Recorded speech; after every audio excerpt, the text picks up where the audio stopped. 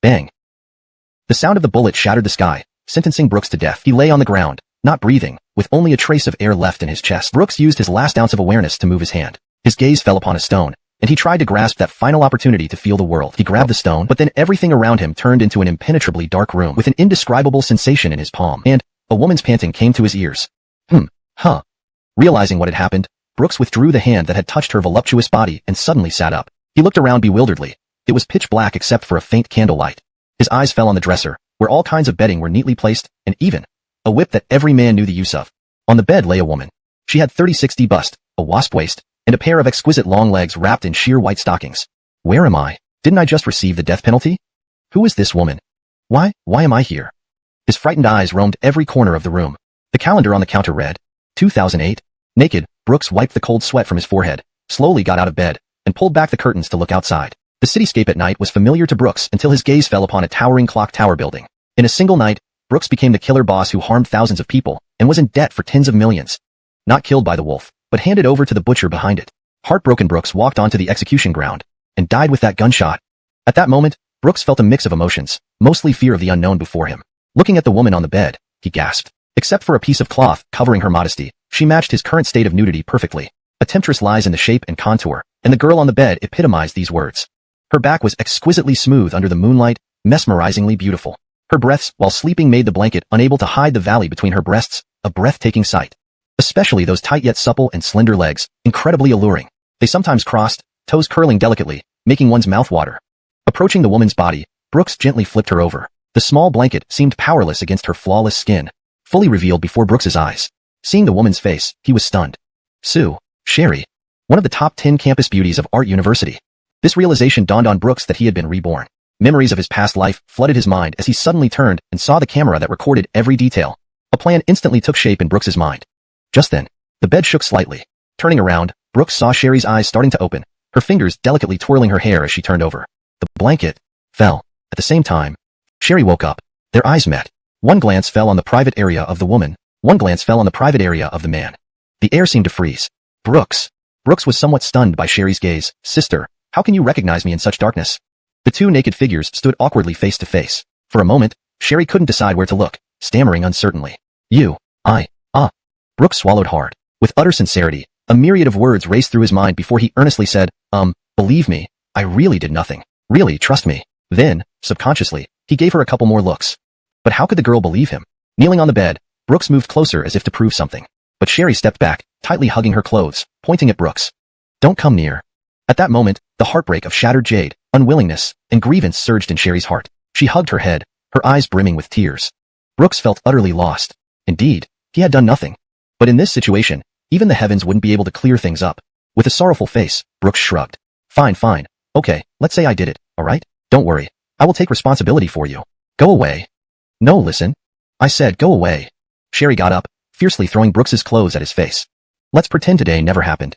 Sniffing, Sherry wiped the tears from her eyes with her fingers. But from now on, we're done. Then, Brooks was kicked out of the room. In the room, Sherry searched everywhere but couldn't find the open small bag. She cried harder. Brooks, bastard. He didn't even wear one? Standing in the hallway, naked, Brooks shivered as he sighed helplessly. To be reborn just to face such an embarrassing situation. Heartbroken, but at least, Brooks didn't allow himself to ruin Sherry as he did before. Just as Brooks let out a sigh of relief, his phone rang. The 5 words on the screen were piercingly sharp. Alea, goddess. Brooks chuckled bitterly, but soon a hint of mischief crossed his eyes. The call connected. Chapter 2. Giving up after 10 years of testing patience. Marnie then heard the dial tone. As for what Marnie felt now, Brooks couldn't care less. He wouldn't coax her like he used to. This whole companionship is the longest confession. To hell with it. Your presence is only valuable in front of someone who likes you. Moreover, tomorrow was Marnie's birthday, but Brooks didn't think it necessary to go anymore. With his mood settled, Brooks returned to the dorm, rubbing his sore waist. Opening the door, he saw Cooper standing there in a white tank top, flip-flops, and holding a fan. The noodle eater was right in front of Brooks, filling his vision. You've been out all night, huh? Spit it out. Did you confess to that rich girl Marnie again? My guess is she rejected you, and you went drinking on the rooftop. Am I right? Brooks rolled his eyes. Sure, you're very smart. However, as Brooks took in the nostalgic sight of the dorm room, a mix of emotions welled up inside him. His past life was filled with Marnie. Even these brothers didn't share many meals or skip classes together properly. In this life, everything worth cherishing, he would make up for it all. No. This isn't how it usually goes. In the past, if we said his confession failed, this dog would have slapped us. Why nothing today? Since Brooks's bed was number 6, his roommates called him Old Six. Cooper also sensed something was off, patting Brooks on the shoulder and asking, "I won't chase her anymore." Cooper suddenly covered Brooks's mouth and raised one finger in front of her lips. "Shuh, Old Six, don't say that randomly. Did you do something wrong? Tell me, should I help you apologize? It's fine, my face isn't just a face, and my principles aren't really principles, they've long been ruined by you anyway." Brooks smiled bitterly and said, "Don't you think I look like a dog when chasing Marnie?" "Who isn't?" Instantly, the other 5 roommates chimed in with the same voice. Brooks shrugged and said, "So I don't plan on chasing her anymore." "I don't believe it, I really don't believe it. Let me tell you, this bastard Brooks will go back to Marnie in less than 3 days, no, 1 day." Support from the floor owner. Brooks gave a helpless smile. Then, an image of a room floated into his mind. In that room, everywhere were paintings of countless images of Brooks. Those were all painted by Sherry before she went blind in the previous life. Once upon a time, Brooks seemed to have become the light in a girl's heart. With Sherry by his side, why should he painstakingly try to break a 1,000-year-old bamboo monster? On the table, a red gift box caught Brooks's attention. He placed the camera that recorded everything inside his clothes at the corner of the table, and then put the red gift box on his lap. "Damn, I forgot I prepared this birthday gift for that damn white lotus flower a month early. I'll return it this afternoon." Sherry hasn't come yet. Brooks felt a sinking sensation in his heart, but roughly guessed where Sherry might be now.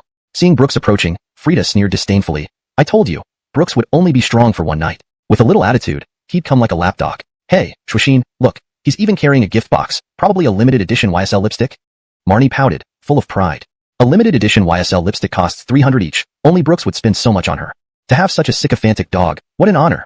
She looked down on Brooks with disdain, truly worthy of being an easily commanded dog. Just yesterday he acted tough, today he came back with gifts obediently.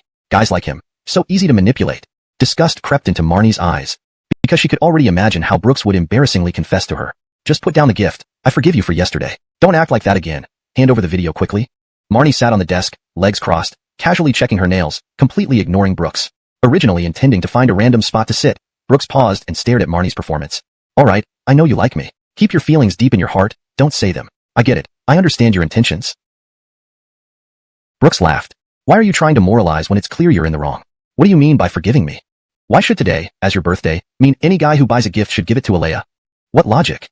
True, big forests have all kinds of birds. Maybe Animal World will make an episode about you." Brooks took out the lipstick from the box and waved it in front of Alea. "An 800 renminbi lipstick, aren't you craving it? Cooper, here, take it. Use it to pursue girls." Saying this, Brooks handed the lipstick to Cooper, who blinked in surprise. "Godfather, really?" Brooks nodded, but from the corner of his eye, he saw Alea's expression turning sickly pale. The more upset she got, the happier Brooks felt. "I love how you want to mess with me but can't do anything about it." Alea and Frida were momentarily speechless. Then, Alea's arm was shoved away by Brooks. The pampered girl fell back into her seat, her pupils filled with confusion. Confusion about losing control over the situation. "Unlisted beauty, you're blocking the way." This sentence struck straight to Alea's heart. Her legs felt weak as she sat down. Brooks merely smiled, joining his roommates in the back row. For a moment, the classmates watching the scene sighed. To put it simply, don't worry, they're all women. "I didn't know my girlfriend brought a man along. I lost a game and he insisted on kissing me. Honey, I'm drunk and not coming home. He said he just wanted to touch, not enter. War protection. It broke?" And Cooper eventually developed a smoking habit, dying of lung cancer. Cooper then whispered in Brooks's ear, "If you really want to thank me, there's a place I know. Haircut 30 renminbi, blow-dry 300 renminbi. Both villains squinted their eyes and chuckled. Blow-dry? Proper? Compared to Brooks and Cooper, Alea and Frida were much more gloomy and depressed. "Jushin, why did Brooks suddenly become so bold? A loser like him deserves not to catch you." Alea lowered her head, not saying a word. For some reason, she felt a hint of weight. She didn't even know what her current mood was. Perhaps she hadn't realized that the childhood friend who had always been submissive to her seemed to be leaving her behind. That capital which she could have bragged about unconditionally in front of friends and close companions suddenly seemed like something she no longer had the right to boast about. Then, Alea received gift after gift while seated in her original spot. But there was one lipstick that never arrived as expected, for some unknown reason. At this moment, Alea's heart felt hollow. It felt as if a part was missing. Even during class, when the teacher was lecturing, Alea listened in a daze. The teacher's words were like, farting. Unable to settle her mind, after much hesitation, Alea opened her phone and couldn't resist sending a message to Brooks. Brooks's phone buzzed while he sat in the back row. Brooks looked at his phone and saw it was from Alea. "Brooks, what's wrong with you? You weren't like this before. I'm really fed up. What does Sherry have to do with you?" "Alright, if you don't want to send me the video, fine. Can't you be a little more gracious? Also, today is my birthday, so what if I throw a tantrum? Can't you indulge me a little? I'm telling you, if you keep this up, I'll really get mad."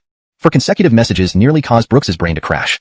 What a narcissistic flower. Even Tam would vomit after eating. Just asking, "Do you frequently tattoo frogs on tadpoles?" Alea was taken aback by this message. She handed her phone to Frida and timidly asked, "Ching Ching, what does Brooks mean by this?" Frida glanced at the message and curled her lips. "Do you really want to know, Jushin? Tell me." Tattooing frogs on tadpoles, are you showing off to your mom? Alea froze, then finally reacted, her anger rising sharply. When did Brooks ever dare speak to her like this? Brooks, are you even a man? Why can't you talk nicely with me? Don't be so sarcastic. Seeing Alea's frustration, Brooks found it increasingly amusing. When will a woman love you? Answer, when you don't love her. As for Alea's messages, Brooks simply ignored them. Suddenly, grievance and reluctance flooded Alea's heart. Frida patted Alea's shoulder. Oh come on Jushin, it's fine. What's so great about this Brooks? He has no money, not even good looks despite being somewhat handsome. Doesn't it seem like Brooks is nothing? Hasn't Montague been quite nice to you recently? He has money, status, much better than Brooks. And besides, Shue said once he gets the video, he'll spread it all over the university, making Sherry lose all face. You see, Sherry didn't come to class today. It's clear she was with Brooks. Compared to her, you're innocent. Frida's comfort seemed to bolster Alea's morale. Yes, as one of the top beauties at Art University, why should she tolerate such humiliation from a nobody? With that thought, Alea sent an ultimatum to Brooks. Brooks, this is your last chance to back down. If you continue like this, I won't give you any more chances to chase after me. However, after 10 minutes, Alea still received no reply from Brooks. Biting her lip, Alea sent a message to Cooper beside Brooks. Loserman, what is Brooks doing now? Not a single word. Cooper, munching on a bun, held his phone, glancing at the note, snake-hearted cruel woman, without any emotion. The person you don't cherish will eventually be cherished by someone else. The next second, Alea found herself blocked by Cooper. Chapter 4. Differential fragmented haircut? No, student walklet. The setting sun illuminated the classroom. As the bell signaling the end of class rang, students flooded out of the room. Alea, walking in the middle, lowered her head with a hint of hesitation in her eyes. She wanted to turn back and see what Brooks was doing at that moment. Don't look back. Turning back would be giving him face. Don't you understand? Frida, who read Alea's mind, gently tugged at her arm. Alea steeled herself after hearing Frida's words. Right, turning back would be giving him face. Thus, she hurriedly quickened her pace, walking out of the classroom without looking back. Seeing Alea's unwavering demeanor, Brooks's roommate drew in a sharp breath. Usually, coaxing a girl like this for a bit would make her comply. But Alea was a top-tier beauty. She was harder to handle than the Empress Dowager. Sixth brother, Brielle seems pretty proud. Aren't you going to talk to her? Brooks waved them off. You guys go ahead. The prince needs to meet the princess. This statement was quite cheesy. But indeed, Brooks was heading to a date of his own, meeting the girl who, before ending her life, held a pen and sketched Brooks. Cooper was puzzled. Didn't he say he wouldn't pursue Alea anymore? Then, who was the princess? Could it be Brooks was really a playboy? Brooks touched his thick mushroom hair and entered a barbershop named One Prunus. It is well known that getting a haircut is an illegal gamble. Looking at himself in the mirror, Brooks flicked his hair. Not bad, just barely better than Edison-chun. Bang. The glass door opened, and a stout woman stepped out. Tisk, young man, you're showing your teeth and grimacing at my glass. You're making Annie nervous. Are you getting a haircut or not? Getting one. Wash cut, or blow dry? The blow dry, seriously? The elderly auntie combed Brooks's hair with a comb, feeling the thick locks with envy. What hairstyle do you want, young man? Differential fragmented haircut. What kind of pot lid? Brooks's mouth twitched. Sure enough, the old lady's hearing at this affordable barbershop wasn't great, but it was normal. Hairstyles in this era were less intricate. Auntie, it's very simple. Just follow my instructions. First, like this, then like that, and finally like this. It'll be okay. The elderly auntie nodded in understanding. Oh, like this then that. Right, exactly. Half an hour later, a clean-cut college student walked out of the barbershop confidently. He won this bet. But changing hairstyles was just the beginning. Next, Brooks returned the lipstick and used the refund to buy a rose gold framed glasses. Then, he bought a set of loose-fitting Korean-style clothes, including straight-leg pants and a pair of pristine sneakers. Facing the mirror, Brooks smiled. A gentleman villain should look like this. I guess even Frank would have to take a step back seeing me. Brooks, transformed completely, smiled inwardly. This vintage aesthetic was a dimensional downgrade in today's standards, but it was a powerful strike. Teenage love never grows old, even when surrounded by thorns and losing horses and fine clothes. The feeling of starting anew was simply indescribably beautiful. Jushin, that handsome guy is so good-looking. Where? Outside the mall, Alea and Frida got out of a Porsche 718, with a boy in a suit following behind them. Frida pointed ahead, and Alea looked in the direction her finger was pointing. He saw him, but the more he looked, the more familiar he seemed. The internet cafe was like her second home. Walking into the cafe, Brooks scanned the area before turning on the machine. Soon, his eyes caught sight of the most dazzling girl in the crowd. Her hair was a striking sea king red, and she had a pale fox-like face with perfectly shaped almond eyes. One hand held a cigarette while her mouth held a lollipop. Although her dress wasn't revealing, her collarbone was clearly visible, even showing the curves underneath. Of course, what was more important was that her legs clad in white lace stockings were casually placed on the table, showing a glimpse of their whiteness. Brooks took a deep breath. He whispered softly, I want to challenge my weak spot. Brooks looked at the manager. Machine 13, overnight session. Give me 10 lollipops. The young female manager, with smoky eye makeup, nodded and handed Brooks a card. But when she raised her head to see Brooks's handsome face, she couldn't help but feel a tremor in her legs. Such a handsome man. This kind of quality she had never seen in a cafe before. The manager glanced at the Death Love clan sitting next to the seat, then back at Brooks. The card, may I give it to you? Brooks reminded her once, and she finally gave him the card. Machine 13, overnight 15 yuan, plus other things, 20 in total. You paid 100, change is 80. Isn't this just an upgraded version of JoJo? My mute bride, this feels right. Brooks quietly opened the game. Sherry was perfect in every way except for her mouth. But perhaps it was because of her rebellious nature after breaking ties with her family. Bold and carefree online, rebellious and rough-edged, yet always genuine and honest with Brooks. This might be Sherry's shining point. She could also quit smoking, avoid alcohol, refrain from swearing, and become a girl who loves traditional arts like music, chess, calligraphy, and painting just because Brooks didn't like those things. Not because she had to, but because she liked him. Recalling Alea's words, "You have crossed the line," Brooks couldn't help but laugh wryly. Seemingly pursuing independence, but in reality, it was just indifference. As he thought about this, Brooks opened QQ and posted a status with a sigh. There is no everlasting love, only my falling in love with you again and again. What was missed in the past will surely meet tonight. In the KTV. Frida and Alea were watching this QQ status intently. Chapter 5 this time, I won't forgive him so easily. Lasting love doesn't exist. What exists is my repeated falling in love with you. The past has not been grasped, but tonight we are destined to meet. Just as I said, he was definitely angry at you this morning. Girls, I am just too smart. So what should I do now? Frida put a finger on her chin, thinking, tonight we are destined to meet. Brooks must be at the mall now. Ignore him, wait for him to find you, then keep him waiting. Alea nodded repeatedly. Fine, this time, I won't forgive him so easily. Xingxin Internet Cafe. A young girl took off her headphones, scratched her head, puffed out her cheeks, looking extremely depressed like a college student who has been silenced after losing 5 straight games. Can we ever win this game? So frustrating. Little Pufferfish closed Dota and opened QQ Speed. She opened a room and sent out a recruitment message. Queen of Autumn Mountain Road, race if you dare. Brooks, sitting opposite, saw a familiar ID. Hemorrhoid 8 directions? But after a long time, only a newbie joined the room. His name was Ascari? Sherry typed sarcastically. Kid, don't join my room as a newbie, or you'll choke on my exhaust fumes. Chewing on a lollipop, Sherry looked at the screen, then her eyes widened like bells. Let's go. What a bold kid. One word, arrogant. Sherry braced herself, her chest rising slightly as she tossed away her cigarette and stuffed another lollipop into her mouth, getting serious. Smoke less, it's bad for your health, just have lollipops from now on. Looking at the person who had taken her first kiss, Sherry felt overwhelmed with unspeakable sorrow. She wanted to say something, but couldn't. I'm sorry for not coming to you right away. I was afraid you were still angry, and no matter what I said, it would be useless. Can you give me some time to explain? As he spoke, Brooks took out a bag of lollipops and placed them in front of Sherry. Well, I'm a bit broke now, so I can only give you this much. When I have more money later. Lollipops? Unlimited? Sherry wiped her eyes and huffed coldly. You're sick, really stingy. Brooks felt relieved inside. He knew Sherry well, her sharp tongue but soft heart. The two sat down next to each other.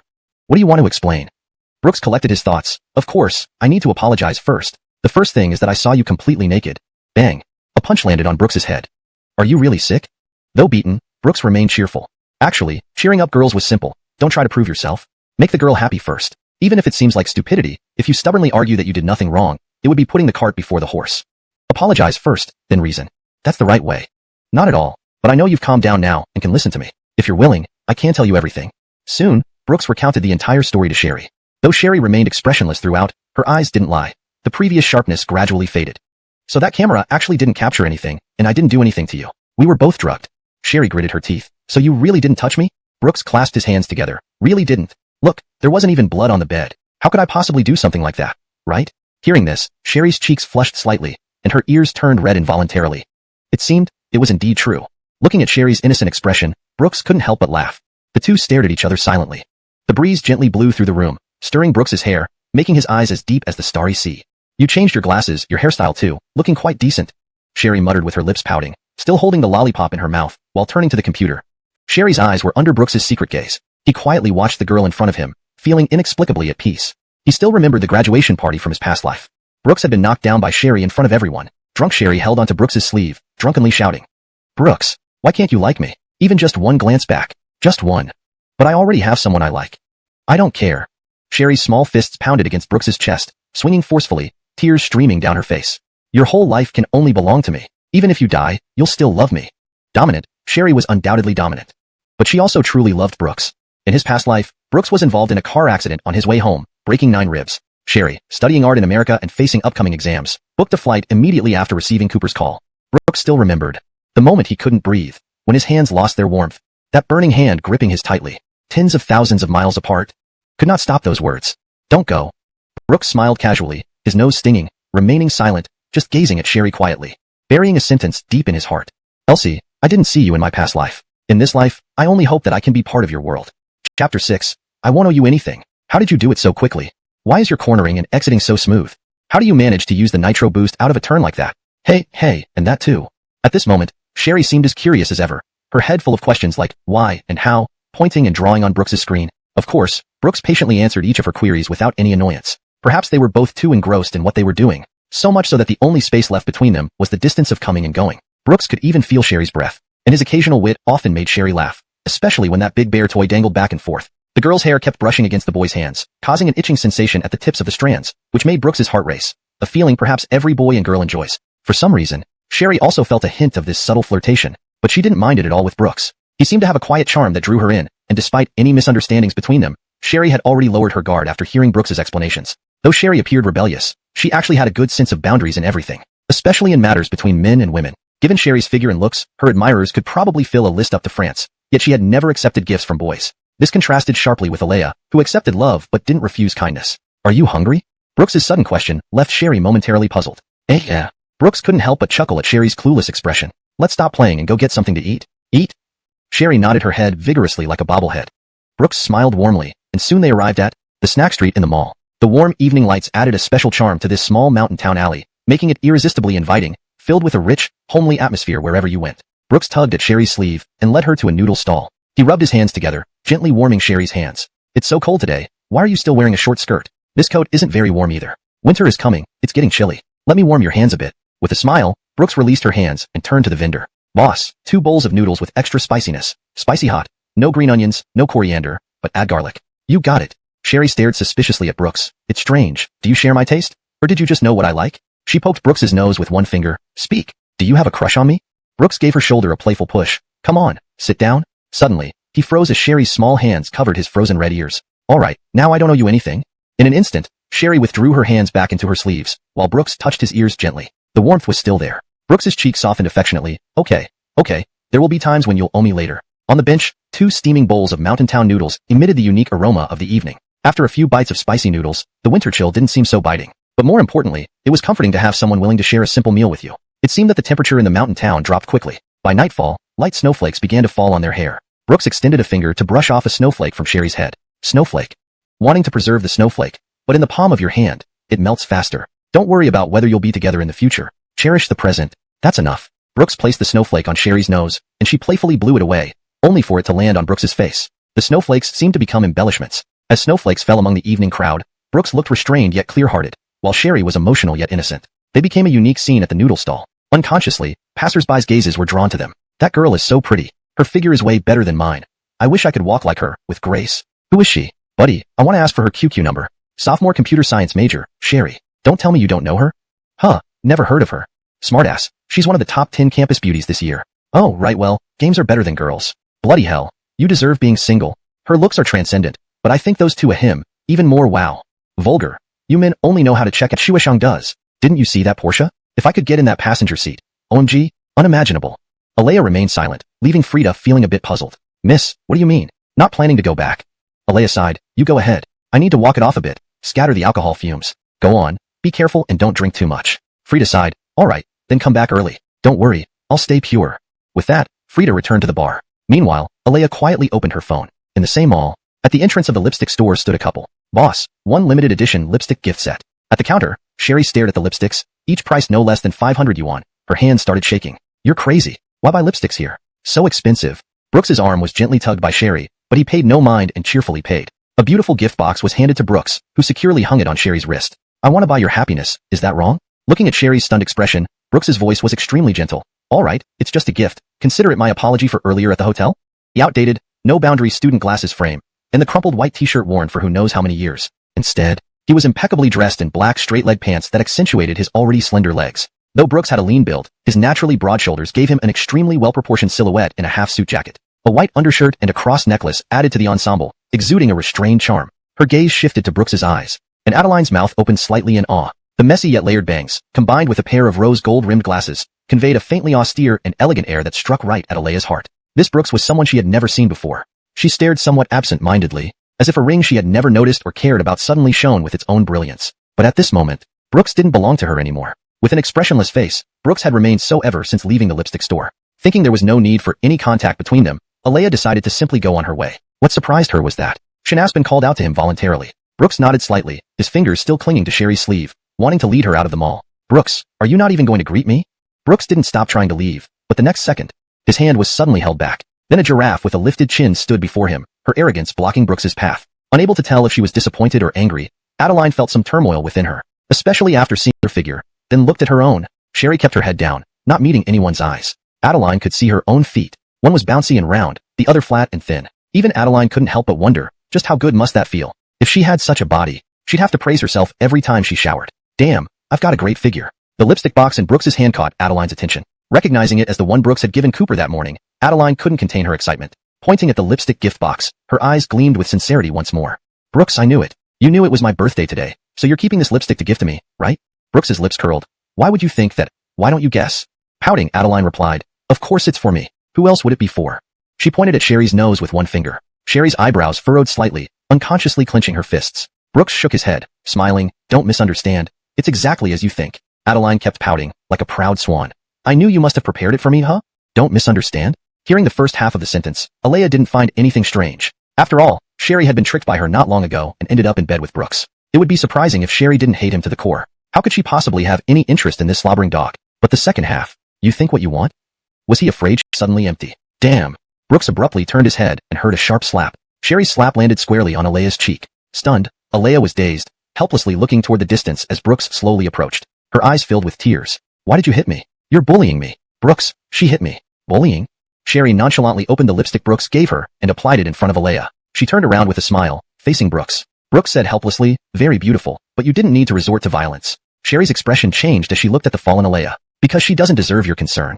Chapter 8 Because I care about you too. The pendulum in Brooks's mind involuntarily shook slightly. She doesn't deserve my love, does she? It seems that it's really the case. More and more gazes were cast around. The evening shopping mall was crowded with people. Brooks took a step forward, silently protecting Sherry behind him. Of course, he knew Sherry's temper. The campus tyrant, mainly known for being domineering. If she doesn't like someone, she'll hit them. In her previous life, whenever Alea did something over the line to Brooks, Sherry would definitely teach Alea a lesson. And every time Brooks would get a headache, scolding Sherry, who would sincerely accept the blame. But when Alea did something over the line to Brooks again, Sherry would definitely beat up Alea once more. Mainly because she would always say, next time for sure. Little pearls were forming in Alea's eyes. She bit her teeth, staring at Brooks, her gaze revealing a silent question. Can you say something? Brooks took out his meal money from his sleeve, placed 200 yuan notes in Alea's hand. Sorry, my friend went too far. Go see a doctor yourself. Don't look for her. If there's compensation after, I agree, but I don't want to waste time on this now. Having said that, Brooks pulled Sherry's hand and left the scene under everyone's watchful eyes. Looking at the 200 yuan in her hand, then at their departing backs, tears streamed down Alea's face, overflowing from her eyes. The murmurs from all sides of the shopping mall fell like light raindrops. Alea's eyes never left those 200 yuan bills. From childhood, she had been pampered. After her parents became overnight millionaires upon her high school graduation, Alea couldn't tolerate any hardship. And now, the person who once regarded her as a treasure, Brooks, was drifting further away from her. That little follower who always followed her every wish had never treated her like this. When had she ever endured such humiliation? Zhu, what are you doing here? Frida, unaware of what had happened, hurried over to lay hands on you. Instantly, Brooks's phone was bombarded with messages from Frida. Brooks, you're a bastard. What did my Zhu do to you? Fell for that bitch Sherry, huh? Sure enough, no man is good. Chasing Zhu for so many years, sees a pretty girl and can't move. Why? Didn't she want to accept your gift? You didn't offer any either. A grown man with no tolerance at all. Not taking responsibility for what happened and getting upset when others say a few words. A woman seeing you must have suffered 8 generations of bad luck. Come over and apologize to Zhu tomorrow, or this isn't over. Seeing these messages, Brooks's lips twitched. This fool was panicking. He helplessly replied with a symbol. This simple question mark made Frida pause, almost breaking her defense. What does a question mark mean? For a moment, Frida was speechless, staring at this cryptic symbol. Her chest heaved as she looked at the sobbing Alea beside her and softly said, Okay, it's all right. Brother Chin, what do we do? The boy driving furrowed his brows. Did you get the video that I asked you to take, Alea? Alea nodded, then shook her head. The boy was confused. What do you mean, Junior? Alea felt even more wronged. Brooks did film it, but he didn't give it to me. The boy rolled his eyes. Why is it always this Brooks? Who on earth is this Brooks? Bullying juniors like you, and getting into trouble with me, Ilium? Ilium took a deep breath. Rest assured, Junior Alea, your senior brother will get revenge for you sooner or later. At the intersection of the boys' and girls' dormitories, the streetlights had long been on. Under the lamplight, the young man and woman were both taking deep breaths. Why did you suddenly slap her face just now? I didn't react in time. Brooks straightened Sherry's blouse, glancing at her hand. In such cold weather, a slap like that must have hurt Alea's face, as well as Sherry's hand. Brooks's tone was somewhat helpless because he knew that Sherry, this little girl, had long been free from her family's constraints, now being a girl without any support. But Alea was different. Her family was very wealthy now. He was afraid that Alea's hot-tempered father would come knocking on his door. Just as Brooks was worried, Sherry turned around, cautiously standing in front of him. She pursed her lips. I actually really dislike girls like her, and I feel very happy staying with you. So we should be friends, right? I thought she was bullying you, so I wanted to stand up for you. Is that not allowed? Under the lamplight, Sherry's cheek puffed up like a little bun. She took out 200 yuan from her bag and carefully stuffed it into Brooks's pocket. Since I hit someone, why should you pay? Don't give it back, or I won't be friends with you anymore. Sincerity filled Sherry's eyes. His roommates made disdainful sounds. Cooper rolled his eyes, wiped his hands with a wet wipe, took 2 skewers of braised pork belly, and offered one to Brooks. Brooks looked at the skewer, and then at Cooper's hand that had just scratched his feet. I'll get it myself. Ignoring Cooper's hand, Brooks picked up a random skewer of lamb meat mixed with fat. Such a naughty sheep could only be conquered by a man like him, a man as fierce as an eagle. But soon, Brooks felt a chill on his back. Out of the corner of his eye, he saw a loser puffing out his cheeks. Old ye, are you freaking discriminating against me? Damn, you passed me a barbecue skewer with your hand that just scratched your feet. It's hard not to be repulsed. Cooper sked twice and opened a bottle of beer quietly. No more nonsense. Where have you been tonight? Why did you dress up so handsomely? Look at this hair. Look at this face. Man, it's so delicate. Even I feel a bit uncomfortable looking at you. Brooks smiled slightly and was about to say he went out on a date with a beautiful girl. The muscular senior dorm leader shouted right away. Not yet. According to my calculations, sixth brother has stayed out all night and dressed so formally. If my calculations are correct, sixth brother must have gone to see Kara, second brother, then opened up his heart, gave her a gift, and finally apologized sincerely with tears. Cooper rolled his eyes, wishing these roommates would know when to stop talking. He carefully slid a bottle of beer in front of Brooks. Oldie, to be honest, according to common sense, Alea gave you a chance this morning, even though I don't think she is such a nice person. I told her off yesterday when she messaged me. But bro, I still hope you can chase after someone you truly love. Alea has her quirks. If one day Alea makes you choose between her and your brothers, I still hope you choose her. Brooks? He took a sip of beer. For some reason, in Brooks's eyes, Cooper seemed heartless. Have you ever heard a saying? Cooper asked confused, what saying? Brooks took a deep breath and let out a cold breath. Life is long. Don't let yourself be tripped by a dispensable vine. If it's supposed to be abandoned, then abandon it. Even if that vine tries to catch up with you, relentlessly pursuing your back, it won't change who you are because of that little hope. A conflicted Cooper scratched his head. Not really. After all, I've been chasing for almost 10 years. To give up now feels a waste since things seem to be improving. 10 years? It's too precious to give up. If Brooks's relationship would end up like this, Cooper couldn't help but feel a bit sad. He, of course, knew that women like Alea couldn't be relied upon. However, having experienced being together, it was also fulfilling a wish. Brooks laughed helplessly. No one wants to be Bo Lacey Jiang forever. And besides, didn't my original hairstyle, glasses, and clothes stay with me for over 10 years? Every one of them accompanied me through thick and thin. Didn't I part with them? Do you see me becoming any worse? Cooper waved the skewer in his hand. But, how can a person and hair be the same? Brooks poked Cooper's head. Hey, why are you getting so tangled? Eat your skewers. Cooper got angry. What do you mean tangled? How can I eat with this mind? If I don't persuade you today, you will definitely regret it in the future. Brooks reluctantly pulled out a USB drive from his pocket. I've downloaded some imported study materials. Want to check them out? Cooper's eyes narrowed. Brooks blushed. Which teacher? No. Rookie, Eugenia. Cooper quickly plugged in the USB drive and put 2 packs of tissues on the table. This kind of love, how can it compare to the fragrance of snacks? After a busy night, the entire dormitory was permeated with the scent of DNA. It was almost as if they were exhausted to the bone. Brooks put on his glasses groggily, his vision returning to clarity. He woke up Cooper beside him, took the books, and then went to the classroom. In the morning corridor, 2 men who walked with an air of confidence attracted many admiring glances. Damn, who's that guy? He's somewhat handsome, but not as much as me, the Wu Lasizu of Chongqing. Tisk, with such good looks, even I have to step back for a moment. You'll step back for a lifetime, right? Sister, that guy is so handsome. He's melting my heart. The once naive and unsophisticated Brooks now walked confidently. Wearing the gray overcoat his father had bought for him long ago, he looked like a noble young gentleman born in London, catching everyone's eye.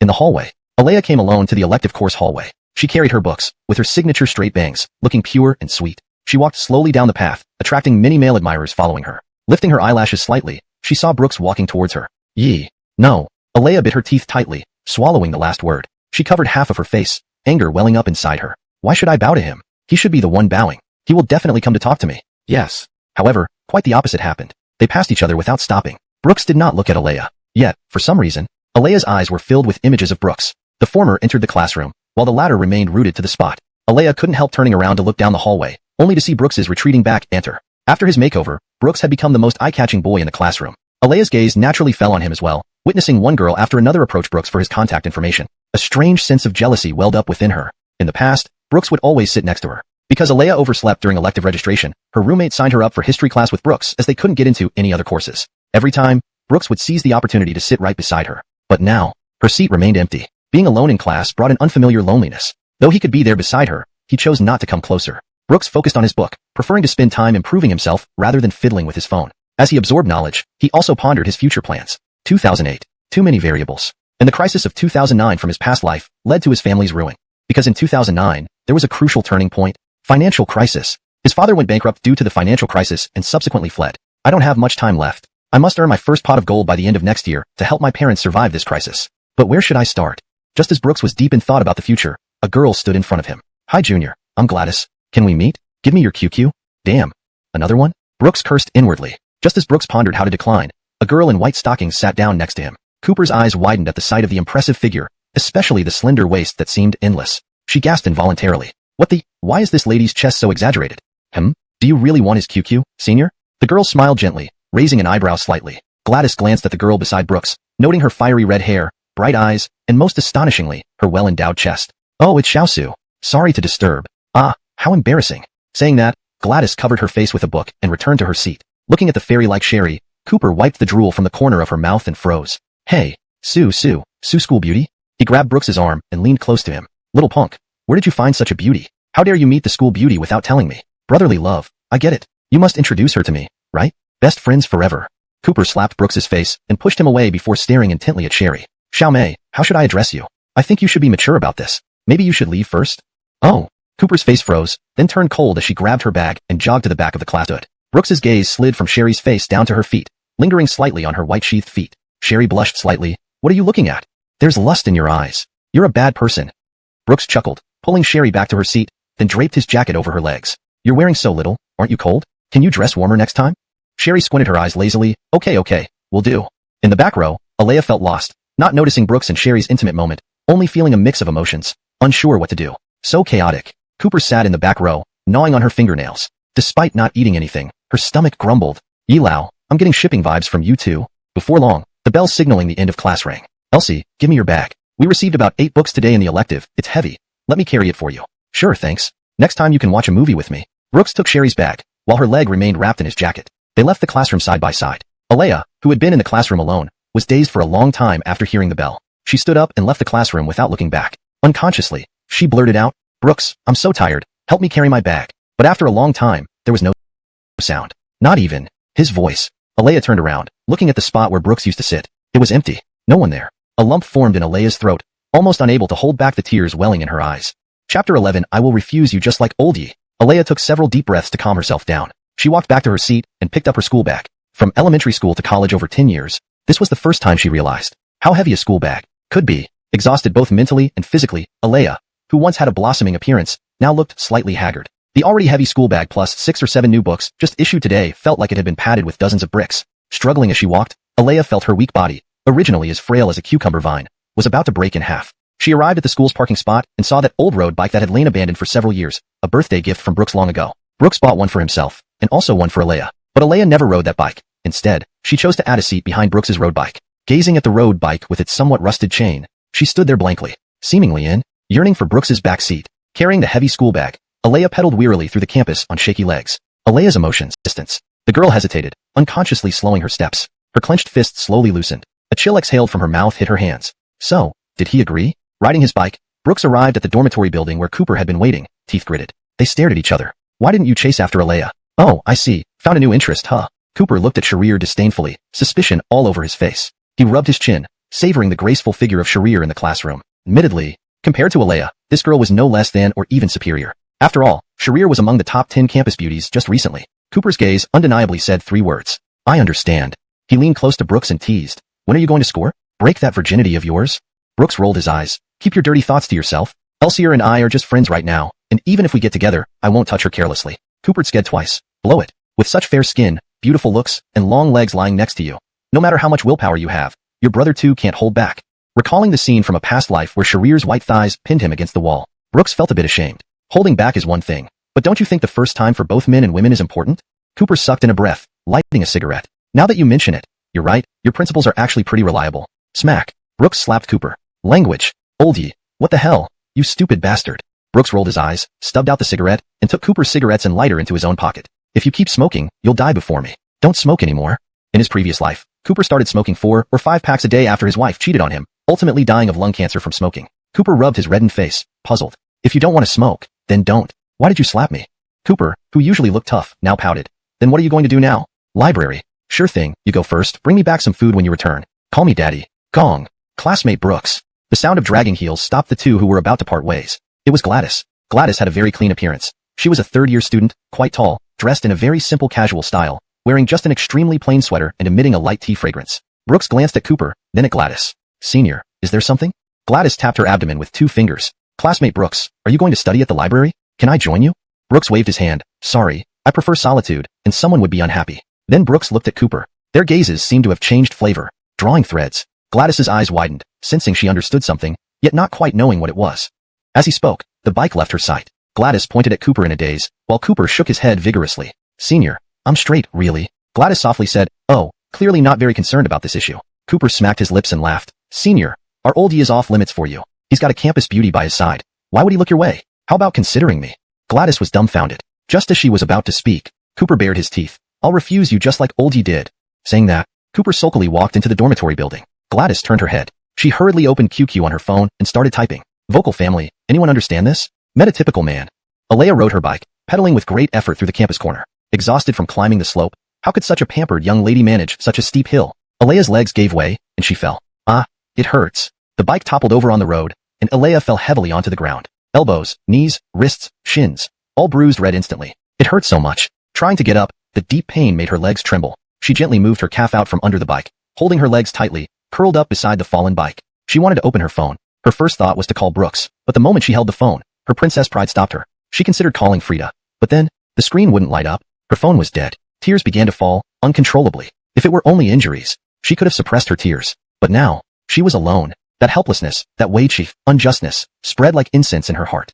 Chapter 12. Leaving is rationality, turning back is humanity. Alea hadn't been alone in such a lonely corner for a long time. If Brooks were here, she definitely wouldn't have fallen, and she wouldn't be injured all over like this. Why? Isn't it just because I refused your confession? Isn't it just because of a broken camera? So you treat me like this? We've had more than 10 years of feelings. Indeed, they are great. I know you love me, but don't I even have the right to refuse? But, I just don't want to be in a relationship. Is being ambiguous not good? We both get emotional value from each other. Why do you have to pursue that dispensable title? Lost in thought, Alea's little face was pressed against her knees, and tears dripped down one after another. She's just my sister. My sister says purple is elegant. Oh yeah. Wiping her wet eyes, Alea faintly heard the sound of a bicycle bell. She instinctively turned her head back. To her surprise, it was Brooks riding a bike towards her. Brooks's figure gradually expanded from a dot to a prominent outline as he approached. Recognizing who it was, ripples stirred in Alea's heart. Joy spread across her face, and she hurriedly wiped away her tears, but also pouted her cherry lips. Stinky Brooks. Just as I expected. You're playing hard to get with me. How childish can you get? I didn't fall for it. Humph. Even if you come here, I won't get up. And I won't talk to you either. Alea sullenly turned her face, casually brushing her hair behind her ear. She didn't look at Brooks or care about his direction. She simply lowered her head, waiting for Brooks to approach her, waiting for Brooks to pick her up Prince Charming style and take her to her princess seat on the back of the bike. But hearing the bike chain making no sign of slowing down, Alea couldn't help but glance over curiously. On the bike, Brooks looked full of youthful charm, his hair fluttering in the wind, enjoying the refreshing sensation as he sped through the tree-lined path. Brooks didn't even glance at her once. Alea panicked, upon seeing her. She pursed her lips, hoping Brooks would help her up. Alea remained stiff. Please, I'm offering you a chance to hold my hand. You haven't held my hand in 10 years, and now you're passing up this opportunity? If it were in the past, regardless of how serious things got, if Alea hinted, Brooks would have taken the hint without hesitation. Especially for an opportunity like holding hands. Brooks would never have resisted. Unexpectedly, Brooks stood beside his bike, tapping on his phone. I sent a message to Frida. I don't know when she'll see it. If she does, she should come find you. I have something to do. I'm leaving. With a casual leg over the saddle move, Brooks turned and left. Without any hesitation, only speed. Alea froze. Her fingers stiffened. Playing hard to get. When you don't even look at me. What kind of playing hard to get is that? Alea burst into tears again, watching Brooks ride away. Her hand rested on her forehead, and her nose sniffled continuously. Then, her breathing couldn't be controlled. It felt like a stone was pressing on her chest. The feeling of breaking down is like this. Brooks's departure made Alea feel as if an incredibly important thing had been extracted from her heart. Brooks, you're such a bastard. Alone in the woods, alone and helpless, Brooks's indifference and coldness, along with that inexplicable heartache, pushed Alea to the brink of despair, her eyes turning bloodshot as if polished with wax. Stop crying. It's embarrassing to cry so quietly. In a daze, the most familiar voice sounded in front of Alea. She lifted her wet eyelashes, and Brooks had returned to Alea's side at some point, holding a box of ointment and bandages. Boo-hoo wow. Looking at the present Brooks, all pretenses of pride and coyness melted away like spilt mercury. Her cries were loud. Even she felt embarrassed. Brooks half squatted beside Alea and asked, where does it hurt? It hurts everywhere. Brooks rolled his eyes and began checking Alea's body, then applied medicine. Pain made Alea shed tears like rain. She bit her lip, trying to endure the pain.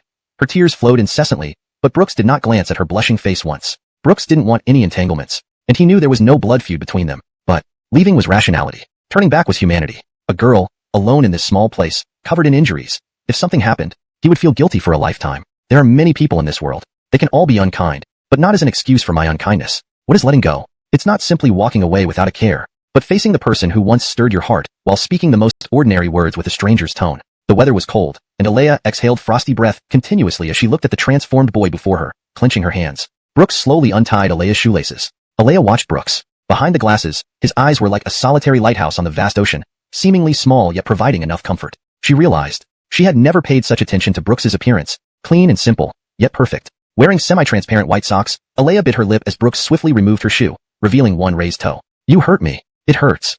Alea screamed, kicking Brooks. Startled, Alea grabbed Brooks's sleeve. I'm sorry. I didn't mean to shout at you just now." The instinctive outburst left Alea slightly afraid, gripping Brooks's coat corner tightly, fearing he might leave. "The weather is cold. Wounds heal slower. Cleanse well. I've called Frida. He will come pick you up soon. I need to go." "Don't." As Brooks stood up, he was pulled back again. He looked at Alea's face, just as captivating as in their past life. But as a human being, he wouldn't repeat the same mistakes. Alea looked at Brooks's profile and felt that he had changed, not just in appearance, but in essence. And now, even her hand was let go. Chapter 13. Back then, that wasn't friendship. "Brooks, why are you doing this? What's the deal between you and Sherry?" Alea's lips trembled incessantly. "I just didn't accept your confession, didn't I? I just used you once, didn't I? But not accepting your confession is my right. You like me. Shouldn't you help me? Can't we be friends like before? Can't we be friends like before?" Brooks, who had been parked next to the bike, felt a tightness in his chest from these consecutive questions. He hesitated for a moment, then took out a pack of cigarettes from his pocket, casually picked one, and lit it. "Cooper. Brooks, you don't let me smoke, yet you do." Brooks took a puff of the cigarette and sked. "Refusing me is your right. Whether you think I was one-sided, or you simply look down on me, that's up to you. But choosing whether or not to be friends with me is my right." Alea, clinging to her last line of defense, stammered, "Then, can we still be friends like before?" Brooks got on his bike. Back then, that wasn't friendship. This time, Brooks truly left. For someone who would have no intersection with his future, Brooks had already done all he could. Moreover, something about his relationship with Sherry felt off to Brooks. With Alea's pig brain IQ, there was no way she could have orchestrated such schemes. Brooks would eventually find out who was behind it. At the moment, however, continuing any interaction with Alea was merely a waste of time for Brooks. "Jushin, what happened to you? How did you fall like this?" Behind Alea, Frida, the word dad. Brooks wanted to say, but it caught in his throat. "Son, why aren't you speaking after picking up the call? Hey, did you get hurt somewhere? Talk to Ricky. Do you want me to visit you at school? Let me call your leader first and ask for leave, okay?" "No, I'm fine. Ricky, it's not necessary." Brooks choked for a while before finally speaking, his voice barely audible, as if air conditioning had turned on inside him. Brandon laughed and said, "If you're not hurt, that's good. These past few days have been busy for Ricky, so I didn't call you. Not hearing your voice has left me feeling empty. Your mom passed away early, so sometimes Ricky feels lonely." Brooks's parents divorced when he was very young. To avoid putting pressure on Brooks's upbringing, Brandon never remarried. Brooks's sister, excelling academically, left their hometown early to attend a prestigious university and studied law. However, Brooks's mother met with a car accident and passed away when he was in elementary school. Listening to his father's words, Brooks felt a lump in his throat. In his previous life, apart from Alea, Brooks rarely paid attention to others' feelings, including his own family. He had heard these words before. Now, they tasted different. "Brandon, how's little Shin lately?" "Brooks, Ricky, I won't chase after her anymore." Brandon panicked. "What happened?" "Ricky's shoulder is here for you to lean on. You go ahead with your business. I don't want to bore you with too much talk. Ricky needs to go to work."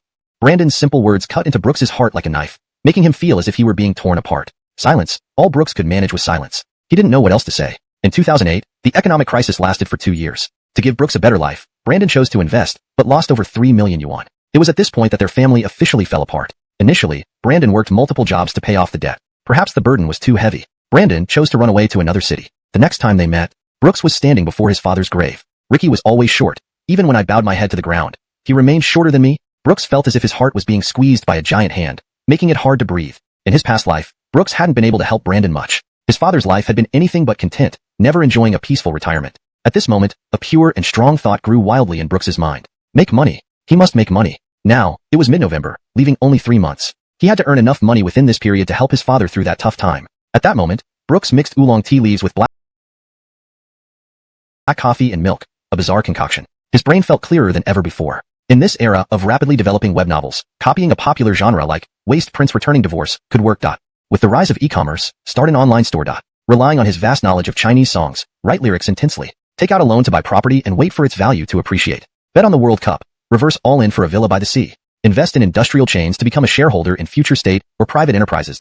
Trade Bitcoin. The library was extremely quiet, but Brooks felt his brain about to explode. Making a large sum of money quickly was incredibly difficult. Short time frame, large amount, and quick liquidity. These three conditions alone would rule out 99% of ideas. This era was good for startups. But without initial capital, it was like asking for trouble. Writing web novels took too long, especially on good platforms which had strict requirements, requiring much more effort and time investment. Songwriting, he could only write lyrics, not compose music. Brooks exhaled deeply, his eyes already moist. He dripped in 2 drops of eye drops. Indeed, not everyone can start a business successfully, even with the advantages of the times. It's not foolproof. Suddenly, his phone vibrated on the table. Brandon. Son, isn't there a phone called something like iPhone that's pretty good? Does Ricky need to get one for you? iPhone? Damn. Chapter 14.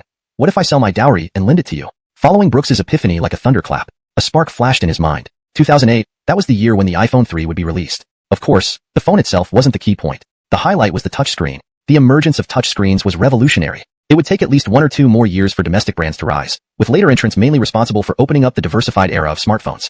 Brooks still vividly remembered the shock of pressing the home button for the first time. That feeling of slicing anything on the screen was unparalleled. The appearance of this phone was equivalent to unlocking the door to a goldmine. This opportunity was once in a lifetime. So, Brooks's lips curled into his trademark Nike smile, wider now than an AK-47 ever could manage. He twirled the pin in his hand, pondering carefully. The phone's highlight is undoubtedly the touchscreen. This feature must be showcased to its fullest extent. Ideally, it should provide various sensory experiences through games, vibration, sound effects, visual effects. With bated breath, Brooks saw a green, poorly rendered thing in his mind, which then transformed into a large watermelon, subsequently being sliced in half by a masked ninja. Fruit ninja. Brooks answered the call. On the other end was a clear, gentle voice asking, "What are you doing?" After brainstorming all afternoon, Brooks rubbed his temples. On the other end of the line was Sherry's soft inquiry. "I'm at the library, thinking about some things this afternoon. Now I have a bit of a headache." "Headache? Why don't you look out the window?" Brooks looked out dazedly, surveying the surroundings. At a crossroads, a girl in a black coat and leather shoes stood in the distance, giving him a peace sign with her fingers. Brooks tilted his head, puzzled. He got up and hurried downstairs. Sherry quickened her pace, running towards the library under an umbrella. 2 people, without any particular identity, were rushing toward each other at that moment, even though the distance was short. Standing together under the library's entrance, the rain made their shadows elongate in the puddles. "How did you know I was here?" "I told you, I pay close attention to you." Brooks couldn't help but chuckle, not wanting to press further. He took the umbrella from Sherry, their arms intertwining as they walked along every path on campus under the evening breeze. Fine rain drizzled, yet a hint of sunset still hung in the sky. On the road, couples held hands, walking side by side. There was no sense of change here, only the depth and brevity of love. If my college last life was like this, how wonderful it would be. Brooks sighed inwardly, looking at Sherry walking beside him. In your teens, you yearn for adulthood, thinking 18 is far away. But when you reach 18, you realize 20 is just around the corner. A few fleeting years later, perhaps you'll start a family. You thought you could live freely, unknowingly having lived through your life. 10 years, so short, yet so long. Such deep reflections. Entering the canteen, Brooks ordered a few dishes based on his memory from his previous life, knowing these were Sherry's favorites. Salted chicken, roasted chicken leg, tomato and egg stir-fry, chongqing noodles. Just as Brooks placed the dishes on the table, this little girl was already diving into her meal. Her little mouth smacked, resembling a starving kitten. Perhaps the devouring made her a bit hot, so Sherry took off her overcoat. Brooks's eyes slid from her cherry lips to the well-nourished areas below. Brooks sighed inwardly. She absorbs nutrients so well, all the meat grew there. Seeing that Brooks hadn't touched his chopsticks, Sherry felt something was amiss. She pursed her lips and leaned in. "Are you not eating?" Sherry's mouth smacked as she silently put down her chopsticks. The word hungry was written all over Sherry's face. Brooks chuckled. "Eat quickly, it's all yours. If it's not enough, I'll order more." Upon hearing this, Sherry immediately grabbed a chicken leg covered in sauce and stuffed it into her mouth. The rich layers of flavor spread through her mouth, making her cup her cheeks, as if she were about to ascend to heaven. "Is it good?" With a chicken bone still in her mouth, Sherry nodded like a dog who hadn't eaten for days. "Take it easy, don't choke." Speaking of which, Brooks also picked up his chopsticks and took a piece of medium-sized meat. Sherry's little nose twitched as she stared at him dumbfoundedly. "What are you trying to do? Rob my meat?" Brooks's mind seemed to be engaged in an internal battle, but he silently fed the meat in his chopsticks into Sherry's mouth. "Eat bigger pieces." Brooks licked his lips, watching Sherry eat, making himself even hungrier. Sherry giggled. "Okay, eat quickly. I'm not a food-guarding puppy, hee. She then peeled a few shrimps and quietly placed them in Brooks's bowl. "What did you do in the library all afternoon? Are you really going to become a bookworm?" Brooks shook his head helplessly. "I was preparing something. I have ideas, but lack tangible resources." Sherry rubbed her fingers together. "Tangible resources? Short on cash?" Brooks nodded. Sherry placed her bag on the table. "Then take it yourself."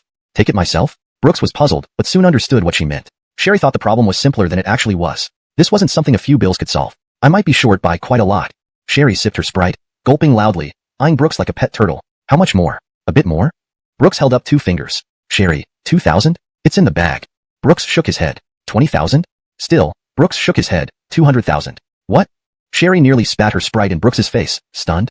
Brooks knew Sherry couldn't help with this matter, but he wanted her to understand. Because Sherry's family situation was complex. Though she lived with her mother was a renowned lawyer. Her mother wanted to map out Sherry's life, but Sherry didn't want to follow a predictable path. She wished to soar freely in a broader world. Even if there were challenges ahead, she wouldn't fear them. Sherry's childhood lacked both paternal and maternal love. Therefore, she had always lived under her mother's shadow, even cutting off financial support from her mother. The more someone appears moody, the deeper the shadows within their heart can be. Some people are healed by their childhood, while others spend their whole lives healing from it. Brooks lowered his head in thought. He never intended to rely on Sherry for help. After all, they had only just met. But then, a little finger scratched his palm.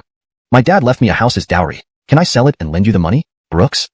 Chapter 15. The words, I'll support you, really aren't that attractive. Brooks was stunned, his expression resembling that of a dead pig with its mouth wide open. At this moment, Sherry held the chopsticks in her hand, taking small bites of the food in her bowl, while occasionally lifting her head to sneak peeks at Brooks's dazed expression. Both of their thoughts were somewhat complicated. In their previous lives, Brooks and Sherry weren't very close during this time. It was just that Brooks now had a purpose in searching for the girl he deeply loved in his past life. Now, both of them didn't know who had entered whose life, but Brooks knew only that. Sherry undeniably added a unique charm to his life at this moment. A girl who could stand outside the window on a rainy day, waiting for him alone. How could one not cherish her? Brooks lowered his gaze, his heart feeling like a lake struck by a small stone. Though the stone was tiny, it caused ripples. Aren't you afraid I'll take your money? Brooks asked with a smile. Sherry shook her head. Because you're not that kind of person. Why do you think so? I think you're silly. I'm not silly. Brooks laughed. He didn't know how to concede, but he always felt that facing Sherry made his heart soften like chocolate at 45 degrees Celsius, melting from within. Propping his chin in his hand, Brooks quietly watched Sherry eat. She looked adorable, like a little kitten, puffing up her cheeks after each bite, and her eyes would sometimes innocently meet Brooks's gaze. Then she would roll her eyes, acting as if nothing happened, or bow her head as if admitting a mistake, whispering, don't see me, don't see me. Girls seemed reluctant to show their foodie side in front of others, but Sherry had no such inhibitions. Watching the little foodie before him, the corners of Brooks's lips involuntarily curled upward. He sat there quietly, supporting his chin, watching the girl who belonged to him alone. It wasn't exactly peace and contentment, but he felt profoundly satisfied. Brooks gently placed the bag on the chair next to Sherry. Don't lend money to others so casually in the future. How do you have so much money?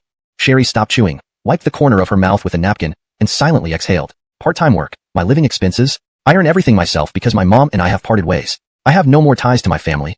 Sherry's expression darkened, and Brooks was taken aback. He knew Sherry's interests, and that she didn't get along well with her family, but he never expected her not to ask them for living expenses. He suddenly felt a pang of pity for the girl who waited for him in the rain. My dad, passed away early, but I don't think it's anything unusual. Everyone has their own destiny. I know he loved me, and that's enough. But my mom, she always wanted me to be a lawyer like her. I didn't like it. She always hoped I could become what she wanted. But if my entire life is already planned out, why am I even here? Sherry waved her hands, seemingly struck by something. Her words weren't exactly a monologue, but more like venting. She brushed back her messy hair, and exhaled heavily. Brooks opened a bottle of water, and handed it to her. What's your job now? Bar singer. Brooks paused. A bar singer. He looked into Sherry's eyes, seeing her shimmering gaze beneath her bangs. They were beautiful, like a sea of stars. Even if Brooks walked down the street, those eyes would be etched in his mind. Such a girl in a bar. Wouldn't she be the most attention-grabbing? Brooks didn't think her job was inappropriate. Instead, he immediately feared that one day, Sherry might be irretrievably lost in this complex industry. Although nothing happened in his previous life, his rebirth might change things. Sherry seemed to sense what Brooks was thinking and softly said, well, bars pay more. Otherwise, it's hard to support myself. I might stop relying on this job in a while, huh? For a moment, a uniquely melancholic atmosphere filled the air around Sherry. She could only force a smile, using her own strength to convince herself that she wasn't weak. Compared to this wounded girl, Brooks, with memories of a loving father, seemed far luckier. But the world wasn't always gentle. Elsie, can you quit your job? Sherry's chopsticks slipped from her grasp, falling onto the table. Are you going to say, I'll support you? Sherry smiled faintly. Brooks, sometimes these three words really aren't that attractive. Because everyone can make promises. Moreover, neither you nor I have the ability to do so right now. And, I don't need you to sacrifice for me. Because, one-sided sacrifices will only end up cooling someone's heart in the end. In fact, what I mean is, don't consider me a burden, and let's not treat each other as separate entities. I think within a reasonable range, we should all take on some responsibility and risk, whether we are friends, or something else. Brooks nodded in agreement. He of course agreed with Sherry's thoughts. After all, a girl who was used to going it alone had her life intruded upon by him, and he didn't have the right to expect Sherry to change her life for him. If she really did change, Brooks would feel that he was being truly irresponsible. Genevievians later, Brooks's head cooled down, and he clearly realized how reassuring Sherry's decision made him feel. The lighting in the restaurant was cold, but Alea and Frida, walking through the dining hall, attracted countless hot gazes. Unlike Sherry, Alea always dressed plainly, but within this plainness, there was a hint of mint candy sweetness. With saliva flying everywhere from uncontrolled chatter, it hurt their ears. Following her memory to the shop where she first ate with Brooks on her first day of university, Alea unexpectedly spotted that familiar person again. Except this time, the person sitting across from him wasn't her. It was another girl, a girl entirely different from herself. But she didn't vent her daily frustrations beside Brooks like she did. Instead, she ate quietly, occasionally casting warm glances at Brooks. Brooks, too, gazed softly, his eyes half dazed. Why are they so close? Shouldn't Brooks be with me? How could Brooks eat with any other girl besides me? He is supposed to belong to me. Chapter 16. He didn't want to look back, because she wasn't worth it. Alea felt a surge of heat in her chest, feeling both angry and irritated. Clearly, I was the one who had grown up with Brooks. Clearly, I was the one who had been by Brooks's side for 10 years. The person whom Brooks should be gazing at like this is me. Brooks's gentleness should belong only to me. Clutching the hem of her dress tightly, Alea stared at the not too large table as a figure beside her left, running toward the end of her line of sight. On the table, Frida stood on one side of the two. What are you doing, Brooks? Frida's sudden interrogation startled Brooks. From the corner of his eye, Brooks saw rational liking is the knife that wounds oneself the most. Obviously, I chose the latter, to preserve my own laughable dignity. I'm not a saint, and I won't be foolish enough to allow someone who has nothing to do with me in the future to endlessly trample on my feelings. And I have no reason to continue being kind to her when there is no outcome. Do you understand? Brooks laughed bitterly, his words cold. Perhaps this ordinary coldness deeply hurt the Alea standing behind Frida. If Brooks showed even a hint of anger, Frida might have thought he was reacting out of frustration, but he remained calm like a still lake. Of course it was calm. A person's feelings towards another go through 3 stages. Indifference, akin to strangers. Heart-wrenching intensity where no amount of pain can stop the heart from breaking. And finally, calm beneath the calm. Because that heart is dead, having lost its strength. Alea rested her forehead against Frida's back, confused. How could a boy she once looked down upon so easily say such words that made her eyes blur uncontrollably? If only at this moment, she could face Brooks's icy words fearlessly and sneer disdainfully. How graceful would that be? But the easiest trick in the past was now beyond reach. Alea tugged at Frida's clothes. Ching, that's enough. Let's go. Frida looked puzzled, gripping Alea's hand tightly. Why go? This kind of guy stops chasing halfway and makes you this upset. He deserves to be scolded. If you won't, then I will. Not replying to messages. I thought sending medicine to Jushin meant something else. You're so hypocritical, Brooks. You really are something. Good. Since you don't care about Jushin anymore, in the future, she won't call you or send you any messages. Even if you change your mind one day and realize the person by your side can never match our Jushin, you won't have any chance. Brooks nodded indifferently, his voice cold. You've said a lot. But can you tell me why you feel qualified to interrogate me? Or why you think you have the right to blame me? Speechless for a moment, Frida couldn't find words. Brooks shook his head and sat down quietly. So you can't say anything either, right? Your friend behind you wants to be friends with me again, but you and I aren't even friends, which makes you seem like you're sticking your nose into other people's business. Listening to the boy's words, Frida felt somewhat uneasy. Why aren't you getting angry? It's as if he were a complete stranger, more like someone she just met. Leaning against Frida, Alea couldn't stop her tears from falling. Memories flashed before her eyes, starting from the day she received the first bouquet of flowers from Brooks. Back then, his eyes sparkled when he looked at her. But now, there wasn't a hint of that light, only indifference. Alea bit her lip, thinking silently. Brooks, where's the person who was always with me?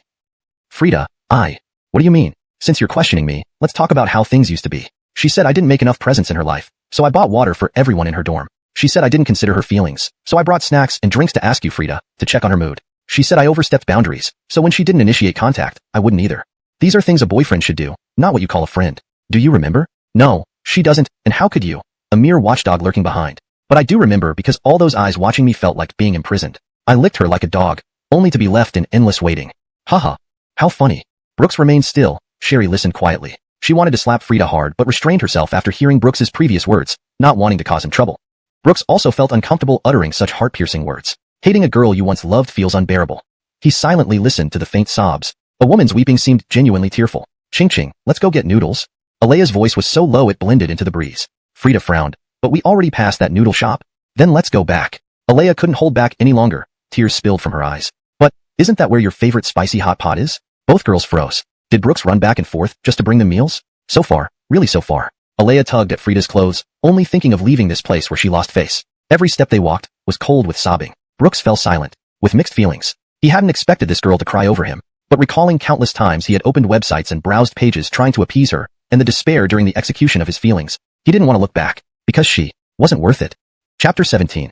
Heartache. But I don't want you to be sad even more. Brooks casually ordered a bowl of dumplings. He lowered his head quietly and ate the dumplings in the bowl, calming his emotions and continuing to smile at Sherry in front of him. As for what Alea would do after leaving, Brooks didn't care. Alea, who left the canteen, was eating candied haws with a mixture of salty and sweet. The sweetness came from the candy coating, while the saltiness was tears like pearls. Frida bought all her favorite snacks for her, but no matter how much she loved these snacks before, now she just couldn't muster the interest to eat any of them. Maybe, in the future, she would find out.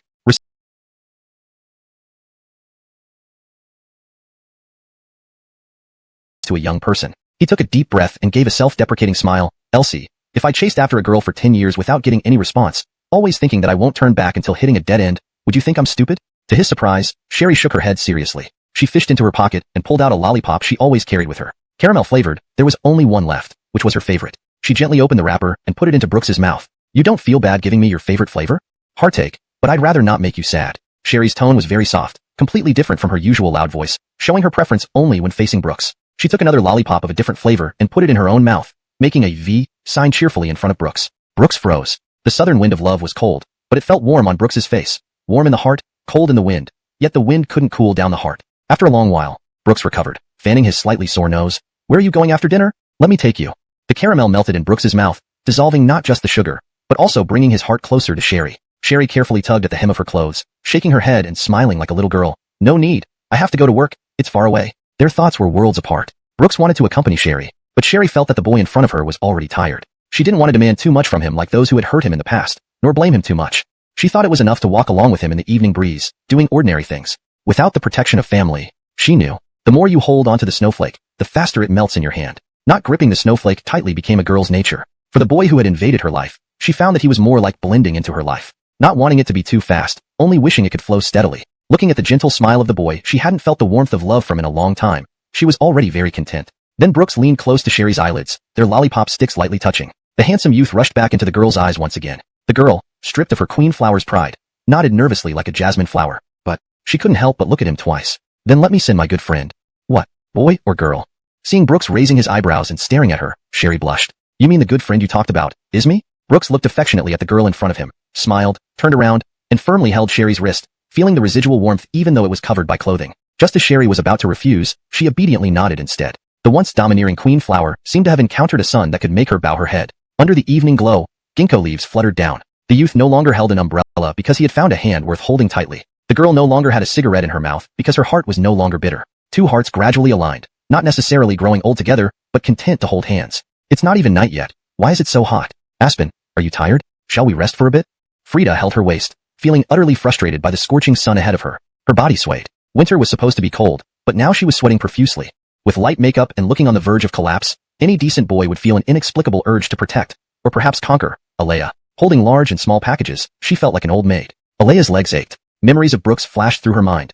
Times when he had led with those packages, sometimes even carrying food from the cafeteria. Alea felt a tinge of guilt, but recalling Sherry by Brooks's side erased it all. Sherry, what right did she have? What right did she have to take away the person by her side? After much effort, Frida and Alea finally returned to the dormitory. After falling off a bike and carrying so many packages, Alea lost her campus beauty charm and sprawled onto a chair, legs apart. Yet tears still trickled from her eyes. Sniffling, Frida sighed, rubbing her forehead. Stop crying. What's there to cry about for some guy? Feeling embarrassed and angry, Frida had wanted to yell at Alea, but seeing her pitiful state, she swallowed her frustration. All right, darling, don't be upset. Under Frida's comforting touch, Alea's emotions calmed slightly, but she still sniffled. But it seems Brooks really doesn't want me this time.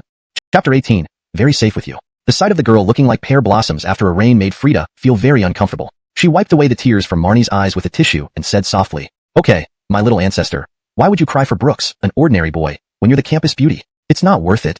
Marnie sniffled and panted, I know, but I just can't stand it. Why am I worse than that Sharir? Brooks has been with me for 10 years. 10 years.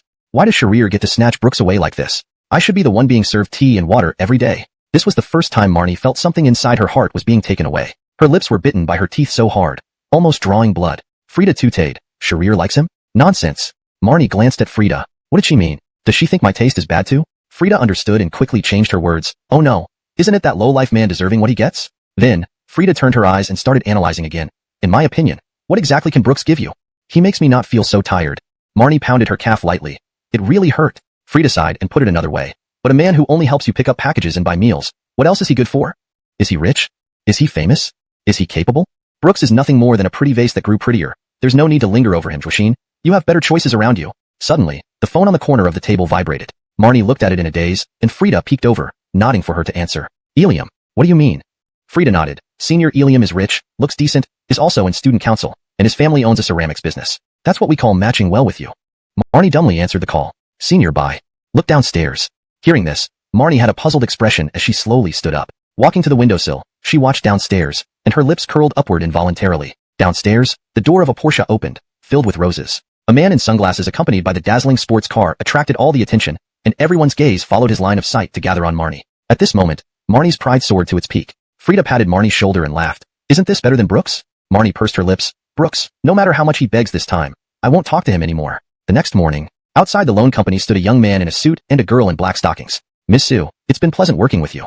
Sherry replied quietly, "Don't worry. I'll pay the money back soon. That house won't stay with you long." The suited man smiled bitterly and handed the contract to Sherry. "Here's your contract, Ms. Sue. Our company offers quite affordable interest rates. If there's no problem, shall I escort you out?" Brooks nodded, and the suited man snapped his fingers. A woman came out carrying a box. "You asked for 300,000 yuan in cash. I've arranged it beforehand." The woman presented the box with both hands, but kept glancing at Sherry. Those long legs with black stockings didn't just attract men, but women too. A woman working in a financial company must have a good appearance by society standards. The suited man's gaze also flickered between the two, and it was obvious that compared to Sherry, the other woman paled in comparison. To outshine a woman from a financial company speaks volumes about Sherry's figure. If such a woman could be brought out shopping by a man, imagine how impressive that would be. After completing the transaction, the two left the company. Looking at the money in his hand, Brooks pondered. Of course, he couldn't sell that house. Although Sherry suggested selling the house and lending the money to Brooks, he knew it was a house left by Sherry's father. Not just dowry. It carried a deeper meaning. Within 3 months, Brooks would repay the money. Carrying such a conspicuous box wasn't wise. Brooks entered a small mall, bought a duck-billed bag, stuffed the money into it, and handed it to Sherry. Sherry frowned, showing disgust. "This bag is so ugly. Brooks, do I really have to carry it?" Sherry pouted, poking her chest with 2 fingers, looking at Brooks with a way-cheat expression, almost ready to shed a couple of small pearls. "It's okay. This way it highlights how good-looking you are." Brooks vaguely tried to reassure her, and Sherry also symbolically nodded, seemingly secretly agreeing with Brooks's words. Then she ran into the store and took out a Doryman bag, putting the other half of the money inside, before handing it over for Brooks to carry. Brooks couldn't help but smile. "You picked a pretty one," Sherry muttered under her breath. "So it makes you look ugly, Brooks." Brooks laughed wryly. Although he was joking about himself, the girl in front of him seemed especially adorable. Sherry sipped on a bottle of Sprite, making a gun gesture with her hand and pointing it at Brooks. Brooks pressed down Sherry's hand, whispering, "Aren't you afraid I might be a bad guy? You so casually lent me money. Don't you think I could just run off with it now?" Sherry glanced at Brooks disdainfully, a mischievous smile flickering across her lips. "You? A girl right next to you, and you wouldn't even dare to hold hands, let alone steal money and run away?" As she spoke, Sherry made another finger gun, shooting a bullet at Brooks's forehead and providing her own sound effect, bang. "Being with you is very safe." The corner of Brooks's mouth twitched. Was he being ridiculed? The virgin took a deep breath, reflecting on his past life. It really was like this? How many times did Marnie go to bars and get drunk? Every time. He carried her back to the hotel. With a drunk person, there were countless opportunities to take advantage, yet he never could bring himself to do it. It must have been because he was too scared. In that past life, Kuba following Brooks really lost out. If Brooks had been just a little braver, there would probably already be kids running around. Brooks felt bitter, but looking at the lively girl in front of him, he still wouldn't have such thoughts. Suddenly, Brooks grabbed Sherry's hand. "What are you doing?" "If you say I'm timid, then I'll just try to be a bit bolder," he said. Chapter 19. In love, no one has God's perspective. Venue, funding, open source code, graphic design. Now that the funding issue has been resolved, what can we do at this hour? Brooks, sitting in the hot pot restaurant, subconsciously picked dishes for Sherry while pondering how to maximize his time. Sherry's mouth had not stopped from beginning to end. Her plate kept getting empty and then full again and again until her eyes almost bulged out. "Stop feeding. It's full." Sherry pouted, her eyes wide open. "What are you thinking? Don't just take care of me. Eat something yourself too." As she spoke, Sherry picked up a piece of mutton, dipped it into the sauce in her bowl, and then stood up, took 2 small steps toward Brooks, seized a good opportunity, and pinched Brooks's cheeks with 2 fingers. With that, Brooks's mouth turned into a little O. Sherry stuffed the mutton, covered with grease, into Brooks's mouth. She mimicked Brooks by patting his head lightly, guaranteed to be well cooked. Then, she went back to her seat with a satisfied smile. "There you go." Brooks chewed on the mutton in his mouth, feeling a mysterious lightness lifted off his chest. Seeing Brooks's expression eased, Sherry finally took over. She poured him a cup of clear tea and picked various items from the hot pot one by one, placing them into Brooks's plate across the table. "Why aren't you saying anything while eating?" Brooks shook his head. "Nothing. Are you full?" See. Here you go again." Sherry's fists tightened as she hit Brooks on the head lightly and then puffed her chest, looking like someone staring at 2 huge melons. She showed her tiny fangs, resting her chin on her hand. "You don't only have to worry about me, okay? You're human too. You've already taken all my matters as yours. Why won't you share your troubles with me? We need effective communication. If you hide everything, I will feel helpless too. Don't think taking all the burdens upon yourself would make me feel relaxed. Seeing your contemplative face also makes me worried a lot. Because I care about you, and I'll get anxious, understand?"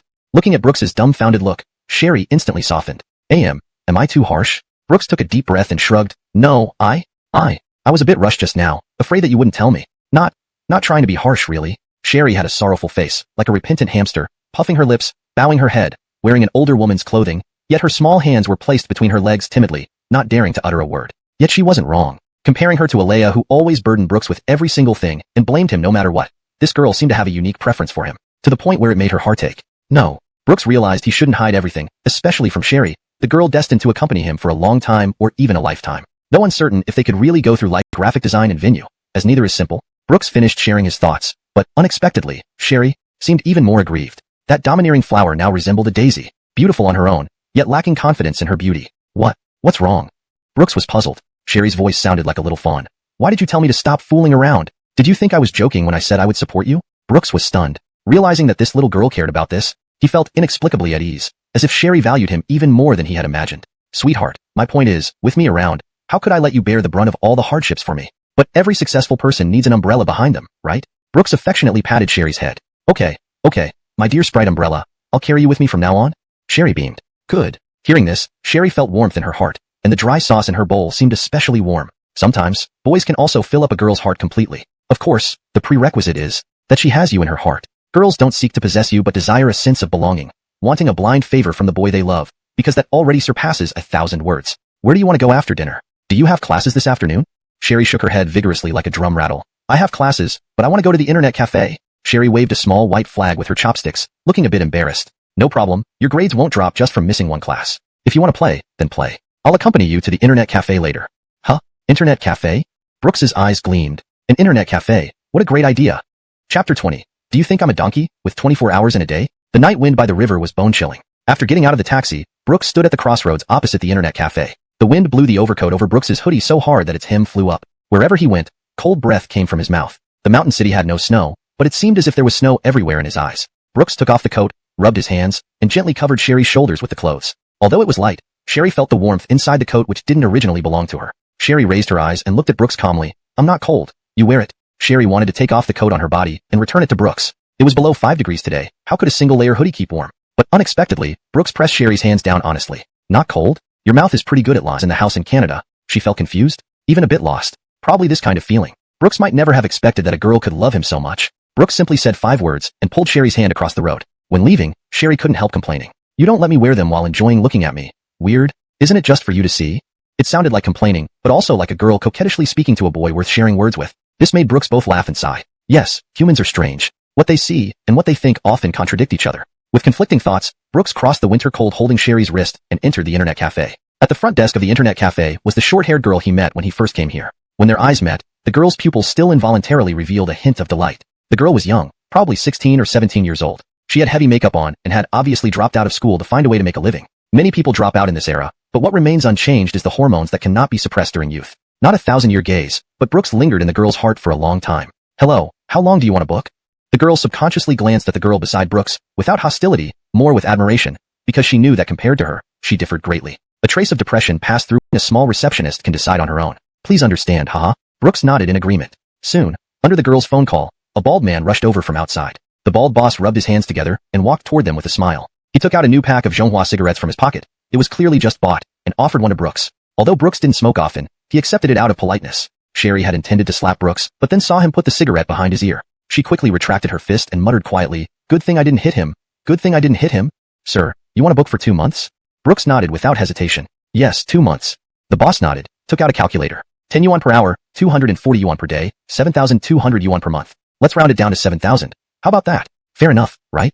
Brooks's mouth twitched as he rolled his eyes and snatched the calculator. With a light touch, the calculator displayed 6666666, reset to 0. Brooks asked, Do you think I'm a donkey? Do you expect someone to play games nonstop for 24 hours a day? Chapter 21. Brothers, I've got nothing left. The boss scratched his head with a chuckle, the large gold chain around his neck gleaming brightly. Brooks's words didn't anger him since doing business always involved some haggling. His boss was at a loss for words. How about a little higher?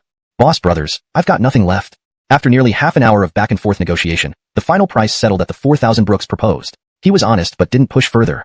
For Brooks, this price was thoroughly satisfactory. The location and equipment of this internet cafe were among the best in the city. 4 top-of-the-line computers from this era, worth almost 30,000 combined, were perfect for coding. After paying, everyone entered the private room. The LED lights inside were dazzling, making it seem like heaven for men. Surrounded by countless figurines, he spotted Hiroshi wearing the Konoha symbol. Brooks couldn't help but think of the future, years later, when Hiroshi and Virginia got married with Aaron's blessing. Virginia's love for Hiroshi, like dandelions scattered by the wind, was known by all. This girl loved Hiroshi, while in the past, Hiroshi was infatuated with Sakura. Fortunately, after all the hardships, Hiroshi finally turned to see his own girl. Sakura also found the person she sought her whole life. Virginia eventually waited for her very own son Wukong. Brooks took a deep breath, as he had found Virginia too. He wouldn't follow Hiroshi's path, or make Virginia wait so long. The warmth inside drove away the chill from Brooks's body, making him feel incredibly refreshed. In 2 months, desk to relieve the fatigue from the day's travel. She stealthily turned on the computer, admiring the machines she usually couldn't afford, feeling quite envious. Sherry gazed at Brooks like a timid rabbit. Brooks, can I use a computer to play some games, please?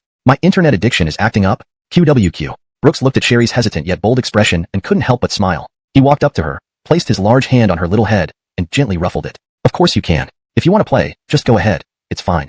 But if I take your computer, won't it affect your work? How could it? If one day I neglect you because of work, then I'm really dropping the ball. Though he said that, Brooks still felt that having another computer would increase efficiency. He took out a sticker, placed it on the computer in front of him, and wrote his name on it. This would be his designated computer from now on. He smiled at Sherry. No worries. At worst, I'll have my friend bring me another computer. Without hesitation, Brooks dialed Cooper's number. Cooper. Hey oldie? What's up? It's late. Brooks. What are you doing? Why are you panting? Cooper. Leg training. Otherwise how can Brother Lane walk through life and leave women breathless? Brooks. Keep it up, and you'll end up like a bullfrog. Cooper. Cut the crap. My manhood is all about strength. To her abdomen, then climbed upwards and flowed out between the two peaks of her chest, all the way into Brooks's nostrils, mixed with the scent of milk. The pressure from those two peaks made Brooks breathe heavily, the dizziness making him look at Sherry in a trance. The blush on Sherry's cheeks was unique to girls of this age, neither lacking in sensuality nor naivety. Both involuntarily pressed their lips together. This physiological desire was hard for even someone like Brooks, who had lived another life, to control, let alone the always obedient Sherry. Brooks's hand found its way to Sherry's waist without him realizing when it happened.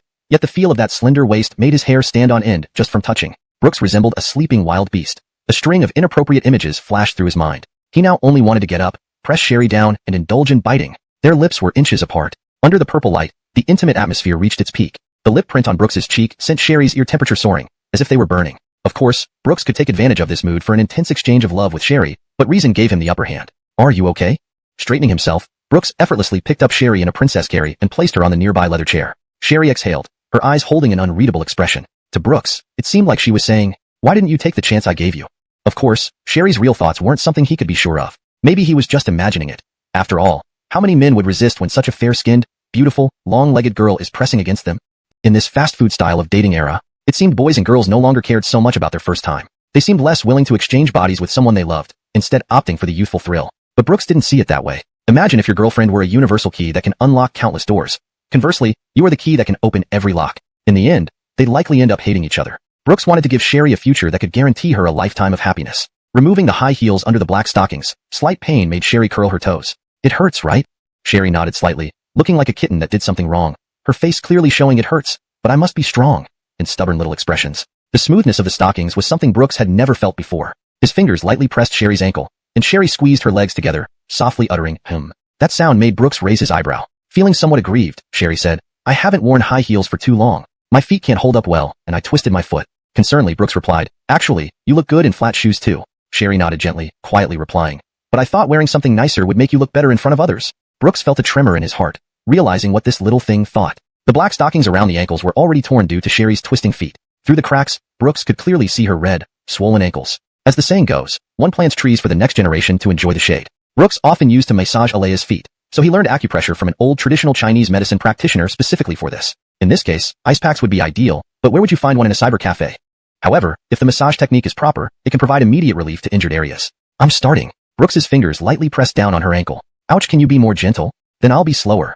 Brooks's fingers gently kneaded Sherry's ankle. The pain gradually eased over time, and Sherry's body became warm, not just from the warmth of the air, but also from watching Brooks rub her feet. Her rosy cheeks peeked through disheveled strands of hair. Brooks thoroughly experienced the feeling of her slim legs, the finest black stockings paired with perfectly beautiful feet. For a boy, this wasn't a punishment. It was more like a gift. Twin tails, black stockings, white stockings, bunny girls, JK uniforms. There's speed-boosting gear for men. Brooks's eyes were fixed on the girl's legs. Sherry noticed the gaze that carried some desire and just smiled. Adult life was something they both understood. They knew each other's routines, understood each other's intentions, yet never exposed or mentioned them openly, knowing it silently but enjoying it. Do you really like black stockings? No, I also like white stockings, and even flesh-colored fishnet ones are great. Really? Brooks was taken aback for a moment. His concentration on massaging made him blurt out his honest thoughts. He felt embarrassed and lowered his head, continuing with what he was supposed to do. If I say I actually don't like watching, will you believe me? Seeing Brooks's flustered expression, Sherry laughed. How could that be true? Brooks nodded frantically. The country isn't prosperous yet. How can we talk about romance? Then how about you pull your hand back first? You've touched all the way up to my thigh. It feels quite heavy. Startled, Brooks looked down and realized his hand had somehow traveled from Sherry's calf all the way up to her thigh. Was this what people call being in the zone? It's not my fault. It's just that Sherry's legs are too irresistible. That tight and firm calf, elastic yet slender. Not like those deformed stick legs, but carrying the softness of a young girl. Gentle touches would even cause an elastic tremble. Brooks's mind was full of the sensation of her legs he had been feeling. Really, it was top-notch. He swallowed hard. The quality of the stockings is too good. One slide and it's all the way up to the thigh. Sherry nodded seriously, agreeing with Brooks's view, her eyes seeming to see through everything, watching Brooks make up excuses earnestly. Yes, too slippery. Maybe try sliding in the opposite direction? How about you keep sliding upwards? Brooks froze, his brain going blank. What the hell? Such a good thing? Chapter 23. 3 years of blood profit. No loss even in death. Looking at Sharir's half-smiling, half-teasing expression, Brooks couldn't figure out this young girl's thoughts. Was she really joking? Brooks's fingers trembled a bit. He had the desire but lacked the courage. He wanted to touch upwards, yet felt it would tarnish his image. In such a critical moment, if a man were to hesitantly reach up, then he could only be considered as nothing. Just then, the big door of the esports room was kicked open with a strong and powerful flip-flop. Son, Ricky is coming. F***CK. Don't leave. Outside the door, Cooper brought his computer, intending to enter.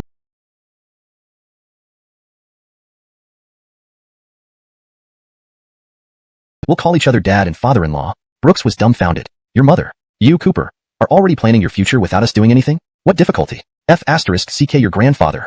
I did nothing. I was just massaging her twisted ankle. There was no penetration. Did you understand? Inside the room, Brooks lowered his voice, a deep bass echoing through the door. Listening, Cooper narrowed his eyes.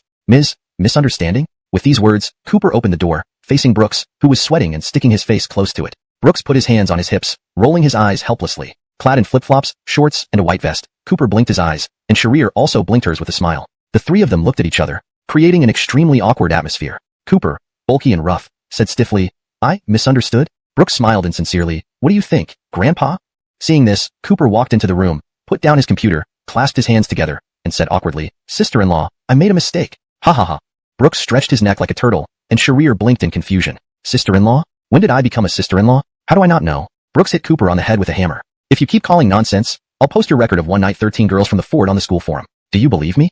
Hearing this, Cooper's face changed, pulling on Brooks's hand like a lapdog. Don't do that, my good daddy. Brooks smiled, but his face was red, forcing a dimple. Bow bow bow. Being called sister-in-law made Sharir blush too, pouting her lips and slipping off the other high heel, walking around the room with her pretty bare feet, still offering a bottle of water to Cooper.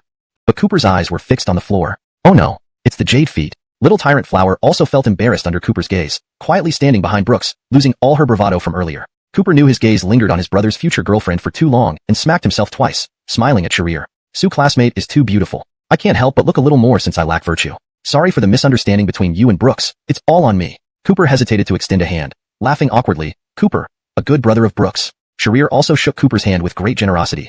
Sharir, Brooks's very, very good friend, but not yet at the level of sister-in-law you mentioned.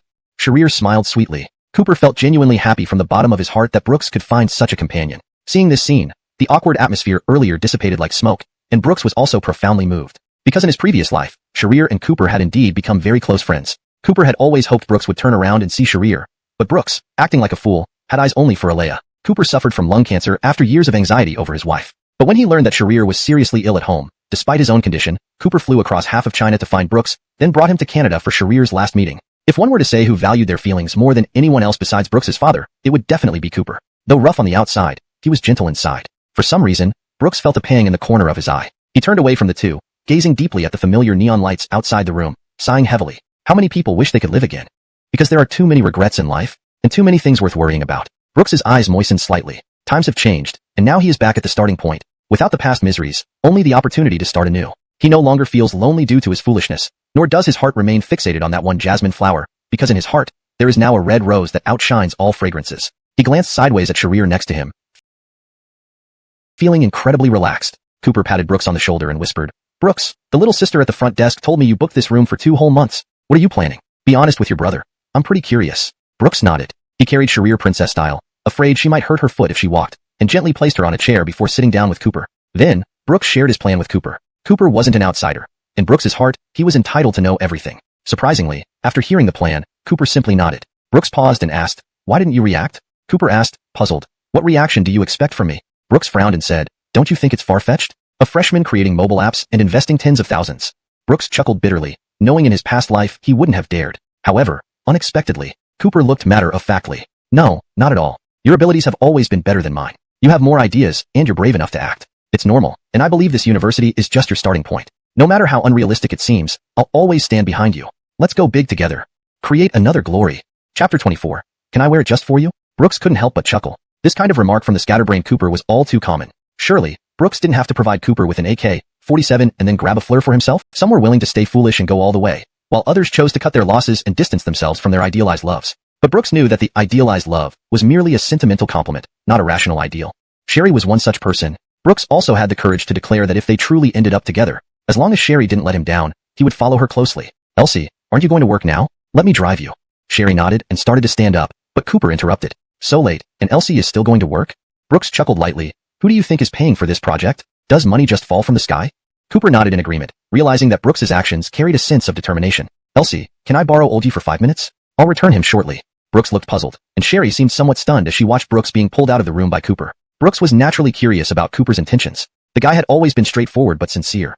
What did he want to say alone? Cooper took out a cigarette from his waistband and offered it to Brooks, but Brooks waved it off and pushed the cigarette back into the pack. Don't smoke. Think about your future health. Don't end up with lung problems before finding a girlfriend. You wouldn't want your little friend or girlfriend to call you incapable later on, right? Cooper, wearing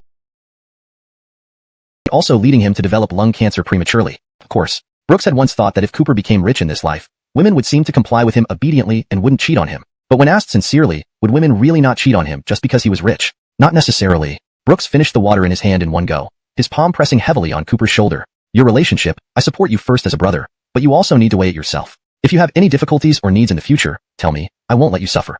Although Brooks said this, supporting Cooper, he actually pondered how to make Cooper realize this woman wasn't good for him, at least not genuinely, but there were many ways and a long road ahead. No need to be stuck now. After saying this, the two parted ways, and Sherry was held by Brooks as they walked out of the internet cafe. Snow glistened differently under the streetlights. Sherry sat gently on the back seat of Brooks's bike, hugging Brooks's waist, only feeling a full sense of safety. Why did you think of taking me to work today? The question from the contemplative Sherry caught Brooks off guard. You got injured, and I still let you come to work alone? You're so beautiful. I'm worried. Brooks spoke casually, but he didn't know how to phrase it. Should he say that Sherry's revealing clothes might attract some lecherous glances? That would be somewhat impolite to a girl. Denying her lifestyle was like wielding a knife. Brooks pedaled the bike slowly, the wind piercing his ears, but gradually, a scarf appeared around his neck. Sherry, sitting behind him, clumsily wrapped the scarf around Brooks's neck and then warmed Brooks's ears with her hands. I know you're a little upset, thinking I'm wearing too little. I swear, I won't do it again. Even if I wear, I'll only wear it for you. Okay. Chapter 25. If I'm not domineering, who will pamper you? In the evening's high-bridge elevator lobby, crisp bicycle bells rang frequently under Brooks's fingers. Brooks, hearing those words, didn't know how to respond. Sweet. It was indeed very sweet. When a girl spoke like that, wasn't she giving the boy the most coveted sense of security? But because it felt too surreal, those words kept swirling in Brooks's mind. To put it bluntly, in his previous life, Brooks lived a rather miserable existence. His eyes were blurry, having lived over 30 years, with the first few decades spent living for Alea. Alea was like a needle, deeply embedded in the depths of Brooks's heart. This feeling had lasted half of Brooks's life. Reaching middle age, Brooks naturally chose to return to his hometown. After his father fled, he left Brooks a house. Relying on this property, Brooks met a woman who was well matched with him. He originally planned to spend his life quietly and peacefully with her, but then Alea came back into his life. During that time, Brooks's life became distorted and deteriorated. Every night, he could feel what should have been heart-wrenching pain from afar. The job was tough. It wasn't Sherry's fault, and besides, he wasn't officially her boyfriend. To do more would mean crossing a line. Looking at Sherry's somewhat lost expression, Brooks felt complicated. He felt a bit heartbroken, yet sensed the connection of shared hardship between them. One without a father, one without a mother. Yet compared to Sherry, Brooks still received abundant love from his father, while Sherry had long lost contact with her mother. The burden truly can crush a person. Brooks could only understand and choose a way to balance the situation. But it's really cold outside.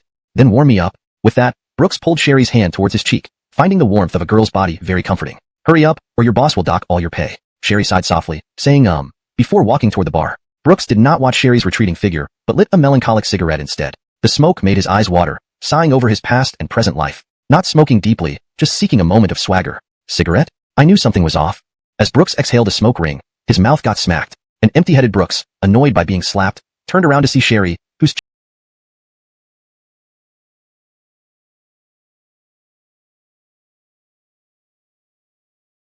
cheeks puffed up like a bun, startling him.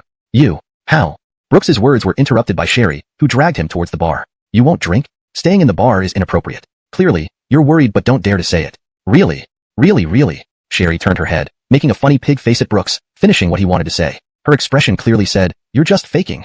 Brooks laughed helplessly. Don't puff up your cheeks like a bun. Sherry frowned. Seeing anger on such a lightly made-up face was quite an achievement. Brooks felt severe pain from Sherry's grip. A person who doesn't smoke for months smokes secretly, and then accuses me of having puffy cheeks. You're the one acting stuffy. Brooks said helplessly, I'm really fine. Go to work, little girl. Why are you so domineering?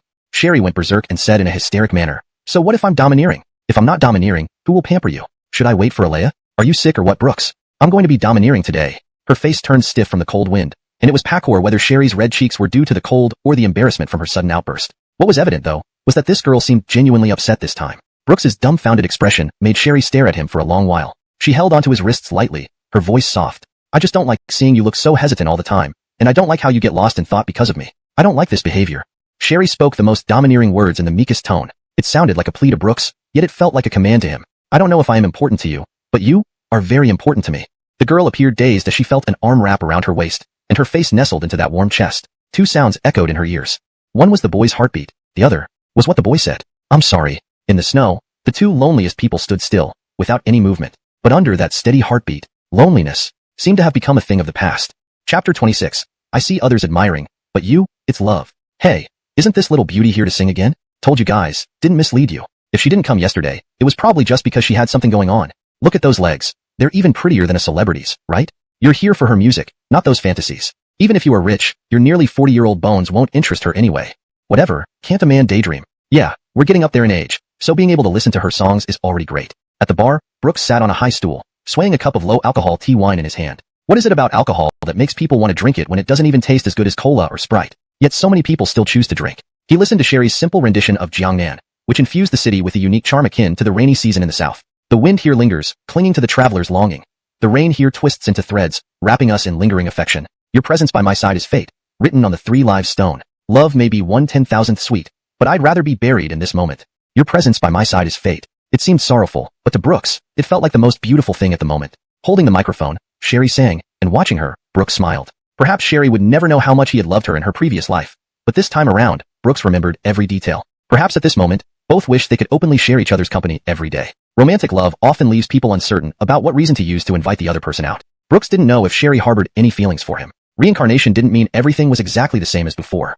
Any reason seemed contrived, and he feared that if she knew, she might distance herself from him. Maybe now, Sherry saw him as someone who filled a void where she lacked security. But even now wasn't bad. Sherry gave him the chance to enjoy moments together without guilt. In the past, it was Sherry who openly admired Brooks. Now, it was Brooks who secretly adored Sherry. Perhaps it was the breathtaking scene in the art studio that had become a field of wheat in Brooks's heart. Brooks really wanted to say to himself, finished, you're head over heels in love. Feeling somewhat helpless, Brooks gulped down the alcohol. Though it had a low alcohol content, the taste was sharp enough to choke him a bit. Cough, cough. Dude, wipe it off. That one shot sure shows big guts. A napkin waved in front of Brooks, who smiled and took it, wiping the corners of his mouth. Thanks. Sometime unnoticeably, a couple had taken seats opposite Brooks. From their attire, tailored suits, they were evidently successful professionals. Of course, he couldn't rule out that they might be pretending, just as he once did to con people when times were tough. He used to do such things out of desperation. The man shrugged without speaking, then after a while pointed to Sherry on stage. Girlfriend? Brooks shook his head. No, not at all. The man wasn't convinced. Don't play coy. These VIP booths cost $3,000 per person. You look refined, almost like a man of means, but I think you're not quite there yet. Why? Brooks became intrigued. Just because you chugged that drink. Both men laughed, Brooks's laughter coming from being seen through. But maybe. You're a wealthy man with some troubles? The man raised his glass in a toast to Brooks. You have that aura of a superior. Brooks shrugged and rubbed his knees. The man spoke diplomatically, clearly an experienced socialite, skilled at flattery and criticism alike, always with a touch of humor. This was something Brooks should learn. In any case, you and that girl aren't ordinary acquaintances. How do you figure? See the light in her eyes. This dark place, and you can see light in her eyes? That's what makes the light in her eyes so remarkable. The woman beside the man and Brooks chuckled simultaneously. Brooks felt like he had been read again. This guy has sharp eyes. But the fact that she brought you here suggests that your relationship isn't particularly special. At our age, falling in love, enjoying the moonlight, isn't so bad. Between men and women, why complicate it with too much insight? If you're willing to love, then give your heart. Even if she plays hard to get, she's still showing an interest in you. He glanced at his wife lovingly, as if ready to kiss her. I don't understand today's young people. Falling in love left and right. Who knows if it's due to brainwashing supplements or rabies? As he spoke, the man pointed at Brooks. But if you think about it, she has no reservations. Once it's over, it's over. Your face clearly shows that you have too many concerns. Are you afraid that a confirmed relationship might become bland? Or are you worried that you can't control the process and thus can't enjoy the outcome? Feelings don't have a shelf life. It doesn't matter whether it's a Western meal cooked for hours or fast food solved with a few spoonfuls. Fast food comes out quickly, but when it gets to your mouth, who knows when it will actually settle in your stomach? Sometimes eating fast food might unexpectedly give you a piece of ginger that goes wild in your mouth, leading to tears while hugging a trash can. But us old bones sometimes really want to experience such moments of collapse. Are feelings supposed to be like us old couples, bland and plain? No, that's too tiring. Still, I love this wife beside me very much. The man sighed softly, nodding unconsciously, only for his bald head to receive a hard punch from his wife. In response to the man's remarks, Brooks remained neutral. Take it slow. Matters of the heart can't be explained in just a few words. You're not old, yet you talk so maturely. The man might not know that this young man had lived a few years longer than him. The man was also lost in Sherry singing, this girl, she's beautiful. The woman raised an eyebrow. I'm still here. The man shushed her. I appreciate her. You, I love. The woman sighed, too expensive to love. The man leaned in and kissed her on the cheek, making Brooks's lips twitch. Were they performing at a market? The man waved his hands. Sorry, we've stayed in Europe for quite some time, so we're more open. Brooks smiled insincerely. It's fine. The man probed further. Don't tell me you don't have any thoughts about that girl. I don't believe it. She's so pretty, sings so well. How can a man resist? Hearing the man's words, Brooks's gaze toward Sherry grew even more yearning. It seemed that under the man's words, Sherry became more perfect, capable of stirring hearts with her beauty and having a voice like heavenly music, all while understanding him perfectly. Perfect. I want to find her with an answer. The voice was soft, but audible enough for all three of them to hear. At 11 o'clock, Sherry finished work, holding a guitar as she sat next to Brooks. Sherry was surprised to see the couple sitting at the bar with Brooks. Rarely did people sit here, spending so much money for a front row seat just to watch a nameless student sing. Finished work? Yeah. Brooks handed her a cup of freshly warmed hot milk. Drink it while it's hot. Sherry smiled sweetly, taking a small sip. Will you go back to the internet cafe later? Brooks nodded. Yeah, need to push the coding a bit, aiming to finish the game within 2 months and make some money early to buy back your house. His expression faltered slightly. Where will you sleep then? Sherry shook her head. Phuket Island. Then she grabbed Brooks's hand. I don't want to go back to the dorm. The girls there are too noisy. Brooks sighed gently, not because of difficulty but out of concern. Don't worry, I'll think of something. Come back to the internet cafe with me. Upon hearing that she could stay with Brooks, Sherry's head bobbed like a woodpecker, filled with joy. Seeing the two getting cozy, the man across couldn't help but laugh. You too. Remember there's an old married couple right here. Tone it down. Brooks joked. You didn't think of that when you were smooching just now. The man's expression was like Ip Man raising his finger, amused. College student? Yes. Writing code for what? Software? Exactly. Why did you suddenly decide to develop software? It's not bad. The future market is huge, but capital, to be honest, it's not something a college student can easily touch. Brooks smirked, fearing the man would say, the waters are too deep for you to handle. Let me do it. It's not something that can be clarified with just one sentence. I've faced many difficulties to get where I am. The man nodded, acknowledging this. 2008 was an era full of opportunities, but without boldness, it was just empty talk. How much money do you think you can make? Brooks held up a finger. 50,000? 5 million. Brooks added, and upwards. The man's expression didn't change drastically but was certainly surprised. Young in age, but big in heart. The man continued his analysis. 5 million. From your tone, it seemed. Sherry nodded uncertainly, seeming to understand but not fully. Looking at Sherry's silly expression, Brooks held her hand. Let's go. I'll take you home. Okay. Just as they were about to get up, a wine glass mysteriously appeared on the table. It's still early. Why don't we sit for a while longer? Chapter 27. You didn't offend me, but you insulted my sister-in-law. Inside the wine glass, seen through the light, was a tequila. Following the direction of the wine glass, the view stretched out, then landed on a man dressed brightly. The two made eye contact, and Brooks couldn't help but frown. They were too familiar with each other. Familiar to the point of wanting to strangle each other upon meeting. Student Yi, long time no see. The man swirled the wine glass in his hand, mentioning Brooks's name, but his eyes never left Sharir. Elsier, you too. Brooks remarked indifferently. Senior by. Quite the leisurely night at a bar like this? Ilium shook his head, his lips slightly curling. I've heard Elsier works here recently, so I came by to check on her. Catching up with an old high school classmate is perfectly normal. High school classmates. This was something Brooks didn't know. To him, Ilium was merely the person who could rival his 18 years of close friendship with Alea. But from this sentence alone, it was clear that Ilium wasn't just here for casual reasons. Sharir clenched Brooks's hand, hiding her displeasure. Ilium, if you only came to see me, you've seen enough. You can leave now. Ilium shook his head, clearly not minding the sharpness in their words. Classmate Sue, don't be so absolute. The bar counter is nearby, but it still cost me $3,000. I came to see you, yet you speak to me like this. Isn't that against the customer is God principle? Sharir gritted her teeth. Indeed, insulting such a customer would mean losing her job. Brooks also sensed some history. At this moment, a woman was undoubtedly the most vulnerable, sensing the ulterior motives from the other party, yet powerless under certain irresistible factors. Elsier, wait for me outside. Sharir shook her head. She could clearly tell that this supposed high school classmate had come for her. She didn't want Brooks, still an inexperienced college student, to face Ilium's hostility alone. Just listen. I'll be back soon, it's fine. After a brief thought, Sharir relented. I'll wait for you. For a moment, only two men remained at the table. Ilium raised an eyebrow, revealing disdain for Brooks, a seemingly insignificant young man. Not bad.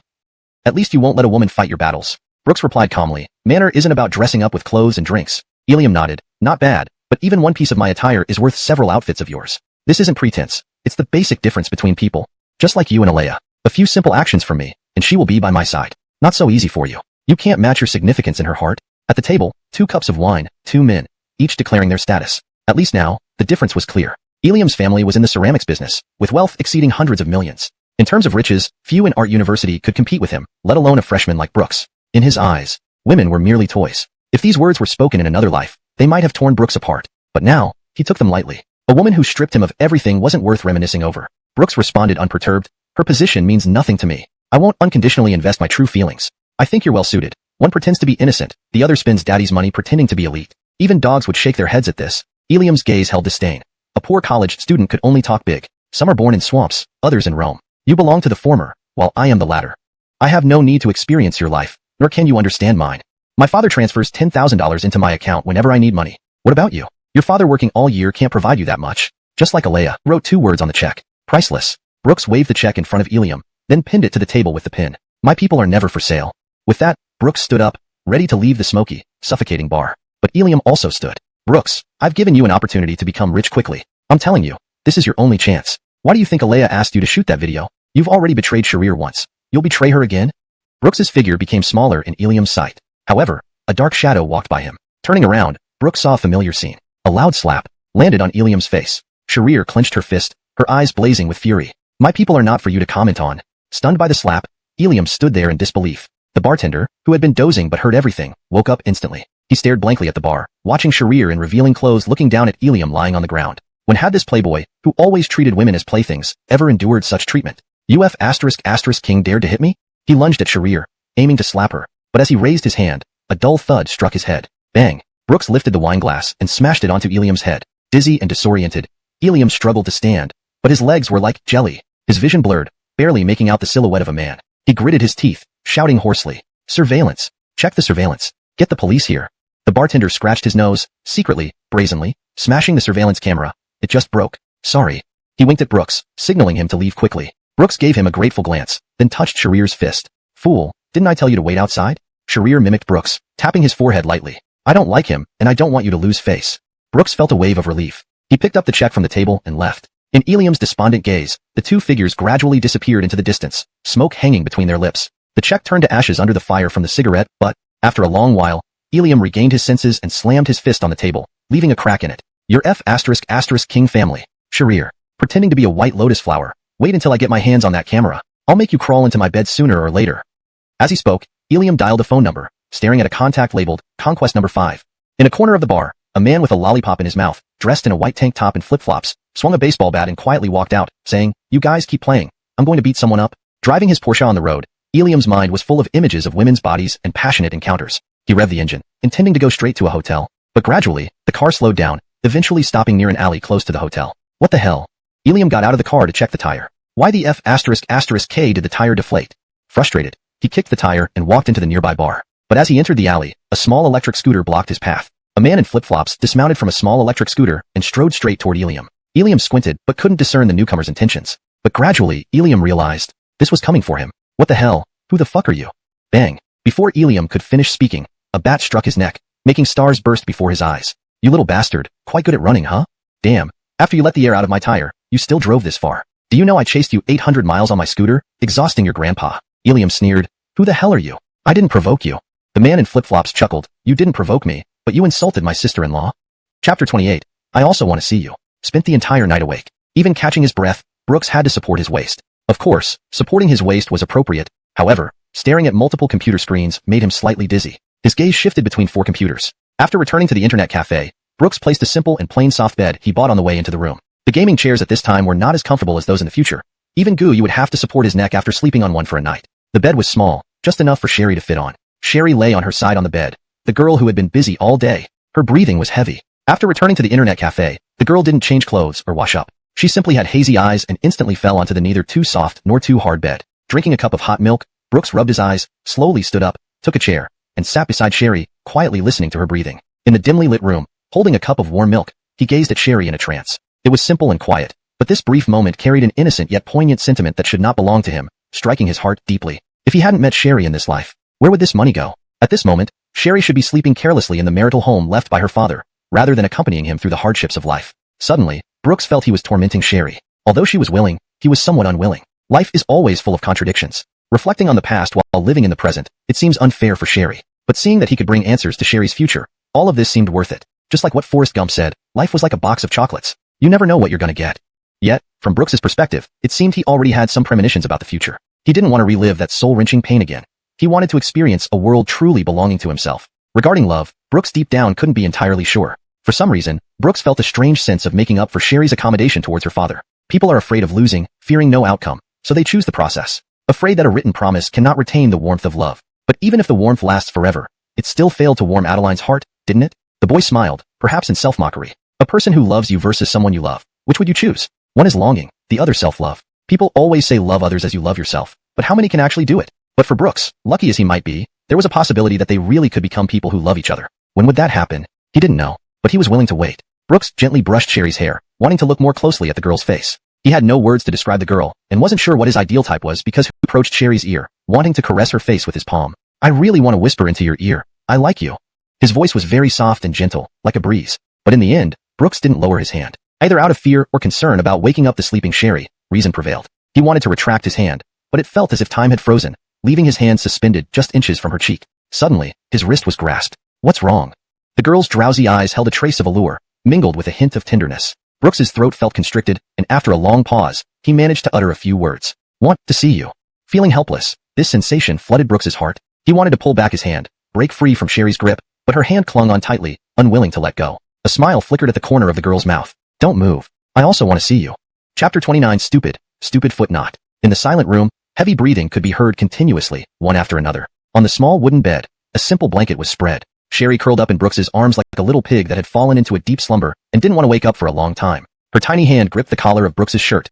Even half asleep, she clung on with some strength, unwilling to let go. Sherry slept very soundly, resting against the chest as if it were a mountain range she had been searching for a long time. Brooks was also asleep because he was really too exhausted. The sun gradually rose from the mountain city and shone on both of their faces. It wasn't until 10 o'clock that they both woke up. Sherry stretched her limbs wide, rubbed her eyes, let out a tiny burp, and used both palms to prop herself up on the bed. She squinted her eyes, still savoring the lingering drowsiness, almost ready to fall back asleep. Her two eyes wandered around the room, and when they landed on the 4 top-tier computers, she couldn't help but exclaim with delight, like a happy marmot. She quietly reached out her fingers to touch the computer desk, shuffled her bottom closer, and instinctively looked around to see if Brooks was nearby. Then, whoosh, she turned on the computer. But the next moment, the door opened, and Sherry immediately hit the display's rest button and sat still like a schoolchild, pouting without moving. Unexpectedly, Brooks said with a smile, Stop pretending. Pouting like that, you must think I don't know, right?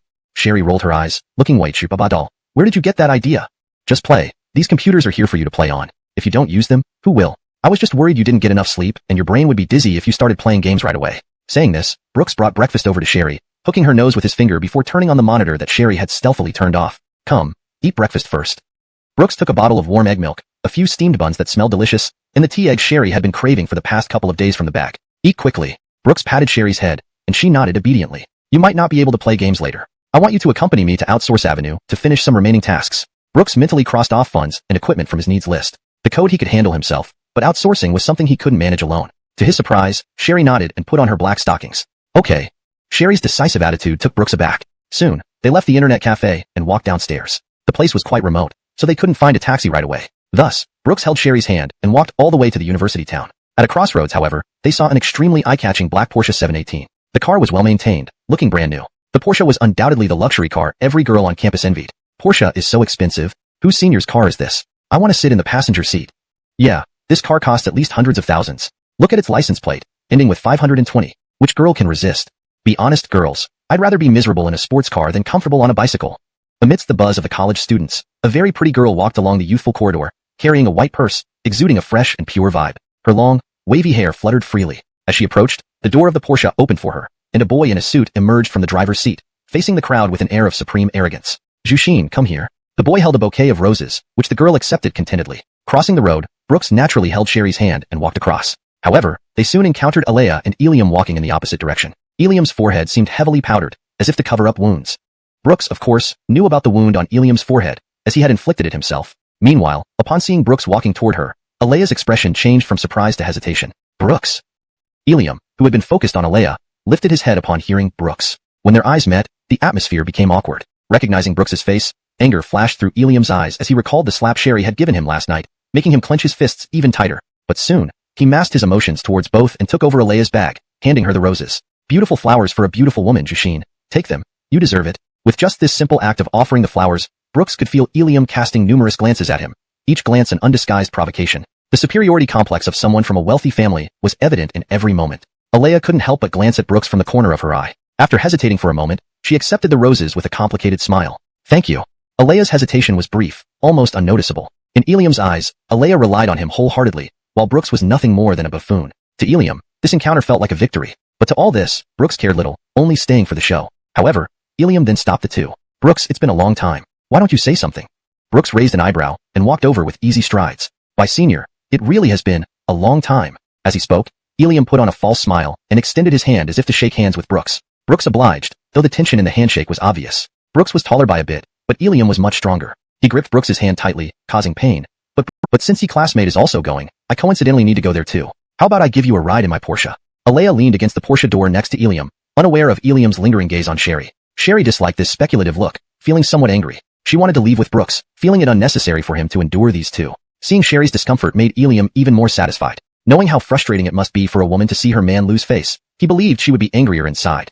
Then, he could make his grand exit. Ilium's smile grew wider. But, of course, having a free driver saves me taxi fare. Let's go, Elsie. Get in. Saying this, Brooks opened the rear car door for Sherry to enter first, not forgetting to pat Ilium on the shoulder. Driver, thank you for your trouble. Outside the Porsche stood two bewildered figures. Stunned. Didn't expect this? Chapter 30. Don't get me wrong. A person who has the magnanimity to face anything with ease and indifference, Brooks had achieved it. With the most casual tone, he spoke to Ilium and Alea. Although it didn't stir up any great storms, this pebble was enough to create huge waves in both of their hearts. In the past, Brooks would definitely have been at a loss due to Ilium's provocation. Feeling humiliated, that was for sure. Sitting inside the car, Ilium's expression became somewhat subtle, even awkward. He originally intended to irritate Sherry, but unexpectedly, Brooks turned out to be shameless. Not only did he fail to take out his frustration on Brooks, but instead let Brooks get into his car as if he were the driver, and made him drive? Alea was also surprised, but still said politely to Ilium, sorry, he's just like this. It's troublesome. Ilium, feeling embarrassed, said, it's no trouble at all. You're my girlfriend. There's no need to be so formal over such a small thing. Then they both got into the car. With a loud roar, Ilium, fueled by anger, stomped hard on the gas pedal of his Porsche, heading north. Ilium's hand with the branded watch gripped the steering wheel tightly, fingers tapping aimlessly. He really couldn't understand why a man could be so shameless. The atmosphere in the car was very bizarre, almost suffocating. Ilium didn't know what to talk about with Brooks. Wait, there wasn't any need for them to chat at all. Thinking of this, Ilium wanted to slap himself for his loose tongue. If not for his own foolishness, how could these things happen? Damn bastard. Asking me to be the driver. As a rich second generation, I'm actually driving for him. Not wanting to speak, Ilium just focused on driving. But thinking about it, this way, he seemed even more like a driver. Her away already. Come on, now Ilium is inviting me to watch a movie. Why don't you seem to care at all?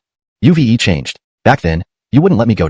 Can you just talk to me seriously like a man? I don't believe you don't care at all about me. What Alea didn't know was that Brooks had handed his phone over to Sherry, and all these messages were seen by Sherry. Brooks simply didn't bother to look. Sherry nudged Brooks's arm, giving a look that asked, not replying? Brooks shook his head, responding with another look. No need.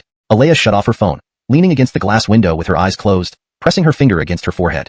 Her heart felt messy. Really messy. She promised herself she wouldn't speak to Brooks again, and indeed, as Frida had pointed out, there were better men around her than Brooks. Why?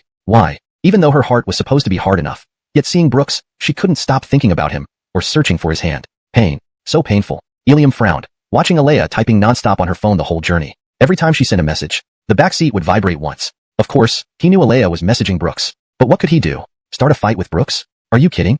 His father by Zhantong, worth hundreds of millions, why should he quarrel with an idiot like him? But Ilium was furious. He was overwhelmed by grievances. After being lost in thought for a long time, Alea finally lifted her head. Through the gaps in her fringe, her slightly moistened pupils turned toward the rearview mirror. What she saw was Sherry leaning. Alea's foundation in her heart could no longer be found. Before her tears were her hands, only wanting others not to see her eyes. Her lips twitched involuntarily as she tried to suppress her sobs, but could not stop them from tearing at themselves crazily. She tried desperately to keep her crying as quiet as possible, because she did not want others to witness such an embarrassing scene. In the front seat, Ilium tapped his ring finger thoughtfully. He felt very frustrated. His woman was talking to a man who could hardly be called a longtime friend instead of him in his car? What the hell? Am I a damn ox-headed demon? He really wanted to punch the steering wheel. But due to the distance, Ilium faintly heard the sound of sobbing through the curtain of her voice. Instinctively, he looked at Alea. Jushin, what's wrong with you? Ilium saw Alea's face lose its color, and tears continuously drip from her chin, which made him panic-stricken. Alea said through her cries, nothing. How can it be nothing? Ilium hurriedly handed her several tissues, but Alea, trying to act tough, wouldn't take them. Seeing Alea silently crying by herself, Ilium felt his anger rising but had nowhere to vent it. He forcefully placed the tissue in Alea's palm, and then glared at Brooks sitting in the back seat. Ilium, Brooks, have you gone too far? Brooks, what do you mean, senior? Cur. There's no car in front of you. Why did you honk? Ilium, already looking for an outlet for his anger, was infuriated by the passerby's insults. I'll honk if I want to. What's it to you? The tension in the car remained thick for a long time. Ilium had never felt so humiliated in his life. He clutched the brake pedal tightly, feeling his face swelling. He had intended to be a knight in shining armor, showing off in front of Alea, but instead ended up stuck between a rock and a hard place because Alea said this issue had nothing to do with Brooks. K. Wasn't this just pure stupidity? People might say taking a step back would make the sky broader, but all it did was make him more furious. Infuriated to the core, Ilium pulled the car to a stop at the side of the road. Brooks, you're gutsy. Fine, remember what I said yesterday. You won't get anything I want. Anyway, the campus isn't big, and Mountain City isn't large. I'll play with you slowly, but now, get out immediately, Get out. Brooks laughed without a care and took out a $100 bill, placing it in Eliam's hand. Okay, thanks. Eliam. Brooks walked away extremely casually, holding Sherry's hand, standing on Outback Avenue. Let's go. Sure. Sherry nodded lightly, hanging on to Brooks as they walked small steps behind him through the city's buildings. In the winter sun, the girl followed quietly. Seeing you treat her like that just now, weren't you heartbroken? The girl's hands subconsciously clenched tighter, her fingertips gripping a corner of Brooks's wrist. She kept her head lowered, staring at her small feet. Why would I be heartbroken? Because you once liked her. That's all in the past. It's history. The girl's question seemed somewhat inappropriate, but to Brooks, it was nothing. Sometimes, just a few words could bring comfort to a girl. I don't understand. Can love really be let go so easily? Not easily, Brooks replied without hesitation but remained silent for a long time before he spoke again. But if someone has done something that left an indelible mark on me, and I've been hurt to my core, why would there be any reason to linger over it? Clearing one's mind with life-changing realization. Such feelings. What is there to linger over? The boy and the girl exchanged a breath between them. Each felt those words in their hearts. Brooks, besides, I like you now.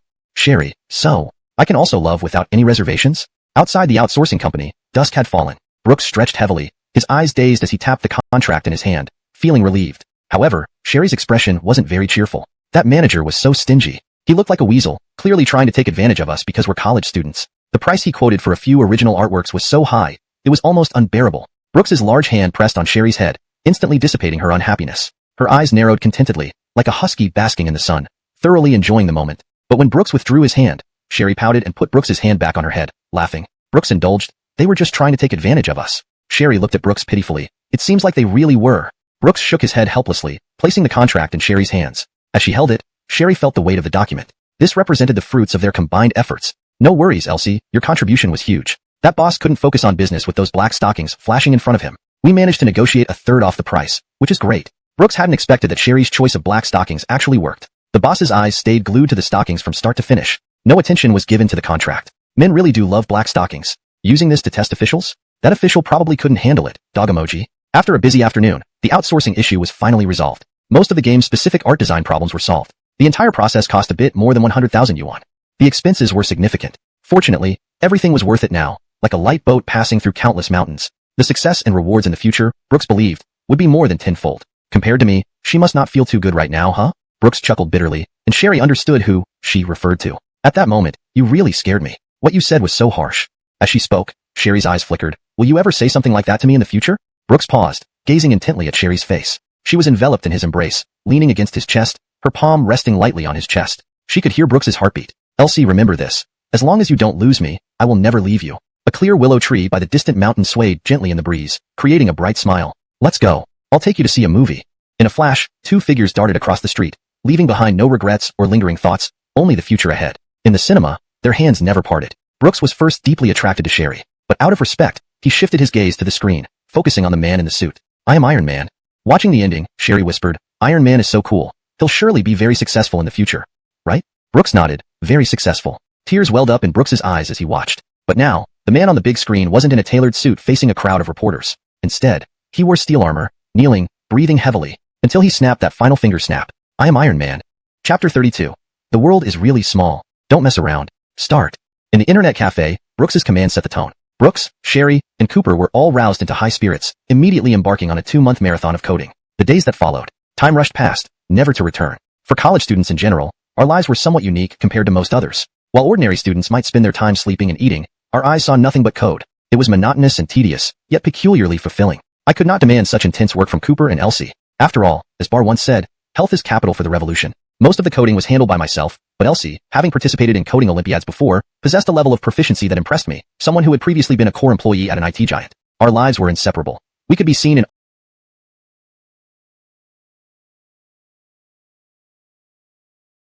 almost every nook and cranny of the school campus. I reveled in this feeling, where our worlds revolved only around each other, studying together, sleeping together, working together. Not in any grand or dramatic way, but this steady flow sufficed to bring some beauty to our busy lives. Perhaps life does need such additives. It's precisely because love has this beautiful aspect that people are willing to pursue feelings. College relationships are simple and pure, at least more so than those decades later. This kind of work was dull, but the thought of sitting beside Elsie was enough motivation. Closing my eyes briefly revealed Elsie's legs, sometimes in black stockings, sometimes in white. Honestly, it was quite enjoyable, though admittedly, it also distracted. Because she was just too beautiful. As for Cooper, this stinky dork, he wore his white tank top and flip-flops every day. Brooks couldn't imagine how such a man could ever find a partner. Of course, Brooks arranged for Cooper to visit the outsourcing company from time to time to check progress. Given Cooper's unmistakable hooligan vibe, everyone at the company thought he was there to cause trouble. Thus, his visits paralleled the advancement of my coding. But amidst the busyness, there were some amusing moments. For instance, Art University recently started electing new top 10 campus beauties and top 10 campus handsome guys.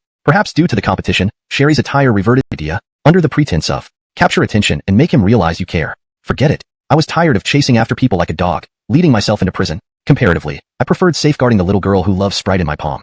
And under such rain-soaked skies, we felt each step turn winter snow into spring water. Flowers might not be budding, but a new yearning sprouted. My heavy coat turned into a light hoodie as we moved through this transformative time. And Sherry became even bolder, not even wearing tights anymore. And 2 months later, today, Fruit Ninja was launched. In Xingxin Internet Cafe, the three of them stared at each other in disbelief, eyeing one another. Their gazes finally settled on the expensive iPhone 3 they had purchased. On the screen was an extremely simple yet slightly wobbling wooden board, with a start game button. And the background music was the muffled sound stereotypically associated with ninja blades. Cooper scratched his nose suspiciously and said, "Oldie, after 2 months, this is what you've made?" Cooper took the phone, scrutinizing it. He knew very well that Brooks had been working day and night these days. With his kind of brain, it was a miracle he could even understand the code spread across Brooks's triple monitors. But those lines of code that once made one dizzy and nauseous had now transformed into this exquisite game. Unbelievable. Absolutely unbelievable. Sitting beside him with her leg crossed, Sherry narrowed her eyes, her hand darting out so fast it was invisible as she snatched the phone from Cooper. "Who cares what it is? I want to play first." She blinked her big eyes and pulled Brooks's arm. "How do you play this?" Brooks looked into Sherry's bright eyes and explained easily. "It's very simple. In the game, 2 types of objects will appear, different fruits and bombs. You are a ninja slicing fruit. Each swipe on the screen represents you swinging your knife. The more fruit you cut, the higher your score will be. A great stress reliever." Sherry snorted. "Slicing fruit? That's something I'm too good at." Chapter 33. My son Lenihuan has the demeanor of an emperor. With that said, Sherry pressed the start button in one go, and then apples, bananas, and other fruits began to jump out from all sides of the screen. Tracy's eyes sparkled as her fingers swiftly glided over the screen. Each swift slice released a white streak of light, instantly cutting through the fruits appearing in various positions on the screen. And as Tracy seemed to get into the groove, she started pursuing the thrill of slicing multiple fruits in one go. As the fruits flew out one after another, Tracy timed her moves perfectly, slicing them with a single stroke. The iPhone 3 had touchscreen functionality, so this game designed for touchscreens, combined with Brooks's program vibrations, made every cut feel incredibly immersive.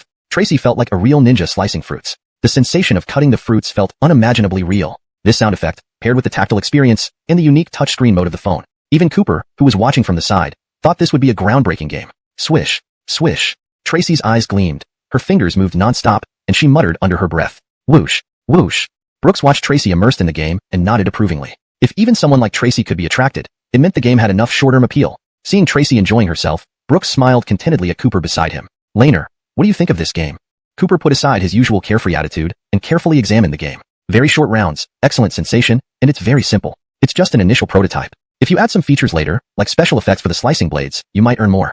A hint of cunning flashed across Brooks's eyes. He slapped Cooper on the shoulder, startling him. "Keep talking."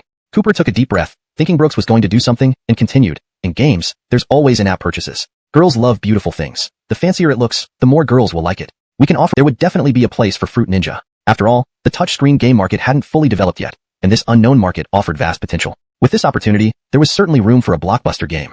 At least in these coming years. The initial touchscreen game market had huge profits, and any investment would yield returns. Not to mention Brooks, a college student daring enough to invest 300,000 yuan. Fruit Ninja would be that earth-shattering nuclear bomb. "Oldie, I've thought about so much and talked so much, but I feel something isn't quite right, though I can't pinpoint it." Cooper was lost in thought. Brooks quickly answered his confusion. "Monetization, right? Or how to enter the market and grab attention, right?" Cooper clapped his hands, suddenly feeling enlightened. "Right." Brooks naturally understood Cooper's concerns. Moreover, Cooper's thoughts were very novel. For the future, they might not be accurate, but for now, they were absolutely forward-thinking. However, this contradicted Brooks's current thinking. This monetization model was suitable for long-term goals, but at present, Brooks didn't need it. He needed a quick way to make money. Continuing to develop this game for 2 or 3 years wasn't realistic, but Brooks also had his own considerations in mind. He turned around nonchalantly, looking at the mountain city scenery outside the window, which showed signs of spring. "Don't rush. The smith needs to be strong himself. The person who can forge swords will come sooner or later." She didn't have a fringe. Instead, she wore her hair up in a bun at the back of her head. Her hairstyle somewhat resembled those from several decades ago, but paired with her face in perfect harmony. Her face had extremely Asian characteristics. If Brooks were really pressed to provide an example, it might be someone like Hiram Ife or Daisy. The kind of elegant yet gentle beauty typical of Asian women. An immature thought suddenly flashed across Brooks's mind. "Cooper, Dad has found you a wife. Classmate Yi? Here." Gladys's greeting immediately brought Brooks back to reality. But by now, Gladys had already sat down and looked extremely composed in her ordinary college student attire. However, Brooks felt that such girls had long surpassed many others. Startled by Brooks's reaction, Gladys gave an awkward smile. Why did he suddenly come to the propaganda department? It couldn't be because I entered him into the campus prince competition, right? No way. Not many people know about that. Help. After composing herself, Gladys politely asked, "Classmate Yi, why did you think of visiting our propaganda department today?" Brooks placed the proposal on the table and handed it over to Gladys. "Since I've come to the propaganda department, there must be something to promote. However, forget it." Brooks didn't finish his sentence. "I didn't realize you were the propaganda department head." He hadn't given his QQ number to this girl who'd requested it, and now she stood right before him, and he needed something from her. Just thinking about it made him feel awkward. "Oh my Lady Gaga." Smiling, Gladys took the proposal, wondering what a college student could possibly need promoted. After all, the department handled official business, rarely receiving visits from students. Moreover, from Brooks's tone, this wasn't some trivial matter. Flipping through the proposal, she furrowed her brow. "Fruit Ninja? Promote a game?" "Yes, I've developed a game these past few days, but it doesn't attract much traffic yet. So I want the propaganda department to help promote it. Of course, I'm not one to trouble others, so I can pay for it. The amount, we can negotiate." Brooks knew asking the school's propaganda department for help would certainly inconvenience Gladys. Giving the girl some leeway would make her more willing to assist. After all, business thrives on bargaining. As long as there's money involved, nothing is impossible. Gladys exclaimed in surprise, "You created a game, classmate Yi?" "Sure did. Can I see it?" "Of course." With that, Brooks handed over his phone. Seeing the game, Gladys was equally astonished, especially its exquisite interface. She found it hard to believe a freshman could achieve such quality. After all, creating a game isn't a task easily explained in just a few words. Even many senior students in competition struggle to produce decent games. And yet, here was Brooks, producing a touchscreen-compatible game in such a short time. Gladys adjusted her forehead in disbelief. Not just a freshman, a prodigy. "Genevieve me, I want to go home." After regaining her composure, Gladys murmured softly, "No wonder I've seen you every day in class. Turns out you've been busy with this huge project all these months." But Gladys soon showed signs of hesitation. Promoting a game isn't exactly simple. After all, the school administration may not be too happy if we promoted games. Schools always prioritize studies. "Don't worry, hear me out first. What's your plan?" Lowering his leg rest, Brooks straightened up, leaning forward slightly with his hands clasped together in front of him. "Using school resources would be ideal, but I think other resources can also be leveraged, like you, senior." Gladys pointed to her nose. "Me? What can I do?" "The propaganda department members are all experts in promotion. For an initial fee, I'll set up a mobile number verification and invitation codes. I'll distribute exclusive invitation codes to willing department members. Each person you recruit." Brooks held up 5 fingers. "I'll give $5, 20 people being $100. And my backend keeps full records. As long as you promote fast, you'll make a good amount." Hearing this, a flash of shock crossed Gladys's eyes. She began to quickly calculate in her mind. Art University enrolls between 3,000 to 4,000 freshmen each year. With 4 grades, there are roughly 15,000 students in total, plus the staff and school teachers. Oh no, not the teachers, that would still be close to 16 or 17,000 people. Goodness, $5 per person, how much would that be? The astronomical figure in her mind startled Gladys, and she looked at Brooks with a strange expression. "Brooks, you're just a freshman." Gladys exhaled. "All right, I'll help you. I'll make arrangements for it recently and try my best to expedite the process because this is indeed a good money-making opportunity for college students like us." Gladys couldn't hide her admiration as she glanced at Brooks. "But Brooks, have you heard any rumors about yourself since you haven't been back to school for so long?" Brooks was puzzled. "Rumors? I haven't done anything wrong or provoked anyone. Where did these rumors come from?" Gladys seemed a bit embarrassed. "It's about Brooks and Aspen. Recently, it's being said around campus that Aspen has been distracted by a boy every day. They say Brooks and Aspen are close, suggesting you've made an impression on her." Brooks shook his head helplessly, and Gladys tactfully dropped the subject. He didn't want to deal with Alea anymore. Brooks changed the topic. "Senior, if you know anyone who wants a short-term job, they can join too." Gladys's eyes lit up. There are so many people who would be interested. Too many? How many could there possibly be? My God, you got 100 people within an hour? In the propaganda department office, it was bustling with 100 students crowding in, making Brooks feel a bit breathless. Gladys posted the job in a student work group, and once they saw they'd earn $5 per referral, it immediately sparked a flurry of responses. After all, earning money in this era was far more difficult than it would be over a decade later. There was no other reason. He offered too much. Brooks watched the 100 people and wished they could slow down a bit. Indeed, college students are mules. The cheapest labor force. Chapter 35 Is This Woman Made of Iron? One afternoon, Brooks sat in the propaganda department from start to finish, waiting for the download numbers. He stood by the window of the propaganda department, staring at every corner of the university that he could see. Since the afternoon began, people under Gladys's command were spotted all over the campus. "Do you want to try the new game, classmate? Is this your new phone, classmate? Do you lack games? Would you like me to recommend one? Brother, can you help me with a favor? Download this game. Little brother, let's make a deal. You download the game, and I'll give you 3 you want." Sounds convenient, right? In just one short afternoon, Brooks saw that it had only been about 3 hours. Indeed, women who could become heads of the propaganda department were all capable. "How many people do you think you need, Brooks classmate?" "Probably 2 more days should be enough. Any more, and I won't be able to afford it. Once we have a solid base, the game will spread naturally. Don't worry, I'll pay you exactly what I owe you when the time comes." Gladys smiled gently. "Brooks classmate, there's no need to be so formal between us. I believe you have credibility. Even if we aren't so close, money is easier to calculate than personal favors. Personal favors are too hard to measure. I'll pay, and you provide equivalent labor. That way, both sides know where they stand, and no one owes anyone. The atmosphere in the propaganda department felt oddly cold, especially with Brooks smiling while speaking about business in such an impersonal manner. It made Gladys feel a chill down her spine. To Gladys, Brooks was a complete stranger. She knew nothing about his habits, personality, or character. And yet, their first meeting was turning out like this, which felt somewhat uncomfortable, even unpleasant. However, Brooks didn't mind. They had no real relationship, so it was better to be clear. Moreover, their past interactions had been awkward, and being straightforward at this moment might be beneficial for both parties. Gladys nodded with a forced smile, glancing at the clock pointing to 6, hesitating for a moment before asking softly, "Brooks' classmate, how about I treat you to dinner tonight?" Brooks shook his head and firmly refused. "I'm afraid not." Gladys laughed reassuringly, as if expecting this response. "It's okay. If Brooks' classmate isn't available, I won't insist." Brooks lifted his sprite, "Peace above all, but you don't need to keep calling me classmate Brooks. Just call me Brooks. You're my senior after all. It feels a bit odd otherwise." "Brooks, are you and Sherry dating?" Gladys's sudden question left Brooks stunned. "Dating?" He pondered silently. Are he and Sherry actually dating? The room fell into an awkward silence as Brooks thought about how to define his relationship with Sherry. But fortunately, the door to the propaganda department opened, drawing both of their gazes. But when Brooks recognized who it was, he wished they had stayed awkwardly silent. "Yee, Brooks?" Alea stood beside the glass door, looking somewhat dazed. How could she have imagined that coming to meet Gladys would result in bumping into Brooks? But she soon realized that her purpose for coming here was not to find Brooks. "Minister Gladys, may I have a word with you?" Gladys cast a meaningful glance at Brooks, recalling the whispers and rumors that once swept the entire school regarding Brooks and Alea, which made everyone in the school aware of their situation. Instantly, Gladys's gaze turned incredibly sharp when it landed on Alea. "What is it?" Alea stepped forward a few paces, holding an activity proposal in her arms. "Senior, my friend wrote this plan for a school event. It will be entering the campus selection phase soon, so I thought Senior could take a look. If you think it's appropriate, I hope you can help promote it. But I really don't want to talk to you right now." Gladys's tone remained calm. Even Brooks was taken aback by this sudden shift. He sat quietly on the side, observing as if he had never seen Alea deal with matters alone like this before. In the past, whenever there was anything official for Alea, Brooks always took care of everything. From signing up for competitions to canvassing votes, he played every role imaginable. For a moment, Alea was at a loss, gripping the edges of the proposal tightly, even instinctively glancing towards Brooks for help, but receiving none. She resolutely faced Gladys again. "Senior, I don't know why." Never had Brooks seen Alea act so meek. "Why?" "The first reason. When you entered, you didn't check if there was anyone in this office. That's your first mistake.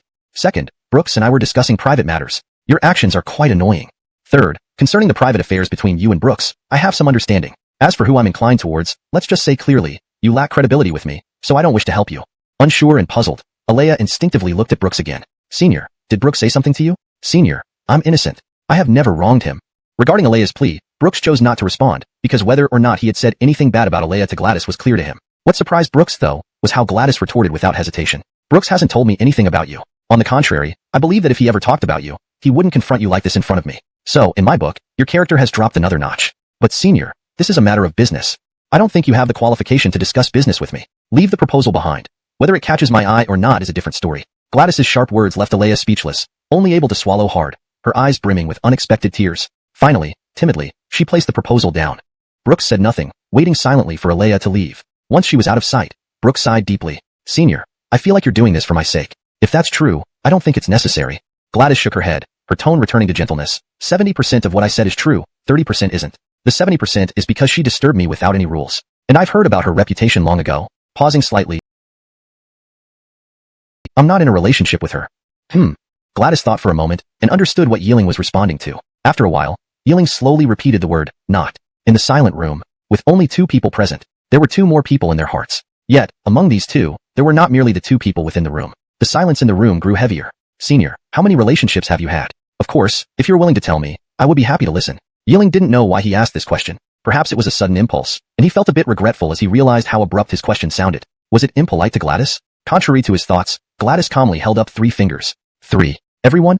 Ended in failure. Those 10 short words made Yeeling reassess this woman. Perhaps they were both drifters in life. Meeting like this, they might not have known each other before. But now, this once fiery girl seemed somewhat melancholic, even lonelier than his own past. The first one was in junior high school. A senior boy from grade 3 pursued me. He was wonderful, meticulous in everything he did, far more mature than others his age. But after graduation, he had to go abroad, so we broke up. Originally, I thought he'd be gone for 5 years, but he returned earlier and tried to get back together. I was stubborn about my pride and later realized I deeply regretted it. The second one was somewhat unfortunate. The boy wasn't bad. Rather, he liked to project our relationship onto others. Do you understand? Everything needed to be solved through someone else's help. But I always felt that a relationship is a matter between 2 people. Maybe our personalities didn't match, so we broke up. The third one was my fault. During that time, I often acted out, especially toward my boyfriend. The more he cared about me, the cheaper I felt his love became. Until I grew up and realized I didn't deserve his love. People are emotional and contradictory, just like Gladys who daily shuttles between campus and city, not seeking love yet often longing for a passionate romance. She didn't know when she could grasp her love, perhaps never? At least, watching Yiling with Sherry, she felt that way. Yiling listened intently, finding resonance. The third relationship seemed like a reflection of his own with Alea. Should he pity Alea? A question mark formed in Yiling's heart until a phone call interrupted his confusion. Lao Yi, where are you? Want some dinner? Bring some pretty girls. Chapter 36. What a small world. Cooper's impromptu phone call broke the deadlock in the room. Hearing about the beautiful girl, Brooks felt somewhat impatient. Did she really think that just because he knew Sherry, all the beautiful girls in the world would revolve around him? In a daze, Brooks glanced at Gladys, who had stopped communicating with him. Their eyes inadvertently met. Beautiful girl? Maybe, there really is one. And you two might have even met. Cooper was baffled. You're talking nonsense. Any beautiful girl I've laid eyes on, I won't forget her for life. Can you be serious, oldie? Are you crazy? Go eat some brain food. You asked me if there were any pretty girls. I said yes, and now you don't believe me. Ask your grandpa. Cooper was speechless. Fine. You're amazing. Bring her over quickly. It's been too long since I've seen someone beautiful. You don't know what kind of woman we encountered this afternoon. I'm almost dying here. Brooks sighed. I still need to ask if she'll come. That's your problem. With that, Cooper hung up the phone. What a nightmare. After hearing what Brooks said, Gladys couldn't hide her curiosity. Who is it, Brooks? Inviting you to dinner? Brooks nodded. Do you want to come? Gladys's mind went blank, finding it hard to believe that Brooks was inviting her to dinner. The beautiful girl you just mentioned, is me? Brooks blinked. Why not? Surprised? A smile crept onto Gladys's lips, making dimples appear. She laughed innocently. So Brooks thinks I'm quite pretty. As she spoke, she could feel her heart racing. But at this moment, Brooks went on the table, her mouth puffed out like a bun. Fine, a girl. Huh. I'd like to see who this little missy is.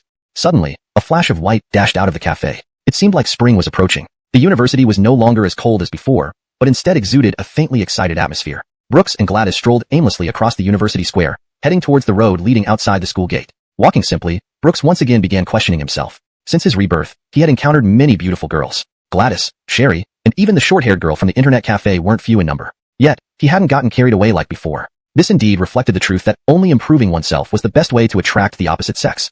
Now, Brooks truly realized that love wasn't just about pursuing blindly. It was more about mutual attraction. Of course, Brooks didn't wish for everyone to revolve around him. He didn't understand those indulgent days yet, and perhaps he might in the future. For now, he wanted to give Sherry a unique promise of their own in a few years. Brooks always liked to plan the future when starting a relationship. Senior, what kind of guys do you like?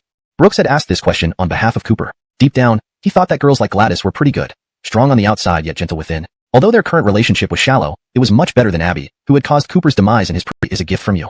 The corners of Brooks's mouth twitched, and he silently applauded. You being a top salesperson makes perfect sense. Your thinking is too advanced. Gladys snorted, seemingly impressed by her own wisdom. However, looking at the flowers for a moment, she realized, wasn't this self-deception? Lost in thought, she walked absent-mindedly and bumped into a broad shoulder. She rubbed her forehead, feeling a bit sore. Ahead, Brooks stood still, lost in thought. After a moment, he finally uttered a single word. Ricky. Outside the main gate, an elderly man stood holding a bag with two sweaters, half smiling, pointing at the pair standing side by side, mimicking Donnie Yen. Chapter 37. Am I very ugly? Ricky. Gladys said this in confusion. Yet, heaven knows how this much taller man, who was 20 centimeters shorter than Brooks and had excellent hearing, actually heard this one word. Ricky. The scene turned a bit chaotic. Brooks glanced at Brandon, then at Gladys. He put his hands on his hips and silently cursed the heavens, only to say helplessly, Ricky, don't call me randomly like that. But before Brooks finished speaking, Brandon had already started chatting with Gladys. What's your name, young lady? Brandon looked kind and benevolent, his eyes burning with interest, more like the gaze of someone looking at a potential daughter-in-law. Brooks knew it. This was going to be troublesome. Gladys didn't look to Brooks for help, but softly responded to Brandon's question, a bit embarrassed. Uncle, my name is Gladys. Brandon smiled warmly. It rolls off the tongue. Nice name, very nice name. Ricky, she's just my friend. Friend? Brandon immediately put on a stern face. Who sees young boys and girls walking together in broad daylight? Look around. Which couple here isn't a young lovey-dovey pair? Brooks felt helpless and laughed bitterly. If I find a male and female cat walking together, would they be a pair too? Please stop playing matchmaker. Fine. You youngsters are beyond me. When I wanted to go out with your mom back then, it was never easy. However, Brandon's eyes kept sneaking glances at Gladys. Looking at her makeup, which was simple yet elegant, he felt as if she belonged to an earlier era, like a well-bred girl from a noble family. She really looked, not just similar in appearance, but also in spirit. Suddenly, this man, who was already stooped, seemed to shrink even more. Brooks felt a pang in his heart, just like the last time on the phone when Brandon learned that Brooks no longer saw Alea. The same silence, the same loneliness.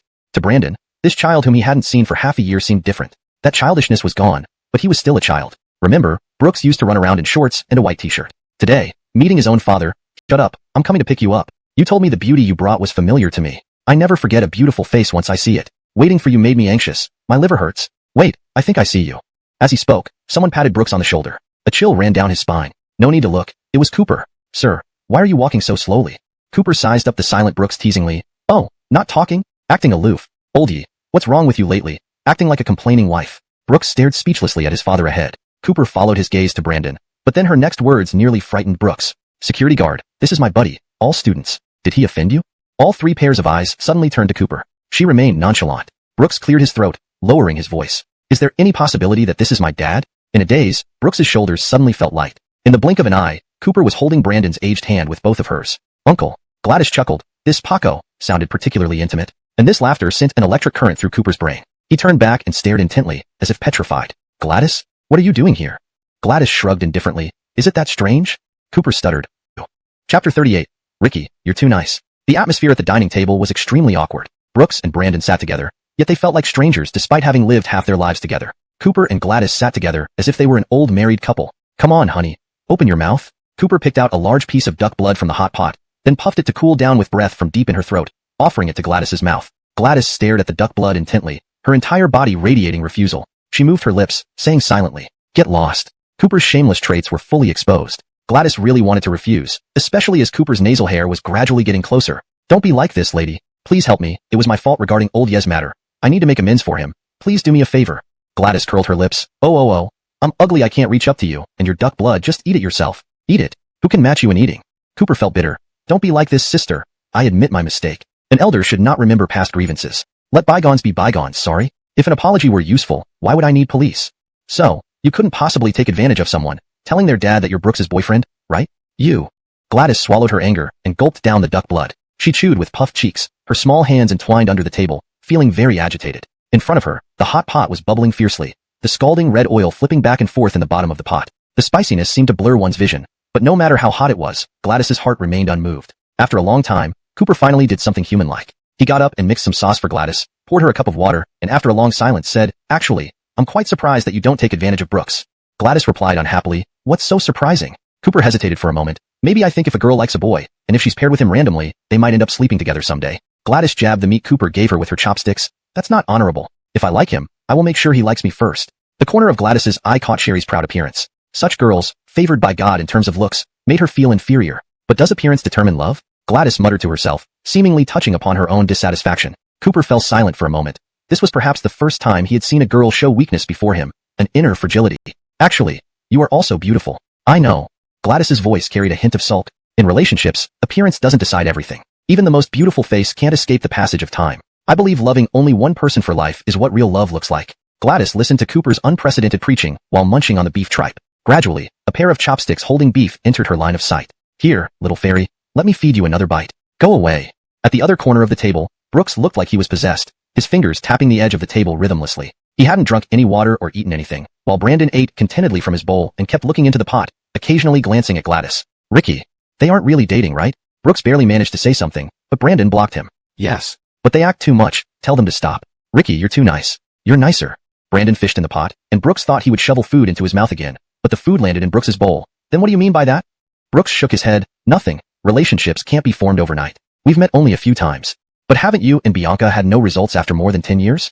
This sentence instantly destroyed Brooks's already weak confidence. Though he had let go, the feeling of being defeated was unbearable. It was like using a nail to re-pierce the old wound in his heart. This time, the nail had rust on its sharp tip. Brooks took a breath, indifferent. How can they be the same? Ricky, we have to look at the person.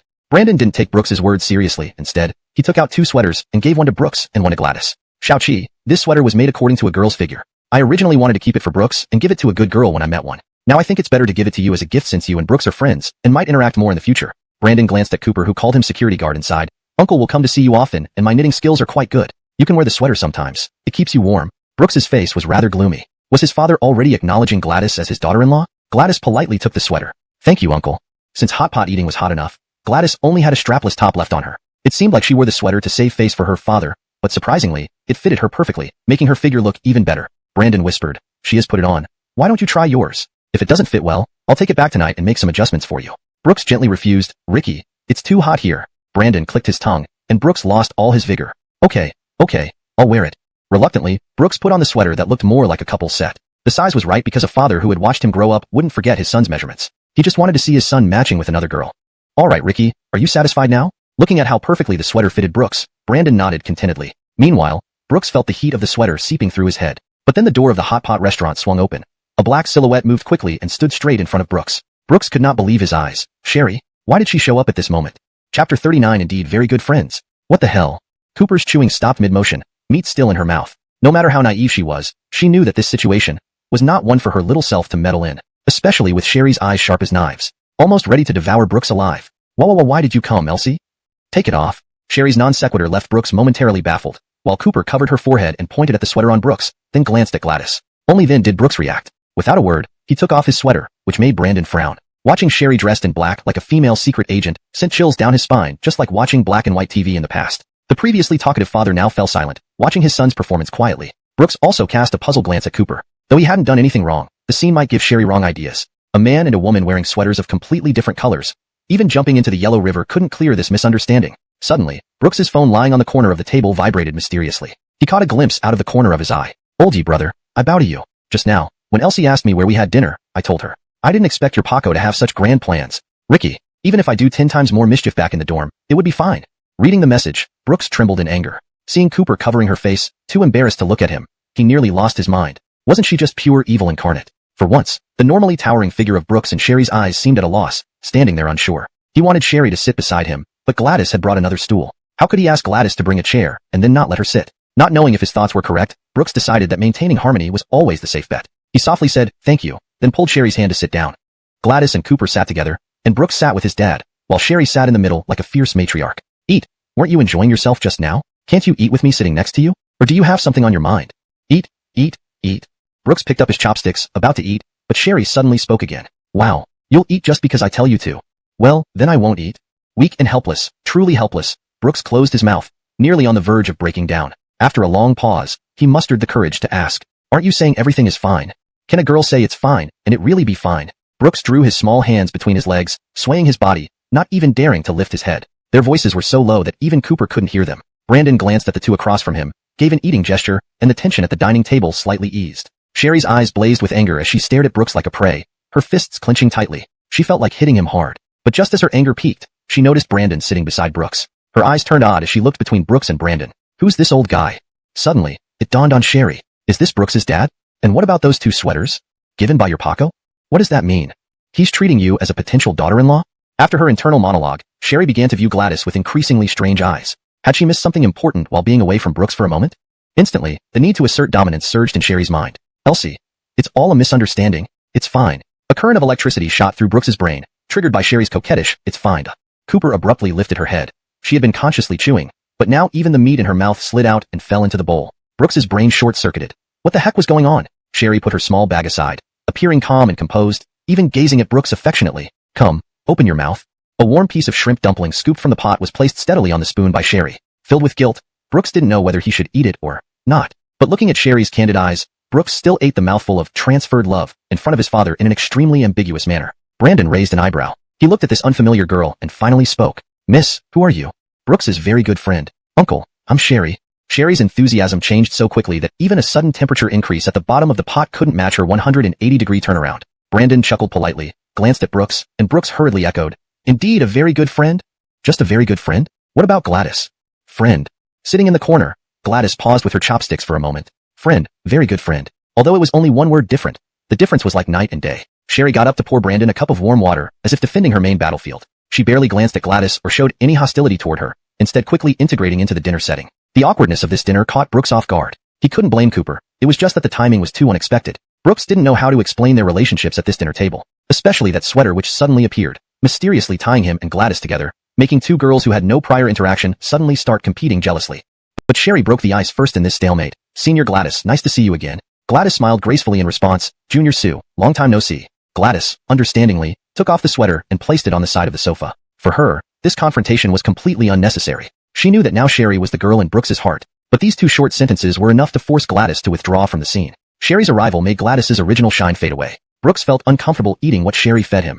It felt like he was possessed by a ghost. However, Brandon's next question truly caught him off guard. Have you guys slept together?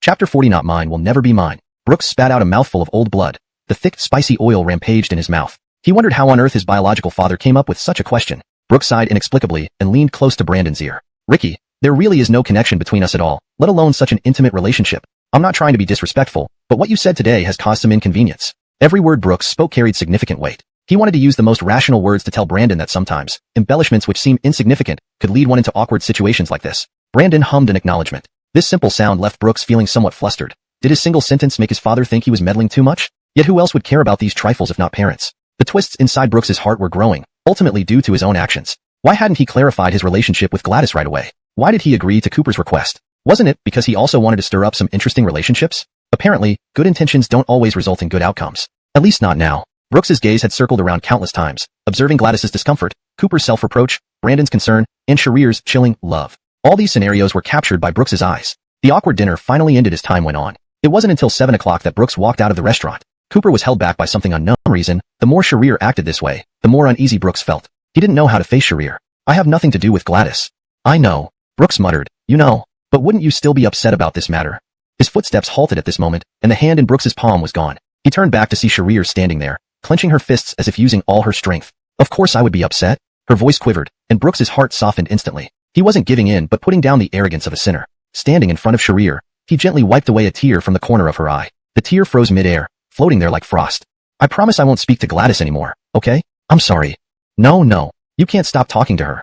Sharir raised her voice, surprising Brooks. Why not? Things are already misunderstood like this. If I don't distance myself from her, you'll be uncomfortable too.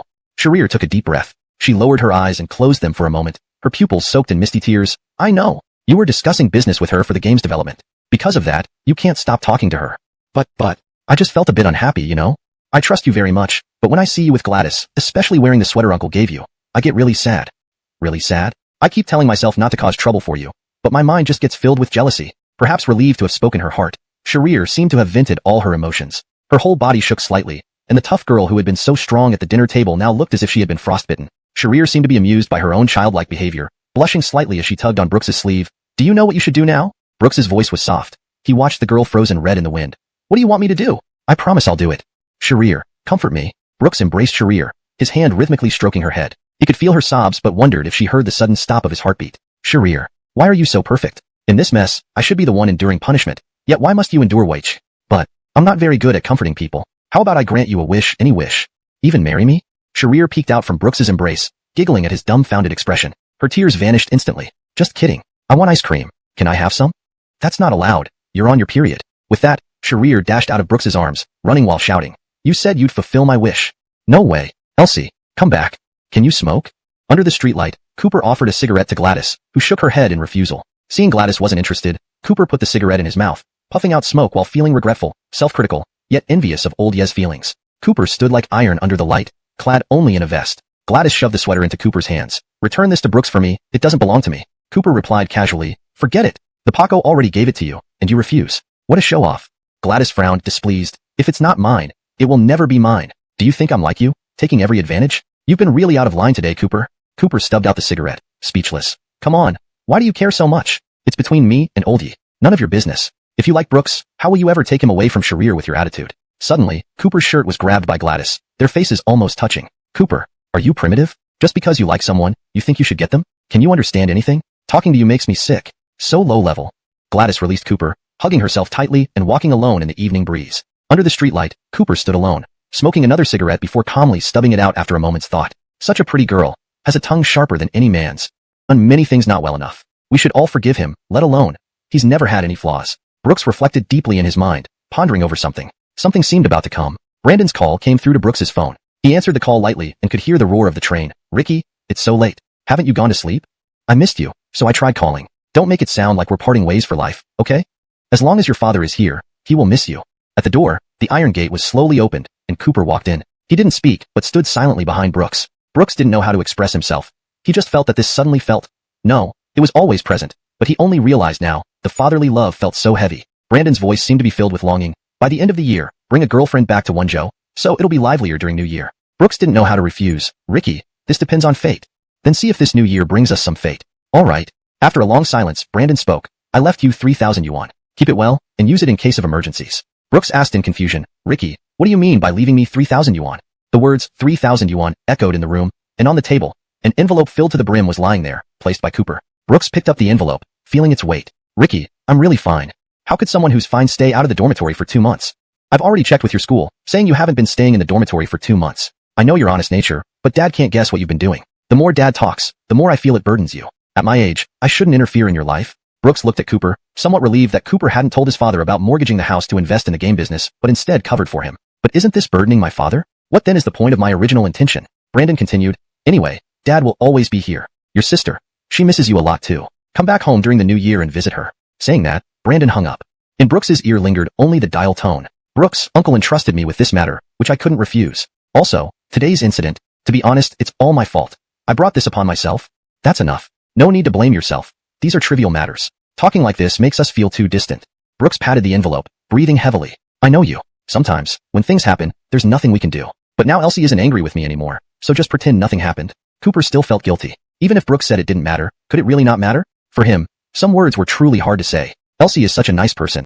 Much better than Alea in countless ways. At least she won't break your heart every day. Brooks nodded in agreement, but also replied, character sometimes is much more important than love at first sight. Looks, sometimes, are just the ticket to entry. We need to be more accurate in judging people. Brooks indirectly pointed out to Cooper, hinting at his current relationship with Abby, though he wasn't sure how far it had progressed. What do you think of Gladys? Gladys? Cooper snorted coldly. Forget it. She's just a lunatic. She just gave me a good scolding. So it must be that you were too arrogant. Cooper felt a bit guilty. Arrogant or not anyway, I have nothing to do with her. Brooks felt helpless. What a great girl she is. If she really gets messed up by someone like Cooper, oh God, is this really a waste of talent? Or maybe Dad, I can't just randomly pair people up like you do. Chapter 42. Could Brooks really be a god? Over the next few days, under Gladys's leadership, the entire propaganda department, with bloodshot eyes, was not only in perfect order, but also filled with an insatiable hunger for money. There was no other way, because what Brooks offered was truly too much. And thus, from small dormitories to large teaching buildings, even rumors circulated that someone dared to find the principal. This news almost made Brooks break into a sweat. For just 5 yuan, why would you risk your life for it? Since then, Art University was engulfed in a fruit ninja storm. What kind of game is this? Is it a pyramid scheme? No. Try it once, ha ha ha, it's addictive. OP. Fellow netizens, 300 points, impressive, or what? Garbage, I'm higher than you. Nonsense. Have the guts to show the same screenshot. Dog low score. I love bragging. Have the guts to challenge me offline. I'll hack you through the network cable. If it were real life, I think you're amazing, but unfortunately, this is just the comment section. In this vast mobile game market, the sudden appearance of Fruit Ninja was like a falling meteor. In just a few short days, Brooks saw this game spread virally across every corner of the university, its speed of expansion terrifying. And under Gladys's leadership, the game's download numbers skyrocketed. Now, it had surpassed 10,000 downloads. Moreover, thanks to the game's unique characteristics and creativity, it boasted an astounding 87% retention rate. This proved that Brooks's decision to ignite the game with 50,000 yuan as initial fuel was spot on. Because after the first push, Fruit Ninja had already entered the recommended list of the gaming platform. The latte on the table emitted a rich aroma. Brooks gently blew over the milk foam, sipping slowly. This cup of latte was prepared by Gladys according to his usual taste. Seeing such a large sum, especially for a college student like Gladys who hadn't seen much of the world, was quite astonishing. She shook her head and sighed. Brooks, you really surprised me. 50,000 yuan. So much money, and you hand it out so easily. Are your family very wealthy? Brooks denied it. On the contrary, we are struggling. After a brief moment of thought, Gladys spoke slowly. Isn't it precisely because of the struggle that you should proceed steadily? If this fails, can you bear the consequences?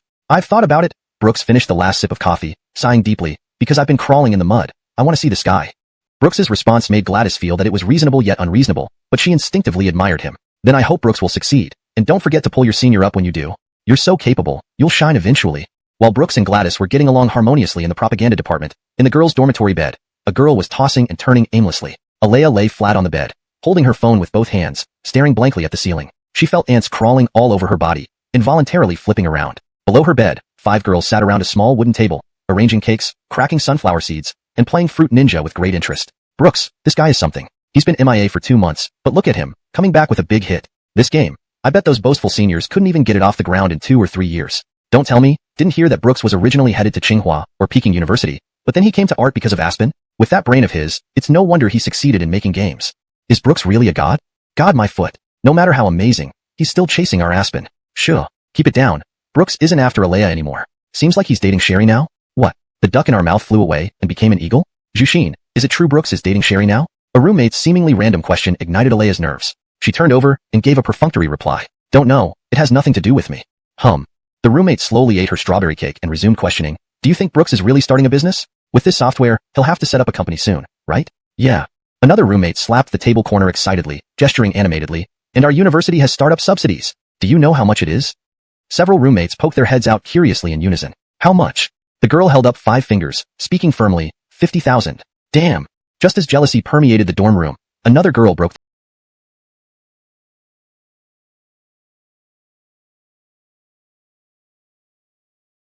Beneath these expressions, there were mocking glances exchanged one after another. The girl who had just been retorted by Alea wasn't someone with a good temper either. She put down the cake in her hand and stood arrogantly. Do you understand? And who was it that cried over Brooks before, questioning if he really didn't want her anymore? Isn't this just sour grapes? Alea's cheeks flushed red, and at this moment, her heart couldn't stop its tumult. But he used to chase after me. What does that have to do with you? Right. It has nothing to do with me, but is speaking the truth related to you? You. Facing the furious Alea, the girl continued her verbal attacks. If you ask me, Ilium's family is wealthy, and so is yours, making you two an ideal match. But don't you think if Brooks can create such a popular app now, he might start a decent company tomorrow? In the future, you two combined might not even match his success. Alea's lips quivered between her teeth, almost ready to break apart. She huffed coldly out of frustration, then wrapped herself in the blanket, burying her head into the dark cocoon of her bed. The incessant chatter below deeply pierced the heart of this princess. Every little memory she shared with Brooks was etched in her mind like a vivid painting. She tried to detach from it, yet no matter what, those memories clung onto her relentlessly, much like the song, Clocks Turning Back, impossible to shake off. In the past, the girls in the dorm would only talk about which senior boys were handsome, which ones they wanted to date, or which ones were richer after lights out. Without Brooks for 2 months, Alea felt extremely empty despite the daily gifts from Ilium. Although those expensive cosmetics and bags sat right before her, for some reason, they felt worthless. Her nights at the bar, immersed in extravagance and revelry, didn't pull her away from her memories of Brooks. Instead, they intensified her longing for the simple life she once shared with him. She missed sitting behind Brooks on his bicycle, studying together with him, having dinner with him. But now, these ordinary moments seemed so distant to Alea. Recently, with Gladys pushing Fruit Ninja across campus and its success in forums, Brooks had been discussed for days in the dorm. Previously, encouraged by Frida, Alea believed she had moved on, adopting an I don't care attitude towards everything. Brooks breaking up with her was just losing a dog-like admirer, wasn't it? Isn't life without someone constantly clinging to her wonderful? Freedom and casual relationships. Weren't those exactly what she wanted? But who knew that Brooks, during his absence, had managed to create a wildly popular game like Fruit Ninja? How could Alea not care? Buried under the blanket, she felt as if she were being torn apart, even though they never officially dated. Why did it feel like a breakup that tore her heart apart? Especially when she saw Brooks's growing success. Who didn't know that Brooks used to like Alea? Who didn't know that Brooks chased after Alea for years? Now it was over. Brooks had given up chasing her. Any news about Brooks in school turned Alea into the purest kind of loser. It was almost as if she could shout, "Everyone look at me." It was 11 o'clock. Alea usually would have been asleep by now, but she kept tossing and turning, unable to sleep. She absent-mindedly wiped away tears from her eyes, which had appeared sometime unnoticed. Tapping on her phone, she sent a text to Frida. Ching ching, why is Brooks suddenly so great now? Did I really choose wrong? Frida heard her phone vibrate twice and immediately replied upon seeing it was from Alea. Jasheen, what are you thinking again? Brooks just created a game. No big deal. What's the fuss about? I don't know. I just feel so sad and heartbroken, especially here in my chest, as if it's being crushed by 2 huge rocks. Oh, aren't you just feeling hurt by what they said? You took it seriously just because someone mentioned it? They also said Brooks spent 50,000 yuan on publicity. 50,000 yuan. If I were to spend 50,000 yuan on myself, I could spread my campus beauty fame to Tsinghua and Beida. Ching ching, is it really like that? Honey, of course it's true. With Brooks's mind, he can only mess around in our university. In my opinion, having money now is the real skill. Your family and Ilium's family are both so wealthy. That's a perfect match. Alea mulled over this, pondering deeply. Maybe it really was as Frida said, a simple game, with its current popularity solely due to spending 50,000 yuan, and perhaps it would fade away after some time. But for some reason, Alea still had an uneasy premonition. Ching ching, but I still feel somewhat depressed. What's there to be depressed about? Honey, think about it carefully. This is just Brooks using this as an experiment. College student entrepreneurship, isn't that very normal? Moreover, in IT, how easy is it to make a name for yourself? Ilium can easily buy a cosmetic store. Can Brooks do that? Once Brooks starts losing money, public opinion will surely turn against him. Listening to Frida's analysis, Alea gradually felt relieved. She felt the pressure in her chest slowly dissipating. She clutched the blanket tightly. Brooks, I'll wait and see how you beg me to help you when you end up with nothing but a mess, having wasted hundreds of thousands of yuan. However, even as Alea felt at ease, she still felt a lingering discomfort. Her heart felt as if pierced by a needle, throbbing with pain. She tossed and turned restlessly in bed. Tonight, at least for her, was bound to be sleepless. Chapter 44. As the spring festival approached, families of various clans in the mountain city gathered together. After a year of harvest, this was for the meeting in February. Ilium did the same. After spending 7,000 yuan on a bag for Alea, he returned home. Being the second son in the family, with the eldest son abroad and not returning immediately, it was natural that Ilium sat beside Flash, the current head of Shanbei Ceramics. Unlike his usual sharpness at the dinner table, Ilium, upon seeing his mother gesturing, fetched a bowl of lotus seed soup from the kitchen and placed it in front of Flash. Ricky, you haven't been well lately. I'll drink the wine for you later. This is Genevieve's lotus seed soup for you. Have it. Flash nodded and drank the soup under everyone's gaze. He rubbed between his eyebrows and waved his hand for others to eat. He looked somewhat worried, which Ilium noticed and said softly, Ricky, what did you talk about with Big Brother just now? You looked upset when you came back. Is it business? What good would it do talking to you? Ilium's sudden concern made Flash feel frustrated. What have you been doing all day at school? Don't tell me you don't know. You've never been as sensible as your brother since childhood. Even now, you're hanging out in bars and among women all day long. How can I have the mind to talk about business with you? Flash spoke very lowly. 2 or 3 years. For companies, the transition would take even longer. To achieve rapid transformation, one needed to seize the opportunity quickly. However, self-media and literature required a lot of content accumulation, and instant messaging had significant risks and uncertainties beyond control. But games? This area seemed relatively blank. What games do you play now? Flash thought and added, preferably something new, with little influence, like those small studio games. Ricky wants to explore this field.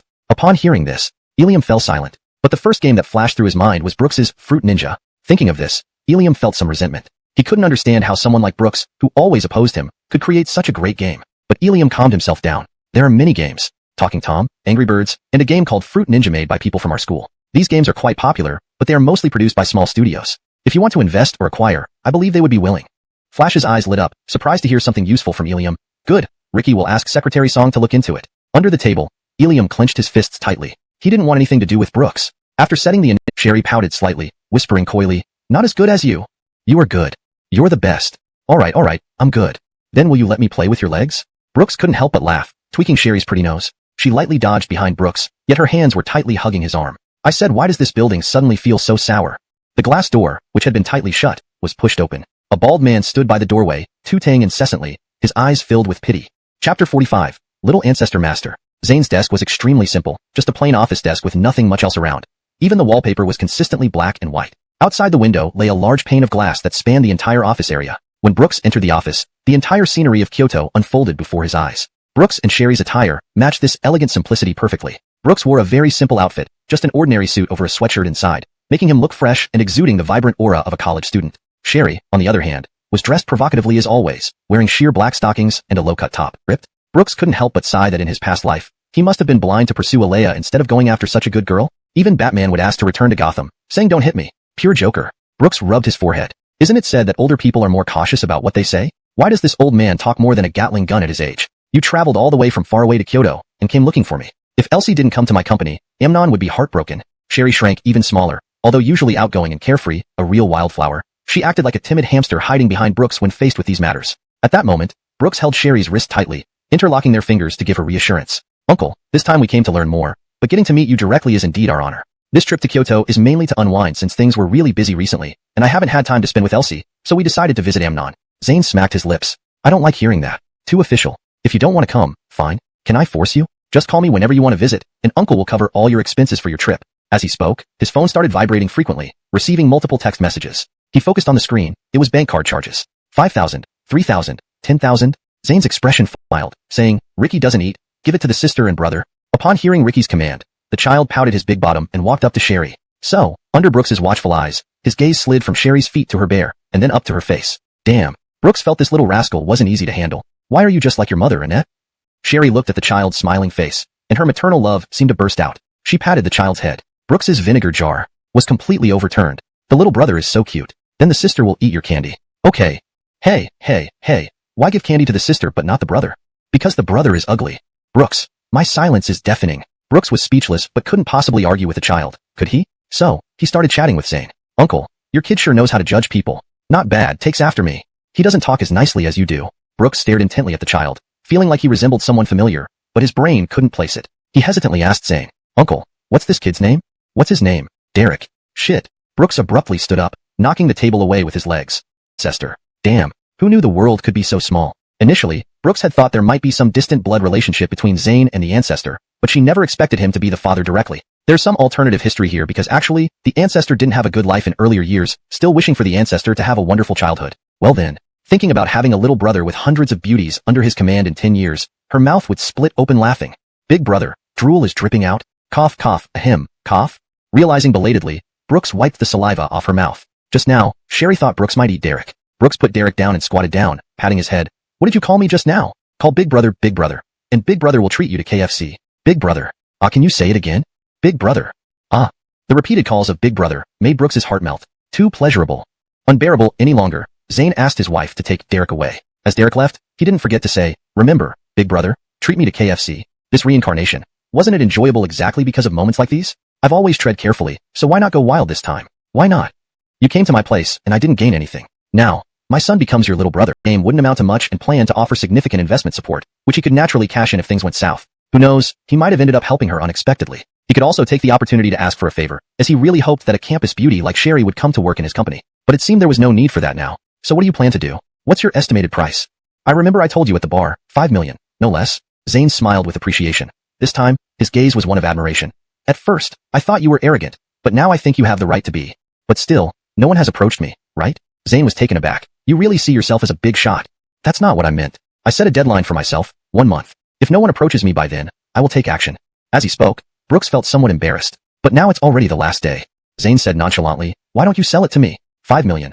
I'll cover all costs. How about it? Brooks shook his head. That won't be necessary. This game may be worth 5 million, or may not be. It's complicated to explain in detail, but I can't sell it to you since I've become your son's sworn brother. Would it look like I'm taking advantage of you? Zane laughed heartily, extending one finger like gently, pointing at Brooks. You're quite honest. In the office, Brooks exhaled heavily. 30 days, they went by so fast. If things continued like this, he would really have to discuss the price with some companies. What a twisty and winding road. Brooks pondered, but just then, the phone on his waist rang. It was an unfamiliar number. For that reason, Brooks answered the call hesitantly yet somewhat suspiciously. Hello, is this Mr. Brooks? Chapter 47. I don't have the big balls for that. Mr. Brooks, hello, Irvin. Mr. Brooks, hello, I am Gerhard, the vice president of Nokia Mobile Phone Company. Hello, nice to meet both of you.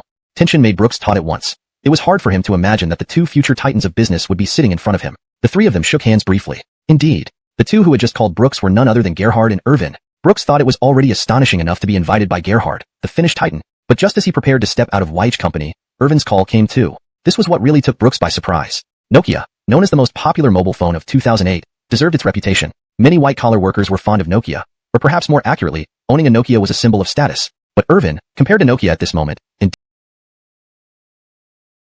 indeed seemed somewhat strained. Undeniably, Irvin was destined for great accomplishments in the future. As the founder of Xiaomi Company, he would later disrupt the future mobile phone market with ultra-low prices. But Irvin had not yet reached that level at this point. Close to 40, his net worth was over 100 million. But everyone always wanted more money. Kingsoft Technology was successful enough, wasn't it? Yet compared to those business giants, it still fell short. Finding Brooks to buy Fruit Ninja showed that this Mr. 3Q had already sensed the potential of the future mobile phone market. Thinking about it now, Irvin's Xiaomi in the future was truly intimidating. When Apple, Bubugao, Nokia, Samsung, and others typically priced their phones in the thousands, this late bloomer caused waves with the low price of Xiaomi, just when people expected another outrageously expensive smartphone to hit the market. The screen at the press conference displayed a strikingly modest 1,999 yuan. Breaking conventions with this price allowed Irvin to take a unique path. Calling him a troublemaker might be apt, but how many troublemakers can enter the ranks of the world's top 500 companies? Not so many. Of course, the future is one thing, and the present is another. The present Irvin was still figuring out his path forward. This gathering was arranged by Gerhard. Although he was Finnish, Brooks felt his down-to-earth nature. Gerhard whispered something to his secretary, and then waiters served dozens of dishes, completely filling the table, giving Brooks this junior enough face. Mr. Brooks, would you like to eat first? No need, it's not late yet. Mr. Gerhard, just follow your lead. But the next moment, a rumbling sound came from the dinner table. It wasn't Brooks but Sherry. Brooks, I'm not hungry, but my stomach is, Sherry said pitifully from the side. This prompted Irvin and Gerhard to exchange smiles. Don't be formal. We're here not only for business but also for a good chat. You young people don't need to be as stiff as us. Brooks raised a glass of liquor and stood up politely. Excuse me, everyone. Downing the glass, the spicy sensation spread through Brooks's throat instantly. Young man, drinking that way, impressive. I like it. Taking advantage of his tipsiness, Brooks responded candidly. This liquor is to toast elders. By age and seniority, you are all the same age as my father. I even recognized a brother of my father's generation as my little brother. Isn't this funny? We don't have children we could claim as brothers with you. I don't have the big balls for that. After several rounds of drinks, the atmosphere in the room gradually became cordial. Under Brooks's protection, Sherry did not drink a single drop of wine, just eating quietly on the side. This was her first time feeling unprecedented safety with Brooks. As the meal progressed, Gerhard got straight to the point. Brooks, after talking for so long, we have roughly understood each other. Since Mr. Irvin and I contacted you and you agreed to come, it shows that you indeed have an interest in selling the game. But I'm curious, what is your estimated price for this game? In fact, they had all drunk quite a lot, especially Brooks, who used some tricks to dodge much of the alcohol. Men need certain skills to navigate the world. Gerhard and Irvin were slightly tipsy, while Brooks appeared a bit flushed but wasn't actually drunk. A little intoxicated look could sometimes be useful. Brooks spoke in a slightly slurred tone. All right, old AI, let's talk price twice. If we're satisfied, we close the deal. Gerhard was taken aback. This kid was indeed sharp. Negotiating prices twice would significantly increase the pressure of the deal. After much thought, Gerhard's fingers tapped on the table countless times before he finally spoke. Okay, Brooks, you know that Nokia has great value in today's Chinese market. But with our company's massive scale, we are very selective about games. We need to assess how much value a game can bring us. So I think 2.5. Brooks rolled his eyes inwardly. 2.5.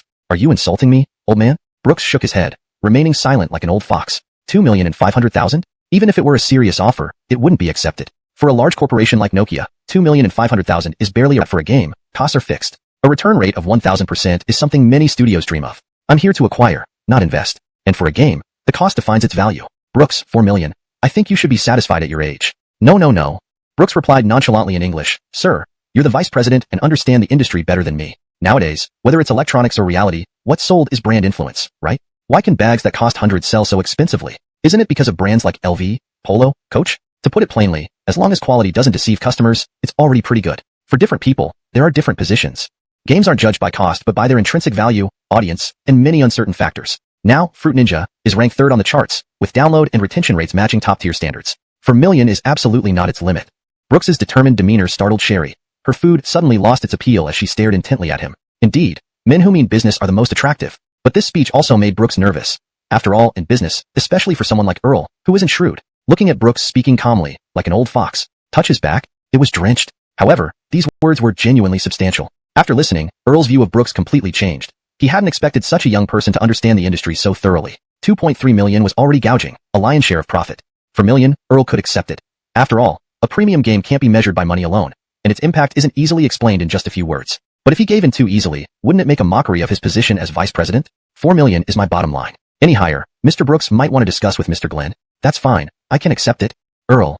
Brooks's illogical response left Earl speechless. What was this? Trying to defeat the master with a wild punch? But now, Earl was determined to acquire Brooks's game. Glenn's arrival was merely an additive to today's banquet. In terms of strength, how could Glenn possibly challenge Nokia? Besides, Glenn had never ventured into the gaming industry, let alone risking 5.3 million for a game. I'm willing to pay 5.3 million for your game, Anton. Earl, ?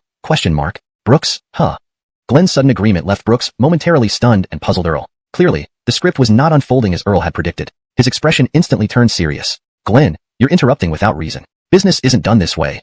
Glenn laughed heartily. In business, the highest bidder wins. Besides, I think this game is great and has a bright future. I'm willing to take the risk. Brooks's eyes immediately sharpened. Actually, whether it was Earl or Glenn, it didn't matter. His goal was simply to sell the game for a higher price. Since the game's future profits had nothing to do with him, maximizing current benefits was key. 5.3 million. This price? Brooks's lips curved slightly. Clearly, he was now in the perfect position to watch them compete. Earl, weren't you being tough earlier? Why not keep it up now? What the heck? If Mr. AI still disagrees, then I'll make the first move, shall I? Earl's eyes narrowed, seemingly displeased. 4 million is the price set by headquarters. I can't act independently. 5.3 million would require returning to the company. It's difficult to negotiate. Well then, Anton, why not sell it to me? Selling it to anyone is selling, right? Brooks chuckled. When can we finalize the contract? Tomorrow. Deal. Speaking, Brooks smiled at Earl. Sir, time waits for no man. I'm a bit hot-tempered and always eager to get things done quickly, even physiologically. Brooks's unkempt joke made both men chuckle. Earl joined in teasingly. Well, not physiologically. You already have such an attractive girlfriend. You should really practice more. This remark made Sherry's ears turn red as she quietly ate her meal. Brooks immediately put his arm around Sherry, their heads leaning on each other. Then I guess I really need to practice more. With the deal settled, the dinner atmosphere became harmonious. For Earl, a game was truly of little significance. Frankly speaking, Fruit Ninja had good development potential, but it still fell short compared to many top-tier games. But its strength lay in its short initial cycle and striking impact. During the dinner, Earl received a call from headquarters and left early. Left behind was Glenn, who was nearly 2 decades older than Brooks. In the room, Glenn, slightly tipsy, sat beside Brooks. Ye lad, business is tough these days. But buying your game today, I feel really satisfied. Brooks smiled faintly. Big brother, you're joking. In business, nothing happens overnight. I believe your future will be very promising. The two exchanged smiles, clinked their wine glasses, and drank to the bottom. Only a hint of melancholy lingered in Glenn's eyes. The market is hard. I've been thinking of transitioning. Otherwise, I wouldn't have taken an interest in your game. I'm straightforward. You have the guts, big brother. Impressive. Glenn nodded approvingly. But now, I feel a bit at a loss. It's a strange feeling, hard to describe. My Jinshan technology can't even compare to Alibaba's fraction. I'm just a small-time billionaire. Brooks's lips twitched involuntarily. A billionaire calling himself a bumpkin? Your humility is reaching new heights. Want to get into phones, but I don't really have any ideas. Glenn shook his head helplessly, then felt Brooks's hand on his shoulder. Old brother, I have a plan. Chapter 49. The gears of fate begin to turn. Brennan drank the wine reluctantly, his eyes flashing with ambition. He couldn't help but sigh in relief. You're just a kid, and you've managed to create such a game. You're already far ahead of many others at the starting line. But this unpredictable and ever-changing industry of smartphones, how can it be summed up by just one plan? Brooks shook his head. The two men seemed like close friends despite their age difference as they leaned in toward each other. Since we're both here at the table and you have nothing else to do, why don't you hear me out? Who knows, it might inspire you. Brennan shook his head with a chuckle, placing his hand on Brooks's thigh. Despite being about 20 years older, Brennan no longer regarded this boy as a junior because of that single game. All right, Anton, tell me about your so-called plan. Brooks stood up dramatically and turned to Sherry. Elsie, what do you think of today's phones? Sherry was startled for a moment, pointing at herself. You're asking me? The girl thought for a while. To me, all these phones feel pretty much the same. They get the job done, watching videos, making calls, sending messages. Without these functions, they're just bricks. And yet, they're so expensive. Right. Expensive. Brooks finished the wine in one gulp and shouted loudly, his face flushed. The entire phone market is now in its peak phase, a peak of prices. Standing up straight, he gestured widely in the air. A phone costs $3,000 to $4,000 at minimum. High-end brands like Nokia are even more exorbitant, reaching $6,000 to $7,000, or even close to $10,000. But you must know, Brother Irvin, such a price could consume half a year's savings of an average family. Do you think it's too expensive? Brennan nodded deeply, agreeing with Brooks. The current phone prices are indeed high. Take my Samsung. I spent around 4,000 yuan on it. That's manageable for me, but for most families, it's very hard to afford. As he spoke, Brennan's brows furrowed slightly, a glimmer of inspiration flickering in his eyes. Brooks noticed Brennan's contemplation and suddenly remembered that Xiaomi didn't exist yet at this time. Even Brennan hadn't clearly defined Xiaomi's market positioning for the future. Brooks certainly wasn't speaking without a motive. Even if Brennan hadn't thought of it now, following the timeline, he would eventually establish Xiaomi. It was just a matter of time. Brooks was merely accelerating Brennan's ideas by a few years, gaining some goodwill in return. Seeing that Brennan had started to grasp the idea, Brooks decided to fully plant the seeds of Brennan's future thoughts. Think about it, Brother Irvin. Even someone like you, a billionaire, finds phones expensive. Imagine how young people and seniors feel. In my view, the principle of selling at low margins but high volume applies to every industry, from cars down to clothing and shoes. There will always be a brand willing to sell at low margins to maximize sales. At present, no one in the phone market wants to let go of this profitable pie. But if there were a phone aiming for only a 10% or even 5% profit margin, focusing on offering the best value for money and targeting the mass market, making sure everyone could afford it, I believe, that brand would become the biggest bomb in the future smartphone market. Bang! Brennan slammed the wine glass onto the table forcefully, causing visible cracks to appear. Sherry worried that Brennan might be acting drunk and pulled Brooks back. But then Brennan placed both hands on Brooks's shoulders, his eyes brimming with tears. Anton, I admire you. Letting go of Brooks, Brennan switched to a large cup, filled it with white wine, and finished it in one shot. Brooks felt a pang of concern. Drinking so much at once could be hard on his body at his age, compounded by trade wars, which significantly impacted China's business environment. But it was rather ironic. Some people criticized Huawei for its high prices, while others critiqued Xiaomi's build quality based on its price. Sometimes, the online trolls attacked targets unimaginable. Both were excellent brands, yet they faced constant disparagement. Constructive criticism could be taken lightly, like jokes about battery life dropping within 10 minutes, right? Brooks felt that. You can choose not to use them, but you have no right to criticize them. On a broader level, Brooks hoped he could contribute to national development, though people tend to prioritize personal gains. It's hard to achieve great ambitions when you're barely surviving yourself. But clearly, Brennan was enlightened at this moment. As for the favor, for someone who donated 1.3 billion to his alma mater, its value far exceeded monetary terms. A moment later, Brennan silently took out his phone. Anton, let's exchange numbers so we can stay in touch. For a moment, Brooks didn't react. Brennan wanted his phone number? Seeing Brooks's hesitation, Brennan took Brooks's phone himself, thankfully without a password, and entered his number into the iPhone 3. Done. Today was lucky to meet someone like you. Brennan handed the phone back to Brooks. At that moment, Brooks felt an unprecedented heaviness. Indeed, I'm 19. Haha, I thought you were quite young, but seeing the game's achievements made me estimate your age as a few years older, feeling like you're 26 or 27. Brooks playfully glared at Yuri. That old-looking, huh? Yuri looked at Brooks with some nostalgia, having earned his first million in college himself. This junior's boldness reminded him a lot of himself. Let's go sign the contract. The contract? Brooks was a little puzzled. Didn't you say we could only sign it tomorrow afternoon? Yuri grinned slyly, like an old fox. Why so many silly rules? Who's the boss here? Them or me? I said that because Gerhard was around and needed to save face by being polite. They exchanged glances and shared a knowing smile. I think you're the real cunning one here. You little rascal, you've got a bad heart too.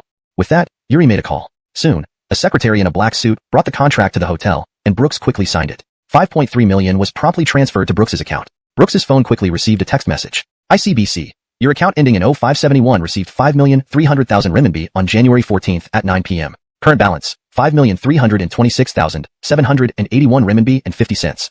Brooks was surprised as he checked his account balance. What about taxes? He glanced at Yuri standing by the window. They exchanged a look, understanding each other's thoughts. But Yuri put a finger to his lips, signaling Brooks not to speak. Time is almost up. Anton, let's meet again next time. Brooks led Sherry in a respectful bow to Yuri. Big brother Irvin, Brooks is taking leave now. Goodbye. Brooks and Sherry disappeared from the hotel, leaving the manager in black standing beside Yuri. 5.3 million. Irvin big head. You really splashed out? Why not? Isn't the value of this game clear to you? I see you've taken a liking to those two young folks. This caught your eye, Jaden? Not bad for old eyes. But that boy is indeed talented. I appreciate him a lot. If there's an opportunity in the future, I'll bring him into my company. Jaden, the manager of Meizu, noticed Yuri's smile out of the corner of his eye. Your company? Decided already?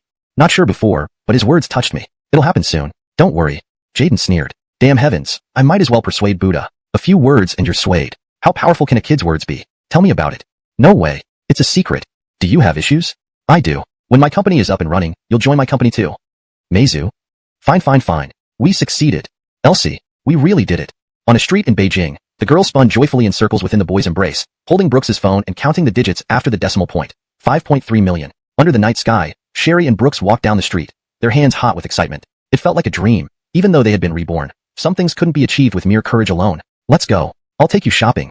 Brooks tightened his grip on Sherry's hand, looking at the mall not far away. Sherry had endured so much hardship with him, and Brooks was determined to buy her something as compensation. But just as Brooks took half a step forward, Sherry hesitated and didn't move. Brooks slowly turned his head and looked at Sherry, whose face was expressionless yet tinged with a blush, making her look irresistibly kissable. He gently asked, "What's wrong?"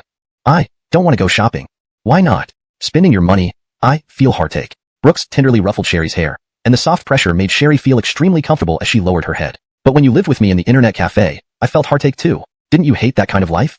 "No." Sherry blurted out without hesitation.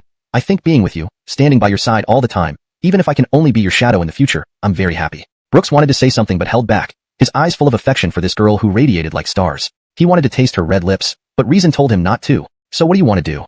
"Do, Brooks?" Sherry hesitated for a moment. "There are many things we can do, like enjoying nature. Not all happiness can be bought with money, though having money is better. But right now, I want to hear you sing." Brooks raised an eyebrow. He could imagine Sherry asking him to do many things, but he never thought she would ask him to sing. "What do you want me to sing?" Sherry lowered her head, poking two fingers together. Little Ching Long. Chapter 51.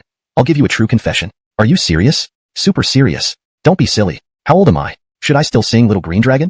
"Why not?" Sharir sprinted forward, pulling Brooks by the wrist toward the moat. She cupped her hands to her mouth like a megaphone. "I have horns on my head. I have a tail behind me. No one knows how many secrets I have. I'm a little green dragon. Little green dragon. I have so many little secrets. Lots and lots of little secrets." The winter cold stung bone deep.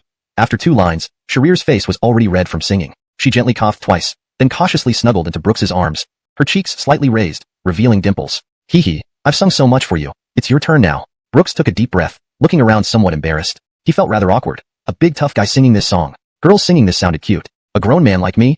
People might think I'm some college student driven mad by advanced math. Sharir pinched Brooks's waist and pouted. "Brother, not singing means something's bothering you?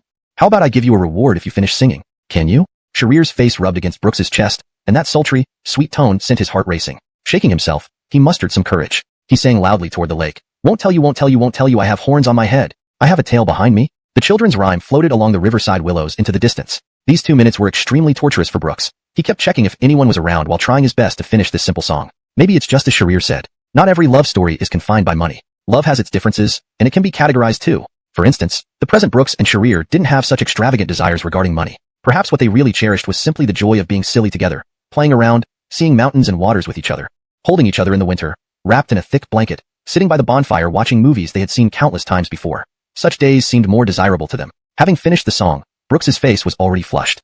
But the next sentence made him freeze momentarily. Not only him, Sharir's eyes welled up too, but she extended 2 slender fingers toward Brooks. After a pause, Brooks asked uncertainly, "Do you want a cigarette from me?" "Yes. Don't you think it would be relaxing to smoke in this atmosphere?" "No, I hardly smoke anymore. Why should you?" "Then let's smoke together." After Brooks refused, Sharir pinched his waist, causing him intense pain. Brooks frowned, realizing Sharir was serious this time. "You're acting like you're the one who's drunk. Elsier, are you making trouble?" Sharir did not let go of me but instead held on tighter. "What right do you have to lecture me? You were the same way when you got drunk that time." Hey, don't slander me. I've never had a drink in front of you." "But Cooper has seen it." Brooks smiled helplessly. "I'm a guy and you're a girl. I can walk down the street and pee with my shorts off. Can you?" "Why can't I?" Sharir's face was red as she argued with Brooks. Brooks bit his lip and silently took off his coat, covering Sharir's legs, leaving himself in just a thin shirt in the 3 degrees below zero weather. "Elsier, stop fooling around. You're really drunk." Just as Brooks started to get up, Sharir held him tightly, preventing him from leaving her side by even an inch. Her eyes were wet, and her voice choked. "The more you like someone, the more you want to be like them. I want to drink like him, smoke like him, act like he does." The cold wind snapped Brooks back to reality. He was absolutely sure that even if he jumped into an ice cellar, he wouldn't be more ching-ching than he was now. So, Brooks heard correctly and remained motionless, letting Sharir's words echo over and over in his ears. But then Sharir pulled him forcefully, closing the distance between their bodies. Brooks vaguely felt a hard object, recognizing it as a cheap bottle of Jiang Xiaobai. Now Sharir no longer lay spread-eagled like before. Instead, she curled up like a cat seeking warmth in the woods. She wrapped her arms around Brooks's chest, huddling close, breathing unevenly. "Brooks, I really like you." The wind by the river seemed to freeze, as if both Sharir and I were waiting for an answer. I was searching, I was thinking. "Elsier, you shouldn't confess to me like this." But Sharir turned her head, smoothing her disheveled hair, unsure if she regretted saying those words. Confessions should be a beginning, not a climax. But Sharir seemed to believe this was the first failure, wanting to pull away from Brooks. "Brooks, let's go back." Sharir's body struggled to break free, but Brooks didn't let go. He could feel Sharir's hot breath through his chest, trembling, and he trembled even more. He didn't know if it was because the wind was too cold or something else, but he knew his heart's answer was clear. Elsier, come back home with me for the new year. I'll give you a true confession.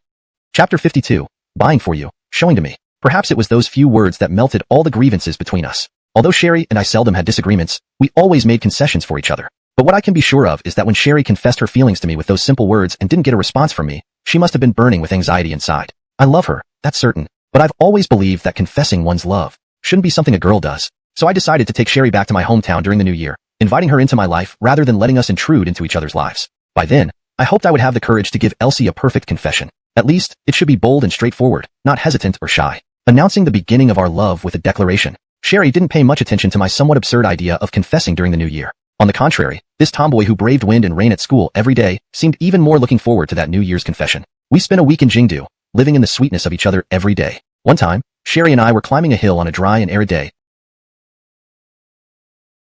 Ill. So am I. If I wasn't, would I be sticking to you every day?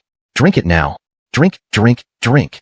That ordinary bowl of ginger soup felt like it poured straight into my brain. Though simple, it had its own charm. I often recalled this bowl of ginger soup in my dreams, as if it nourished my wounded heart, the only ray of sunshine after a storm. Only then did I realize how wonderful it was to be loved by someone. Soon, the two of us returned to Shancheng and our university. After landing, Brooks and Sherry dropped off their luggage at the internet cafe they had rented out for a day and headed back to campus to register. It was very cold, so Brooks ordered Sherry a hot drink but didn't drink any himself. Yet, after piercing the lid with a straw, Sherry gave the first sip to Brooks. On the surface, Brooks remained calm, but deep down, he felt happier than anyone else. Sherry enjoyed her drink while holding Brooks's hand, bouncing down the road like a little rabbit. Her hands were soft and delicate, yet this tiny hand could smash a keyboard with one slap. Brooks couldn't understand it, couldn't make sense of it. Walking through the city, they arrived hand in hand at Guanyin Bridge. Shancheng is hilly, and such landscapes are unique, offering breathtaking views of winding mountain paths. In this picturesque yet romantic city, the two floated into the mall. The bright lights of the mall made Sherry as excited as a glowing little teddy dog, just short of barking. They came to prepare for the new year, because returning home empty-handed was out of the question. Her father traveled 1,600 kilometers by train, giving her 2 extremely warm sweaters and assuming she was struggling financially, handed over 3,000 yuan to Brooks. Moreover, back in the hometown, his father shared a rental with another family, a middle-aged widow. But in Brooks's memory from his previous life, she and his father had one extremely unified quality, simplicity. She was also very polite to his father, so it made perfect sense to bring some gifts for such a family. After hurriedly buying New Year's goods, the two did not leave but instead walked to the 4th floor, a floor dedicated to luxury brands. Just as they stepped onto the elevator, Sherry squinted her eyes and warily tugged at Brooks's shirt corner. What are you up to? Speak. Brooks shrugged and grinned. Don't worry, I'm not thinking of buying anything for you. Just for myself? Sherry crossed her arms and laughed sarcastically. Wasteful. Brooks smiled helplessly. He instinctively extended an arm, and Sherry, being stubborn, took 2 steps back before finally compromising and linking arms with him. It was this very stubbornness that made Sherry seem even more adorable to Brooks. However, as they walked, Sherry began to feel something wasn't right. On the storefront, 4 big characters were written, Valentino. So this is what you meant by buying something for yourself? Yeah. Oh, you wear stockings? Of course not, they're for you. Bang. Without saying a word, Sherry smacked Brooks on the forehead twice, making him cry out in pain. All right, Brooks, you've learned to lie to me now. Didn't you say you wouldn't buy me anything? Brooks looked very bitter and seriously deceived. Yes, yes, yes, they're for you, but for me to see. You want to die. Brooks blushed furiously. But isn't this perfectly reasonable? Chapter 53. Absolutely not thinking about that. Half an hour ago, at Valentino. Ilium, do these heels look good on me? On the sofa, Ilium had his leg crossed, gazing at Alea's pair of jade-like feet with lingering interest, especially those encased in white stockings, which made Ilium instinctively shield a part of himself that was standing to attention. Before Ilium could respond, Frida beside him spoke up first. My goodness, Jushin, these stilettos suit you perfectly. They're so beautiful. As she said this, Frida looked at Ilium with some envy, wishing she could find a wealthy boyfriend someday too. But Ilium remained expressionless because he had seen the price tag early on. F***K. These heels cost 13,000 yuan a pair. I'd be out of my mind to spend 13,000 on making a woman happy. Ilium, why aren't you saying anything? The salesgirl remained respectful as usual, since Ilium's attire clearly indicated he was from a wealthy family. One glance at his suit told her it was bespoke. So, buying these 13,000 yuan heels would definitely not be a problem for him. However, having the means and actually wanting to buy were 2 different matters. Ilium took a sip of the medium-grade wine specially provided by the store and said in a displeased tone, I think the 2,000 yuan ones are prettier. It wasn't just about aesthetics because 13,000 was really damn expensive. Looking at the heels, Ilium felt increasingly unhappy. Stockings and lingerie could be pricey, and he could live with that since they would all eventually belong to him. But selling stilettos at such a high price was pure madness. Am I going to walk in them when I go out? Nonsense. Alea pursed her lips, feeling somewhat reluctant. She put on a sweet voice and leaned against Ilium's shoulder, sitting on the sofa. But I really want these. Who is buying for whom here? Me. Alea was speechless, utterly at a loss for words. Suddenly, the shop assistant and Frida both felt a bit awkward. Without waiting for either of them to say anything, Ilium stood up and said, "Wrap up those 2,000 yuan heels and the 3,000 yuan stockings for me." The shop assistant nodded slightly but cursed inwardly 1,000 times. After all, Alea had tried on pairs ranging from 2,000 to 10,000, and now, she was only buying the cheaper ones? Trying to act rich without the means. The shop assistant reluctantly packaged the items worth less than half the original pair's value and handed them to Frida. Alea was also deeply disappointed, stamping her foot irritably, wishing she could slap Ilium. "Your thoughts aren't pure. So, treat me as impure then." At the same time Alea was shopping, Brooks brought Sherry into the store carelessly. Initially resistant to Brooks spending money on her, Sherry's eyes sparkled as soon as she saw the rows of high heels and stockings. No woman can resist Valentino or Balenciaga, let alone men. From a distance, the shop assistant could see the two of them, but seeing how young they were, both seemed under 20. Her enthusiasm to sell diminished significantly. "Don't just stand there. Hurry and attend to the customers." Two female staff members pushed each other at the front desk. "Forget it. I've been standing all day. I'm exhausted. If I keep chatting with them like the last person, I'll end up getting nothing or just the cheapest items." An older woman smiled. "Why think that way? At your age, coming here is all about interacting with people. If you don't have the skills, even if someone is rich, you won't make the sale and get paid. Forget it, sis. Just look at them. College students, obviously. Back in college, we wouldn't even dare to step into places like this. Why not try? You never know. They might surprise you. Look how pretty that girl is. Forget it. You go, sis. I'm tired. Need a break." The woman sighed. "All right, take a break. I'll handle it." She walked over to the duo with a professional smile. "May I assist you with something?" Brooks, much like Ilium earlier, sat on the sofa, his posture eerily similar to the man who had just left, immediately reminding the observing shop assistant of some unpleasant memories. Another wannabe rich guy. The shop assistant clicked her tongue and pulled out her phone. Ready for some entertainment? Brooks glanced around and indeed, Valentino was no ordinary place. Each pair of heels looked luxurious, but if they were going to buy, they would only buy the best. Brooks did not want Sherry wearing Valentino while still being talked about, having bought a good brand but choosing the cheapest ones. He could disregard his own image, but he wouldn't allow that for the girl he liked. Brooks said politely, "You're the salesperson and you know better than me. Please pick out a few suitable pairs. Price isn't an issue. If my lover looks good in them, fine." "Alright, so you've been plotting this all along."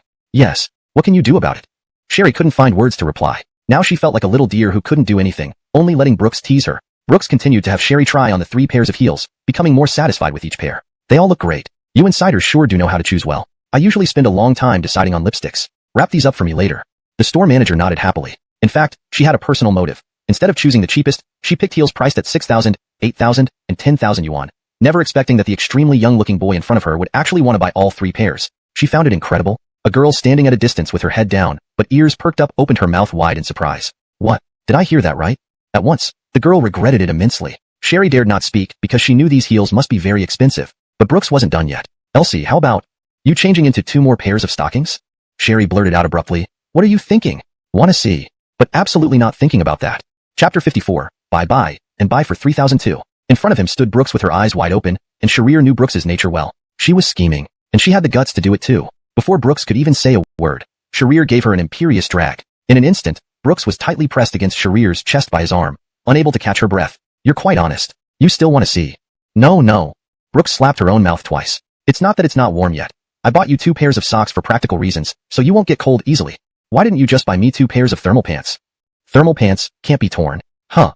Brooks hung around for a moment, then quickly shut her mouth. Jokes were okay, but buying stockings was serious business. She immediately picked out over 10 pairs of stockings of various kinds from the store. All sorts, white, black, seductive, leopard print. There was everything available. Looking at these stockings, Brooks was already daydreaming about embracing a better life. "Why are you buying so many stockings?" Sharir pouted, looking like a little bitter gourd. Brooks patted her head teasingly. "Can you have too many clothes? How about I buy you some more clothes?" Sharir turned her eyes, thinking for a moment. "I guess. I really don't have any spring clothes." Talking about clothes made Sharir feel somewhat sentimental. Brooks knew that since Sharir had cut ties with her family, she had no living expenses, let alone money for beautiful clothes. Even if she worked, luxury items were still out of reach for her. So Brooks decided inwardly to make sure Sharir had a good time shopping. With just an hour left before closing at 9:30, Brooks grabbed Sharir's hand and ran like a dazed, obedient Samoyed. They went on a frenzied shopping spree. "Salesperson, we'll take this one. Buy. Even for 3,000. Brooks had become a purebred errand runner, weighed down by large and small packages. Although none of the clothes were his, this scene reminded him of shopping with Alea in the past. But now he wasn't just an errand runner. It was different now. Though tired, his heart felt content. Both Brooks and Sharir were carrying heavy bags. Sharir looked up at the ceiling, then glanced at the bags in her hands, feeling soft inside because, ever since breaking up with her mother, she hadn't shopped without restraint like this for a long time. Seeing Sharir's silence, Brooks seemed to understand what the girl was thinking. He stayed quiet, letting her process the mixed feelings herself. Some things, some emotions, should not be interfered with. Give her space to think, because these moments aren't coincidental but necessary. While walking through the mall with Sharir, Brooks's gaze lingered on a ROG specialty store. That kid Cooper's computer has been working for me for 2 months straight and keeping track of my graphic design progress tightly. He deserves a gift. Saying that, Brooks entered the store and ordered a top-of-the-line ROG laptop. Brooks once told Cooper that as long as he did a good job, he wouldn't be shortchanged. Perhaps Cooper thought Brooks was just blowing smoke, but in fact, Brooks meant it. Good friends would do anything for each other, wouldn't they? But maybe Cooper never expected. Brooks took it seriously. Carrying the laptop, Brooks enjoyed the time spent with Sharir. The two stumbled around, unsure whether it was the weight of the clothes or Sharir's mischief that caused them to drift back and forth, playfully engaging with each other. Simple, childish, yet Brooks was willing to be childish with Sharir. The air was filled with love as they moved through the floors, oblivious to others' gazes, immersed in their own world. Sharir's big eyes lingered on a candy-coated haw vendor. Quick to react, Brooks caught this cue, stopped, and soon returned with a stick of candy-coated haw for Sharir. Lost in her own world, Sharir hadn't realized Brooks had gone to buy her some candy-coated haw. Suddenly, she stumbled right into Brooks's arms. She blinked, looking at the candy-coated haw in Brooks's hand in surprise. For you. Sharir quickly snatched the candy-coated haw from Brooks's hand like a child. She wanted to taste this extraordinary sweetness, but just as she was about to take a bite, she paused and unexpectedly placed the candy-coated haw into Brooks's mouth. You go first. Brooks gave an amused smile and took that first bite of the candy-coated haw, which shouldn't have belonged to him. Is it sweet? Not very sweet usually, but since you fed me, it is indeed much sweeter. Sharir grinned, showing 2 little fangs, her bright eyes narrowing into slits. The candy-coated haw wasn't sweet in itself, but because it came from Brooks, it definitely was. She happily looped her arm with Brooks's, feeling lighthearted despite the heavy bags in her hands. The happier Sharir was, the sweeter Brooks's heart became. But just then, a surprised voice seemed to come from behind Brooks. Brooks? What are you doing here too?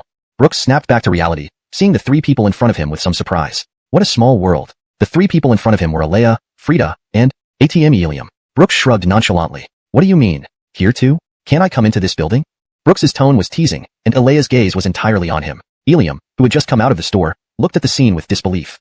But Frida's eyes were focused on the big and small packages in Brooks's hands. She scrutinized the brands on the packaging. Her eyes finally landed on a pair of high heels. Jushin, aren't those the shoes you wanted to buy just now? Chapter 55, Can't shoot, but can play airplane. Alea hastily withdrew her gaze from Brooks's face and focused on the pair of Valentino heels she had been dreaming about. Those were the very shoes priced over 10,000, which Ilium refused to buy for her. She felt somewhat resentful. While she might have lost face in front of Brooks before, today with Frida and Ilium present, she was confident she wouldn't lose any face. So, Alea raised her proud arm, just like a swan. Seeing Alea's arrogant demeanor, Sherry, standing behind Brooks, immediately flared up. The candy skewer in her mouth suddenly tasted less sweet, and she let out a light hum. In this hidden, danger-filled battlefield, only the dead money lover Frida couldn't take her eyes off the luxury items in Brooks's hands, almost getting excited. Brooks, how did you buy so much? Did you buy all these yourself? Brooks said nonchalantly, not much, it's spring now. I just bought a few things for my girlfriend. Besides, do I have anyone else around me? Frida subconsciously bit down on her molars, as she knew from constantly browsing shopping forums that she could instantly judge the value of luxury goods. But Ilium, who was strolling over, snorted disdainfully. There are actually people who love to put on airs without any talent. Ilium's voice was low, seemingly ignoring Brooks, yet Brooks, with his excellent hearing, caught every word. Brooks wasn't foolish. Even if he heard, there was no need to quarrel here. Instead, he responded casually. Since we're here coincidentally, why don't we go downstairs and play that?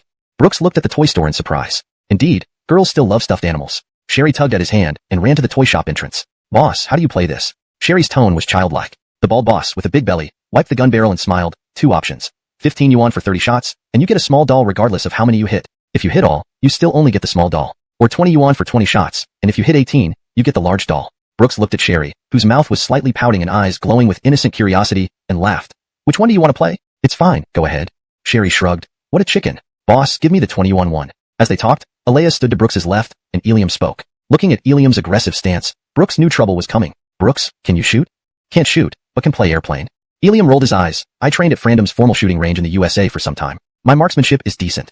Brooks grinned mischievously. Report to senior, I'm just average. Once in San Francisco, I shot Chain's birds in Mountain View. Compared to your training camp, I'm a bit inferior. Damn, throwing English around. Who can't do that? Hearing Brooks's rogue words, Ilium couldn't help but feel somewhat angry. Why don't we have a competition? Brooks shook his head, with a look of disdain on his face. How old is senior? Still like to compete with people? Why not let Alea and my Elsie compete? If they want to play, let them go. With what? Up to you. Jushin, compete with them well. There was some seriousness in Ilium's tone, which made Alea feel uneasy. Grip the gun handle, hold your breath, aim, shoot. Following Ilium's commanding tone, Alea fired shot after shot, but none of the bullets hit the balloons. This infuriated Ilium. He could hardly doubt his own level, so the blame fell on Alea. Jushin, did you even try? Why wouldn't I try? Suddenly, Alea's temper flared up as well, but at this moment, her blouse was gently tugged by Brooks. Don't get so agitated, missy. Don't shoot so fast, relax. It's just a toy gun. Do you really need to take Ilium's instructions so seriously? Just shift a bit to the left. The gun barrel is crooked. Take it slow when you shoot, then give it another try. Alea didn't reject Brooks's words and try to suggest it. Unexpectedly, out of the next 5 shots Alea fired, 3 actually hit the targets. Oh, it actually worked. Alea was pleasantly surprised, glancing at Brooks with delight. But at that moment, Brooks was already standing behind Sherry. His chin rested on Sherry's shoulder. At that instant, Alea envied her. Sherry pouted, grumbling irritably. You even taught her. How am I supposed to compete now? What are you afraid of? Don't you have me? In the next moment, Brooks held onto Sherry's hands which were gripping the gun, completely enveloping them. Wait, today I'll show you what a home run looks like. Chapter 56. The higher the chat record goes, the more she loves you. Brushing back Sharir's hair from her temples, her icy hand touched Brooks's burning palm, and she couldn't help but shiver. The wind was cool, passing through the edges of her skirt, yet being held by Brooks's hands made Sharir feel stable and reassured. Brooks's chin rested on Sharir's shoulder, their breathing almost synchronized. Until, the trigger was pulled. The gun that had missed its target in Alea's hands now seemed divinely guided in Brooks's grip. Sharir felt the sound of bullets being fired, yet the world seemed to have hit the mute button. Bullets whistled through the air, accompanied by the fragments of bursting balloons. Each shot, each scene, even the cold breath they exhaled became a highlight of this winter painting. Waiting until the casings were all spent, the 20 balloons fell into scattered pieces, seemingly forming frost under the chilly wind. Go pick your favorite big doll. Sharir didn't react at first, not until Brooks nudged her. Then she woodenly ran to the pile of dolls, picking up a brown bear wearing a dress. Didn't you say you wanted the 2 girls to compete? Why did you interfere? Ilium clenched his fists, his heart like an erupting volcano. Brooks didn't even glance at him, instead plucking a piece of candy from a skewer in Sharir's hand and putting it in his mouth. If you could have helped Alea shoot, I wouldn't have said anything. Fine. With one word, Ilium forcefully grabbed Alea's hand. Ready for the next round? Alea stood frozen, only trembling at the corners of her mouth. Enough, enough, enough. Don't touch me. Alea's heart-wrenching cry reverberated in everyone's ears. Brooks, who had just opened a lollipop, fell silent. He glanced westward, seeing only the refraction of light. She was crying uncontrollably. But it had nothing to do with me. Alea shook off Ilium's grip and hurried away, her high heels tapping unevenly as she tried to leave this tearful place as quickly as possible. Frida watched Alea's retreating back, chasing after her in swift steps. Ilium stood motionless, cursing under his breath. The air rifle in his hand exploded with a loud noise, scattering across the ground. A shard almost grazed Sharir's eye. Brooks caught it in one swift motion, a hint of displeasure showing in his eyes. A grown adult can't control his emotions. Do you think that's appropriate? What's it got to do with you?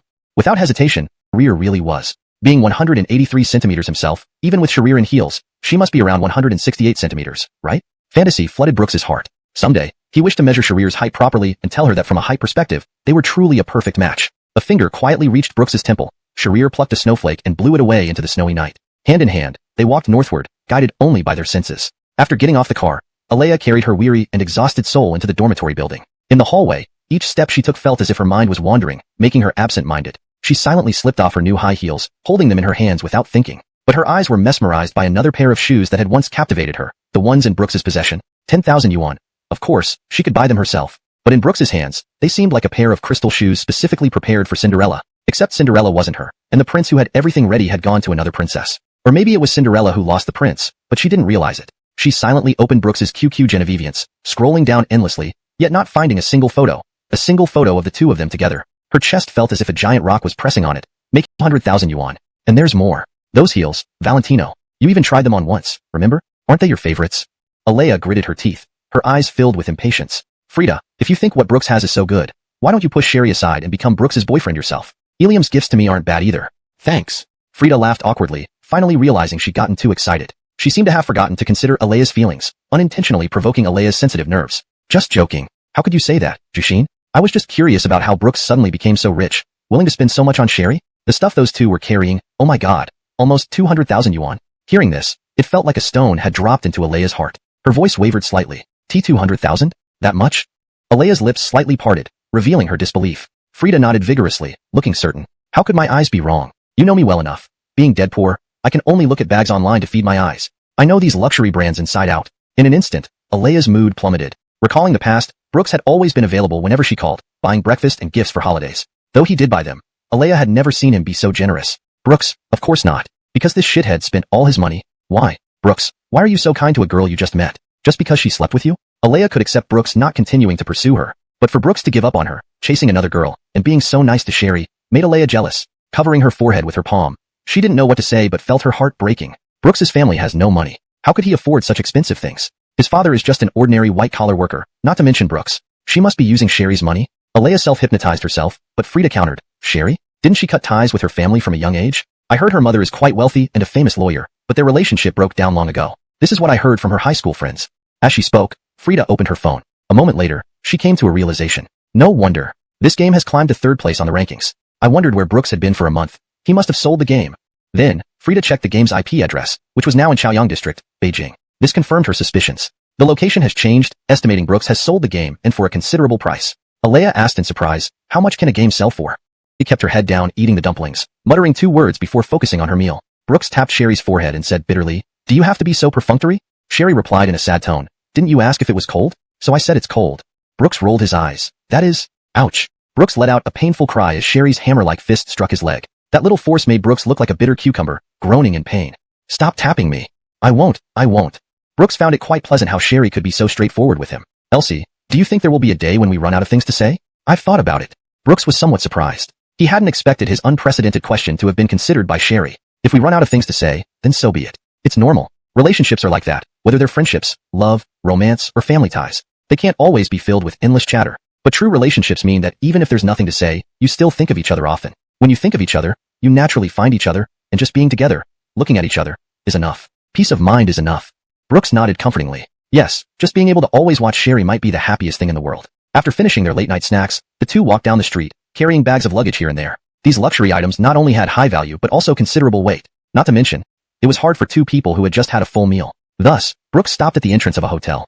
Chapter 58, 3D, ultra thin, mint flavored. Brooks stopped at the entrance of the hotel. He checked his watch. It was already past 11. At this hour, getting a taxi was nearly impossible, especially without modern ride-hailing services. The road ahead stretched endlessly, and walking back would take them until well after midnight. He, being a man, could handle the walk, but Sherry was wearing high heels. Sherry seemed a bit dazed. Seeing that Brooks hadn't moved, she put down her luggage, rubbed her hands together, and huffed. Brooks, why aren't you moving? The girl blinked and suddenly noticed the small building in front of her. It was a Hanting hotel. What are you planning to do? Before she finished speaking, Sherry delivered a precise roundhouse kick directly to Brooks's buttocks, especially with her stiletto-heeled shoes adorned with rhinestones. It nearly gave Brooks hemorrhoids. This kick left Brooks weak in the knees. He fell to one knee, gritting his teeth. Luckily it's just my butt. Otherwise, I'd never be able to be a man again. Seeing Brooks motionless and occasionally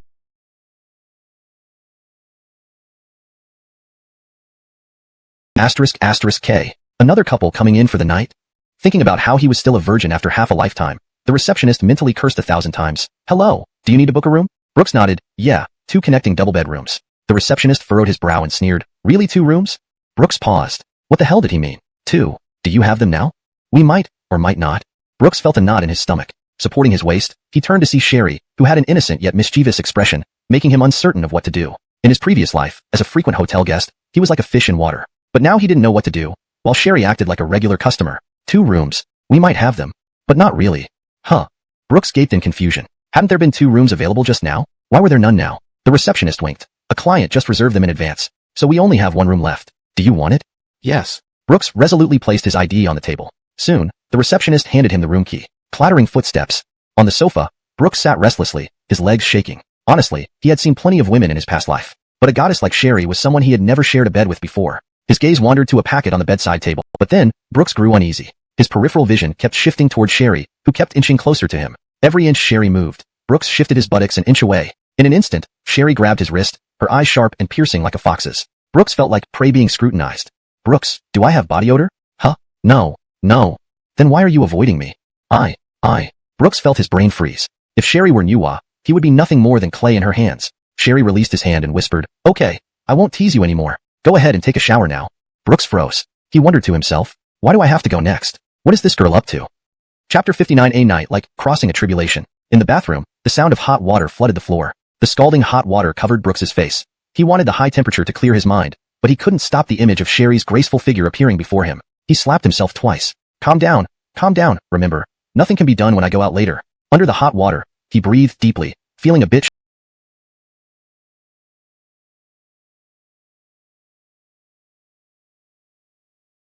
long time and laughed. Why don't I sleep on the sofa? The sofa is too hard. I just tried it. You don't like a hard bed. Sherry's voice was light. In this room without any external disturbance, Brooks could even hear Sherry's body heat through her voice. Come up. Okay.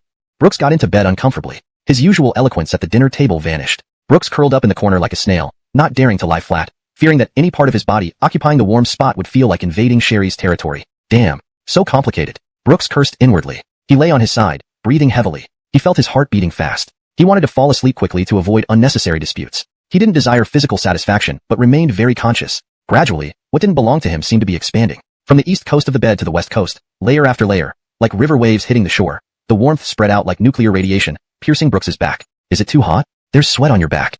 Brooks suddenly opened his eyes. At that moment, Sherry's hand rested on his waist, her palm filled with scorching sweat. Dare not move. Sherry's voice was tantalizing, like a fair-skinned jade hand plucking a string deep in Brooks's heart. The less Brooks moved, the wilder Sherry's hand became. Silence reigned between them. Brooks didn't move at all. This atmosphere seemed unexpected to Sherry. This unprecedented ambience was shattered by a sudden loud noise from upstairs. Hurry up.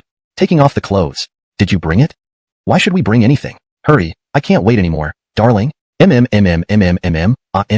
Strange sounds came from upstairs. Brooks furrowed his brow and cursed silently, realizing he miscalculated. He had forgotten that any hotel outside a university is essentially a love hotel. The anger Brooks had suppressed under the hot water suddenly surged again. The sounds from upstairs continued, while Sherry's hands spread over Brooks's abdomen. His abdomen was burning hot, entirely due to Sherry's touch. Brooks hoped Sherry wouldn't touch him any further, because he was already fully erect. Brooks's breathing grew heavier as he struggled. Elsie, don't. Brooks wanted to turn over and push Sherry away to maintain some distance, but he hadn't realized that Sherry had already closed any gap between them. He could see the blush on Sherry's face. That kind of blush made him want to devour it. Both bodies were warm, and Sherry couldn't resist wrapping her arm. I really want to be with you, but I won't allow it. Chapter 60. You should let women see your success. I was relieved that Sherry didn't lose her temper and engage in something at this age that could jeopardize our future. I had confidence, not only in myself but also in the future of Sherry and me. I had confidence, but it felt hollow, as if built on nothingness, filled with uncertainties compared to reality. So, I held back, restraining myself from doing anything inappropriate. The next morning, Brooks was awakened by sunlight streaming through the window. He woke up groggily and found a message from Sherry on his phone. Brooks, go back to sleep for a while. You gave me the money for the house the other day, so I'm going to redeem it first. You lazy pig, get more sleep. Alright, I've prepared breakfast for you. Toast that you like and oriental leaves tea that you love to drink. Worried you might find eggs bland. I bought some tea eggs. Yesterday when I touched your waist, there was no meat at all. You've been too tired these past few days. Remember to take care of yourself. I'm going to redeem the house first. I've already bought breakfast for you. Don't forget to eat. Take a picture after eating and send it to me. Below was a picture of Sherry eating breakfast. She held a piece of toast and made a V sign towards the camera. Brooks put on his robe and sat down at the table. Seeing the breakfast Sherry had prepared, he rascal. After exchanging pleasantries, they hung up. Brooks looked at his phone contacts. One was Yuri, a future success story. The other was Zane, one of the current media giants. Unexpectedly, his social circle had grown under such circumstances. Just as he ended the call, another one came through. This time, even more surprising. Gladys. While he had business connections with Yuri, what about Gladys? After the last incident, Brooks still felt somewhat guilty for leaving on bad terms. With some apprehension, he answered the call. Hello, Senior Chi. Brooks, Cooper is in the hospital. Come quick. What? Send me the address. Dressed hastily, with a mouthful of toast, Brooks rushed out of the hotel following the address, speeding all the way. Cooper, are you trying to kill yourself? Jumping from the 7th floor? Did you think that water mattress could save your life? Calm down, big sister. See? I'm fine. Go back. You've got loads of work waiting for you at the propaganda department. A nobody like me isn't worth your time. Cheap as I am, I'll leave once Brooks comes. Damn, you told Oldie? He will strangle me if he finds out. Yes, I really want to strangle you. Outside the ward, Brooks burst in, his coat billowing behind him. Clearly, he was enraged after overhearing what, Oldie, you pursued Alea for years. Can you not understand me now? You chased after Alea for over a decade. Your dedication to her was insignificant? Now, I've merely become what you once were, and everyone can fail to understand me, but you can't. I can't get over this emotional barrier on my own. What can I do? I'm just a damn nobody now. I like a girl. I want to pursue her. I know it's impossible, but how can I possibly like her and not chase after her? That way, I'd fucking regret it my whole life. Cooper lay hollowly on the white bed, his quilt crumpled under his grip. When he finished spilling these inner sorrows, in an instant, he felt as if he couldn't breathe, even regretting having uncovered Brooks's old wounds. Helpless, Cooper never expected that even a perennial bachelor like Brooks had unpassed emotional barriers. Oldie, I shouldn't have said. Cooper's voice trembled slightly. He didn't know how to face such a good brother as Brooks. But the next moment, his head was pulled into Brooks's embrace. I understand, Cooper. These 6 simple words flooded Cooper's heart like a torrential flood, and instantly, this tough young man wept uncontrollably. Brooks stroked Cooper's head gently and whispered, Be strong. It's only a woman. As he spoke, Brooks placed the laptop on the corner of the bedside table, along with a card. He released Cooper. This laptop is brand new, and this card has $100,000, all of which belong to you. Cooper was somewhat taken aback. This made him even more at a loss. He wanted to slap himself twice, telling himself how wicked his earlier outburst had been. Oldie, I can't accept this money. Besides, where did you get so much money from? Why can't you take it? You are my brother. If you're hurting, should I let you hurt further? This money comes from selling the game. 5,400,000 yuan. I only gave you 541,000th of it. It's already pretty unfair. The value of the game owes a lot to your contribution. Speaking, Brooks opened the door and sighed softly. With this $100,000, buy yourself a car. A few days ago, I bought some clothes for you and put them in your dormitory. Once you're discharged, dress decently, Cooper. As my brother, you must have a bright future. With that, Brooks left the ward, leaving Cooper and Gladys behind. Cooper, Do you know what kind of person Brooks usually calls you? Foul nobody? No, he says you're quite cool, but now I think all the coolness is on him. Cooper stared at the computer in the corner, pondering for a moment. If he hadn't told me, I would have thought he'd sold himself to some rich lady. Gladys twitched at the corner of his mouth. Now I understand why he thinks you're cool. Why? Because you have no face. Elsie, where are you now? After checking on Cooper's injuries in the hospital, Brooks felt reassured. Luckily, he only got hurt on his neck. Nothing else. As for Cooper's feelings, Brooks only hoped that Cooper could figure it out by himself. He didn't want to forcibly pull him out of his abyss, knowing well that doing so would still leave Cooper harboring unrequited love and resentment towards a girl he never possessed. It might be better to support him until he detests it deeply and then naturally gives up on his thoughts. Even if the consequences were dire later on, Brooks would bear them. Brooks sighed, only to realize that all things change over time. In the end, it turned out that Cooper became a shadow of his own past. A ding came from his phone. Brooks opened it. It was Sherry's reply. I'm at school, helping the dean finish some work. Then the dean asked me if I want to join the English competition. An English competition? Yes. There will be prizes if you win. We don't need money. Different. Brooks, think about it. You have your career, and I also have mine. This would provide us some security. Even if something happens to you in the future, I can back you up. Relieved, Brooks tightened his grip on the phone. The world is so vast. Who knows how far one can go? But no matter how big this world is, Brooks could ensure that wherever Sherry is, it is the best place. Such a Sherry certainly deserves cherishing deeply. So, are you going to participate? Join. And there's also a love poem competition. I plan to participate in that too. So outstanding? Then take top student Sue out for a good dinner tonight and reward her well. Yay. You're so nice. Saying this, Brooks put down his phone and prepared to search for his Sherry. He was staggering on the road when a car suddenly came racing towards him, stopping right in front of him. He frowned. In broad daylight, a car stopping so strangely in front of him couldn't help but make him think the worst. The car window slowly rolled down, revealing a woman sitting inside. Her skin was flawless, her hair dyed with Parisian highlights. Just by looking at her hair, Brooks knew this woman wasn't short of money. She wore a high-end tailored suit, worth no less than 10,000 yuan, and especially those fiery red lips that gave off an unmistakable sense of aggression. Brooks, right? Through the car window, the woman lowered her sunglasses, and her fox-like almond eyes immediately etched into Brooks's mind. Yes, may I ask who you are? Get in the car. Let me introduce myself, Leah, your little brother's sister. Hearing this, Brooks was taken aback. This was Derek's elder sister? He drew in a sharp breath. Clearly, this woman's presence was already putting full pressure on him. Do you need something from me? Not really, just that my father often mentions you, and how my slutty brother has recognized an older brother, which piqued my curiosity, said the woman, her gaze piercing Brooks like silver needles burrowing into his body. Are you getting in or not? Am I not attractive enough to you? Brooks earnestly replied, please don't talk like that, Miss Tong. My body doesn't belong to me alone. If it's official business, I am willing to get in your car. Leah raised an eyebrow slightly and unlocked the door. Since it's official business, then get in. Brooks nodded, thinking of pushing open the rear door. I told you to sit in the front passenger seat. Chapter 62. Murphy's Law, Unexplainable. That Maserati is so dazzling. It's even a limited edition. How could such a rich person be here in our out-of-the-way university town? Who knows which rich family's young master it is? It looks like the DJ from a bar. That's not right. The driver is a woman, and there's a man in the passenger seat. Impossible. That woman must be a wealthy matron. But when I glanced at that woman just now, she looked like a beauty. Nanny. The limited edition Maserati was driving around the university town, its engine roaring, deafening all who heard it. Brooks leaned against the car window, silent for a long time. He only knew that this woman next to him, who was around 25 or 26 years old, was quite a handful. 25 or 26, precisely a woman's prime, especially in families like the Tong family with superior genes. India's figure and face were both of top-notch quality, an elite among women and an excavator of the highest class. A woman like me sitting next to you, and you don't even glance at me. How do I feel like you're insulting me? Brooks asked in confusion. How does this count as an insult? The woman raised an eyebrow. This makes my figure seem less impressive. Brooks muttered sarcastically, dressed so conservatively, who would know? Want me to take some off for you to see? Are those two words directly inherited from your Tong family? The woman smiled faintly, a seductive smile that was a significant move for any man. Brooks went straight to the point. All right, what business does Miss Tong have with me? There's really no big deal. I just came by your school for an inspection. After all, your girlfriend is so beautiful that someone should come and dig into it. You're tricking me? Why call it tricking, little brother? Isn't saving you 20 bucks for the cab fare great? Brooks said speechlessly. Do I look like someone who lacks those 20 bucks? India sneered. Little brother, the first thing I want to teach you is that even if you earn money, you shouldn't act cocky. I think driving a Maserati around our university is pretty low-key for you. Because I have the capital. India laughed lightly, as if everything had absolute certainty to her. In her eyes, Brooks was just a naive kid. But Brooks was only concerned about what would happen if this woman let him off where Sherry happened to be. Brooks didn't dare to think further, knowing Murphy's Law couldn't be explained clearly. India stopped joking, her tone suddenly turning cold. No more fooling around. I own a company, an advertising firm. I just wanted to get acquainted with you. My father told me you're some kind of game-making genius, whose games always make millions. So I wanted to meet you. You call this getting acquainted? That sounds too domineering. India wasn't fazed. It's just a bit of fun. If things go south, I can always find a rich husband. Why complicate things? One step at a time, getting to know people one by one. Be more open-minded. People are drawn by charm. Once you understand my capabilities, you'll naturally find me useful in the future. Listening to India's straightforward words, Brooks couldn't help but marvel at how direct the men and women of the Tong family were. Being straightforward was just the beginning. More often than not, they spouted flirtatious talk, one after another, old and young, all the same. If I were your future client, wouldn't this feel too disrespectful? I've already said, it's just for fun. With old man Zane backing me up, what do I have to fear? I came to Shancheng City just to have some fun. Brooks, get out of the car driven by that woman. She felt like she wanted to kill someone. Sue Elsie?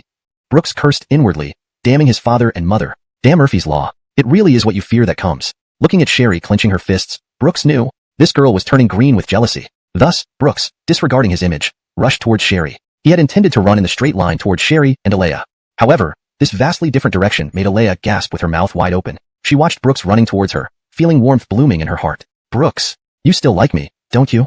Tears welled up in Alea's eyes uncontrollably. She stretched out her arms, yearning for Brooks's embrace. She wished Brooks could run a little faster. A little faster.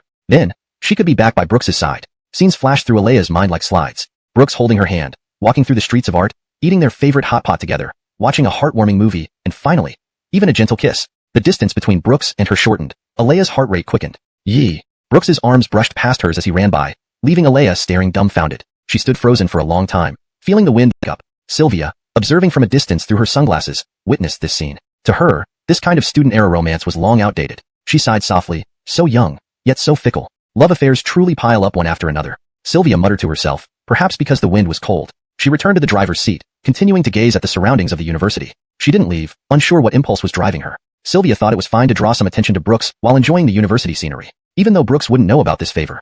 This kind of tangled love affair is such a hassle. Brother, let me stay with you a bit longer. As Sylvia said, as long as she hadn't left the campus, everyone's attention remained on her. After all, that limited edition Maserati was too eye-catching. Is that car Brooks's? He drives a Maserati? Impossible. What? Never seen such a car before. Maybe it's not worth much? I feel it doesn't even match my Alto. Your Alto. That car costs millions at least. How many Altos can it buy? My and God. So expensive? A luxury car. How did Brooks get so rich? Could he be a hidden wealthy second generation among us? Looks like I've been blind. Who knows if he's wealthy or not? But creating a game like Fruit Ninja, that's no ordinary feat. Hell, we're facing a real mastermind here. But there's a woman in that car. Holy T. Wealthy second gen, smart, and even has a rich older woman supporting him? Is this human life? No way. I need to find a sugar daddy. Sister, you can't do that just for money. Everyone's eyes were fixed on the car, while far away, Ilium, who was preparing to pick up Alea, stood on the other side. Clenching his fists, he squinted and examined inside and outside of the vehicle. He knew exactly who was inside. Sylvia? It must be her. Ilium's eyes momentarily filled with anger. Few people knew the identity of this woman, but someone like him, who mingled in the wealthy circles all year round. How could he not? Sylvia, in terms of figure, was far better than Alea. Although Ilium only met her a few times, he still remembered how she sat cross-legged in fishnet stockings in front of him. That scene. Thinking back now, Ilium still felt his blood surge. But that wasn't the most important thing. Sylvia's family business had long surpassed hundreds of millions, and the reason Ilium got to know her was entirely because his father told him to pursue her, despite her being 6 years older. But who cared? A woman 3 years older brings a gold brick. A woman 30 years older brings a kingdom. A woman 3,000 years older becomes an immortal. For the sake of lifelong wealth and glory, finding a wealthy woman to marry into her family isn't shameful. Besides, thinking of sharing nights with Sylvia, Ilium found it hard to suppress his desires. The nights of indulgence weren't something men dreamed of. Those legs. Ilium could lick them for at least 3 days straight. But what baffled Ilium was, why did Brooks get off Sylvia's car? Why? Why do all women seem to orbit around Brooks? Back in those days at the cocktail party, he respectfully raised his glass to toast for Sylvia, even lowering his glass out of respect. His stammer in front of women started and ended with Sylvia. How could a woman who made him dare not look up actually drive Brooks to school? Brooks, what on earth are you? What gives you the right to get close to Sylvia? Alea is head over heels for you. Sherry remains loyal to you. And now even Sylvia has fallen for you. What am I lacking compared to you? Ilium punched the handlebars of his bike, his hand bleeding, but the pain made him tremble uncontrollably. Brooks, you are not allowed to ride in other women's cars in the future, especially as the front passenger. I will be unhappy. After Brooks's explanation, Sherry finally understood that the woman was Zane's daughter, and she loosened her previously tense grip. But Brooks could still tell this girl was still seething with jealousy. At least, she had eaten a lot of it. Seeing Sherry puffing out her cheeks like a little bun, Brooks couldn't help but laugh. He held both of Sherry's hands and gently swayed them. All right, I won't ride in other women's cars anymore. Really? Sherry showed an earnest expression. She was very serious. Of course it's true. And also, I want to buy my own car. Then my front passenger seat will only be for you. Don't lie to me. How could I? Brooks will never lie to Elsie. In the twilight, the glow of the evening light shone through Sherry's half-lidded eyes. Through these illuminated eyes, Brooks saw the complexity unique to her. Brooks, my father left when I was very young, and my mother always wanted me to be his shadow. I believe that if Ricky were here, he wouldn't do this. I haven't felt care or love from others for a long time, but if there is someone, it must be you. So, You can't lie to me. I've already placed you in a very important place in my heart. I believe you must be chosen by Ricky to protect me. And I also believe my feelings for you go beyond just liking. Chapter 64. Rift. Sherry's voice was soft, even carrying a kind of timidness that seemed to be rooted in her soul. Normally, even though Elsie appeared aloof and domineering, in Brooks's presence, she became an exceptionally gentle girl, almost childlike. Sherry quietly extended her arms and hugged Brooks around the waist. Her cheeks pressed close to Brooks's chest, almost without any distance between them. It seemed that what Brooks had said, which he thought was insignificant, had suddenly opened the floodgates of the girl's heart, letting everything flow out uncontrollably. Brooks stroked Sherry's head. He harbored a bit of selfishness. He wished time could freeze at this moment, letting Sherry depend on him while he could accompany her for life. But he hoped even more that he would have the ability to protect Sherry with dignity for the rest of his life. There were still many trials ahead of him, and he wouldn't stand still. But he promised, Sherry, you will always be cherished. Whoever dares to touch her will pay the price. As he held Sherry, who clung to him and tears dripped down her face, he gently cradled her cheeks, his eyes filled with affection, and his fingers lightly brushed away her tears. His voice was extremely soft, but it carried the firm resolve from deep within. Elsie, believe me, for the rest of your life, I will always be by your side. Sherry smiled, wiping away her tears, and nodded earnestly. Yes. Then, Sherry extended her pinky finger. Confused, Brooks looked at her. So Sherry took his hand and stretched out her pinky finger as well. What are you doing? Pinky swear. Pinky promise. No changing for 100 years. Brooks indulged her, saying softly, all right, but I hope not just 100 years, but forever and ever. Under the setting sun, the sky wasn't as gloomy as usual, but was instead an endless sea tinted with pink. The shadows of the two intertwined, small yet becoming the main characters of their own world. The eternal main characters. Under the fading sunlight, Alea witnessed all this. She watched the couple, whose silhouette radiated bubbles, creating a sunset painting that should have moved everyone. But Alea felt otherwise. She felt utterly desolate.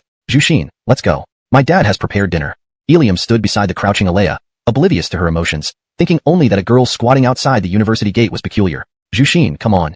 Frowning, Ilium tugged at Alea's shoulder, but she remained unmoved. After a long pause, Alea spoke with a trembling voice. Don't touch me. What happened to you? It's none of your business. Ilium laughed bitterly, his temper rising abruptly. He felt Alea was giving him the cold shoulder, and he didn't understand why she was upset, not knowing what had triggered her anger. Yet Alea thought Ilium into his heart, harming his pride. Alea, remember, I am your boyfriend now. Brooks, who isn't even my boyfriend, treats me better than you do now. Enough. Ilium was furious. He really wanted to question Alea. If she always had Brooks in her heart, why did she choose to be with him? He also wanted to ask Alea, in what way was he inferior to an ordinary person like Brooks? So, are you saying you won't go for dinner today? Do you or don't you? Just answer me one thing. Alea glared at Ilium and then turned around without hesitation. Not going. Watching Alea walk away, Ilium smashed his phone on the ground in anger, shouting profanities into the sky. But in the end, he picked up the broken phone in a very embarrassed state, looking at the shattered screen as he finally calmed down. His fingers trembling slightly, he dialed a call. Ricky, Jushin is not coming for dinner. We had a fight. What? Another fight because of your bad temper?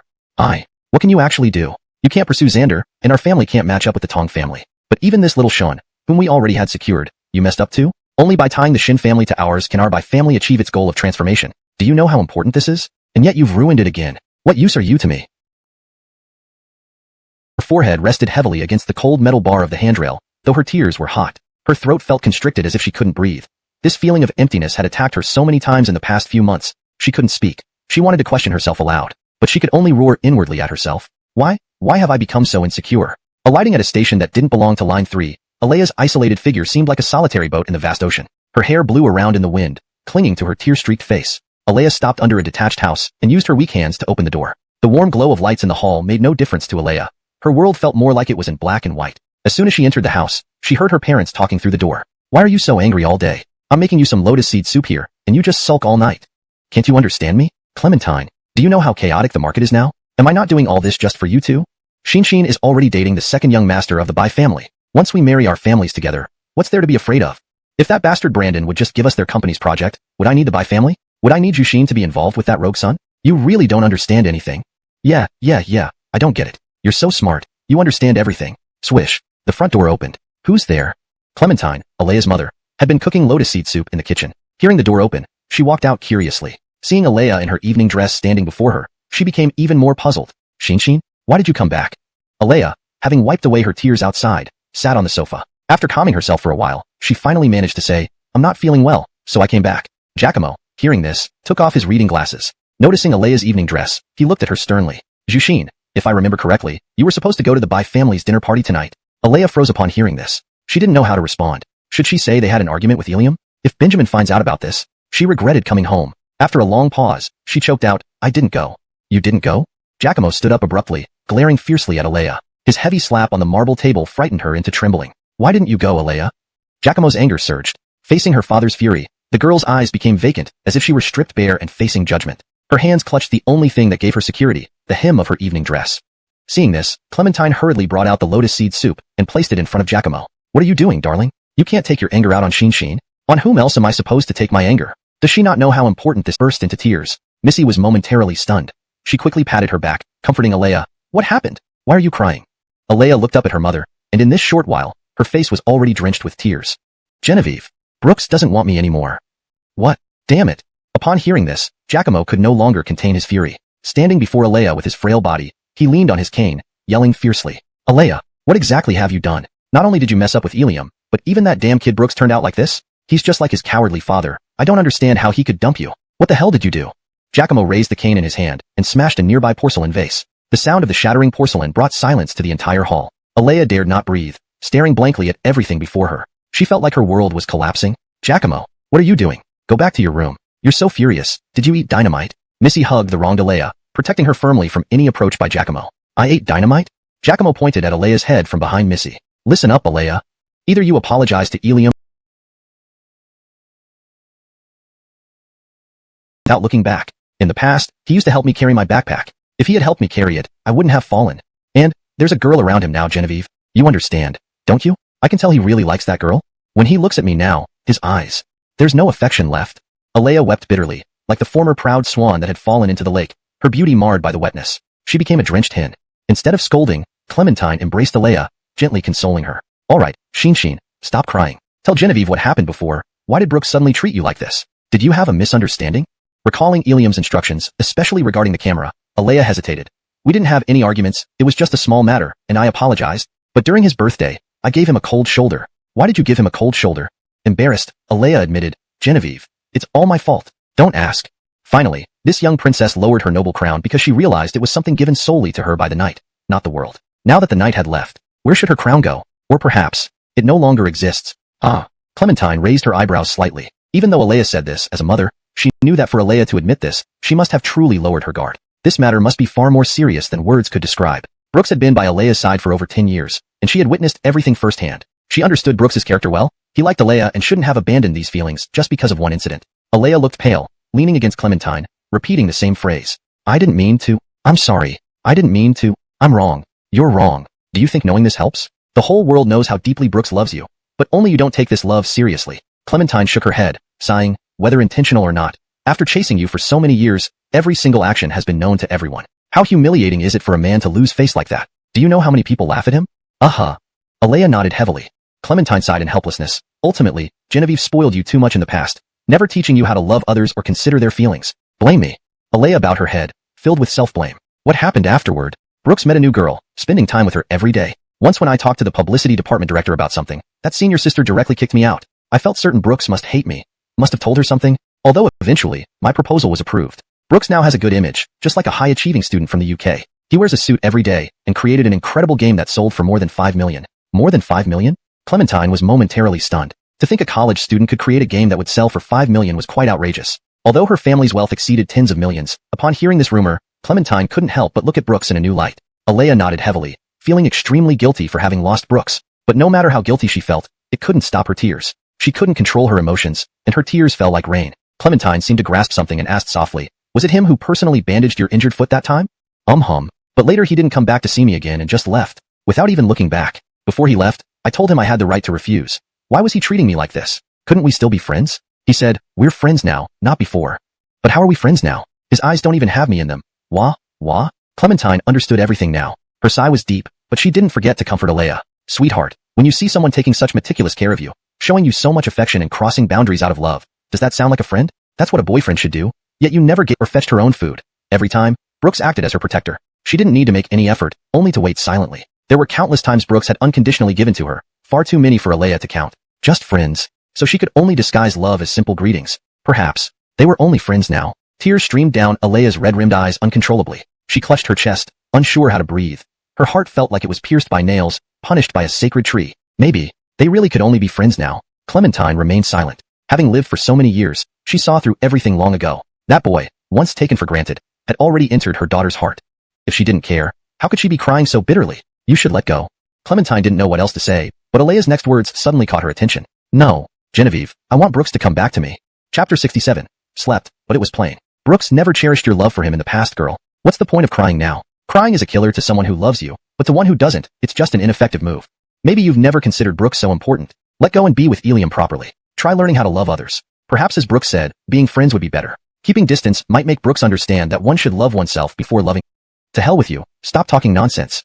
At the 4S store, Cooper, wearing the suit Brooks had given him, sat with his legs crossed, puffing on a cigar he had specially bought to look cool. Looking cool. Damn cool. Slap. A crisp sound echoed across Cooper's face. The hell? Who's there? Cooper jumped up, wanting to know who dared slap him in broad daylight, but upon standing, he didn't dare sit again. Bro ye. Have a seat. Upon hearing Cooper had picked up his car, Brooks rushed to the 4S store and looked down on the easily intimidated Cooper. So, tell me, who am I? Cooper put on a serious face, eyes determined. You're my godfather. What crap? Brooks muttered, and then got up to let Sherry behind him take the seat. Sherry wore all white. Only now did Cooper realize that while the future sister-in-law usually seemed cold, she looked quite innocent and pure in such attire. He envied her. What car did you pick up?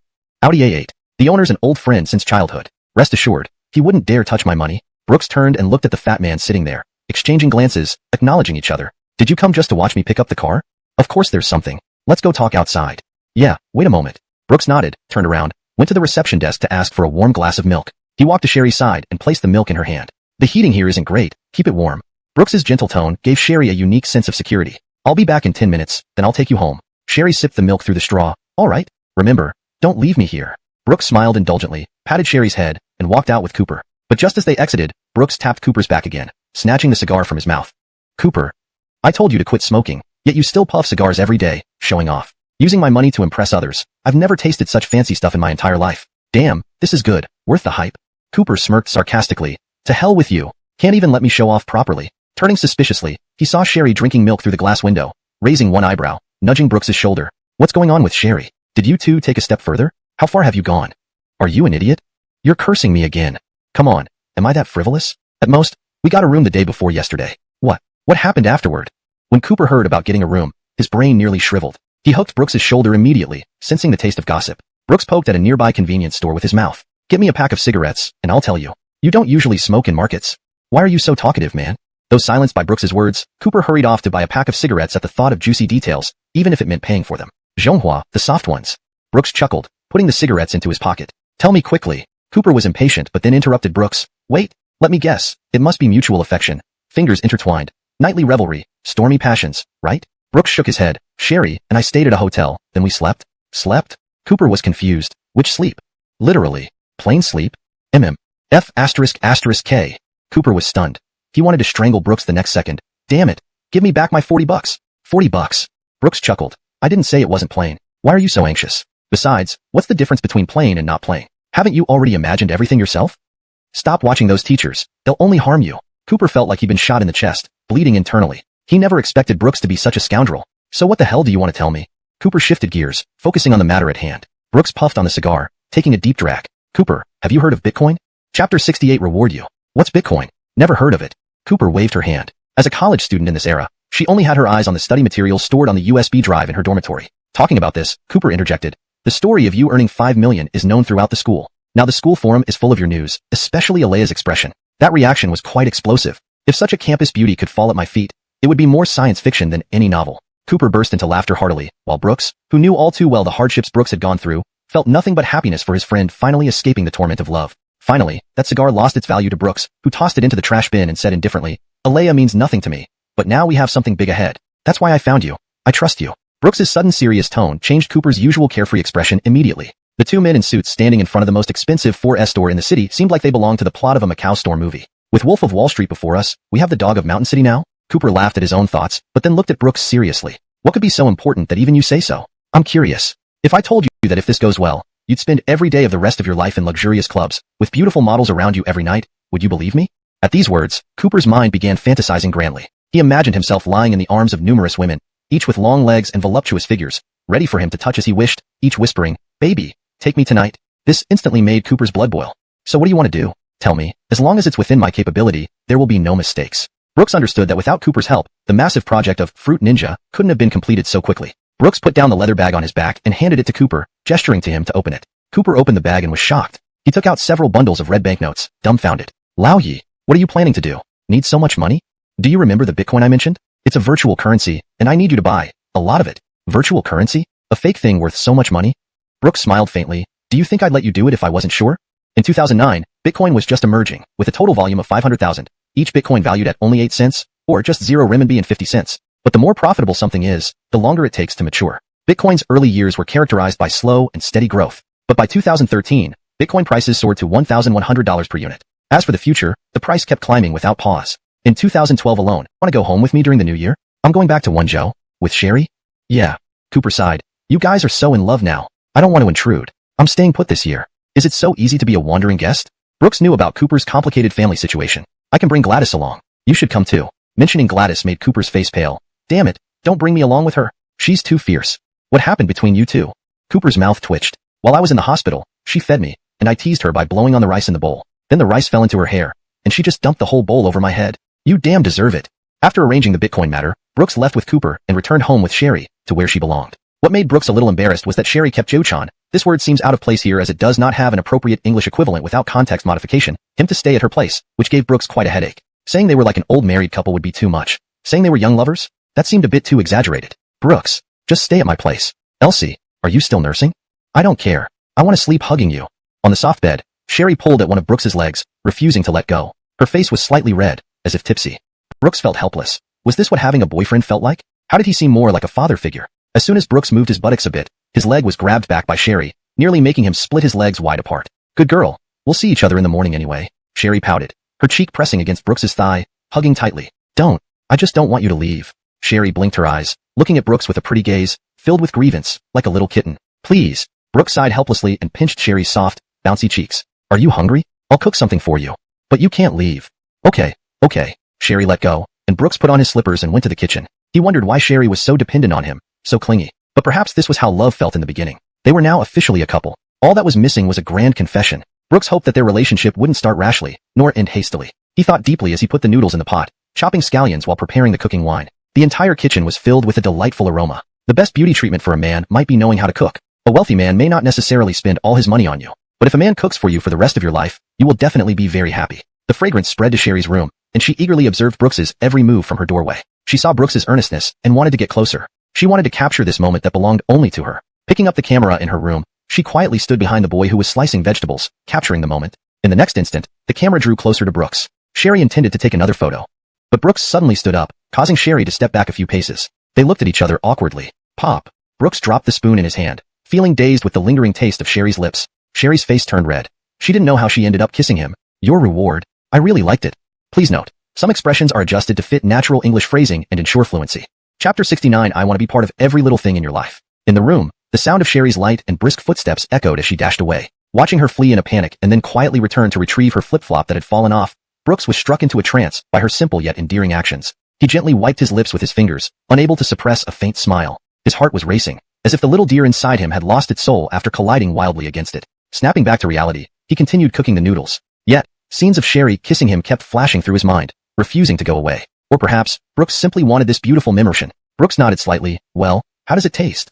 Sherry nodded lightly, putting Brooks's mind at ease knowing she enjoyed his cooking. Can I always eat what you cook in the future? The noodles Brooks was about to feed her paused in midair. The dim light in the room cast their shadows on the curtain, resembling two souls clinging to the glass. And they saw Sherry's determination for the question. This persistence made the two soul-like figures sway along with the wind from the window. For an undetermined amount of time, Brooks finally spoke. Why are you suddenly thinking this? Because I want every big and small thing in your life to have me in it. Brooks fell silent. This statement seemed to pierce his heart deeply. Somewhere along the line, he had become utterly essential to Sherry, a realization that surprised him. He hadn't noticed, believing it all to be natural. Yet, these ordinary words stung right into his heart. It felt like he was truly the bird Sherry had chosen long ago to guard her entire life. Through Sherry's clear eyes, he felt more determined than ever before. As long as you wish, my side can be only yours. Looking at Brooks, he couldn't read her complicated emotions, but he knew that he now held an irreplaceable position in Sherry's heart. Under Brooks's care, Sherry finished the bowl of noodle soup bite by bite. Brooks cherished these moments and wished more than anything to be relied upon by Sherry. Perhaps every man, even every boy, hopes one day to be leaned on by the girl he loves, because this would be the ultimate dignity for a man. Within Brooks, to Sherry, during this period, she seemed to revolve entirely around him, occupying all her time. While he could bring her much happiness, which was pure, as time went on, this purity might diminish. He hoped Sherry would have her own circle of friends, rather than being just a girl who relied on him. Brooks took responsibility. If anything happened, he would bear it. Isn't a man's lifetime earnings ultimately to make the person he loves happy? So you want me to make more friends? Yes. I think you'll be happier with friends. Which girl doesn't want some joyful girl pals? Sherry nodded, realizing that she indeed hadn't had any close friends growing up. Brooks continued, if you want to go back to school, you could also look for someone to co-rent with. We can rent out this house. Having someone familiar with you might not be a bad thing. No way. Sherry puffed up her cheeks and wrapped her arms around Brooks's neck, hysterically declaring, this is our future marital home. It can't be rented out to others. All right. It won't be rented out. Missy, let go first. Chapter 70. My God, is this a battle for love, or a funeral parlor? In the morning self-study classroom, which was filled with an atmosphere like catching the last bus at 8 in the morning, Brooks seemed to be accustomed to the busy work schedule. He got up early, cooked a nutritious breakfast for Sherry, and then held her hand to walk to the classroom. Sherry loved the duck-billed platypus backpack given by Brooks very much. Although it had been 3 months since its purchase, it looked as fresh as ever, deep blue without any dust. In contrast, Brooks's Doryman backpack was somewhat worn out. Originally cute, it now had patches of gray and yellow due to Brooks's rough handling. Yet, these two peculiar backpacks paired with their lively walking style made them stand out no matter where they went. Moreover, Brooks's recent buzz about selling games attracted even more attention from girls. In the classroom, Brooks and Sherry found a seat and took out their books early. Sherry's bag was well prepared with all kinds of English books. Brooks asked in confusion, Elsie, why do you carry so many English books? They must be heavy. I should have helped you carry your bag. Sherry smiled faintly and squeezed Brooks's palm. It's okay. I need these books because the English teacher asked me to prepare for a competition a few days ago. Don't you remember? I told you. Brooks guiltily rolled his eyes and finally admitted, I forgot. Swine. Yes, I'm a swine. Brooks's head was hugged tightly by Sherry's arm as she pressed him against her chest, making it hard for him to breathe. But instead of indulging in fantasies, he enjoyed bantering with Sherry. Yee. A girl wearing a white long dress and light makeup walked in through the front door, holding a lunchbox carefully chosen with adorable figures on the lid. One boy and one girl, with the boy always following the girl under the sunlight. Alea stood next to the teacher's desk, watching Brooks and Sherry fooling around, feeling confused. She had prepared everything she wanted to say to Brooks, but seeing this scene made her mind go blank. The last character of the boy's name stuck in her throat. She couldn't utter it even if she wanted to. Jushin, aren't you going to sit? Alea heard Ilium's familiar voice beside her ear. Turning back, she saw him in a white suit. A look that used to impress her greatly, not for the outfit but for the background it represented. But now, Alea felt some disgust towards this man. Seeing the lunchbox in Alea's arms, Ilium's eyes lit up. The usually tactful man lost his composure. Jushin, did you prepare this lunch for me? Does this mean you've forgiven me? Can you stop bothering me? These words froze Ilium. Jushin, what do you mean? I don't quite understand. Alea watched Sherry and Brooks playing and felt her heart twist. Without looking at Ilium, she asked, Ilium, did you think I would know you'd come to my class? Did you think I prepared this lunch for you? No, I didn't. Ilium's voice lacked confidence. So you think I brought this lunch for you? Isn't that clear enough? But, Ilium's words were cut off by Alea. Seeing Sherry and Brooks stop their play, Alea walked straight to Brooks's desk. A shadow loomed over Brooks. He lifted his head. Still won't be with you. Who the hell are you? I'm not much, but I've always been known for my intensity. You can call me Brother Intense. Fuck off. As Ilium tried to shake off Cooper to beat up Brooks, he only heard the tearing sound of his wrist. Ilium froze on the spot. With a strong grip, Cooper pulled Ilium back, leaving Ilium unable to move as he faced the fierce look from Cooper, who now looked intimidating with his buzz cut. Cooper tightened his grip on Ilium's wrist, sternly saying, let me tell you one more time. If I say don't get involved, then don't get involved. Otherwise try me. Seeing Ilium speechless, Cooper put on his usual smug face, letting go of Ilium and dusting off the chalk dust on Ilium's chest. Isn't this better? We're all brothers. Seeing the delicate hand resting on the lunchbox, Brooks was somewhat surprised. Covering Sherry's hand, he looked bewilderedly at the former object of his affection. Delivering food to me? What the hell are you up to? Are you messing with me? Chapter 71. Turns out, you're the petty one. Thank you, Alea, but Elsie and I have already had breakfast. You might as well keep this meal for yourself. Instantly, a wave of shock swept across the classroom. No one expected that Brooks, who once obediently followed Alea's every word, would not only receive a lunchbox from her, but also refuse it outright. What was this? A reversal of fortunes? None of them understood what had transpired. Over these past 3 months, Brooks and Sherry had remained reclusive, spending little time at school. Therefore, few knew about the relationship between Brooks and Sherry. The impression people in school had mostly stayed at Brooks being the devoted follower in Alea's story. Alea's hand, which held the lunchbox, hovered in mid-air. The morning light shone upon this box, carrying memories of both of them. The lid depicted a boy chasing after a girl with his backpack on his back, evoking layer upon layer of memories for Alea. She recalled those days when she was always accompanied by a boy unique to her, no matter where they went, no matter rain or shine. He was there. WWHY. The girl's voice quivered. Her eyes were continuously flushed with tears, while droplets kept forming on her eyelashes, only to fall and form again. Can you please take it? Brooks, I put in a lot of effort. Try it. Okay? It contains all the dishes you used to love, like potato vermicelli, canned ham, and your favorite crab sticks. That's what you love, not me. Just as the girl intended to open the lunchbox, she paused at this plain yet piercing remark. That's what you love, not me. Brooks, I don't understand. Brooks responded indifferently. I ate those things because you like them. You don't even know what I truly like. You can tell me. You feel now. Cooper leaned against the podium, watching amusingly. He could sense Ilium's aura rising from deep within, so he let go, thinking old Yi solving Alea would never escalate into a real fight at school. right? Fighting nonsense. Brooks patted Sherry's head and let her continue studying. As for Alea, he never wanted any interaction with her. But now, Alea came searching for him at this critical juncture, perhaps due to the discomfort of losing a submissive lapdog, or maybe she truly felt something, and the impact of this lost affection was indeed profound. After all, caring for someone for over a decade would inevitably foster feelings. In the past, Brooks treated Alea with meticulous care, not just any pet, but a good one. However, it has nothing to do with me now, because I have already tasted the bitterness of death. Friends, perhaps it's just Alea's one-sided longing. Past grudges too deep to let go, even if Buddha came. Brooks was merely human, susceptible to emotions. Emotions are tangled and impossible to sever, but at least reason told him there was no reason to accept Alea's feelings. Irony. She scoffed at his attentions then, but now sends meals when he's out of reach. So be it. Brooks lowered his head to look at the English book, feeling that accompanying Sherry in studying was indeed practical. He had never let go of Sherry's left hand. They felt each other's presence because it gave them peace of mind. Brooks. Suddenly, Ilium slapped his hand on Brooks's desk, even startling Sherry. You need to apologize to Alea right now. Holding Sherry's wrist, Brooks could feel her pulse quicken under his index finger. He knew this bastard scared his wife. May I ask, my esteemed student council vice president Ilium, why should I apologize? You will be very embarrassed if you can't explain what I did wrong, won't you? Brooks's tone was far from usual, with a pressure many times stronger than before. You. This inexplicable suppression made Ilium speechless for a moment. How could he ever be afraid to speak in front of Brooks? He regained his composure and said, You made Shin cry. Shouldn't you apologize? Brooks raised an eyebrow. Senior, how do you have the IQ to be the vice president? If your mom scolds you until you cry, would you make her kneel and say sorry to you? Right. Instantly, laughter erupted around them. It was mocking laughter. Brooks's ruffian-like behavior did not disgust the girls around him. Instead, they found his slightly naughty charm captivating. Not the kind that repels, but more like a rebellious handsomeness. Perhaps this was, Big Brother is so bad, yet I love it? Brooks, don't be too overbearing. I don't think I am. Brooks smiled nonchalantly. Speaking of which, didn't you usually stay with any girl? Ilium, who was facing off against Brooks, now had a flushed face, veins running from his collarbone all the way to his jawline. At this moment, all eyes were already fixed on the two of them. After all, Ilium was still the vice president of the student council. Was he really going to tear things apart in front of everyone?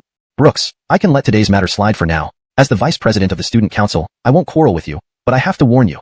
If you dare to make Alea cry again or upset her, I will make sure you regret it. Brooks looked at Ilium with a calm expression. What a fine vice president of the student council. What an exemplary hypocrite. Calling each other classmates, truly upholding fairness and justice. Using one's position to settle personal matters? What kind of game is this? Ilium. Just as Ilium finished speaking, Alea, who had been crying for a long time in the back row, finally stood up. Her eyes were red-rimmed, and she didn't dare to lift her head. Not because she was afraid to look at Brooks, but because she didn't want her miserable appearance to become everyone's focus. Ilium, thank you, but my affairs have nothing to do with you. Please don't meddle in the future. Snap. Boom. Alea's quiet voice struck Ilium like a thunderbolt. Ilium looked at Alea blankly. Brooks shook his head helplessly and sat back down. And, Ilium, when did I ever agree to be your girlfriend? Alea's gaze made Ilium feel her disdain for him. He didn't react, pulling at the corner of her clothes, but Alea shrugged off his hand. Jushin, what do you mean? Literally, have you ever confessed to me during all this time? To sum it up, aren't you just after my body? Aren't you just trying to mess around with me? All you wanted was to sleep with me while I had a good figure and looks, then fulfill your father's marriage arrangement wish? Tell me, did you ever truly like me? Have you ever liked me as much as Brooks did? Of course I did. Ilium's firm words didn't move Alea. Instead, she sneered. She wasn't doubting Ilium's feelings, but genuinely believed such words sounded hollow and absurd coming from him. Okay, I don't want to ask you that question anymore. At least I never had any feelings for you. Looking at Ilium's unchanged expression, Alea took a deep breath. Do you think I'm not being clear enough?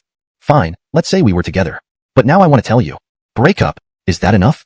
There was no emotion in Alea's eyes, for every word came from the depths of her heart, sincere and heartfelt. She had no feelings for Ilium, only an attachment to wealth. That disdainful gaze, utterly devoid of emotion, twisted Ilium's heart as if it were being sucked into a vortex. Facing Alea, he had so much to say but found himself unable to utter a single word. Perhaps the most heartbreaking thing was not the dramatic breakup, but the abrupt end after an ambiguous flirtation. Ilium knew he had spent a lot of money on Alea, but for some reason, whenever she got close to him, he admitted it. He only wanted to play at first, just like many men say they start out playing. Yet in the end, all those men ended up inexplicably trapped in the quagmire of emotions. He, Ilium, was one of them. Jushin, if you're dissatisfied with me in any way, I can change. I can adapt to you. But please don't be like this, okay?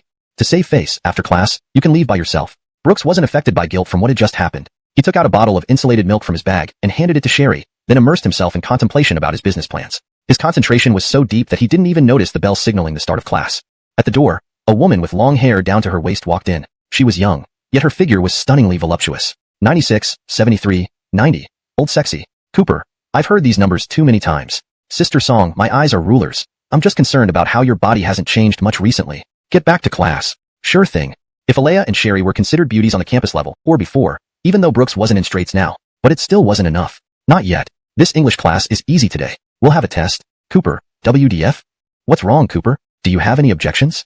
Adela raised an eyebrow slightly, looking at Cooper sitting 3 seats to Brooks's left. Cooper scratched his head. No, teacher, high school is one thing. University is another. Can we not treat university like high school? Adela picked up a piece of chalk and threw it at Cooper's head. If you're weak, practice more. The past is the past, and now is now. Shouldn't you study in your mother's womb instead? Cooper was speechless. Only a newly employed young teacher like Adela would say something like that. Of course, not only Cooper was bitter. It was almost New Year's time, and this week was the last week of the semester. Final exams were coming up. But you have to understand the reality of college students. High school. Oh no, I failed. I'll do some more tests next time to reclaim my glory. College. Damn, I failed. Let me play a couple of games first. Next time I'll definitely pass. High school. How did I barely pass? College. Holy crap. I actually passed. Yeah, that's the difference between high school and college. Teacher, what are we testing on? Teacher song. You're so beautiful. Please be lenient. Yeah, let us have a good holiday. If my dad finds out I failed a course, my allowance will be cut. Stop. It's simple. Don't worry. Adela waved her hand, and finally, everyone quieted down. The test is simple. Sing an English song. If you can't sing, reading it out loud is fine too. Who wants to go first? How about Cooper?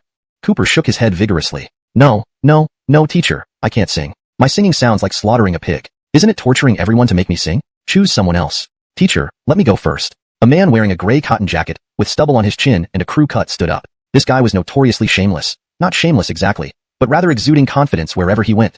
Eric, what are you going to sing? Eric chuckled, walked over to Adela, put on headphones, and opened a music app. Ladies and gentlemen, get ready. Today, I'm going to sing Michael Jackson's Beat It. The boy tapped out a beat with his fingers, tapping his foot too. Not quite rhythmically perfect, but it had a kind of flow. Can you see the beauty? Pure phonetic translation? Hey, wanna say you fight the power. Damn, really impressive. Cooper's jaw hit the floor. He didn't expect this crazy performance. Adela held her forehead. This was sheer auditory torture. Yet, in college, anyone who dares to perform will always find a group of troublemakers cheering them on. Eric, initially hesitant and thinking he might be too bold, intended to sing softly, but who knew someone outside applauded. You're singing well. Holy crap, he's a god. Brother, you're awesome. And so, the confident dude, lost in his music, was carried away by the applause. Okay, beat it. Oh, was this not supposed to provoke Brother Irvin? Cooper clutched his head in agony. To retreat 10,000 steps? He just wanted to sing, didn't he? What's his mistake? Finally, those torturous 4 minutes passed, and Cooper seemed to come back to life. That fat singer was provoking Brother Irvin. He might as well have been struck by lightning. This?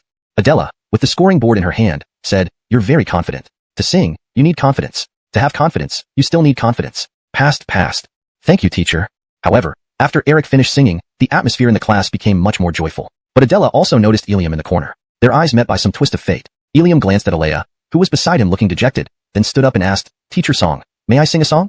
Eliam's unexpected humility took Adela by surprise. Very well, Eliam. Your singing is good, and your English pronunciation is also very standard. Are you participating in our English singing competition? Adela praised. Eliam's eyes never left the dim corner. The corner was dim, but his heart felt even darker. He put down the microphone and said faintly, no thanks. He wanted to sit next to Alea, but he didn't know on what pretext. Ex-boyfriend? Or a one-sided friend? He didn't know. Gradually leaving the classroom, seemingly isolated from the world, Brooks twirled the pen in his hand. Alea kept her head down, deep in thought about why things had gone wrong. She had already delivered meals to Brooks, so why wouldn't Brooks change his mind? Oh, isn't this the great genius Brooks? You haven't attended class all semester, yet you still remember my class? Hearing the name Brooks, Alea unconsciously raised her head. Unbeknownst to her, the charming English teacher, Adela, had somehow appeared in front of Brooks. Upon hearing Brooks's name, Eliam, who had been walking in the hallway, stopped dead in his tracks.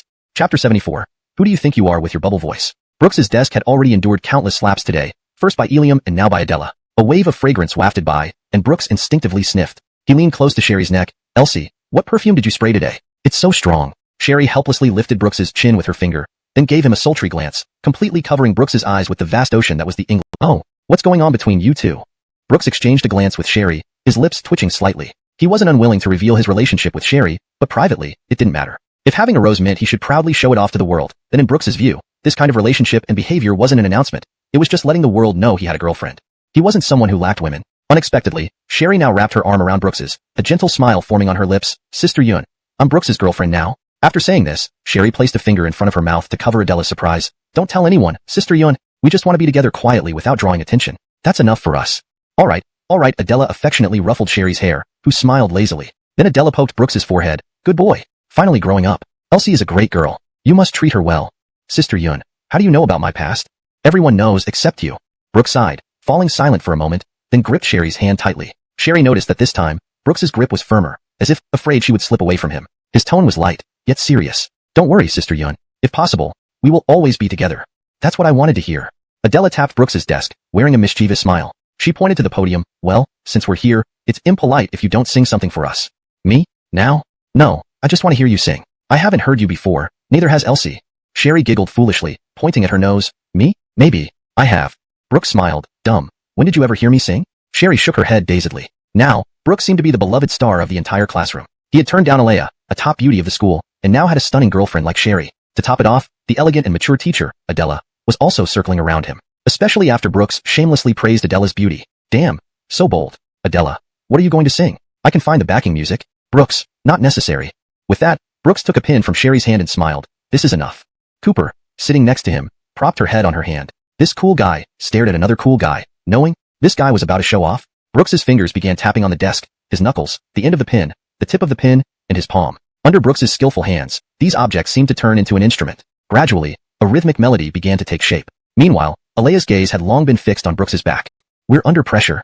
7 billion people in the world, trying to fit in. Keep it together. Smile on your face even though your heart is frowning. This was a song Akil released in 2012, and also one of the few songs Brooks liked. It wasn't that Brooks wanted to show off, but rather this 2012 song was hard to find now. Moreover, it was easy to pick up the melody, and tapping out the rhythm with hand and pin was effortless. But in the eyes of the surrounding college students, this seemed like an incredible feat. Damn, how can Brooks be so amazing? For crying out loud. He's just doing this to charm girls. You know nothing. We girls love this kind of atmosphere. How about someone like me with muscle lines? Your muscles aren't even as big as Brooks's? Yeah, skinny dog. Listening to the rhythm, Adela raised an eyebrow slightly. She leaned against the desk, lost in Brooks's singing. His voice, like Eliam's, was deep, yet seemed more profound than Eliam's at this moment. Adela and Sherry certainly understood the lyrics. Our pressure is overwhelming. 7 billion people in the world trying to carve us apart. Tightly together, you have confusion in your heart but wear a smile on your face. But now, you know how cruel our world can be, but I'm willing to take the risk. Every line Brooks sang seemed to reflect his story with Sherry from their past lives to this one. Brooks's eyes saw through everything. Herself for being able to understand English. She recalled the past between Brooks and herself. She knew very well how good he had been to her, how he had run towards her without compromise, disregarding everyone's gazes, and how meticulously he had taken care of her. Even though Alea had long taken such actions for granted, Brooks had persisted wholeheartedly for 10 years. 10 years. How many tens of years does one have in a long life? Brooks had already given 10 years of his life to her. Such a long span of time was incredibly arduous for an ordinary person. Gradually, Brooks's voice overwhelmed the melody. This song, intertwined with love and hate, moved countless people through Brooks's rendition, touching their hearts that once held dreams of music. In the silence, there came a crisp sound of snap. Immediately after, there were fragmented applause. The applause surged like waves crashing over mountains, and Brooks shyly smiled, re-grasping Sherry's hand. Godfather is awesome.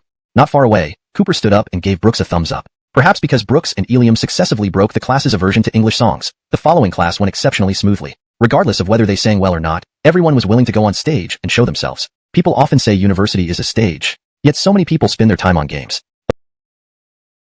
And a school beauty? This isn't cooperation. It looks like they're officially together. Who said that? If they were together, they would announce it. Why hide it? What if they are low-key? I'm not bad-looking either. Why can't I find a partner in college? Haha. In college, the pretty ones have partners, the ugly ones have partners, only the timid ones don't. They're having fast food relationships, and you're having fast food romance. Who else would be single?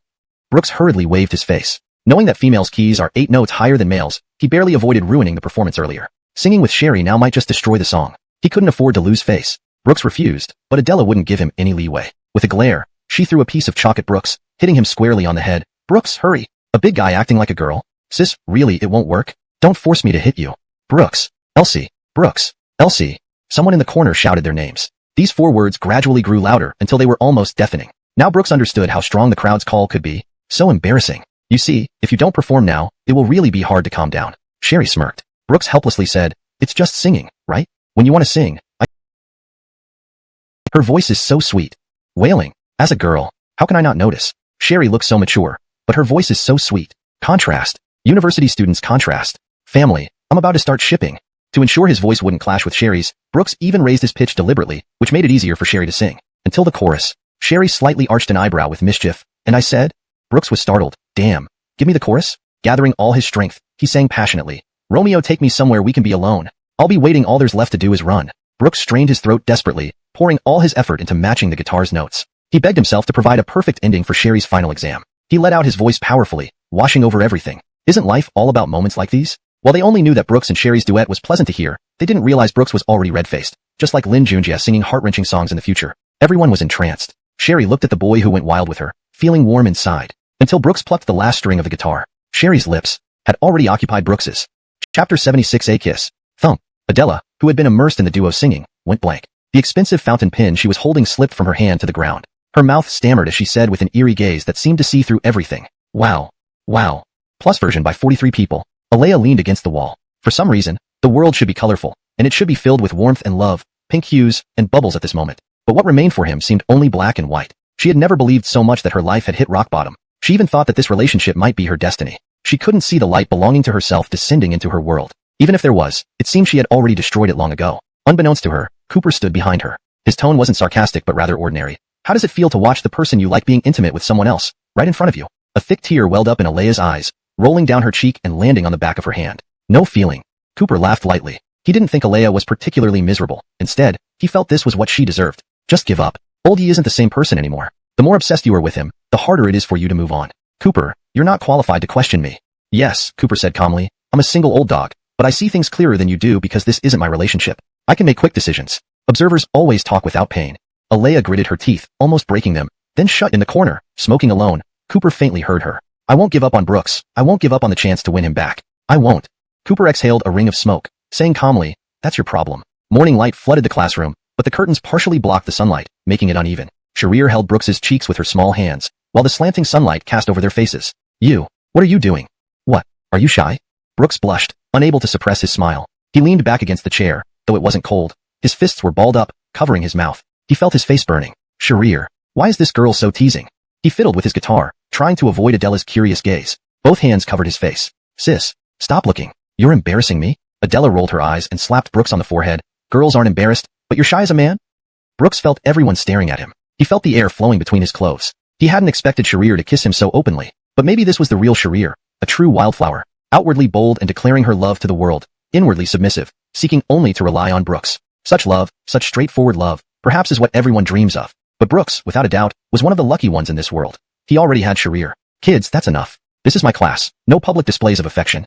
Adela said, though her eyes betrayed her curiosity about how far their relationship had progressed. Clearly, it was only a matter of time before Adela dug out all the gossip. Brooks shrugged helplessly. Sis Yun, I didn't want to. Sharir reached out and twisted Brooks's arm, causing him to wince in pain. So you're blaming me? Brooks contorted his face. No. I'm very satisfied. Very satisfied. Sharir pouted her lips and smiled contentedly. However, as if they hadn't had enough excitement, the classmates began cheering on. Kiss, kiss, kiss, kiss, kiss, kiss. Instantly, the whole classroom was filled with anticipation for Sharir and Brooks's sweet romance, occasionally interrupted by a few catcalls. Adela, being the teacher, decided to let her guard down, sat on the desk with her legs crossed, and started cracking sunflower seeds. This was the first time Brooks's love life was exposed to everyone. The feeling of being in the spotlight was strange, yet oddly wonderful. It was like standing on a stage giving a speech, and then suddenly adding a confession at the end. The surrounding light haloed around them. Brooks looked at Sharir bathed in the light spots and realized she was more beautiful and charming than ever. He began to wonder why fate had given him this opportunity to be back with Sharir, not missing out on her. He imagined Sharir in a white wedding dress, walking with him down the aisle. He had never wanted Sharir to marry him as much as now. Never. Suddenly, Brooks cupped Sharir's cheeks, causing her eyes to widen. His warm breath wafted through her nostrils. What are you going to do? Brooks gazed into Sharir's colorful irises and softly said, if we don't kiss now, it might be hard to calm this down. Brooks's lips slowly approached Sharir's. Alea felt her heart breaking, muttering under her breath, don't. In the next moment, Brooks's lips pressed against Sharir's red lips. The lingering sweetness from their kiss lingered even longer. Chapter 77. Genevieve. I miss you. Brooks, you sure have some moves. When did you get together with Sherry? In the office, Adela specially called Brooks and Sherry into her office. She looked at them suspiciously. Though she didn't have myopia, she wore a black-rimmed glasses for a more professional look. Pushing up her glasses, she seemed genuinely curious about their relationship. Only someone like Adela, who is not much older than the two and has no generation gap, would ask such questions. Brooks was speechless. In fact, he rarely interacted with Adela, but she was easy to become familiar with people. As he was thinking how to explain their feelings, Sherry hesitantly spoke up. Teacher, it's me. I pursued him. As she said this, Sherry lowered her head slightly, pursing her lips as if pink bubbles were floating above her head. You pursued him? Adela raised an eyebrow, asking a familiar question. Oh, you young people. No, we young people, in love are just like that. For men to pursue women, there's always an obstacle, but for women to pursue men, especially when the woman is pretty, the man can't hold on. Brooks narrowed his eyes. Teacher, I'm not ugly, right? He even playfully flicked his hair. I think I'm quite handsome. Adela nodded in agreement. Not bad, not bad. But compared to Elsie, you're nothing. She's got the figure and the face. The line of guys pursuing her could stretch to France. You'd better treat her well. Adela's heartfelt praise made Sherry blush and smile. After all, Adela was their teacher and had a purpose in calling them here. She took Sherry's hand gently and whispered, Elsie, the school recently told me about your situation. I heard that since high school, your relationship with your mom hasn't been good? Sherry opened her small mouth, seemingly lost in thought like the potted plant on the table, swaying slightly. She appeared as if she was waking from a dream. Yes. My mom and I disagreed on what I wanted to do in college, so now our relationship is very... If it were possible, Brooks hoped that punch had brought him relief from his past life, even just for the brief connection he had with Sherry, though it ultimately turned out to be a delusion after the dizziness. At least now, everything around him was exactly as Brooks wished. There was pity in Adela's eyes. She realized how much this girl had carried on her shoulders. Most kids today bore the weight of their parents' expectations while lacking the chance to pursue their own dreams. Brooks understood too. How many people lived for their ideals? Life was already confusing enough without talking about ideals. It was all about having a stable job. So, Brooks became more determined to succeed. He sensed that within this year, he would grow rapidly, and he would give Sherry and their children a bright future. Come join the English competition next semester. What? Brooks was taken aback by Adela's sudden question. He had rehearsed countless ways to maneuver around her in his mind, but Adela's next sentence left him speechless. Your girlfriend agreed to me long ago. This English competition is actually just singing English songs. It's not that difficult. You two performed at this level today. It would be a piece of cake. Why are you glaring at me? Are you going to let Elsie go without accompanying her? Are you still her boyfriend? As she spoke, Adela gave Sherry a look, and upon receiving the signal, Sherry promptly hugged Brooks's arm and blinked her pretty eyes. Are you still my boyfriend? Brooks helplessly said, Sis, did you two plan this? Good to know. Outside the door, Marnie stood on tiptoe with her backpack on, peering through the small glass pane on the door to observe the three people inside. She wanted to go home, but for some reason, thinking about Sherry being with Brooks made her heart restless. She couldn't calm down, and she didn't want to return to the dormitory. In the dormitory, everyone now seemed to think she was just a thoughtless rich girl who rejected the sincere and responsible Brooks for Eliam, a man who only spent money entertaining women. Thinking of this, her fragile heart felt extremely wronged. She put her feet down, leaned despairingly against the wall, and silently dialed a call. Genevieve, I'll have dinner at home tonight. I miss you. Chapter 78. Narrow roads make for unfortunate encounters. Facing the wind, Cooper opened the car door. A tall girl in tight-fitting clothes emerged from inside. Cooper's gaze lingered, as the woman's buttocks were accentuated beautifully by her outfit. However, Cooper wasn't so perverted to stare at her figure endlessly. Instead, he lingered on her deep eyes. Abby, remember to send me a message when you get back to the dormitory. I know. Didn't you say you have a New Year's gift for me? Abby leaned against the car window, looking quite poised. Her tone was languid, as if she were joking. Cooper shrugged and laughed. Of course, I'll give you the New Year's gift. Damn, how do you know? Cooper adjusted his sunglasses, trying to act cool. Yes, my girlfriend. What's wrong? Isn't she beautiful? Gladys rolled her eyes. For God's sake. How come I didn't know that any of the 4 single women in my dorm found a partner? Cough. Shit. Cooper choked on his own cigarette smoke. Which roomie? Your roommate? Abby is your roommate? Gladys cut straight to the chase. Yes, oh well. In broad daylight, why would anyone like a big-faced person acting tough? If I ask Abby why she suddenly has a boyfriend out of nowhere, what do you think? Oh my, what should we do? Sister. Don't call me sister. I'm not your sister. You're too much. Too heartless. Can I take back what I said? Without even glancing back at Cooper, Gladys left on her own accord. Swallowing his anger, Cooper was about to punch the car, but remembered it was a new one and couldn't be damaged. Just as Cooper realized he might not have a good few days ahead, Gladys's sudden scream caught his attention. Darn. Removing his sunglasses, Cooper saw that Gladys had stepped into a drain with her high heels. She wanted to squat down, but because she wore a cheapao, she couldn't lower her body without tearing it. She heard the sound of fabric ripping slightly whenever she tried to crouch just an inch. Her face burned. Unsure whether it was from anger or embarrassment, especially seeing Cooper right there. Haha, sister, don't rip your dress.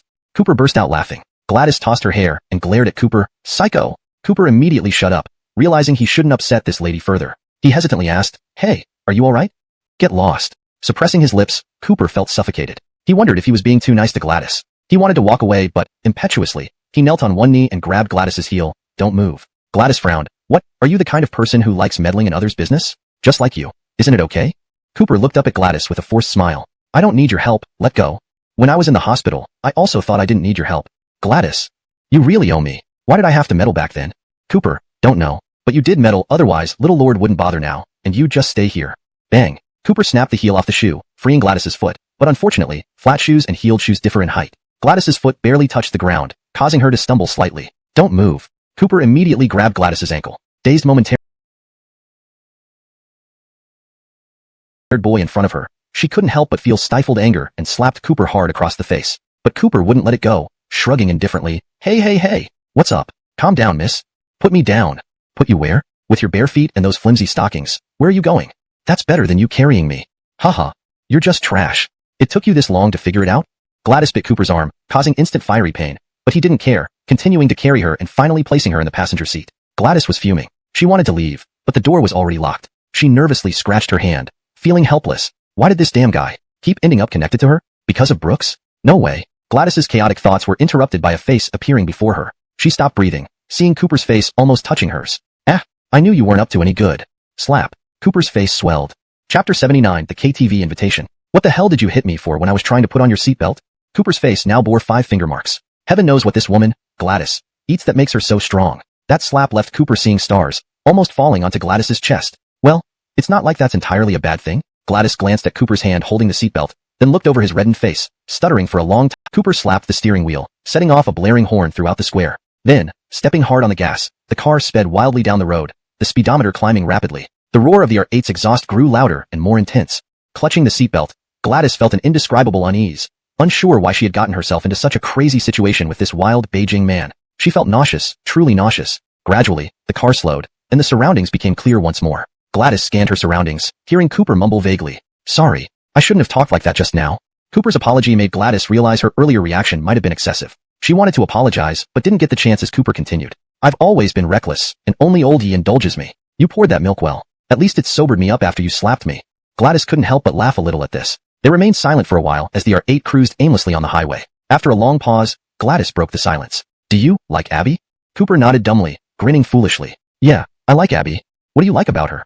Isn't it all about attraction at first? Any lasting love starts with a good-looking face. But there are exceptions, though I'm not one of them. Love is something no one can fully explain. It just happens when you least expect it. I used to think I was slow to warm up, but that was just self-deception." After much hesitation, Gladys spoke hesitantly, as if the next words were hard to say. "Do you know what kind of person Abby is?" Cooper blurted out, "She's beautiful. Anything else?" "She's also very beautiful." Speechless, Gladys pursed her lips and sighed. "She's quite materialistic."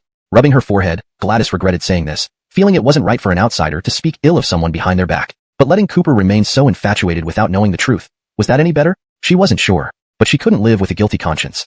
"She's dated many boys before. To be honest, Cooper, I don't even know how many people she's kissed. I met her from freshman year to sophomore year. In that year, I got to know her too well. Every day she hung out in bars, surrounded by luxury goods, none of which she bought herself. It's not that I'm envious, but living beyond her means like this, do you think she has the capability to manage a relationship with you?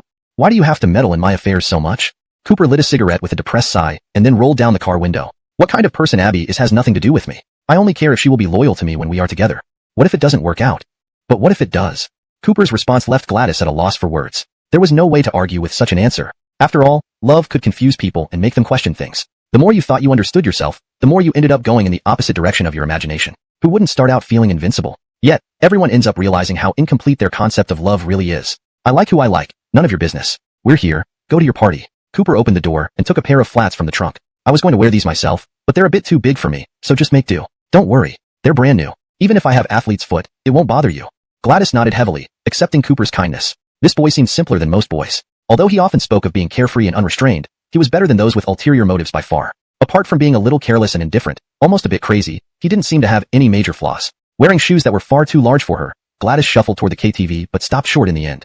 She turned back and called out, "Cooper, Abby, she's really not worth it." Cooper frowned, picked up a stick, and threw it near Gladys's feet. "Why the hell do you talk so much? Mind your own business." Unable to express her good intentions, Gladys walked into the KTV reluctantly. She didn't want to overthink. Perhaps the brief revelry in the karaoke room could help her forget the past hour, even though it had been intense and infuriating. "Of course I do." Eliam swirled the wine in his glass nonchalantly, then leaned forward slightly, pulling out a check from his chest pocket. "I need you to do something for me." Disgust showed in Cooper's eyes as he instinctively stepped back 2 steps. From Eliam's gaze, he could tell this was no small matter. It might even be aimed at Brooks. "What is it?" "Help me steal something. Actually, get something that can utterly ruin Brooks and Sherry." "Go to hell." Cooper slammed his wine glass onto the table. Blood started to well up on his hand where shards of glass were embedded. Cooper's reaction did not surprise Eliam. Instead, with an expressionless face, Eliam withdrew a fountain pen from his sleeve and wrote a number on the check. "Calm down, kid. This is business, and there's always a commission involved." Eliam slowly rose and placed the check into Cooper's hand. The moment Cooper read the number, disbelief spread across his face. 1 million. How about that? Is it enough? Brooks sold a game for 5 million, but that was his. He spent months working day and night, using his own brainpower to earn that 5 million. And now, I just need you to get me something, and you'll get this 1 million. "I won't agree." Cooper put the check back on the table and turned around. In the dimly lit room, Eliam looked like a king. He took a sip of wine and smiled. "Don't be so quick to say no. Cooper, let me tell you what I need first. A camera. That camera has a video of Brooks and Sherry having sex. I only need that video. 1 million, Cooper. It's plenty. More than enough for you. Haven't you heard that you're chasing Abby now?" Eliam poured Cooper another glass of wine and leaned by the window, sighing. "Abby does have a great figure. But do you know who she first dated in college?" Eliam pointed to his nose. "Me. But I'm not bragging. Instead, I'm telling you that this woman can be won with money. 1 million. You can spend 10,000 or so on her, then use the rest to start your own business. With 800,000, you can do countless things. Won't that be better than being Brooks's little lackey? Brother, a career is a man's most loyal friend forever. You decide.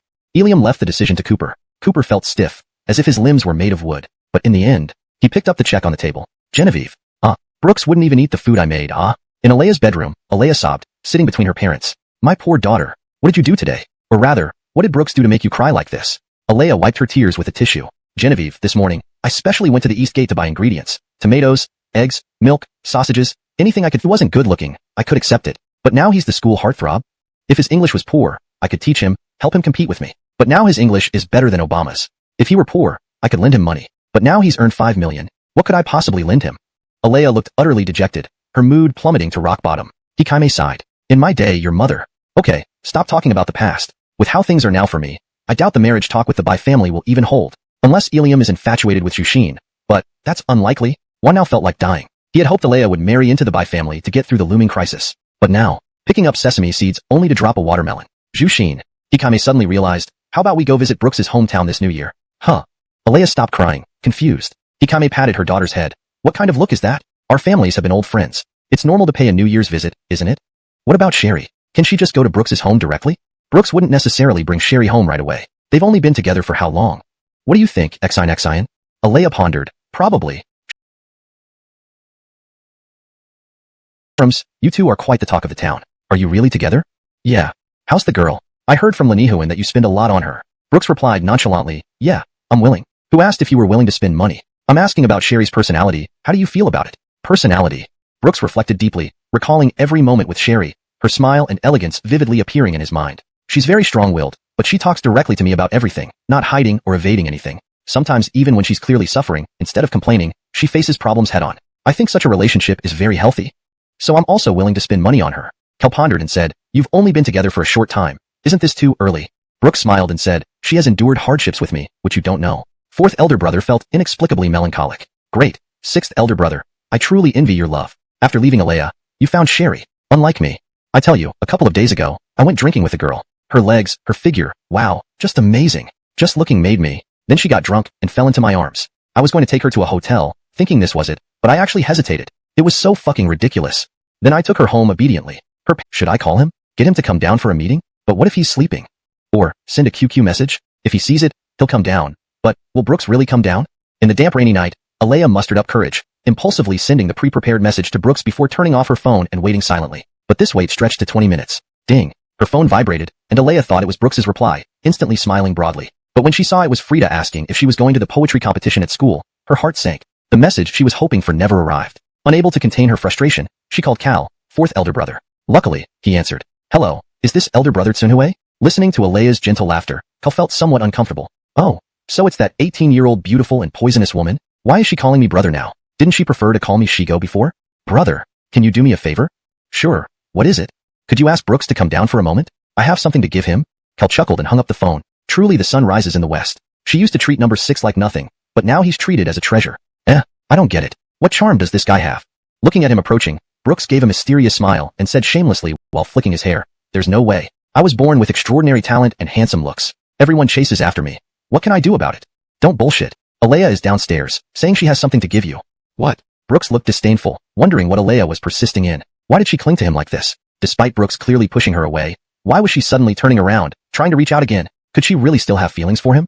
Brooks doubted it, but didn't want to think too much about it. He had grown to detest it. This torment of emotions. It was a cursed connection from the start. 10 minutes later, Brooks appeared outside the boys' dormitory. Alea had been waiting under the rain, holding an umbrella and 2 roasted sweet potatoes. Brooks, I'm here.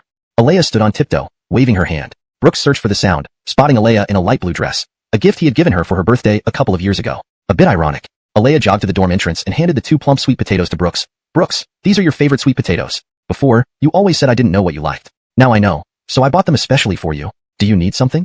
Brooks's indifferent words wiped away the sweet smile on Alea's face. She forced out a faint smile. She held back her tears and choked out, I just wanted to see you. There will be plenty of time in class. You can see me then. Hey. Seeing Brooks turn to leave, Alea panicked and grabbed his wrist. But nor would Alea's genuine feelings ever truly touch Brooks. Alea, did you forget why I came to art? My grades were good enough to secure a place at Tsinghua or Peking University. Do you think my grades need someone who's worlds apart from me to teach me? Didn't your conscience hurt even a little when you said that sentence? These words pierced deeply into Alea's heart. Indeed, if it weren't for her, Why would Brooks have given up his bright future without hesitation and come to this mountain city? In the past, she might have thought it was the beginning of their love, but now she realized, this school, this city, seemed to have become the grave of their friendship. The castle in the rain, the distant night turning away, leaving the crownless princess with tears streaming down her eyes, stumbling forward. She blocked Brooks's path, her hands clutching at his arms tightly, her face rigid, her voice trembling. Brooks, people around me, on the forum, say you're together with Sherry. Is this true?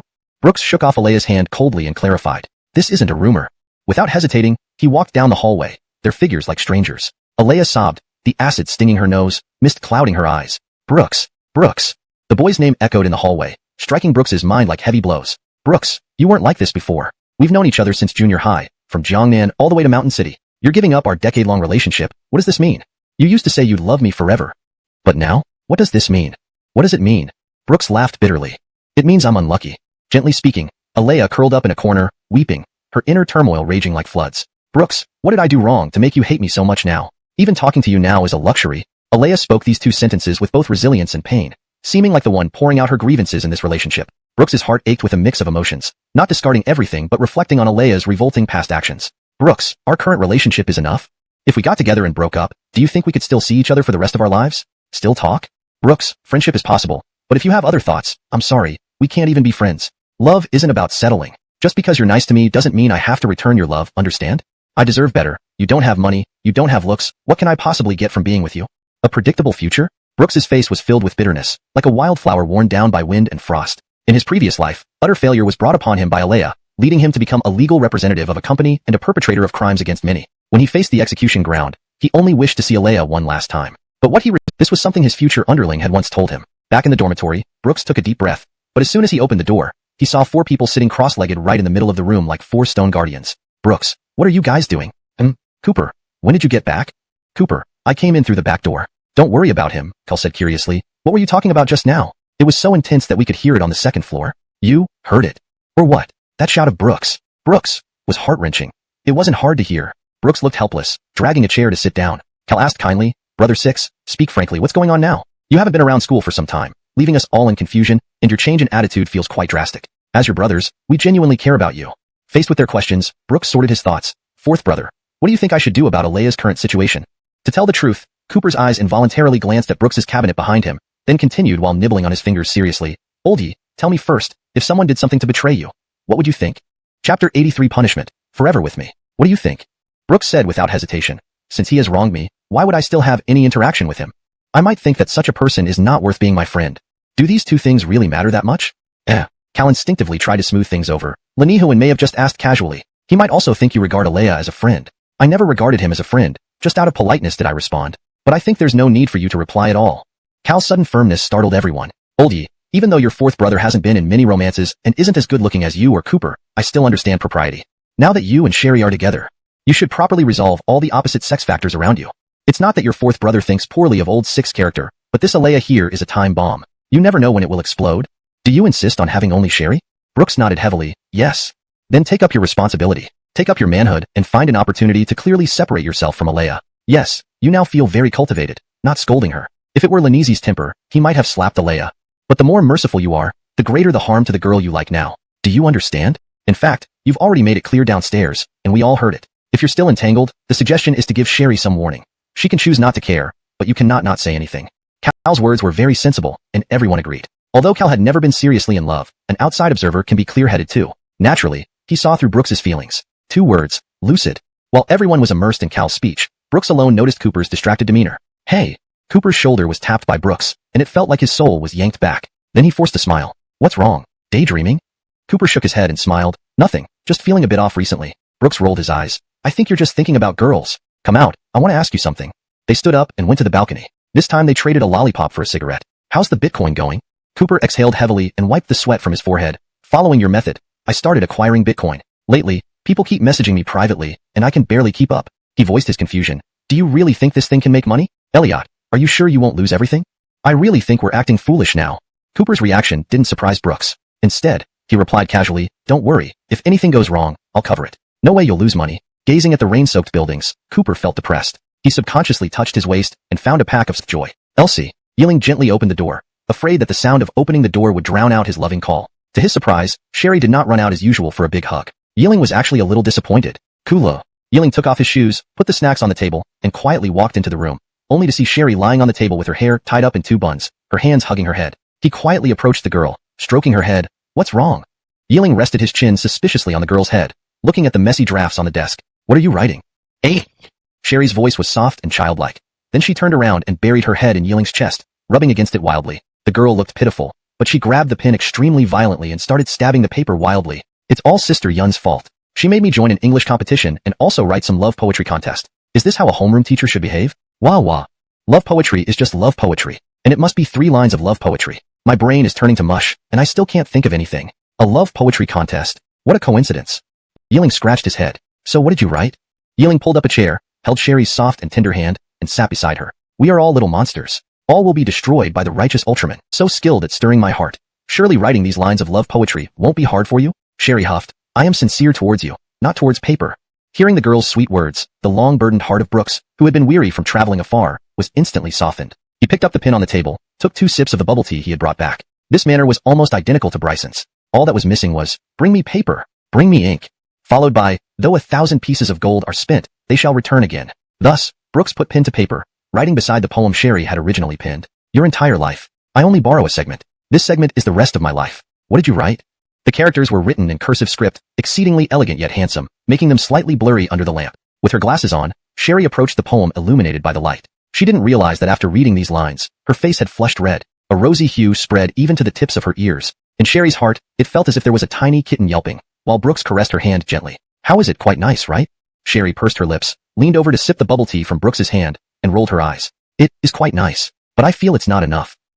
Math, English are not my forte. Politics, history, geography, nearly failing. Only loving you, perfect score. I like you. The first line is false. The second line is also false. Time inside the room seemed to be a flowless sediment, their toes already deeply immersed in this deep yellow pool of affection, unable to pull out, unable to extricate themselves. Perhaps in his previous life, Brooks was lost, just like a man wandering aimlessly in the rainy night, searching for meaning. But now, opening his eyes again, he found a floral umbrella over his head, its handle held by a slender white hand. He could hardly control his emotions. Perhaps this life, he cannot act alone. Perhaps for the future Tracy, without the appearance of another Brooks, the flow of people under the rain might have passed many times, feeling countless despair, waiting endlessly for a relationship not meant for her. But thankfully, this time they did not pass each other by, nor did the few steps apart create a lifetime distance. Love needs only 1 line. If you want 2 lines, I'll give you 3. Brooks stopped writing, concluding his verses. He was drenched in sweat, feeling for the first time the pressure of academic work. Writing 3 love poems wasn't difficult, but Tracy kept pushing. I want more. Yet Brooks understood. This young heart hadn't fully grown. She probably just wanted to hear Brooks write these poems. Adult relationships are like this. Everyone understands the routine and performs for each other. Brooks, I want more. More. Brooks took a deep breath and asked, when was a man most powerless? Of course, it was when the woman said she still wanted more. Brooks felt like he had already been completely drained. Really, there wasn't a single drop left. Brooks sighed, this is the last one. No more after this. Brooks gave a loving smile, and Sherry nodded happily with a grin. After all, she was his woman. If not for her, who else would he pamper? Under the moonlight, there are 2 shadows. One is mine. The other is also mine. Sherry's little face and earlobes were burning hot. Her pupils seemed to have discovered some invaluable treasure, as if she were a simple little stuffed doll. Brooks decided to bring the late-night snack into the room, where it still emitted its warm, fragrant aroma. When Sherry saw the food, her eyes sparkled brightly. She grabbed Brooks's hand and screamed excitedly, then ate like a little fool with a grumbling stomach. Brooks took a heavy sigh, marveling at the vicissitudes of life while thanking fate for bringing him back to Sherry after their unfinished connection from the past. After finishing the late-night snack, Brooks and the well-fed Sherry lay on the bed in a daze. Sherry even playfully burped against Brooks's face. Perhaps such unrestrained yet secure moments were too enchanting. After a long time, Sherry finally spoke. I've been looking for places to rent these past few days. I ran into an old friend, who introduced me to a few tenants, 3 guys and 2 girls. With me, that's 6 people in total. 6 people? So many? It's lively with more people around. Regarding the news of 6 people living together, Brooks was slightly shocked. But on deeper thought, it might be quite beneficial for Sherry. Living with 6 people could mean a richer life ahead for her. At least, her life wouldn't be selfishly monopolized by Brooks. But the rental place is a bit far. I rushed here today. Saying this, Sherry instinctively wrapped her arms around Brooks's waist, moving her body like a mischievous monkey. If not for the competition, I might have come back very late tonight. That's how it is. Brooks mused. I have something to do tomorrow, so I might not be able to accompany you. If you're coming back late again, give me a call. I can take you to a hotel or find you. Traveling back and forth will tire you out. Sherry smiled sweetly. Okay. A few days later, Brooks stood at the entrance of the securities bureau wearing sunglasses, a lollipop in his mouth. Tisk, if it weren't for Lanese, I would have forgotten about those stocks. Chapter 85. Doll Sister? Below the securities bureau, Brooks walked into this place that had little to do with him in his previous life, looking somewhat uneasy. Not that he had nothing to do with it, but in his previous life, he had invested all his savings here, preparing for a desperate gamble, but ended up with a rather humiliating result. Since then, Brooks had sworn, "Brooks, even if I die, I will never play stocks again." Cough. Now, after all, there is information about the future, and everyone knows the logic of making money when you have it.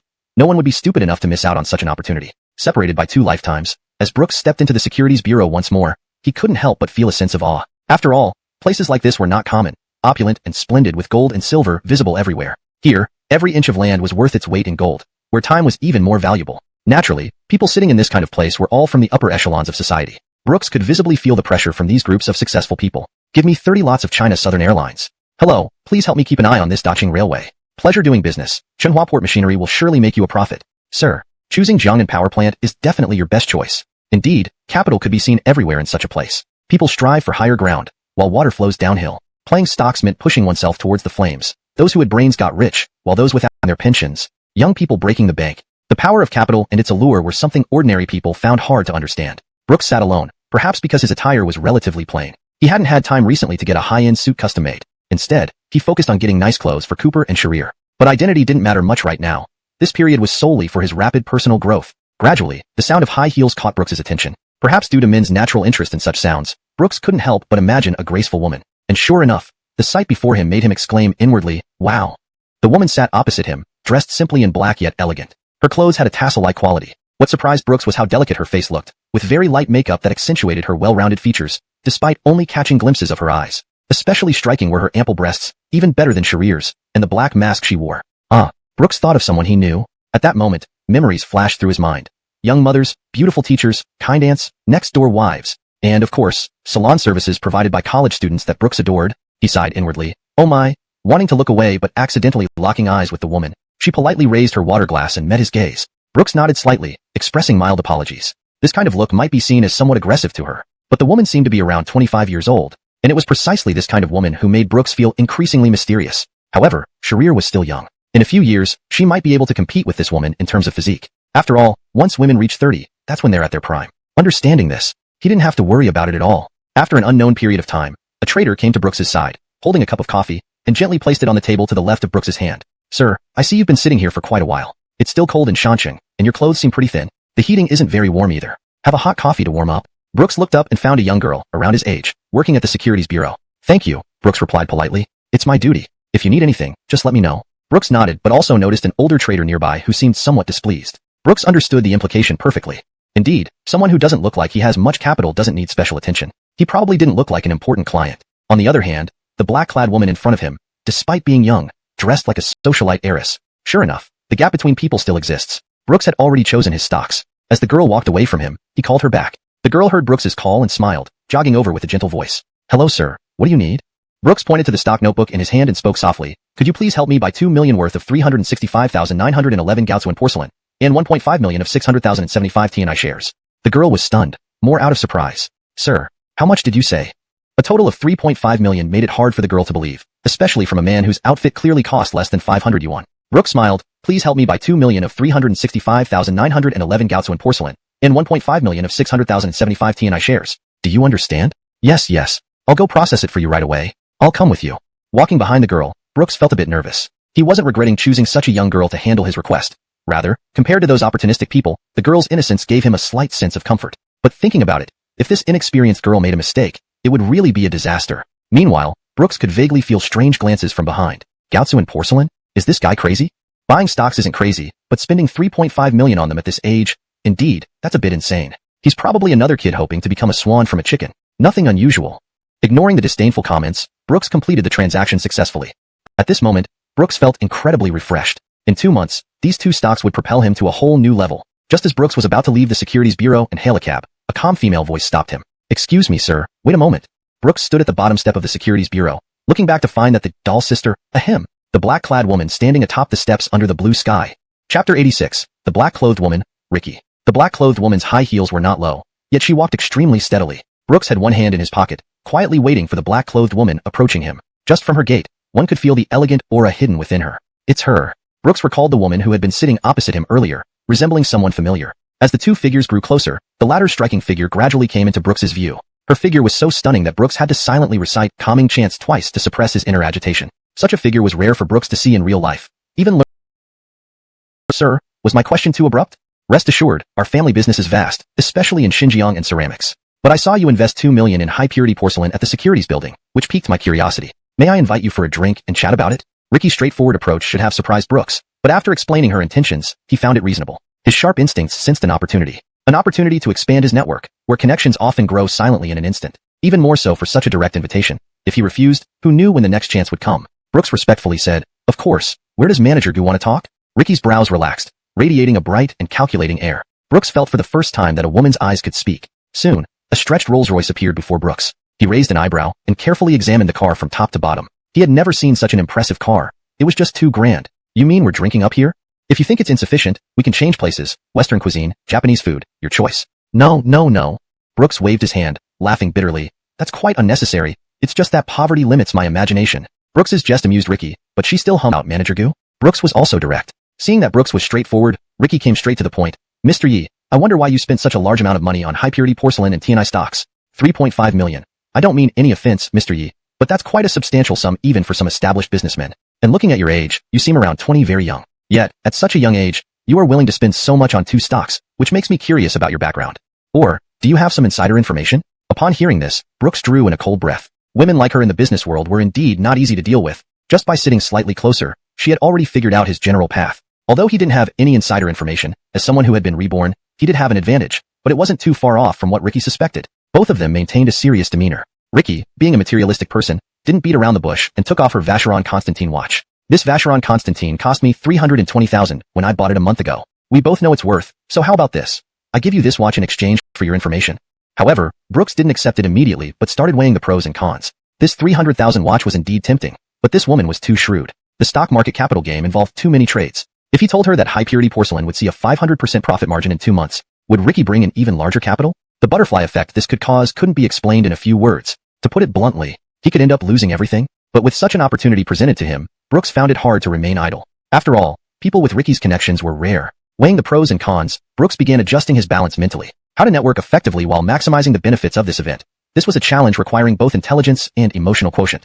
Chapter 87, Unread Letters. 83 equals rebirth. The key is steady development. If he were to restart because of this watch, it would be too much of a loss. Brooks's fingertips tapped on the oriental leaf without rhythm. In this oppressive atmosphere, no, it should be attributed to Ricky's own aura. Brooks was burning his brain to figure out how to deal with the first challenge in this relationship. Young people should leave room for maneuver when doing things. I don't deserve this watch, Mr. Yi. Perhaps General Manager Gu should take it back. Ricky's expression didn't change, but Brooks caught the slight tremor in her fingers. Brooks understood that this woman had emotions, even if they were subtle. Thing in the future. Ricky gently put down the wine glass and started tapping her fingers lightly. Cold sweat trickled down Brooks's back, contrasting sharply with the confidence on his face. Actually, I'm quite curious if you're really a college student as you claim. To give me a somewhat satisfactory answer in such a short time feels quite peculiar. Mr. Yi as a friend seems pretty good to me. Since you've spoken, I won't pry further. As for this business venture, I'll think about it after some investigation. After all, money doesn't grow on trees. Ricky raised her wine glass and lightly touched it against Brooks's oriental leaf. This matter was considered resolved. Brooks found it hard to calm his heart. At least he scored some points with Ricky. Given that he had only been reborn for less than half a year, such connections were more valuable than cash. General Manager Gu, please don't call me Mr. Yi. I'm not even 20 yet. It feels weird. Just call me Brooks. Fine. Then don't call me General Manager Gu either. I'm at most 7 years older than you. Call me Sister Gu, okay? Sister Gu. Brooks. Got it. This amicable atmosphere was something Ricky hadn't felt in a long time. Although Brooks still sounded official, compared to those cunning veterans in the workplace, he was refreshingly straightforward. Rebirth naturally brought experience, but the youthful carefree spirit couldn't be erased. People often say young people are mature beyond their years, but every stage of life has its beauty. Being mature at this age might just mean having a little cleverness that others lack.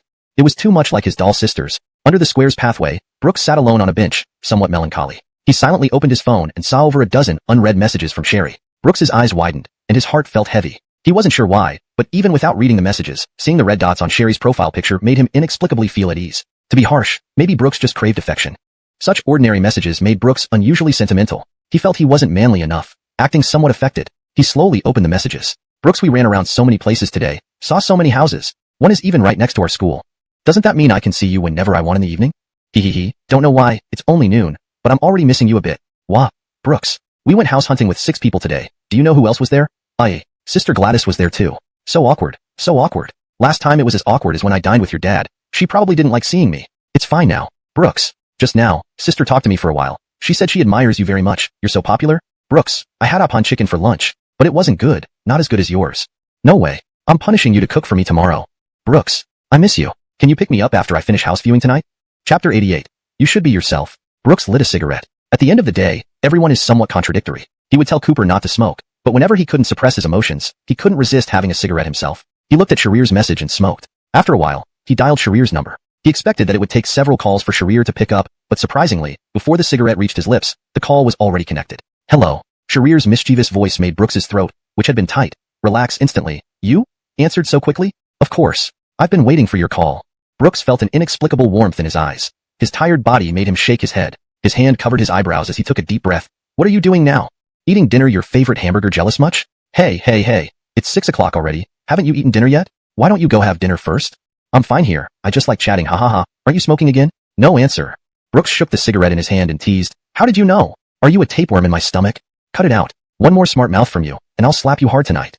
All right. Go eat your dinner first. Be good. I'll be done around 9. Tonight. Let's go hot pot? Okay. Gotta go now. We've known each other for so long, and whether as an elder sister or anything else, I do care. The atmosphere during the meal was a bit subtle. Social interaction was something Elsier was least adept at. Apart from her brother and Brooks, she rarely communicated with others. Gladys pursed her lips. Elsier, don't worry. My feelings towards Brooks are just as I told you at lunch. More admiration than anything else, but there's also some affection. But I think love is mysterious. It's enough for me to see that you two are doing well together. So don't feel so constrained around me. If you encounter any problems, you can talk to me. I'd be willing to offer advice too. Gladys maintained a gentle expression throughout. Such a girl, in terms of character, was truly flawless, both in Brooks's and Sharir's eyes. Sharir, holding the warm milk in her hands, softly spoke about her concerns. Actually, I feel that Brooks is very busy. Really busy. But I don't want him to be this busy. His life feels so exhausting. Sharir opened the warm milk and took a small sip. I can feel that he wants to provide me with material things, but it's not that I don't hope for those things either. But, compared to his life, I just wish he could be happier, and not always so busy. Maybe, I rely on him a bit too much. That's a good thing, Gladys replied calmly, making Sharir pause. Your thoughts are normal, and Brooks's actions are correct too. One is for your life together. The other is for your relationship. This is something very common.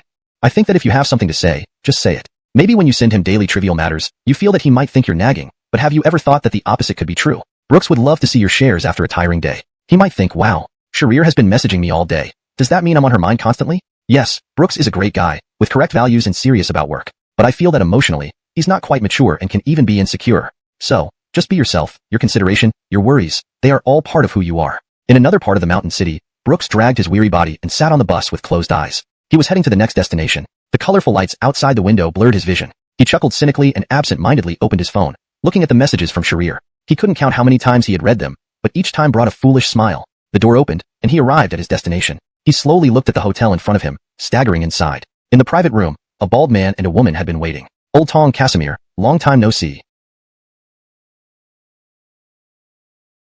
It wasn't half as tasty as Oriental leaves tea. Zane rested one hand on the table and the other on the back of his chair, his face full of woe. Right now, he really wished he could have 3 cigarettes dangling from his mouth and 2 up his nose. I didn't have a choice. After thinking it through, I thought of you.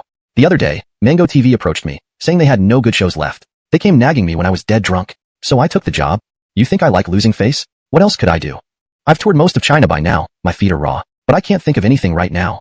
Zane looked at Brooks, cautiously asking, you? Really have nothing? Absolutely nothing. The entire room fell into silence. Even Xander, who usually talked nonstop, knew this wasn't her moment to speak. Brooks nibbled on his fingernails, mirroring Zane's melancholy. It felt impolite not to be sad in this atmosphere. Though he said there was nothing, his mind was secretly working overtime. A variety show? This wasn't something he knew well. But, if he hadn't tried pork, hadn't he seen pigs run? He watched so many variety shows in his past life. Could he leverage that knowledge for something innovative? YH Entertainment. What does Zane's company have? Women, men, media. Damn. Brooks slapped the table, nearly choking Zane on his fishbone, watching others fall in love more than falling in love themselves. Why? Because it doesn't cost them anything? Zane stupidly remarked. So, I still don't get it. Brooks rubbed his forehead. You're a media company, with plenty of young talents who lack attention. Just give them new identities. With just looks and figures, they don't need to be actual celebrities to date for real. That's your edge.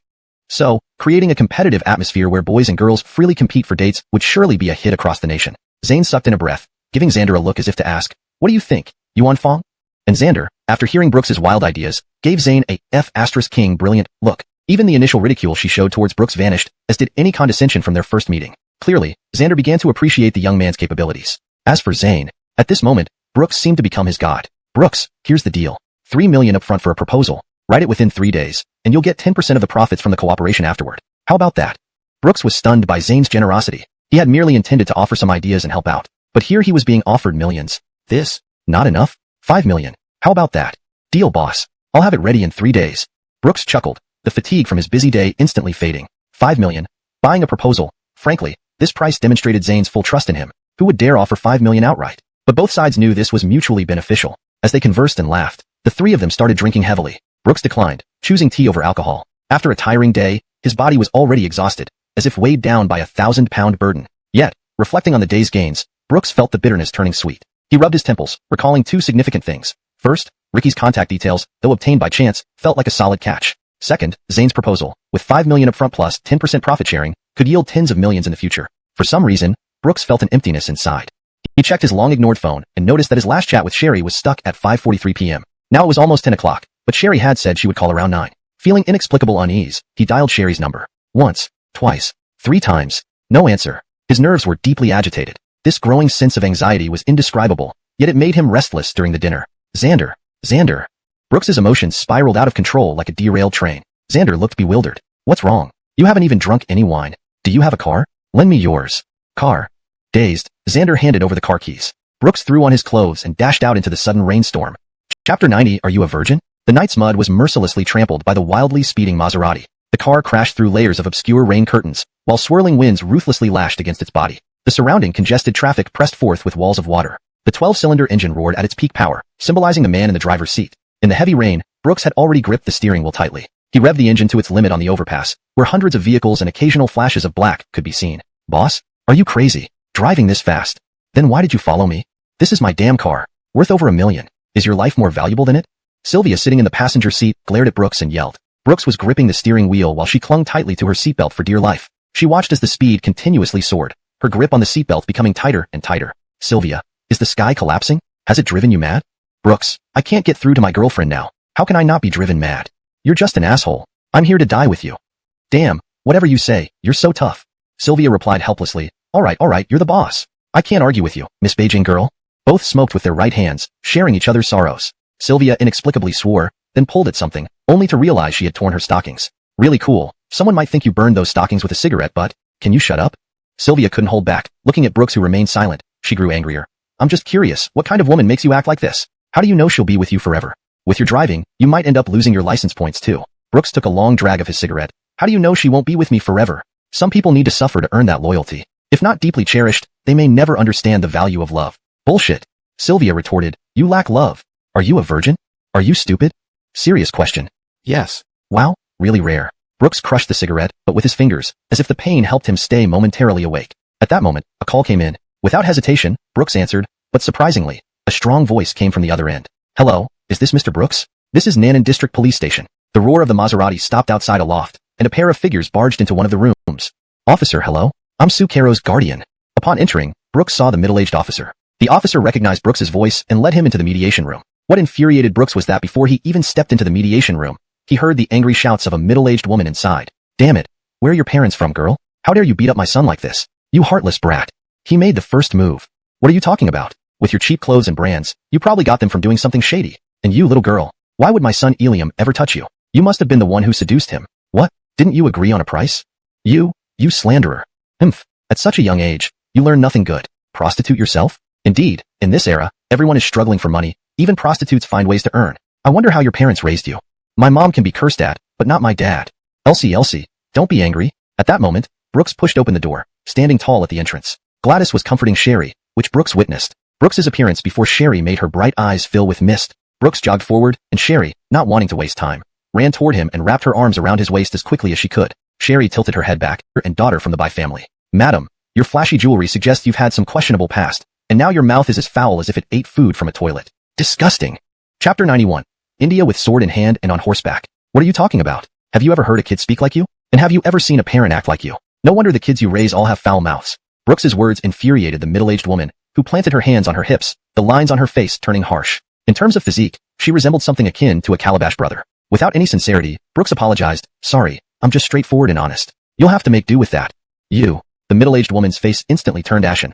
She slapped the wooden table beside her, causing even the policeman seated there to shudder. What kind of apology was this? It would have been better if he hadn't apologized at all. Being in midlife, she struggled for words and plopped down on one side, crossing her legs but continuing her rant. Truly a bunch of scumbags. deserves every bit of their fate being stuck in the lower class forever. Brooks noticed Eliam, who was beside the woman, his head wrapped in bandages. He took a deep breath. Eliam was covered in bandages all over. This gave Brooks an idea of how hard Sherry had hit him. Eliam still had a red mark on his face, a clear sign of Sherry's taekwondo skills. Swallowing, he thought, if that kick had been aimed at me, would I have met old Ming by now? Getting back to business, Brooks turned to the policeman. Officer, what should we do with this situation? Hearing this, the middle-aged woman immediately stood up, her voice booming like a loudspeaker at a market. Officer, look at the injuries my son has sustained. Can't I kindly say it was just horseplay? But look at this. The doctor says it's a mild concussion. A mild concussion? Can you imagine how serious that is? Gladys couldn't bear it any longer. While comforting Sherry, she shouted angrily, mild concussion? Nowadays, anyone can get a doctor's note for the slightest complaint. Even a slap can be called a mild concussion. Are you trying to extort money? Gladys's speech became incoherent with anger, unsure of how to handle the situation as a young woman. She sat down, but she didn't want Sherry to take the blame either, though her voice naturally softened. Clearly, it was your thug who insulted Sherry and me, and even touched Sherry's hand. What could a man touching a woman's hand mean? Gladys's words infuriated Brooks. He glared at Eliam. Sure enough, wealthy people aren't short of tricks. That kick from Sherry was indeed solid, but Sherry wouldn't have lost control so badly. Probably just acted around the dock. It was none other than India. India's arrival startled Eliam and the middle-aged woman. They couldn't figure out why India would be involved in this matter. In her hand, India held a voice recorder that had captured the entire conversation between Eliam and Brooks. Eliam stammered, Miss Tong, why are you here? Why should it concern you? India's words left Eliam speechless. The middle-aged woman looked awkward, knowing full well who India was. Royal Advertising of Shanghai belonged to her, and her father was the current chairman of Long2 Media Company. The middle-aged woman quickly adjusted her tone. Oh, Miss Tong, don't talk like that. Remember me? Eliana, deputy planner at Mango TV. We've met before, and we've worked with your Royal Advertising. India replied coldly, that was in the past. The middle-aged woman, taken aback for a moment, then awkwardly said, then, I wonder why Miss Tong came here. This matter today seems to have nothing to do with you at all, right? It does not. India sneered, but I can't just stand by and watch, can I? This? India then played the recording on her voice recorder. She glanced back at Brooks, rolling her eyes disdainfully. You really put all your brain into business, and not a damn clue about law. India frowned, turning to the policeman behind them. Their conversation just now, threatening others with injuries to extort compensation, is already criminal coercion. Can't you tell? Are you a competent police officer? The policeman coughed coldly.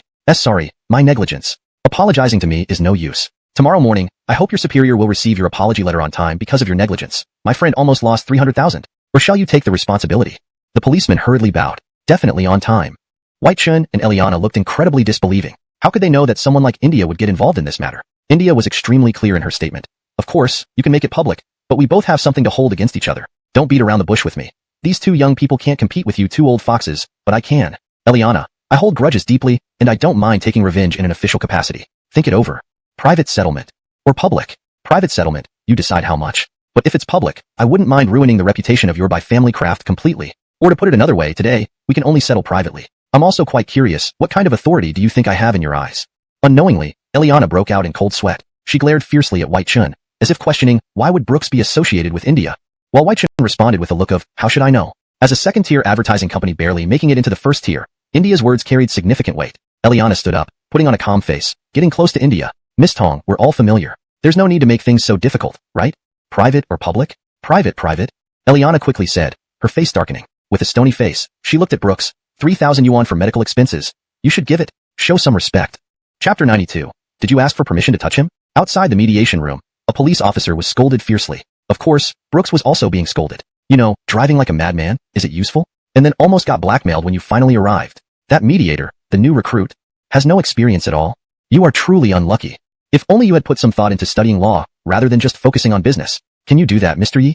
Leaning against the wall, Brooks was silenced by Leah's tirade. Gladys and Sherry, standing beside him, watched their protector be scolded mercilessly, too afraid to say anything. It felt like watching their own father being reprimanded by his boss, leaving them feeling utterly helpless. I understand. Big Sister Tong, today must be my lucky day to encounter such a grand deity as you. Leah hadn't yet recovered from the high-speed ride over and felt waves of nausea. Don't worship this grand deity. Have you come to your senses now? Did you realize you were about to lose control earlier? Brooks nodded woodenly, showing sincere repentance in his heart. He genuinely thanked Leah from the bottom of his heart. Settling privately for 50 million wasn't a small sum. It wasn't that he lacked sense, but that he truly didn't understand the law. In his previous life, he knew little about legal matters, one of which he learned while sitting in jail. Being reborn doesn't mean he starts with full skill bars. Right. Brooks reflected inwardly, knowing that even with high emotional intelligence, encountering legal issues would eventually get him into trouble. He had to either study law, or find a competent lawyer soon. Looking at Brooks, Leah felt both love and resentment. This kid had brains, but not enough. Compared to herself, seasoned in business warfare, he was still young, but also pure. After a moment, Brooks looked at Leah, whose anger hadn't completely dissipated. You mentioned you're collaborating with Hunan TV earlier. Eliana is also an associate producer there. Aren't you afraid this might backfire on you? Annoyed by Brooks's nagging, Leah smacked him on the head. What the hell is your problem? Mind your own business. This smack nearly knocked Brooks out. Dazed, he could barely stand. Sherry, who had been silent for so long, walked up to Leah at some point, tugging at her sleeve with her childish voice. Sister, thank you today. Sherry's last impression of this woman was when Brooks got off Leah's car, which made her upset. Yet today, this woman resolved her issue. Though she did nothing wrong, the situation was troublesome. Stunned by Sherry's humble demeanor, Leah saw her lips quivering. But, can you stop hitting him? I know he can't take it. Looking at her hand, Leah realized she hadn't controlled her strength. Sorry, I lost my temper. I always do that around acquaintances. After a pause, she softened her tone. Is my personality still unfamiliar to you? I've annoyed so many people in this life just for the sake of happiness. I choose to work with people based purely on personal feelings, not situations. If I judged everything by the situation, then today, I wouldn't have helped you and Elsie. I'd probably wish to see you fail. For some reason, Leah, a few inches taller than Sherry, glanced sideways at her. Why was it that someone who usually couldn't care less about emotions felt ripples in her heart seeing Sherry's submissive manner? Not out of pity, but agreement. Unwilling to think too much, Leah patted Sherry's head and smiled. Baby, sorry for hitting you hard earlier. Next time you visit Beijing, I'll take you out to play. Her voice was gentle like jade, contrasting sharply with her authoritative tone toward Brooks, now sounding more like honey. Sherry nodded happily. For some inexplicable reason, Leah felt mixed emotions toward this girl. She picked up her bag, her stiletto heels clicking boldly down the hallway of the police station. This was the first time Brooks described a woman as poised and spirited. Brooks shouted, Big sister, you're leaving? I was thinking of treating you to a late-night snack. Without turning back, Leah replied, forget it. My car would blow its tires if you drove it another night. Undeterred, Brooks asked, then how are we three going back? Bloody drive yourselves. Brooks chuckled sarcastically. Just then, the door to the mediation room opened again, and Eliam and Eliana emerged. Eliana's anger was reaching its peak, even fixing his waistband as he walked out. Eliam, why can't you learn from your brother? He has such a wide network of connections. I told you years ago to cozy up to Leah, but you haven't even gotten close to her yet? Now look, that little punk surnamed you gotta know her first, and we ended up being the ones bitten back. How could you be so spineless? Normally arrogant, Eliam dared not lift his head under Eliana's scolding. He didn't even dare look at his enraged mother until he saw Brooks leaning against the wall, becoming his outlet for venting. Brooks, you fucking bastard. I'm saying this here and now. Within a month, I'll make sure you're utterly disgraced. Brooks retorted coldly, we'll see about that. Inside the police station, the two parties were not far apart. Taking advantage of this, Eliana approached Sherry maliciously, warning her harshly, little girl, this time you have a protector, but next time you might not be so lucky. Even if you were fortunate this time, as a fatherless brat, watch out in the future. Confronted with Eliana's sarcastic tone, the wound in Sherry's heart, which had been missing paternal love since childhood, felt like it was slashed open by an invisible sword. She screamed, don't you dare talk about my father. Sherry's scream made Eliana cover her ears and shake her head dramatically, continuing her theatrics. Oh my police officer, look at this. This little girl is already making a scene in the police station. Imagine what she would do outside. Brooks held Sherry's hand, lowering his brows and said, Madam Rome, can you break your jaw anymore? Maybe you should consider being a madam. Your mouth skills must be excellent. What did you say, you little punk? The woman's yelling voice followed Brooks further away, but upon hearing Brooks's comeback, the menopausal fury inside her could no longer be suppressed. She turned around and lunged towards Brooks in 3 strides, raising her arm to slap him, suddenly realizing a huge hand swinging toward him. Brooks, who had been looking down, came to his senses. Smack. It was a clear and loud sound, but the slap did not land on Brooks. Under the white lights of the police station, a figure cast its shadow in front of Brooks, looking extremely elegant. Sherry was tightly gripping the woman's wrist. Did you ask for permission to touch him? Chapter 93. You, get out of here immediately. The domineering figure in front stepped forward to take the slap that was meant for Brooks. Under the glow of the white lights, the expression in Brooks's pupils gradually turned distant. In his daze, Sherry's silhouette from a past life seemed to intertwine with the present one as it protected him from adversity. Isn't Brooks just a stray dog? Licking his face off and going to find Alea. Who is Alea? School beauty. Yes. And what is Brooks? A weakling. I really don't understand why this guy is so stubborn, being rejected 8 times in a year. She wanted to date, but not with him. Still, he can't get it through his head? Ha ha ha ha. Why are you all saying these things about Brooks? On the road at dusk, Brooks walked against the setting sun, flowers in hand. Beneath the girls' dormitory, there was a dense crowd gathered and then dispersed. With a cold laugh directed at Eliana, Sherry used the moment Zhang exerted force to loosen her grip, causing Zhang's considerable weight to topple her to the ground due to inertia. Even after landing, her body bounced a bit from the fat. Ouch! Ouch! Lying on the ground and holding her waist, Eliana's face contorted with pain. Supporting herself, she glared fiercely at Sherry. Well, you little bitch. You actually hit me.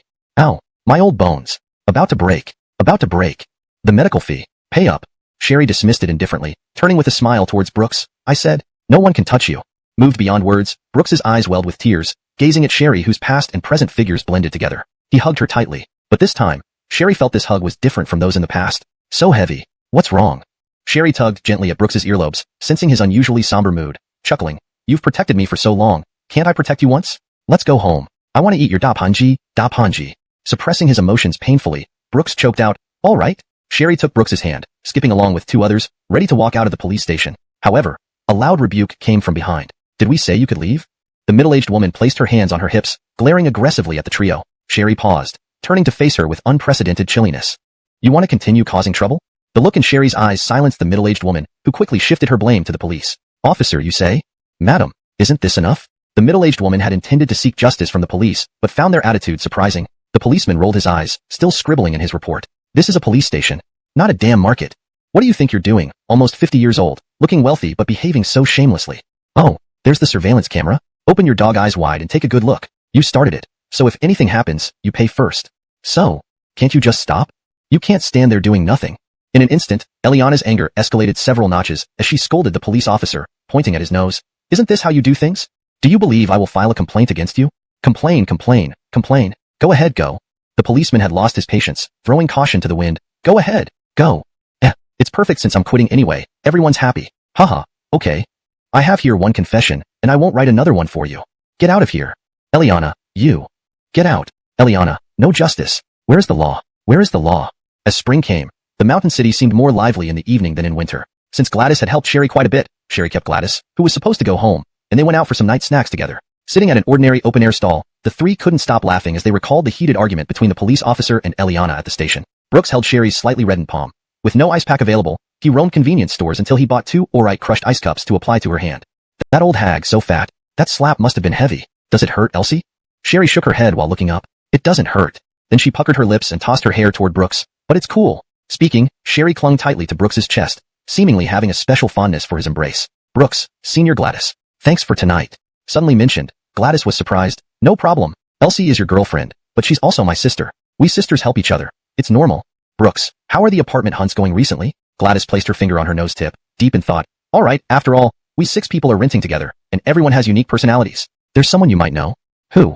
Abby. Hearing Abby's name, Brooks couldn't help but tremble. I know her. Is it because of Corbin?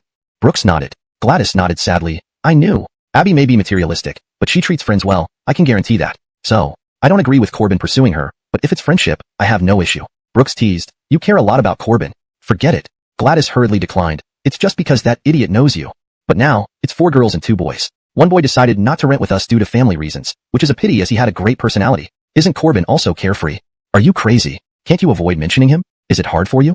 Okay, I won't mention him anymore. Gladys pouted. Me, Elsie, Abby, and a girl who makes music. As for the guys, they are both very handsome. One guy, 190 centimeters tall, likes drawing and composing, but he's pretty aloof. We only know his name is Zeke, occasionally called Kiss Sheep. Strange. And another seems to be a second-generation rich kid, though much better behaved than Ilium. Talking, Brooks still covered Sherry's slightly red and soft hand, saying they would eat night snacks, but Sherry fell silent lying in his arms. Unbeknownst to them, this little one had already fallen asleep in Brooks's embrace, even breathing softly. Looks like she's really tired. Brooks brushed aside Sherry's hair, picked her up princess style, and said to Gladys, Let's go, Senior Gladys. I'll find us a hotel. You shouldn't go home tonight. Chapter 94. In the hotel that had seen several early mornings, the front desk staff polished the wine glasses as usual. Even before anyone entered, he heard footsteps outside the main door of the hotel. He straightened his collar and put on the signature smile of a hotel receptionist. Welcome.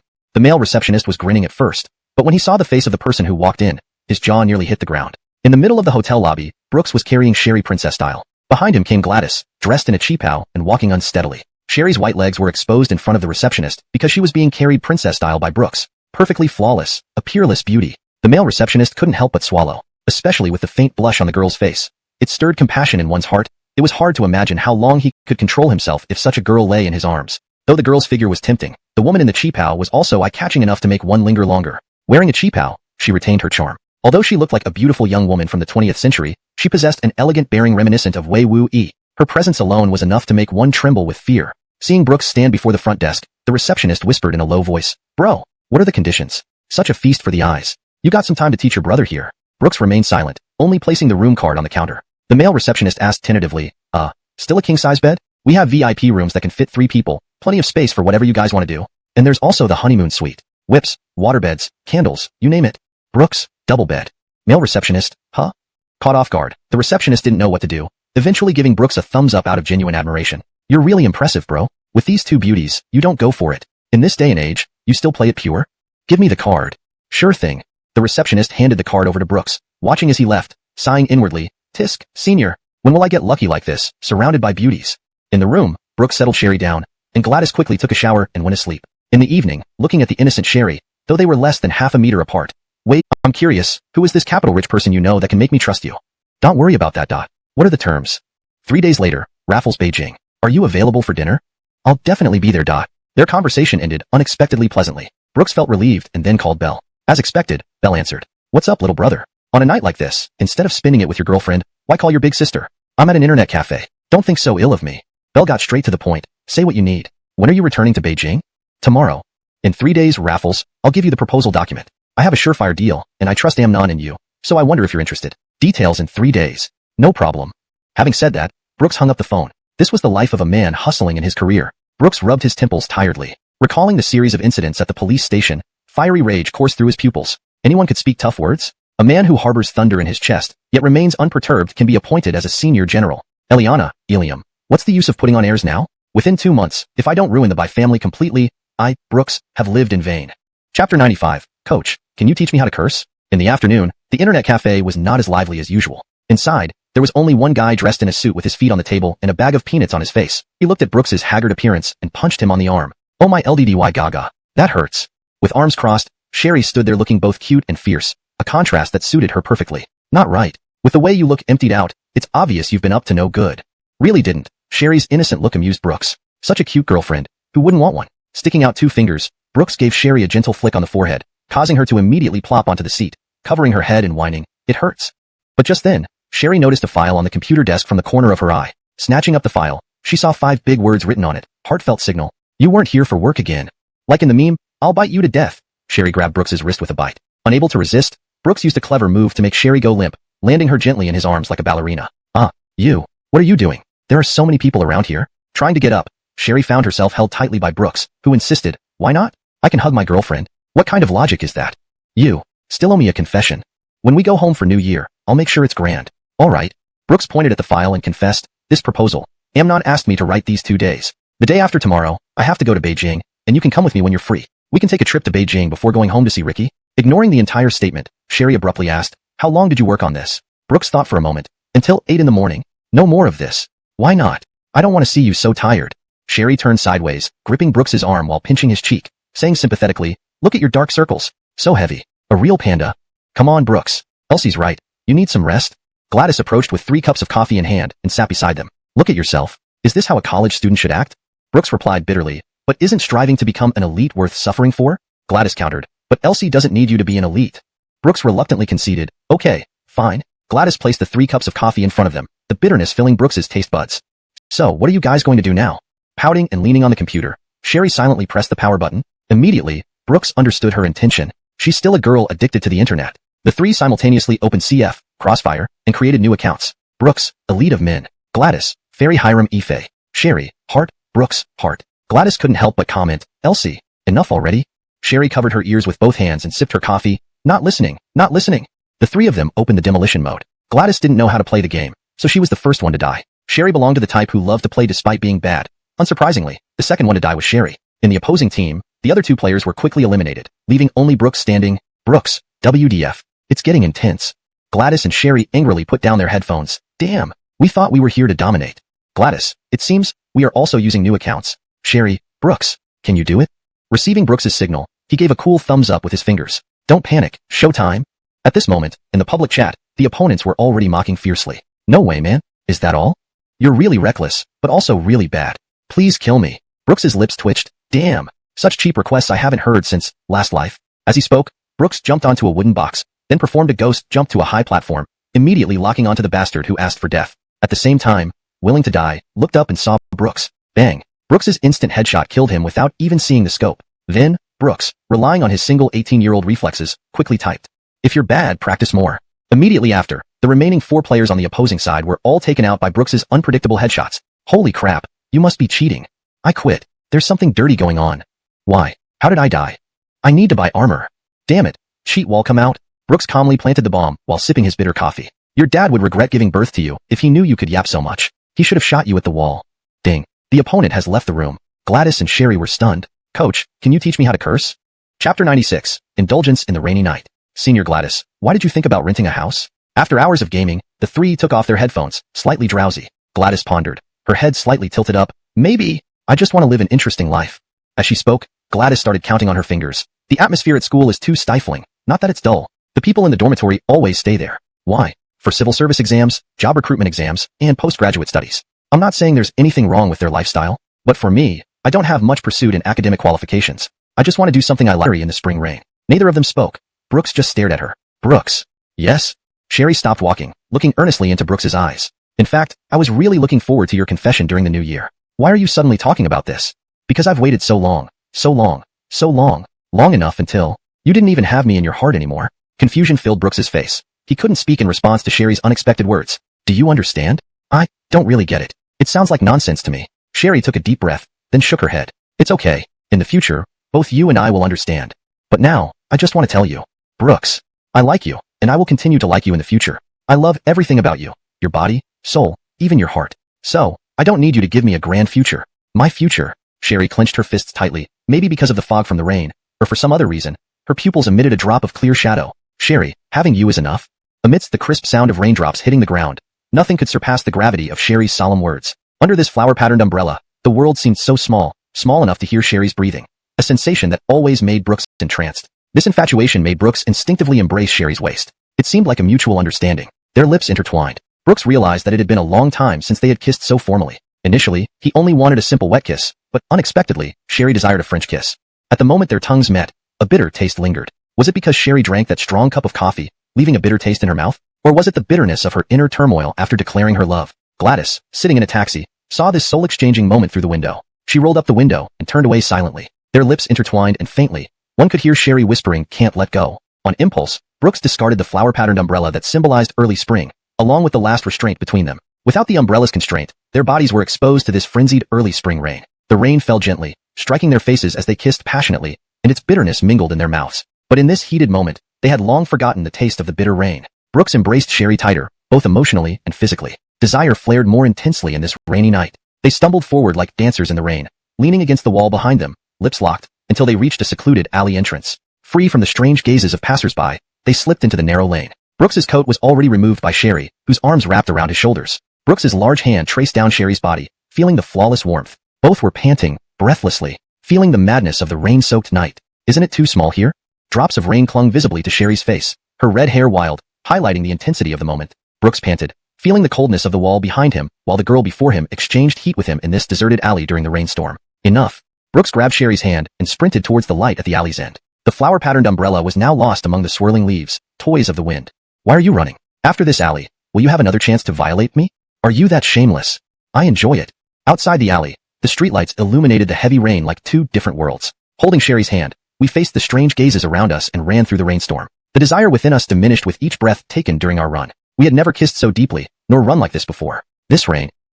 Back to the point, pointing to the stranger and introducing him. Brooks, this is Mr. Hamza, also the deputy planner for this collaboration between Mango TV and us. Don't look at his age. He's quite in tune with modern trends.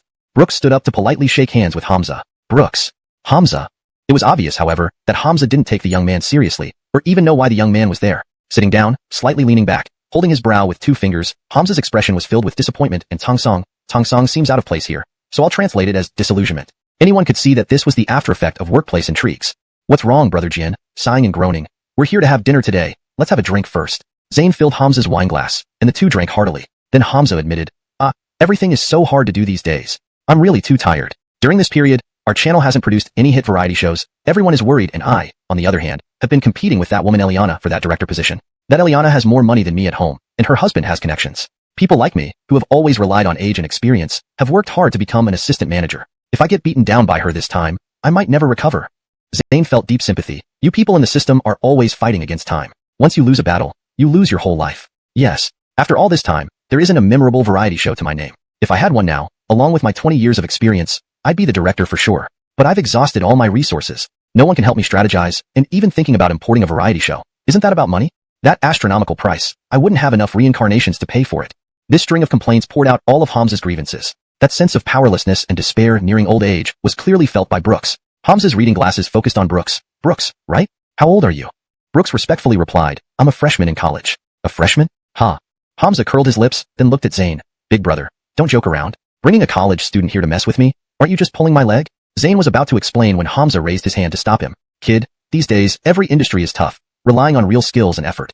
I don't know which rich kid you are, using connections to find Big Brother Tong, wanting to enter our TV station. As for me, I still want to tell you, don't think too much. Let's treat this meal as friendship. Whatever you want to ask, for Tong's sake, I'll tell you. Seeing Hamza's arrogant demeanor, Tracy's fork and knife clattered. Brooks, who is this guy? So arrogant? I really want to give him a good punch.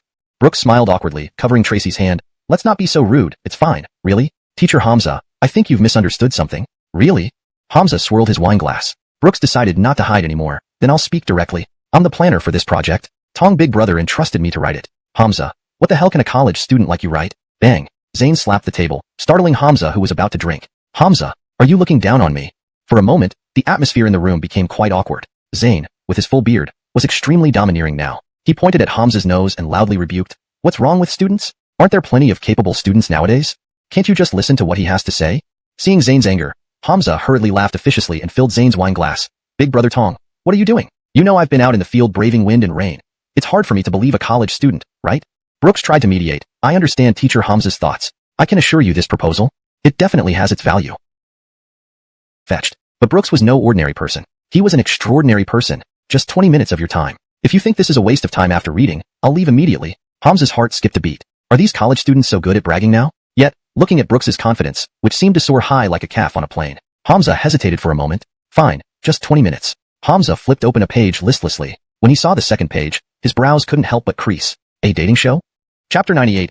I, Zayn, will take all consequences. How popular will this signal of heart be in the future? Let me put it this way. In China, nothing is as abundant as single dogs. Singles? You and I are all jokers from Gotham City, the big and small jokers in the deck of cards. Not kidding. So, this kind of show is entirely to soothe the heartaches of those young singles, letting them feel the sourness through the screen. Don't ask. Brooks did such things in his previous life. I get it. And Hamza, realizing that this is a dating variety show, was initially surprised. Dating variety shows? There really seems to be none like this domestically at present. This innovation point is indeed quite good. But due to the lack of precedence, isn't the risk too great? Can such a program really become popular? Hamza sighed silently, but chose to continue reading. Gradually, however, his expression seemed to change. The allure of a dating reality show perhaps lies in that, in an era where everything can be turned into CP, couple pairing, in dating shows dominated by ordinary people, the sweetness and bitterness have a stronger sense of realism, extending even after the show ends. Different from the sweet pet dramas and boys love dramas that are popular nowadays, the couples in dating shows aren't setups, they are real existences. This provides distinct value.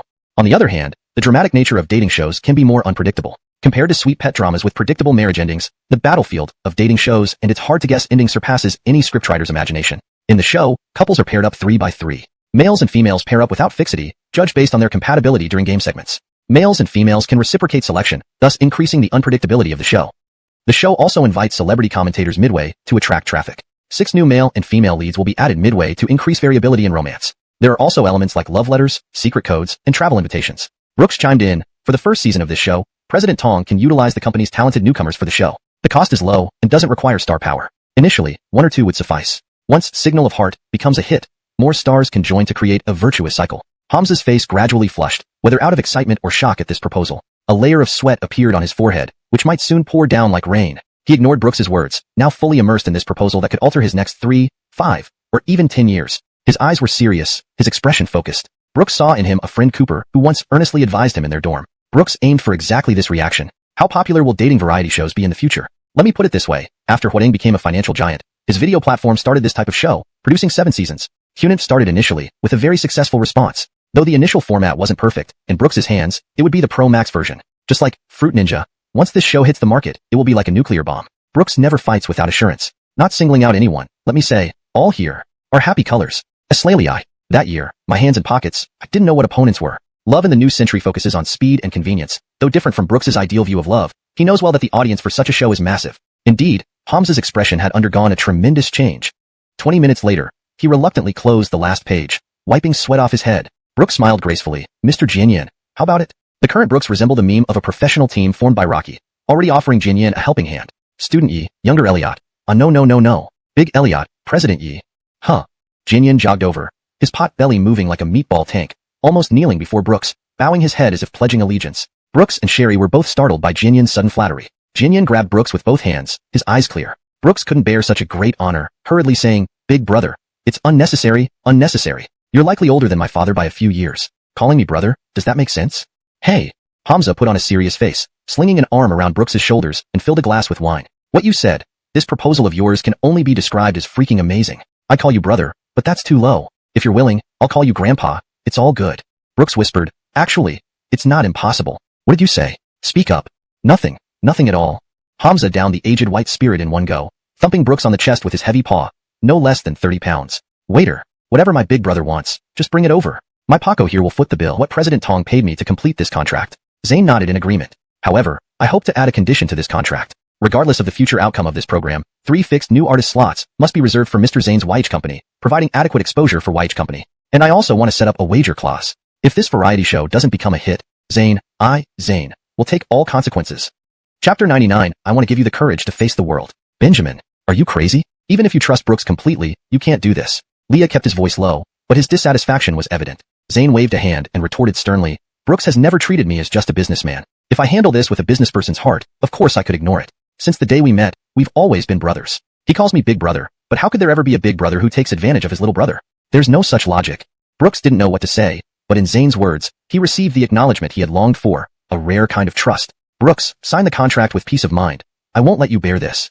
Besides, if I didn't have confidence in you, would it make sense for me to ask you to do this job?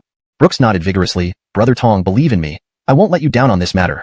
After observing for a long time, Hamza initially had some reservations about this deal. However, with Zane's involvement, many issues would be mitigated. If a third-party capital were involved, uncontrollable factors would significantly decrease. But few people would willingly share profits in such deals. Typically, these projects are bought outright, as profit-sharing carries considerable risks. However, Brooks was confident in his project. The future popularity of Heartbeat Signal cannot be denied, and once it appears, it will last for a very long time. Selling the rights outright would be a huge loss. Hamza may seem like a carefree old-timer, but he has solid experience in the market. With just this proposal, he wouldn't let Brooks slip through his fingers. Now, he was the one seeking help. Very well then, let's seal the deal. Let's sign the contract now.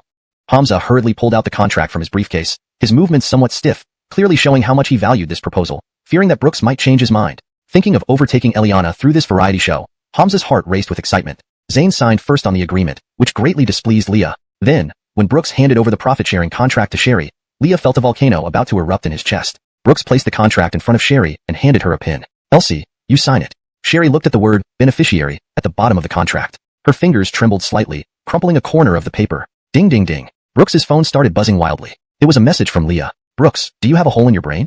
My father guaranteed it, so that there would be returns to. Are you really giving such a significant contract to your girlfriend? Do you really believe she will stay with you until the end? You fool. Wake up. In this situation, Leah clearly saw the pros and cons. If a relationship could last until old age, then giving the contract to the woman wouldn't be an issue. But how many love stories begin in youth and continue until the end of life? Leah thought hard but couldn't understand what kind of relationship warranted such an incomparable contract. Brooks glanced at the message. Without hesitation, he simply turned off his phone and placed it face down on the table. Zane, beside him, said nothing, only drinking wine with complicated emotions, while Leah lowered his head. Out of sight, out of mind. Sherry held the pen but hesitated to sign. Brooks, if this contract is as profitable as you say, won't it bring us money for a long time? Yes. Sherry's voice dropped even lower. Why don't you put your name on it? Why did you give it to me to sign? Why?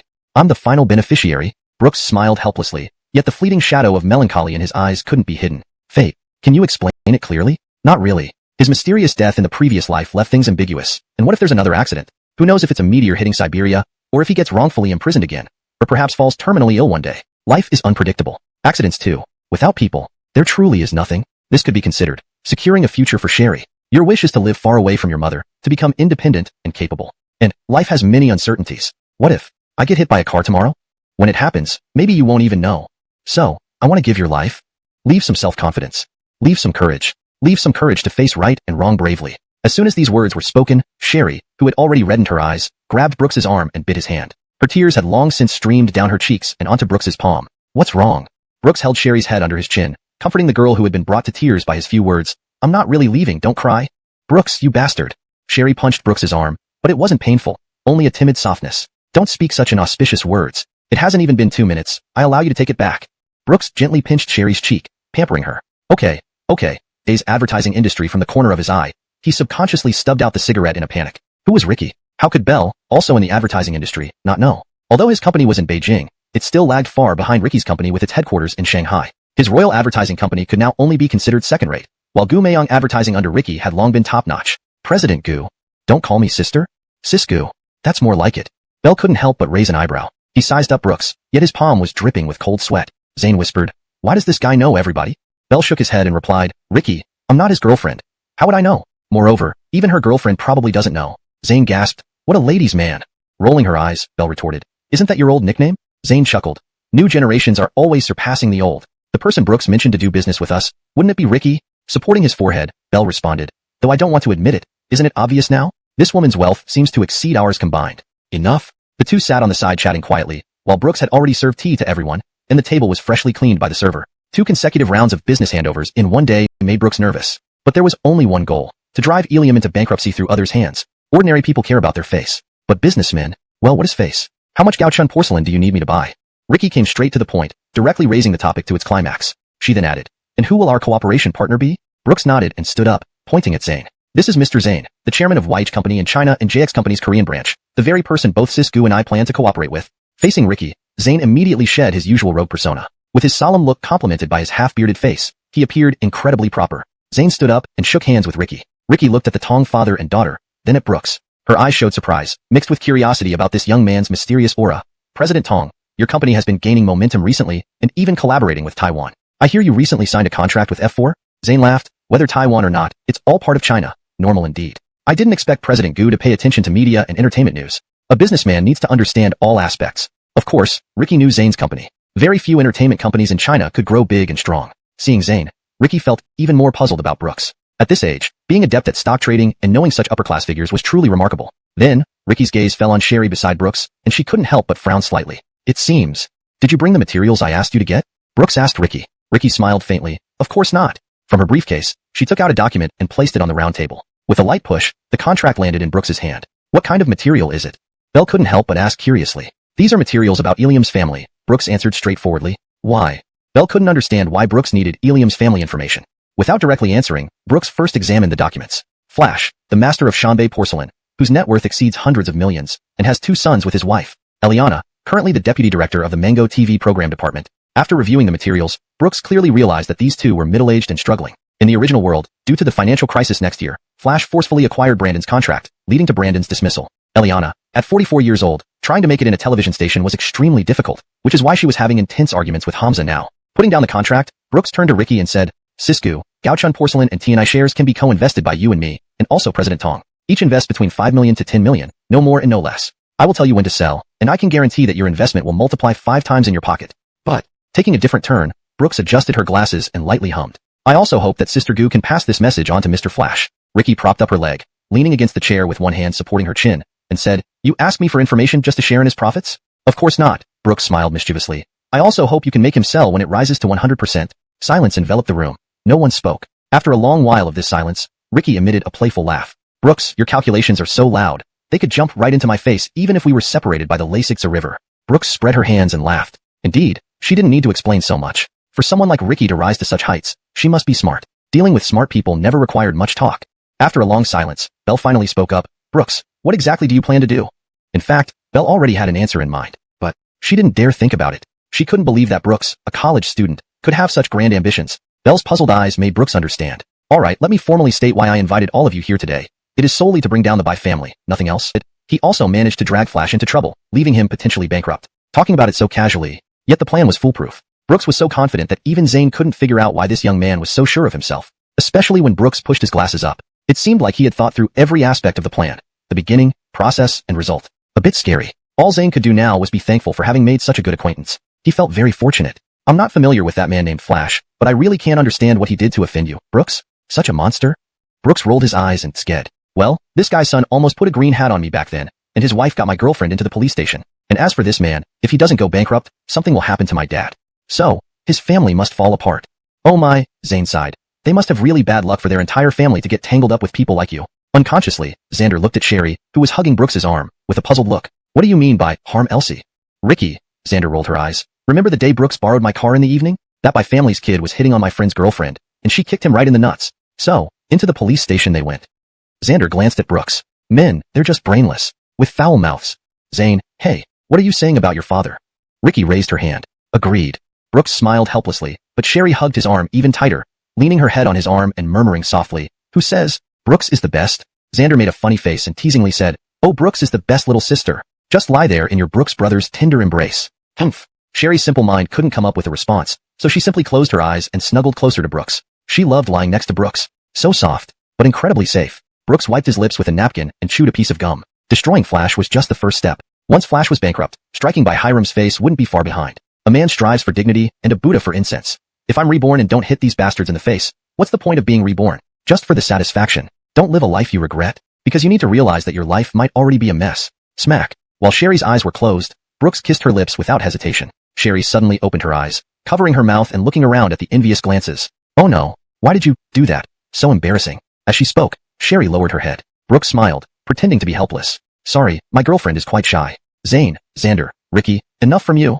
Mountain City. Grandpa, you damn old man. Why did you call me to help you look for a house? Elsie isn't here. As Brooks's good buddy, shouldn't you help vet Brooks's girlfriend for him? So this is your reason for making me carry your luggage, huh? Damn it. Carrying a suitcase in one hand and a bag in the other, it weighed at least 30 pounds. Do you know what it's like to be Shaoujing? Gladys's phone played music. You carry the burden, I lead the horse. You bastard, doing this on purpose. Don't complain. This includes Abby's luggage. You can choose to carry it or not. If not, put it down. Hearing Abby's name, Cooper immediately perked up and ran off carrying the luggage. Abby is going with you to rent a house? Yeah. Do you have any vacant rooms left? Gladys took a deep breath, stopped walking, and twisted Cooper's ear, causing him to wail in pain. For rooms, all taken. Don't even think about it. Letting go, Gladys gave him a final shove, sending sparks flying from Cooper's ears. But even so, it didn't stop him from following. All girls? None. There are 3 more guys. How many? Cooper's voice cracked as he shouted. He loaded the luggage into the trunk of the car and said to support. Her generous bust stood out prominently, even showing signs of. This made Cooper feel quite flustered. He quickly turned away and covered his mouth. King hell. This evil is too evil. Chapter 102. However, my body is quite honest. I had a Japanese ex-girlfriend, Reina once said. Why should a real man worry about not having a wife? My other Japanese ex-girlfriend, Caitlin once said. If you love, love deeply. If you don't love, let go. Your girlfriends are all celebrities. The car was driving on the rugged and winding roads of the mountain city. Cooper was gripping the steering wheel with one hand and resting his forehead with the other, gritting his teeth. Gladys, do you have to talk or what? Gladys sneered coldly. A dog's mouth can't produce an ivory. What nonsense are you spouting? I was talking to Abby. Can you pay attention instead of being distracted by your milk? Sitting in the back seat, Gladys took a sip of her pure Waha beverage, muttering through the glass. It was obvious who she was scolding, acting as if you've never seen a woman. Your legs turn into jelly every time you see one. Cooper retrieved some prepared brown sugar water from the small cabinet. He cupped the mug, checking that it was still warm before handing it over to Abby. Brown sugar water. Mid-month, you should be feeling a bit uncomfortable. Have some. Abby cupped her stomach, seemingly feeling quite unwell at that moment. Thank you. Why are you thanking me? Just feel like I'm troubling you. Picking us up so early in the morning and preparing brown sugar water for me. Cooper's lips twitched. In fact, he originally prepared this brown sugar water for Gladys. Knowing both their menstrual cycles were aligned, he didn't realize Abby was with Gladys today. Handing it over now seemed only fitting. The view outside flowed past Gladys's eyes as static frames, but she felt fine after a nourishing breakfast. The scenery in the morning mountain city was splendid, with narrow streets around the university bustling with activity, especially elderly people or primary school students under 10. However, the liveliness did little to stir Gladys's heart. She felt oppressive, for no apparent reason. Cooper, how long have you been single? Cooper blushed slightly, fumbling his hands on his legs. A few years. So, when exactly? Don't ask. Tell me. Do I have to? Abby leaned against the console, propping her chin on her forearm, her gaze mischievously glinting. She was very close to Cooper, nearly brushing noses. This wasn't intended to be flirtatious, yet Cooper's heart raced uncontrollably, almost losing grip on the steering wheel. What are you doing, getting so close? Just curious. Cooper swallowed, resignedly saying, all right, just one. In elementary school? Abby laughed at Cooper's innocent past, leaning back on the seat, her palm covering her mouth, teasing him. So you knew teacher Reina in elementary school? Not. Cooper was speechless. What are you talking about? That stuff, only watched in middle school. Should I compliment you for being incredible? That's not necessary. Want to experience what it feels like to fall in love? Huh. Cooper was taken aback, puzzled by her sudden question. Put your hand out. Cooper shakily extended his hand to the console. But Abby's next move made Cooper blush furiously. Abby placed her hand over his, interlocking their fingers. Cooper's eyes widened in shock. What the heck? There's still sweat on my hand. How can she just hold it like this? The unexpected move threw Cooper off his driving rhythm. Or perhaps, he wanted to savor this ambiguous moment. Although Cooper often went out with Abby in the past, they mostly walked side by side. Even touching arms was only for crossing the street as a warning. But now, suddenly holding hands? This feeling was strangely wonderful. Gladys glanced down at their intertwined hands, seeming unfazed, or maybe she had anticipated it. Thus, Abby held hands with Cooper without cause, purposelessly, asking casually, do you prefer virtuous or flirtatious girls' peripheral vision? Anyway, I don't like boys like you. For a moment, Cooper's brain seemed to freeze. Not only did he stop holding Abby's hand, but his grip on the steering wheel nearly slipped. He started to feel conflicted. Why are you still holding my hand? Let go then. Zap. Just as Cooper finished speaking, his cheek was gently pressed against by a pair of red lips. The girl's voice was sultry and magnetic. But my body is quite honest. Chapter 103. I know he likes me. That kiss. It was like Cupid's arrow piercing through the chest of a young boy. For Cooper, who had never been in love and remained single since birth, how could he possibly resist someone who had been swimming in the sea of black and white romance? To Abby, that kiss seemed worthless. But to Cooper, that kiss was priceless. He couldn't imagine that this kiss would land on him, nor could he imagine that his beloved goddess truly had feelings for him. Gladys, the observer, lowered her eyes with no expression on her face. She only secretly looked at the bottle that she had warmed up but remained cold inside, not knowing what it symbolized. Abby's ordinary kiss seemed to tear through the hazy veil between her and Cooper. The two walked in the center of the mountain city, while Gladys followed behind them, alone. In the morning, there were no shadows. But without the company of shadows, this made the girl even lonelier. Abby, I want bubble tea. Cooper, buy it. What do you want? Abby, the same as you. Comfort filled Cooper's heart. For him, perhaps there would be no more sweetness in his life than at this moment. He held up 2 fingers proudly and called out, Boss, 2 cups of mango pomelo sago. Standing aside, Gladys took out an old $5 bill from her sleeve, ordered a cup of the same bubble tea, and leaned against the wall silently. Her gaze unconsciously wandered through the city, but her starting point was always the same. The end point of her wandering seemed unimportant. Cooper held Abby's arm. Being 1.84 meters tall, and trying to hold the arm of someone who was 1.75 meters tall felt a bit awkward. Abby freed herself from Cooper's grip, and a trace of disappointment flashed in his eyes. But the next moment, her actions brought his emotions back to their peak. Abby took the initiative to hold Cooper's arm and said shyly, You holding me feels weird. Let me hold you. It's more comfortable this way. This explanation, these actions. At that moment, they seemed to become a real couple. Intimate. Doing things couples do. Cooper couldn't tell if this was an illusion, or if this mirror would shatter at some point in the future. But he knew he was already deeply entangled in this mire that left him unable to get up. They stopped at an elderly man's candy shop, and Cooper bought a stick of donghua without hesitation, then handed it to the girl standing 100. Gladys, what do you want to eat? I'll order for you. The boy's sudden concern made Gladys pause. She shook her head without speaking, but a ripple stirred in her heart. It's fine. Abby doesn't like these. I'll order something else for her and bring you some too. Gladys's mouth froze for a moment, then she sighed and smiled. Just buy whatever you want. Okay. After Cooper left, Gladys casually glanced at Abby. Do you really have those feelings for Cooper? What kind of feelings? You know, like boyfriend and girlfriend. I know he likes me. For a moment, Gladys and Abby exchanged glances, but it was the former who felt nervous. So, do you plan to be with him? Of course. No, I won't. Confused, Gladys asked, Then why did you do all those things with him? To make him like you? Abby, eating her breakfast, replied, No, it's not that he likes me because I made him like me. I also noticed it quite early on. These actions, well in her view, they might seem like I have feelings for him, but to me, they're quite ordinary. I really don't understand you. Gladys didn't look at Abby, but instead stared at Cooper, who was buying breakfast not far away. Neither of them spoke until they finished their meal. At this moment, Cooper's phone rang. Cooper, hey, Lao Yi. Brooks, wow, you picked up right away. Looks like you're not busy now? Cooper rolled his eyes. Don't flatter yourself. I'm still having breakfast with Abby and Gladys. Brooks, 10 o'clock, breakfast? Cooper, what do you know? Have you heard of morning tea? Brooks sneered. If people didn't know better, they'd think you were a genuine Cantonese person. Never mind that. Elsie and I are playing in Beijing now, on vacation for winter break. I wired 20,000 to your account. Keep buying Bitcoin. I also sent 2,000 as your salary for this month. You've worked for me for so long. There must be some reward, or else that would be treating you like a mule, not a brother.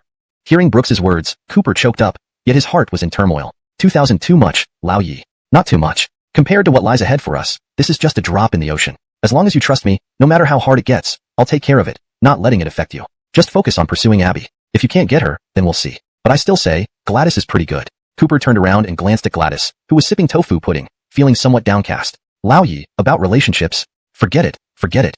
With that, Brooks hung up the phone. Immediately after, he sent a selfie of himself and Sherry kissing in Sanliton. Cooper helplessly rubbed his hair, finding the situation both annoying and amusing. If he and Abby could be like that, how wonderful it would be. But then, Cooper's phone rang again, this time making him break out into a cold sweat. What's up, Ilium? Did you get the camera? Why are you so damn impatient? Are we going bankrupt in 2 days? Ilium whispered. Not my fault you ate gunpowder. I gave you $1 million up front, which was just a deposit. If you give me that camera, I'll give you another $1.5 million. Didn't Brooks warn you? He's my brother, and I can't just mess around. The money is already yours. It's none of my business. Beep beep. In the shop, Cooper held his head, wishing he could overturn the entire basket of eggs in front of him. As noon approached, they arrived at their destination. Getting off the car, Cooper threw himself into moving the luggage into the home chosen by the 3 girls. For rooms, each exuding its unique atmosphere. Gladys sat in a chair, silent. The moment Cooper entered, he saw a boy who was half a head taller than him. Long, messy hair covered his eyelids. His limbs were slender, especially his hands, which seemed to be crafted by Nvois herself, delicate and white with veins adding texture. From another room emerged a platinum-haired youth dressed in luxury brands. That outfit seemed more expensive than one of Cooper's cars. Cooper's heart skipped a beat. He realized that the boys in this house were all formidable. The boy in white put down his luggage and spotted Cooper standing nearby, puzzled by the unfamiliar face, especially since he was with Abby. This gave him some clue. Hello, Miles, let's meet. Cooper shook hands with the song boy and smiled. Cooper, are you Abby's? Instantly, Cooper's face twisted with hesitation. He wasn't sure how to answer, and he was also pondering what his relationship with Abby really was. Lovers? Or more than friends? Less than lovers? Chapter 104. Whom you choose is none of my business. Friend. Before Cooper could open his mouth, Abby blurted out this word with a tone as plain as water. But these two simple characters made Cooper feel uneasy in his heart. Yes, friend. Not officially married. Not publicly acknowledged as being together. Calling it a friendship isn't too much, right? After all, how could a girl casually claim to have a boyfriend without clarifying the nature of their relationship? Right. He couldn't tell whether this was self-consolation or the truth, but he knew that no other explanation could resonate with him as much as these two sentences while preserving Abby's pristine image in his heart. This dreamlike scene felt as if Cooper was half awake in a daze. Abby, however, remained fully conscious and never entered this dream. Miles stretched his neck and said with flair, "Just friends? Someone might think he's your boyfriend." Miles patted Cooper's shoulder in an easygoing manner and raised an eyebrow. "Hey buddy, we're going out for dinner tonight. Why don't you join us? Everyone's friends. Let's get acquainted."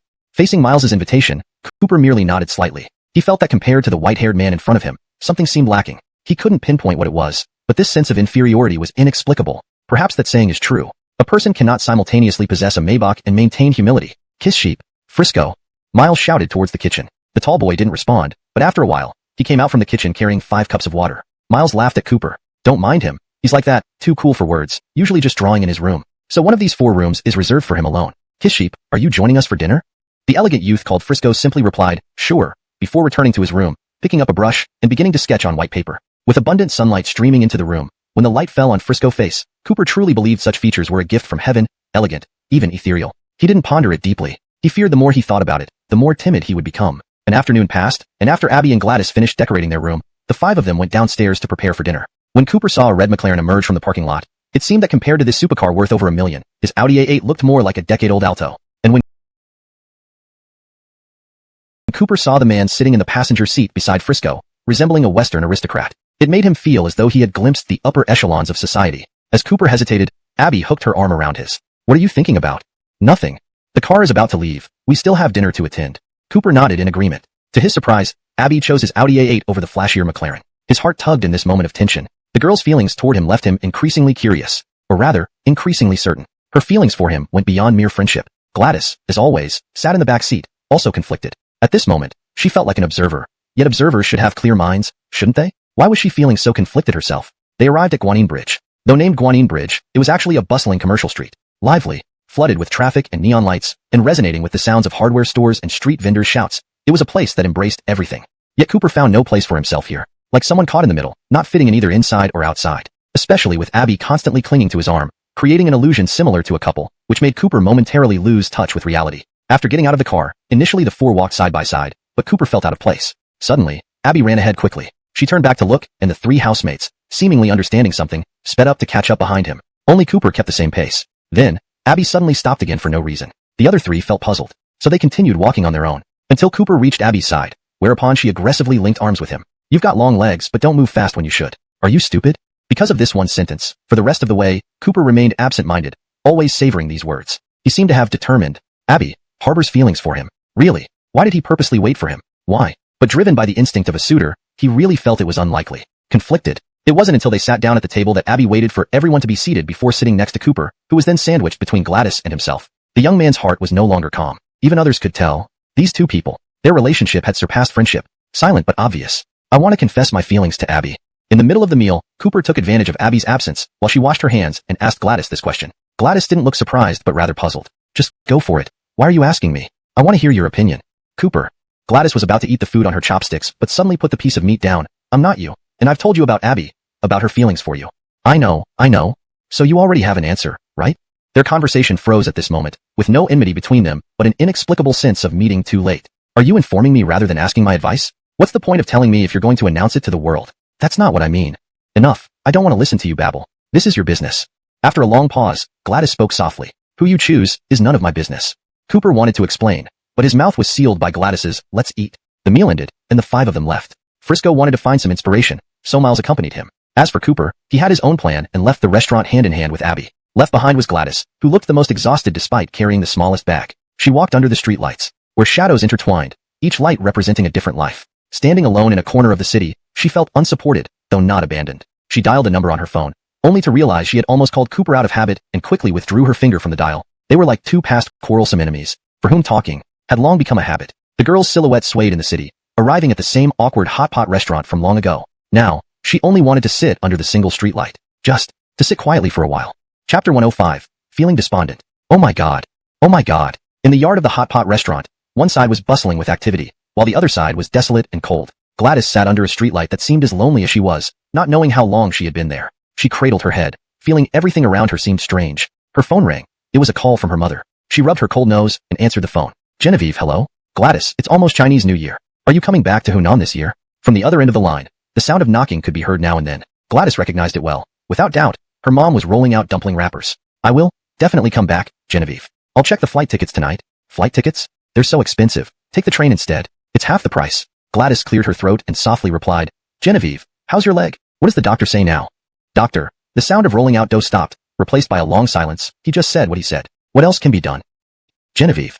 Gladys pressed the end call button heavily, curling her knees and leaning against the streetlight. Being the department head, or the famous senior in high school, was nothing more than protective coloring for a young girl. Her understanding of love wasn't so simple. Maybe in a few years, she would become an ordinary housewife. At least while she was young, fit, and hadn't started to sag, she should find someone who loves her and force herself to love them. Ultimately, settle down, living a simple and mundane life. She opened her phone and calmly checked Brooks's QQ updates. She saw that Brooks was in Beijing, with photos only featuring him and Sherry. They visited various attractions in Beijing. The 9-grid photos showed Sherry often wearing coveted brands like Valentino and Balenciaga, and beside her was her dream Prince Charming. Their embrace and kisses in the photos were so natural. It was as if they were made for each other. She envied them, envied this kind of relationship, yet, she once liked Brooks. Why did these photos now only evoke clear blessings in her heart? Gladys thought for a long time and called Sherry. Hey Senior Gladys, what's up? Nothing. I just wanted to hear your voice. What are you doing, Elsie? Me? Of course, I'm with my boyfriend. Sherry whispered, boyfriend, softly. Brooks, open your mouth. Soon, Gladys received a photo. It was a selfie showing Sherry feeding Brooks a piece of steak. Gladys smiled helplessly. Both of them looked extremely happy in the photo, clearly finding their own love. With a lump in her throat, Gladys asked, You're in Beijing? Sherry sweetly replied, Yes. Well, we won't disturb you anymore. Okay, bye Senior. Gladys stared at the photo of Sherry and Brooks, her mind filled with longing. She wished she could have a love like theirs. What are you doing?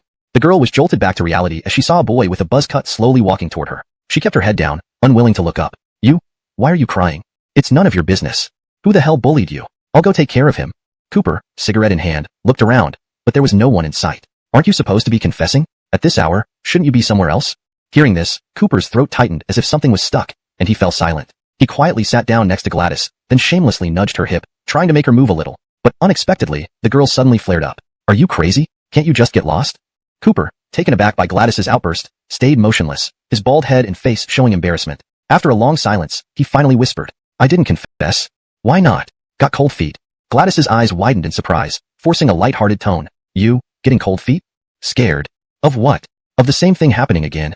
The boy laughed bitterly, his eyes devoid of any sparkle. In middle school, I liked a girl. For 2.5 years, starting from the second semester of grade 7, I've liked her. Ironically, my friend also liked her and specifically told me not to fall for her. But eventually, they became friends, while my liking for her became common knowledge. And for 2 years, I'd always bump into her. I didn't dare to look at her once. I suffered through those 2 years. Gladys, so, what does that have to do with now?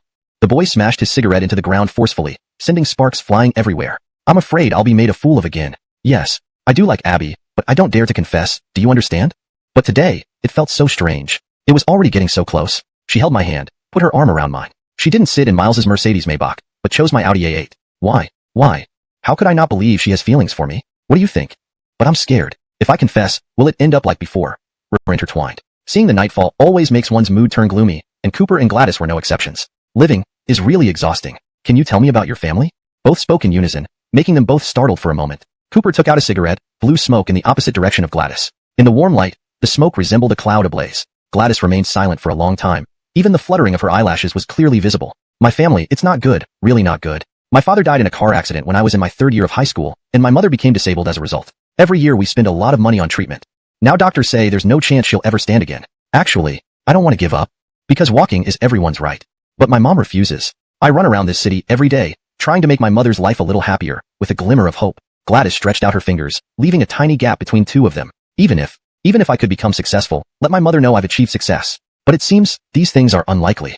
This was the longest conversation Gladys had ever had with Cooper. Her tone was very calm, as if she were telling someone else's story. She had grown accustomed to it, and accepted her fate. There was no exchange of words.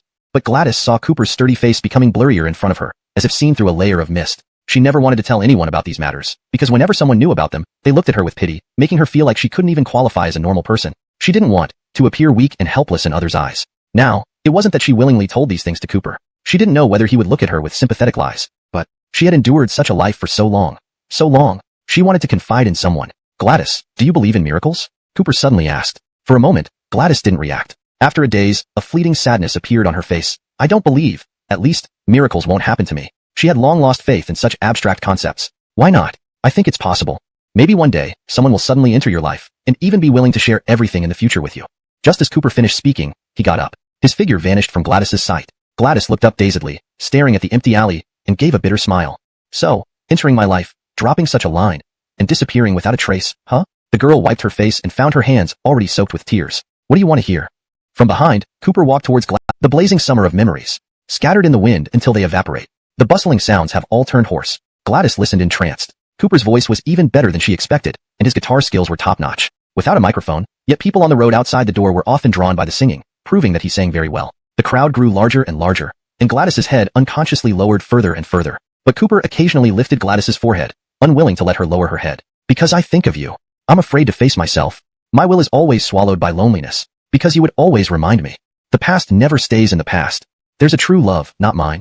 As the song ended, applause followed. Gradually, the crowd dispersed. Gladys's thoughts wandered as Cooper took a sip of water and looked at the pedestrians under the streetlights. Do you know what my biggest feeling in life is? It's wishing to love someone wholeheartedly, but loving the wrong person. I always hope to change myself for the one I love, but in the end, I lose my charm. I keep compromising, constantly changing, yet I'm no longer myself.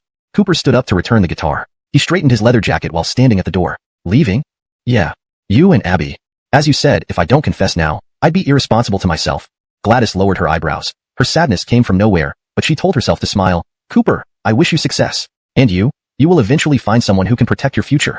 As they shared their last gaze, Cooper took another step, but then stopped. He turned around, looking at the girl who remained motionless in the cold wind. Gladys, when you asked me if she's irreplaceable, I wasn't hesitating. But rather, I wanted to say, if I love someone, I won't care whether she loves me or not. I will always love her. He disappeared. The boy's silhouette vanished entirely in the bleak, desolate scene. Left behind was the girl sobbing uncontrollably. The girl never thought that the rival who seemed to be walking away from her path was pursuing what she had longed for. Chapter 107. Low grade, high class low grade. After work was done, the Audi A8 that had long lost its luster under the Maybach had, unexpectedly, a voluptuous woman sitting in the passenger seat. We're at your place now. Get out. Okay. Hold it. The seatbelt returned to its position, and the hip that had moved half a seat away also came back to its original spot. Abby looked at Cooper with puzzlement. What's wrong? You're not going home for the new year, right? Cooper felt somewhat anxious, but Abby had no idea why Cooper would ask such a question since he had already asked this several times before. Yeah, I'm not going back. My hometown is too far, the train is too slow, and plane tickets are too expensive. One trip home will burn up my month's income. It's tiring. Cooper felt relieved. Countless lines flashed through his mind. Brooks, when I bring Cola home for the new year, I'll give him a grand confession. Then we'll become official boyfriends and girlfriends. Gladys, if you like someone, confess. Otherwise, it's irresponsible to yourself. The car's interior was quiet, starkly different from the tumultuous thoughts churning inside Cooper. In essence, they were different. Brooks and Sherry's love story was known by everyone. Even if proclaimed to the world, perhaps only Alea might disapprove. Their love didn't need a confession. It was just adding a touch of ceremony to their romance. But what about him, Cooper? Yes, it was well known. But what was known wasn't a clear relationship but rather an ambiguous flirtation. She couldn't decide if Abby truly cared for him. Yet, her actions made him doubt this relationship. Perhaps, in his eyes, Abby was no longer the pure princess in the castle of his heart. Her white veil might have been covered with a layer of gray mist. But loving someone isn't rational. Despite this, Cooper still asked Abby what he wanted to know. I've heard you mention this movie coming out lately, but weren't the tickets sold out? So I bought 2 tickets at a higher price. The seats are pretty good. If you're not going home, how about we go together? Cooper didn't dare to look at the girl straight in the eye. Movie? Actually, I'm not sure if I'll go home for the new year. After all, it's a whole month. Cooper forced a smile, not realizing Abby's words were different from before. He had expected this but didn't want to believe it. Oh? Your tone sounds really down. No, it doesn't. Cooper tried to act relaxed, unaware that the girl had seen right through him. After a moment, the girl smiled. Don't worry, big deal. Not going home. It's just a month anyway. This sentence steadied Cooper's mind. In that instant, he imagined after watching the movie, climbing to the tallest building in the city and giving Abby a grand confession. He even fantasized about how sweet life would be once they became official. Though unsure if this relationship was destined, or if failure was possible, he believed he wouldn't fail. Perhaps, every boy pursuing someone feels inexplicably confident before confessing. But maybe, Cooper was simply caught up in Abby's enigma, unsettling his heart. Abby returned to her newly rented apartment. Her room was fully lit. Cooper lowered the window to look at the apartment room. He could clearly see both rooms facing the sun had their lights on. But the room where Abby used to appear was empty, her silhouette now visible in Kiss Sheep's room. Kiss Sheep leaned on the chair, while Abby leaned against the wall, posing as if for a painting. Cooper unconsciously stubbed out his cigarette, staring blankly at the room, lost in thought. then stepped on the gas pedal.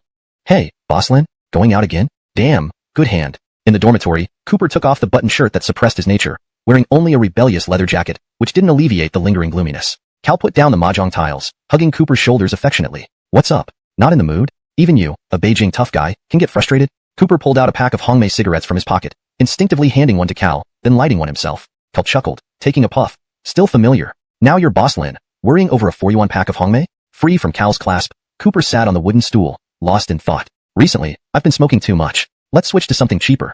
Faking it. Stinking show-off. Low-grade, high-class low-grade. Living in this world full of fakers, I found out that this pack of 41 cheap Hongmei cigarettes might just be the most stylish fake stuff. Cal chuckled. I smoke because I'm poor. You smoke to fake it. You're hanging out with Lau Hiram now. You have way more money than us. You even started playing up the simplicity act. Cooper smiled but didn't continue the conversation. He had originally thought he would spend his college years happily for 4 years, then work in a factory after graduation. What a simple and nice plan. Not everyone in this world has the qualification to fake it. Even if they do, he wasn't one of them. Even if some could, it seemed like Brooks was one of them. President Yi? But how much truly belonged to him? He was merely a friend who did things for Brooks. After graduation, you go your own way, and I'll stick to mine. I'd come back to Beijing with my cynical attitude, not a hero, just a small-time nobody. His face instantly turned gloomy, but then became resigned, finally breaking into a foolish smile that was hard to understand. He stood up and walked to Brooks's bed, spotting the camera in the cabinet. Holding the camera in his hands, Cooper laughed, muttering to himself in a trance. A broken camera. Are you really worth $2,500,000? $250. I'm really a $250. But can I stop being this $250 now? $250. I need to think about my life too. Creak. The door of the dormitory opened, snapping Cooper out of his focus on the camera. But the visitor almost made him trip over his own feet. Yi. Brooks, how did you get back? Weren't you in Beijing? Brooks took off his coat. Yeah, I flew back tonight. Only 2 hours. It's past midnight now. Reasonable enough. My life is always on the run. Cooper instinctively hid the camera behind his back, an action that raised Brooks's suspicion. Taking a few steps forward, Brooks glanced at the cabinet that should not have been empty. All right, who told you to take it? Chapter 108. An unprecedented collapse. The winter vacation was something Brooks and Sherry cherished dearly. From the very first moment of winter break, Brooks immersed himself in a sweet life with Sherry. After signing the contract with Zane and Ricky, Brooks's first major life milestone came to an end. The developments that followed were all laying the groundwork for his future life. On one hand, the Bitcoin held by Cooper would become a colossal fortune in the future. After receiving $5 million from Zane, Brooks kept $500,000 as emergency funds and invested the rest into Gaochun Porcelain and T&I Corporation. He invested more heavily in the latter. Brooks did not disclose information about his investment in T&I Corporation to anyone. Even if the capital fluctuations led to significant losses in Gaochun Porcelain, T&I Corporation would ensure he wouldn't go bankrupt. Upon calculating carefully, there were still $2 million left over. Going all in is a mindset. Leaving a fallback option shows you're not fully committed. To put it bluntly, it's being a coward. But Brooks never claimed he wasn't a coward, right? For Brooks, this period was incredible. Clothes. Feeling a chill down his spine, Brooks hastily stuffed the clothes back in and managed to close the suitcase. A woman's suitcase, truly terrifying. Unlike men's, who only need underwear, a couple of shirts, and condoms, nothing else. Wiping his cold sweat, Brooks dried his hair and then helped dry Sherry's wet hair as she sat at the dressing table. Their eyes frequently met in the mirror. They both knew it, and their hearts would occasionally flutter with sweetness. Yet, they always just exchanged gentle smiles. Remember to wear more clothes in Ruyan. It gets cold. Sure. I promise to wrap myself up tightly. It's not too bad, but our home doesn't have heating, so I'm worried you might get cold. How could that be? There's no heating? Our family was poor before. My dad always saved money. When I sent him $5 million last month, he thought I'd robbed a bank. Hee hee. Your Paco must be happy to see your success. If he knew I had a girlfriend like you, he'd be even happier. Sherry's cheeks flushed slightly as Brooks sat on the bed drying her damp hair. She giggled softly, suddenly turned around, and kissed Brooks's right cheek, then acted as if nothing happened, turning her back to him. Neither faced each other, but they both knew how joyful they felt inside. Brooks, dinner should be with Ricky's old roommates, an auntie. She cooks really well. It's Southern-style cuisine, but I don't know if you'll like it. Sherry tilted her. 8 o'clock, on the Bun Square. Got it. Hello, Keegan? Are the 99 skyrockets I ordered ready? You must have them ready by 8 o'clock, and don't let anyone see them, understand? Hello, Xiaohei. Has the Lamborghini I rented arrived at my address? And the 99 people I hired can't make any mistakes, got it? Okay, I know you can do anything, Xiaohei. Relieved, Brooks hung up and took a deep breath, feeling exceptionally refreshed. Everything was ready, except for bringing Sherry to the Bun the day after tomorrow. Although Brooks hadn't mentioned anything about confessing to Sherry in these 2 months, he had been secretly preparing for a long time. He wanted to give his girl a beautiful confession. A confession that she would remember for the rest of her life. With that, Brooks and Sherry called a taxi and headed towards home. Brooks, I'm so nervous. Nervous about what? I'm going to meet your dad. We were so awkward last time. Don't worry, it's me dating, not my dad. Relax. All right. Stepping out of the taxi, the 3 steps seemed like an eternity to Sherry. Brooks could feel the sweat in Sherry's palms. He didn't expect the usually carefree and dominant girl to get nervous too. I'm opening the door. Creak. The slightly rusted iron door opened. Brooks stepped in first, calling out. Ricky, we're back? Suddenly, Brooks froze. His footsteps stopped at the doorway, and Sherry stood there too. Their eyes fell on the two women sitting on the sofa in the living room. This time, Brooks felt an unprecedented collapse. Chapter 109. Autism. Huh? Anton, you're back? We've been waiting for you. The smile that was supposed to greet his father vanished from Brooks's face. Seeing the two people in front of him, he felt as if fate was playing tricks on him. He swallowed a deep breath and massaged his forehead to suppress his anger. Brooks put down his luggage, and Sherry stepped forward awkwardly with a forced smile. Aunt He, today is the day before New Year's Eve. Why are you still visiting us? Suddenly, Brooks's eyes flashed with intensity. And you, Alea?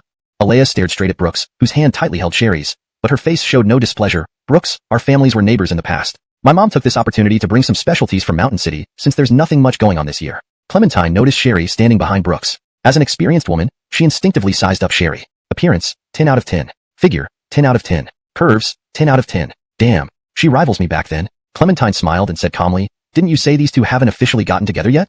Alea, Genevieve, I've always said they were together. I meant it wouldn't be their first New Year together yet. Clementine, don't worry, your old mom underestimated this guy's guts. No worries. With me around, this little girl can't stir up any trouble. Got it. Alea's eyes accidentally met Sherry's, and she noticed the pair of high heels she loved. The same pair worth over 13,000. Under normal circumstances, Sherry would likely have slapped Alea into a daze like she did months ago in the mall. But this time, she was in Brooks's house, which made her feel uneasy. Brooks, you're back? The kitchen door opened, and a middle-aged woman named Robin emerged with a plate of drunken crabs, placing it on the dining table in the living room. Robin also heard Brooks's name and came out happily. Brooks is back. Brooks nodded politely at both women. Robin kept her distance due to the oil on her hands. Oh, I've only heard about you from your dad. Now I see you in person, and you're indeed handsome. Shoshio, Susu, come eat. Following Robin's call, the front door opened, and a boy around 1.70 meters tall, still growing, stumbled out half asleep, rubbing his eyes. Genevieve, I'm not fully awake. Oh my god. In just his underwear, the 14-year-old boy saw four women staring at him and quickly turned back, even pushing his twin-tailed sister back into the room. Celia, Shoshio, what are you doing? Lucia, their eyes are like knives. I feel like I'm running naked. This was supposed to be a joyous family gathering, but Sherry couldn't muster a single smile. Brooks rubbed her hand and realized his own palm was sweating. Neither of them expected today to be so awkward. In Brooks's mind, he had already cut ties with Alea, but today, her mother came to visit, supposedly as a friendly neighbor. Elsie, you? Let's eat first. I'm really confused right now. Brooks sighed inwardly. Indeed, he was just as confused. Soon, the siblings Celia and Lucia emerged from the room. Lucia, with short hair, wasn't particularly tall, maybe only around 1.70 meters, which would haunt him forever. But his short stature seemed to make him more mischievous. He immediately spotted Brooks, who was the tallest, and based on Uncle Brandon's description, he concluded it must be Brooks. Lucia hopped next to Brooks. You're the big brother, right? Huh? Yeah, probably. Big brother, give me a red envelope? Brooks hesitated. In his past life, this kid wasn't as energetic. The first time they met in his past life was during his senior year of college. They said Lucia didn't do well in school and ended up in a vocational high school. While vocational schools aren't all bad, especially in Ruyan where some might even be better than regular high schools, he ultimately became a victim of bullying, similar to the girl in Sadness flowing like a river. Though he didn't end his life, he did develop mild autism. Shoshio, what are you doing? How dare you act like this? Do you want a beating? Seeing her son's lack of manners, Robin raised her broom to strike Lucia's bottom. Aunt, it's fine. Brooks stopped Robin for Lucia, smiling as he took out 2 red envelopes from Sherry's small bag. He had prepared these for the 2 children long ago. Although each only contained 1,000 yuan, when he left, he would definitely give them more. At that time, he would tell them the real purpose of the money rather than letting them spend it recklessly. Lucia, Celia, these are for you. As he spoke, Lucia and Celia received the 2 red envelopes and smiled broadly, especially feeling how thick the envelopes were. They almost wanted to kowtow to Brooks. Thank you, big brother. Lucia suddenly jumped around in the living room, but then he froze. He remembered how Brooks had taken the red envelopes from Sherry's small bag, and he recalled how the older sister on the sofa mentioned she specifically came to see Brooks in front of Uncle Brandon. He quietly walked up to Brooks. Looking at Sherry, then at Alea, he asked a question unprecedented like a Siberian dinosaur crushing an asteroid with its bare hands. Big brother, who is actually the sister-in-law? I'm a bit confused. Brooks, Alea, and Sherry. Brooks gave the boy a look like he wanted to stab him. You better go back to your damn autism. Chapter 110. There's no possibility between Alea and me. At the dinner, Brooks was already drenched in sweat. On his left were Alea and Clementine. On his right were Sherry and Brandon. In front of him were Lucia, Robin, and Celia. Not a single pair of eyes wasn't staring at him. What are they doing? Can he even eat this meal? Originally the most outgoing person, Lucia had long gone silent, with a lump on her forehead from Robin's spatula. This time, Brooks didn't stop it. Because he deserved it. Older brother Xiao, why are you so tight-lipped? Asked once, not a peep. Compared to Lucia, her older sister Celia was also an extroverted person, but due to poor family education, her grades weren't great. Brooks knew Celia was self-reliant. After the high school entrance exam, knowing her scores weren't good, she also understood the need to get a diploma and sought a way out for her future while studying. Only, she was slightly more perceptive than Lucia. At first glance, she understood. Today this isn't just a dinner. It's a battle royale. Brooks, what do you want to eat? Should I help you? Alea leaned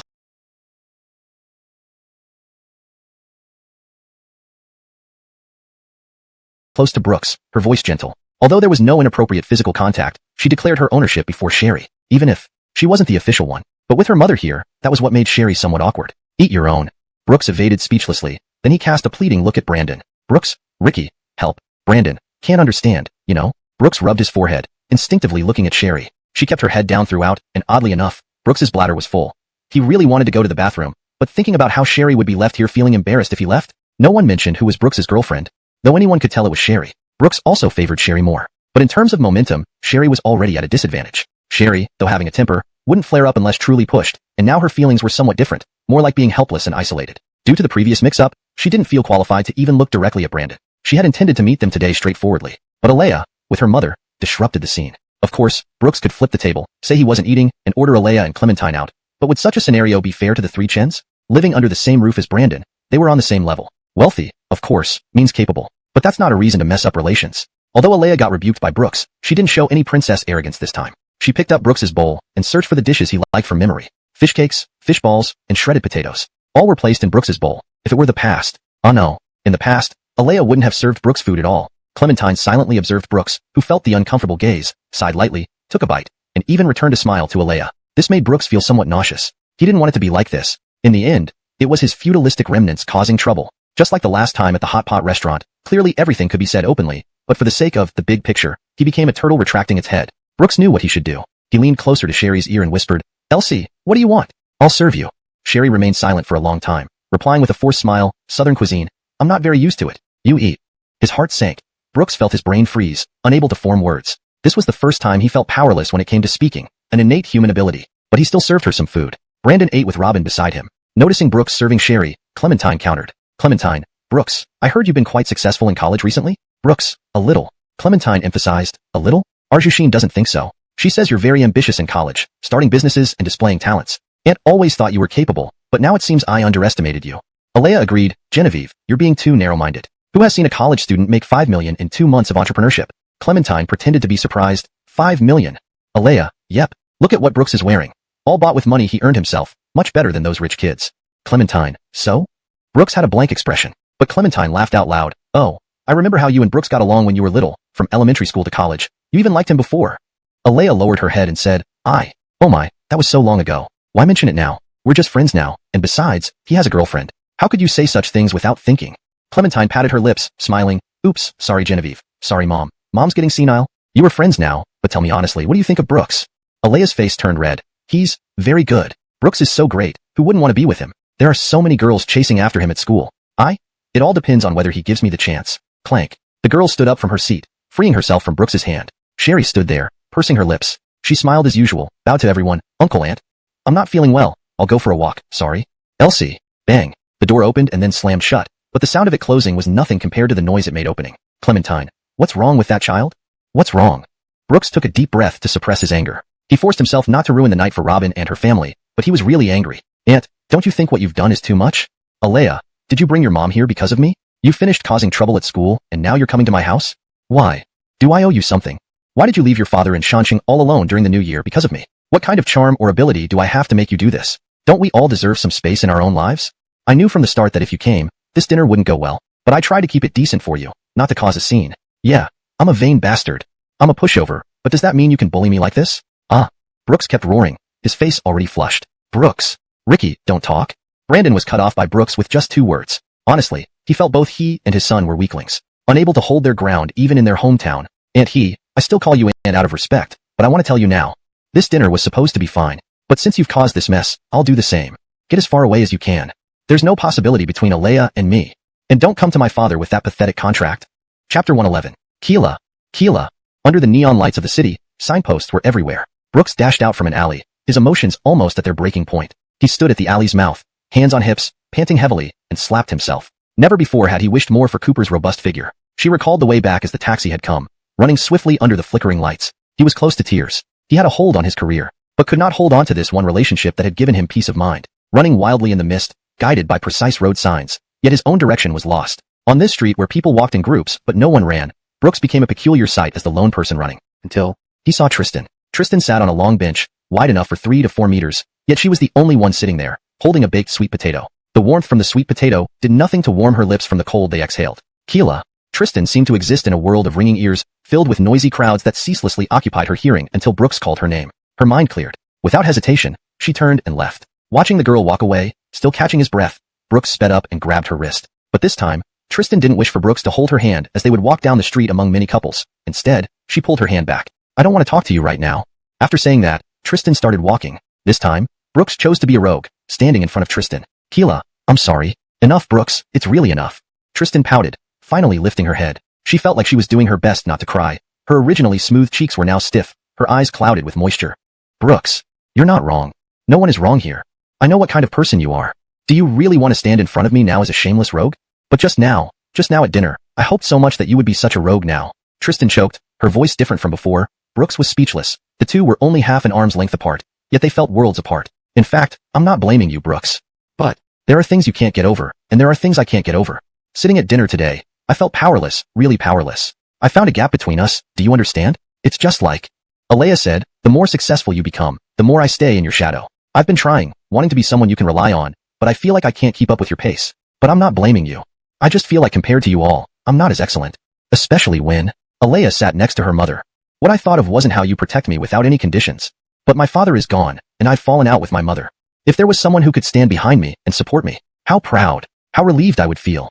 But I don't have a dad, or a loving mom. The girl's sobbing made Brooks's heart feel exposed to the bitter wind, being torn alone, unbearably painful. He wanted to give Tristan a hug, to tell her how sorry he was. But as soon as his hand reached out, it was cruelly pushed away by Tristan. Brooks, let it be for now, give me some space. I don't know how to face you, nor how to talk to you. Just let it be. This time, Tristan left. Brooks did not try to stop her. His body was left to the cold wind, like a cocoon, falling into an inappropriate hibernation in spring. He searched for anything around him to lean on. But all he found was a wire pole, colder than ice. He leaned against it, his face several degrees colder than its surface, biting the pole with his teeth, his vision blurred. He cried silently. Slumped on the cold street, he roared like a man drunk on fake liquor. This was the first failure on his journey. At his lips, it was pakor, whether it was saliva from inside his mouth or tears that flowed like rivers. He had thought his life was finally getting back on track, no longer twisted as it used to be. Those days of perversion and distortion felt like they belonged to someone else long ago. But oh God, why do you still torment me? Why must I still live in this twisted desert? Without an ocean, only a dead heart remains. His eyes laughed, a scornful laugh, an emotionless laugh, a painful laugh. Big brother Brooks, let's not sit on the ground. It's cold. Brooks snapped out of his daze. His head turned lazily to see Lucia holding 2 cups of warm milk. What are you doing here so late at night? Genevieve asked me to find you. I also felt you were really upset and might do something foolish. Little kid, what could I possibly do? Big brother, you're only 3 years older than me, yet you cried like your wife had been taken away. You saw everything? Every last bit. Brooks felt a throbbing pain in his temples, but wasn't this situation similar to having one's wife taken away? So, she really is my sister-in-law? Isn't it obvious? But I think, big brother, it's all your fault. Yeah, I know. Lucia took a sip of milk and noticed the odd looks from passers-by. So he sat down next to Brooks, feeling quite cool under their stares. Tell me, big brother. I'm too cowardly. Big brother, you still don't get it. What are you talking about? As he said this, Lucia seriously patted Brooks's hand. Big brother, I ask you, did we have anything she liked to eat during dinner? No, but I told her she might not adapt to Southern cuisine. Darn. Low. Super low class. The little brother leaned closer to Brooks, suddenly feeling how cold the ground was. If sister didn't have anything she liked to eat, it wasn't his problem. It was yours. Did you tell Uncle Brandon what sister likes to eat, big brother? He fell silent. The little brother stared at Brooks. His expression seemed to say, why the hell don't you answer?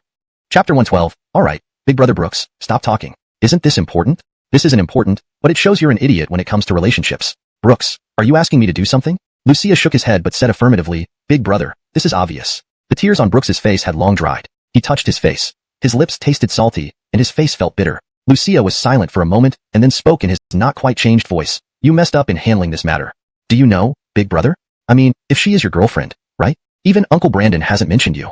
Uncle has talked about you many times with pride, as if you were the light in his heart. But well, whenever anything good happens, he would be eager to let us know. So clearly, you haven't even told Uncle that you have a girlfriend. Or, to put it another way, the whole world knows, except for Uncle. I'm also curious who you are, since Uncle always describes you in such high regard. But after seeing today, Brooks turned sideways and saw the boy's awkward expression, feeling embarrassed. What's wrong? Is it really that bad? Not really.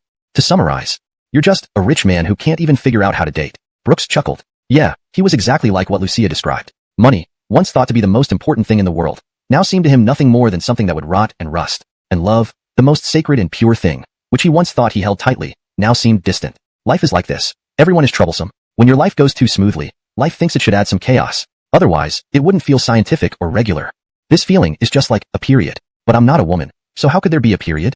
It feels more like being messed up by a guy, and then being told unexpectedly pregnant. Brooks muttered quietly to himself, not expecting the little brother to hear everything clearly. The kid teased, "Big brother, do intellectuals describe things this abstractly? Does it matter whether it's abstract or not?" He took a pack of soft cigarettes from his pocket, lit one helplessly. As the smoke dissipated and the cigarette diminished, it subtly reflected Brooks's current state. Brooks just wanted to enjoy a cigarette, but Lucia extended his hand. "What are you doing?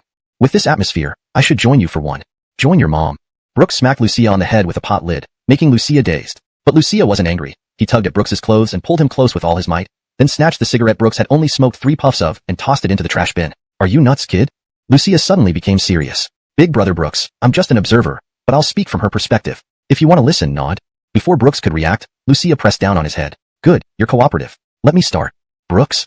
Lucia shifted his bottom slightly and thought for a moment. "This matter is actually simple. You can't give her a sense of security. Not physical security, but emotional security, where both of you trust each other completely, so let's analyze this from an emotional perspective. Brooks, I'll temporarily listen to your grand talk." "Lucia, what's the relationship between that sister and you?" "Childhood sweethearts," Brooks added. "From the past." "Does sister know about it?" "No." "Do you think your past relationship was special? Not ordinary? If sister had such a male friend, how would you feel?" "I'd kill him. You understand, don't you?" Brooks's expression made Lucia laugh. Lucia took out a mirror from his pocket and showed Brooks his current helpless appearance. "So you see, brother, sister knows that this girl must have left an indelible mark on your past, especially now that she's come with her mother. Sister feels isolated and overwhelmed by this contrast, making it hard for her to accept it subconsciously. Years of feelings, sister understands what kind of bond it was. At least sister hasn't blamed you. She also needs time to process it. Maybe she's even plotting something for your relationship." This time, Brooks squinted at the 15-year-old boy who might not even have grown facial hair yet, amazed at how perceptive he could be, almost admiring Lucia. "You'd be wasted in school. You should be a detective right now." Lucia raised an eyebrow. "Piece of cake. I've watched 500 episodes of Detective Conan." Chapter 113. I only hope no one comes into our life. In the hotel, the slightly older woman closed her eyes to rest, her face expressionless. However, the younger girl gazed at the hotel's slightly blurry glass window, watching vehicles drive toward the northern scenery, feeling restless. "Genevieve, why was Brooke so upset today? Is everything really okay?" Alea lay on her side. The music playing in her headphones now seemed like noise. Clementine didn't open her eyes but spoke calmly. "What are you afraid of? You're not Brooks's girlfriend anyway. At worst, it just means not seeing him in the future." Alea's pupils widened as she sat up immediately, furrowing her brows. "Genevieve, what are you saying? If we never see each other again, how can Brooks and I be together?" "How could you say that, Genevieve? But they did have an argument, right?" Clementine opened her eyes, poured a cup of warm water, and sipped it slowly. "In Brooks's eyes, you've always been dispensable. Even if you're not the best, you're not the worst either. But Sherry is different. The two of them are inseparable. Tell me, do you think there's any chance for you to find a way between them? Do you think that's possible? Now that this situation has arisen, there's no need to pretend anymore. Let's face it head on. Evidently, things have already changed. How Brooks treats you isn't important. What matters is what Sherry thinks about Brooks. Tomorrow is New Year's Eve, an opportunity for you to shine. I've hired someone to secretly follow Brooks. We know his every move over the past couple of days." Alea took a deep breath, pursed her lips, and nodded, admiring her mother's wisdom. Her gaze turned fierce. "Sherry, as long as I catch any opportunity, Brooks will definitely come back to my arms. So, what should we do now?" "Well, only my sister can help." On the street, a soft-packed cigarette box lay empty, and Brooks felt like his lungs were being torn apart. "You mean Celia? Where is she?" Lucia narrowed her eyes. "I was following you, while she was following LCG. Are you two some kind of crazy fans?" Lucia exploded with anger, jumping up. "Damn, brother. Is that how you talk? My sister and I were sent on this mission to meddle like matchmakers." Lucia twisted her mouth and pulled out a red envelope from her pocket. "Besides, I've already taken your money. It wouldn't be right not to help." Brooks smiled helplessly. Although Lucia talked a lot, her heart was in the right place. Leaning against the cold utility pole, he looked up at the sky. Today, there were no stars or moon, only a dim layer of clouds. The scene matched tonight perfectly. Recalling what Lucia said, did Elsie really have feelings for him? Or was she just waiting for him? He didn't know, but if she did, tomorrow might be the moment for confession. He opened QQ and typed a message on his phone. "Don't wait until you lose something to cherish it. Tomorrow by the riverside, I want to see your silhouette." Brooks closed the phone screen. He didn't want to think anymore. This message was a private signal between the two of them. Elsie wanted to take things slow, but Brooks feared that this calmness would lead to endless Cold War. All he hoped was that this fate wouldn't end here. Back in the hotel, the girl in a white dress wearing a mask seemed troubled, perhaps because the tear marks under her eyes affected her makeup, or maybe she didn't want anyone to see her scars. She opened her bag and looked at 2 bank cards, lost in thought. Finally, she chose the card she hadn't used in a long time. With the room key, she walked into the room and inserted the card, lighting up the entire room, yet it couldn't illuminate the darkness in her heart. Just as she was about to close the door, it bounced back. She froze, turning around to find a bright red forearm squeezed in the door gap, bruised from being caught by the door. "Are you, Celia?" "LCG." Celia's face twisted in pain. She held her injured arm with the other hand, grimacing. The emotionally charged closing of the door by Sherry seemed to have caused considerable harm to this unexpected visitor. "Why did you come here?" Sherry's expression was downcast. Celia hesitated for a moment before speaking. Same type of person. Both care about face. Sherry furrowed her eyebrows, countering. I'm not as fond of keeping up appearances as he is. I'm bored. Then she angrily threw a pillow. Face isn't just one kind. Celia sharply interjected, even over Sherry's voice. Sister, you and brother are alike. You just pursue different things. He wants to give you a good life. You want to give him a beautiful relationship. Nothing can be perfect. Brother is also tormented right now. You actually have your own plans, don't you? Sherry froze. Plans? I only hope no one disturbs our life. If he can't handle this relationship well, I'll help him handle it. At that moment, two phones at opposite ends of the city suddenly rang. The same contact, the same special concern. Both scrutinizing the messages. Don't wait until you lose something to cherish it. Tomorrow by the riverside, I want to see your silhouette. Chapter 114. But what if she has already returned? Brooks was wide awake, completely sleepless. The Brooks who once had everything could not close his eyes. The night wind pounded against the beer can in his hand. Only then did he realize how lonely this house felt with just him inside. In the loneliness of the night, his tears seemed to have dissipated into the wind, leaving his originally moist eyes now dry. He couldn't count how many times he had cried. The imprint left by Sherry in his heart ached deeply at that moment. He wanted to get drunk, numb himself in alcohol, and seek spiritual redemption. He wished he could indulge freely in the dreamy drunkenness. But even in dreams, there was only anxiety and unrest. He slept for only 10 minutes. It was early spring, but his clothes were drenched in sweat. He turned on his phone and saw it was 3 in the morning. The likes on his post were from people who didn't really matter. Cooper, brother, what are you doing being so profound in the middle of the night? Gladys, what's up, classmate Brooks? Is this the new trend of contrasting moods? Cal, Diama, cheap goods, high-class cheap stuff. What the hell are you trying to pull him 3? Elium. Perhaps none of these commenters knew what a tormented night Brooks was having. He scanned through the likes and visitor list again and again. Yet there was no sign of Sherry. This was an expected outcome for Brooks, but it still brought conflicting feelings of disappointment. It was the first time he felt that girl was so far away. He took out the matching ring that he kept in his pocket even when sleeping. Images of proposing to her flashed through his mind repeatedly. Yesterday, this fantasy seemed like an inevitable future. Today, this fantasy was filled with uncertainty. He lit a cigarette, finally unable to bear the longing. He flipped through his contact list over and over, searching for someone she might turn to when feeling wronged. Yet he realized that such a person didn't exist, leaving her helpless and alone. Hesitating, he mustered the courage to call Sherry, but she didn't pick up. Not because she didn't hear it, but because he was already on her blacklist. He doubted whether Sherry had truly changed her mind about ending their relationship. We didn't betray each other physically or emotionally. It was my weak personality that pushed us to this point. Clutching his waist, the pain in his heart seemed to translate into real physical pain. He had never felt such pain before, grabbing a pillow and placing it under his waist. He realized it wasn't external injury but internal hurt. His abdomen felt like it was burning, agonizingly. After an unknown duration, his phone rang, waking him up. It was Zane. Hey Brooks. What's up bro? The stocks went up, they've doubled. You're really something, whatever you predict comes true. I invested 10 million, and now it's 20 million. Isn't that great? What's wrong? Your tone isn't right. I'm just insomnia-stricken, feeling low. Oh, take care of yourself. How are you and Elsie? We're fine. We've already returned home. Good. By family news, Mr. Gu has told them to make their move. Let's see if things go as planned. Okay bro, I'll hang up now.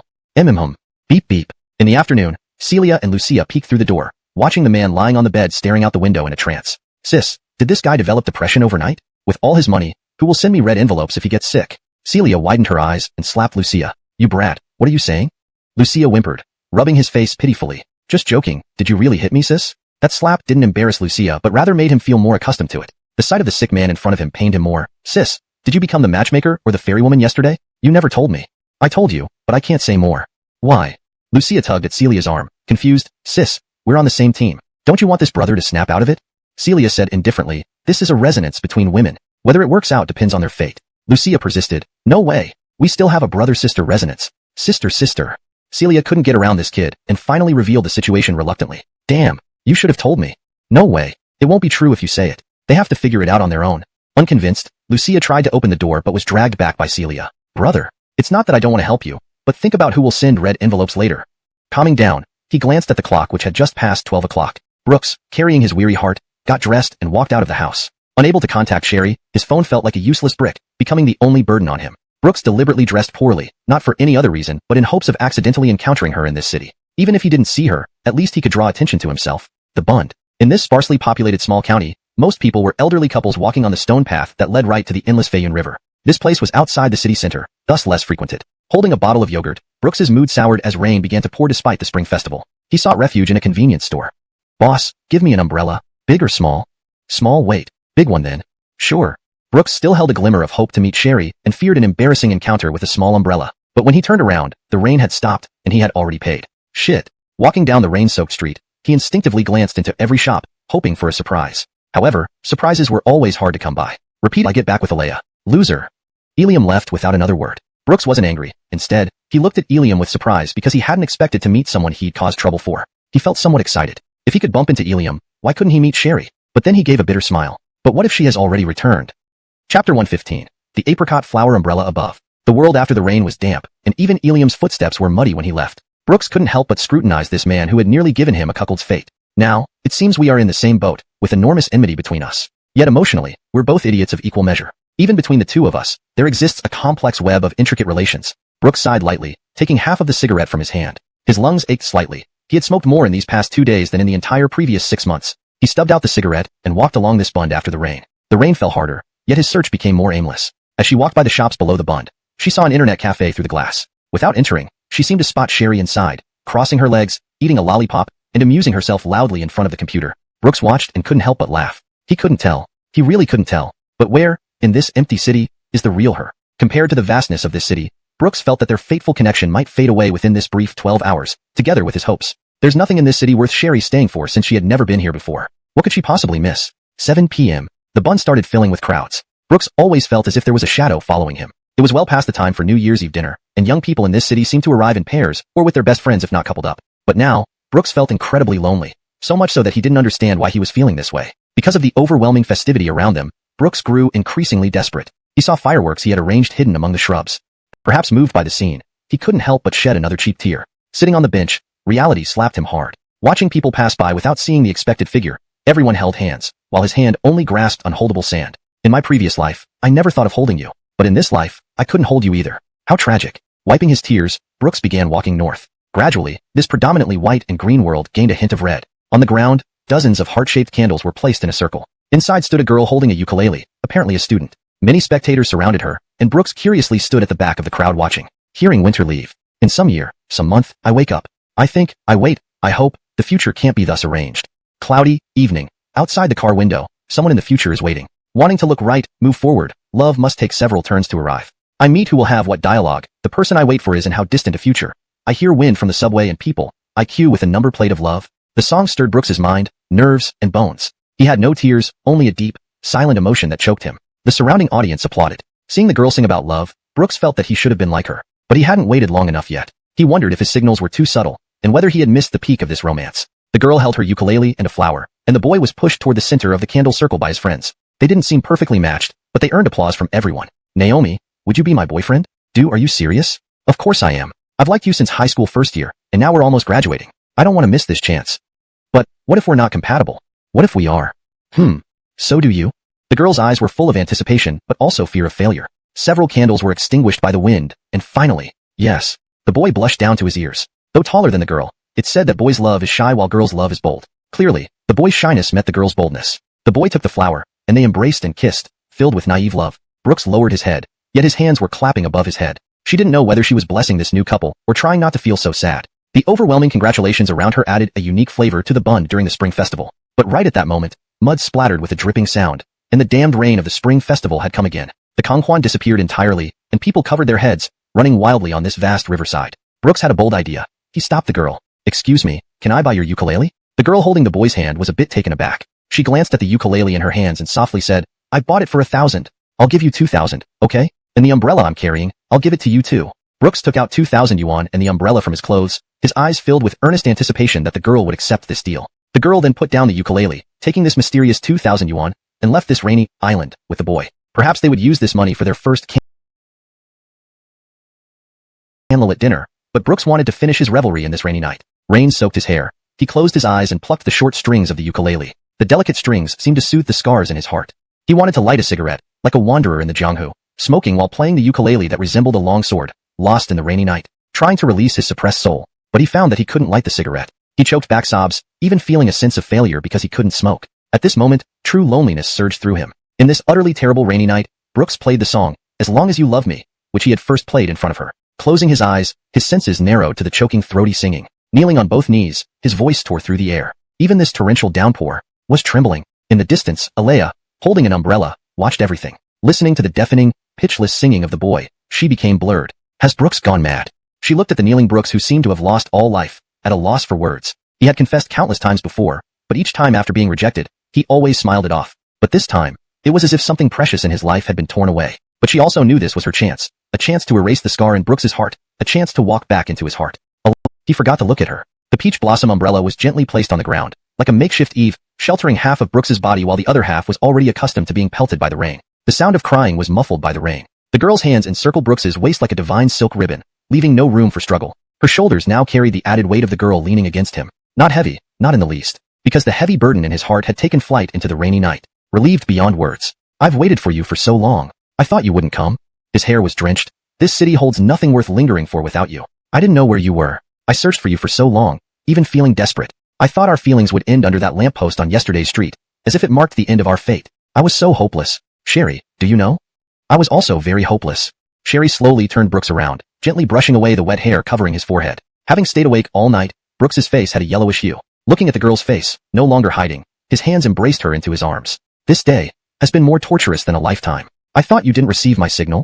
I saw it. I've been sitting here since 7 in the morning until now. Sherry choked up.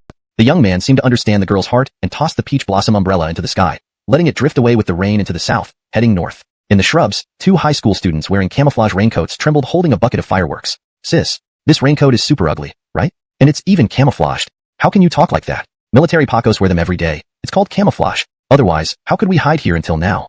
Our Elsie sister is so conspicuous, yet Big Brother still didn't see her. I was getting anxious. It's not your romance. All right. Sis, when are we acting? Or else the fireworks will get damp. Do you have the lighter? Got it. Commander of the 2nd Battalion, fire. Watching the drifting apricot blossom umbrella, it was as if it took away the scars of both, leaving them in the rain, yet feeling more like being baptized by a sharp clarity, without any discomfort. Sing what? You said I didn't receive your signal, so I'll sing the signal. Excited, Brooks was now brimming with excitement, beginning to strum the strings. Ding ding ding, ding ding dung, ding ding ding ding dung. Okay, what I want, what I desire. You're better than who? Damn. Just as Brooks sang one sentence, a streak of fire flew past his ear, nearly cutting it. Even Sherry was startled. They turned their heads simultaneously and saw Lucia and Celia hugging an enormous rocket launcher, with fireworks continuously soaring into the sky. You two. Don't look at me. Just sing. Finish and make your confession. Buzz. The fireworks scattered in the air, bursting forth, dominating the city's skyline. Merging with the rainy night, it was like a dreamlike scene of blooming flowers. The crowd by the river paused their steps, holding umbrellas, stopping in their tracks. Someone is setting off fireworks at this hour? So beautiful. Such fireworks must cost over $1,000, right? It's beautiful indeed. But, we can't see clearly? You want to see? Yeah. Let's go up and see. Brooks stroked the ukulele in his hand and started playing. The originally deserted bridge, where only they were, now filled up with scattered crowds, dotting this corner of the city. Sherry held Brooks's hand. This grand confession might truly be magnificent. Chapter 117. Tension. What I want, what I desire, you understand better than anyone else. Ukulele's voice, accompanying Brooks's playing, became a stream in the midst of the bustling rain, creating an unforgettable moment in everyone's eyes. Their gazes were all cast toward the pile of candles that had already extinguished the fire. This scene was so familiar. Half an hour ago, it was another couple standing here, pursuing a love yet to be had. Now, 2 lovers celebrating their joy stood inside. Initially, only a dozen or so people listened to Brooks's playing, but gradually, the crowd no longer watched the fireworks. Instead, they listened to this special performance under the fireworks. What you want to say, what you want to give, I know everything. Missed calls, no messages. It must be your lonely longing. No one could guess this is our secret code. Sherry ran out of the heart-shaped candle formation, rushing through the crowded crowd. People looked at this disheveled girl who was no longer tightly hugging the young man, filled with confusion and curiosity. Why did the girl run? I don't know. Could it be a refusal? Oh my god, how romantic. The fireworks are so beautiful. If it were me, I might not want to leave. How can that guy still smile like that? Brooks kept smiling. Ever since reuniting with Sherry, his smile had never faded. He played the accompaniment, the Feiyun River behind him, gazing into the crowd, waiting for that graceful silhouette. Holding 2 flowers, Sherry pushed her way back through the crowd, returning to the candle formation. One rose pointed at Brooks's lips, the other at her own. Like 2 cheap yet luxurious microphones. Brooks looked lovingly at the girl. But this time, it was the girl who sang. They may guess, just guessing, doesn't matter. The signals on each other's faces, we have a place to rely. There are too many people and too many things between us roaring, too much noise and weak signals. Even the wind tries to interfere. Sherry's voice was sweet. She was completely immersed in this rain-drenched celebration. She didn't think it was crazy. Rather, like Brooks, she believed everything was meaningful and destined by heaven. Life is short. When will there be a better time to go wild? The crowd swayed along with the music, as if attending a concert by Brooks and Sherry. They couldn't imagine what kind of people would sing in the rain. They also couldn't imagine the struggles they went through before singing this song. Just as Brooks prepared to sing the next line, a pregnant woman with a surprisingly clear voice boldly took over the next line from within the crowd. But you don't want to stay in that dark subway forever. Brooks exclaimed in surprise, and offered the rose in his hand to the chubby woman's mouth. The atmosphere on the bridge started to feel less restrained by the rain. The 2 leaned in, facing the same flower. Wish for the breeze, wish for freedom, wishing to hold hands together. To see the sea, travel the world. Perhaps inspired by a sudden impulse, the chubby woman joined this wild performance, turning this forced show into something more like a concert. People began humming. All he knew was, now, Sherry stood before him, and his mind was filled with those heartfelt lyrics. At first, he only wanted to take Sherry out for the breeze, freedom, and a hand-in-hand journey. But later, he realized, losing their true selves, the two would only end up heartbroken. There had never been a matter of right or wrong between them. They always believed in each other. But there were too many things and people nagging at them, causing Sherry to feel exhausted. In her previous life, Sherry had not spent a single day without being in the sewers of Brooks's love. Although this time, Brooks had given her so many promises, it was like an unfulfilled promise that could not be realized in time. Wasn't that just pie in the sky? They were consuming each other's feelings, tormenting each other, enduring agony. Now, Brooks seemed to understand. To him, a world with Sherry was perfect. Brooks searched his trouser pocket, wanting to find the 2 rings he intended to put on Sherry's finger himself. But at this moment, he could no longer see the fireworks in the sky. The sky lost its color as if his soul was locked back inside his heart again.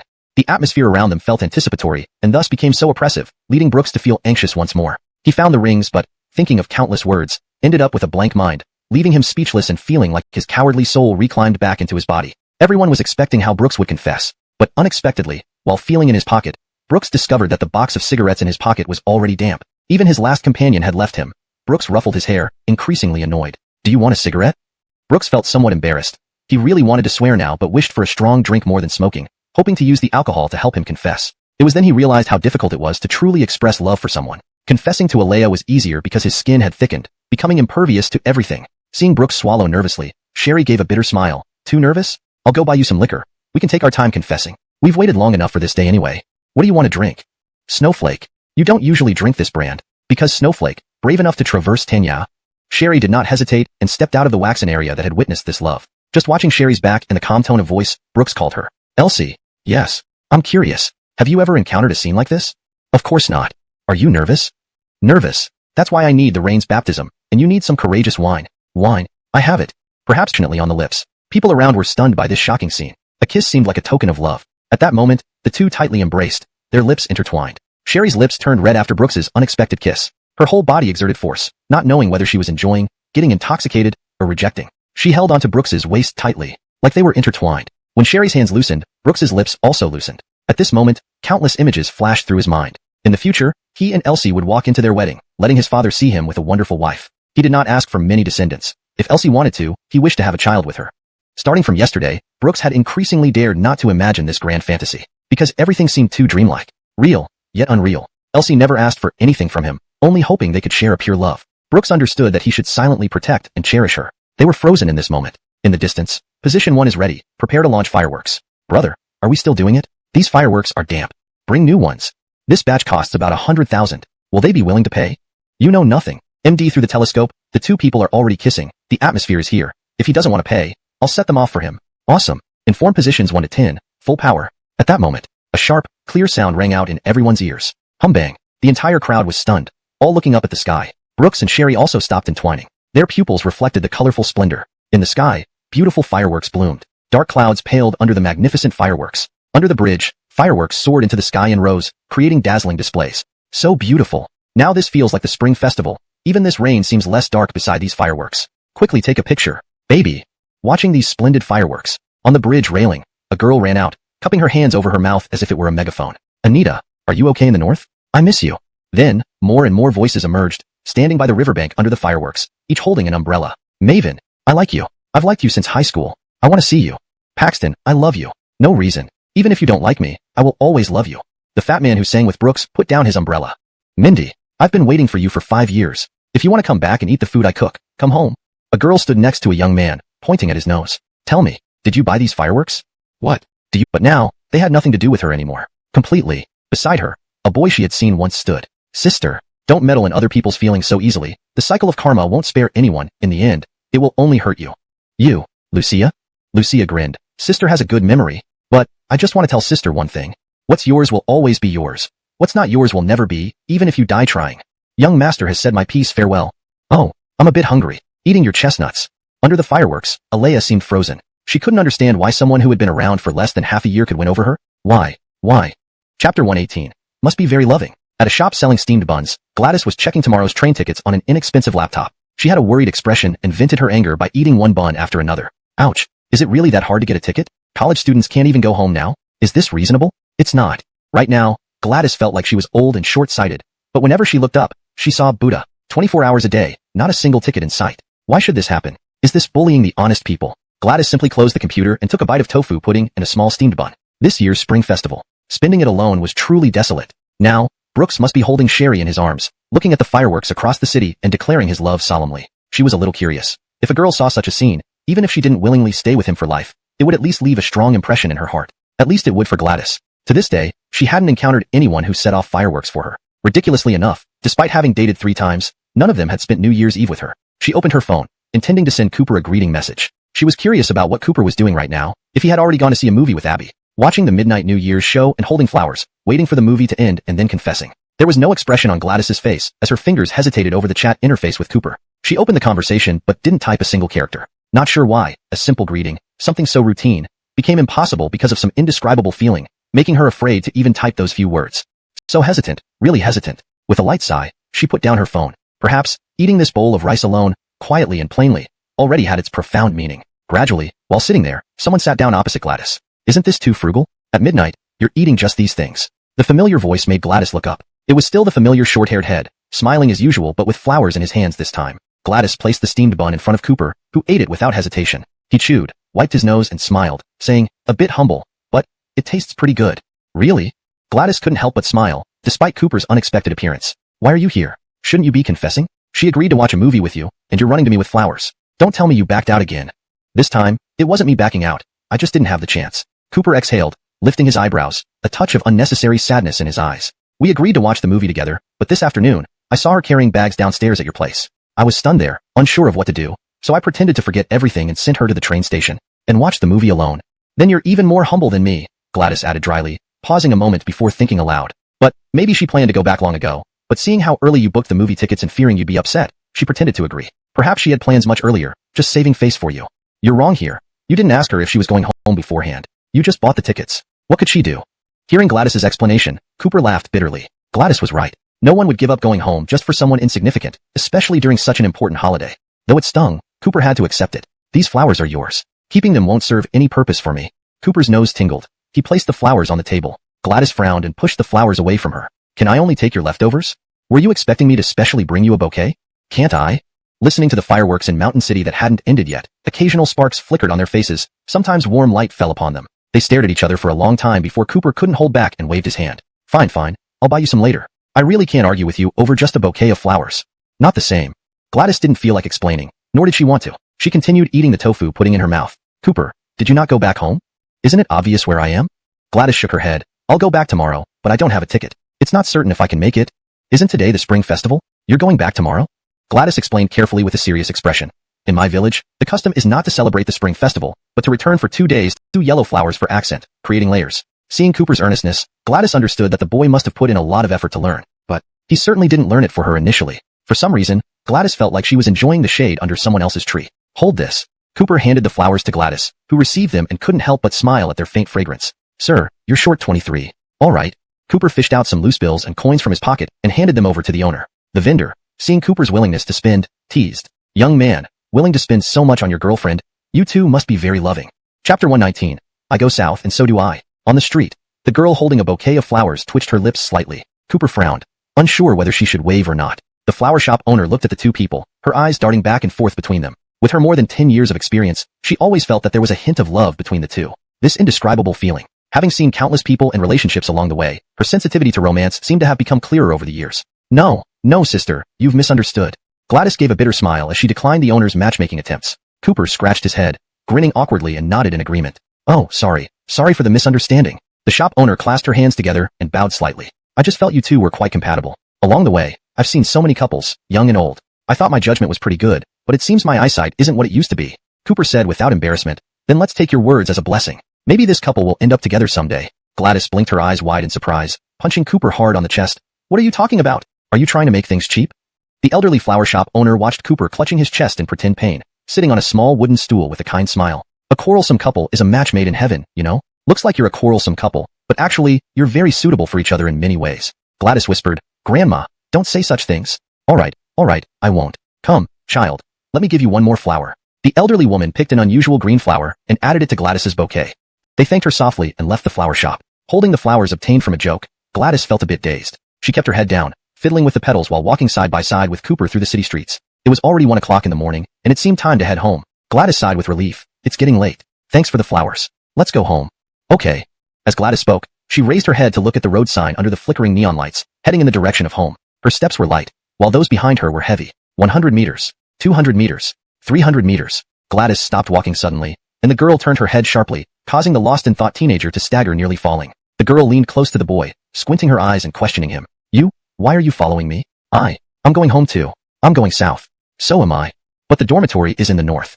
Cooper was speechless. The girl stood boldly in front of him, making him feel inexplicably guilty despite doing nothing wrong. All right, let me walk you back. I can't let you go alone. I wouldn't feel at ease. Is that enough? This statement gave Cooper a sense of righteousness, but Gladys wasn't buying it. She turned him around and pushed him away. Fine. Go back where you came from. I don't need you to escort me.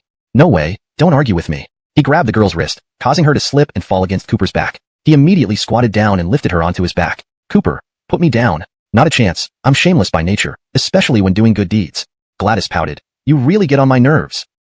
Gladys turned sideways, staring intently into Cooper's eyes with great seriousness. She wasn't seeking an answer. She wanted a formal clarification of their current relationship. This seriousness seemed to affect Cooper's previously idle mood as well. He took a deep breath and shook himself. I can assure you, I consider you a very good friend. I don't know when it started, but I find myself caring about you more and more. They stared silently at each other. Cooper seemed to be eagerly awaiting Gladys's response. Gladys smiled, giving a light hop to land behind Cooper. So, my good friend, let's go hiking. Not really. What are you aiming for? Watch the sunrise. Chapter 120. I miss my grandpa. The mountain at night was deserted. Gladys and Cooper were walking up a seemingly endless staircase, panting heavily. Who in their right mind would come to climb a mountain so late at night? The air on the mountain was rather thin, and Gladys sighed that it was a good thing she wore flat shoes. Otherwise, the climb would have been more strenuous. Sweat dripped from her palms, and the lack of oxygen seemed to make her alternate between dizziness and clarity. But she did not want to rest. Every time she stopped, she thought about how exhausted Cooper, who walked ahead, must be. Cooper had no complaints. He just walked quietly at the front, braving the cold wind. This hill fell the meters they had climbed. He estimated they were almost at the 2000th level, and he was starting to feel short of breath. Around them, some wind could be seen swirling. On the path, they saw an old lantern. Curious, he approached the lantern. It looked quite aged, but fortunately, the wick was still intact. Cooper squatted down and set Gladys aside temporarily. He took out a lighter and ignited the flame, shielding it from the wind with his hand, nurturing the flame as if protecting a child. What are you doing? See if this lantern can be lit. You really have leisure interests. Hey, since we're already out here, might as well do something meaningful. The journey isn't just about destinations and goals. The flowers and grass along the way are important too. Gladys watched Cooper's dedication and felt that this boy was radiating warmth. Even in darkness and silence, Cooper's optimistic attitude made her feel lighter. After trying for a while, the wick was finally lit, and the entire lantern came alive with light. Cooper smiled and handed the lantern to Gladys. Here, since you haven't received any gifts this spring festival, let's have heaven give you one. Seeing the warm glow of the lantern, a faint smile appeared on Gladys's face. Cooper squatted again, seeming to truly become a knight dedicated to the girl. With the lantern in hand, they resumed their climb. With the lantern illuminating their path, the surroundings were no longer dark. In this quiet mountain trail, there were no other sounds, only their continuous breathing. Gladys even forgot how Cooper used to tease her ever since they met. Senior, would you consider me? Even if I considered you, I wouldn't agree. How sharp-tongued are you? At the top of the mountain on January 29th, snow began to fall, reminding Gladys of her university days, looking at the distant mountains partially covered in white. Gladys recalled the city streets, filled with life and donghua chi, flavor of life. At this moment, perhaps people were still laughing and talking on the streets because they didn't want to sleep. Once in bed, they wouldn't feel the unique freedom of spring festival. The snow was light. They could still climb and light the lantern. Cooper also felt his legs growing increasingly sore, knowing that continuing would be impractical. Snowflakes fell around them, dancing near the lantern's light, melting only after touching their shoulders. Gladys could sense the strain and frustration of this journey. Cooper, stop here. There's an open space ahead where we can watch the sunrise. Don't you want to climb to the top of the mountain? It might be even more beautiful there, Cooper said with a bitter smile. Of course I do, but if you carry both of us up that mountain, it would exhaust you. Cooper couldn't help laughing bitterly. Because of Gladys's words, he put aside his original intention to give up and instead mustered all his strength to climb step by step. Gladys kept quiet, understanding Cooper's stubbornness. But Cooper just felt his face getting increasingly swollen, not from the wind and frost, but from his pride. Half an hour later, Cooper reached the mountaintop, exhausted, and gently set Gladys down. They looked at each other, only then noticing that their hair and bodies had turned white. The two people atop the mountain had become snowmen. Cooper glanced at his watch, realizing what was originally a 2-hour hike in the snow now took him 4 hours. It was 5 o'clock. The sun would rise soon. This might be the most meaningful thing I've done in college. The wind and snow have been oppressing me for 2 or 3 years, year after year. Gladys chuckled. You sound like Bernard from the water margin. No, I'm Peng Lacey from Mountain City. Gladys fell into thought for a moment, then rubbed Cooper's hands. Are you very cold? Not just cold, but damn tired. Gladys didn't respond because Cooper was telling the truth, and she knew it. Carrying her through hundreds of meters of mountain paths, how could he not be tired? She held the lantern in her hands and sat on a stone bench, swinging the lamp. The light flickered gently under the small snowfall, illuminating patches of snow around them. "This road feels so familiar," Cooper said. "Why?" "I walked a snowy road when I saw off my grandfather." Gladys rubbed her hands, noticing the slightly emotional glint in Cooper's eyes. She too felt a familiarity. "Want to talk?" "Only whites," convulsing. "Do you know why I didn't go back home immediately? I thought everyone in my family was hypocritical. I felt our whole family let my grandfather down. My father always shouted at him, and my grandmother, who always talked about reincarnation and keeping one's true nature, was the one who owed my grandfather the most. When I saw her holding my grandfather's hand and calling his name as he passed away, it felt wrong. The way my grandfather left this world stays with me. He was covered in blood and shaking violently. I felt panicked, but I couldn't cry, really. Everyone thought I was an unfilial grandson, but they didn't know. When I returned to my grandfather's room and saw the empty bed, I cried for days, every day and night." Gladys wiped Cooper's eyes, finding them wet. This was a boy at his weakest point. Unbeknownst to him, she too was in tears. Her grandparents had passed away early, leaving her clueless about such pain. After hearing Cooper's story, she even feared her mother would leave. "Gladys, do you want to go home for the new year?" "Sure.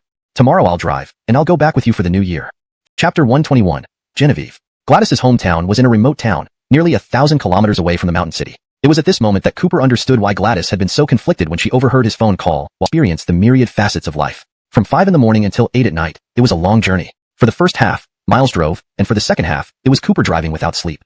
In Gladys's bag, there was a bottle of eye drops. He put in 2 drops while Cooper slept. It seemed that the sunrise had dried Cooper's tears, as well as his own. Furthermore, Gladys noticed how different Lassigby and Cooper's sleeping postures were. Lassigby was quiet, not making a sound, and even in sleep, he looked handsome from every angle, better described as refined. In contrast, Cooper slept with her mouth wide open, snoring loudly. Cooper might not realize it in her dreams, but this journey would ultimately leave an indelible mark on all 4 of them. "Langy, we've reached the rest stop, let's switch." Cooper's face was slapped by Gladys, causing her drool to land on her clothes. She made some grunting sounds, finally recognizing she had woken up. "Must you use your hands?" Gladys shrugged. "I don't need a reason to hit you." "So, do I need a reason to hit you? Males and females should keep their distance." "Damn, double standards much?" "I'm coming."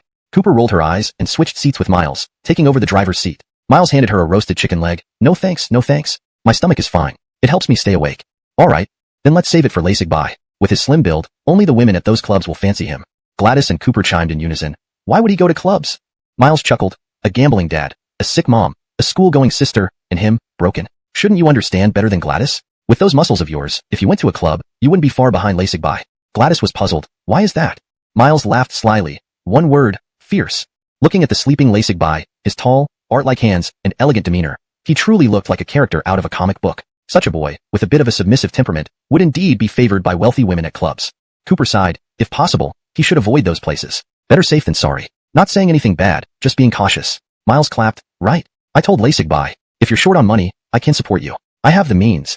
Gladys and Cooper nodded, agreeing. This stubbornness reminded Cooper somewhat of Brooks. The second half of the journey was particularly difficult. Although Miles had only left Cooper with 300 kilometers, halfway through, dark clouds gathered and a heavy rain poured down. Being on such mountain roads, which Cooper rarely drove on, made her extra cautious about the conditions. Miles was also a bit scared. "Brother, shall we just stop for a while? Wait until the rain stops and then continue." Cooper didn't stop, but she did slow down. The road was too long and difficult to drive on. It was possible that Gladys couldn't buy a ticket and had to find a private car. This was why Cooper couldn't rest easy and insisted on accompanying her. At 9 o'clock at night, 1 hour later than expected, they arrived at the town. Actually, it might not even be called a town, as there were only about 20 small houses inside and out. These houses are all so new. New, Gladys said bitterly. More than 10 years ago, a fire broke out in one family's house, burning down the entire village. That night, I didn't know what was going on. I was carried out by my mother and slept in a pile of straw for a whole night. Miles tried to ease the mood. "Well, you're amazing, Gladys. You came from such a small village and got admitted into a university in the mountain city, and it's a 985 one too." Gladys sighed. "What good does it do?" "Well, people have to look forward, right?" Through the car window, they saw villagers sitting around bonfires on the ground. Mostly women. This was Cooper's first real encounter with the reality of rural life. She could see how much damage this village life could bring to a woman in her prime. She noticed that these women had decent features, but their skin was filled with wrinkles and dust. Yet, in exchange, there was an unmistakable rustic simplicity. Following a woman's gesture, Cooper parked the car by the roadside, then carried the luggage. Cooper took half of it and slowly walked towards Gladys's home. Opening the door, an elderly woman was hunched over, holding a stainless steel bowl with ceramic texture. She looked lovingly at a golden retriever next to her. Delaneg stretched his tongue, eyes clear, watching the black and white TV with the old woman. Ayo. The old woman intended to put the only piece of meat in Delaneg's mouth, but suddenly Delaneg barked and trembled, rushing towards the door. The old woman, who had been lying on the Kong, looked towards the door. And at this moment, a very simple yet deeply moving word floated in from outside the door. Genevieve. Chapter 122. Don't go. Stay with me. Akiu. Damn, is there an earthquake? In the small house in the town, The boy was lying on the bed, feeling as if he had been unwell for some time. His eyes rolled back, staring at the ceiling, and it felt like cement had been poured into his nose, making it impossible to breathe. He had a fever of 40 degrees all night long. Was this how people lived? Outside the door, the boy's sister peered in, nervously watching the patient on the bed. How did the elder brother catch a cold? He was out in the rain all night. How could she not catch a cold? What? The girl frowned and poked the boy's waist. When I had a fever before, you didn't seem so concerned. Am I your older sister? The boy howled, indignant. You don't understand. That's not what I'm worried about. Then what are you worried about? The boy clutched the wall, tears welling up in his eyes. I spent 1,700 yuan on fireworks last night. In 2 days, I'm going to the tutoring class. If brother falls asleep and leaves me behind, what will happen to my money? 1,700 yuan. How many snacks can I buy with that? The girl sighed, covering her forehead. You little brat. You have a conscience, but not much. What are you two doing here?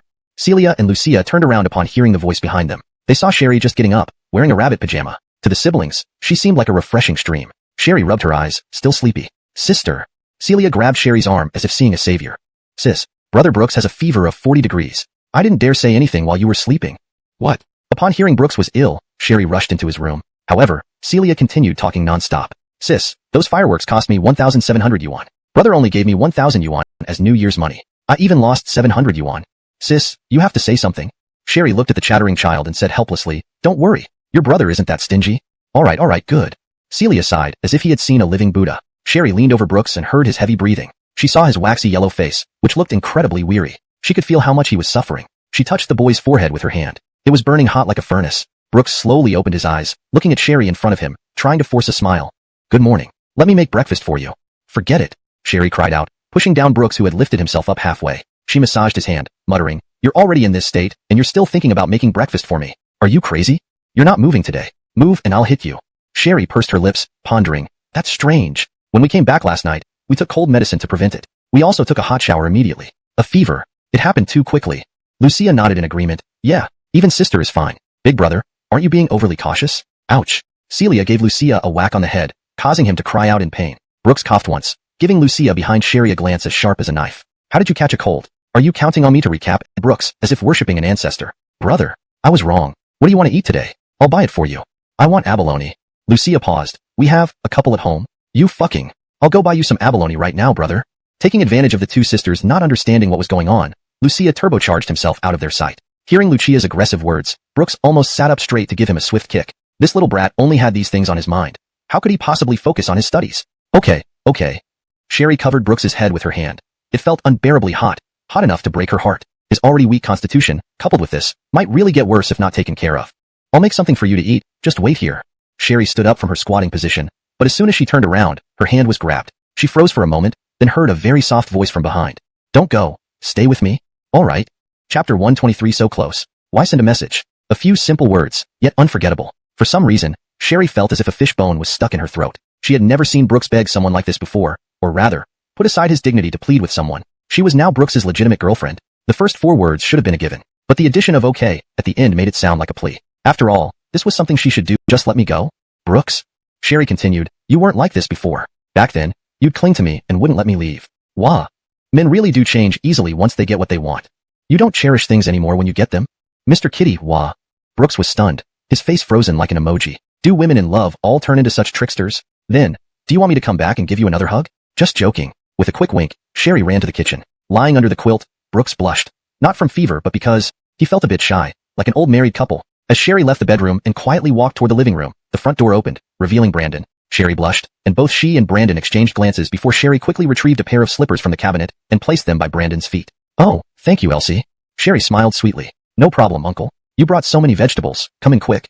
Noticing Robin behind Brandon, she fetched another pair of slippers and hurriedly took over the groceries they were carrying, putting them in the kitchen. Uncle and Auntie, you bought such an abundance of food. Brandon rubbed his hands together. It wasn't very cold in the south, but the chill still stung exposed skin. Seeing how thoughtful the girl was, Brandon sighed softly, feeling a twinge of guilt. I saw you didn't eat much yesterday, so I went shopping for the dishes you like after Brooks told me. Brooks can go hungry, but my daughter-in-law can't. It seemed as if bunny ears popped out of Sherry's head. At the word daughter-in-law, Sherry nervously scratched the back of her head. So many. Actually, my stomach is pretty small, uncle, haha. Realizing her slip of the tongue, she quickly added, but anything made by you and Auntie, I'll definitely be able to finish. Robin and Brandon exchanged smiles. Brandon asked curiously, where's Brooks? Sherry explained carefully, Brooks. He has a fever. I was just going to make him something to eat. Brandon replied, no need. Lunch is in an hour. That kid is tough. Sherry was surprised. Ah. Brandon smiled and said, "It's fine. Ali has always had a frail body since childhood. He's used to it. This trait comes from his mother, who also had poor health." "Is that so?" Sherry said while peeling potatoes and listening. Brandon sighed and continued, "Ali's mother left when he was very young. She passed away due to a cerebral hemorrhage. So this child didn't receive much maternal love growing up. As a father, I could only do my best to provide him with some financial support, ensuring that his life wasn't too different from his classmates. Ali inherited his mother's frail constitution, but Brooks indeed should have cooked before." "Yes, but I've only tasted one dish he made, a large plate of chicken. In that case, once Ali recovers, he'll cook a few more dishes for you." "Good." Sherry savored the fried spare ribs in her hand, immersed in their deliciousness. Suddenly, her phone vibrated. The girl opened her phone and saw it was from her boyfriend. She peeked out half her head, looking towards the bedroom, full of suspicion. "So close, why send a message?" Chapter 124. "I just like being clingy to you." In the small kitchen, 3 people could still squeeze in. Leaning against the corner wall, Sherry, who was injured and a bit wet, quietly opened her phone. She was very curious. She had only been away for 10 minutes. What would Brooks say to her on the phone? "Elsie, what did you talk about with Dad?" Sherry pouted. "So, it's just this matter? Does that mean Brooks really cares about the relationship between me and Dad?" After thinking back and forth, Sherry still decided to tell the truth. "Ricky chatted with me about family affairs and mentioned Annie too." The kitchen was quite lively. Only a certain little cat can lie in the nest sniffling. When will the little cat's meal be ready? It depends on the cat daddy, not the lady owner of the little cat. "Elsie, I want to ask you something." On the other end of the call, Brooks, who was running a high fever, pressed his lips together and rolled his eyes over and over again. He had already drafted what he wanted to send next but couldn't hit the enter key. Sherry made a strangely twisted expression but still couldn't hide her cuteness. She was curious about what Brooks could say. "Come on, I'm listening." Brooks, somewhat coquettishly, pressed the enter key. "We are officially together now. What do you think I should call you?" Sherry took a deep breath, her eyes wide and shiny black. You want to call me what? Baby? Or darling?" Brooks felt a bit cheesy. He turned off the phone screen, recalling how those not-so-single old dogs by his side in the past always held their wives tightly, pouting there, demanding baby kisses, baby hugs. It never seemed awkward or affected. Why did it feel so cheesy when it came to himself? His lips were rubbed repeatedly by Brooks's teeth. He covered his head. There was a kind of helplessness that he couldn't take back. Could everybody understand? Or is it because he hasn't fully immersed himself yet? Even though the old master said that. Be serious with women you're not familiar with, and don't be too formal with those you're very familiar with. But it's really hard to achieve in reality. In a daze, Brooks thought of this future most affectionate man in Jiangnan, and the fact that the old master was once his junior made him find this sentence even more absurd. Would Sherry find it too cheesy? However, the next message left Brooks staring at the screen for a while. "I'm not your darling, then what am I?" Brooks blushed deeply, and even Sherry in the kitchen looked like a child holding up her phone and swinging her fists wildly. It seems Brooks had too many worries. It turns out it's not just her who has a love brain. Sherry also lost her mind in matters of the heart. Then in the future, shall I call you darling? Of course. Sherry pondered slightly, her slightly flushed face adding, "I also want to be your treasure for a lifetime." A complete knockout. Absolutely a complete knockout. The bedridden Brooks felt his body burning up. Ha ha ha. The youth exhaled continuously, trying to cool himself down. He kicked off the quilt, from his feet to his head. Not one part was cool. So this is what it feels like to be in love. In his previous life, although Brooks did have a girl officially with him, it was because he was approaching middle age and under pressure, since his career was not going well. So he returned home and found a simple woman. The woman wasn't bad. Although her appearance wasn't outstanding, it was pleasant to look at, and she also had her own career. But after all, they were introduced by matchmakers. Brooks didn't invest much emotion. Although the woman always believed that even without feeling now, they could cultivate feelings slowly, which also subtly changed Brooks. But in the end, Brooks and the woman never felt even a hint of warmth between them. Feelings in this world are pure. Whether it's love at first sight or growing affection over time, both are possible. But everything boils down to one person's heart. When you can't open someone's heart, it means you can't unlock it for your whole life. Maybe she liked him at some point. But upon reflection, she didn't want to be with him, as he achieved nothing and couldn't give her a future. In this world, no one wants to entrust their future to an empty relationship. Isn't school district housing expensive? Isn't baby formula expensive? Isn't a house expensive? Marrying a youth with nothing, no job, no prospects, no wealth, would undoubtedly be a waste of one's prime years and a life spent in mediocrity. At least Brooks thought so. Brooks wanted to light up a cigarette, but found himself nearly choked by old phlegm in his throat. He put on his pajamas and slippers, then shuffled out of the room unsteadily. The girl stared intently at her phone screen. She seemed to still be savoring those simple yet incredibly sweet words. Baby. Sounds quite nice actually. Baby, baby, baby. There's your baby right here. A voice tinged with coughing suddenly sounded behind Sherry, startling her into quickly hiding her phone. The rabbit ears on top of her head drooped like they had been deflated. Looking at Brooks who had snuck up behind her, her mouth pouted and she felt a little embarrassed. Elia stood at the door. Lucia craned his neck, with a WDF expression on his face. Brooks's nostrils flared wide like tunnels. This slap of reality made it all clear. Everyone knows now. What? Getting married? Ricky, hearing the word marriage, nearly cut himself while holding the knife. Brooks slapped his own face, cursing inwardly. He glared at Sterling. When did you little brat come back? Why didn't you make any noise? Lucia swallowed hard and nervously said, Brother. The door wasn't closed. Oh shit. Sherry sensed the situation turning bad. Like a panicked dog, she glanced at her father, then at Robin who had her eyes fixed in curiosity. She felt like she was walking around naked. Lucia, if you can't smooth this over today, you won't get a cent for your New Year's red envelope. Lucia was mentally blank. Marriage. For the older generation, these two words are monumental. China is a strange place, especially before elders. Some things can be magnified greatly. For example, when you're in high school, they think you're frivolous for dating. You should focus on studies, not early romance. But as soon as your grades slip, they ask if you have a girlfriend. Then college hits, and suddenly you're super cool. While in high school, they hope you don't date. In college, they suddenly expect greatness from you. They forget you never dated in high school, always hoping that Elsie should be fine. Brandon poured Sherry a cup of warm water and smiled gently. Don't be nervous, child. Just chat casually. It's okay, uncle. Talk about anything. Good. So, Elsie, your hometown is in Mountain City. Yes, I'm a native there. Mountain City is great. I often visited Sichuan and Chongqing in the past and have many friends there. Girls from your region are straightforward, which makes them reliable partners. Sherry smiled faintly. That's true, uncle. We value women highly in our hometown. So have you thought about marriage? Aling has quite achieved success in his career, even more so than me. As for my love, it wasn't perfect, so I wouldn't set such expectations for Aling. Still, I'd like to hear your thoughts, little Elsie. As for me, Sherry smiled faintly. Actually, uncle, my family is quite complicated too. My father wasn't around since I was young, and I hardly have contact with my mother now. Honestly, my marriage may not involve her much. Lucia, hiding in the corner nibbling his nails, cut to the point. Isn't this like being orphaned? This counts as a bargain pick for brother. But Sherry's next words made Lucia pause. However, I still hope to get my mother's blessing. Although we don't get along well, she is still my biological mother.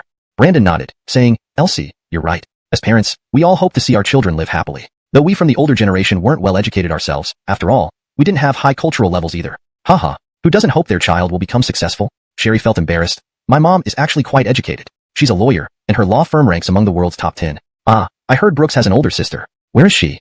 Mentioning Brooks' sister, Brandon couldn't help but feel a bit sad. This child said she would come back for the new year, but 2 days ago, she told me she didn't want to waste even one day preparing for her postgraduate exams. Ah, as parents, we understand, but hearing that celebrating the new year is also a waste of time makes me feel pretty wronged. But children always have their own thoughts and ideals. She's studying law too. Is that so? Elsie, uncle would like to ask, do you have any plans for marriage? Elsie was taken aback. Her face turned red. Of course, she wanted Brooks to put a diamond ring on her finger, standing in the white chapel, wearing a pure white wedding dress, and walking into marriage with Brooks under the gaze of the whole world. This depends on Brooks. If there are no surprises, we'll get married next year. Inside the room, Brooks emerged slowly carrying several dishes. Sherry looked at Brooks, who appeared exhausted but smiling. Her heart felt secretly delighted. How could such a It's 180 square meters, enough for Brooks and me to live. Sherry's sudden speech warmed Brooks's heart, undoubtedly affirming her thoughts, thus boosting her confidence somewhat. So, not only am I supporting Elsie, Ricky, you need to know that owning a house is no small thing. And I really like Elsie, the kind who can walk till the end of time. Brother, is sister your first girlfriend? Celia, sitting aside eating winter reserves, raised her hand and asked a seemingly trivial question that could reveal a lot. Elsie is my first girlfriend. Brooks is also my first boyfriend. Celia, wow. Hearing this answer, Brandon felt mixed emotions. Talking about being together until the end on their first relationship, very few people have such courage. As a father, he not only needed to see his children's happiness, but also bear responsibility for their decisions. Son, I don't fully understand the depth of your feelings for Elsie, but Dad wants you to know that no matter what, Dad supports you. However, you must think clearly, okay? Brooks nodded sincerely and said, understood, Ricky. Let's eat first. Otherwise, the dishes I cooked will get cold. The six of them smiled sincerely. All right. Sitting at the dining table, they seemed to have become a family, with past estrangements gone. And at this moment, Brooks remembered someone and made a call. Cooper, are you still in Chongqing? What's up? If you don't, Gladys's mother was named Sherry, a woman in her 50s. Just as Gladys said, her legs had muscle atrophy, even some ulcers, leaving her unable to move without crutches, mostly confined within the house. Due to her mobility issues, neighbors often brought her ready-cooked food. In the village, Sherry spent most of her time with her Kong bed. And Delaneg. In front of Delaneg was another dog named Zio Wehui. It was also a big dog, but fate decided the dog would leave before the person, causing Sherry to cry for a long time in the village when it happened. This woman had seen too many departures in her life. Perhaps she had become numb now, so if Delaneg left, she might not cry anymore. Crying again. She herself was about to cry. The old woman sat silently in the corner. Gladys quietly accompanied his mother, whom he might see only once a year. The first thing Kiship did upon arriving here was to take out his drawing board. His sketch depicted Gladys and Sherry. He had a blank expression on his face as he quietly drew. As for Miles, he became friends with over a dozen chickens outside. Cooper, well, naturally sociable, easily integrated into this high-level mahjong game with her years of mahjong skills developed in Chongqing and Sichuan. Gladys, how come you have time to come back this year? At that moment, an old lady suddenly spoke up. Gladys was taken aback for a moment and softly replied, Auntie, I came back because I had the time. Your mother spends all her days lying in bed, feeling very bored. You children must spend more time with her. Hearing this, Gladys's eyes dimmed slightly, and she nodded gently. You're right, Auntie. At the mahjong table, several elderly women wearing reading glasses were chattering incessantly. Gladys, I heard you went to Chongqing for studies? How's it going? College is great. Oh, really? The kids in our family work part-time very hard. They've saved tens of thousands of yuan. Let me tell you, My son sent me 10,000 yuan a few days ago to eat and drink whatever I want. Oh, how filial. Really? My daughter is also good. She doesn't study now but works in sales, earning 30 or 40,000 yuan a month. She even hopes to take me to Suzhou for some peace in a few years. Gladys, how are you doing now? Gladys was stunned again and found it hard to express himself. Me? Okay, just like that. I earn 8 or 9,000 yuan a month while studying. Not as good as those big brothers and sisters. You need to work harder. Girls can't just rely on their looks. Aunt, you shouldn't say that. Gladys is a well-recognized good student in our school. Let's play mahjong, okay? Cooper sensed something and interjected. Chapter 127. How about this, young man? You just focus on your game. In our village, everyone is family, and it's quite normal for us to chat a bit.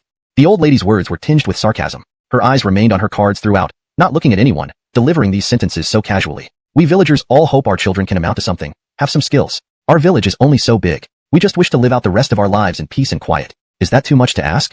Gladys spends most of the year in Mountain City, and don't we elderly always care about you disciples? We hope all of you kids excel in your studies. Through thick and thin, we've practically worn ourselves out raising you. We didn't give birth to you, but raising you took half of our lives. Tell me, what do we want? All we ask for is to see you kids achieve something, to give us something to be proud of. Vivian has never been in good health. Her husband passed away early on, and now that Grey Wolfhound is gone too, leaving only Basil behind. Who else could we hope would visit Vivian more than Gladys? In the corner of the room, bowls seemed to be held unsteadily. Gladys drew in a deep breath, his gaze shifting from Sherry's eyes to nowhere particular. Cooper's hands were gripping the cards so tightly they might break. Grandma, I really don't like what you're saying. It's not my child talking back here. Our children work hard outside. Do you think we're all living happily and comfortably abroad? Do you think life in school is fun? Have any of you studied? No, right? Why must you demand that your children become better than those wealthy people? You're not rich or prestigious, not from any noble lineage. You haven't lived wisely yourselves, yet you push your kids to live wisely, let alone Gladys who isn't even your own child. Kendrick doesn't say anything, but look at you. Hey, you little boy. The old woman playing with the cards raised her eyes, taking off her reading glasses and slamming them down on the table. Why are you talking like this? What do you mean by that? Cooper, stop it. Gladys spoke softly, helplessly, but Cooper refused to hold back either her mouth or her temper. Gladys, don't talk. I really don't think you owe anyone anything. Cooper stopped playing, revealing her hand. I was going to win this round, but I don't care anymore. You like nitpicking? Fine, let's nitpick then. Gladys, I'll just say this. Do you know how many people in China can attend top universities? Coming from such a remote place to study in Mountain City, we're not saying he's incredibly capable, but he's pretty impressive. Fine, let's keep going. Isn't Gladys's academic performance great? Weren't you all fond of comparing grades when you were young? Now you won't compare? Who earns more money? In a month, Gladys works hard through wind and rain, both studying and earning. He makes 7 to 8,000 yuan a month. Not bad, right? 7 to 8,000. Do you know what that means? It's enough to fix your toothless mouth. He attends a top university and hasn't graduated yet, but already earns 7 to 8,000 yuan a month. He's filial enough to send 3,000 yuan a month to Kendrick. Does Kendrick think it's too much? Do you think it's too little? How about this? Why don't you become his mother? As for your own kids, I won't comment. But what you've taught, well, I don't think it's good. Salespeople, to put it bluntly, if he were male, I'd think he was impressive and capable. As for women, it's more complicated. I can't explain clearly. Wait a couple of years and see who's living better, Gladys or your kid. Cooper slammed the cards onto the table, making it shake. She was breathing heavily, furious, even though she should have no stake in this matter. Perhaps it was because she lived in a similar past. Parents wishing their children success, children hoping to provide their parents a good life. It's natural. But why do parents always boast about their sacrifices and love in front of their children? Every word felt like a sharp thorn, piercing deep into the heart. Instead of feeling loved, it made one feel like a burden. It's a case of putting the cart before the horse. So why can't people understand this? Cooper licked her lips, feeling an intense surge of irritation. If someone else's daughter doesn't want to talk about something, why should I be the one to bring it up? Don't think she owes you anything. You talk about how simple and honest the villagers are, but today I've seen just how competitive you can be, even more so than city folk. The old woman slapped her hand on the table, pointing at Cooper's nose and shouting loudly, "Why are you such a chatterbox? Do you even belong here? Are we close enough for your incessant talking?" Cooper let out a breath, smiling brightly yet seriously in the next moment. What's wrong? Can't argue with reason, so you're resorting to who can shout louder. Come on then, what do I have to fear? Enough. In the room, the girl's voice was piercing. Even Bearyong, who had been listening without interfering, looked up. Outside, Miles, whose chickens were startled away by the shout, couldn't help but react. The girl put down the porridge she had been feeding for half an hour, only to find a drop of water in the now empty bowl. Her voice was very soft. "Genevieve, I'm going out for a walk." As she spoke, Gladys got up from the Kong, and Sherry's eyes wouldn't listen to her will. They stared at the black and white TV, and Basil lay still on the ground. Gladys walked past the couplets and met Miles, who was playing with his chickens, looking at the silent girl blankly. "Sis, what's wrong?" The girl didn't respond, just pushing Miles's arm away. Miles pointed at her back and glanced into the room where the table had been overturned by the woman. He stood there stunned. What happened here? In the room, only the elderly lady watching the black and white TV, Bearyong drawing pictures, and Cooper picking up mahjong tiles remained. Chapter 128. Are you Gladys's boyfriend? In the kitchen of the log cabin, Cooper silently blew into the wooden bucket in his hand to manage the fire beneath the wood. He wiped the sweat off his brow, not expecting to perspire on this snowy mountain. He didn't know how many times he had stood by the door watching outside this afternoon like an old father, more like a lighthouse in the wilderness, waving a flashlight countless times, sending beams across dozens of meters. He didn't see the girl and merely sighed, returning beside the stove. He opened the lid and stirred the pot with a spatula much larger than usual, one scoop after another. He glanced at the rice cooker he brought, which was already buzzing. He took out a bowl and ladled in a well-cooked bowl of congee, adding a bit of sugar. He tasted it and felt it should be palatable for the elderly. Outside the door, Miles returned. Donghua, has Gladys come back?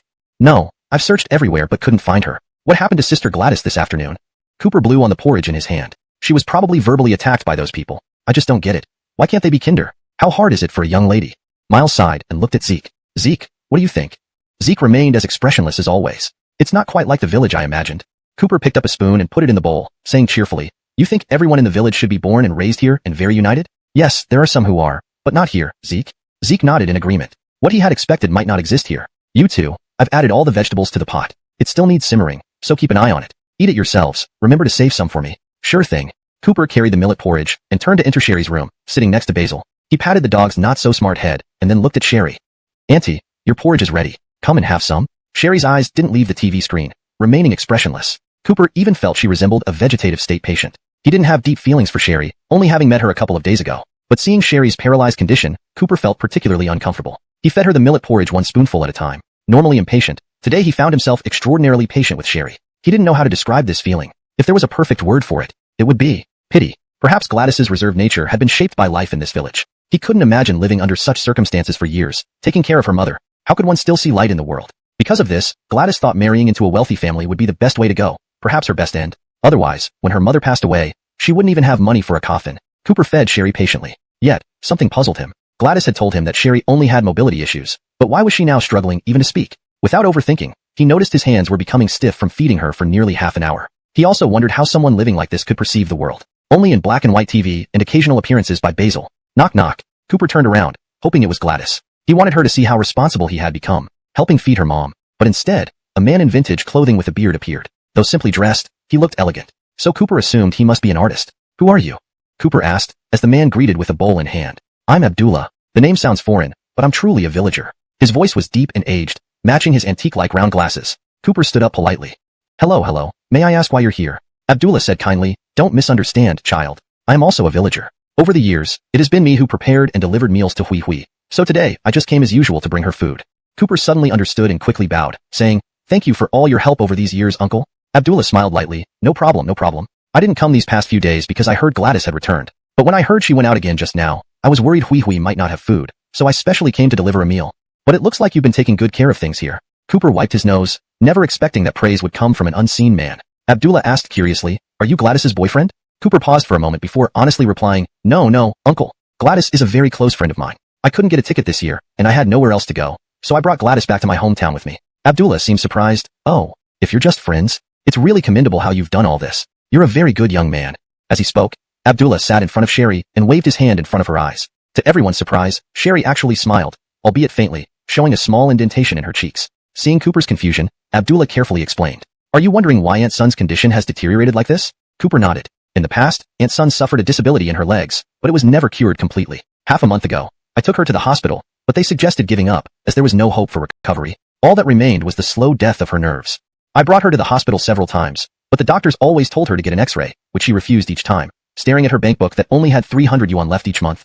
In her eyes, hospitals were just places that drained money. The nurse told her that if untreated, her wounds would fester and possibly become skin conditions, but she remained steadfast. Now, the wounds have started spreading slowly to her upper limbs. If she doesn't have something she wants to do, her mind becomes uncontrollable. Just like now, she can only lie here quietly, watching TV. Listening to this, Cooper felt as if his heart was bleeding. An elderly person silently enduring these calamities reminded him of his grandfather, who used to twitch uncontrollably before his eyes. Abdullah was lost in thought for a moment and looked at his watch. It's almost 9 o'clock. Gladys hasn't returned yet? Hearing this, Cooper realized it was already 9 o'clock. He glanced out the window at the moon covered by thick clouds. A bad premonition crept over him. Chapter 129. Sherry, miss you. The second day of the second month, when dragons raise their heads. In the mountainous mire mixed with layers of ice and sand. The village may not be large, but its scope is shockingly vast. Endless terraced fields, countless narrow paths, and winding mountain roads stretch on layer after layer. This made Cooper break out in cold sweat that wouldn't stop flowing. He clutched his flashlight, unwilling to give up searching any place. Checking the time, he wished he could slap himself. At that moment, he should have never, under any circumstances, failed to rush out and follow Gladys. He knew better than anyone how devastating those idle gossips could be to Gladys's pride. Adolf and Miles walked together, while Cooper and Abdullah set out with a flashlight in hand. Cooper gazed at the mountain peaks towering like the sky, feeling lost. His phone rang. It was Brooks. Hey Lao Yi, what's up? Cooper, why are you talking like someone ate dynamite? The situation is huge. What happened? Gladys went missing. Didn't you all go back home? Yeah, she got upset today, and then she went out alone. Cooper rubbed his nose, feeling his hands were almost frozen outside his clothes. You knew she was upset, and yet you didn't stop her at all? As if I hadn't thought about that. If anything happens to Gladys, I'll regret it my entire life. You deserve it. Where are you? Elsie and I will find you tomorrow. Send me your address. Just enjoy your holiday. Don't worry about us. About US? Sounds like you two are an item. With that, Brooks handed the phone to Sherry. Cooper, I'm worried about my best friend. If anything happens to her, I'll make you run naked through campus. Cooper was drenched in sweat. He truly feared something might happen to Gladys. All right, I'll hang up. I'll send you the address later. As Cooper hung up the phone, Abdullah, who had been listening to his anxious tone, tried to soothe him gently. Kid, don't panic. It won't help now. Cooper sighed dejectedly. Uncle, I know. Everyone knows this, but given the situation, how can I possibly stay calm? Gladys means a lot to me. How much?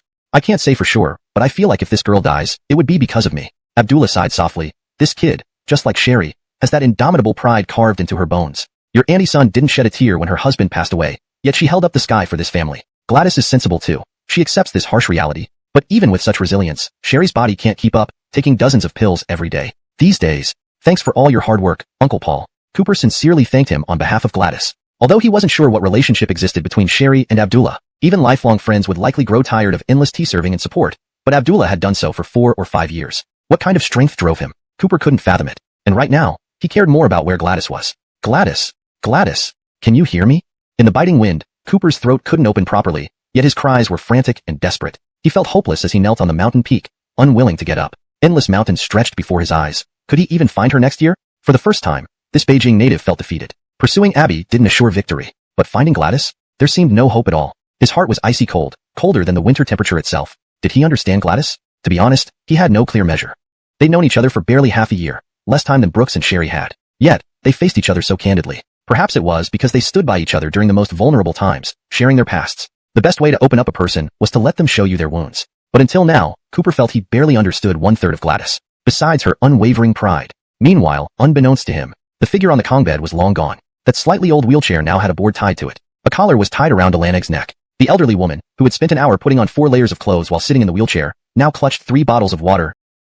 Sit here alone, with a fishing rod left by her father, staying here for an entire afternoon. Back then, she couldn't drink, and even now she can't. Yet that fishing rod which once remained is now just like a rotten chopstick. The girl, long lost in drunkenness, knocked over bottles and jars around her. The originally neatly arranged 7 beer bottles were now scattered in all directions. She seemed to be waiting for someone she mistook as her mother from over a decade ago to comfort her. She grinned, but her voice was slurred, mixed with dusty wind and dirt, along with her labored breathing, and tears that had been flowing for hours on end. Sherry, I miss you so much in Mountain City. Thinking about how you only have Big Yellow around makes me feel your life has been harder than mine. You said I didn't have a dad since childhood, but at least I will have a husband in the future. But Sherry, now both your parents are gone, and you've lost your husband, leaving only me, your daughter, and look at me, I'm so useless. I don't have the ability to let you wait for me for a few more years.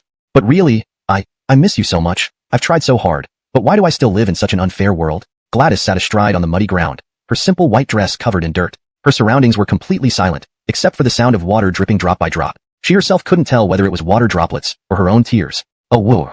Silently, Big Yellow growled softly, seemingly exhausted by his old age. He couldn't understand Gladys's cries or the meaning behind her words. He just walked step by step closer to the girl and lay down beside her.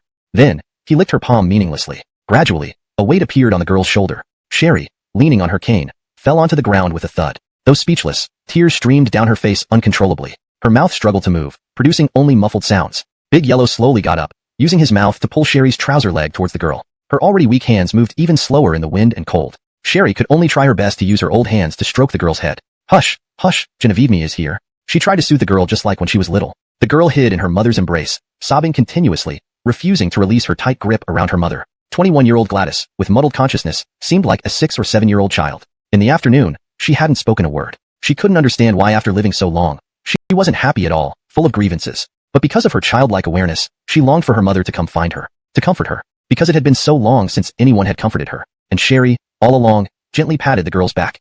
Yet her tears flowed uncontrollably, drop by drop, until they formed a river. Of course, she understood how strong-willed her daughter was. Strong-willed? Does it mean reaching the heights of glory instantly? but enduring an unfair life without complaint until now. Wasn't that also a sign of being strong-willed? From beginning to end, Sherry could only utter one indistinct phrase. The girl asked the question under her breath, "Genevieve, do you miss Ricky too?" Sherry froze. Yes. Sherry certainly missed him, dreaming of him every night. When others dream of their deceased loved ones, they might wake up sweating in fear, terrified of leaving this world. But Sherry, she truly wanted to leave this world to meet him. Yet there were things tying her to this world. Tears dripped endlessly from Sherry's eyes. "Genevieve, let's go see Ricky together." But actually, what I wish more is that, if I weren't here, you and Ricky could both live to a ripe old age. I feel like I've made you lose face as a daughter.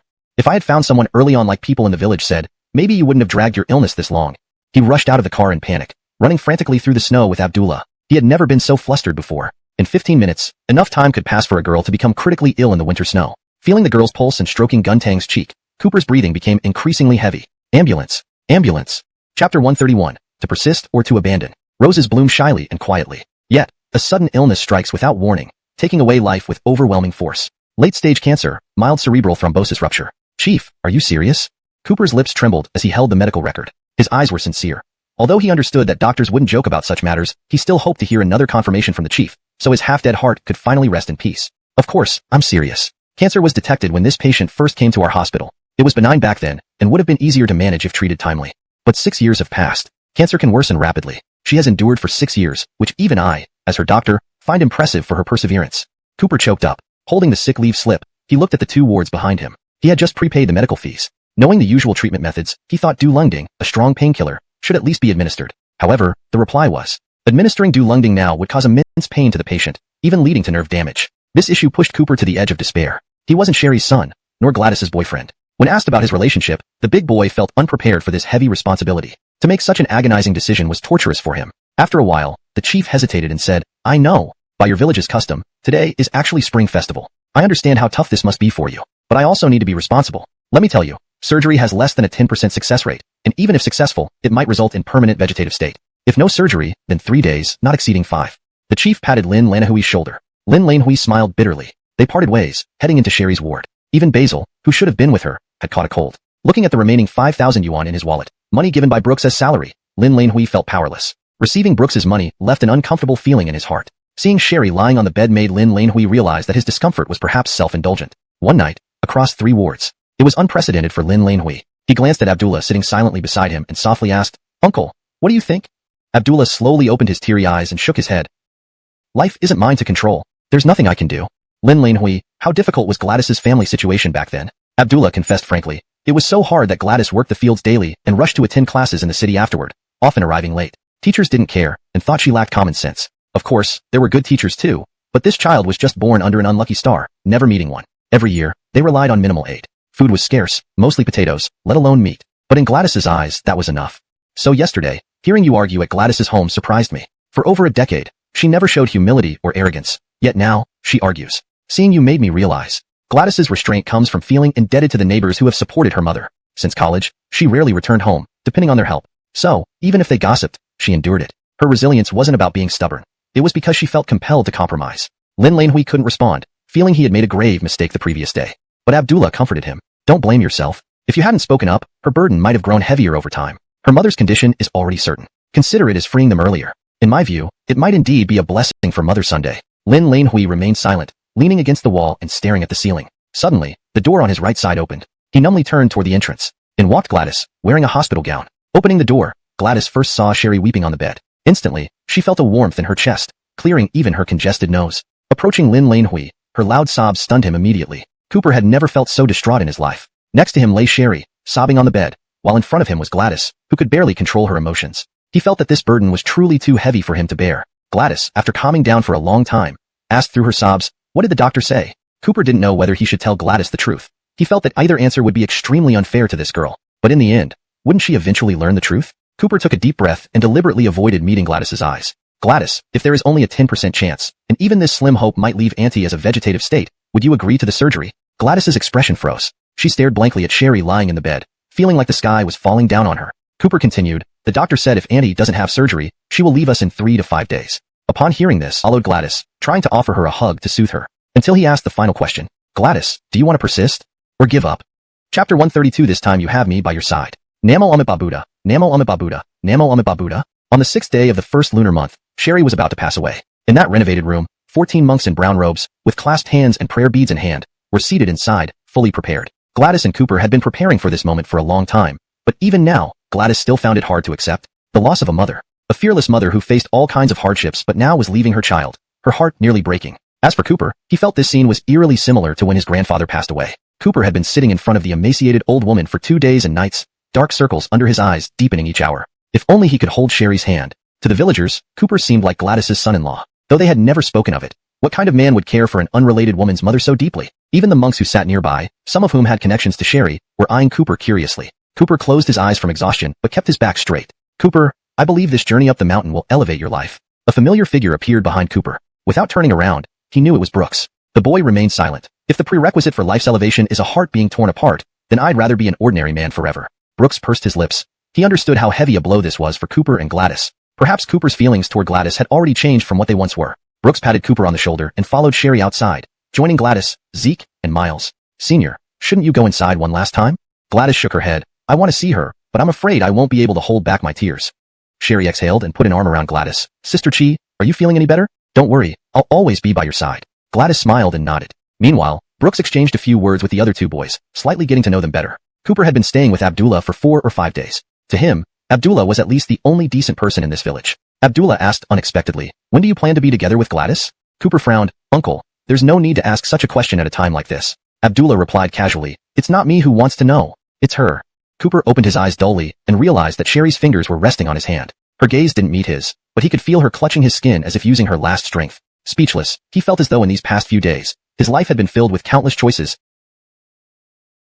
Yes, countless. Abdullah said gently, answer honestly. Let her rest in peace knowing something.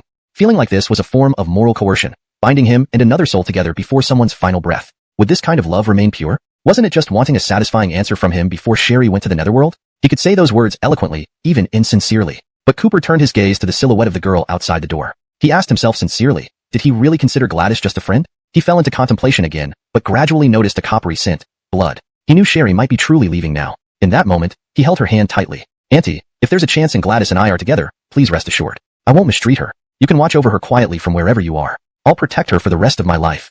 Sherry exhaled her last breath. Then, her eyes could no longer open. Cries filled the room, and Cooper's vision was obscured by bloodstains. The old woman convulsed continuously, spitting out fresh blood onto the walls. Is this dirty? No, it's not dirty. But Cooper felt that his life was becoming more and more like the past. This seemed more and more familiar. Namo Amit Babuda, Namo Amit Babuda, Namo Amit Babuda. This time, Sherry was really gone. Gladys's only remaining family member, gone. Cooper, Gladys, Brooks, Sherry, Zeke, Miles, Abdullah. 2 close relatives and 5 chance acquaintances all knelt down in reverence. Ultimately, not a single villager was seen. Afterward, Gladys did not arrange too many rituals for Sherry's funeral. For the entire village, this funeral seemed dispensable. After living most of her life, it appeared that Sherry had few truly close friends, except for Abdullah. Gladys felt somewhat numb. It seemed as if she had been dependent on others all her life, but she didn't cry because this time, someone stood behind her. Cooper, standing behind her, quietly lit a cigarette. In his mind, he kept seeing Gladys's expression when she made her decision in the hospital. At that moment, Cooper asked her whether she wanted to give up or not. But surprisingly, Gladys firmly told him to give up,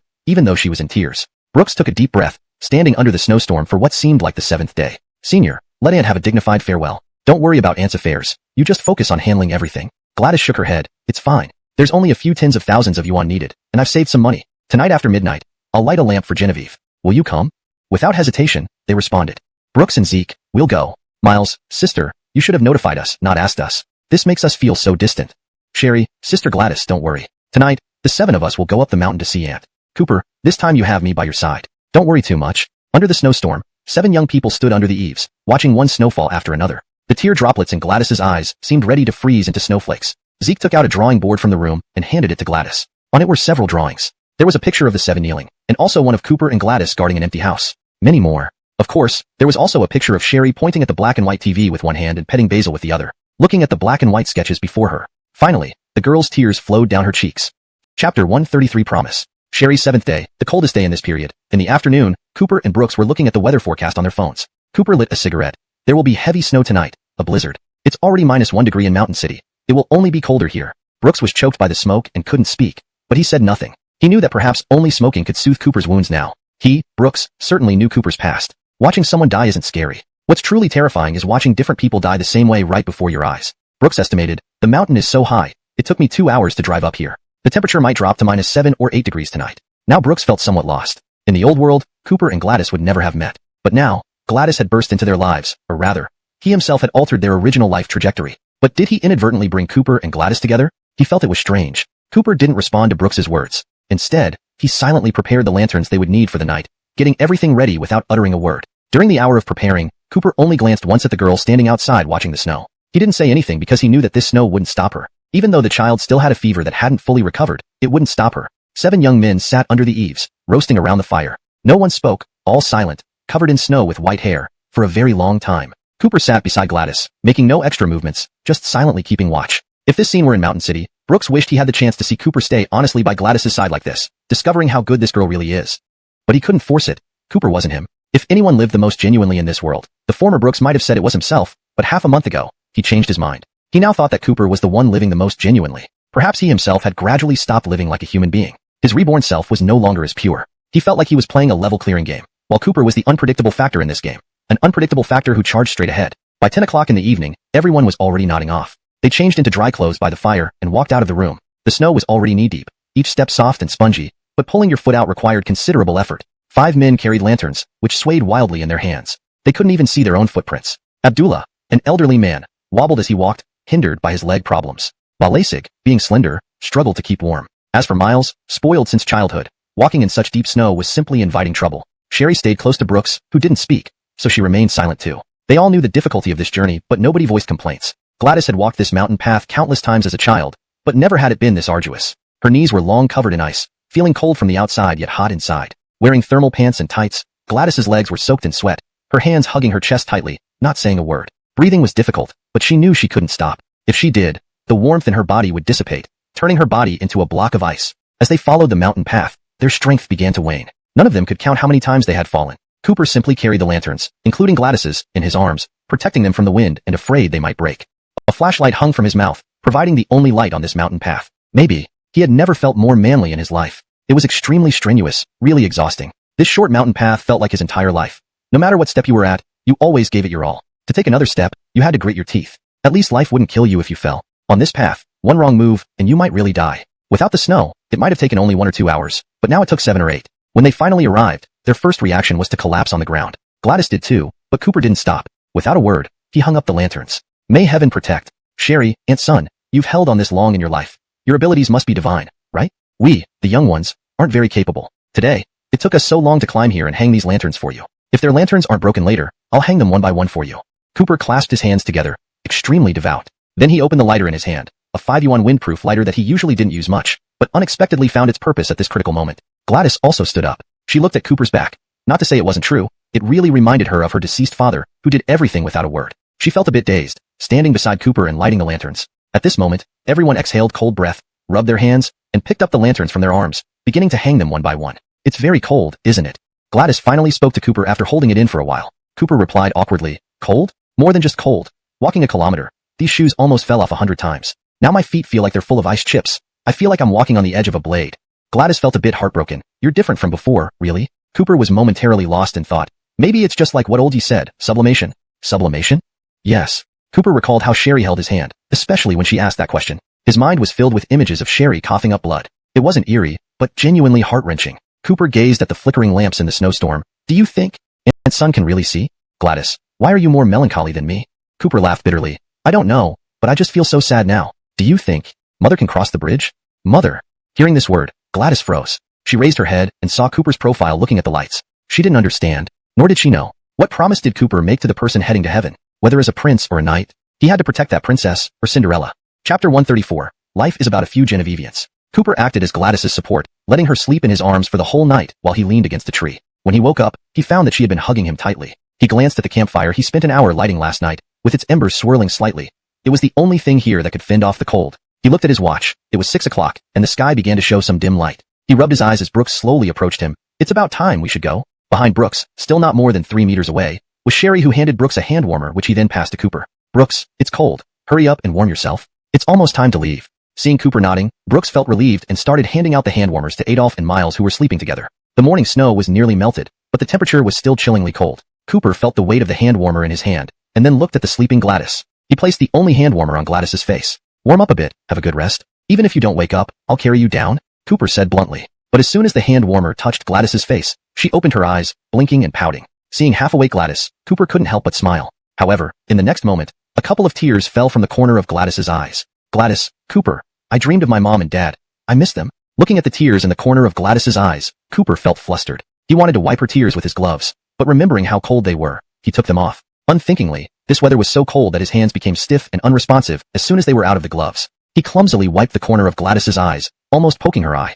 Cooper comforted her like a child. It's okay. I'm here. I'm here. After a long time, the 7 of them finally came down from the mountain after this village trip. It wasn't exactly thrilling, but it certainly left a lasting impact on everyone's heart. Outside the village, 2 cars were parked there. Miles and Adolf leaned against the back of the car. Neither of them smoked, so Miles fetched 2 foxtail grasses and made an action uncharacteristic of himself. He patted the foxtail grasses, gave one to Adolf, and they both stayed there, holding the grass like Ling Hu Chong, talking philosophy. Do you think it was worth coming here? Miles pondered. Adolf softly replied, worth it.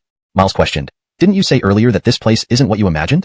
Adolf paused his last stroke on the sketchpad. I've seen everything, both pure and impure. The world is not black and white. It's impossible to be entirely pure. So, I can't expect to see what I want to see. Miles wagged his tongue. To hear you talk so much at once, it seems you really have gained some insights. With that, Adolf handed his sketchpad to Miles, showing Cooper sticking the hand warmer on Gladys's face. Miles smiled. If Brother Lane and Sister Chi are not together in the future, I won't believe in love anymore. Adolf asked, what's your definition of love? Miles pondered, without any complaints. No matter how wrong it is, if you like, you just like. If you love, you just love. Nothing should interrupt 2 people unless it gets tainted by interests. People always say to think about the future. But if you can't make it through the future, should you break up? What's the meaning of being together then? Right, Adolf? Just like us. Otherwise, how could this brainless rich second generation be friends with a handsome poor painter like you?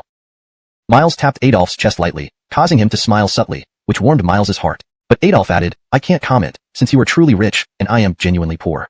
Miles laughed heartily and glanced over at Cooper and Gladys behind the A8, along with the Abdullah he had known for a week. Abdullah handed a passbook to Gladys. Seeing the passbook, Gladys was puzzled. Abdullah, you sent your mother 3,000 yuan every month. She basically spends only 500 yuan a month, and asks me to save the rest for her. Over 3 years, there's been around 60 to 70,000 yuan. Your mother has passed away, and the expenses were also significant. Gladys remained silent, never expecting that all the money she sent to her mother went untouched. Then, Abdullah and Cooper walked to the river, discussing private matters. Abdullah took out a bank card from his pocket and handed it to Cooper. Cooper's eyes widened. Compared to Gladys, he was even more puzzled about what Abdullah was doing. Abdullah, this is 1.2 million. Take it. Hearing this, Cooper felt a tremor in his heart. Uncle, what do you mean? Abdullah chuckled heartily. Laner, what do you think of my feelings for old son? Cooper asked in confusion. I have wondered. I don't understand how you could serve her tea and take care of her all these years. Abdullah sighed with emotion. Yes, that's love. As for what kind of love, I won't elaborate further. He pressed the card firmly into Cooper's palm. You promised son Hue that if you could, you would be with Gladys. This money can be considered as the dowry I give to this half-daughter Gladys. If you two don't end up together, I ask you to pass this money on to Gladys's future partner. Cooper choked up. Uncle, it's not right. And aren't you afraid I might run away with the money? Abdullah laughed. I may not be able to read people accurately, but at least I don't think you're such a person. This money isn't just money. It's also Uncle's heart. As for where Uncle's heart will end up in the future, who knows? Speaking of which, Abdullah pointed to his heart. I'm sick too, and don't have much time left. Take the money, please. Cooper sighed and accepted the bank card. Uncle, then what are you planning to do now? I still have 100,000 left. I plan to travel, go to Tibet, anywhere that can give this soul a place to rest. At least, life should be a bit more splendid. As he said this, Abdullah patted Cooper on the shoulder and turned to leave, leaving behind one final sentence. Laner, life is about a few moments. Chapter 135 Mother's Womb Solo. Looking at the bank card in her hand, Cooper fell into deep thought. She felt for the first time how heavy a promise could weigh. 1.2 million. What can this do?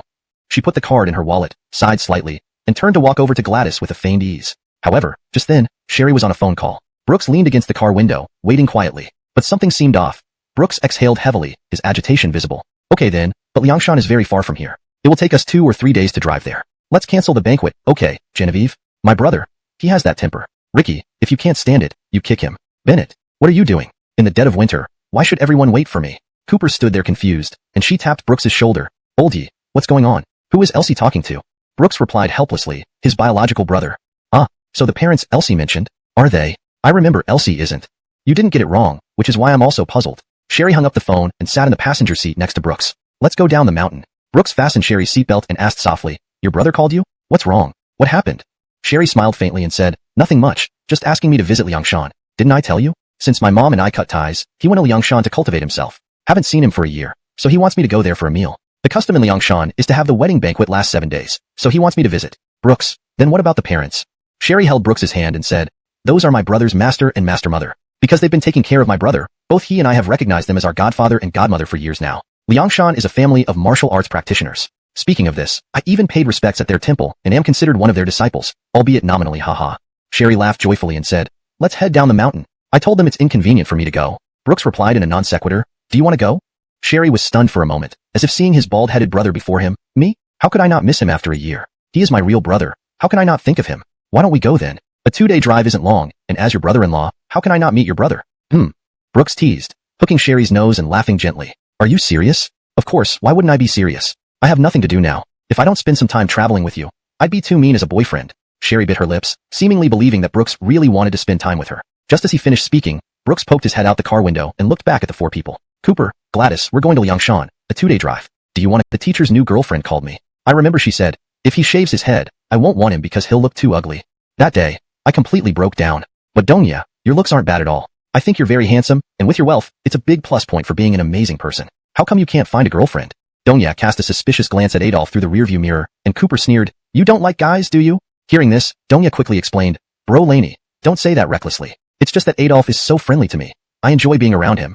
I've never been in a relationship because when I meet someone new, it feels too soon for me to know her thoroughly. And if we know each other too long, I find it hard to make a move. Sometimes I'm too stubborn and don't want to settle. So until now, I've never had a relationship.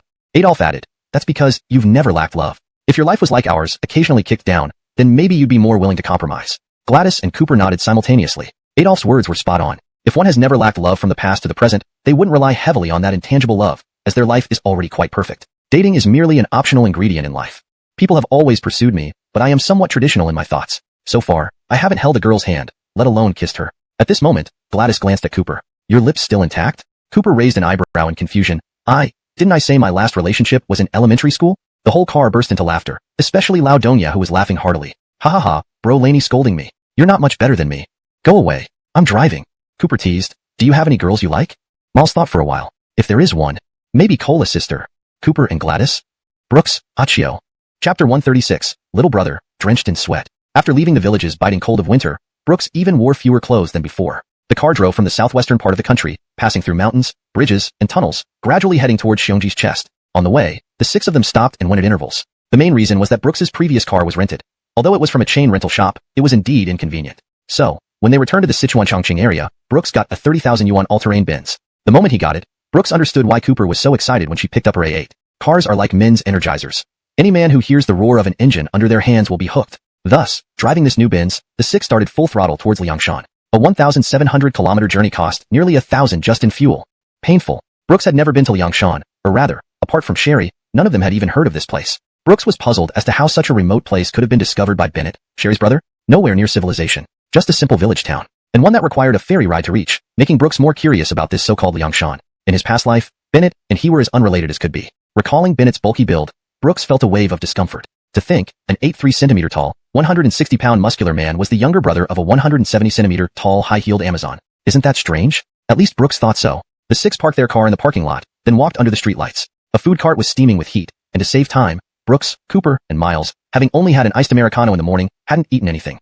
The aroma immediately piqued Brooks's appetite. Sherry clung to Brooks's arm. Today, Sherry wasn't dressed formally but wore a light pink cotton coat without stockings. Although the weather was warmer than in the village, not below zero, thinking of meeting her godparents, Sherry dressed more warmly. The girl beside Brooks nudged him with her elbow. Do you want some Odin? You haven't eaten all day. Brooks was momentarily stunned. If you didn't say, I would have forgotten. I didn't eat.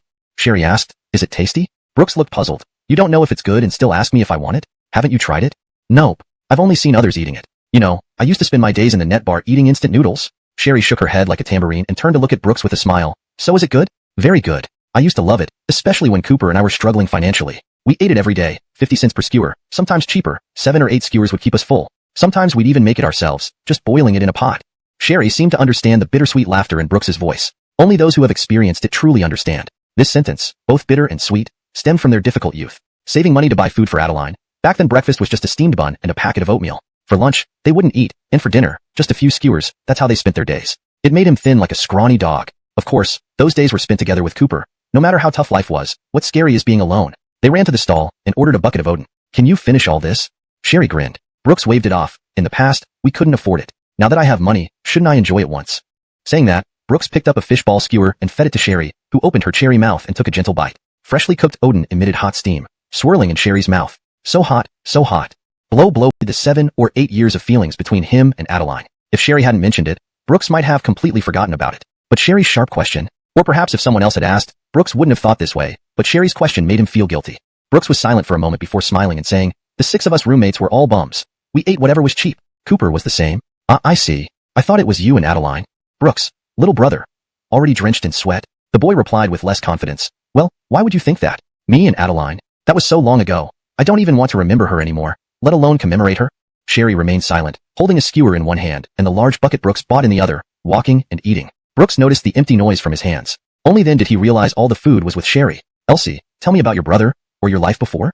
Chapter 137 Precious. My brother, you'll meet him soon. He's in high school, studying, that's it. Whoa, what for? That's a pretty casual answer. Whatever, all true.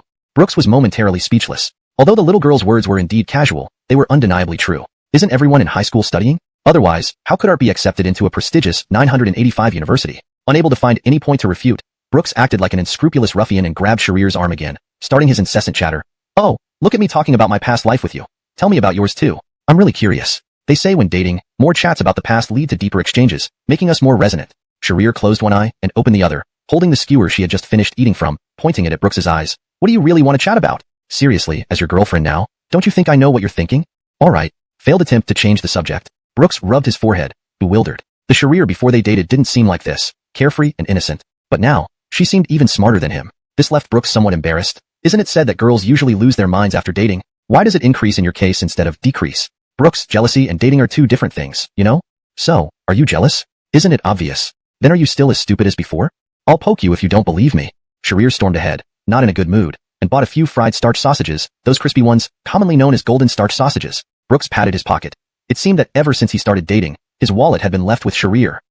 Perhaps the most boring moments between couples are the funniest in the world. Predictably, Sharir was jogging behind Brooks, her face long and pitiful. Leave me a bite. Don't finish it all.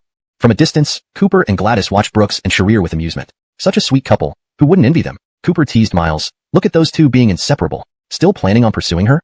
Miles absent-mindedly chewed on roasted chicken, marveling at how generous northern vendors were with portions. He snapped back to reality and thought for a moment before saying awkwardly, it doesn't matter whether I pursue her or not. Elsie's sister is great, and brother Brooks is also excellent. They're perfect together, aren't they?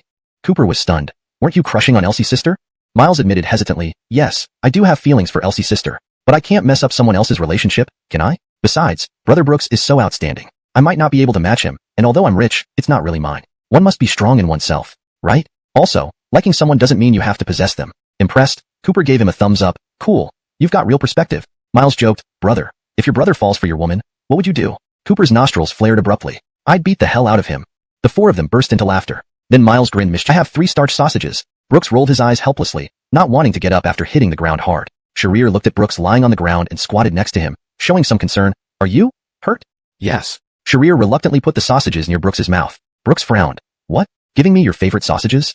Sharir pouted and shouted. It's your chance to get back on your feet. Do you want to or not? Brooks laughed, biting into the sausage like a happy little fool. And with one bite it was gone. Sharir punched Brooks's forehead in frustration, while Brooks pretended to howl in pain. But he was laughing. Pure and innocent laughter. He realized certain moments in life pass by quickly. However, at this moment, he wanted to act a little silly. Not artificially, but genuinely together. This fleeting joy, whether in the long river of time or in their uncertain relationship, was precious. It was too valuable, making Brooks wish to stay immersed in this moment forever. Or within this brief time. Aging together, holding hands, growing old side by side.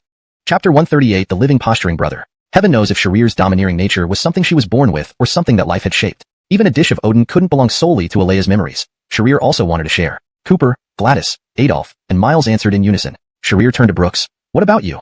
Brooks squinted his eyes and shook his head without speaking. In reality, he was fighting the urge to vomit. Pouting, Sharir said. Not talking, playing aloof? What a pain. Cooper rolled her eyes. He's a living posturing brother. Let him have his act. Glancing at Cooper, Brooks really felt like he was going to throw up. Sure enough, after vomiting on the ferry earlier, everyone eventually adapted. But for Brooks, as soon as they stepped off the boat, he immediately turned pale and started retching. Gah. Heavens. Are you alright? Don't touch me. Let me throw up for a while. Rolling his eyes, Brooks threw up everything he'd just eaten. The Odin and pancake coming back up completely. What a waste. Sharir didn't show any disgust at Brooks's state. She wiped the corners of his mouth with a wet wipe and handed him a bottle of water, gently saying, go ahead and vomit if you need to. Why put on a strong front? Who are you trying to compete with? In response, Brooks stubbornly said, I didn't want the fish to eat my vomit. Really? Sharir exclaimed, doubting. So, Brooks slowly straightened up and looked at the winding mountain path ahead. It was steep, and reportedly led to a village at the top. Brooks gulped, thinking he had climbed more in these 2 days than he probably had in his entire life. They walked along this mountain path as the sun gradually set. 6 people, walking in pairs but not exactly in line. Their scattered figures, illuminated by the fading light, formed a vivid, almost picturesque scene. The mountain seemed particularly high, and they had already been walking for 20 minutes. If Sherry had a flashlight, their mutual belief kept them going for 7 hours on this mountain. Yet, they treated this journey more like leisure. Within half an hour, Gladys was already finding it difficult to keep up. So, Cooper simply picked up Gladys and carried her at the forefront. Seeing Cooper's actions, Brooks glanced at Sharir, who then watched Cooper before hopping onto Brooks's back. After just throwing up, Brooks felt a bit dizzy, listening to the bells echoing in the mountains. He felt like Sherry was watching him from above. Even his deceased mother was looking down on him. Thoughtfully, Sharir took out the Odin and held it to Brooks's mouth. Walk slower. I'll feed you. You gave it all to me. What will you eat? Brooks gasped. We can share.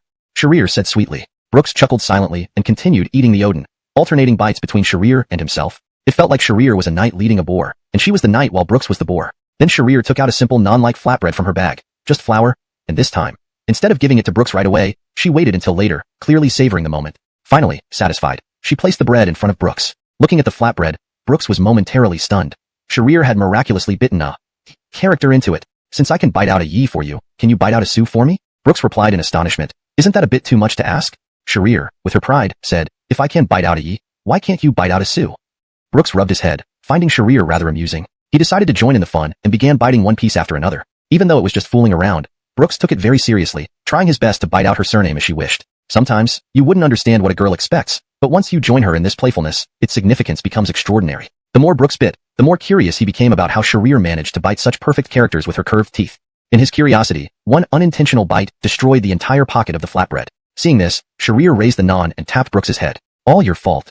Oops, my teeth aren't sharp enough. There's no naan left. Sharir pouted like a little dumpling. Brooks laughed. Don't worry, when we go down the mountain, I'll definitely bite out a big su for you. It's a promise. Okay. Chapter 139.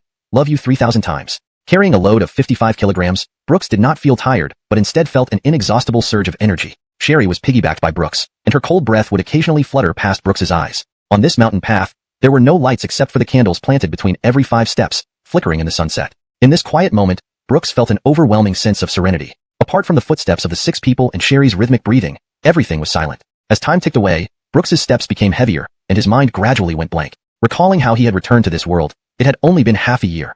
A period that changed him greatly. He severed ties with what should not have existed emotionally and connected with love he should cherish. Now, he also encountered some people he hadn't known before. In his previous life, he was a bookworm who read many reincarnation novels. Which man reincarnated wasn't filled with glory? Whether in a fantasy world or reality, from beginning to end, everyone was busy. Brooks initially thought the same, but after Sherry questioned him again and again, he realized that what he truly aspired to was a carefree, leisurely life amidst the mountains and waters. It all seemed too dreamlike. So much so that Brooks strangely asked Sherry, Elsie, I'm curious, when did you start to like me? The boy's question caused the girl to pause briefly, a slight blush creeping onto her face. Resting her chin on the boy's shoulder, she replied evasively, Why do you suddenly ask this?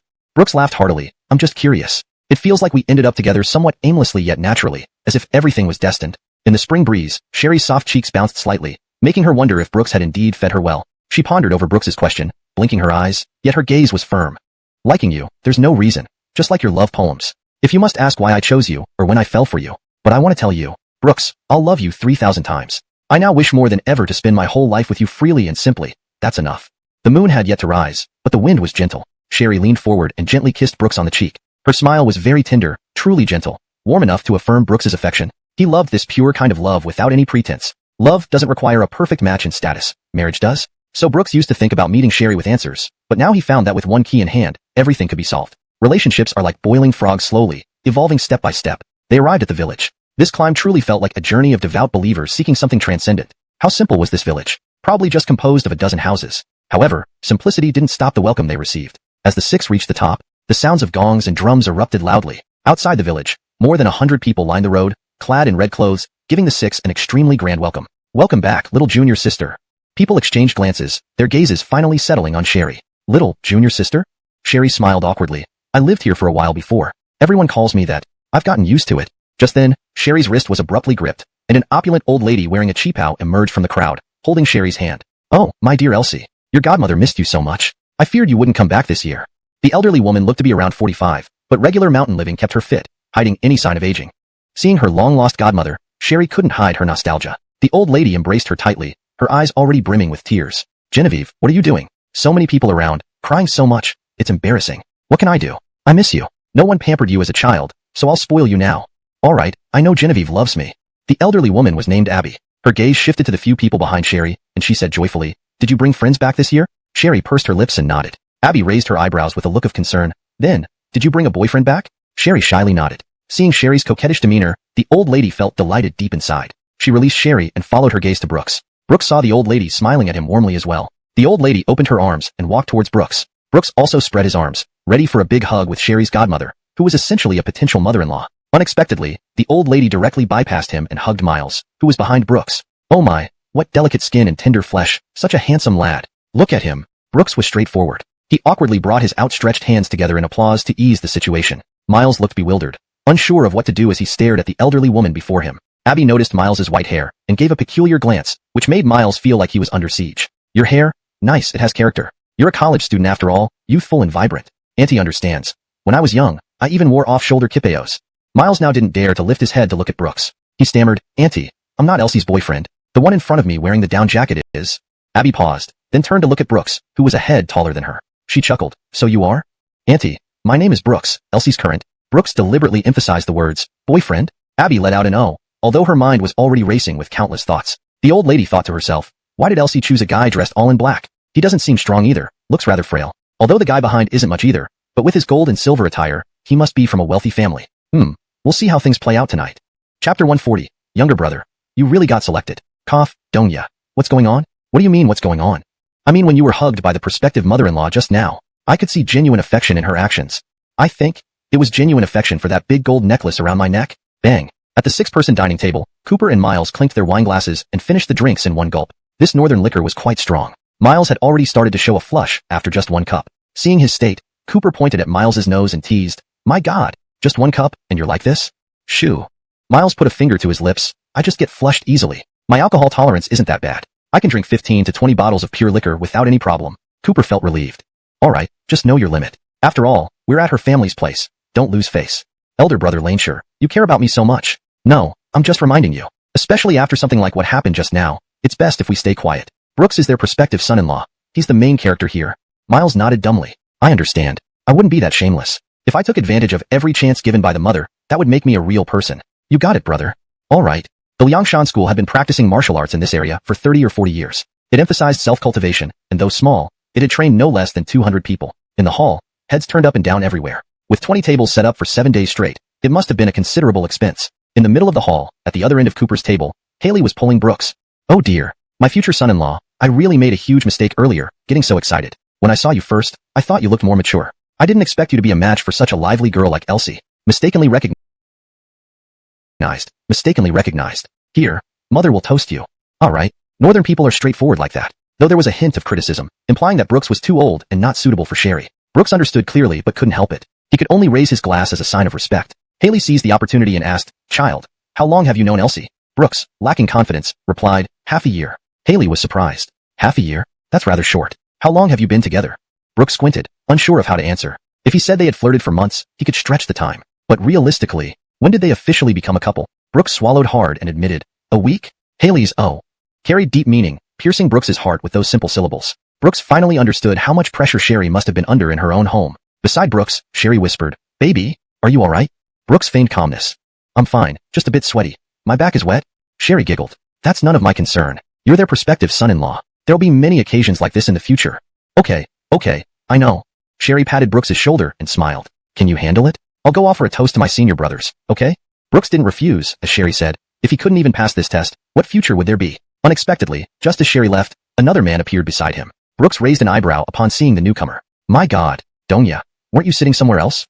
Auntie invited me. It's hard to refuse such hospitality." Brooks was exasperated. Didn't this mean she wanted to compare them? He regretted not dressing more luxuriously today. He should have dressed as ostentatiously as Miles, or even gone as far as having a golden tooth. At least he would appear more impressive as a wealthy bachelor instead of looking like a poor nobody. Unsurprisingly, Haley used this opportunity to compare the two. Her previous questions aimed to gauge whether his relationship with Sherry was solid. Of course, a week-long relationship would seem weak to anyone. Faced with Haley's step-by-step probing, Brooks could only admit that experience comes with age. Thus, Haley began to formally ask Brooks and Miles questions. "Little Yi, what does your family do?" Brooks answered candidly, "My mother passed away, and my father is now a director in a company." "And what about Little Song?"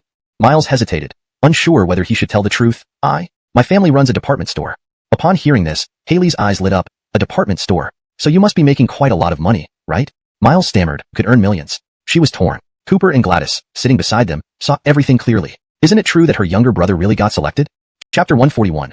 Why couldn't I see her before? Do you guys know what it means by 3/10 is destined by heaven and 7/10 rely on hard work? Some people are born, living in the sewer. As for me, Miles, I was fucking born in Rome. My father gives me $30,000 a month for living expenses. When others lose their jobs, they worry about how to live the next day. When I lose my job, my dad sends me money the next day. Don't you find that annoying? But there's nothing I can do. My father, simply put, is awesome. From birth until now, apart from 6 houses he bought for me, and 200 mu of land in Shanghai, along with several dozen workshops, I could be considered having nothing at all. At this moment, Miles was standing on a round table, holding a bottle of white wine like a microphone. Brooks was also quite tipsy, and the more he looked at Miles, the more he thought he resembled Hiram Haiju. Alright, that mage. He was also a bit drunk and could only say, Northern Chinese sure can drink. Just as they sat down, Brooks and Miles were pulled by Haley to have drinks. One cup after another, they drank until completely wasted. Cooper lit a cigarette below and watched the crazy Miles. It seemed this kid didn't listen to him at all. You damn Miles, don't bullshit me. He just promised me that he wouldn't draw attention to himself and would behave properly. Yet now he's up there getting drunk and acting crazy? Gladys swallowed and said with a whistle, This isn't just drunkenness, this is an embarrassment. Cooper took a deep puff of his cigarette and turned to look at the half-dreaming Kiss Sheep, then suddenly slapped the latter's shoulder. Hey, Frisco, aren't you drunk too? Frisco smiled, still holding the bottle of wine he hadn't finished. His body swayed lightly as he extended a hand, leaving a small gap between 2 fingers. Hee, slightly tipsy. Smack. In the blink of an eye, this kid's face hit the ground. Damn, got drunk off 1 cup, first time seeing it. Then, Cooper looked at Miles standing on stage again and said to Gladys, Do you know what I told him just now? What did you tell him? I told him, since you said you wouldn't pursue career, you should be humble in front of her mother-in-law-to-be. But then he told me that this was his only chance to fairly compete with Brooks. When I heard that, I was speechless. At that moment, I understood why this guy has always been single. His way of thinking is truly different. Gladys remarked, But if you think about it, Miles is being very considerate. Cooper was puzzled. Why do you say that? Gladys calmly replied, With his background, which girl wouldn't like him? Cooper sneered, his so-called, having nothing family background. I couldn't earn as much as him in 10 lifetimes. Some say it takes 3 generations of hard work to match 1 generation of diligent study, but in reality, 3 generations of business can easily surpass 1 generation of study. Sometimes, people really have other advantages. Speaking of this, Cooper hesitantly asked Gladys, Do you think any woman wouldn't refuse Miles's background?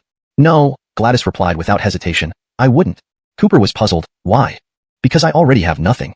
Both men at the table fell silent. Cooper seemed to suddenly realize something. Recently, everything he had done with Gladys seemed meaningful to him, or refreshed his views and understanding every day. Perhaps it was like what Brooks said. He had indeed transcended. Gradually, Frisco propped himself up, listening to the noisy surroundings. Taking advantage of the alcohol, he raised a smile he hadn't shown for years. Junior sister, come have a drink with your senior brother. Haven't we seen each other in ages? Okay, coming. Junior sister, come here, don't just favor them. Just a moment, coming. Junior sister, drink less, you're a girl. Why should you keep accompanying these senior brothers? It's bad for your health. Senior brother taking such good care of me. In my opinion, we should have junior sister's boyfriend such a jerk. Miles slurred, but I also have feelings for Sister Elsie. What? Brooks slapped Miles's face. You little punk, not playing by the rules. Miles explained, having feelings is one thing. It doesn't mean I'll pursue her. Miles raised a cup of wine toward Brooks. Bro, hear me out. I sincerely hope your relationship thrives, and wish Sister Elsie happiness. As long as you and sister are fine, I will only offer my blessings. But if things get tough between you two, I'll still support both of you. After saying this, Miles burped softly. Brooks looked at him, his eyes half closed and cheeks flushed like a monkey's bottom, then sighed lightly. He put a hand on Miles's shoulder. Bro, you're righteous, but let me tell you, I love your sister in a way I can't describe. You understand? Just like she said, loving me 3,000 times, but I want to love her 30,000 times, because I feel she has suffered so much. Really so much. Why couldn't I see her before? Miles watched Brooks rambling and grabbed a bottle of wine, placing it in his hand. Why so many words? Drink. The hell, drink. Chapter 142. Youth is wonderful. One can fall asleep the moment their head hits the pillow. After 3 rounds of drinks, Miles and Brooks were already unconscious. Such a state seemed to be something Brooks had not tasted for a long time. He had been working hard for half a year. Day and night, he lived in such hardship. He regarded money as so important. But wasn't this society the one where although money can't do everything, it was impossible without money? Brooks's face was red long ago. He lay on his side on the bed, snoring loudly. He felt like an immortal who had been reborn. At this moment, he came to become mortal. With each breath emitting alcohol, he and Miles, 2 drunken fools, lay on the bed. This was considered the largest bed in Liangshan, precisely to prevent these 2 little rascals from not sleeping properly due to the influence of alcohol and ending up lying on the ground alone when they woke up. The door of the room opened quietly. Sherry hugged a quilt and carefully walked to the side of the 2 men. She stretched out her fingers and gently brushed Brooks's bangs. Even his down jacket remained untouched before he lay down on the bed. Sherry's fingers played with Brooks's hair like a mischievous squirrel. Suddenly, Sherry's little hand was caught by Brooks, who hadn't fallen fully into sleep. Then, this hand was placed gently on his face by Brooks. Sherry's soft hand brought a bit of warmth. This feeling made Brooks feel very comfortable. Sherry's cherry lips parted slightly. You haven't slept yet? Brooks gave a light hum. The corner of the drunken youth's mouth rose slightly. Not yet. I wanted to see you before falling asleep. I've been holding back till now. Sherry did not wish to release her hand that was on Brooks's face. Thus, she stubbornly used one hand to cover Brooks with the quilt. Although Brooks was half asleep and might have been talking nonsense, this didn't change the fact that he was Brooks. How did you know I would come? Sherry asked softly. Brooks had the confidence of a child. Because I knew you couldn't possibly ignore me while I was drunk. So you'd definitely come to find me. Didn't you say I'm your treasure? If your treasure falls ill, wouldn't you be heartbroken? Sherry tapped Brooks's head. But Brooks continued smiling, sweetly. To Sherry, these words were not embarrassing at all. On the contrary, they rarely heard these kinds of words normally. It was only when Brooks drank like this that they could possibly hear him saying these things. Sherry felt this was the moment they should cherish and love. Did my adoptive mother give you any trouble?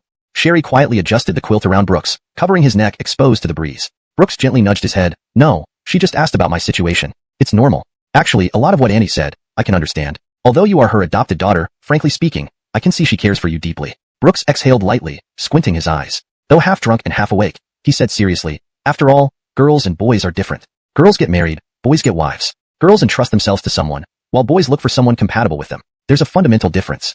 After all, no mother wants her daughter to marry a useless man, right? Surely, they still hope you'll be happy. Sherry fell silent for a moment. Brooks, if one day you lose your job, I won't be happy either. Would you still marry me then? Brooks answered solemnly. If that happens, if there really comes a time like that, of course, I want to marry you. But whether or not you're willing will be up to you entirely. I can't stop you from seeking happiness. Looking at Brooks's earnest expression, Sherry blinked her eyes. She got off the stool and launched an attack towards Brooks's lips. Her red lips approached Brooks's, even stretching her tongue into his mouth, invading a part of his territory. Brooks licked his lips, still savoring the taste. But at this moment, Sherry spoke gravely. Brooks, love isn't about one person. It's about two people, so don't always fulfill me unilaterally. What may seem to you as selfless love could turn into an unforgettable burden for me. Just as you told me, dating me is our business, irrelevant to our families or fathers. You can be so open-minded, why can't I? Don't treat me as a burden, okay? If possible, I also want you to live under my wing and stay with me forever. All women need to rely on men. That's an absurd statement. Brooks's eyes slightly opened, and he stared at Sherry's somewhat misty eyelids, chuckling softly. Perhaps deep down, Sherry was an independent woman. Unlike Gladys, who had her tragic story, Sherry, in her powerless years, decisively found another place in this world that could accept her. Sherry was really independent and very clear-headed, always having her own views on certain matters. The beneficiary of the TV station contract, you wrote my name down. Honestly, I didn't know what to say then. I felt I owed you so much. Sherry's voice was somewhat aggrieved. She truly felt this way. Anyone with keen eyes knew that the future benefits of that contract might reach millions, or even tens of millions. Brooks just gave it all to her. Sherry hadn't been loved like this for a long time. Just as Sherry was lost in thought, she suddenly found herself wrapped tightly in Brooks's arms. The bed shook, and a flash of panic appeared on Sherry's face. Then, her body was between Miles and Brooks. The girl who had just spoken confidently was now too nervous to utter a word. You, what are you going to do? There's someone next to us? I'm going to. There's someone. To be your hot water bottle. Can you finish your sentences in one breath? Sherry's face was like a little pineapple as she was held by Brooks. Miles scratched his back, feeling that his space on the bed had mysteriously shrunk. He scratched his sock-covered feet and went back to sleep. Do you know that Miles has feelings for you?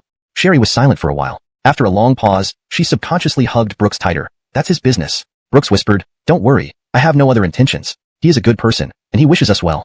Don't men usually not mean it when they say things like that? You seem to know men well, Brooks said slyly.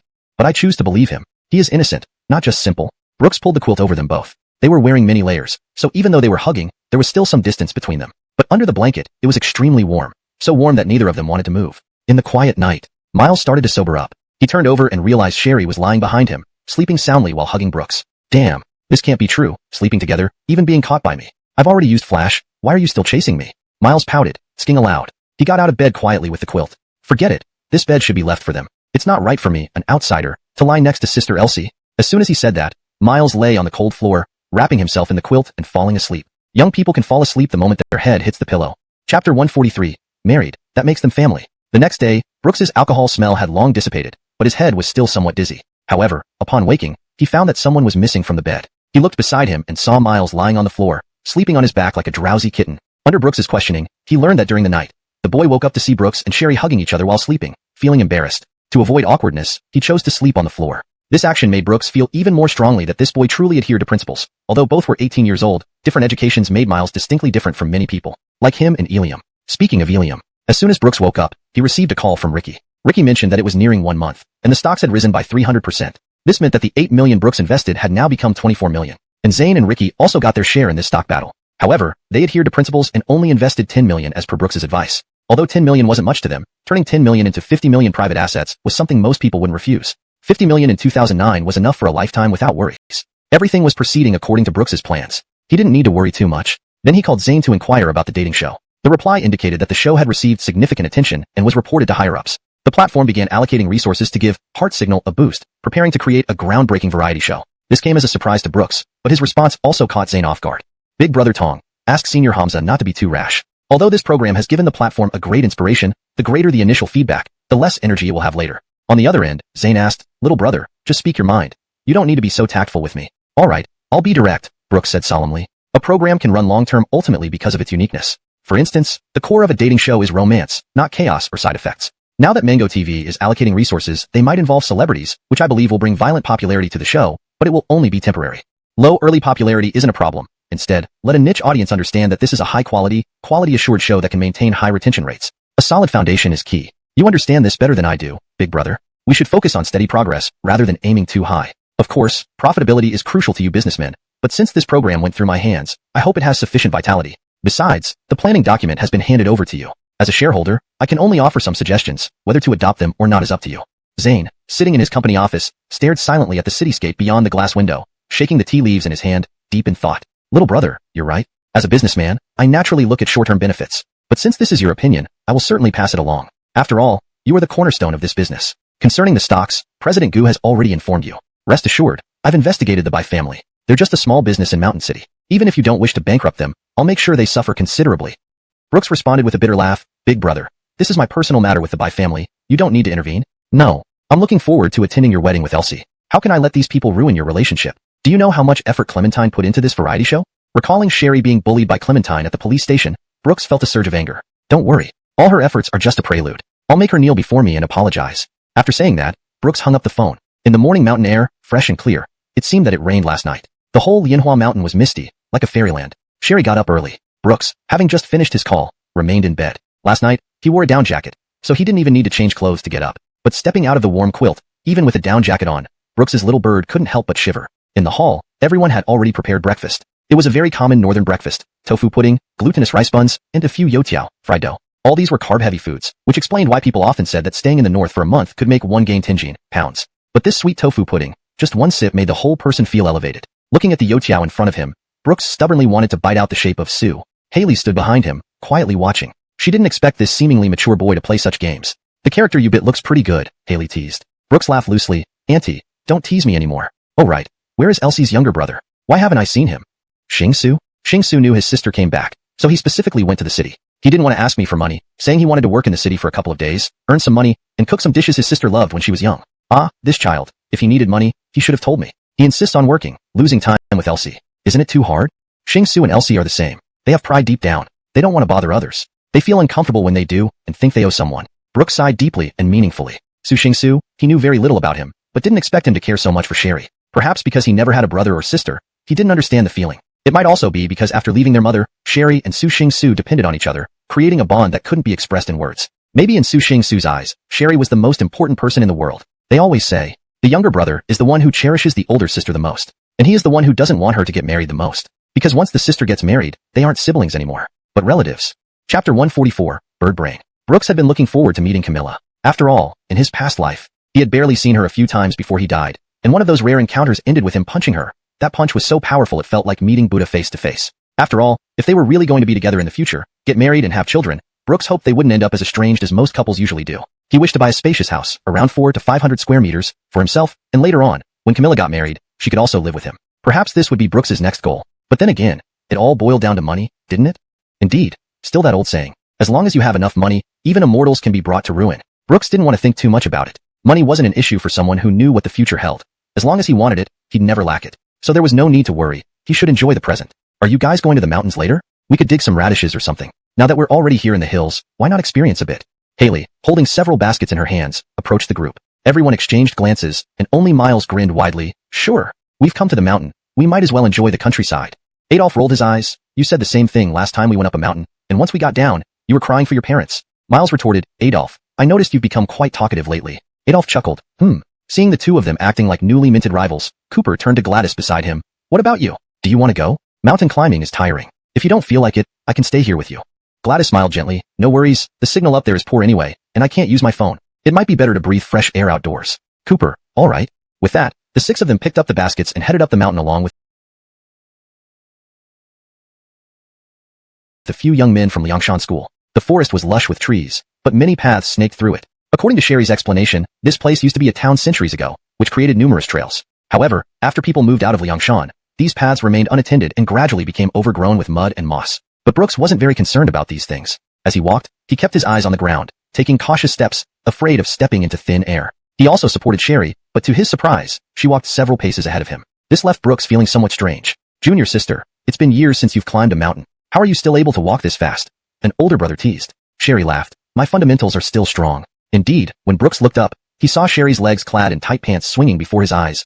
Ample, fleshy yet firm. This was true plumpness. Brooks had seen the entire figure of this girl, and recalling it now still stirred intense excitement. For a moment, Brooks's thoughts were completely controlled by his urges. All he could think about were intimate scenes of being with Sherry in bed, like reborn from flames. His mind felt a little heated. These legs must be the benefit of daily mountain climbs. Long and satisfying to look at, standing at 1.70 meters tall, Sherry's legs measured a full meter in length. Whether it was possessiveness or lust clouding his mind, Brooks suddenly felt the urge to carry Sherry down the mountain, find a room, and start getting busy. This cadre for postgraduate studies examination, his weak spot couldn't withstand it. They kept digging radishes in the mountains. Radishes buried deep in the hills required careful attention, or else you wouldn't notice their presence. Under everyone's patient guidance, Miles and Adolf quickly caught on to the tricks, finding their own radishes and boasting about adding them to dinner. As for Cooper, in this early spring weather, all his coats were draped over Gladys, who seemed more and more like his girlfriend, while Cooper worked silently like a migrant worker. Cooper's body was remarkably well built. Brooks had seen his chiseled six-pack abs, the classic V-shaped physique, and the prominent chest muscles under the white tank top. His broad shoulders and thick back exuded a sense of masculine beauty and safety. Without clothes, Gladys realized this man wasn't all bad either. This chest size, it might actually be bigger than hers. Among the 6 people, only Brooks wasn't working. He just wandered aimlessly with a hoe, squatting on the ground and constantly staring at Sherry's lower body. Whenever Sherry turned her head, he would deliberately avoid her gaze. Today, he couldn't help it. His mind seemed uncontrollable, fixated on Sherry's body. And Sherry also felt that Brooks's gaze was somewhat strange, making her feel a bit uncomfortable. She sensed there would be a big battle tonight. Brooks, you're acting so strange today, Sherry asked sensitively. Brooks replied in a daze. No, I don't think so. You're overthinking it. Sherry firmly said, no, I can't tell your eyes aren't pure. Brooks pulled at the corner of his mouth. Of course, he knew his thoughts weren't innocent. As dusk gradually fell, they had spent the entire day on the mountain and it was time to head down. Each person carried a basket full of radishes and prepared to descend the mountain. Just then, Gladys suddenly stopped, and Cooper turned back, asking, what's wrong? My phone is missing. Gladys frantically searched herself. Miles whispered, it's okay, sister. Don't worry, keep looking. Gladys gently nodded and went through her whole body but couldn't find her phone. Still can't find it? Cooper got closer to Gladys, rummaging through the clothes he had given her, but ended up with nothing. Seems like it's really gone. Cooper looked at Brooks. Oldie, you guys go down first. Gladys and I will look for the phone. If we can't find it, we'll come back when it gets dark. Chapter 145, Foster Benjamin. The evening on Liang Mountain was truly cool, the leaves rustling in the wind. Brooks had taken over Cooper's basket of radishes, trying to save face by tossing a few more from her basket into his, for fear that others might think him incompetent. This was a village born and raised in the mountains, where labor was the very foundation of survival. This belief was deeply rooted. Everything eaten, drunk, or used in Liang Mountain was made by hand by the hundreds within the sect. Thus, if Brooks returned empty-handed after going out, he would be unable to hold his head high before his fellow disciples whom he would frequently encounter in the future. Returning empty-handed was the most embarrassing thing. Looking at the radishes in the basket that didn't belong to him, Brooks felt somewhat guilty. After all, he hadn't done anything all afternoon. He sincerely thanked Brother Lane, and then walked into Tang Dynasty with Sherry. But when Haley saw that Brooks's bamboo basket contained quite a few radishes, she smiled warmly. She greeted Brooks and invited him into the kitchen. Brooks set down the 3 baskets. He wondered how this mother-in-law, Haley, would make things difficult for him, but it turned out he was wrong. Bringing such heavy baskets back must have been tiring, right? Haley massaged Brooks's shoulders. In Brooks's impression, Haley was a typical housewife in her 40s or 50s, sturdy, with hands lined and a face marked by years of kitchen smoke, all due to years of household work. Facing such a responsible foster mother, Brooks did not worry about being bullied. Instead, he felt that if Sherry really lived in such a family in the future, he wouldn't suffer. Haley's sudden care left Brooks a little stunned. Her grip was strong, making him break into a sweat. Stepping back, he said, Auntie, I'm not tired at all. My body is still quite robust. Quite robust? Haley raised an eyebrow. I heard from my 2 apprentices that you didn't dig a single radish all afternoon. Brooks looked embarrassed, scratching his head. Indeed, one feels busy when embarrassed. He laughed awkwardly. Well, someone has to carry the things back. Seeing Brooks's honesty, Haley didn't say much, but gave him some vegetables to wash. They stood in the kitchen without a word, only the sound of Haley's knife hitting the cutting board. Brooks, perceptive, assisted her as needed. Brooks himself was quite good at cooking, and in Sichuan and Chongqing, a man who could cook was highly appreciated. So he knew the steps well, anticipating exactly what Haley needed at each moment. After a long while, Haley finally spoke up. I thought you and Elsie had been together for a long time. I didn't expect you to come see me just a week after getting together. Frankly, I'm surprised. Putting the edamame in the plastic basket, Brooks softly replied, actually, we could have confirmed our relationship much earlier, but at that time, I thought I should be more successful. I also felt that I needed to formally confess to Elsie. So, our relationship kept getting delayed. Although we've officially been together for only a week, the depth of our feelings far exceeds that time. Haley smiled. Can you tell me what your confession was like? Brooks reflected. What was it like? Fireworks lit up the sky across the city, rain falling in jest, me holding a small ukulele, singing love songs with over 100 people by the river. Then, before the fireworks faded, I confessed to Elsie. Images of twinkling stars during the confession flashed through his mind. Just then, the kitchen door opened again, and a burly man walked in, carrying a huge piece of pork, startling Brooks. Behind the man, Sherry hurried in with a glass of plain water, leaving it beside Brooks and saying, "This is my dad. Good luck." Before exiting the kitchen, the man wasn't just burly but bald as well. This caused Brooks to break into a cold sweat. But surprisingly, this man didn't appear so domineering. Elsie's boyfriend? The man smiled kindly and glanced at the washed edamame in the basin. Not bad, very clean. Can you cook? Surprised by the man's kindness, Brooks nodded slightly. Yes, I can cook. Occasionally, I cook for Elsie. Oh, that's good. Are you willing to show off your cooking skills for us? For me and Andy. We should count as half-elders, right? Uncle, you're willing to let me join the family this early? The man patted Brooks's shoulder and smiled. Whether or not you join the family is something for the future. Elsie can manage her own feelings. I just need to do a bit of vetting. Brooks felt a slight relief from his previously tense heart. This sudden change in attitude left him somewhat at a loss. My surname is You. You can call me Uncle You. If you don't mind being a little cheeky, you can also call me Ricky like Elsie does. All right, Ricky. Brooks didn't hesitate, and with this call, the man chuckled heartily. Who calls someone Ricky so soon? Haley muttered from the side, not too pleased. The man gruffly said, who's like you? Always fussing around. He's already here. Might as well marry Elsie someday. Having some practice now won't hurt. It wouldn't be overstepping if Elsie brings back someone else later on, and I get a few more Ricky calls. It's no loss to me. Haley helplessly said, fine, fine. You just want to take all the advantages. The man shamelessly replied, it's okay. Your auntie is like that. Haley walked up to Brooks, frowning. How am I like that? Actually, Brooks, Andy isn't trying to make things difficult for you. As Elsie's foster mother, I have to check if the guy she'll marry in the future is reliable, right? Our Elsie, growing up without a father's love or a mother's care, has been very pitiful. Now Auntie is her only support. So please don't take it to heart if Annie says anything harsh these couple of days. Brooks smiled easily. I won't, Auntie. The atmosphere in the kitchen seemed much more harmonious after the man arrived. Brooks began to wonder if he had misunderstood everyone on this side of the family. They weren't as confrontational as he thought. At least this man wasn't hostile towards him. If all bridesmaids were like this, how wonderful would it be? But who would willingly entrust their child to an unaccomplished man? Perhaps in the future society, there might be a distortion where marrying off daughters is akin to selling them. For now, at least Brooks hadn't encountered that. Chapter 146. Shall we? In the kitchen, Brooks was now alone. Since there was only one table in the hall tonight, all the dishes were cooked by him, which also allowed his culinary skills to shine brilliantly before these family members. The table of dishes might not be considered delicacies, but they weren't much different from those at outside restaurants. After finishing cooking, Brooks hurriedly came to the dining table. Brooks had thought that this dinner would involve a lot of talk about post-marriage matters, or at least some probing into whether he was truly sincere to Sherry. Perhaps because Goo Valley's couple were not Sherry's real parents, they did not put too many difficulties forward. They did not talk too much about the future. Instead, everyone fell into a tacit conversation about their pasts. Haley brought out stack after stack of photos from the room and placed them before everyone, all containing pictures of Sherry. Back then, Sherry was around 13 or 14, not as good looking as she is now, and even a bit childish. Her godfather held the photos, narrating Sherry's past visits to Liangshan vividly. In every word, Brooks could see his pride for this goddaughter. This pride and admiration came from deep within. Listening to these warm stories, Brooks was immersed in them. This evening, it seemed that Haley was very happy, and her godfather also generously took out plum wine from the cellar and drank cup after cup with the men present. Haley talked openly with Brooks,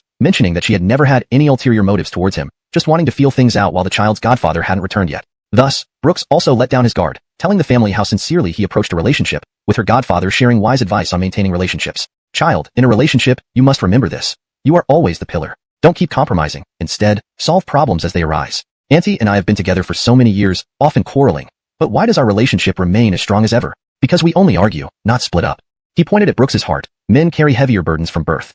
This viewpoint clearly matched Brooks's own thoughts. Brooks wasn't concerned about earning a certain amount of money, but knowing how much higher prices would rise in the future. Just the pandemic had bankrupted countless people. Brooks couldn't imagine what kind of astronomical expenses awaited. But Sherry might think differently. She hoped that two people being together was enough. Brooks found that girls' idealism beautiful, but building anything on fantasy was empty. When hardships come and you can't refute them, that's true despair. However, Sherry seemed to enjoy and listen intently to their conversations, sitting beside Brooks, warmly hugging his arm. She even reminded Brooks to drink less occasionally, to which he responded affirmatively, though both knew it was half-hearted. Sherry quietly kept pouring him cups of water. Under the warm candlelight, the two seemed like a genuine married couple. As for Miles and Adolf, they were both somewhat drunk. Adolf leaned against something as everyone's gaze turned toward the boy who looked like a sculpted figure. Adolf, tell us about your past? Miles, with a red face, embraced Adolf's shoulders, their faces nearly touching. Adolf was tall and appeared like the prototypical dominant character from a novel. Yet, in front of Miles, he looked more like a submissive type. Sherry's eyes carried a hint of mischief as she watched the pair, suppressing laughter. It seemed she believed Adolf and Miles should be together. Adolf flicked his hair with slender fingers, his Adam's apple standing out under the light. My past, I don't have a past. I've been an orphan since birth, so there's nothing worth remembering. The atmosphere suddenly chilled. Adolf's simple words encapsulated his past, yet he merely smiled. Why so surprised? Miles shook his head, laughing softly. Not really. You're a aloof personality. Forget it. I only thought your past might not have been good, but I didn't expect it to be like this. What do you mean, like this? Adolf chuckled bitterly. I need no one's sympathy. To me, anything involving emotion has an expiration date. My parents divorced and left me in an orphanage. From that moment, I stopped believing in feelings. Everyone fell silent. Even Brooks was quiet. Does love really have an expiration date? Brooks had never experienced it. To his embarrassment, Sherry was the first person he had ever properly dated. For some reason, Adolf's words struck a chord in Brooks's heart. Fortunately, the dinner concluded shortly after. This topic did not extend further. Brooks returned to the room tipsy once more, but this time he was lucid enough to undress. He lay in bed, feeling quite content, when suddenly his door opened. He thought it would be Miles, but instead, it was Sherry. It's so late. Why are you coming to my room? Brooks was a little drunk, feeling as if his brain had vanished. What about Miles? He went to another room. What happened? Would you let him sleep on the floor? Brooks sighed softly. Miles had always been respectful to him. Last night had indeed been tough on him. But just as Brooks was thinking, Sherry pressed her body against him. Brooks was taken aback, his hands on the bed, and for a moment, he didn't react to the sudden movement. Elsie, what are you doing? Sherry took off her hairpins, hair tie, and even her jacket. You wanted to, right? I didn't say that. You didn't? Sherry raised an eyebrow, inching closer, her body leaning over him, seemingly brushing against something warm. Brooks swallowed hard. Sherry's lips were close to his cheek. You stared at my butt all afternoon. You mean to tell me you didn't think anything of it? Just thought. Do what? Chapter 147 Blaze of Passion. Hey, Elsie, you haven't drunk any alcohol? Brooks's words couldn't keep up with Sherry's speed as she stripped off her clothes. Soon, Sherry was only in her underwear. Brooks gulped, his eyes drifting to her slender waist and the deep cleavage that could make anyone lose themselves. He felt his blood boiling. If he could, he would pinch his own philtrum. The quilt was thrown open by Brooks, and Sherry slipped into the bed. The temperature under the quilt first dropped, then rapidly rose. Brooks's heart pounded wildly as Sherry's eyelashes and her pupils came incredibly close to his. Sherry took off Brooks's last piece of clothing, bringing their bodies together. Sherry's body, still slightly covered, pressed against Brooks's lean frame. One of Sherry's hands circled around Brooks's waist while the other untied his belt. A part of him was growing wilder by the moment. Before Brooks could speak, Sherry claimed his lips entirely. Brooks's vision went black, and his eyes began to close. His pants were already pushed down by Sherry, leaving him in nothing but an inadequate pair of boxers. Sherry held the hand that had been on Brooks's waist, and now pinned him to the bed. Not reacting much, are you? You said you didn't want this? Brooks stared wide-eyed, never dreaming he'd be overpowered by a woman. You, who wouldn't react seeing you like this? But you're the only one who has seen me dressed like this. Sherry pulled Brooks, who had retreated to a corner, back toward her. This time, both her hands pressed down on his shoulders. So, are you going to refuse me? Brooks's mind went blank. He didn't know whether he should or not. At this moment, Sherry seemed like a reincarnation of Dodgy, stirring his innocence. I don't know if I should refuse. As he spoke, Sherry bit down on his earlobe. She was forcing his body to respond. Brooks recalled scenes from movies where men always nibbled on women's ears, never imagining it would happen to him. Sherry's tongue moved rhythmically against Brooks's earlobe, making him feel limp all over, almost melting onto the ground. Sherry chuckled softly. At least, Brooks, you've improved a little. Before, you would refuse. Now you hesitate, and it makes me want to misbehave more. Brooks's waist was wrapped by Sherry's legs. He felt like he was lying on a waterbed, immobilized. Brooks, do you really want me to make the first move? Sherry's voice was right by his ear. The last piece of fabric covering Brooks was torn away. The sheer helplessness stirred a burning desire within him. He suddenly flipped her over onto the bed. His fingers brushed against her bra, causing her to shiver uncontrollably. Her disarrayed appearance spurred his primal instincts. Buttons were undone one by one. Without waiting for Brooks, a lacy bra and a pair of beige-long boxers lay on the floor beside the bed. Brooks kissed Sherry fiercely, lifting her firm leg with his large hand. A little painful.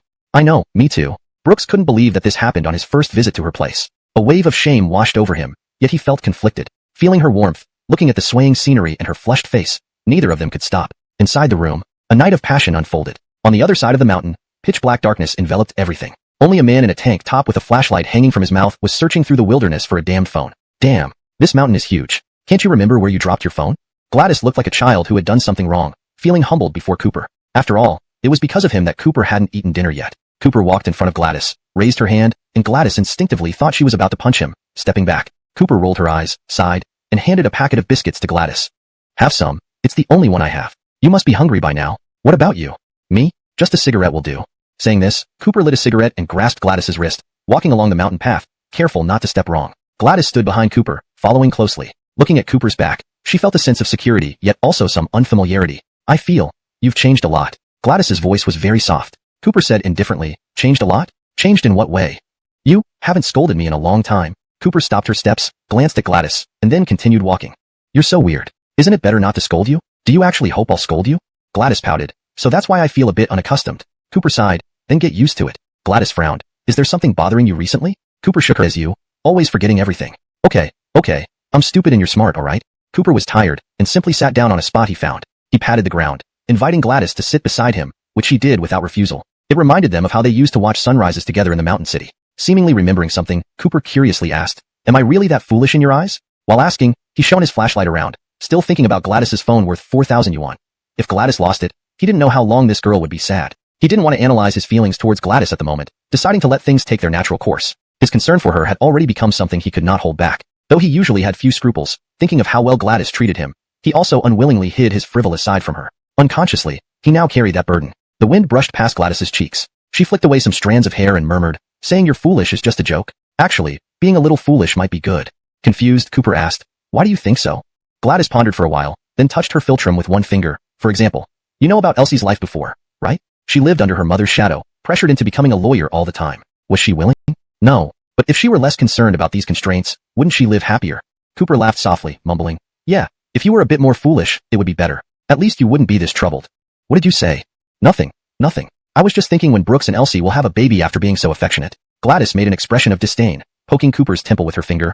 Why are you talking nonsense again? How long have they been together? Only half a year. Isn't it too soon for love fruits? Actually, Gladys felt a bit insecure as well. As a virgin herself, how would she know at what point males and females lose control? Without knowing when, the girl who once harbored feelings for Brooks had given up her obsession, feeling extraordinarily relaxed, as light as cloud. Sitting on the grass, Gladys pursed her lips and rolled her eyes. Would boys watch something with girls to heat things up before doing the deed? She had read this online, growing curious. Thus, for the first time, she nudged Cooper's shoulder. Cooper slowly reacted and asked, What's up? Are you hungry? No. Gladys, somewhat embarrassed, held her forehead and covered half her face with her hand, then asked Cooper, You boys, usually when do you watch? Watch what? Videos. Cooper stretched his neck, looking rather awkward. He shyly covered his mouth and turned to look at Gladys. Usually, at 11 p.m.? Gladys. Suddenly, a roar rang out in the forest. Who said anything about the time you watch? I asked you at what age you started watching. The rustling sound came from the mud in the woods, along with giggles stifled by the girl. Walking ahead, Cooper looked up at the sky, regretting mentioning the 11th hour. Why 11 p.m.? Gladys tried to suppress her laughter, teasing Cooper, who felt thoroughly embarrassed, realizing his reputation was ruined. Oh, Missy, don't ask. How did I know you meant the age you started watching? Gladys raised her eyebrows, enjoying seeing Cooper embarrassed. Well, at what age did you start? Middle school. The first time was when my sister took me. Is it that strange? Gladys stepped 2 stairs, twisting Cooper's waist. Lying to a ghost? Cooper's nose tingled, and a bruise formed on his waist. Why would I lie to you? It's true. My sister told me back then that middle school students should start watching. When I was little, I heard others say watching porn would give you pink eye, so I didn't want to. But then my sister forced me at gunpoint to watch a series of films by teacher Aoi. My sister was like my Qimeng teacher. Is Qimeng teacher used this way? Come on, I think my learning ability is pretty good. What good does it do? You're still a virgin. Defenses breached. Cooper turned away bitter. Do you believe me or not? Maybe Lao Yi has already done the deed with Elsie at the foot of the mountain? Just blowing. Gladys said disbelievingly. Cooper said confidently, Don't be fooled by Lao Ye's good conduct. In fact, he's more perverted than anyone else inside. This afternoon, I saw him looking at Elsie like a wolf. I felt Elsie's but wouldn't last. Ah! Gladys exclaimed in surprise. You noticed too? I thought only I felt something was off with Brooks's eyes. Cooper chuckled. Well, now Lao Yi isn't just perverted. He has evolved, become openly perverted. Suddenly, Cooper stopped. His flashlight shone on some mud where a metallic object gleamed. He bent down, picking up the corner of the shiny object between 2 fingers. Oh my god. Dumb girl, how could you lose your phone in the mud? No wonder I couldn't find it. Even an eagle would be stunned. Cooper wiped the phone case with his white undershirt, relieved it wasn't damaged by rocks or needing a screen replacement. Your clothes are dirty. Just use a tissue when we get down the mountain. Won't that be fine? Cooper turned around, his eyes soft, placing the phone in Gladys's pocket. My clothes are dirty, but doesn't your heart feel at ease? If you're worried about my clothes, why don't you wash them for me when we get back? Gladys pursed her lips, nodding. Okay. Cooper grasped Gladys's wrist. Let's go down the mountain. Let's see if Lao Yi really did it with Sherry. Hey, Gladys, what's wrong? Gladys. Chapter 149. Do you like me? In Cooper's arms, Gladys lay powerless. In Gladys's consciousness, everything was a blur, and her vision was restricted to just a narrow line. Seeing Gladys's weak state, Cooper fell into a panic. My foot seems to have been bitten by something. Gladys's voice was extremely weak. She clutched herself tightly, and her body shivered uncontrollably. Foot. Cooper looked at Gladys's ankle and, as expected, saw 2 hollow bite marks there, bleeding with a hint of black in the blood. He glanced at the grass where some movement occurred and saw a snake's tail quickly slide away. It dawned on him that Gladys had been bitten by a venomous snake. The girl's body was now cold, her lips turning pale. Without any hesitation, Cooper took off his only t-shirt, tore it into strips, and hastily bandaged both ends of Gladys's wound to prevent the poison from spreading further. His body was battered by the cold wind, but he didn't care. Crouching down, Cooper sucked the stagnant blood from Gladys's ankle into his mouth. One sip, another sip, again, spitting it out. Gladys's face looked like she was terminally ill, seeming unconscious. She lay flat on the ground, looking almost lifeless. Cooper's expression was frantic. He shook Gladys, his gaze unfocused. Gladys, don't really die on me. This can't be happening. Wake up. Cooper's lips were stained with black-tinged blood. He continued shaking Gladys, his fear peaking in the silent night. The unconscious girl made Cooper subconsciously think she had left this world, and he, once again, became the lonely square root of 3. After what seemed like an eternity, Gladys regained a bit of awareness, the toxin seal slowly lifting. She opened her mouth weakly. Cooper, I feel terrible. I'm so cold. Cooper frantically hugged Gladys's upper body, covering her with his down jacket, trying to warm her with his body heat. It's okay. I'm here. Cooper, do you think I might really pass away? Don't say that. No way, no way. Under the moonlight, Cooper knelt on the ground, his body stiff. His hands clung tightly to Gladys, protecting her from the biting cold. The girl's breathing was heavy, but she strained to look at Cooper. I really don't feel well. It's the first time I've been bitten by a snake. I know. Who would just get bitten by a snake for no reason? Me. Cooper couldn't help but laugh through his frustration. His emotions were complex, misty-eyed yet amused by the girl's words. He was annoyed at himself for not being the Flash. Cooper, if I ask you some weird questions now, will you answer? Cooper took a deep breath. Sis, you're not really leaving. What kind of question could you ask? Just tell me if you'll answer. All right. I'll pretend you're leaving. I'll answer. Okay? Gladys gave a pitiful smile, her eyes no longer clouded but gleaming with what seemed like bright stars, staring at Cooper's trembling face awaiting her questions. Cooper, have you ever liked me? Upon hearing the question, a cold sweat dripped down Cooper's forehead. Looking into Gladys's sincere eyes, his thoughts went blank, and his lips quivered. But, this time, he answered Gladys's question head-on. I don't know what feelings I have for you. We've known each other for 154 days. I remember. At first, I didn't keep track of these days. But one day, when I flipped back to our first meeting, I started counting. On that day, you cried. I played the guitar for you. Originally, I liked Abby, but gradually, my feelings for her became vague. When she walked past us, I casually played a few notes to distract her, then poured my heart into playing a love song for you. I don't know why. Was it intentional or subconscious? Then during the spring festival, we climbed a mountain and watched the sunrise together, crying. That moment felt like true resonance between us. For some inexplicable reason. Afterward, we went through many things back home. Watching Genevieve leave. Until that moment, I felt your life was too painful, and I wanted to protect you, to love you. I thought our relationship would develop naturally. I wanted to ask heaven, to ask the divine, what kind of fate lies between you and me. And then, you asked me this question today. So, do you really like me? Gladys gasped. Like? Cooper answered firmly. If I could, I would want to protect you forever. But now, I need to get you down the mountain first. Cooper did not put his shirt back on but carried Gladys on his back, taking step after heavy step down the mountain. In the dim trail, Cooper's steps became heavier, yet he did not slow down even a bit. Listening to Gladys's breathing, he dared not slow down. He was also unwilling to let Gladys endure any more pain. Cooper carried Gladys step by step under the moonlight. In the depths of the forest, only their shadows could be seen, gradually merging together. And there was the girl's strained whisper. Cooper, I like you too. I know. So, can we be together? Yes, always together. The snake in the woods lay coiled at the mountaintop, silently watching, perhaps witnessing the beginning of a grand romance destined by heaven and earth. But it wasn't with a dramatic stump by anything happened. Indeed, something had happened between them. Like, physical intimacy. Brooks recalled the night before. The sweat-drenched moments on the bed, flushed faces glistening with perspiration. It was the first time he felt such absolute surrender physically. That kind of tingling release was something he might never forget. But thinking that Cooper wouldn't ask such sensitive questions here, Brooks softly replied, nothing much happened. We all had dinner together, then Elsie's father came back, and he seemed quite fond of me, so we drank all night. At this, Sherry gave Brooks a gentle yet stern look. Try to drink less next time. Okay? You seem like a different person when you're drunk. Brooks chuckled. So, do you like the drunk me, or the sober me? Sherry hesitated. I like both, but drinking too much is bad for your health. All right, Brooks tenderly squeezed Sherry's hand. Watching this, Cooper tightened his grip on Gladys's hand. He teased, with Brooks's background, selling software for $5 million. Anyone would be willing to sell their daughter to you. Brooks retorted. What are you talking about? Who's selling anyone?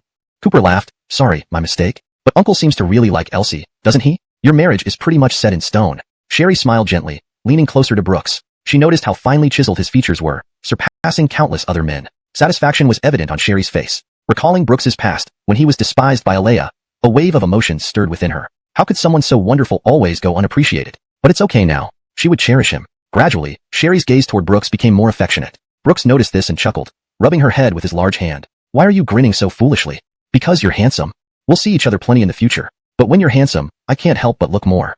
Cooper couldn't help but laugh, his eyes flickering to the unconscious Gladys on the bed. If Brooks and Sherry knew about his relationship with Gladys, would they be happy? He dreamed of a future where he and Gladys would have a loving relationship just like Brooks and Sherry. The two Liangshan disciples, noticing the scene, frowned and left the room. They ran to the nurse's station, borrowed a phone, and dialed the number on the piece of paper they held. After a long wait, the call finally connected. Hello, second brother. On the other end was Bennett, known as second brother, who was carrying bricks, finishing his last job of the day. He answered, what's wrong? When will you come back? Do you know, little sister is getting married? Both master and mistress really like the guy, and his family seems to adore little sister too. What? Bennett's brick clattered to the ground, startling those around him. He demanded, why didn't you tell me sooner about this big news?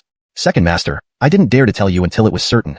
Understood. I'm coming back right away. Bennett stuffed the only small pager of Liangshan into his pocket and shouted at the boss. I'm settling accounts. I quit. Give me my previous wages. Working at the construction site, the boss with golden teeth fanned himself with $200 bills. Previous wages can be settled, but you haven't finished today's work, so no pay for today. No pay? I do more work each day than others. Today, there's only one cart left, which is worth 140 yuan. So what? The rules are the rules. 3 days' wages, 420 yuan, get lost. Sighing, Bennett was about to compromise, but hearing the last 3 words made him furious. He turned sideways, glancing at the bald man from the corner of his eye. You had the nerve to say those last 3 words again? Damn. The boss stood up lazily, approaching Bennett step by step. What? Wanna fight? Come on then. Pfft. Before the boss could call people to deal with Bennett, his golden tooth was knocked out by Bennett. Bennett picked up the gold tooth from the ground, wiped it clean, and put it in his pocket. Gold. I wonder if it's valuable. The entire sandy area fell silent, everyone watching in awe as the jacket-clad teenager walked away. The boss clutched his mouth. Was this how the script was supposed to go? Even if he were tough, shouldn't he wait until calling more people before fighting? How did he start hitting without even calling anyone? What? You two are together? In the ward, Brooks, still munching on Guangdong stew, almost dropped his jaw to the floor, saliva dripping from the bamboo skewer. Brooks felt like a kitten whose head was exploding. How? Get bitten by a snake and end up with a wife? Is that how things work? Gladys, who had just woken up, gently held her wrist in Cooper's hand. She still felt a bit weak. Cooper calmly poured her a glass of water and slowly helped her drink. Cooper said indifferently, why not? Can't we be together? Brooks and Sherry exchanged glances, both shaking their heads. Of course not that you can't be together, but it feels sudden. Although we think you two match well, and we think Gladys is great. Frankly speaking, before, I thought you weren't good enough for her, but now you're together? Gladys looked affectionately at Cooper and answered for him. I'm fine, and so is Cooper. Even if not, in my eyes, he's perfect.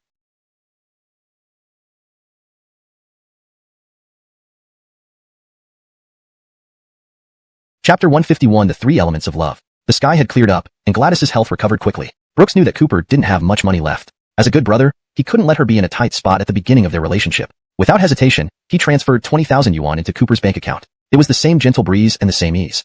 Brooks only told Cooper that money was never an issue. Inside Cooper's jeans pocket, there was still the 1.2 million yuan that Abdullah had left for her. The two stood on the ferry, with Gladys and Sherry chatting as best friends, while the two brothers engaged in their own conversation. Brooks lit a cigarette, and also lit one for Cooper. He watched the two girls laughing and chatting on the ferry, feeling quite content. Tell me, what do you think is the best kind of relationship? Cooper shook his head in confusion. I haven't figured it out yet. Brooks put an arm around Cooper's shoulders and pointed at the two girls opposite them. Sherry saw him and even waved back at him. The best kind of relationship, I think, is like ours right now. We are good brothers, close buddies, and our girlfriends are best friends too. I don't think anything could be more enjoyable than this. I believe our relationships will be bound together for life. Brooks clapped his hands and slowly spread them apart. Isn't this wonderful? Cooper glanced at his phone and saw repeated calls from someone surnamed Bai. He ignored them and shoved the phone into his pocket. He felt inside his pocket for the wallet, then took out a bank card. He looked at Brooks, his eyes no longer innocent, but filled with a hint of inquiry. This card was given to me by Abdullah. It has 1.2 million yuan. What do you think I should do with this money?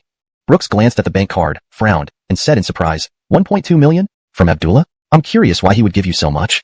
Cooper answered calmly. He had feelings for Gladys's mother. The money Gladys sent to her mother was saved by Abdullah. Since he never had children, he could only pour his love for a child into Gladys. So he kept over 1 million yuan for Gladys as a dowry. Both of them stared intently at the bank card. Brooks exhaled deeply, somewhat wistful and bewildered. 1.2 million. For ordinary people, this was truly a colossal sum. To be willing to part with such a large amount, even Brooks would feel the pain. Not to mention the hunched old literary master, Abdullah. Recalling Abdullah's weary but smiling back as he left, both Brooks and Cooper couldn't help but sigh. What is love in this world? That it makes one pledge life and death. After Abdullah left the world, perhaps on the other side of the bridge of forgetfulness, he would truly see Sherry again. But what would happen when Sherry saw his husband? Where would he stand? True love seemed never to be about possession, but rather, it was a higher level of selfless willingness to give. While chatting with Cooper, Brooks munched on some flatbread, finally managing to bite out the character, Sue, after great effort. He gleefully showed it off to Sherry like a child. Miles, standing beside Adolf, noticed Adolf observing him intently. Are you really going to hang yourself on Sherry?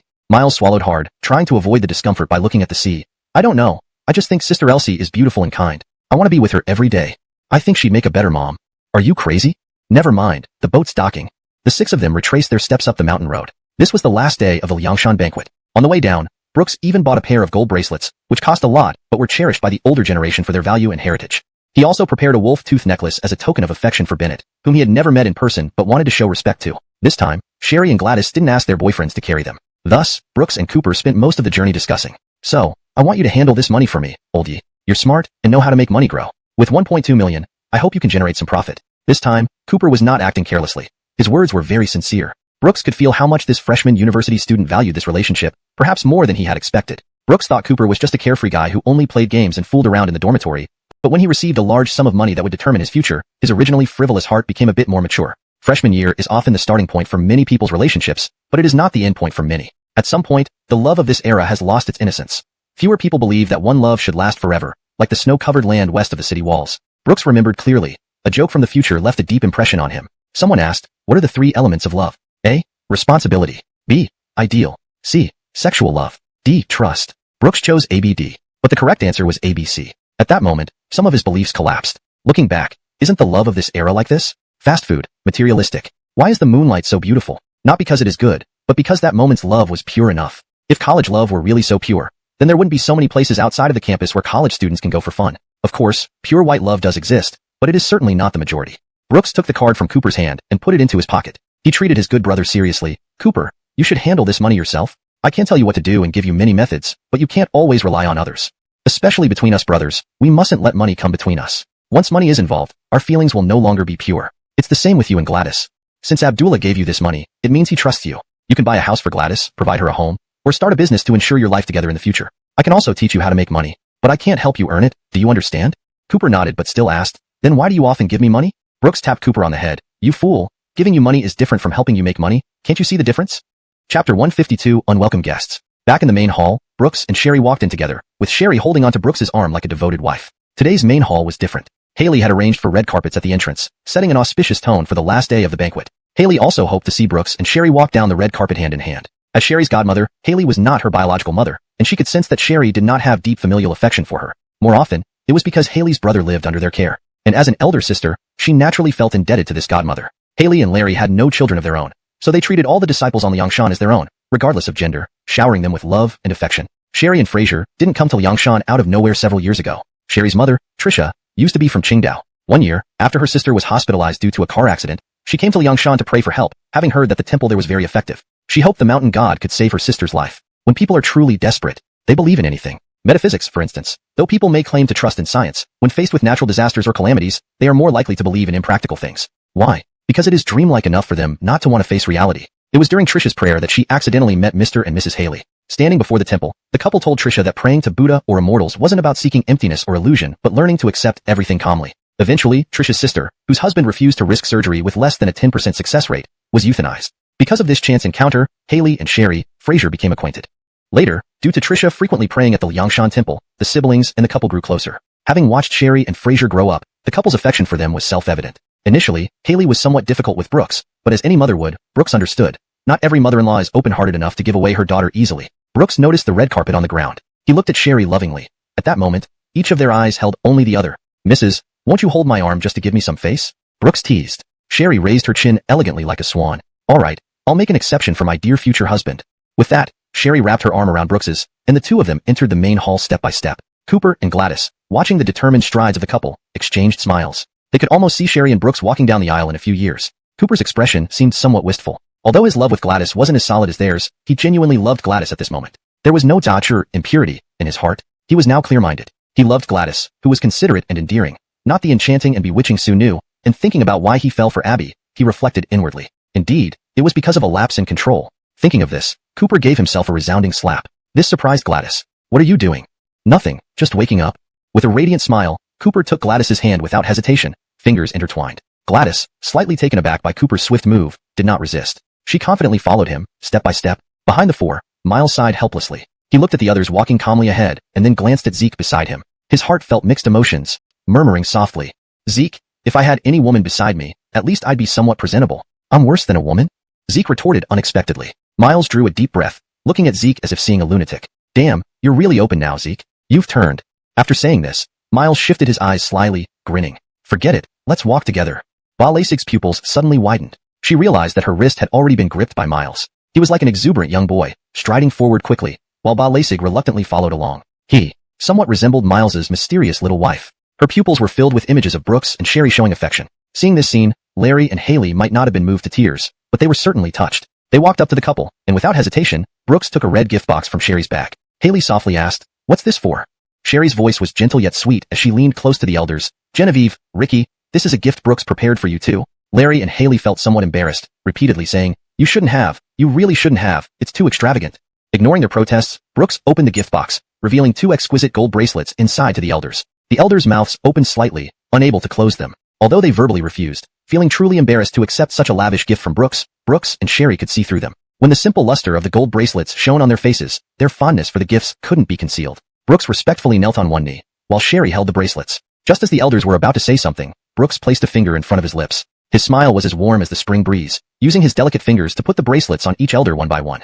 Brooks's eyes were sincere as he looked at them. "Benjamin, mother, rest assured. As long as I am here, you can trust me with Sherry. I will take good care of her." Hearing this, tears welled up in their eyes, and they nodded continuously. Good, good, good. "Child, don't kneel anymore. Come, let's eat together." Brooks smiled gently, with a slight dimple at the corner of his mouth. "Where's Xingju? Hasn't he returned yet? I've prepared something for him." Bang! The door of the hall, which had been closed earlier, swung open. Outside, it was a rainy night, and a man carrying a bicycle entered the hall, drenched from head to toe. Brooks recognized him immediately as Fraser. Fraser set down the bicycle and walked slowly towards Brooks. Seeing Fraser, Brooks recalled the punch he had received from him in his previous life, which left him dazed. Despite this, Brooks remained calm and retrieved a wolfsbane necklace he had prepared, offering it to Fraser. "Xingju, this is I don't need your gift." Everyone's brows furrowed upon hearing this, especially Cooper and the others who sensed an unwelcome atmosphere. Indeed, Fraser's next words confirmed Brooks's expectations. "You and my sister's marriage, you need to ask my permission first." Chapter 153, I Will Fight. Outside Liang Mountain, a thunderclap echoed, making everyone shudder as if on cue. Bennett stood before Brooks, his eyes hidden behind his strands of hair, yet the anger radiated through even those barriers, palpable to Brooks. Sherry stepped forward, puzzled, looking at her younger brother. "Xingxiu, what are you doing?" She tugged at Bennett's arm, but he remained unmoved, his voice resolute. "Sis, why didn't I know about your marriage?" Sherry stammered. Xingxiu, can you not do this here? Let's talk about it later. Everyone is here today, and you're ruining the atmosphere." "I am ruining the atmosphere." Bennett's back teeth ground together. He was slightly shorter than Brooks, yet his gaze intensely locked onto Brooks. "Sis, so this is your reason for not mentioning your marriage to me? I'm your brother. Such a big event. Why have you never told me? How long have you been with him? Half a year? A few months? Sis, I remember you weren't ever this casual, were you?" Bennett. This time, Sherry couldn't suppress her anger. She loved her brother deeply, but she also loved Brooks, and she didn't want her brother to be biased against someone she cared about. Bennett sneered. Now, not even brother anymore, calling by name directly. The corners of his mouth twitched. From the past until now, he could have grown up under their mother's protection. But why did he come to this Liang Mountain? Wasn't it for the sake of lessening the burdens between them, so that in the future, he could provide security for his sister? But now, he felt like an unwanted thorn in his sister's love life for a moment. Bitterness welled up within Bennett. At the table, Cooper gripped a glass cup tightly in her hand. Though she knew Bennett was Sherry's brother, doing this at such a critical moment seemed utterly inappropriate. What is this boy planning to do? Is he out of his mind? Still, he is Elsie's brother. If your sister was getting married without you knowing anything, you'd feel upset too, Gladys pointed out. Moreover, Elsie and her brother left their mother years ago and relied on each other. The depth of their bond isn't something just anyone can understand. Actually, I think Elsie is more like a mother to Bennett. Now, he claims it's protection, but really, it's possessed man before him. The Yu family 5 incense bow is a century-old tradition in our family, generally used for engagement vows between disciples. If bound by the Yu family 5 incense bow, one must defeat the bound person in martial combat. In other words, only if you defeat Bennett in battle can you marry Sherry. Larry spoke reluctantly, glaring angrily at the kneeling Bennett. Years ago, I merely mentioned it to them, never expecting they would conduct the Yu family 5 incense bow behind my back. Ancestors above, we have an unworthy disciple today. Please do not blame us. Today, in the Liang Mountain Hall, for the sake of my daughter's marriage, I humbly ask our ancestors to forgive me for going against tradition. Uncle, I will fight. Brooks's words exploded like thunder in the hall. Larry looked at Brooks with shock-filled eyes. He knew about Brooks's physique, having seen his forearms while he was cooking. They were not even muscular. And Bennett, full of Janzaro, tendons and muscles. If he really fought Brooks had no chance of winning. Hearing this, Bennett stood up as well. Standing beside Brooks, there was no seniority or parents in his eyes, only the resolve to make this man leave Liang Mountain. You have guts. Outside on the martial platform, I'll be waiting for you. Bennett walked out of the hall resolutely. Brooks watched his back, feeling an unprecedented firmness in his heart instead of fear. Sherry pulled Brooks's arm. Are you crazy? Brooks smiled calmly. What? If I'm not willing to fight for you, do you expect me to treat you well in the future? Chapter 154. I will definitely marry your sister. No one had an appetite for the banquet today. The whole Yangshan was anxious about Brooks's decision. Everyone who practiced martial arts here knew about Biff's physique. His punch could easily break a table. If Brooks and Biff started fighting, how could this situation be handled? Larry was trembling with anger, while Haley's eyes were filled with concern. How could they not know Biff's temperament? Straightforward and direct. Once he really fought with Brooks, he wouldn't hold back. Larry looked at Brooks worriedly. Child, your wedding with Sherry seems certain to us. Although this wuxiang ceremony is a tradition of my Yu family, it's not worth risking. Haley also nodded. Yes. Why don't we wait until Xingqiu calms down? In some time, everything will naturally work out. Once Xingqiu sees how good you are to Elsie, I believe he would approve of you as his brother-in-law. Sherry grabbed Brooks's arm, wanting to speak but found no words. She couldn't even imagine what disaster might unfold. But Brooks put a finger on Sherry's lips gently, his eyes full of tenderness, calming her heart. The young man smiled calmly at everyone. Today in Liangshan, I'll follow Liangshan's rules. Biff is Sherry's brother. If I can't even face him today, then as her husband, I will never be able to hold my head up high in Biff's eyes. Not compromising, but facing it. Brooks, who said these words, didn't know where he got the courage to face Biff's huge fists. Biff had been practicing martial arts since childhood. His body was incredibly robust, possibly even more impressive than Cooper's. Brooks gave a bitter laugh and looked at Cooper, asking with a smile, Laner, do you think I can withstand how many punches? Cooper rolled her eyes. Damn, you were so righteous just now, and now you're saying such weak things? Brooks replied helplessly, people eventually have to come back to reality, right? Cooper held up 3 fingers, 3 punches, no more? Honestly, I'm afraid he'd send you to see your ancestors with just 1 punch. Brooks laughed bitterly. 3 punches. I feel like you're overestimating me a bit. As he spoke, Brooks turned and walked toward the practice field outside the hall. The field was already crowded, and all the usual weapons had been put away. In the middle was a Tai Chi patterned circle where Brooks and Biff stood facing each other. The Liangshan was no longer under the midday sun, but instead under a rainy night. Brooks's hair was soaked in the rain, while Larry and Cooper were holding umbrellas, arriving an arm. With a strong downward motion, Biff bent over. Bang! Brooks's body flew over Biff's shoulder and slammed into the ground. The impact with the stone floor sounded extremely loud, as if one could hear the cracking of Brooks's bones. Brooks! Outside the circle, Sherry screamed, but Larry stopped her from rushing forward. If you go up now, you'll make Brooks lose face. But, Sherry. Larry's rebuke made Sherry step back. Brooks's body created a huge splash of water, as if water was flooding the gold mountain. Biff released his grip, and Brooks fell to the ground, coughing up a mouthful of blood. Cooper couldn't bear to watch, even covering Gladys's eyes. She had never seen Brooks spit out blood, especially because of being beaten. Biff clenched his fists and walked in front of Larry. Master, the outcome is very bullshit ending.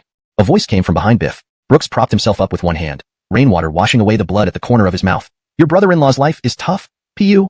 Before Brooks could finish his sentence, Biff's powerful punch struck his abdomen. At that moment, Brooks felt numb in the head, and undigested food was vomited up. He lay on the ground, trembling all over. Biff scoffed and looked at Larry again. This time, he didn't say anything. His trouser leg was grabbed. Brother, you damn don't play by the rules? At this moment, Biff was somewhat surprised. He felt for the first time that this guy's bones were really hard. Brooks got up, one hand holding his chest. He felt like several of his ribs were broken. He panted heavily, feeling dazed in the rain. But Biff gave him no respite, throwing him to the ground with another shoulder throw.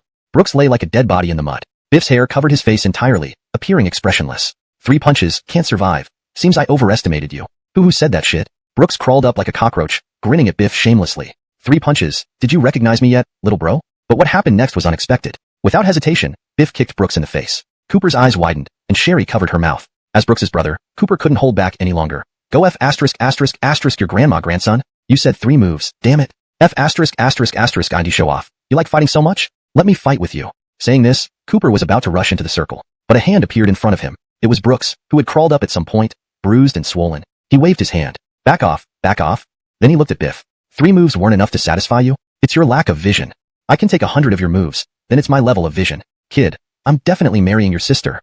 Chapter 155, Jade Necklace. Go to hell with your perspective. Damn you, oldie, are you out of your mind?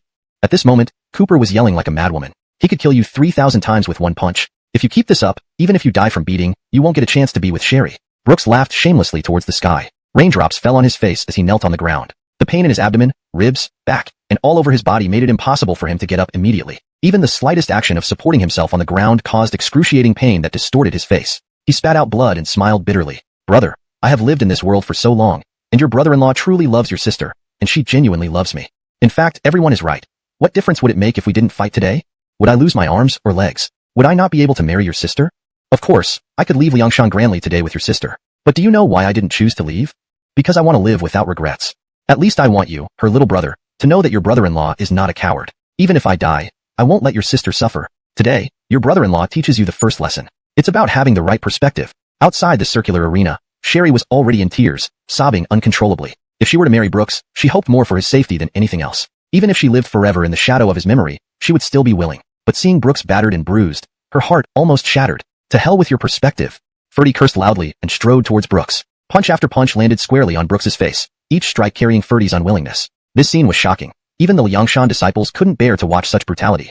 They had never seen Ferdy act so violently. Each punch was accompanied by splashes of Brooks's blood and flesh. The blood spewed from Brooks's mouth mixed with the rain, disappearing. He couldn't count how many punches he had endured, but he understood. This was his pride. A man's dignity. Bang. An uppercut struck Brooks's chin, making him spit white fluid. This time, he lost consciousness completely, lying on the ground. Ferdy looked at the man before him, veins bulging in his eyes, preparing to land another blow. As his fist moved, Sherry, Cooper, Miles, Gladys, Adolf, they all felt their hearts stop. But in the next moment, there was no sound. Ferdy's cold breath dissipated into the rainy night air. His fist stopped just half an inch from Brooks's face. He halted. Ferdy slowly stood up, looked down at Brooks lying on the ground, and relaxed his fist. You win.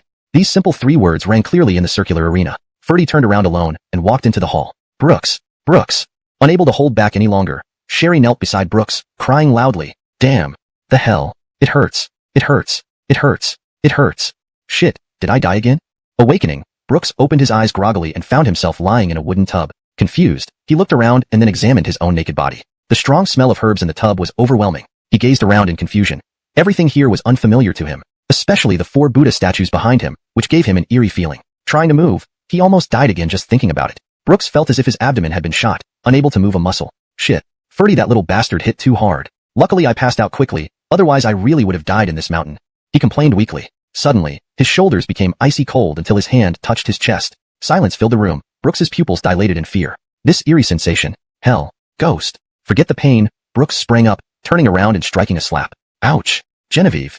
The palm print on Haley's face was clearly visible. Brooks blushed with embarrassment, covering himself, creating an extremely awkward atmosphere. But Haley just rubbed her face and then chuckled, patting Brooks's shoulder. Don't cover yourself. I've seen it all before. Elsie and I took off your clothes piece by piece. First the coat, then, Genevieve, that's enough. We don't need to go into such detail. Brooks felt like finding a hole to crawl into. He hadn't even been circumcised. How embarrassing. Damn. Haley smiled benevolently. The medicinal bath in this tub is made from a Yu family recipe passed down for 100 years. To put it simply, it's top-notch in traditional Chinese medicine. Your body soaked in here for a day and a night, and you woke up faster than I expected. Brooks looked at his bruised body and couldn't imagine how fiercely Ferdy had beaten him. To be honest, Aunt didn't expect you and Xingyu to really go all out. That child is also stubborn and nearly went too far. This is our fault, child. Haley's face was filled with guilt. The injuries Brooks sustained were severe, but seeing Haley so remorseful, Brooks couldn't bear it. He said mockingly, it's okay, Genevieve. As long as I'm alive. Xingyu finally pulled back, right? Xingyu is Elsie's brother, naturally feeling some resentment over this situation. After all, Elsie is his most important family member. If I hadn't proven myself in front of him today, even if I married Elsie later, I would be looked down upon by Xingyu. At this point, Haley let out a deep sigh, seemingly less guilty. She took out an emerald necklace from her sleeve. Brooks, this is a necklace passed down generation after generation in our Gu family. It's also Aunt's way of showing my appreciation. No, Genevieve, this is too precious. You've called me Genevieve, so what does too precious mean? Haley's gaze was very serious. She walked behind Brooks and personally put the emerald necklace on him. Child, in the future, you must take good care of Elsie. A drop of medicinal water dripped from the wooden tub. Ripples spread, mixed with a clear droplet of water. Chapter 156. Eva. On February 18th, before they knew it, the winter vacation for their freshman year was about to end. The 6 boys stood at the foot of the mountain somewhat melancholically, waiting for the ferry. Their holiday was coming to an end here. Do you think we spent a meaningful winter vacation? Brooks looked out at the endless sea, squinting and softly asked the other 5. His arm was held by Sherry, who had a patch on his nose, while his elbow still felt slightly painful. He wondered if his flawless high-nose bridge had been shattered by Eric's punch. Sigh, if it were really shattered, wouldn't this Shan City Sergio be ruined forever? Brooks's sudden question seemed to have truly provoked deep thought from those around him. They looked lost in thought, recalling every moment of the past month. Life seemed not as wonderful as these days. Brooks, holding the ukulele under the downpour of fireworks, sang the signal song for the 100-person chorus, which became a perfect confession to Sherry. This journey was breathtakingly beautiful because it contained both hardship and sweetness. Gladys and Cooper traveled far and wide, moving from being rivals to opening up their hearts to each other, eventually becoming acquainted, understanding, and loving each other, going through the due process of a relationship. Adolf and Miles, over the past month, had profound insights. In their view, indulging themselves in mountains and rivers, living leisurely like clouds and wild cranes, was what true immortals should do. I don't know why, but I feel that this month has felt like 3 years to me. Don't you think that when people are in the mountains, our minds really get emptied? No cell phone signal, no newspapers to read. If I stay another month, I'll turn into a country bumpkin. Cooper laughed helplessly. Well, Brooks gave Sherry, who was being affectionate beside him, a smile. I think this month is the most profound month in my life. Cooper chuckled. Indeed. After getting beaten with hundreds of punches and even breaking your nose, how can it not be profound? Gladys followed along. Exactly, if I went through this, I would never forget it even in 3 lifetimes. Seeing the two teasing him, Brooks felt both amused and annoyed. You too. Now that you're together, all you do is make fun of me. But speaking of which, if we could really do it in the future, why don't we four have one wedding? That scene would be huge. Unknowingly, the four really started dreaming, while at the same time, Brooks felt some warmth behind her. She turned around to find Haley and Larry standing behind her. Larry patted Brooks's shoulder and smiled. Ready to leave? Brooks nodded. Yes, school starts soon. Ricky, don't forget we're all students now. Larry shook his head. Of course not. But I really like you, son, and I wanted to talk to you a bit more. I'm still waiting for your wedding feast with Elsie. Brooks glanced at Elsie, then back at Larry. The boat hasn't arrived yet. Why don't we chat for a bit? Larry didn't refuse, and Elsie understood the meaning, letting go of Brooks's arm. The two stepped back several dozen steps onto the mountain path, and Larry spoke first. With Elsie around just now, there were things I couldn't ask. Larry pinched Brooks's arm, making him wince in pain. Still hurting? Brooks nodded frantically, his lips twitching. Hurts. Guji was even hospitalized internally hurt that night. If after all this, you still can't end up with Elsie, you'd really regret it, Larry teased. Brooks replied, never, Dad. This life, I've chosen Elsie. Larry responded, it's your first love, so naturally, there will be some conflicts. When problems arise, solve them. Don't keep everything bottled up inside. Men should be responsible and capable of carrying burdens, but that doesn't mean they shouldn't speak up. Being overly accommodating will only damage your relationship. These words carry weight, derived from decades of experience. Brooks said, understood, Dad, but I want to hear more about Elsie's past. Some things are wounds for her, so I hesitate to ask. Larry nodded, approving of Brooks's thoughtful nature. Elsie, I met her when she was very young, but she was always quiet, maybe because of her mother. Her mother, Tricia, was a decisive woman who dealt with things resolutely. After all, she was a lawyer, and she had a younger sister, also a lawyer. Her sister's death made her coldness even more pronounced. She projected all sorts of hopes onto Elsie, as if Elsie carried the memory of her late sister. Poor Elsie. You can only say that what her mother went through was enough to Jirunda. Her sister's husband, no one knows how he is now. Back over a decade ago, he seemed like an incapable person, unable to afford the expensive medical bills, while Tricia was willing to pay. But when faced with less than a 10% success rate for surgery, he shrank back. Perhaps it was at this moment that Tricia lost faith in men, because her own husband also passed away very early. Brooks felt a mix of emotions. Many things cannot be achieved just by wishing. Going with the flow and being magnanimous might make everyone live a little easier. Speaking of this, Brooks smiled, picked up a cigarette, glanced at Larry, and upon seeing his agreement, prepared to light it. By the way, my mom and Elsie's mom share the same surname? Larry chuckled. Oh, really? Both their names are beautiful. Her younger sister was named Eva. Gao. The cigarette in Brooks's hand paused midair. Upon hearing Eva, he lifted his head in a daze, looking at Larry with surprise. Eva, his mother, was also named Eva. Chapter 157. A man remains a boy until death. Bro, how many days has school been in session? Why do I feel like you've become impotent? You're always distracted. What's wrong? Are you letting someone else control your brain?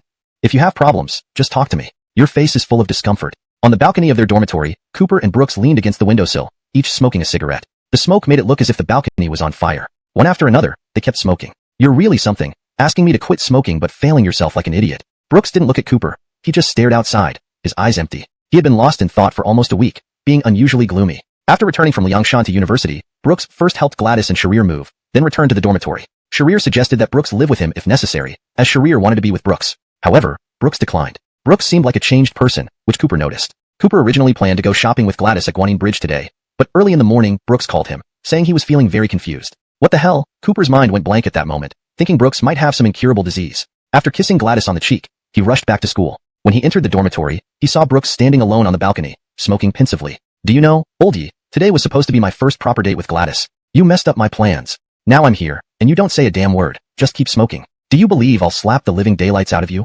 Laner. The cigarette in Brooks's hand trembled. He squinted one eye and glanced at Cooper. Seeing Brooks's complicated expression, Cooper nearly laughed. Speak up. Okay. Brooks's free hand waved aimlessly in the air. Let me be clear, this is hypothetical. Cooper sneered. Did you forget your voice at home? No. Brooks coughed. Let me be serious. If, hypothetically speaking, Gladys were your sister, would you still be with her? What the hell are you talking about? This is China. I'd be breaking the law. No. Brooks hurriedly waved his hands. Hypothetically speaking. Brooks lit another cigarette nervously. Actually, I have a friend who fell in love with a girl, and they started dating, but there were some irresistible forces involved. Cooper raised an eyebrow. For instance. Brooks became serious. Like my friend found out that the girl might be his sister. What do you think he should do? Cooper scratched his neck, feeling totally lost, as if his brain was overheating. He stubbed out his cigarette because his brain could only process one thing at a time. Are you giving me an ethics lesson this early in the morning? No, just asking. Wait, not right? Cooper slapped Brooks's shoulder. At this point, Brooks didn't dare meet his eyes, though he wasn't exactly guilty, just feeling awkward. He couldn't speak either way. Cooper pointed at Brooks's nose. You're not making this up, right? Brooks hesitated. Is it obvious? Cooper rolled his eyes. It's Larry, isn't it? Brooks was surprised but quickly nodded. Yeah, he told me. Sharir's mother has a younger sister named Eva, and so does mine. So you think you might be related? Cooper exclaimed. Brooks didn't argue. Instead, he admitted openly. I know it's unlikely, but it feels too coincidental. It just doesn't feel normal to me. Yes, I know Murphy's Law says what you fear most will happen, but you know how much I care for Sharir. Must I wait until I'm heartbroken to understand? That's wrong. Damn, thinking that Elsier might be my relative makes me want to collapse. Slap. Cooper gave Brooks a sharp slap. Not too hard, just enough to shock, but not hurt. Brooks looked bewildered at Cooper and asked, "Are you sick or what? Why did you hit me?" Cooper glared at Brooks with calmness. "I'm trying to wake you up. You didn't have to hit me. Why are you being so sensitive now?" Cooper put his hands on his hips, leaning against the windowsill just like Brooks. "Usually you're the one. The worst case scenario is that Elsier is your sister, but you can still take care of her, protect her, and love her. Don't overthink it. If you really want to know the truth, then find out. Once everything is clear, you'll understand everything." Emotional outlet for suppressed feelings. People like to pretend they are in love, thinking it can bring them back to when they genuinely loved someone wholeheartedly. But the ability to fully love someone has long been lost, and they only immerse themselves in the performance, which doesn't matter anyway. People enjoy this mental turmoil. It's painful, really painful, but fortunately, there's a stubborn friend who is more awake than you, able to wake you up at the crucial moment. So Brooks now understood. Before fully understanding everything, loving Sharir is all he needs to do. Cooper patted his shoulder. "The New Year's Eve party is coming up soon. Aren't you planning to prepare a show? I heard that when you confessed to Elsier, it was raining, and you even sang Password with over 100 people? I'm envious. Such a grand confession. You're really off the charts." Brooks replied, "I originally planned to sign up for the New Year's Eve party with Elsier, but lately, my mood has been gloomy, so I never mentioned it to her. But now, I'm clear. I must make our love known to everyone. Now this is the Brooks I know." Cooper smiled broadly, hooking his arm around Brooks's shoulders. "Let's go. We'll check out the dance department seniors. Hey, you've already got Gladys. Are you serious about this? You should go on a date instead." "Oh come on, we're still young. Might as well have some fun while we can. Once we're old and married, who knows if we'll even notice anything anymore." "Do you think I won't tell Gladys?" Right now, you're in the same boat as me. Not just the same boat. Hey, men are forever young at heart." Chapter 158, Pork and Century Egg Congee. "My god, are they all legs?" "Sure, move your butt a little. You're blocking me. F***ck off. Weren't you just saying you weren't coming? That's what men are like. They never grow up." The auditorium was packed. No need to ask why. Everyone who loved gathering around came to watch the dance department's rehearsal. Among countless university clubs, only the dance department was the most attractive. Why? Because there were many girls. Brooks and Cooper sat with their legs crossed, eyes squinting, bodies leaning forward slightly, critiquing everything between them, pointing at one girl, then two others. Cooper, holy **T. How can these legs be so white? This is giving me a boner. Brooks, F***ck. I think I saw some lace. Cooper, where? Brooks, stop looking, damn it, she's gone now. Cooper, holy **T. So damned eye-catching. One leg is longer than the other. Brooks and Cooper were almost ready to gouge out their eyeballs and stick them on the girls' legs. Men don't seek wealth or power. They just seek beauty. What's wrong with that? Can't they indulge themselves once in a while? Listening to the speakers in the venue, Brooks shook his head like old Master Hiram. He swayed his body. Keep playing the music. Keep dancing. Gradually, Brooks's gaze became serious as he watched the girls dancing. They were dancing to Nobody, which was an iconic song by a 2008 Korean girl group. Back in the day, its popularity soared to the top. However, Cooper's attention seemed to drift away from the girls and focused on two figures walking down the aisle. Hey, oldie, I think I see your old flame. What old flame? Alea. We meet here too? Brooks subconsciously adjusted his glasses and looked toward the aisle of the dance department. Sure enough, he saw his alleged ex-girlfriend. Alea, stepping out of the aisle, was undoubtedly the most eye-catching girl. Her wardrobe was varied, rarely repeating outfits. Spring had brought the rainy season to the city, but despite the drizzle outside, Alea remained striking after putting away her umbrella. She wore a simple, elegant pink lamb wool dress paired with tight-fitting pants that highlighted her perfect leg-to-body ratio. Although her chest wasn't as exaggerated as Sherry's, it was delicate and charming enough. With her long, straight black hair, she epitomized a pure and innocent school goddess. The muddy shoes didn't detract from her allure since no one was paying attention to her footwear. Next to her, as always, stood Frida. She wore a leather jacket over fishnet stockings, standing beside Alea, not overshadowing but complimenting her. "Why do you still look so distressed? It's just a man." Frida got angry seeing the worried expression on Alea's face. Since school started, Alea had been unhappy, almost as if it had become ingrained in her demeanor. Even best friends would find it hard to tolerate someone constantly affecting their mood. Alea sighed softly. "How could you understand this feeling? It feels like a piece of my heart is missing." Frida sighed in sympathy. "Well, Brooks is just a scumbag. Why do you like him?" Alea glared at Frida. "Have you ever seen a scumbag chase after a girl for nearly 10 years? Saying that, Alea put away her umbrella, unwilling to argue further. She went to warm up. Without a doubt, a seed had already been planted in her heart long ago, taking root at this moment. Alea's arrival became the center of everyone's attention. Girls rehearsing in the dance department made way for her, even offering the center position without hesitation. Alea danced gracefully during the rehearsal. Her slender legs dangled elegantly below the stage, more alluring than those of any other woman present. Wrapped in tight pants, they were especially captivating. And she wasn't wearing shoes. Cooper clicked his tongue and whispered, "Oldie, should I envy you? The two women you know are both so beautiful." Brooks responded irritably, "Do you want this kind of relationship too?" Cooper shook his head like a rattle drum. "No need for that." During the rehearsal, Alea felt like a boulder was pressing on her heart. Her movements were clumsy and uncoordinated, leading to frequent mistakes. Apologizing repeatedly, she kept adjusting her steps. However, Her gaze darted around the vast room, searching for that familiar figure. In the past, no matter what she was doing, Brooks would always be by her side. His shoulder was there for her to lean on when she was tired, and his care and affection were always available when she felt unwell. Every time she finished the dance team's practice, turning around, she would see Brooks standing in front of her with 2 cups of milk tea, waiting for her, chatting all the way back while enjoying the sweet drinks and the gentle breeze. That life was so pleasant, but she had never appreciated it back then. Even now, the lunchbox behind her contained pork and century egg congee prepared for Brooks because she remembered he had a stomach problem. She did this hoping to bump into Brooks someday and not be empty-handed. Over the past month, countless memories of Brooks's pure feelings over the past 10 years surfaced in her mind. Each time, her heart seemed to be pierced repeatedly. Amidst these fragmented thoughts, her mistakes on the stage kept piling up. The dance rehearsal was interrupted frequently, and even the teacher at the front couldn't bear it anymore. "Alea, do you even have your heart in dancing?" Alea was startled by the harsh reprimand and retreated hastily, lowering her head in fear. The teacher rubbed her temples and pointed at Alea. "You are the C position. The C position.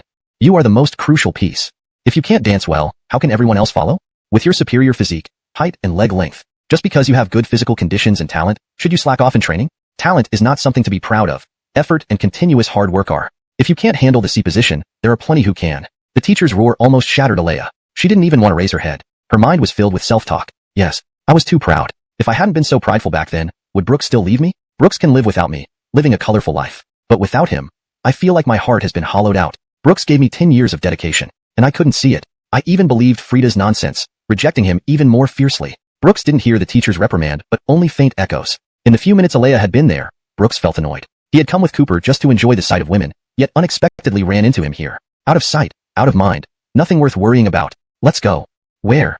Cooper saw Brooks move his lips expressionlessly, then stand up to leave. Cooper understood instantly why Brooks was determined to leave. He glanced at Alea below the stage and sighed lightly. If Sherry were really old Ye's little sister, maybe this girl would still have a chance, as she has already changed her mind. But I am old Ye's brother, so I can only follow old Ye. As they were about to leave the dance department, Alea's sharp eyes caught the attention-grabbing backs of Brooks and Cooper. Alea wasn't that perceptive, but she knew Brooks's figure too well. "Alea, are you listening?" "Teacher, wait." The girl pushed past the teacher, who cast a look of disdain and sighed, followed by a surge of anger. Who wants this C position anyway? Alea didn't care about the C position anymore. The long-awaited Brooks was right before her eyes. Could she let go? Could she miss this opportunity? Her body trembled slightly. From the wall, she picked up the still warm pork and century egg congee. She smiled, running towards Brooks, stopping in front of him. "Yee, Brooks.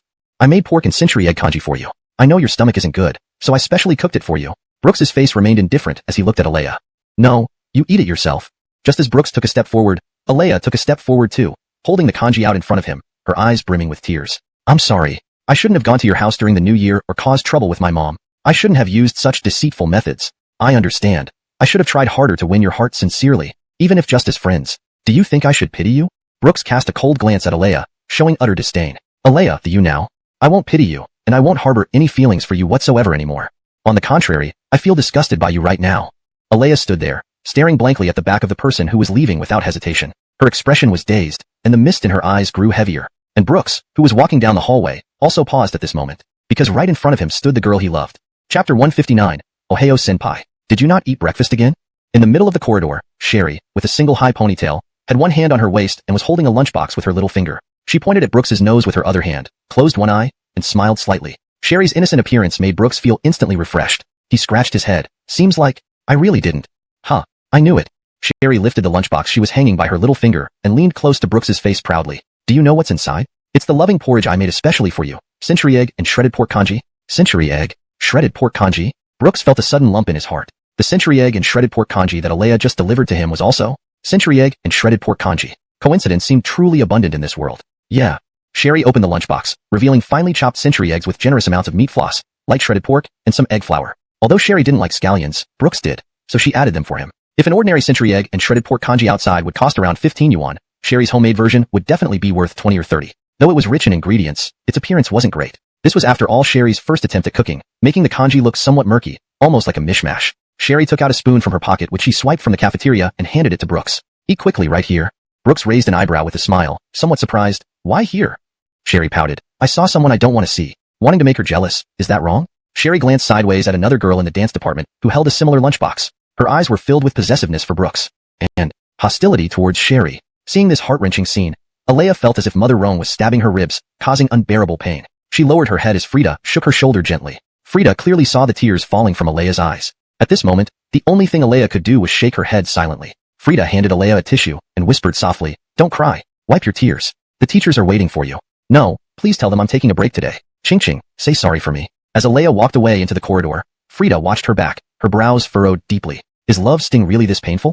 Holding the spoon Sherry swiped from the school canteen, Brooks took a bite of the unappealing century egg and shredded pork congee. Initially, he thought despite its looks, the taste wouldn't be too bad. But unexpectedly, the first bite contained grainy salt particles that exploded in his mouth when he chewed. Brooks instinctively wanted to spit it out, but seeing Sherry's expectant expression, she suddenly widened her eyes, jumped up, and hit Brooks on the head, then covered his mouth with her hand. "Don't spit it out. Hot. Not allowed." Brooks's tongue was almost numb. It felt like it was dancing. Meanwhile, passing by them was Alea, who was now the loser. Her eyes couldn't help but glance at the two laughing figures to her right. At that moment, they realized just how good Brooks and Sherry were. She saw the bowl of century egg and shredded pork congee in Brooks's hand, looking messy and probably tasting even worse. She stopped walking, standing behind Sherry at a distance, then quietly and shakily opened the lunchbox in her arms. Inside was congee she learned to make herself under her mother's guidance. Initially, her mother offered to make it for her, thinking it was just congee.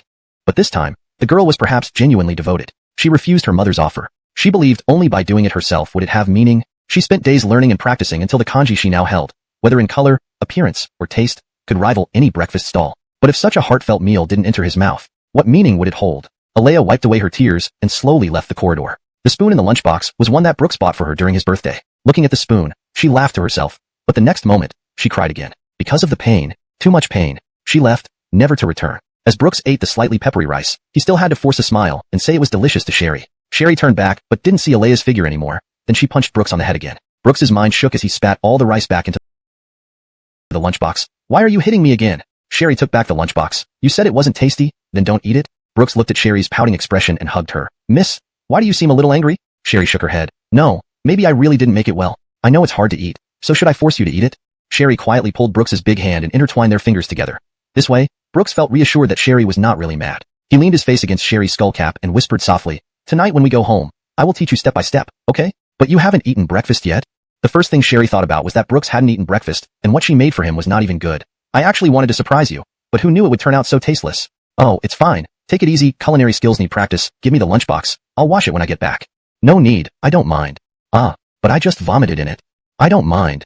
Brooks and Sherry walked out of the dance department step by step. As for Cooper standing beside them, things seemed not so fortunate for her. "You came to watch girls dance in the dance department?" Gladys crossed her arms, raising an eyebrow at Cooper. "Slander, just slander. Oldie asked me to come." Cooper spoke with righteousness, pointing 3 fingers up towards the sky, swearing to heaven. "So, you ignored our date?" Gladys asked seriously. "No, what nonsense." Cooper smirked, waving her hand. "What nonsense? Oldie has been troubled lately. I'm here to accompany." "Liar." Saying this, Gladys turned away and left while Cooper followed behind like a child who did something wrong. "Oops, won't happen again. Get lost." "Really? You might as well go back to greeting your senpai Ohio. See ya girl, Ohio senpai." Chapter 160, You're Everywhere. In the university canteen, Brooks and Sherry's hands had remained intertwined throughout, as if after a month-long winter break, their relationship had truly blossomed in each other's hearts. Initially, Brooks still seemed burdened with a chauvinistic mindset, constantly contemplating how to make Sherry's life happy and wonderful. Yet, this inadvertently deprived her of some freedom, because his pursuit of certain things might unknowingly impose invisible shackles on her. At first, Sherry appeared quite adept at keeping secrets. She stood tall and graceful, looking as delicate as if she wouldn't even startle the wind. Of course, this was all aside from the scene where she slapped Alea right after meeting her. But in front of Brooks, she was always the obedient girl, someone who trusted him implicitly. People need dignity, and trees need bark. Isn't it true that everyone acts this way at the beginning of a romance? They pretend to be aloof and high maintenance, hoping to appear mature and not cause trouble for the other person. But eventually, everyone gradually shows their true colors. Just like now, Sherry has returned to her identity as a feisty girl, while Brooks has embraced his natural clinginess. However, at least they are genuinely happy and sincere. Being clingy isn't terrible. What's terrifying is clinging to someone unworthy of your trust. A violent girl isn't scary either. What's truly frightening is when both her exterior and interior are violent. "I'm so tired. My legs ache. I want to sit for a while." Brooks stopped on the street, looking somewhat exhausted, then plopped down on the bench behind him. Okay. Seeing Brooks's frail appearance, Sherry also sat down on the bench, intentionally scooting closer to him, pushing Brooks's bottom further and further into the corner until it was almost touching the ground. "What's wrong with you? There's plenty of space. Why do you keep crowding me? I feel safer being close to you." Tracy proudly lifted her head and leaned against Brooks's body. They sat on the wide bench, originally able to sit upright properly, but somehow ended up forming an abstract tableau leaning heavily towards one side. Her scalp was very close to Brooks's face, and he recognized that familiar scent of shampoo, even knowing its brand. Ever since being together with Tracy, their lives had become increasingly similar, as if they were shaping each other. The girl fished in her pocket and pulled out a piece of paper, which looked oddly familiar to Brooks. Isn't this the musical notation from home?" Tracy opened the paper to reveal strange lyrics and notes. all written by Brooks at home recently, simple beats and melodies. This song, titled You're Everywhere, was something Brooks had been exploring lyrically, and he meticulously transcribed the sheet music, a song destined for great popularity in the future, though it might have been patched together. Good songs don't fuss over tunes. So Brooks wrote down the notation. When did you take this? Brooks asked, coughing. Tracy examined the notation with interest. I saw you playing the guitar at home earlier, writing while playing. It's rare to see you so focused outside of work. Even though you threw away this sheet, I thought it was meaningful. To me.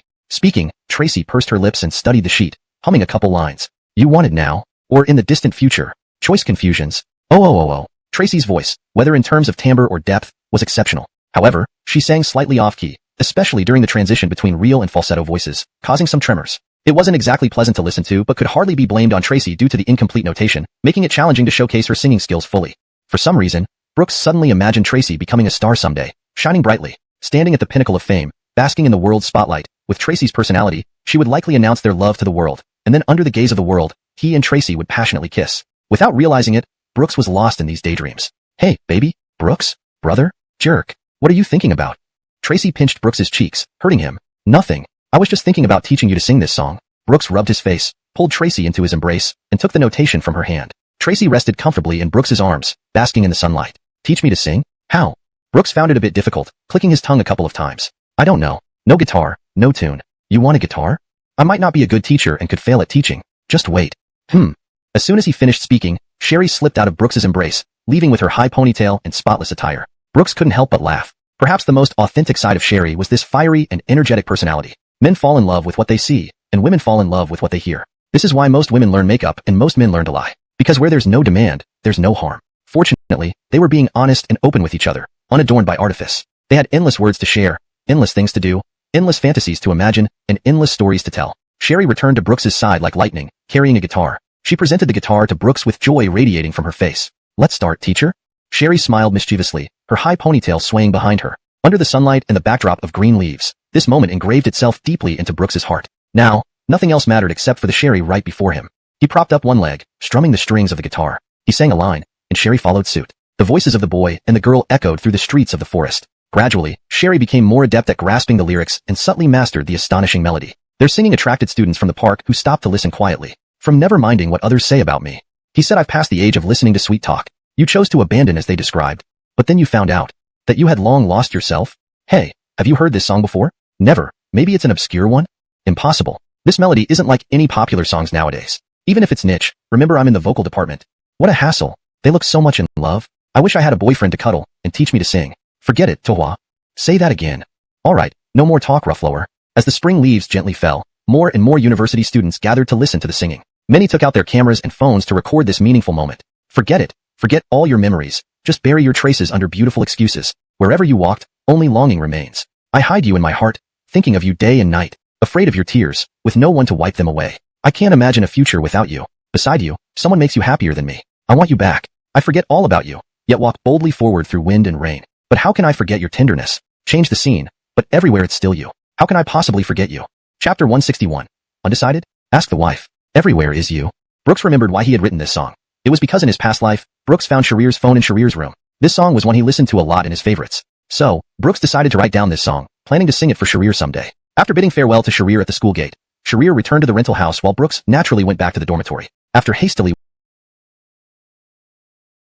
washing up, he sat on the chair, deep in thought. Should he give Sharir a gift for the new year? Giving gifts to girls was truly a tough task, especially after having more money. Now, he felt that cheaper gifts carried no weight. In the past, when they were poor, giving an 888 renminbi lipstick felt like a big deal, but now with money, it seemed trivial. Money. Such a hassle. Just as Brooks was lost in thought, Cal suddenly slapped the table, startling him. For a moment, Brooks thought he had unleashed some kind of martial soul. Cal, nibbling on his fingers and wearing flip-flops, said, "Fellas, we have a serious problem. As members of this dormitory, as fine young men of the new era, we should shoulder our responsibilities." "Just spit it out already," interrupted Jameson irritably. Cal rambled like a machine gun. "The counselor has asked each dorm to prepare a New Year's show program. What are we going to do?" With that, he clapped his hands and slowly spread them out. Upon hearing this, everyone in the dorm drew in a sharp breath, their nostrils flaring wider than ever, necks recoiling dramatically. "You know, apart from being battle-hardened in certain areas, I'm practically useless. Only knows, I can't even carry a tune." "Oh my god, what are you talking about? Can I perform something? Human art?" Cal covered his eyes and sighed. "Your mother's kisses. You guys drink like fish at parties. But when it comes to real work, you all turn into cowards. Let's make it fair. Draw lots. Each of us draws 5 cards. Whoever gets the jokers goes." "I agree. No opinion. I'll follow orders. Cal then placed the deck of cards on the table and began shuffling them with a poker-faced expression. Let's start. Cal looked at Brooks and called out, Old Six, come over too. Brooks pointed at himself and smiled.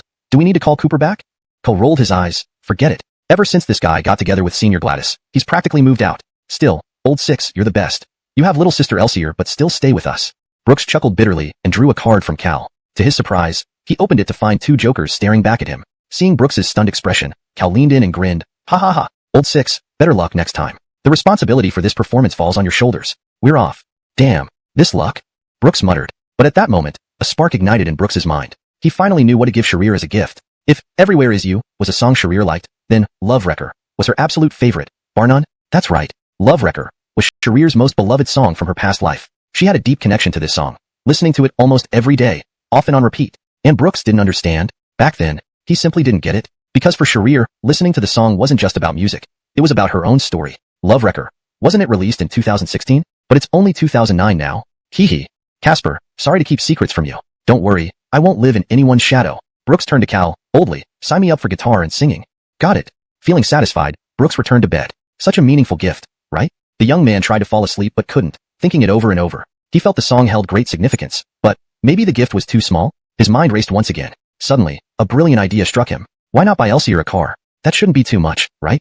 I have a car, but Elsier doesn't. She has a driver's license and goes out alone sometimes. Surely she needs a car, right? And I could buy a parking space near her apartment complex. Do girls all like sports cars? Like Maybach, Aventador. But luxury sports cars are hard to get. It's difficult to find them in stock, and even if there were any, it would be tough for me to get in touch with the sellers. Brooks thought for a moment, then opened his phone and glanced at his network of connections. Soon, he locked onto who he needed to call. Naturally, it was Ricky, marked as experienced wife. When in doubt, ask the experienced wife. If she doesn't speak, follow your heart.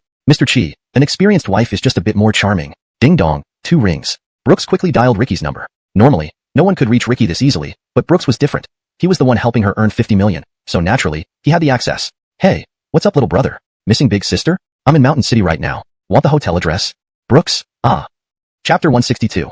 McLaren LT 600. Big sister. You're so busy handling myriad affairs every day that you answer the phone instantly?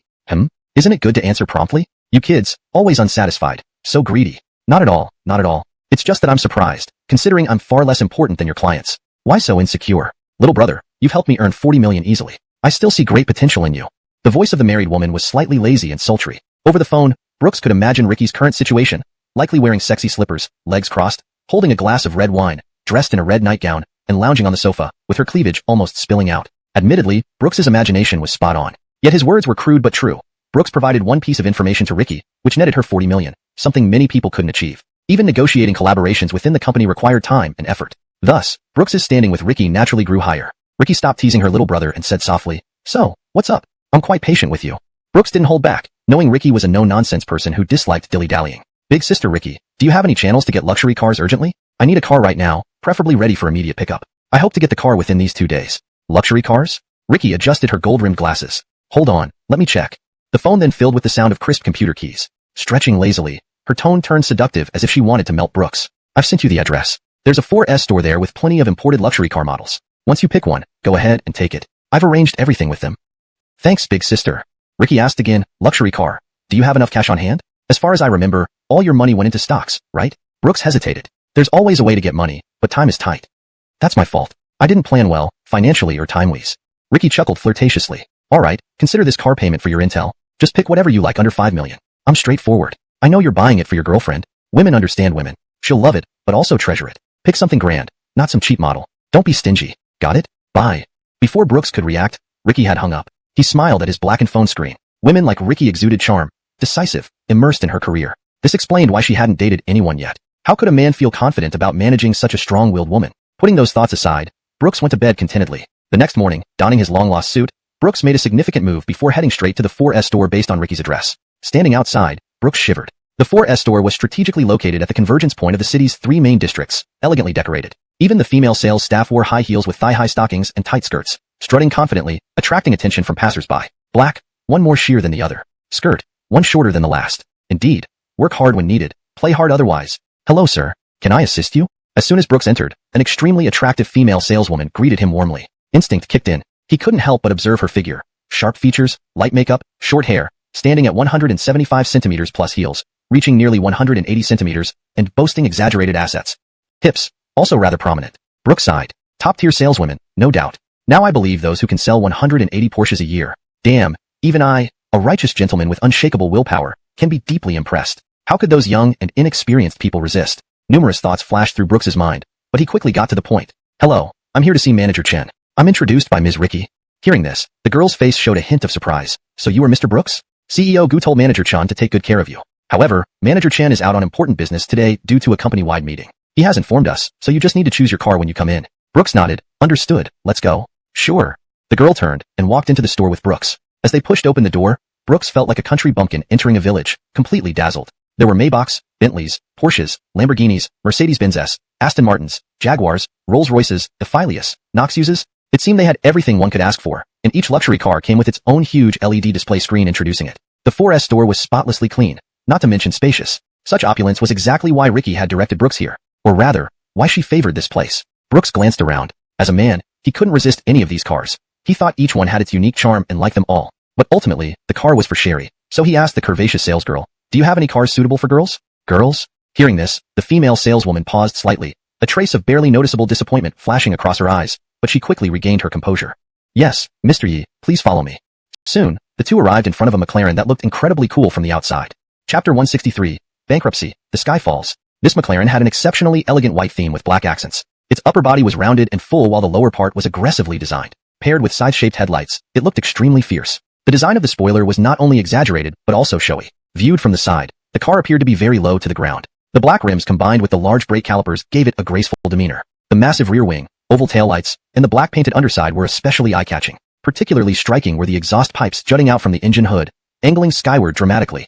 3.8 V8 engine, with a maximum horsepower of 600. Mr. Yi, this McLaren LT600's overall specifications are excellent. The current price is just under 3.2 million. The girl kept explaining, but at this moment, Brooks's gaze was completely captivated by this highly dynamic car. This car matched Sharir's dominant personality perfectly. He could imagine how happy Sharir would be when she stomped on the gas pedal. Isn't the happiness of seeing your beloved one happy the ultimate goal for a man? Brooks raised his hand to interrupt the girl's introduction. This one. Hearing this, the girl smiled brightly. Sure thing, Mr. Yi. An hour later, a huge sound wave echoed through the massive dealership showroom, like thunder roaring in the rain. Then, came the roar of a supercar McLaren racing past. This was the first time Brooks was driving a McLaren. He pressed down hard on the accelerator.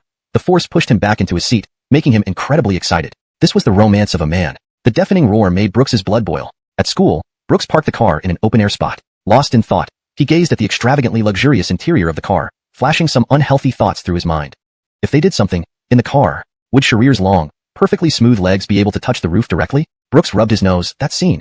He was both looking forward to it and afraid to imagine. It was too beautiful to even think about. On campus, he slowly opened the door, got out of the car in his silver suit. The domineering appearance of the McLaren immediately drew the attention of countless people around. This was exactly what Brooks wanted. If earning money wasn't for showing off, then what was the point? He smiled faintly. Everything was ready, only waiting for the New Year's Eve party. After returning to the dormitory, shortly after he left, Alea and Frida passed by this place. Ching, this car is so beautiful. Do you know what kind of car it is? Alea asked Frida curiously. As a girl who specialized in luxury brands, Frida naturally knew this car. Wow, it's the McLaren LT600, a limited edition. It must cost at least 3 million. Our school has rich second-generation students of this level? Frida's expression was stunned, her mouth forming an O shape. But hearing the word million, Alea should have thought of someone like Ilium, but somehow, the image of Brooks flashed in her mind. However, she quickly shook her head. Alea, don't think like that. Brooks is so simple. How could he spend so much money on a car?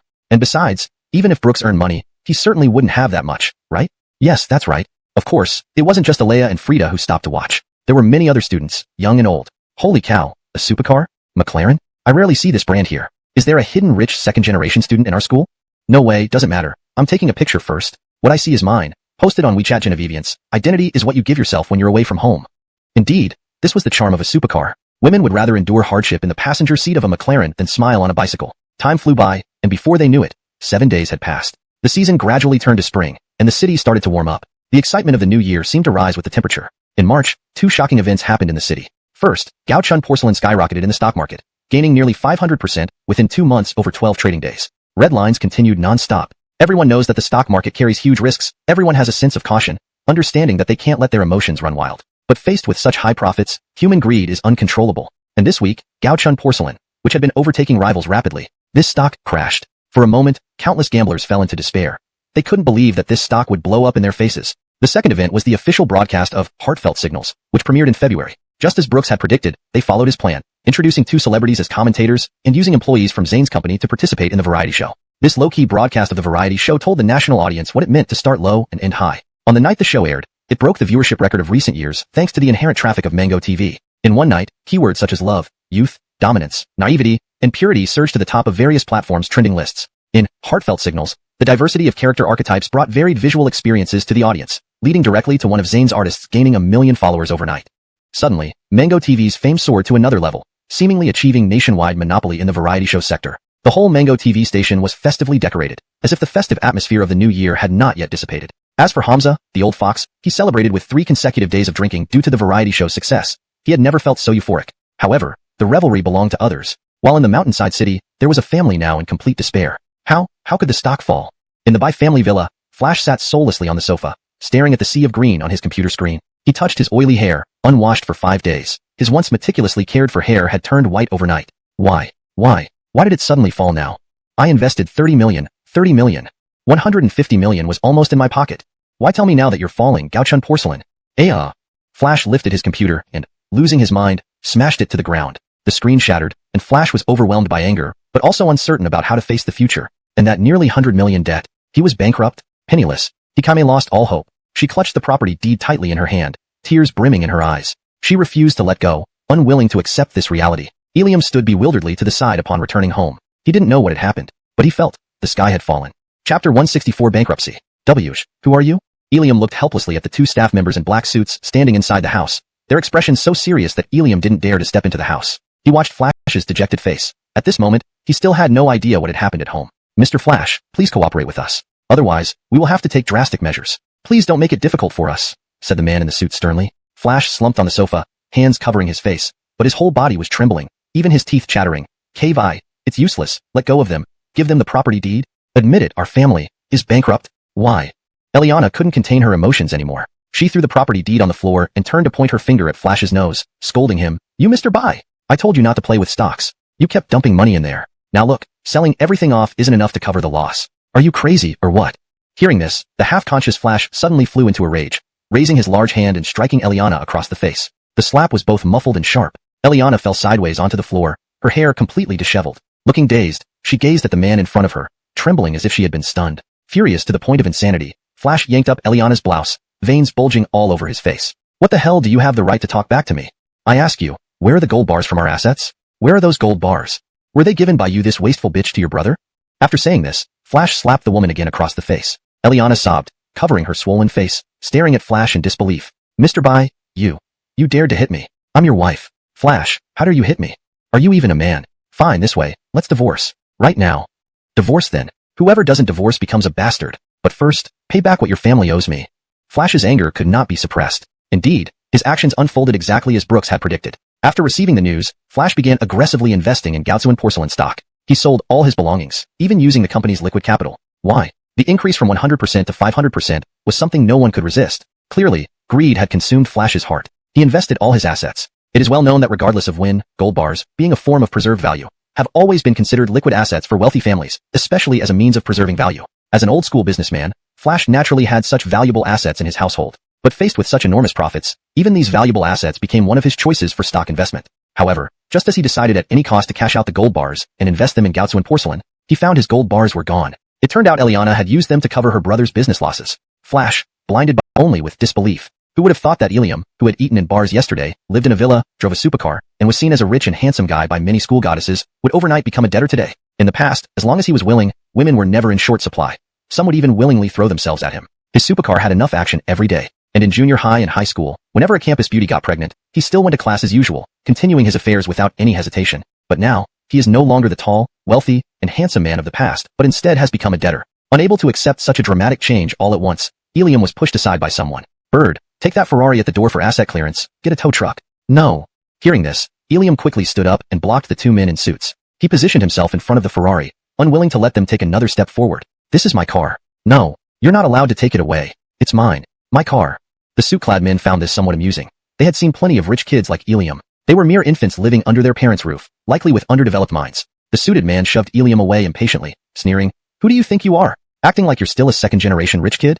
These words froze Ilium's heart. His mind went blank as he fell to his knees, finally realizing at this moment that he was no longer the high and mighty young master or rich second generation. Now, he had nothing left. All he enjoyed in the past was merely because he was born into a fortunate life. Now, he was shattered, his dignity shattered. Ilium knelt outside the villa, shivering in the cold wind. Chapter 165. Ilium who wants to die. On the path back to the university, there was a person walking with his head hanging low and a dispirited gait. He could not even remember how he returned to school, by bike, on foot, or by spending 1 yuan on the bus. He was dazed and sat dejectedly in a corner of the park, holding a beer he bought with the last of his loose change, drinking alone. At this moment, Ilium's phone in his pocket buzzed. Someone had sent him a message. It was from a junior in the dance department whom he had just met recently. She was the belle of the dance department, and he even noted down. Height 173 centimeters, bust waist hip 94-63-93, very trendy and smooth. Her voice is very sultry and loud, her chest shakes a lot. The message read, "Baby, darling, my birthday is next week. You said you would come, and you also promised to give me a limited edition bag. Don't forget, oh. Honey, I've already booked the hotel. Let's have some fun." Ilium remained expressionless. His heart felt like it was dead ash. No matter how seductive this woman was, or how sultry she sounded in bed, he had no thoughts for her now. He was bankrupt. Bankrupt. With nothing left. He silently closed the chat window and looked haggard. That Gucci baby bag cost over 30,000 yuan. Before, he could get away with spending 3,000 on a high-quality replica. But now, he was bankrupt, penniless, without a single cent. Forget about 3,000 yuan. He might not even be able to come up with 3 yuan. Just then, his phone rang again. Obviously, it was from a circle of rich second-generation people, and as their elder brother, Ilium was naturally tagged in. "Brother, bye. Let's hit the club tonight. You promised this time you treat us. Don't say I'm asking too much. I want 20 bottles of Ace of Spades." Without hesitation, Ilium turned off his phone, but his hands were trembling. 20 bottles of Ace of Spades. That wouldn't cost less than tens of thousands. For a moment, Ilium wanted to smash his phone and cut ties with these people. He fell silent, yet panic welled up in his heart. How would those people he usually played with see him now, having gone from a wealthy second generation to a penniless nobody? Or if they knew he was bankrupt, would they not even call his name anymore? Especially that title brother bye. Once someone has lived the life of the rich, it's hard to adjust to living an ordinary life. Meanwhile, at the Mango TV tower, Eliana, who had just been hit with the loss of her property earlier that morning, came to work in a daze. She boarded the elevator, feeling utterly confused, and her face was still swollen. She held half her face as she walked out of the elevator, intending to go to the office, but was caught by a notice that caught her eye. This is... Eliana's body trembled, not because of anything else, but because the notice was a promotion announcement, and the one being promoted was her old rival, Hamza. Eliana's pupils dilated as she scanned the notice. Our channel considers Comrade Hamza's excellent work attitude, outstanding performance, and extensive seniority at our station. Hence, from today onward, promote Comrade Hamza to be the head of the variety show department. Eliana shuddered deep down. Indeed, what she feared had happened. Already in emotional turmoil, she pushed open the glass door, and upon entering the room, she heard continuous congratulatory voices echoing throughout the department. "Congratulations, old Jian. No, we should call you Director Jian now. Thank you, thank you. Join me in the celebration. Old Jian, now that you're the director, please take care of us more. I've worked under you the longest." On the phone, the entire department fell silent, suppressed by his authority. Hamza dialed and waited quietly. His stern face had now become very amiable. Because of this exaggerated change in expression, everyone around realized that the person on the other end of the phone must be someone important. "Hello, Elliot. It's me, yes, Hamza. It's like this. Our variety show has been doing very well in ratings recently, and the station promoted me to minister." "Huh, isn't it all thanks to Elliot? This way, I've booked a private room at Xanda Inn for tonight. I'd like to treat you to dinner. Is that okay? Please give me some face, will you?" "Really? Okay, no problem. Elliot must come. You have to give me this honor."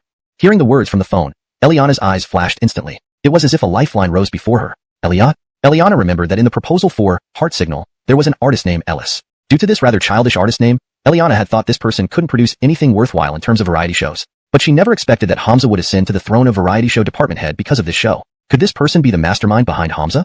If I can build a good relationship with him and get him to create a show for me, maybe I can turn things around. Originally unwilling to attend the banquet, Eliana decided right then and there to go. No matter who this person was, she had to bring him under her wing. Unknowingly, the afternoon passed swiftly, and Mountain City quickly turned dark. The entrance of Xanda Inn was already lined up with people. Staff from the variety show department continuously flowed into the place, while at the same time, a large Mercedes-Benz stopped at the entrance of Xanda Inn. Inside, a boy dressed in a white overcoat and a girl in a pink short skirt stepped out. Brooks, holding Sherry's hand, arrived for the banquet.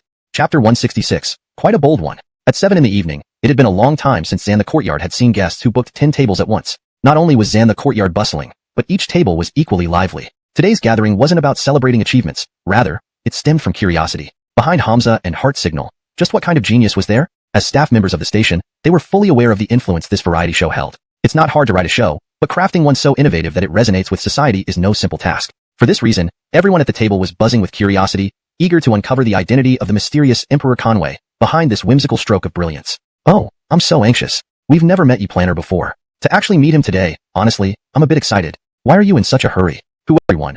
I'm Brooks, the planner of Heart Signal. He pointed to Sherry beside him. This is my girlfriend. I usually bring her along to various occasions. I hope none of you mind. Most people looked surprised, exchanging glances, seemingly unable to believe that the extremely young man in front of them was the person even the station director had repeatedly asked to meet. The young man wore a white coat, sporting wire-frame glasses, with immaculate skin, looking both scholarly and almost debonair. The woman wore a pink Lolita outfit, paired with white stockings that accentuated her long legs, and her impressive bust left many girls astonished at her figure. Standing together, they were a perfect match, truly a pair of talent and beauty. Everyone around the table, filled with admiration and curiosity, bowed respectfully to Brooks. So this is he planner? He looks so young. Yes, I thought it would be a much older season planner. Didn't expect such a young guy. Wow, to achieve so much at such a young age, I'm envious. Not just young, but also handsome. So handsome it's hard to close my legs. Hey, this is a public place, not your bedroom. Meanwhile, Eliana's expression was quite dramatic. How could it be him? It can't be so coincidental. How could he be the planner behind this event?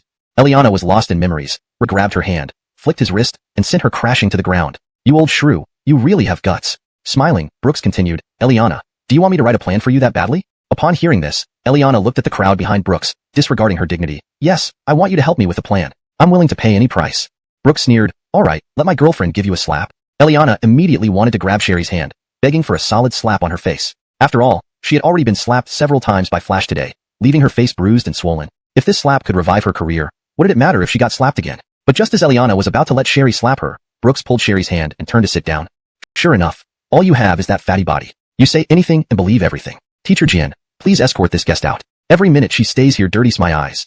Chapter 167. Minglei steals crystal. Brooks. Mr. Yi, please. Help me. I beg you. Just leave. Mr. Yi doesn't want to see you, Deputy Director Zhang. Don't ruin our mood. Hamza shoved Eliana out of the private room and returned after a long while. Sherry held Brooks's arm and whispered, when did you become so ruthless? Brooks said indifferently, I'm usually not, because there's no need. Toward him. A change in attitude can mean respect or gratitude. Now, Hamza could be said to admire Brooks wholeheartedly, but then he changed the subject, raising his glass and pointing to the people around. However, Elliot, boys should take care of yourselves out here. Look at how those girls from the station are looking at you, like they want to eat you alive. Brooks was stunned by this statement. He also glanced around vaguely, only then noticing that all the girls from the variety department were holding wine glasses, approaching Brooks one after another, their eyes predatory. Women, 30 years old and you're a wolf. 40 years old, you're a tiger. 50 years old, you sit on the ground sucking mud. 60 years old, you're behind the wall sucking rats. This saying isn't wrong. Moreover, these girls from the variety department were each beautiful, not as voluptuous as those at 4S stores, but being in the entertainment industry, they walked the path of pure desire. Those who entered this department mostly stayed ahead of fashion trends, even dressing up delicately, like the girl in front of him with twin tails, a mini skirt, and lace stockings. It was hard to imagine working with someone like this without having any naughty thoughts. It turned out that this twin tail girl was walking next to Hamza. Brooks raised an eyebrow, so she wasn't coming for him. Good, otherwise Sherry would get upset. Director Jian, I'll toast to you. Drink with whomever you wish. Why are you asking me? Who do you girls think you are fooling? Hamza bluntly pointed out, then took out a cigarette and offered one to Brooks, which Brooks declined after glancing at Sherry. He promptly stubbed out the cigarette himself. Hearing what Hamza said, the twin-tailed girl blushed quietly, lowering her head in shyness, unknowingly stirring ripples in many hearts. At this moment, Brooks turned to look at Sherry. The little lass was eating away with her head down like a bumpkin, causing Brooks to burst into laughter. Minglei is openly attacking your crystal, yet you're still eating? They already have the famous knives out. Shaking his head, Brooks declined. Sorry, I need to drive home today, so I can't drink. You'd better find the director to drink with. Mr. Yi, I heard you're from Art University? I graduated from Art too. In that case, we are almost alumni. Mr. Yi is still a freshman. You girls should behave. Hamza chuckled. What, a freshman? So he's our junior. Don't talk nonsense. Work comes first. He's the planner. Teacher Yi, let's have a drink, okay? Okay. Brooks couldn't refuse, but when his peripheral vision caught sight of Sherry beside him, he didn't hesitate and blurted out, sorry, my girlfriend doesn't like me drinking with other girls, so I can't join you today. Hearing this, the dozen or so girls gracefully stepped back from Brooks, though their gazes still held unmistakable admiration and a touch of heat. Since the release of Heartbeat Signal and its subsequent popularity, these girls had been harboring wonderful fantasies about this mysterious planner. They were curious, who could be so magically excellent to create such a hit show? The greatest charm of someone of the opposite sex doesn't come from them but from your own imagination. For instance, you've only chatted for a few days over the phone, yet you fall in love. Your love is all about guessing their words, magnifying their photos, scrolling through their Douyin, Weibo, Xiaohongshu, Moments, and Friend Circle. Then, you start changing your status daily, posting emo texts on social media, though no one really cares. Finally, you begin analyzing their statuses, even though they have no interest in you, and give no hints at all. In fact, its biggest charm is just our imagination. So, with such imagination, why don't you become a scientist? What you like are merely good-looking photos, pleasant voices, impressive gaming skills, and perhaps your own longing for love. But Brooks was genuinely a handsome guy, not entirely a figment of their imagination. Meeting him today, combined with the long-standing Liu Jing filter they had placed on him, it was hard for these girls not to think differently about Brooks. Clang, clang clang. Distractedly, Brooks heard a sharp noise in his ear. He turned around and saw that the steak on Sherry's plate was now sliced into pieces, dismembered. Chapter 168. Your understanding of commitment is not thorough enough. What's up? Brooks chuckled, putting his arm around Sherry's waist and then whispering softly into her ear. Sherry didn't resist. Instead, she plunged the knife in her hand directly into the beef rib, which made Brooks suddenly gasp and a bead of cold sweat rolled down his forehead. It seemed as if she could just carve, "This girl is very angry now," on her forehead. Did this steak offend you? Come on, let me help you chop it. Brooks teased. No way. Sherry replied irritably. Now, I don't want to talk to you for the moment, Owen. You are such a bad guy. Brooks smiled bitterly and stroked his forehead. Then scold me, or else I won't know where I went wrong. Just go drink with your Krista. You don't have to care about me. I'm tough. I can take care of myself. Anyway, if you drink today, you're dead meat. Brooks laughed awkwardly. The first half of her sentence asked him to go drinking while the second part wished for his death if he did so. This little two-ball, jealous person, had enough jealousy to eat dumplings with. Alright, I promise not to drink even a drop, especially with girls. So I refused them just now, Brooks explained. Sherry's eyes darted mischievously, then she took a bite of the shredded beef. In doing so, some sauce from the steak got smeared on her face. Seeing this, Brooks took out a wet wipe and gently wiped her cheek, making Sherry's eyes widen in surprise. My makeup. Sherry looked like she was ready to bite him to death, clamping down on Brooks's hand instantly. The pain made Brooks cry out in agony. Seeing Brooks's exaggerated expression, Sherry mockingly said in an affected manner, Sorry baby, did I hurt you? Sorry. After teasing him a bit, she still rubbed his hand soothingly. Despite the pain, Brooks felt no irritation but simply gazed at Sherry quietly. At that moment, Sherry caught sight of a girl at a nearby table raising her wine glass again to invite Brooks for a drink. Instantly, she laced her fingers tightly with Brooks's. Then, her delicate hand reached back and casually removed her small hair tie. Her long, black hair cascaded like a waterfall under the lights, framing her beautiful swan-like neck, making her look radiant, leaving Brooks entranced. Before Brooks could react, Sherry slipped the small hair tie onto his wrist and then brandished her tiny fists playfully at him. From when we met until now, oh no, since we've been together, I've never given you my hair tie. But now that I put it on you, you belong to me completely. From now on, no chit-chatting with other girls.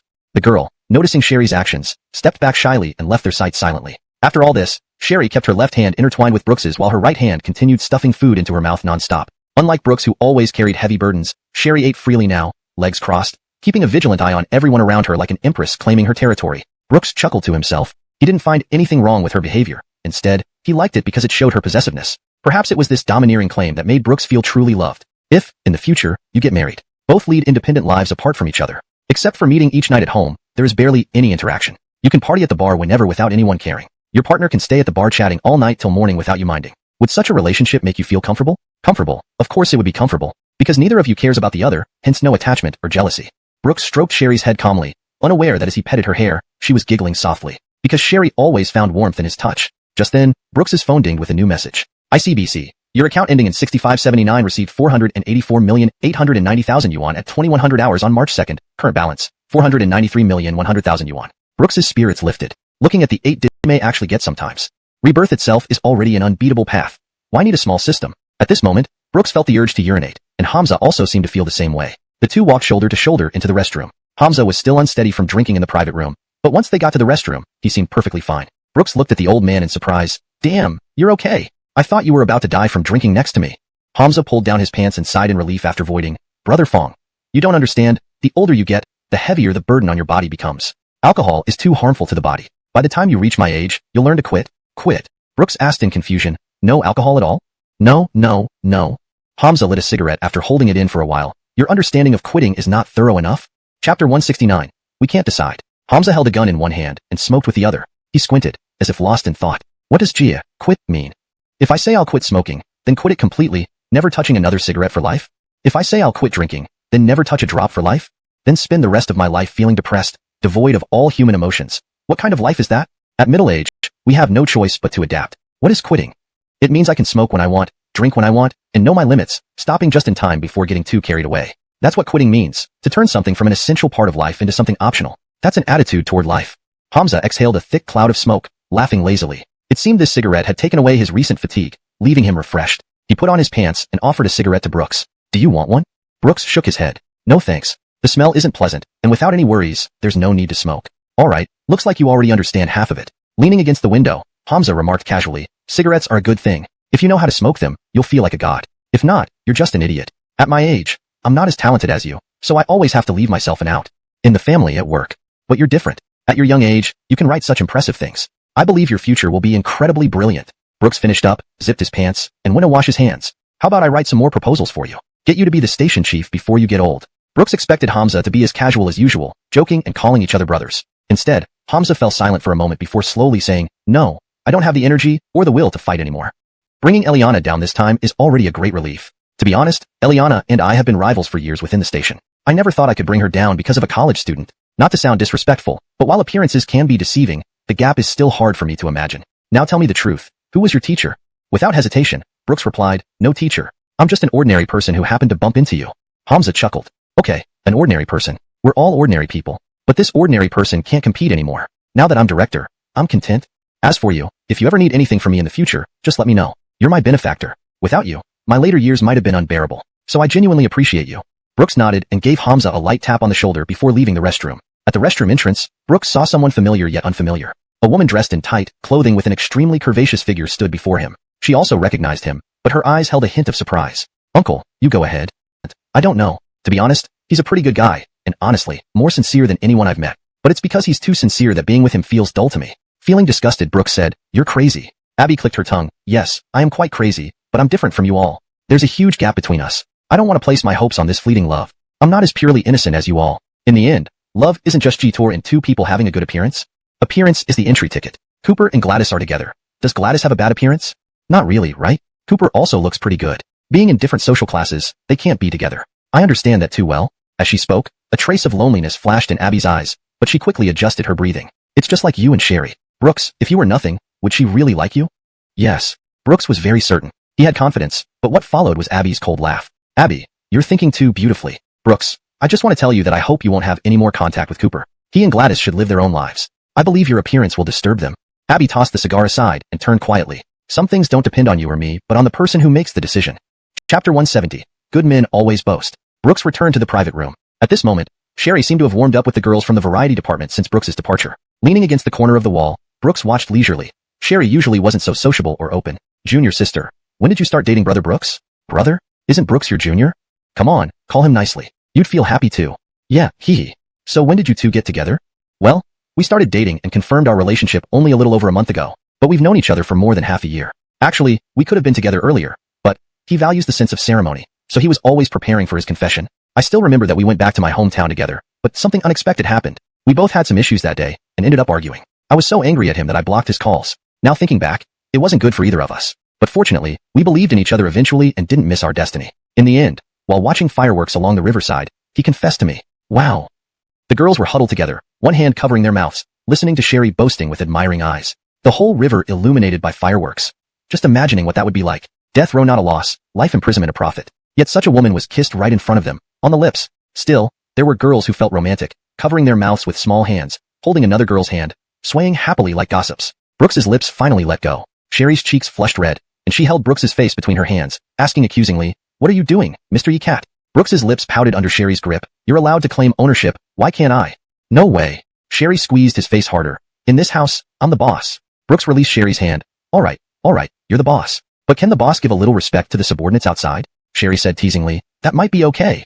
As she spoke, Brooks continued to hold Sherry's soft, warm body. It felt like holding a portable hot water bag, very comfortable, as if it were a cozy bed. Men liked holding women, maybe because of the sense of belonging it provided. Leaning on Sherry's head, Brooks smiled at the crowd. "What were you ladies talking about? I heard your laughter from afar." The girls laughed but quickly regained their composure. "Oh no, Teacher Yi, don't embarrass us." "Exactly. When you planned all that, you towered over all of us. We were talking about how you two got together." Yeah, Teacher Yi, Sister Elsie is so pretty, and you're so handsome." "Who pursued whom?" Brooks leaned on Sherry's head, pondering for a moment before he said, "I pursued Brooks. I pursued Elsie." Brooks and Sherry. Girls, wow. Suddenly, the lovey-dovey atmosphere filled the private room, with a faint smile forming at the corners of both Sherry's and Brooks's mouths. A girl leaned closer to Sherry and grinned mischievously. "Sister, can you tell us what you like most about Teacher Yi?" This question seemed to stump Sherry. She didn't know how to answer because Brooks had too many good qualities. He was also very handsome, having transformed from a studious dork with a student haircut into an incredibly attractive man now. And he was always good to her, taking care of every little detail. Sometimes he could be quite shy, but if she ever encountered similar issues, she believed Brooks would understand her too. Moreover, Brooks constantly worked hard for their life together. So when it came to saying what she liked about him, Sherry found it hard to pinpoint anything specific. He wasn't perfect, but he was enough to make her fall in love. Therefore, Sherry cast a pleading glance toward Brooks, who gave her a naughty smile as if to say, "Can't you name even one of my great qualities?" While Sherry's coquettish look seemed to be saying, "It's because there are too many, I can't choose." Brooks nodded slightly and unexpectedly said, "We're very curious. If I were a guy, Looking at your figure would make me nosebleed. Sherry glanced back at Brooks and joked, probably just 3 days without going out. Oh my, 3 days. Brooks, overhearing these bold words, scratched his head with a smile. 3 days, really thinking I'm a bulldozer. Completely exhausted, I wouldn't know what to do next. He didn't know when he had become so capable. Brooks quietly walked over to Hamza, who was still socializing with people around him using drinks. Seeing Brooks, Hamza quickly cleared away the drinks surrounding him and focused on Brooks, saying, "What's up, Elliot? Not drinking, not eating, you're not giving me face." Brooks smiled. "It's like we were at Raffles before. I didn't eat anything then either. You've dealt with Zane, you know what kind of person I am." Hamza put down his glass and handed Brooks a glass of plain water. "You don't like that girl?" "Which one?" "The one by the bathroom entrance. It's not that I dislike her, the situation is too complicated, hard to explain in a few words. I've seen that girl before. She came to our station a few days ago to submit her resume. Her figure and eloquence are both excellent. Our station actually has high hopes for her. She majored in dance at university, combining a dancer's physique with an announcer's eloquence and talent. Such a girl is truly rare." At this point, Hamza hesitated. "If you, Elliot, have any prejudice against her, I definitely won't let this young lady ruin our relationship. Just say the word, and she won't get into our station. No need to go that far." Brooks took a sip of water and patted Hamza on the shoulder. "She didn't use my connection to climb up with you, which shows she isn't fundamentally bad. I don't have any deep resentment toward her. If she really wants to join your station, just handle it according to your station's rules." "All right."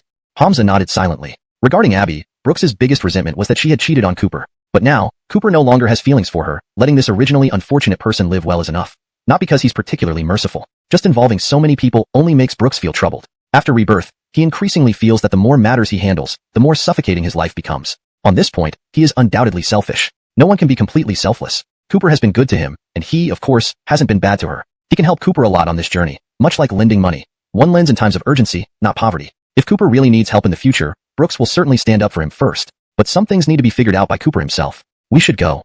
"So early?" Hamza was taken aback. Brooks pointed to Sherry in the distance. "Our kid likes to stay up late. I need to manage that." Hamza chuckled and shook his head. "You just indulge your wife. But brother still has to tell you this. Don't take love too seriously at this age. Your current relationship is pure, but achieving such success at your age means you're no longer purely naive. You can enjoy her purity, but remember to also let her experience your genuine side. Synchronized love is the enduring kind." Brooks nodded noncommittally. "Elsie, let's go home." "Okay, coming." In a corner of Mountain City, a man was kneeling before another man, holding a card in his hand. "Brother Lane, I beg you, please help me." At Art University, Cooper, invited by an unfamiliar number to a dark corridor in the university, stood there stunned. He couldn't believe that Eliam, once the lord of the campus, was now kneeling before him. "What did he do to you that's worth this?"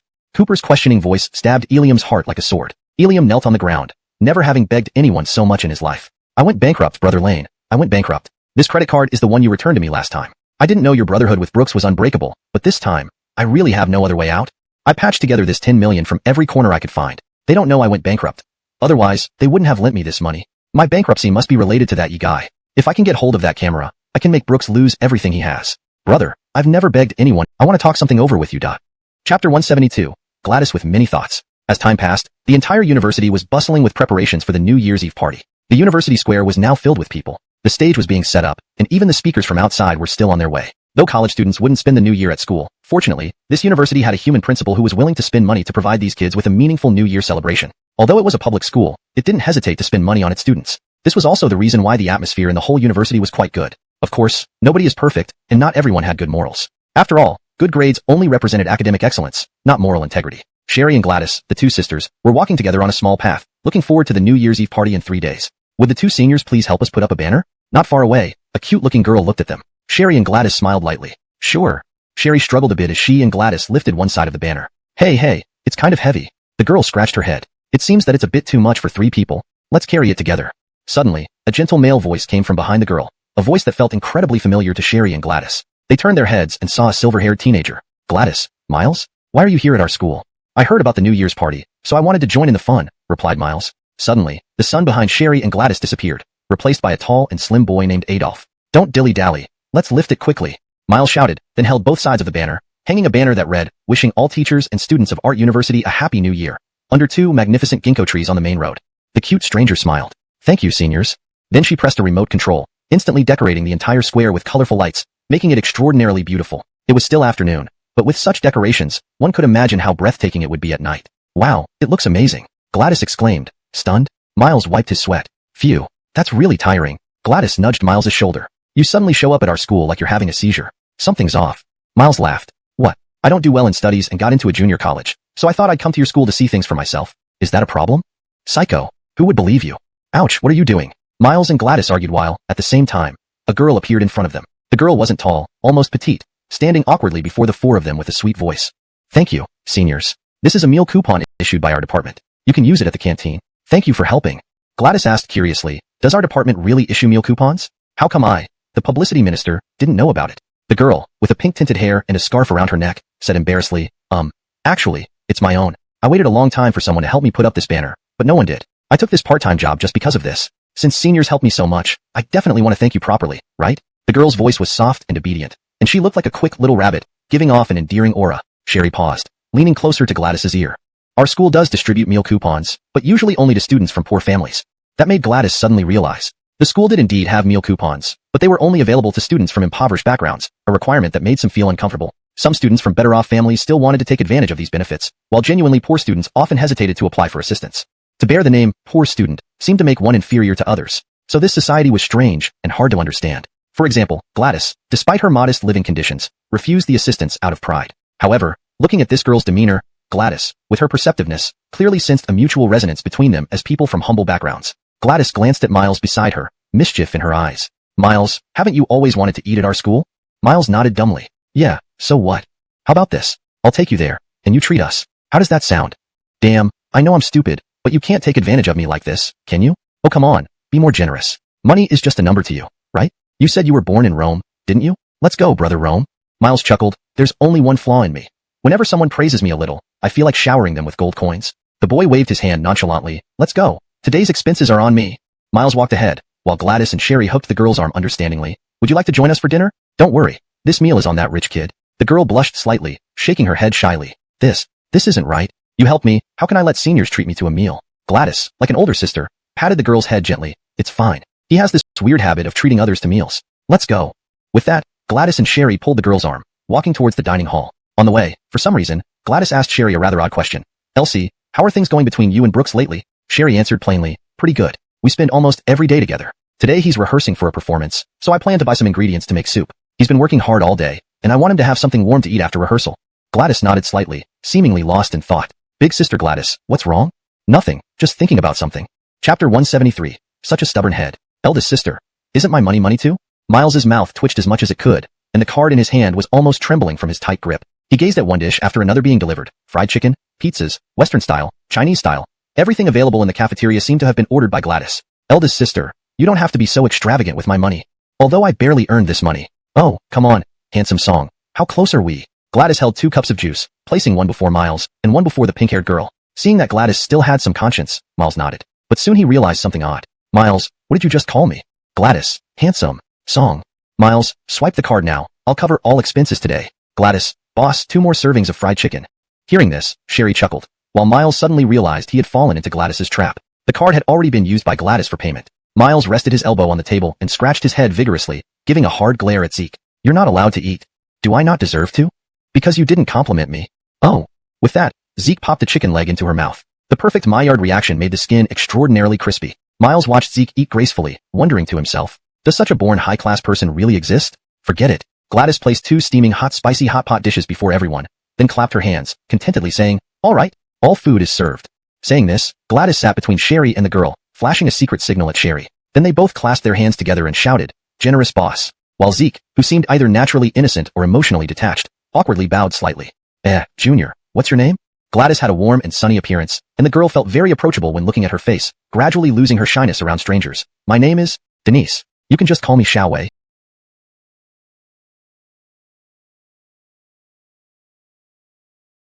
Sis, how much did this meal cost? 500 yuan. Okay. Miles tried to stay calm, and if it weren't for the stranger present, he would definitely strangle Gladys. Do rich people spend money like this? And according to Cooper, a perennially loose lowlife, 500 yuan could pay for a sultry bartender model in a bar. Regarding which 3 sexy attributes she had, dressing sexy, figure sexy, and voice sexy. Don't worry, sister, just eat without feeling judgy. If I hit someone, it will only be Gladys. Oh, you called her sister before I did. Gladys pulled Denise's arm enthusiastically, making Denise feel like a timid little rabbit, somewhat embarrassed but obedient. Denise was dressed warmly, but her clothes didn't retain heat well. She wore a very cheap duck-down jacket. Unlike Gladys, who was poor to the point of desperation but still kept a goose-down warming dress for herself, Denise's hair seemed especially dry after dyeing it. Sherry, who paid attention to details, gently stroked Denise's hair and asked with concern, Mu Wei, you rarely take care of your hair, right? The color has almost faded, and it's somewhat dry. Denise dazedly touched her head, realizing it was true, and replied in a sluggish manner. I don't know how to take care of it. I followed online tutorials to dye my hair myself, bought those cheap hair dye kits that cost around 15 yuan. It costs 100 yuan at a salon to dye hair, which is really expensive, but I was curious and wanted to try it out, so I dyed it pink, but it turned out not to look good at all. The impression Denise gave everyone was far from that of an elegant and affluent lady. She had a unique kind of gentleness deeply rooted within her. Gladys, though not wealthy, carried an inherent pride. Sherry came from a family that was sufficiently well off, so even after leaving home, she exuded an unshakable confidence. As for Denise, although this was their first meeting, Gladys, being a girl herself, understood the depths of women's hearts. She also considered the possibility that innocence might be an act put on by girls. However, she trusted her sixth sense wholeheartedly. Of course, thinking Cooper was a scumbag was an exception. Sherry smiled and tousled Denise's hair. It's okay. If you don't know how, you can ask me. Let's exchange contact information. Okay. Denise nodded woodenly, then added several people's WeChat, including Miles. Hey, Miles, add her WeChat already? Miles, while eating, still had food particles on the corner of his mouth. Why add me? We're not in the same school, and usually, just add her when I tell you to. Gladys snatched Miles's phone, muttering, you blockhead. Chapter 174 Gladys's final blow. Come on, quickly add me. Gladys held Miles's phone, but Denise's gaze kept flickering across Miles's face, somewhat complicated and mixed with awkwardness. Perhaps it was due to the guilt over this meal. After all, she had asked everyone for help, yet it was this boy who invited her to dinner. No matter how you put it, this didn't seem appropriate. She couldn't even bring herself to add the boy's QQ. After adding Denise on QQ using Miles's account, Gladys smiled contentedly, done. Then, she handed the phone back to Miles. Your task is complete. I'm leaving first. Miles rolled his eyes while chewing his food. Psycho, calling yourself a grandma now? Yeah, Grandma Gladys, spending my $500 and acting so grand. Despite his tough words, every 3 bites of food, he would turn around to see if Gladys was still behind him. He was indeed afraid of her. But what puzzled him was that shortly after, he received a text message on his phone. It was a notification that 534 yuan had been credited to his bank account, and Gladys had sent him 2 more messages. Really think I'd spend your money to make friends? Your big sister isn't that wicked. This girl looks pretty good. Though, her chest is a bit small, and her butt too, but her face is definitely nice. Big sister paid out of pocket today to let you pretend, and you still missed my signal. No wonder Cooper says you're a straight guy. You really are like steel. Don't think about Sherry anymore. Quickly move on. Big sister tells you, the fastest way to stop thinking about someone is to shift your focus. Fall in love with another woman. Don't ask, your brother Lane and your big sister just happened naturally. Practice makes perfect. Miles sucked on his AD calcium milk and typed quickly. Miles, no, sis, are you Cupid now? This is our first meeting, and it's such an awkward setting. Gladys, love grows over time, right? What if it turns out well? Believe in fate. Miles, you know, I've never been in love. I'm allergic to women. What should I do? Gladys, anyway, this afternoon, you should just spend time with her. No matter what excuse you come up with, tie her next to you somehow. You have plenty of money, so there are many ways.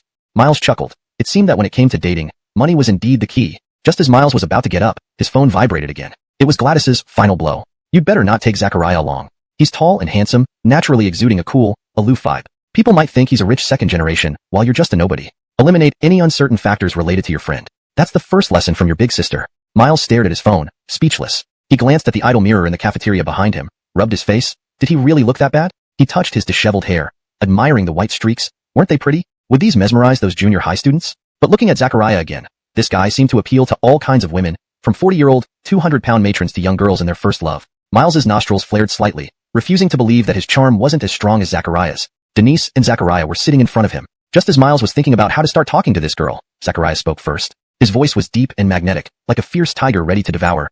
Yet this tiger seemed to have its own tenderness. Where are you going next? Denise seemed surprised by Zachariah's question. Me? I should be handing out flyers. Is it far from here? Zachariah continued probing. Sort of, about 5 or 6 kilometers, Denise replied timidly. Miles has a car. Yes, the white-haired boy is called Miles. He can drive you there. Suddenly, Zachariah's gaze turned sharply towards Miles, sending some kind of signal through the brief space between them. The two men, usually inseparable, seemed disconnected for a moment. After a while, Miles finally recovered and awkwardly pulled out his Maybach car keys for the girl. Let's go. I'll drive you. Miles seemed to notice Zachariah standing alone, asking, what about you? I'll walk back. The food was too greasy. I need to digest. All right. Miles walked beside the shy girl. No worries. No need to be polite with me. The girl shook her head. Brother Donghua, I feel like I'm troubling you too much. No problem. Don't call me brother this and brother that. Just call me by my name. Miles had never been in love before. If this girl were more familiar with him, or if he were speaking to the girl in front of him without any ulterior motives, he might have felt a bit more at ease. People are very peculiar, especially when they have set some goals for themselves. They often become less comfortable, especially now. Miles kept scratching his ears and cheeks, feeling increasingly awkward. Indeed, once someone feels awkward, they start to get very busy. The two exchanged slightly uncomfortable glances, and after a long time, a very long time, an incredibly long time, Miles finally couldn't bear the awkwardness anymore. He wondered why, usually such a talkative person, able to chat non-stop like a laser cannon, he was now unable to utter a single word. Let me give you a ride. I'm pretty idle too. If you don't mind, after your shift, you can show me around your school. It could be a reward. The girl pursed her lips tightly, and with an extremely soft voice, she said, okay, all right. Then, the two left Zeke's sight. Zeke absent-mindedly touched his head, surprisingly feeling as if an iron tree had finally blossomed. But then he chuckled. Wasn't he himself also an iron tree? He looked at the messages Gladys sent him on his phone, a dimple forming at the corner of his mouth. Zeke, you understand me. Follow secretly and let us know if anything happens, so we can gossip. Chapter 175, A Full Meal. They arrived at the girl's workplace. Miles quietly sat in a corner, observing every word and action of the girl. Her job was ordinary, simply distributing flyers. Upon inquiry, it seemed her wage was only 70 yuan, while she held over 200 flyers in her hand. Seeing the flyers in her hands, Miles couldn't help but ask, so many flyers, can you distribute all of them? If you throw some away, no one would know. However, the girl answered very seriously, no way. My mother taught me that actions have consequences. If you do a job, you earn your money honestly. If I don't stay on track now, small things might be fine, but if something big gets exposed, it will ruin my life. Upon hearing this, Miles felt ashamed of himself. Not only did he behave carelessly, but he even tried to teach this innocent girl bad habits. But later, he realized that perhaps this quality of hers was something he rarely saw, or rather, something he had never encountered in his social class. He leaned against the street corridor, silently observing her every move. Ordinary yet meticulously careful, she treated everyone with respect. For some, you're here just to nitpick at me? No, I'm here to teach you how to date. Miles raised an eyebrow, turning to look at Adolf with disdain, who remained calm. Are you bullshitting me? You and I are on the same level. Got it? Both born single. What's the difference? Do I need to get a blackboard to make you see the bigger picture? Adolf continued emotionlessly. An outsider can see more clearly. Miles rolled his eyes. Go on, say it. Adolf, first, you lack brains. Miles got angry. I know. You've scolded me enough times. Adolf, when Denise distributed flyers and told you to leave, do you know why? Because she felt embarrassed. And what would that lead to? She feels too pressured. At this point, even if you left her sight and went to do your own things, she would still think you might be playing around. At least it wouldn't seem like you were stuck there because of her, which would ease her mental burden. Then you should buy 2 cups of milk tea for Denise and walk around school together. Wouldn't that feel more natural? Sitting here like a fool makes her uncomfortable. Since you don't care about whether she feels burdened or not, why don't you help her distribute the flyers? You are a classic example of thinking that just being by someone's side is enough, without doing anything, making yourself feel good while actually being foolish. Miles found it hard to refute. He bit his fingernails, wanting to argue but unable to find words, because what Adolf said made sense. So what do I do now? Although Miles was reluctant to admit it, Adolf seemed to have. As expected, the vendor's eyes widened in surprise since which elementary school student could possibly have a 100 yuan bill. Sensing the vendor's hesitation, Miles quickly added, never mind, just give me 33 bottles and keep 1 yuan as change. We'll take 3 bottles, and if students come, you can give them the rest for free. All right. The vendor's eyes lit up. He counted exactly 33 bottles in the phone box, handed them over to Miles, and sat down contentedly. As Miles walked away, he thought the world had become quiet again. But the commotion behind him made him turn around. The school bell rang, and children swarmed out of the gate, heading towards the limited number of stalls. One of these stalls, selling milk tea, was now crowded with little kids barely reaching waist high. Curious, Miles squatted down to be on the same level as the children. Each child held green bills, 1 or 2 notes. In Miles's memory, by this age, he had already been handling red bills. Uncle, I want a cup of milk tea. A kid held 3 coins, saving 3 yuan for a whole week, collecting 50 cents every day. The slightly stubbled man did not take the money but smiled at the child and said, no need, it's free today. A big brother bought them for you all. Far away, Miles turned to Adolf and asked, did you go through the same when you were young? Adolf remained silent for a moment. Always craved affection. Honestly, I want to fall in love. Even with someone ordinary, not necessarily a supermodel. I can support them because all of my father's businesses will be mine someday. But I seem to have so much money that even my friends are fake. I used to think I had many friends, but none of them were close. Later, I understood why my father told me not to show off. Everywhere I went, people expected me to pay for everything. At first, they called me young master, but after parting ways, our only contact during holidays was receiving red envelopes from me. As a result, those people whom I once revered like an emperor left me without any true friends. It seems like all my emotions were bought with money. Adolf, do you think our friendship is also bought with money? Adolf remained silent for a moment before replying, no one would stay with a lunatic just because you're rich. Don't worry. Miles laughed and patted Adolf on the shoulder. Adolf spoke bluntly. He had no airs, nor did he understand humor. Just as Miles was about to share more of his past with Adolf, a piercing scream erupted nearby. You blind moron. Miles turned around to see an enraged man yelling at a part-time worker. The frightened girl remained silent as scalding water from the man's cup splashed onto her hand. She kept her head down, too afraid to respond. Each word the man yelled made her body tremble uncontrollably. Her eyes were already red and moist, yet she dared not cry as more people gathered around. A bystander, unable to bear the scene, said, this guy must be crazy. Clearly, he's drunk and knocked into her himself, yet he's cursing her out? Who's talking? Come out! The man shouted angrily, frightening the passerby away. Denise trembled, repeatedly apologizing while keeping her head lowered. I'm sorry. I really didn't mean to. At that moment, Miles grabbed Denise's wrist and pulled her behind him, shielding her with his arm. Surprised, Denise watched as Miles placed the cold milk tea on her burnt hand. Miles looked at the apparently drunk man and said, you're the one who bumped into her. Isn't it overboard to yell at a girl like this? Miles noticed that the man was around his age, accompanied by 2 others. If they were from a nearby university, they must be arts group. He couldn't believe that someone like Art would stoop so low. Miles sighed inwardly. Sure enough, no matter how high the admission scores, can't filter out human trash. The man glared furiously at Miles. What's it got to do with you? Do you want to fight? Scaredy cat, white-haired freak, minding other people's business. Denise timidly tugged at Miles's clothes, her voice tinged with sobs, but she was trying hard to control her emotions. Just go. I often, right? He might even come to save the damsel in distress for you. Buddy, I'm not trying to stop you from making things difficult for the girl. If that punk gets excited, he might actually fight you. Don't look at him as just a scrawny kid. He doesn't hold back when he hits. Say what if, just say what if. If you two start fighting, you'll be writing a confession in jail while he plays games in his dad's office. So, take my advice, let's not mess with him today. The man didn't know what to say for a moment. He raised his eyebrows and questioned, fight? He dares? Isn't he afraid of losing his position in the student union?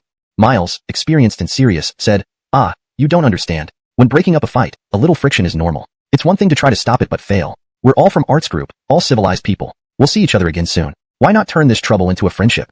The man looked at Miles's harmless face and wasn't sure whether to believe him or not. He swallowed nervously, seemingly taken in by the bluff. Since I've been given a way out, why not take it?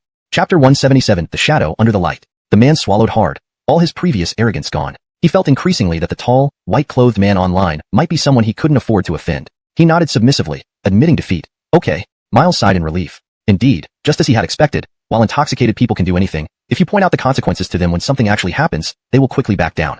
The 12-second effect. A person's rage only lasts for 12 seconds. After that, their anger subsides. Most people fail to control these 12 seconds and end up making regrettable decisions. When someone is drunk, they might say or do anything, but when they sober up, they will regret it. Especially those who frequent bars, they do have the courage to bully girls, but if truly asked to stand against someone like Miles, they definitely wouldn't dare. Miles watched the man walk away and sighed with relief. He turned around and saw Denise bowing her head, stammering words of gratitude. Thank you. I really troubled you today. Miles didn't speak but lifted her wrist, examining her red hand and gently advised, your hand looks pretty bad. You should use this cold milk tea to lower the temperature and remember to buy some ointment on your way home. It looks serious. If you encounter such a situation again, don't let anyone push you around. Say whatever you need to say. You owe no one anything. Why should you let others bully you? Don't be a pushover. The girl nodded forcefully, but a tear rolled down her cheek and fell to the ground. This single tear also fell into Miles's heart. Have you finished handing out the flyers? Miles whispered softly, trying his best to speak kindly to the girl, feeling that Denise was extremely wronged. She shook her head slightly, then turned and walked to a chair nearby, hugging the remaining flyers back in her arms. She wiped her eyes, forced a smile, and started distributing the flyers to passers-by again. However, before she could hand out even one flyer, her stack was snatched away by an unexpected guest. Turning her head, her hair swaying under the light, she saw Miles smiling gently yet rather dominantly. I'll handle the rest. It's getting late. You should hurry and get some food and ointment. Go home. But, I know what you're worried about, your wages, right? Miles sighed. He seemed to have underestimated how much the money meant to her, someone who couldn't even afford to pay for a meal herself. All right, I'll take your paycheck to school tomorrow, and then we can explore the campus together, okay? Miles smiled warmly, his innocence making him seem like he shared the same purity as the girl. So, I'll treat you to dinner tomorrow. That's tomorrow's matter, Miles said vaguely. He didn't want her to spend money on him. He had plenty. Gently pushing her shoulder, he joked, go now. Under Miles's urging, Denise moved farther away from him. On this somewhat old stone street, the girl's figure looked solitary. She occasionally looked back, seeing Miles waving her off. Gradually, she faded out of his sight. The young man looked at the more than 60 remaining flyers in his hand, sighed bitterly, and glanced at the nearby trash can. He had a mischievous idea but quickly dismissed it. Well, as she said, every penny earned requires work. This was the first time this young master had done physical labor. Thus, an unusually incongruous figure appeared on the street. A boy dressed head to toe in branded clothes worth around 50,000 yuan, with white hair, stood there, smiling awkwardly as he handed out hot pot flyers to elderly ladies and working-class individuals. Of course, he threw a few helpless glances towards Adolf, since in an hour of busy work, he had only managed to distribute 20 flyers. But Adolf responded with frustration. Try experiencing their life for once. Miles took another sip of his cold milk tea, stood back on the street, and continued distributing the flyers without pause. Through trial and error, he discovered that this was a skillful task. One must speak quickly and politely while adding a few kind words to make the recipient happy before handing out the flyer. Many recipients were older adults picking up children, so they paid little attention to the flyers. He experienced the hardship of this job and didn't sit down to rest even once, his legs aching. It wasn't until 3 hours later that he finished distributing all the flyers, and then asked the boss for his wages. A total of 70 yuan. Adding the time the girl had already worked, they spent almost 6 hours busy back and forth just for these simple 70 yuan. Corbin looked at the 4 differently colored bills in her hand, feeling they weren't as valuable as the one bill in her pocket. He returned to Adolf's side, bitterly saying, is the wage for your work always so low? To his surprise, Adolf responded casually, this is considered quite a lot. Miles was somewhat speechless. He definitely didn't want to do this again. So tiring, yet the pay is so little. Adolf pondered for a moment and softly said in the wind, on your first day knowing each other, I don't know if you are interested in her, but if you are, understanding her life is something you have to do. Put aside your young master attitude. This is the first step. Young master, young master. Miles rolled his eyes displeasingly. Everyone calls me a young master. I'm just living my life. Why has this become a label on me? Miles stood up irritably. The cold wind made his face exceptionally clear. He disliked a life defined by labels, just as he didn't want Adolf to label him as poor. He left the stone street, wandering aimlessly without driving, leaving the Maybach parked by the roadside. Exhausted, so exhausted. Exhaustion made him unable to hear anything, irritation filling his heart. Even if he understood others were right, he didn't want to admit it. Walking past several lampposts, surrounded by darkness, only with the surrounding light could he barely make out things. Miles lifted his head, casually glancing towards the distance. The ointment on it? Not yet. Wait here. Huh. Miles turned around, his shadow stretching under the lamplight. A few minutes later, a voice came above the girl's head again. This time, Miles was breathing heavily as he bent down and said, "Didn't I tell you this afternoon to treat the burn? If it gets infected like this, it'll be really painful." The cool night breeze kept blowing against the girl's cheeks, her hair seemingly lifeless, swaying in the wind. Alone on the bench, the girl looked like a real pushover. Miles sat down beside her somewhat helplessly, then slowly opened the medicine he had bought. It was very quiet, except for the sound of Miles opening the transparent plastic bag. He opened the ointment and followed the order in which the maid at home used to apply it, dabbing some on a cotton swab. He simply poked Denise's arm gently, originally intending to let the girl apply it herself. But unexpectedly, the girl extended her hand in front of him, lowering her head robotically, her hand unmoving. Miles stared at the girl's face somewhat awkwardly. Her lips moved slightly, like a child who had done something wrong, not daring to contradict and only following orders. Scolded and unable to respond, bullied and unable to fight back. How can you be so naive, Denise? Miles silently criticized in his heart, deciding to hold the girl's wrist gently with his hand and place it on his lap, carefully applying the ointment himself. Holding the girl's hand under the lamppost, her fingers were incredibly delicate, far from resembling those of someone who does rough work. However, there was one spot that had developed calluses, looking very fair and smooth, almost as if water could drip from it. But unfortunately, the burned area was now red, with the skin peeling. Did you really rinse it with water? Rinsed. The girl's voice was small and timid, but firm and pleasant to hear. Miles occasionally glanced at the girl's face. She kept her head down. Yet what Miles said didn't seem heavy at all. He sounded gentler than usual. But the girl remained as if she had been scolded. Why don't you go home or buy medicine? What have you been doing all this time? I just sat here until now. The medicine is too expensive. I didn't want to spend the money.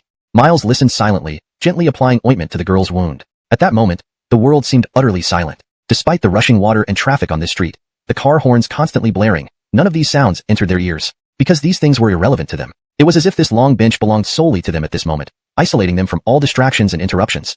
After finishing the application, he turned his head and looked at the girl's face. He had already thrown the cotton swab into the plastic bag, but did not inform the girl. He quietly watched her lower her head, moment after moment. Miles didn't know when the girl would look up at him, or when she could get out of this admitting fault state. Unsure how much time passed, the girl seemed to realize something. She turned her head and found her hand resting steadily in Miles's hands. The evening breeze caressed the girl's face like a gentle stream. Her pink bangs fluttered like petals scattered by celestial maidens. What came into Miles's view was Denise's pure face and her clear, southern china-like eyes. Through the girl's eyes, one could see the endless flow of vehicles on the road, the neon lights in the distance about to switch, the myriad lights in the mountain city, and the twinkling stars in the sky. But in the end, he saw himself. "Ca, can you stop looking?" Blushing under Miles's prolonged gaze, the girl lowered her head, feeling both shy and timid. Her words made Miles chuckle softly. He released his hold, replaying those words in his mind. "Can you?" Though he had intruded, she still politely asked for permission. She even sought his approval. Truly a simpleton. "I'll take you home." Miles slowly stood up, with the girl following behind him. "My place is close by. We can't go back to school at this hour. I'll stay at a friend's house later. Thank you for buying the medicine. Let me pay you back." How much did the medicine cost? Denise rummaged through her pockets and pulled out some loose change, which barely added up to 20 or 30 yuan. Then, several more notes appeared in her hand, placed there by Miles, part of their shared earnings. "The medicine isn't expensive, and I held your wrist. As a girl, you've suffered a bit of a loss. In the future, don't just give boys your hand. But then again, I'm shameless. So, when I touched your hand, it felt like I gained something instead." Miles teased as he gently closed the girl's hand, making sure she clutched the money tightly. Looking at the girl's expression, Miles couldn't help but smile, his lips curling up involuntarily. "I wonder if you're a bit silly?" The girl pressed her lips together, walking alongside Miles until after a while. Finally, the girl spoke, very seriously. "In fact, I'm very smart." Chapter 179. See you tomorrow, Denise. All right, you're not stupid." Miles smiled wistfully, his hands in the pockets of his pants. On reflection, he realized that someone who couldn't even bear to buy medicine but still felt they shouldn't take advantage of others was simply pure-hearted, not foolish. He was dressed rather lightly. After all, as a trendsetter, he preferred style over warmth. The two walked side by side in silence. After some thought, Miles, wrapped in the girl's jacket like a dumpling, scratched his nose. "Why do you always look down?" "To tell you the truth, you're the only one I've seen as beautiful as my mom," Denise replied, startled by his strange analogy. Miles yawned, seemingly a little sleepy. "But I think a pretty girl like you should be more confident. If anyone bullies you, there might be someone who notices your beauty and stands up for you." After these words, an uncomfortable silence fell between them. The boy awkwardly rubbed his nose, unsure what to do with his hands. After a while, Denise finally spoke softly. "This way, I'm less likely to be noticed." This response made Miles fall silent again. Yes. A girl who used napkins to eat and never did anything with confidence, living in poor conditions, would likely find her good looks a burden rather than a blessing. Beautiful looks seem to be nothing more than commodities in this world. Hotels, bars, money could buy whatever kind of enjoyment one desired. Lucius, wasn't he once like that? Poor at home, he became a male model in a bar, willing to let women touch him for just 100 yuan. Fortunately, Lucius seemed to dislike this life, feeling it tainted his soul, so he quit modeling. College dorms, everyone knows what happens there after college life begins. Unpure romances flourish because of alcohol-induced impulses. A drink, a cigarette, and they'd end up spending a night in a hotel for physical, smiling and watching the girl leave. But just as the girl sat down, she realized something. The bus, however, was already heading north. She opened the window and looked at Miles, who also seemed to sense something, glancing at the down jacket originally belonging to the girl on his body. Their eyes met, one at the bus stop and the other inside the bus. The girl hesitated for a long while before finally shouting to the boy, "See you tomorrow?" The boy smiled, waving to the girl. He looked blankly at his phone, staring at their QQ chat. Silently, he sent his name. "My name is Miles. See you tomorrow. Denise. He was glad Gladys used his phone to add the girl's contact. Otherwise, in this world of 200 square kilometers, there might have been another silly girl grasping at straws. The girl by the window slightly closed it, allowing a draft to sneak in through the crack, chilling her. But she hugged the jacket tighter. It was really warm. Chapter 180. She must be very busy. What are you doing? Waiting for you to find me. Is my phone number just for show? I felt something peculiar today, so much that it made me want to indulge in this feeling of wonder. Miles was sitting on the wooden bench under a bus stop sign. The pink clothes he wore immediately caught Frisco's attention. Frisco took Miles's car keys and asked, "The peculiarity you mentioned, is it because you're wearing a girl's clothes?" No. Headed toward their house. "Sis, where's Sherry? Why isn't she with you?" Gladys turned her head while looking at her phone and said, "What's up? Still thinking about your big sister Elsie? Isn't this girl good enough?" Admittedly, her figure is a bit small. Miles smirked. "You haven't seen her real figure." Surprised, Gladys pushed her sunglasses up her nose, revealing her extremely gentle eyes. "So what? Did you see her figure already?" Rolling his eyes, Miles explained, "Not exactly. She just draped an overcoat, and I saw the general outline. Very big."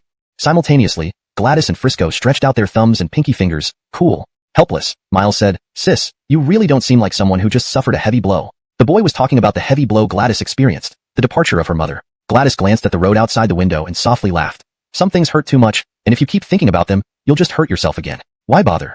Quietly, Gladys pushed up her sunglasses and leaned against the passenger seat. Meeting Miles had many advantages. For instance, Frisco could drive the supercar, and she could sit in the passenger seat, enjoying experiences that weren't hers. And Miles knew about Gladys's carefree personality. This woman had charm that felt like a wild rose. Charming.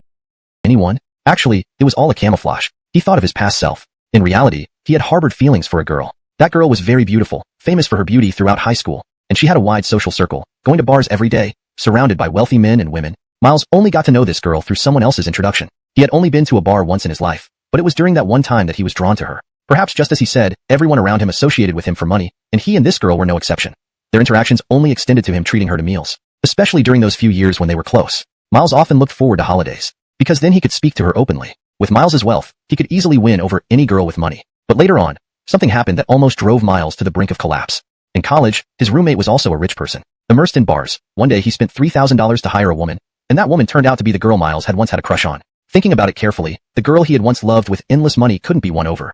Yet someone else had managed to do so with just $3,000. What kind of situation was this? So Miles told himself from then on, rather than like a wild one, he would prefer someone more reserved. He looked at his phone and didn't know why, but he somewhat expected Denise's message. Forget it, she must be very busy, Miles muttered to himself, but then his phone rang. Denise. Miles stared at the dot on the screen, dumbfounded. What did she mean by this? Chapter 181. I miss you. Is that okay? It's a disaster.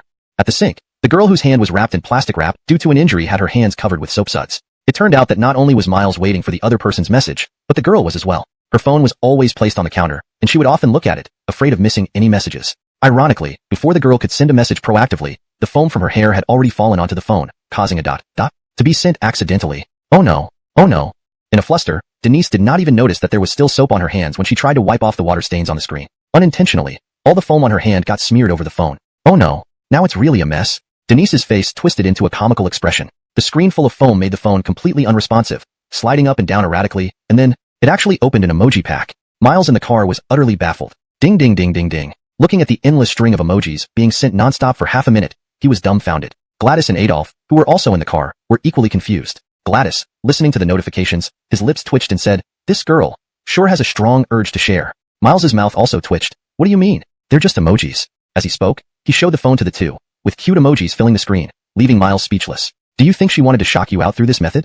Gladys's mood was somewhat irritable, but to go along with Adolf, he speculated blindly. "No way, Denise is such a quiet girl. She wouldn't call me out so aggressively. Besides, she doesn't seem like someone who would take the initiative. Miles quickly dismissed Gladys's idea, and Gladys remained silent.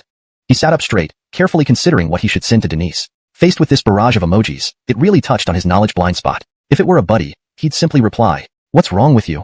But this was a girl he found interesting. Newly acquainted men and women often have some self-consciousness, wanting to present themselves as cool, aloof, or sophisticated. Before he could decide what to send, Denise had already replied. "Denise, sorry. I was washing my hair." Then foam fell on the screen and kept sending messages. With foam all over her head, Denise lost interest in washing her hair. She slapped her forehead with her foamy hand, causing foam to fly everywhere in the— "Denise, because my screen is always showing our chat." "Miles, why?" "Denise, I thought you would message me." Thump, thump, thump. Miles's heart was pounding irregularly, fast one moment, slow the next. Looking at the screen, a smile crept across his face. He secretly gloated, "So, I wasn't the only one waiting for her." "Miles, actually, if you have something, you can just contact me directly. There's no need to wait for my message before you send one. If I hadn't sent you a message tonight, or if it wasn't for your shampoo foam accidentally sending those emojis, were you not planning on messaging me?" "Denise, give me a moment, okay?" Denise placed the phone aside and hurriedly used the shower head to wash her head thoroughly. She didn't even bother to dry her hair but kept checking her phone from time to time, fearing she might miss Miles's message. Her right hand was wrapped in plastic wrap to avoid getting her injury wet. She hadn't bought bandages because she couldn't afford them, so she had to use this old plastic wrap to protect her hand. Denise slowly removed the plastic wrap. It stuck to her wound a bit, making her puff her cheeks as she winced in pain. But after removing the plastic wrap, Denise smiled innocently and muttered to herself, "Now I can reply to him properly. Denise, I'm back." "Miles, then answer my question properly." "Denise, something major. I was still pondering that after you and Gladys got together. Your mind seemed more innocent than I imagined. But then you pull this on me?" "Be quiet." On the sofa, Cooper, covered only by a white towel around his waist, took a card from the drawer of the hotel room and threw it to the woman on the bed. She looked puzzled, and then Cooper added, "There's 10,000 yuan on this card. Even hiring a branded prostitute wouldn't cost this much. Especially since I haven't touched you, not even felt your breasts, yet you're blabbering nonsense. What's wrong with you?" "But you saw everything." The woman put away the card and leaned against the side of the bed. "It's for the scene. It can be edited out. Everything is exposed." "I told you, it will be edited. At worst, you smash my computer later, see if I have backups or not." Cooper drank a cup of water next to his computer, but then heard his phone vibrate on the desk. "Gladys, where are you? Are you free these 2 days? I want to see you. I miss you so much. Can I?" He held the phone, staring at the simple lines for a long time. For a moment, a tightness gripped his chest as he leaned heavily in the chair, breathing heavily as if a huge rock had crushed his heart. "Do you think it's necessary to be so torn over things you can't handle?" The woman lit a cigarette, and carbon dioxide started filling Cooper's brain. This made the already depressed Cooper even videos on his computer while grumbling. "Just now you were rejecting me, saying you can't see a future with me, yet you'd give your first time to this nobody? So I guess you're no good either." The woman shrugged off Cooper's words. They didn't faze her. "Do you know why I used to flirt with you? What? Is that honorable? Because you're different from other men. I know my body is great. You don't need to say.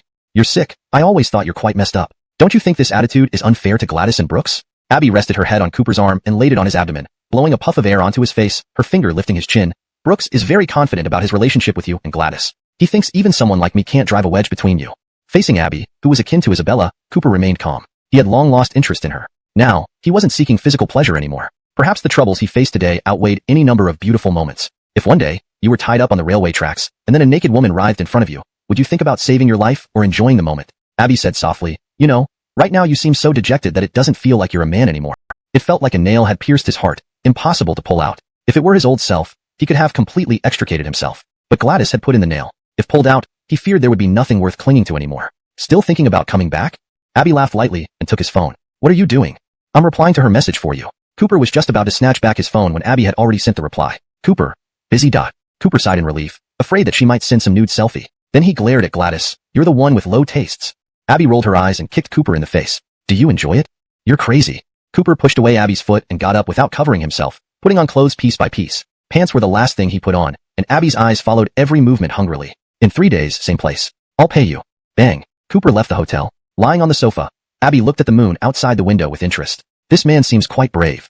He seems to like being spurred on. Maybe our lives are all this messed up. Cooper, can you really be so heartless?" Chapter 183. Can't be this coincidental, right? In the early morning, in the apartment, 3 days tenants gradually woke up from their rooms. As usual, Adolf got up and drank a cup of black coffee before heading to the bedroom period. Perhaps this was the sweetness of being newly in love. Miles, wearing a cabigan pajama, groggily walked out of the room. His dog nose had been unusually sensitive these past days. "Damn, snow pear."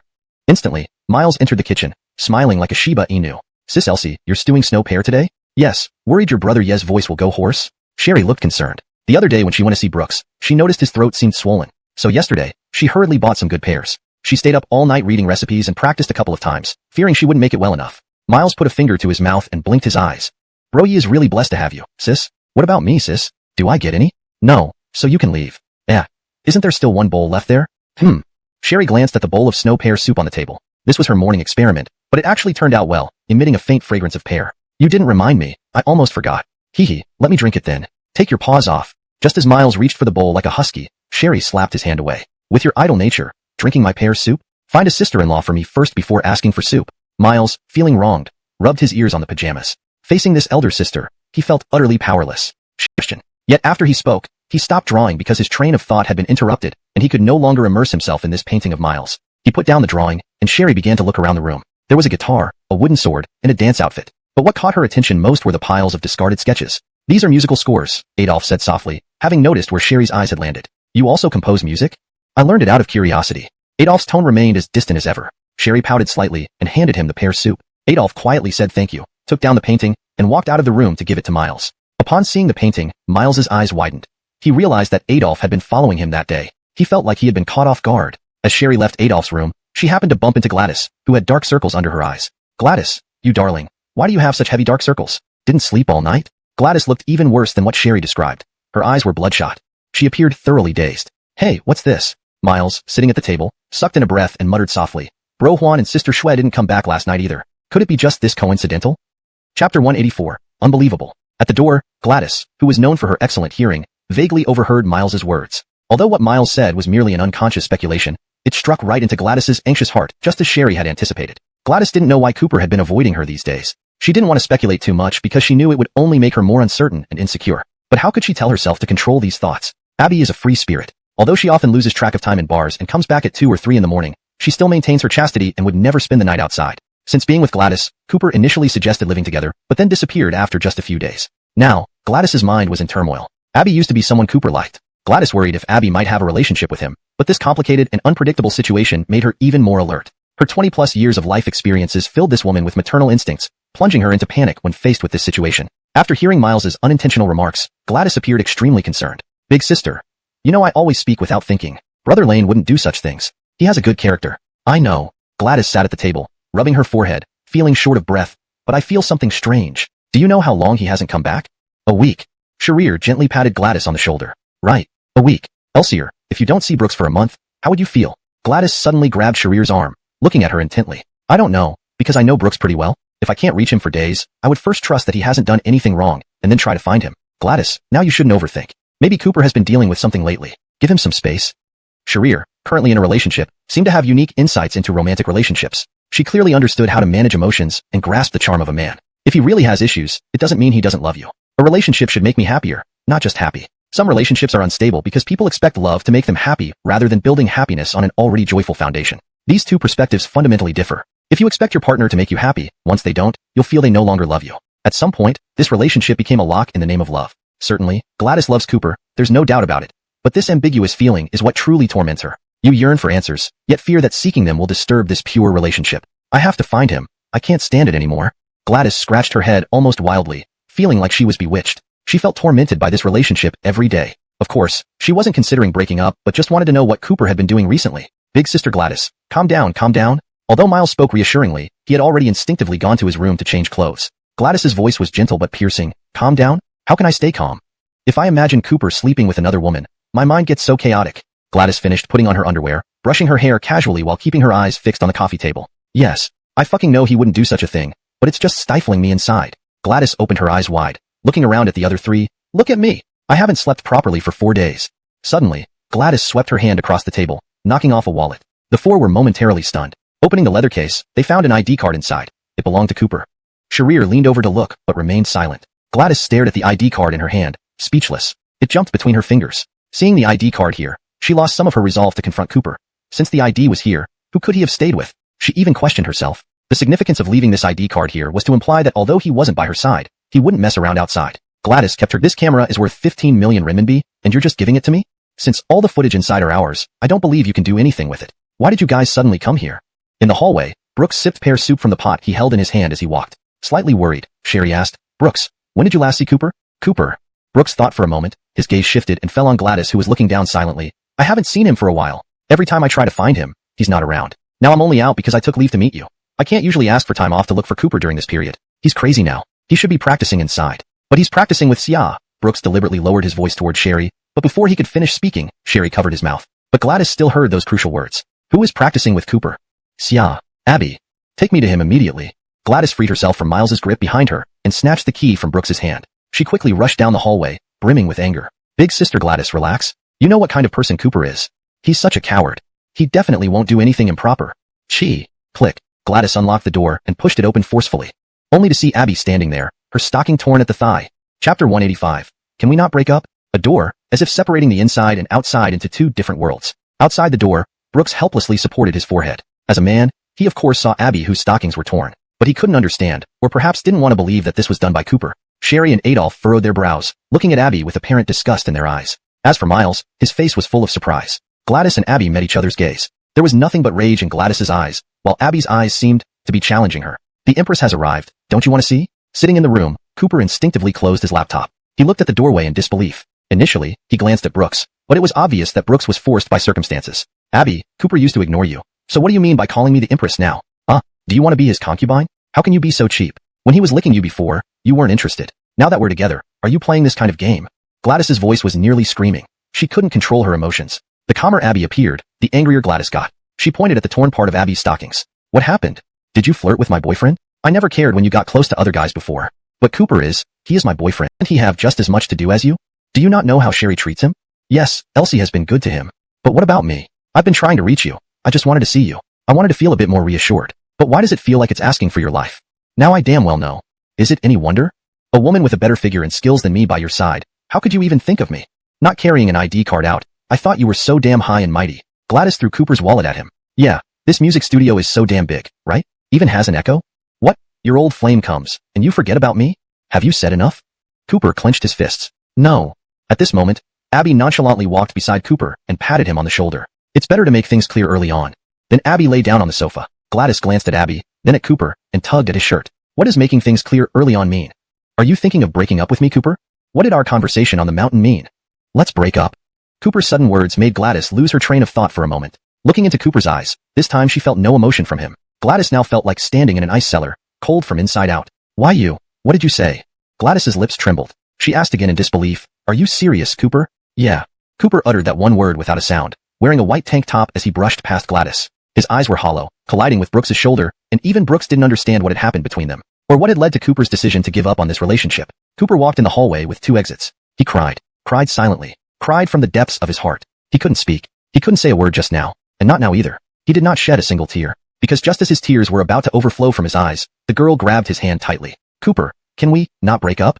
Chapter 186. Tears before words. In the dimly lit hallway outside the music room, Gladys's faint pleading echoed, her hands clutching Cooper's fingers as she sobbed uncontrollably. Cooper's teeth were grinding together at this moment, his breathing becoming increasingly heavy. He did not want to look back at the girl crying and streaming with tears. Just hearing her sobs was unbearable. If he looked back at her one more time, he might really soften. No one knew what Cooper was facing. He had not told Brooks, his good brother, nor Gladys, the girl who had sworn to stay with him for life. For a moment, Cooper felt irresponsible. But who would take responsibility for him? He closed his eyes sadly, unwilling to let a tear fall that would symbolize his love for Gladys. Indeed, being the person who accompanied the girl through her toughest times, it was clear that Cooper had become Gladys's most irreplaceable lover now. Gladys couldn't understand. She didn't even know what had happened between them, why everything came so suddenly, like she was being toyed with. But now, she willingly became the one being played, desperately trying to prevent this deception from happening. Cooper, can we not break up?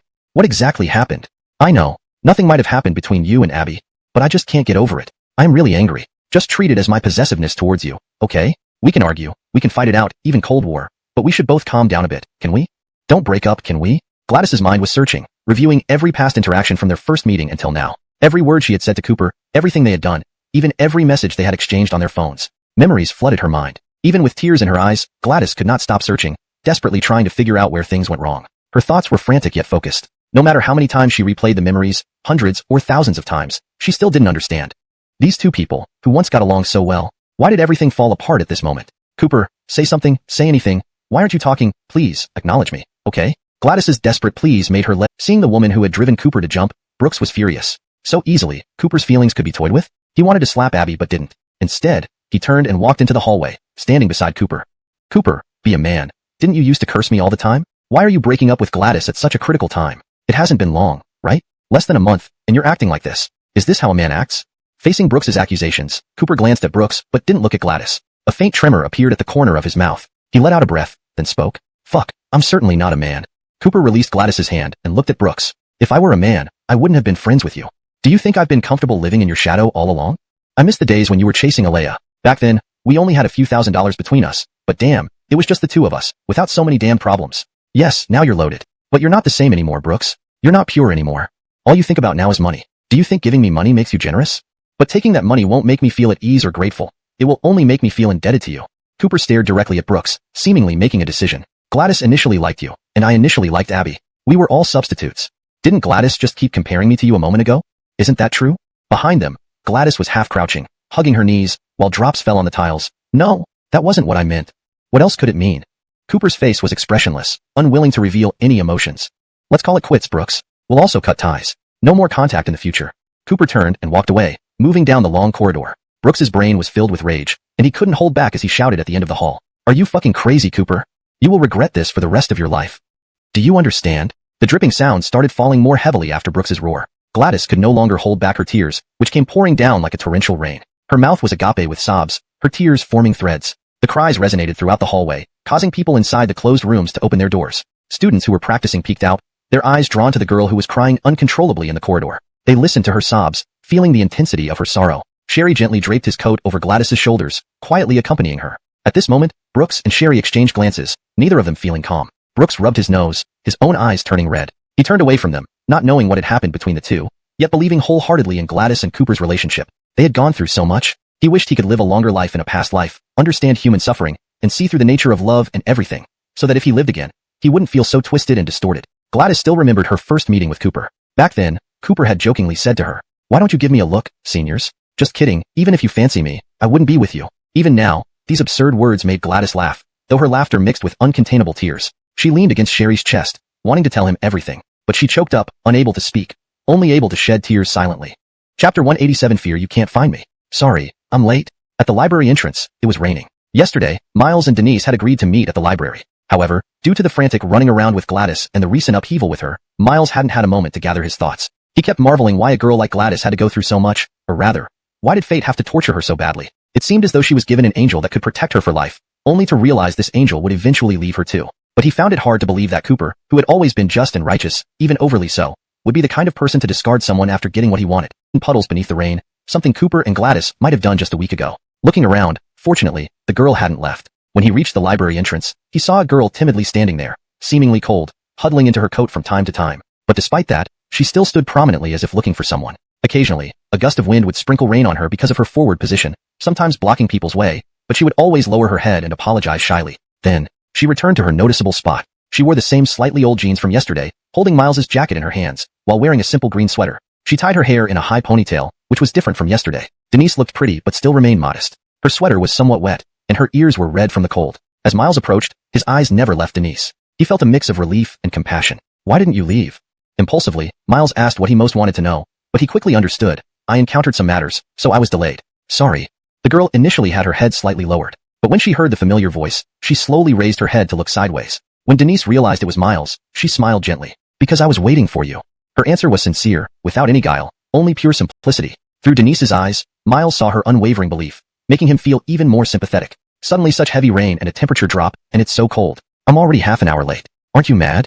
No, I'm not. Well, if anyone stood me up, I would just leave because I'd find it impolite. So, today making you wait so long, I'm really sorry. I thought you wouldn't wait for me. Denise's eyes shone with the clarity of a college student. She gazed earnestly at Miles, and through her dark gem-like eyes, she only saw him. I promised you, so I won't leave. She seemed to possess a purity that transcended reality, making Miles feel as if he were in a dream. It was as though those words had used up all of Denise's determination. She pursed her lips and then gently lowered her head. I promised to wait for you. After she said this, Miles felt his heart being torn apart. He wasn't sure whether he should be happy that the girl waited for him or guilty that she endured the rain for him, but he also felt a deep pang of pity. How could a girl be so innocent? How could she be so simple-minded? Miles pointed to the library on his right side and whispered, You could have gone inside to take shelter. With such heavy rain, aren't you afraid of getting wet? I feel bad. And shouldn't you care about yourself a bit more? You really seem a little silly. The girl shook her head. I'm not silly. I was just afraid you might not find me. Chapter 188. Received by the organization. Can't find. Miles stared blankly at the girl's cheeks, lost in thought. This answer, unexpected yet reasonable, made Miles's gaze stop uncontrollably on the girl's lowered expression. At this moment, it seemed as if Miles was lost, like walking alone in a vast expanse of white clouds and wilderness. He had no goal, but he always felt that something in the distance was attracting him. He didn't know what to say. The girl, who was supposed to be quietly waiting, now left Miles at a loss for words. Miles couldn't help but ask himself, so there are still people who would wait for me. In an instant, just in this fleeting moment, Miles's sunken heart melted inexplicably. Well, let's just say you're a fool who is willing to wait in the rain for 2 hours because someone else said so. I'm actually not stupid. The girl stared blankly at the tiny umbrella in Adolf's hand and Miles, who was already half soaked. Her 2 small hands behind her back were silently clasping together. You also came in because of me in the rain. So, I didn't wait for the wrong person? If I say anything you believe, what if I'm a bad guy and sell you to Myanmar? Wouldn't you be afraid? No way, you're not that kind of person, I know. The girl turned her head, recalling how she was surrounded by dozens of people last night, but no one was willing to help her. Her heart softened involuntarily. Back then, only you helped me. Okay, don't thank me anymore, Miles chuckled lightly. Upon hearing Miles's words, Denise's mouth, which was about to express gratitude, closed obediently. She thought hard and then opened her mouth carefully, asking Miles tentatively, I'll treat you to a meal. Miles scratched his head upon hearing this. You're treating me to another meal. Do you know anything other than treating people to meals? A question mark emerged in Miles's mind. But just as Miles was about to refuse, he noticed the girl clutching the corner of her sweater with both hands, her head deeply bowed. Miles sighed softly and scolded himself in his heart. My stomach has its own ideas. When it's hungry, it will report to me. Then, I promise to let you treat me to a feast. If he rejected Denise's kindness, it might make her feel even more inferior and guilty. Once such feelings developed, their interaction would never be natural. And just as Miles predicted, Denise's mood seemed to improve significantly. She nodded dumbly at Miles. At this moment, however, Miles felt a strange sense of pride. It was too naive and too easy to deceive. Telling Denise he would treat her to a meal, and she believed it. Just as Miles and Denise were about to enter the library, the boy belatedly realized there was someone else beside them. Adolf, aren't you coming with us? Adolf shook his head. No thanks. Miles suggested bluntly. Then, leave the umbrella? Adolf chuckled. Ha ha. After saying this, Adolf walked away alone, holding the umbrella until he disappeared from the two's sight. Miles scratched his head in frustration. He could sense that Adolf had been intentional, giving enough space for Miles and Denise. Though he took the last umbrella, Denise suddenly pulled on Miles's sleeve, realizing they might have to endure the rain for a while without it. I didn't bring an umbrella either. What should we do? Denise looked like a little kitten caught in the rain, arriving at this unfamiliar place filled with strangers. The only familiar scent was the one right before her, Miles. Don't worry, we'll see what happens step by step. Why fret so early? Miles smiled brightly. To Denise's concerns, this pig-brained teenager never saw it as a problem. There were quite a few people around. He reached out, gently pinching the sleeve near Denise's wrist, and they slowly squeezed through the crowd, like 2 gentle squid creating their own space. Caught off guard by Miles's sudden move, the girl's cheeks flushed slightly. She wasn't repulsed but instead took advantage of Miles pulling her sleeve and not looking back to sneak glances at his back, sometimes glancing down at her own sleeve, because that was the only place the boy had touched her. However, it was precisely this tender yet restrained gesture that filled Denise's heart with a sense of security. She even wanted to walk a bit longer. Just a little longer was enough. But just as the girl was expecting, they walked to a less crowded place. They crossed through the corridor between the library and the cafeteria, and Miles released her hand when he saw the crowded window. The girl instinctively touched her sleeve, and the boy turned to look at her. I heard that your Western cafeteria is expensive and terrible. The food isn't even good. Elsie often says this place serves expensive pig feed, and there are so many people. How about we eat outside? Sure. The girl nodded but looked down at the rain outside. Sorry, I don't have an umbrella. She didn't bring one because it hadn't started raining when she came, though she usually did. She just forgot today for some reason. Miles glanced at the light drizzle outside the window. He understood yet didn't quite understand her apology. It seemed as if Denise was used to apologizing, but this wasn't something Miles liked. It's okay, let me check. With that, he looked at his phone's contact list. Adolf was out of the question. Elliot was busy with rehearsals. Sister Gladys had just gone through heartbreak. Better not bother her. Finally, he decided on Sherry. Actually, calling Sherry made him uneasy. During Elliot's rehearsals, asking Elsie for help felt untimely. Moreover, he knew Sherry probably understood his previous feelings for her, which made it hard for him to face her squarely sometimes. He regretted how openly he expressed his feelings, leading to their relationship's deterioration. That Sherry still talked to him was already unexpected for Miles. With trembling fingers, he dialed Sherry. Hey, Elsie's sister. What's up, little brother? I'm at the library with Denise, and neither of us has an umbrella. I'm coming. Beep beep beep. Miles was surprised by the quick disconnect, but soon enough, Sherry appeared before them, meeting at the library entrance. As she approached, a meaningful smile lingered at the corner of her mouth. She handed Miles an umbrella. Miles, why only one, sis? Sherry kept a straight face. One broke on my way here. Make do with it. Suddenly broke? Miles, received by the organization. Chapter 189, College Livestock. Looking at Sharir's magnanimous back view, it was the first time that Miles felt the burden on his shoulders so heavy. Holding the umbrella in his hand, he even felt as if he had received a call from his grandma and her party. Oh man, he sighed helplessly, then opened the umbrella, sheltering both of them under this small rain umbrella. Miss, make do with it? Miles asked knowingly, like a flower thief in a martial arts novel who only wanted to pick flowers but didn't steal very well. The two of them had pure hearts, just like innocent children. Denise lowered her head, nervously pinching her own little fingers. She responded with a soft like a young wife, and silently followed behind Miles, obediently. The umbrella wasn't large, yet it created a miracle. This tiny umbrella crowded the two together under it. To avoid wetting the girl, Miles intentionally tilted the handle slightly, while the girl leaned closer to him out of concern that he might get wet. Miles even suspected that this was Sharir's intentional act. However, such intentionality was something Miles found hard to appreciate. Though it was his first time actively interacting with a girl, he wasn't an inexperienced boy after all. His thoughts were somewhat amazing. They didn't flirt or kiss, but walking under the umbrella felt extraordinarily quiet and captivating, as if they were intoxicated by each other's beauty. The beauty of love perhaps lies in such fleeting moments. Denise remained silent, quietly hiding behind the boy. Seeing Denise not speaking, Miles also kept quiet. Of course, he knew this made him seem wooden-headed, but he also understood Denise's character and didn't want to demand conversation for emotional value. So, he chose to be quiet, enjoying the drizzle quietly. The sound of raindrops on the umbrella. To be able to share an umbrella with a girl for a stretch of the journey, even if not lovers, seemed a luxury to many, especially Miles. The raindrops continuously pattered against the umbrella, gradually drowning out the sound of the girl's heartbeat. Because it was also her first time walking so close to a boy, and indeed, her first time sharing an umbrella with a boy. After a long time, they drifted like aimless boats, stopping at the entrance of an old street where she worked. Originally, the girl thought about leaving, but unexpectedly Miles stopped as well. "Your workplace has charm. Let's stay here." Hearing Miles's serious tone, the girl didn't refuse. She slowly raised her head, looking through glass windows at the scene inside. The kids dining with their parents. She couldn't help but smile, though it carried a hint of sadness. But soon, the girl saw the best decorated hot pot restaurant on the street. Her hand clenched tightly behind her back as she seriously said to Miles, "Let's go there." Despite admiring the decoration, he didn't feel too attached, though it pained him a bit. "Denise, my mom taught us that money can be earned again, but human feelings must be repaid. Moreover, donghua is the first person who helped me since childhood, so let's go." "No, no, no." Miles looked at the hot pot restaurant's decoration and raised an eyebrow. "Eating hot pot in the afternoon. When I was little, a Taoist told me not to eat spicy food in the afternoon. You know, I want to go there."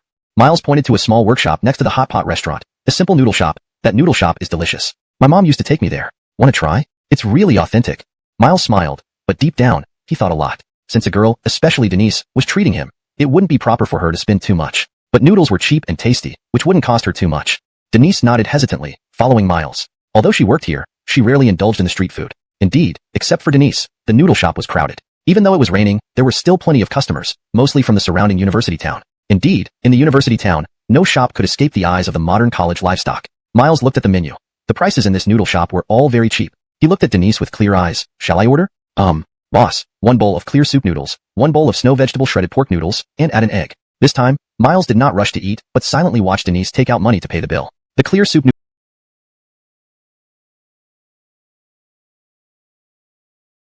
Unexpected supporter who suddenly entered her world? This was how Miles judged himself, yet he dared not draw a hasty conclusion, because he had just witnessed Cooper's departure. Back then, hadn't Cooper also entered Gladys's world like this? But now, Cooper left Gladys. Everything came and went so quickly, as unexpectedly as when they first got together. Life is full of surprises. People always hope these surprises bring delight, but they sometimes hit us unexpectedly hard. When beautiful accidents collide with sorrowful ones, this gap can really drag one down. They would wish to sleep until they get over their emotional barriers, only to find out that they don't even have the privilege to fall asleep. Therefore, Miles pondered a lot about this fleeting encounter, seemingly having thought deeply, despite never having been in love. He wondered if he could proceed with someone else. Relationships are paradoxical. Some say you shouldn't think too much, for it may make your feelings less pure. Yet if you don't think carefully, won't it eventually hurt everyone? Miles felt that Denise had brought a hint of unique charm to his life's thread, though he didn't know whether he should intrude into her world. He hadn't expected that today, Denise would stand there waiting for him all along, fearing he might miss her, standing under the drizzle, knowing it was a futile act like seeking a sword by marking a boat. Yet she chose to try anyway. It was this sort of unexpected tenderness from Denise that felt unrealistic, like a stone landing in the lake at the bottom of Miles's heart, creating ripples layer after layer. "Is it tasty?" Miles slurped the noodle with his mouth and managed to smile. It's delicious." Denise had good table manners, but her little face puffed up like a durian fruit stuffed with food, especially those innocent glances that often met Miles's, which were quite charming. Upon eye contact, Denise lowered her head with a slight blush, seeming to tell herself, "Don't see me, you can't see me." Perhaps she didn't want to appear like a glutton in front of Nanhai. A typo here may be intended as Miles. Nevertheless, seeing Denise with cheeks puffed up like a little hamster made Miles's lips curve involuntarily. He put down his chopsticks, propped his chin up with both hands, and quietly watched her. His mind wandered, hearing only the rain outside and the girl eating noodles in front of him. Under the drizzling rain, Miles felt a serene peace. "You're working part-time, why do you still save so much?" Miles, looking at the scars on the back of her hand, asked gently. Hearing Miles's question, the girl quickly swallowed the noodles in her mouth, paused for a moment, and replied, "I'm saving money because my mom likes this city. So I'm saving money to buy her a house. My mom's health isn't very good, so now we live in a rental apartment. Genevieve's wish was to own a home in this city, so I plan to work hard these few years to help fulfill Genevieve's dream." The girl's expression seemed a bit downcast as she knew her meager part-time wage might never achieve buying a house, even if she worked her whole life. People aren't crushed by others, but by houses. Miles chose to change the subject, feeling suddenly sympathetic towards the girl in the rain. Am I considered your friend now? Staring at the rosy cheeks of the girl, she suddenly froze. Her eyes, hidden behind a fringe that shimmered with hints of pink, revealed bewildered pupils to Miles. Denise was truly beautiful, especially her eyes, captivating enough for Miles to dream about even while sleeping. Her eyes, like a dream lasting 1,000 years, were etched into Miles's mind. Can I? After a long pause, Denise finally lifted her head slowly, looking cautiously at Miles, her eyes revealing a touch of hope. Can I? Are you asking me? Isn't it me asking you? Miles's mind went blank for a moment, blushing. Maybe, yes. I only have one good friend. The girl whispered softly, so, thank you. As he spoke, Miles sat down next to the girl and took out his phone. As he got closer to her, Denise's face heated up slightly. She blinked her eyes and put away her old phone. What's wrong? The girl seemed a bit evasive. Miles chuckled awkwardly. Shouldn't good friends take a picture together? With that, the boy opened the camera and snapped a selfie of the two of them. He tilted his head, moving it close to the back of the girl's head, while his hand reached around her neck, raising 2 fingers beside it. Come on, be more relaxed. Denise nodded blankly, then smiled awkwardly, revealing the small canine tooth on the right side of her face, and hesitantly extended 2 fingers. Yeah? Miles was already grinning widely, and hearing Denise's clumsy voice made his smile even brighter. Click. Miles pressed the button, capturing the moment of their smiles, frozen in the frame. Back at his seat, Miles looked at the photo where the girl's smile wasn't dazzling but sweet. He smiled, but as he kept smiling, he gradually didn't want to anymore. A girl who should have been smiling brightly had hidden herself in a cage to avoid being hurt by the world. The world is beautiful, but it isn't gentle at all. Chapter 191. Brother wants to talk to you on the phone. On the rooftop, a lonely cigarette was smoked, its smoke circles curling in the sky, one after another, yet they could not unravel the puzzles of his heart as simply as a compass drawing a circle. He casually held the phone and flipped through the photos in the album, pondering over what had happened in these few days. The guitar he had carried up here was nearly rusted by the rain. He wished to play a melancholic tune to drown himself further in this misty curtain of rain. Everything came hurriedly, everything left hurriedly. He pondered, what exactly did he grasp this past year? Brooks, weren't your words just now too harsh? What regrets? It's their choice. Why are you making it seem like you're suffering some disaster? Brooks stood dazed under the rain without an umbrella, appearing to others as either bewitched or absurdly idle. For so long, he felt as if he had been living in unreality, an unreal love, an unreal wealth. This rebirth wasn't the perfect dream he had imagined, especially after Cooper and Gladys's farewell. He began questioning himself. What exactly did this rebirth bring him? Sure, he had caught on to Sherry and seized the business opportunities that had eluded him when he was still drinking milk years ago, turning himself into a multimillionaire within 2 months in 2009. Damn, having 5 million RMB. But Brooks felt empty. He spat out a puff of smoke, which mingled with the rain and drifted down the endless tall buildings, dispersing sorrow upon sorrow, all of which were less than satisfactory. At first, earning money seemed to be about survival. Then it was about allowing Cooper to live more comfortably, and finally, providing Sherry a perfect home and a worry-free future. Yet, he felt that life in his previous existence was easier. Because what you don't have won't be missed. No expectations meant no happiness, naturally, no pain. Sometimes, being ordinary seemed easier than the current lifestyle. Earning 4 to 5,000 RMB, doing a job worth 4 to 5,000 RMB, no desires, no worries, carefree, and getting by. As for why he now craved money so desperately, perhaps it was because he had seen the struggles of poverty. Being poor was really hard. But Cooper was only 19. Adding his past life, Brooks was already in his 40s. In a few years, maybe he would be considered old and useless. Money, for Cooper, was like pulling up seedlings to help them grow faster, a misguided effort. To Brooks, Cooper didn't know that life without money was like hell. But Brooks didn't realize how much self-esteem mattered to her at this age. A man who lived in his own world had unshakable pride. What troubled Brooks most was not the matter of money, but Cooper's decisiveness this time, which tore at his heart. In his previous life, Cooper would have stood by him even if the sky fell. This time, she left without looking back. But deep down, Brooks knew that Cooper's departure might stem from wounded pride, though he didn't think it was the main reason. Immersed in memories, Brooks never wanted to believe that Cooper could be so fickle, yet he urgently needed answers. To him, there were no secrets between people. There was nothing to hide if they cared for each other. So he wanted to understand Cooper's side, and if he had problems, he would share them openly with her. Now, with his ability, he wanted to help solve her issues. But the next moment, Brooks fell into deep thought again. Does this make you feel accomplished? When you are dissatisfied with your own life, you barge into someone else's, ruining their happiness. Does this make you happy? Do you really think it makes sense for you to lecture me with such righteousness? Brooks, I told you, some things are neither chosen by me nor by you. Do you really find it fulfilling to stand before me, morally superior, condemning me? Do you enjoy interfering with other people's lives? Everyone here isn't hypocritical, except for you, Brooks. Hypocrisy. Maybe he really was hypocritical. Brooks accepted Abby's words. Back then, he should have tried to understand why Cooper made those decisions rather than accusing her. Perhaps this superiority complex from his reborn experience made Brooks believe he had more wisdom. Brooks had become conceited. He really had. Toward Sherry, he felt guilt. Toward Cooper, he felt entitled. In the rain, Brooks's expression was unusually ugly, even somewhat frightening. The rain did not extinguish his anger but rather fueled it like oil, causing layers of depression to well up inside him. Being reborn in this life, wasn't it to pursue things he had lost and never possessed? But now, he held on to things he shouldn't have, while losing what he should have. Perhaps the world is a concentric circle, and he found himself trapped in a closed loop. His phone vibrated. It wasn't Sherry, not Cooper, nor Gladys, who might be crying her heart out. Instead, it was Lucia from far away in Jiangnan. He hesitated to answer because at the moment, he was quite irritable. Plus, with this kid's temperament, he might say something teasing. He had no mood for joking around or accepting it, but after some thought, he still answered. He told himself that if this child said anything uninteresting, he would hang up without hesitation. Brooks, this is Brooks. What's up, Doc? Lucia, big brother, I know it's me. Since I made the call, how could I not know? The Lucia on the other end of the line seemed taken aback by Brooks's erratic words. Brooks, if you have something important to say, just get to the point. Lucia, how are you and Elsie doing now? Brooks, we're fine. Lucia, big brother, come back soon next time. I miss you. Brooks, mm. Brooks gave a casual mm, then didn't speak anymore. He waited for Lucia to get to the point. Although Lucia's words were emotional, Brooks remained unperturbed. Lucia on the other end also fell silent simply. So much so that Brooks could hear the wind howling from Jiangnan through the phone. The wind merged with the one beside Brooks, gradually intensifying until he felt as though the wind was tormenting his heart. He tightened his clothes, involuntarily shrinking back, until Lucia finally spoke. Brother, I feel like I can't focus on studying. Do you think I can become successful like you? Brooks's body trembled. Why do you say that? Why do you want to become like me? Lucia, because big brother is so good. Although sometimes you're a bit sentimental, no one is perfect, right? In my heart, you're very successful. In the rain, Brooks rarely laughed lightly. It seemed this was the only warm-hearted sentence of the day. Can't focus on studying? Brooks thought about this question seriously, then solemnly told Lucia. Studying isn't the only way out. As long as you have determination, there will always be a path for you. Men should dream big and believe in yourselves. When you make it big someday, I'll be relying on you for my old age. All right. Lucia laughed naively through the phone. Then both of them hung up. Looking at the phone in his hand, Brooks lit another cigarette. He sent a message to Cooper. Got time? I want to talk to you on the phone, brother. But after a long time, Brooks received no response. Answers. But instead, you're just sulking. Don't you want the whole school to know about your state of mind? It's a bit disrespectful, isn't it? After Gladys broke up, the most stressed one should be him. Why do you feel so sad? I know Cooper means a lot to you, but baby, we should live more positively. Faced with Sharir's forceful consolation, Brooks simply replied, positivity is the essence of your mountain city folks, while we southerners are different. We're melancholic. Sharir couldn't help but sigh. She put down her umbrella, letting the rain slightly wet her hair, but she didn't care. She then slipped under Brooks's umbrella, clinging to his arm. Looking down at the university below, she pursed her lips. All right, if you weren't sad, you wouldn't have found this rooftop view, would you? For you, where would be a good place? Anywhere you are. Brooks spoke seriously to Sharir. Dress so lightly. Don't follow me in getting sick. You might really get ill.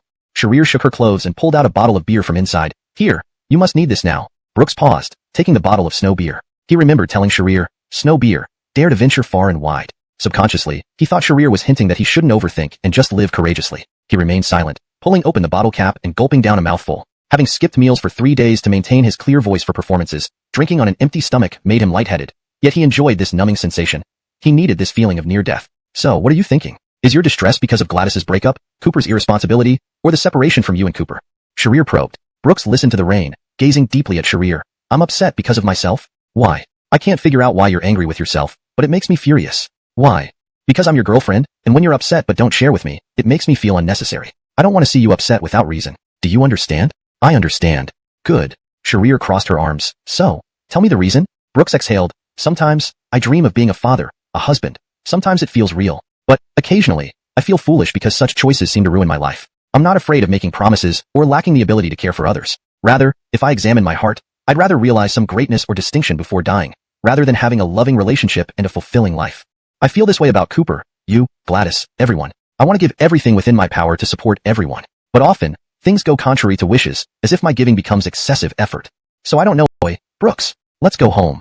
Chapter 193, Female Strategist. After enduring the wind and rain on the rooftop, Brooks, drenched from head to toe, followed Sharir to their long-missed rented apartment. The 250-square-meter apartment felt remarkably empty, making it hard for Brooks to adjust at first. After all, Brooks had never bought a house in his life.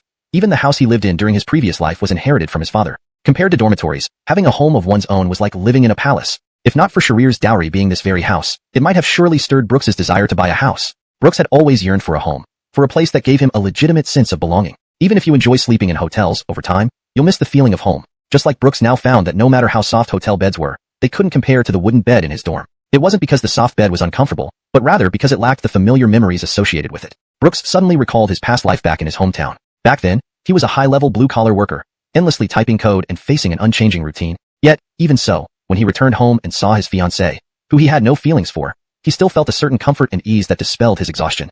He took off his shoes at the door as he followed Sharir inside. Just as Brooks was about to step forward, the vastness of the 200-square-meter space echoed with a cry that could not be muffled by distance. He knew immediately it was Gladys. Brooks pulled lightly at Sharir's sleeve, and the two exchanged a silent glance, sighing together. Standing at the doorway, they saw the chaotic room, a reflection of Gladys's disordered state of mind.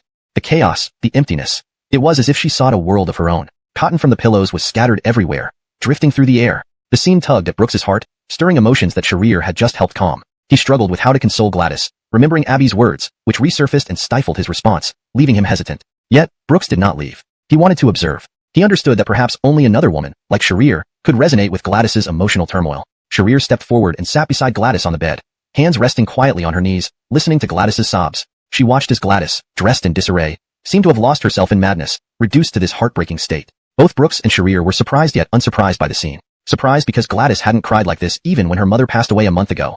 Yet now Cooper's departure left her devastated. Not surprised because Brooks had an inkling of why. Her mother's passing was inevitable, but Cooper's sudden departure created a drastic contrast that left Gladys unable to let go. Cry it out. I'll cry with you, Sharir said, pulling out a tissue from her bag and handing it to the fragile Gladys. Gladys accepted the tissue, and Sharir's unexpected kindness shattered her pretense of strength. Her tears, which had been mere drops, now surged into a flood, overwhelming her mind. Elsier, why? Did I do something wrong? I don't know why Cooper broke up with me. I've been thinking about it for days. I felt that something was off between us, but I always thought I should give her space. Whenever I wanted to see her, I asked her opinion, and even if she didn't have time, I wouldn't feel sad as long as she offered a few comforting words. I trust her completely, but I just wanted to hear her say personally that she and Abby have nothing to do with each other. I gave her freedom when she asked for it, but why did we still end up breaking up?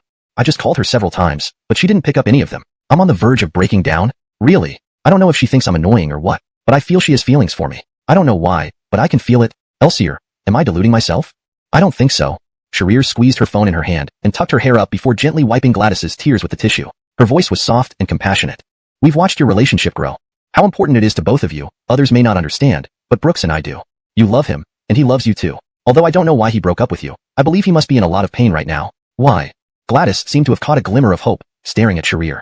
Sharir was very calm now, exhibiting a demeanor akin to that of a seasoned general. This was something Brooks knew all too well. Whenever they encountered conflicts, Sharir rarely lost her temper but remained composed instead. Even when she felt wronged, she only let it show in front of Brooks. A person who harbors thunder in their chest yet remains as calm as a placid lake can be considered a great general. Though the phrase might not perfectly fit Sharir, its underlying truth resonated.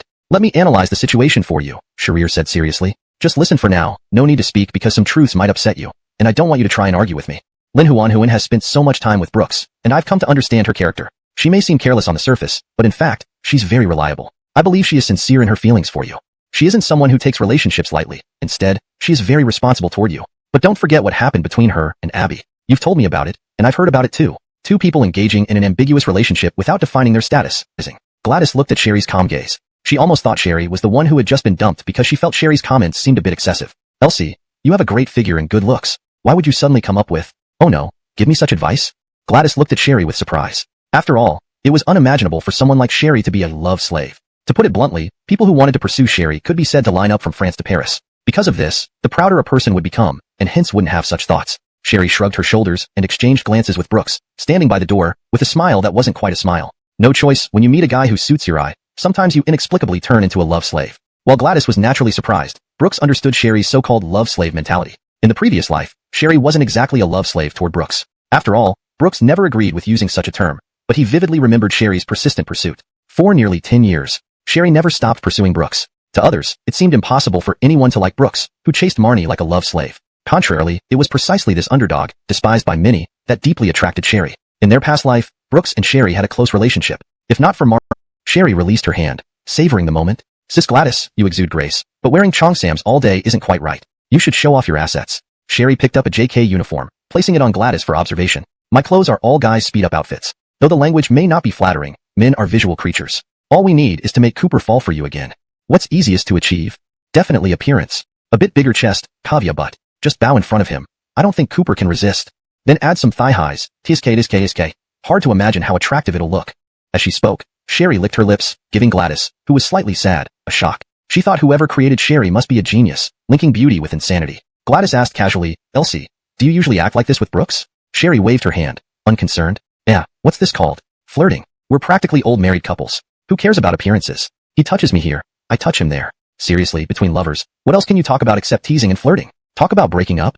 Sherry glanced back at Brooks with disdain, as if she found it a form of mental enjoyment to tease him this way outwardly. Such unreserved teasing might seem cheap in front of other men, but with Brooks, it was a rare pleasure in life. Having a girl like Sherry around who jokes around without hesitation adds comfort naturally, but such comfort isn't always possible to display. Everyone knows about Sherry's past. As her boyfriend, Brooks knew very well too, always worrying about his future. Now, the reason Sherry can express her true self so openly is because she has Brooks as her protective shield. Just as Sherry mumbled to herself, she also picked out a dress that suited Gladys quite well. Alright, this one, you wear this tomorrow. Oh wait, never mind. I'll just give you this dress. It fits you perfectly. Gladys looked at the dress lying flat on the bed, worriedly eyeing Sherry. Really? I feel like it might be a bit. Oh come on, don't worry Gladys, tomorrow you will be the prettiest girl at the party, Sherry said confidently. Brooks glanced at the inexplicably beautiful dress on the bed, raising an eyebrow. Suddenly, his phone rang inappropriately. Hoping it was Cooper, he instinctively answered, only to find himself speechless when he saw the caller's name. Brooks, can you come watch my performance tomorrow? No, and my girlfriend has something to say to you.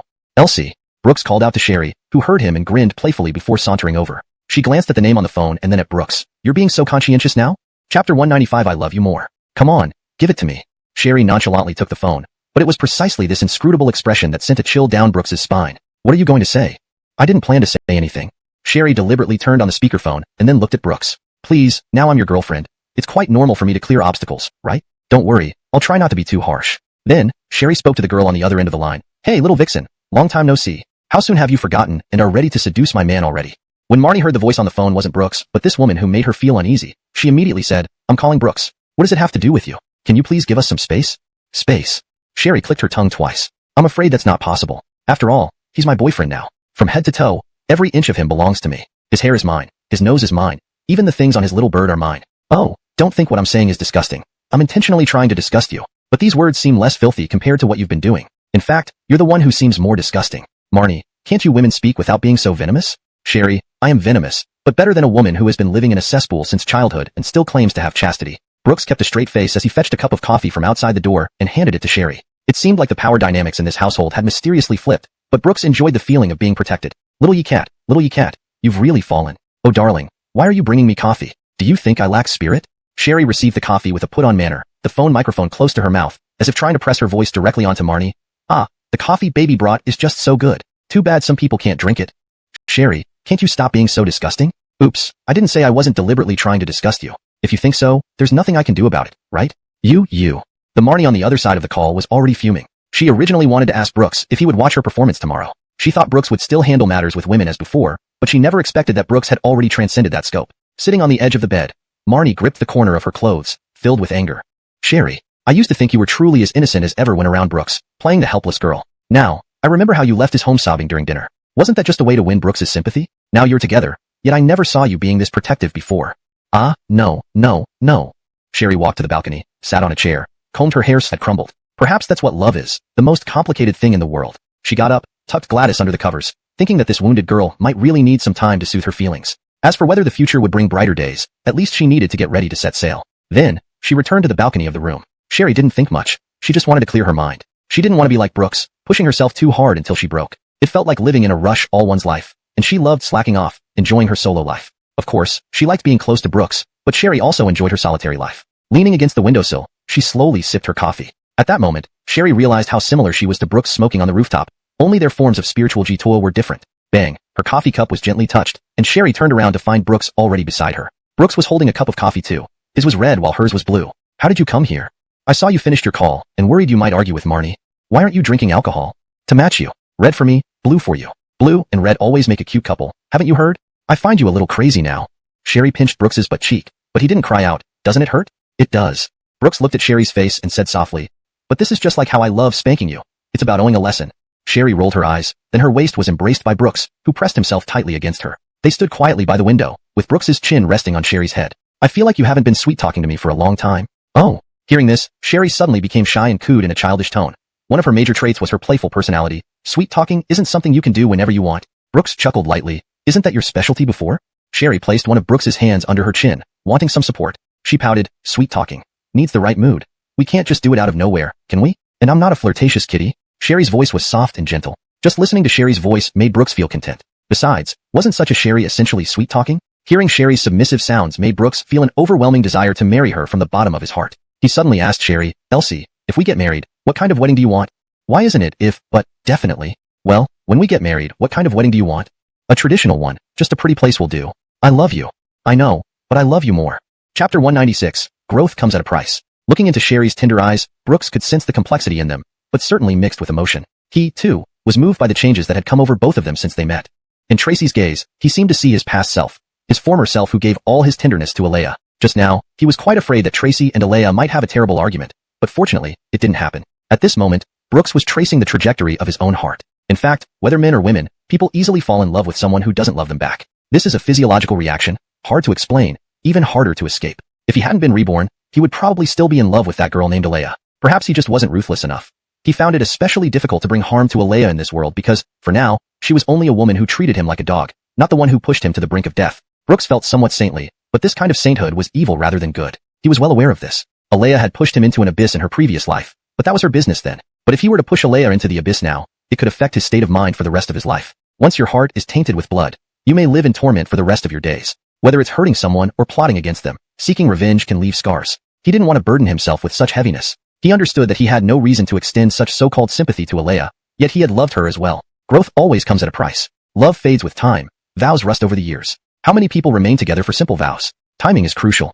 Alea should have been the protagonist, but she lost Brooks because of her arrogance born from being favored. Thus, Brooks truly became numb. Their love never happened at the right time. Or perhaps, if Brooks didn't love Tracy, Alea wouldn't love him either. What madness could explain this? No one could.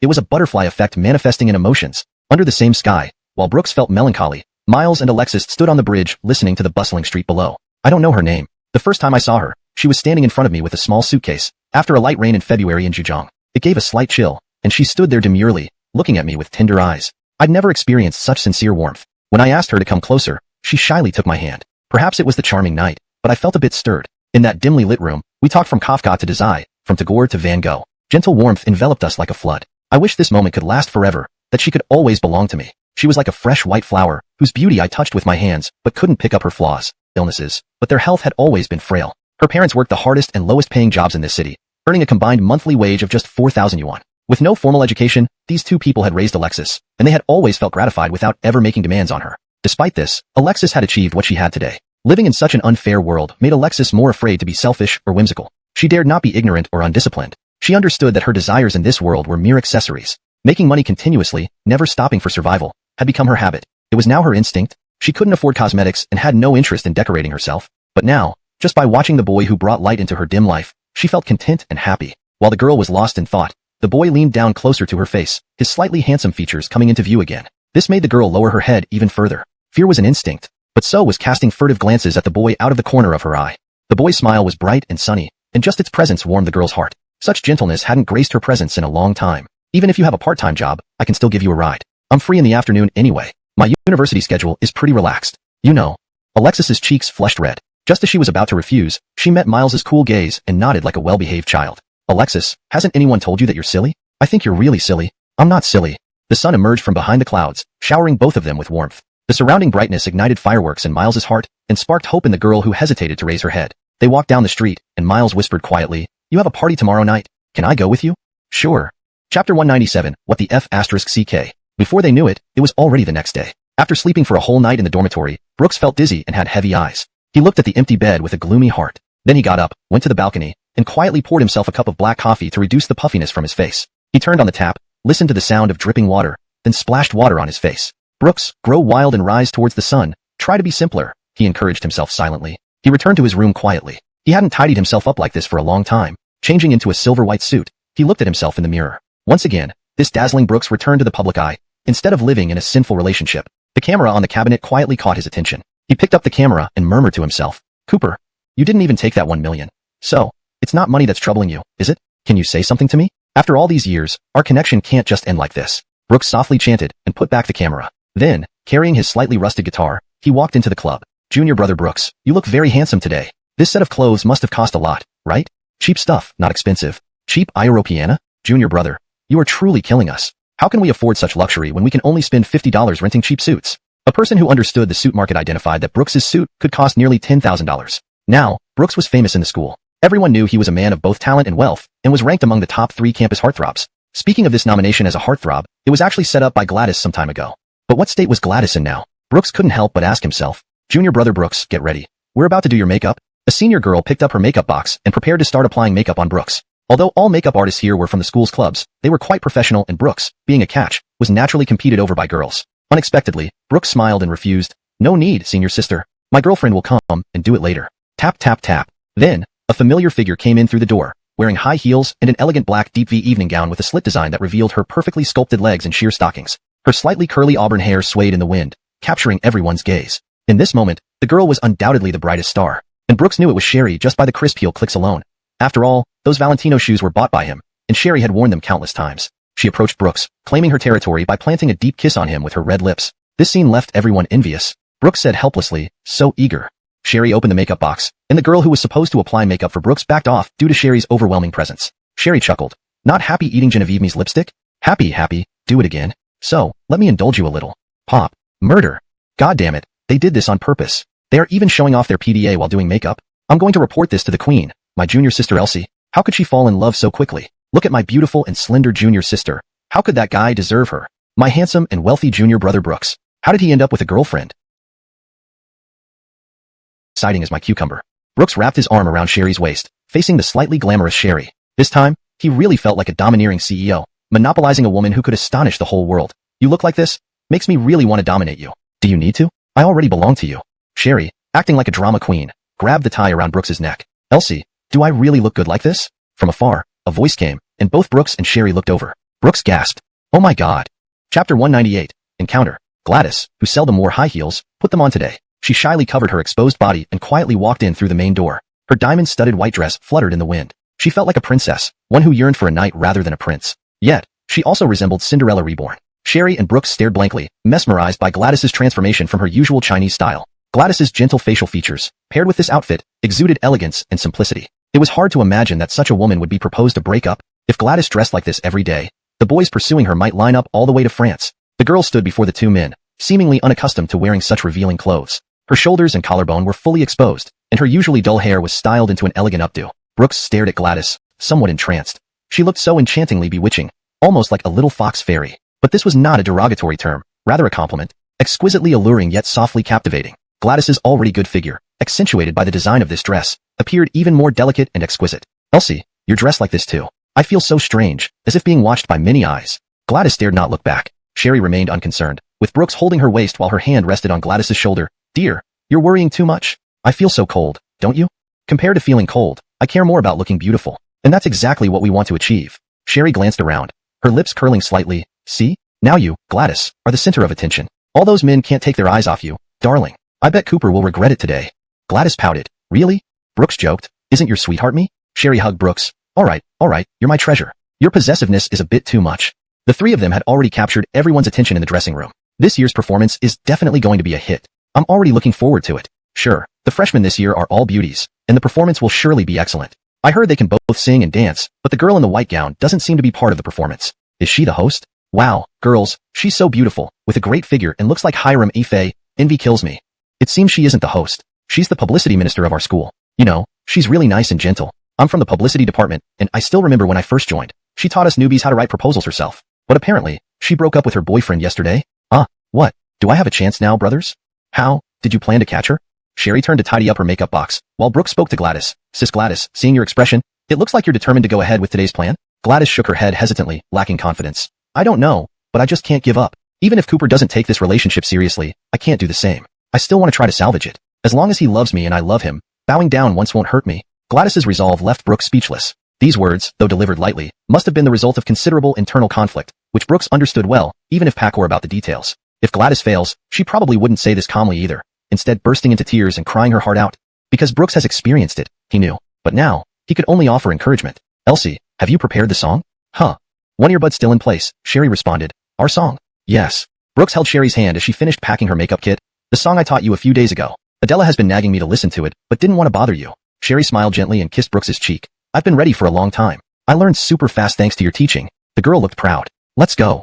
Sherry tossed her hair, a fragrant scent lingering in Brooks's hair, intoxicating him. To have Sherry by his side was undoubtedly blissful. The three walked out of the main door, but right at the corner, a glaring figure appeared before their eyes again. Alea, dressed in a purple gauze dress, and Frida, wearing a rock leather jacket, came face to face with the three of them. The purple gauze on Alea was quite exquisite, exuding an unusual air of purity from every part of her body. Indeed, she is just my younger sister. She said purple has a lot of charm. Such a type, in the entire university, was out of reach for most. Yet, this woman, whom millions of men could not touch, was now clinging tightly to Brooks. Sherry pulled Brooks, deliberately pausing her steps. Originally intertwined fingers were let go, and Sherry embraced Brooks's waist instead. Alea clenched her teeth viciously. Her pupils locked onto Sherry's eyes fiercely. She couldn't swallow this humiliation. Then, she looked at Brooks, her gaze almost tearing through him. Sherry sniffed lightly and left the corridor with Brooks. Alea remained frozen in place, pursing her lips sorrowfully, then exhaling a heavy breath. That simple exchange felt like it had taken her life. The campus beauty couldn't have imagined that a man's lingering influence could be so profound. You better not cry. If you do, your makeup will need to be redone, Frida sighed softly, fully aware of Alea's state. Everything had been going well until Brooks showed up halfway. Now, each glance from Brooks felt like a blade stabbing into her heart. I know, Alea whispered, but her voice suggested tears were imminent. But when I see him, I can't help it. I really can't help it. Ching, I regret it so much. Didn't you talk it all through with me yesterday? You made preparations. Now you're crying again. What does that even mean? Alea tilted her head back, afraid the tears would fall. Hearing Frida's words, she steeled herself. Yes, I have a plan. No matter the outcome, I will carry it out. Chapter 199. Reunion with an old friend. The morning sun rays penetrated this area of art, as if lifting a restriction on the land. This time, Art's performance was held outdoors on a 400-meter track field, and the school guards had lifted all restrictions, allowing many people from outside the campus to come and visit. For college students, this scene felt almost like a matchmaking event. Everyone was dressed up flamboyantly, not knowing who was the prey and who was the hunter. One just had to eat. Art's appearance provided a chance to experience the youthful atmosphere of the campus and admire the beautiful scenery. However, there were also many high school and middle school students visiting the campus. It was an open day, and perhaps seeing the vitality of college students would instill in these kids a special sentiment for this school. Who knows, they might strive for excellence and achieve brilliance in the future. But really, such people were few. The school happily promoted it this way. After all, casting a wide net often results in success. Rough words but true meaning. After a full afternoon of rehearsals and hours of bustling work, the entire stage was finally set up. The grand stage was packed with people, even attracting staff from several TV stations. Seeing the TV station signs around, Brooks and Sherry knew that tonight's gala would be grand, and that the school administration had taken it seriously. All seats were filled to capacity, more crowded than Brooks had imagined. No wonder Adela didn't pick a few lucky participants, but instead had each dormitory perform a program. Big brother Brooks, sister Elsie. Hearing a voice from their right, the two quickly turned their heads and found Miles and Denise standing there, with Adolphe closely following behind. Well, you made it, Brooks greeted Miles amiably, even though he knew Miles had once confessed his feelings for Sherry. But Brooks wasn't petty, and now seeing Miles with a girl, it was clear what his intentions were. Men understood men best. Miles's infatuation with Sherry wasn't deep-seated. At most, it was a momentary attraction to beauty, given her mesmerizing charm. Of course, Brooks carefully observed the girl behind Miles. Unlike other girls who might try to impress Brooks, this one seemed indifferent, which only made her stand out to him. Naturally, this was Miles's romantic matter, and Brooks wouldn't interfere. The girl kept her head down, leaving Brooks unsure how to greet her. Unable to bear the silence, Sherry gently patted the girl's shoulder in a sisterly manner, and Denise looked up suddenly. Muue, don't keep your head down. This is my boyfriend, Brooks. Denise glanced shyly at Miles, seemingly seeking his approval. He responded with an encouraging smile, which reassured her. She timidly extended her hand to shake Brooks's. I'm Denise, She glanced at Miles again. Miles's good friend. Brooks was polite. I'm Brooks. The girl's shyness was evident, so Brooks decided not to say much, sensing her discomfort might escalate. He then turned to Sherry. Elsie, take them to better seats up front. Sherry nodded and led Miles and the girl away. Having connections certainly made life easier. Sitting in the back would barely allow anyone to see the performers, only the screens. Soon, only Brooks and Adolphe remained. Brooks teased, how surprising. For someone as outgoing as Miles to find such a shy girl. Adolphe retorted sharply, Sister Gladys is gentle too, isn't she? Yet she chose Cooper, who isn't so gentle. Adolphe's offhand comment stirred ripples in Brooks's heart. He had intended to light a cigarette but hesitated halfway, scratching his head and sighing helplessly. It didn't go as planned, did it? Fortunately, Brooks's melancholy was soon interrupted when someone he knew put a hand on his shoulder. Turning around, he saw old friends Zane and Xander. Speaking of these two, it had been a while since he last saw them. Surprisingly, Zane seemed to have lost more hair, leading Brooks to reflect on how rapidly men age beyond their control. At least he was still young. However, his daughter Xander still had a lingering charm. In her mid-20s, she possessed the grace one would typically find in a woman in her 30s. It was often said that women in their 30s were appealing. Only men truly understood why. Women at that age were considerate and mature, often requiring less effort to win over. Damn.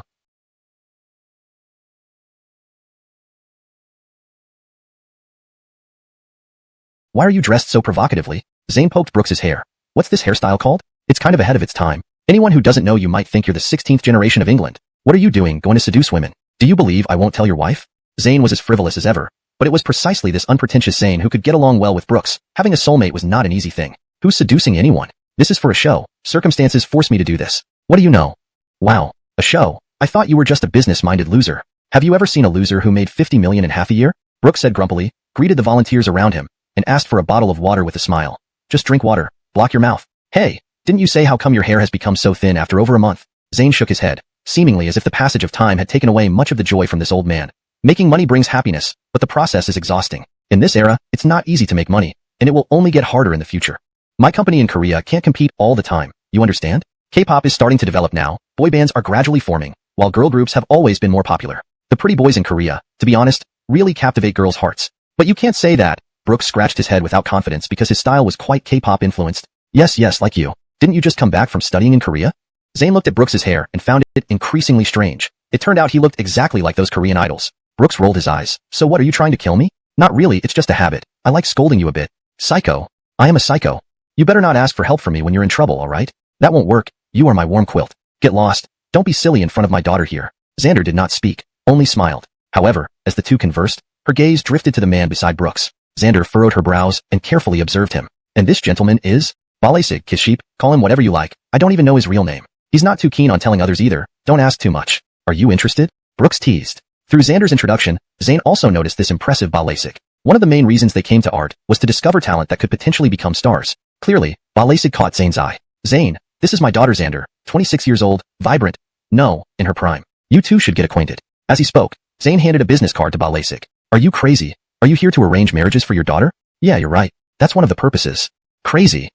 Chapter 200, Cooper and Abby's performance. Although Frisco appears aloof by nature, they are not entirely unapproachable. Zane seems to have taken a real liking to Frisco, which, from Brooks's perspective, makes perfect sense. After all, everything about this particular Frisco is outstanding. Their height alone, over 1.90 meters, creates quite a sight just standing there. With the casual conversation initiated by Brooks, the open-air performance commenced. He followed the crowd and found Sherry among them. He sat down beside him slowly, holding his hand and turning his gaze toward the stage. On stage, Cal, the third eldest, stood with a girl, appearing rather professional. The girl leveraged her looks to elevate the atmosphere of the stage, but relying on appearance could only hold attention for so long before it became boring. However, this performance was divided into two parts. The first half consisted of mandatory cultural shows as required by the school, while the latter part was organized by the students themselves. Fortunately, the school was quite considerate, ensuring that the entire performance did not seem monotonous. Yet this also reflected a sad reality. Cultural performances were receiving less attention these days. National-style performances had taken a downturn. Perhaps as Zane mentioned, Korean culture had grown wildly at the expense of national styles, gradually fading out of the view of today's youth. Imagining the crazy scenes of star chasing in the future,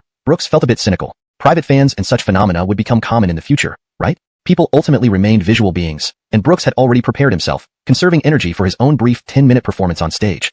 Few knew the effort he put into it, and soon, the first act of the second half began. Cal stood on stage, holding a cue card. Dear fellow students, the first half of the evening has quietly come to an end. Of course, like all of you, we college students know everyone has been eagerly awaiting the student-organized performances. Next, please welcome Cooper from the freshman class of digital media and Abby from the senior class of accounting to perform their dance, Poke Face. Hearing the names of Cooper and Abby, Brooks suddenly perked up, jerking awake and removing his blindfold. You woke up hearing Cooper's name? Sherry said blandly. Brooks, hard not to. On stage, Cooper wore a black leather jacket that exuded wildness, fitting her character perfectly, while Abby wore a revealing outfit with black stockings and a white top, exuding seduction. Mama. As the music began, the two, already positioned in the middle of the stage, quickly got into character. Their opening movements were extremely intimate, with Cooper placing a hand on Abby's waist, their bodies closely aligned, swaying to the rhythm of the music. Oh wow, so provocative from the start? What's provocative? I enjoy watching the ability of their relationship, but Brooks hoped this was just his imagination, not the truth. However, the next scene startled him even more. As the music neared its conclusion, Cooper shed her top, revealing her flawless skin under the lights. For a moment, the girls in the audience were instantly filled with excitement, screaming incessantly as they watched Cooper's perfect figure. Brooks couldn't help but feel envious. The performance ended with Abby crawling on top of Cooper as the finale. Exaggerated, over the top. How could one deal with this? Brooks looked at Gladys again, and it was evident on her face that she was feeling uncomfortable. Cal returned to the stage. Next, please welcome Alea from the freshman class of digital media, leading the dance department's performance of G. Chapter 201. You? On the stage, Cal's simple departure made way for 18 girls to take the stage. The dance department girls were indeed a collection of the finest females from the entire university. Every girl on the stage was dressed in a uniform mini-skirt. Undoubtedly, this attracted much attention. Before the 18 girls even appeared, 18 bright screens emerged in the dimly lit stage, and behind these screens stood 18 tall girls with a height no less than 1.70 meters, striking various poses. The purpose was to showcase their physical advantages to the fullest extent. Even though there was a white screen blocking them, the poses these girls struck stirred excitement among the audience, regardless of gender. Where is the general? I want to appoint concubines. Someone. I want to play blindfold games. Hee. Your Majesty, any of these women having anything to do with me, death penalty won't be unfair, life imprisonment will be quite a bargain. Indeed, the girls were alluring, but Brooks, standing to the side, had no interest in watching. His peripheral vision caught sight of Cooper's figure. Brooks watched as Cooper and Abby sat down, drinking water casually as if nothing happened. His black tank top had been torn apart during his performance, so now he could only wear a leather jacket. Meanwhile, his performance had already flooded the campus forum, gaining thousands of views in just 3 minutes. Most comments asked for Cooper's contact information, though a few bizarre ones mentioned that Cooper must be quite fierce. As Brooks glanced over, he suddenly met Cooper's gaze, leaving him speechless. He felt uneasy, inexplicably so, even finding Cooper's eyes like invisible daggers, making him gulp down some water without knowing what to do. He looked around and confirmed there was no one familiar to Cooper near him. Brooks pondered whether Cooper's G by Girls' Generation is undoubtedly a top-tier K-pop idol group hit, causing many in the audience to sing along. Alea's energetic dance revealed her perfect figure with every move she made, and each sway and twist displayed her graceful body in front of everyone. The men in the audience couldn't help but cheer loudly. Jushin, wife, what will I do without you? Damned Brooks, come at me. Brooks, me? What does this have to do with me? Brooks was also mesmerized for a moment. In previous lives, Brooks too had been captivated like these inexperienced children at parties, completely enthralled.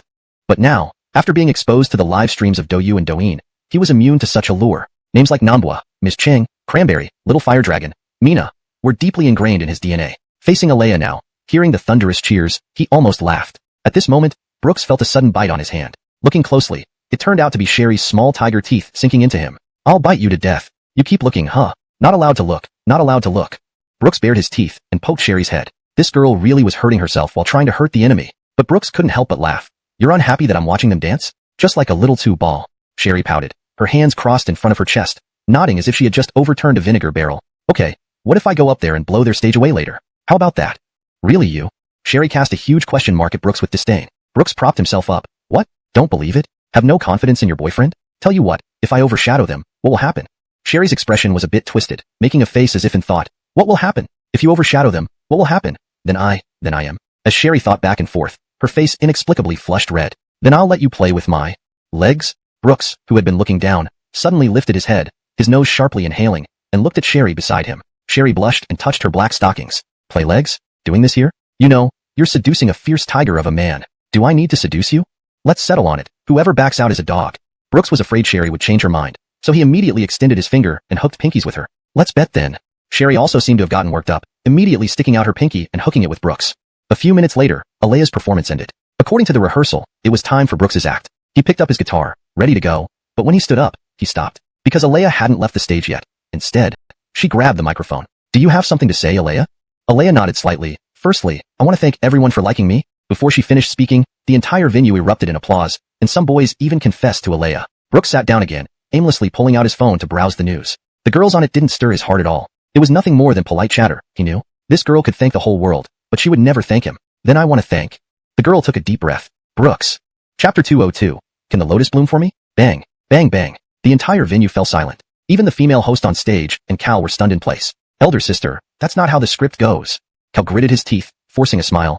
There are so many people today, including those from the TV station.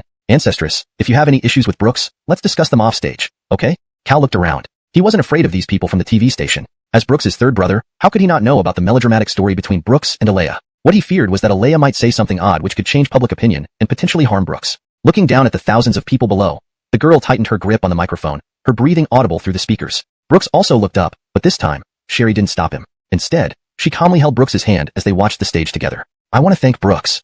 Sorry, I should have said these words during the freshman performance after military training. A bitter smile appeared on Alea's face. Brooks, thank you for accompanying me for so long and helping me so much. I am more grateful for the year after year, the recurring springs and autumns you've been by my side. But it's only now that I've realized all this. Sorry. I've taken your kindness for granted, and my own unreasonable behavior towards you as a matter of course. I'm sorry. I ignored your efforts. Really, I'm so sorry. In the vast, silent square, Alea felt nervous for the first time, tightening her grip on the microphone even more. I hope, more than anything, that when we graduate, I can still see you by my side during the graduation ceremony. Is that okay? Having finished speaking, Alea bowed deeply to the audience before looking toward a corner, seemingly taking responsibility for her capricious actions. Beside her, Cal had frozen. In his heart, he had cursed at Brooks countless times. He thought Alea would cause trouble, but never imagined she'd create such a big scene, and over Brooks. Quickly trying to smooth things over, he said, well, our classmate Jushin is really expressing her feelings honestly, but who's Brooks?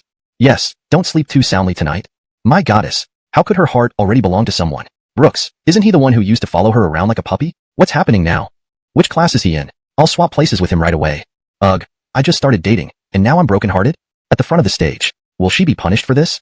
Cal's voice echoed across the playground, while Sherry sounded slightly worried. Alea had guts to speak out so openly. She knew that Alea did this for Brooks, but never expected her to go this far under such pressure. Brooks seemed surprised but quickly regained composure. Things are different this year. She might get away with it, but considering her background, the school probably won't do much to her. Do you know who her father is? The moment Alea got off the stage, Frida grabbed her shoulders. Sister, are you crazy? You know there are so many people here, mostly from the media and headhunters. Don't you remember you wanted to join a talent show after graduation? If you get blacklisted, what will happen to your future? If it goes viral online, what then? No, I'm not crazy. Alea met Frida's eyes, tear streaks visible yet smiling. Not only am I not crazy, I've never felt clearer than now. Huxon's shared sentiment that touched Gladys, making her heart flutter uncontrollably. She glanced at the familiar corner, saw a familiar person, and ignited the familiar lotus. Lotus, can you bloom for me today? Chapter 203, Love Failure. As the dance club's performance came to an end and Alea's speech concluded, the stage fell silent once more. Cal glanced down at the program in his hand, a flicker of surprise crossing his eyes. Damn it, this school must have done this on purpose. Drenched in sweat, Cal hesitantly announced, The next performer is Brooks from the digital media major, who will bring us a guitar performance titled Love Failure. Who? Brooks? Is he the one Alea mentioned earlier? Anyone wants to die with me after this live stream ends? General, take me along.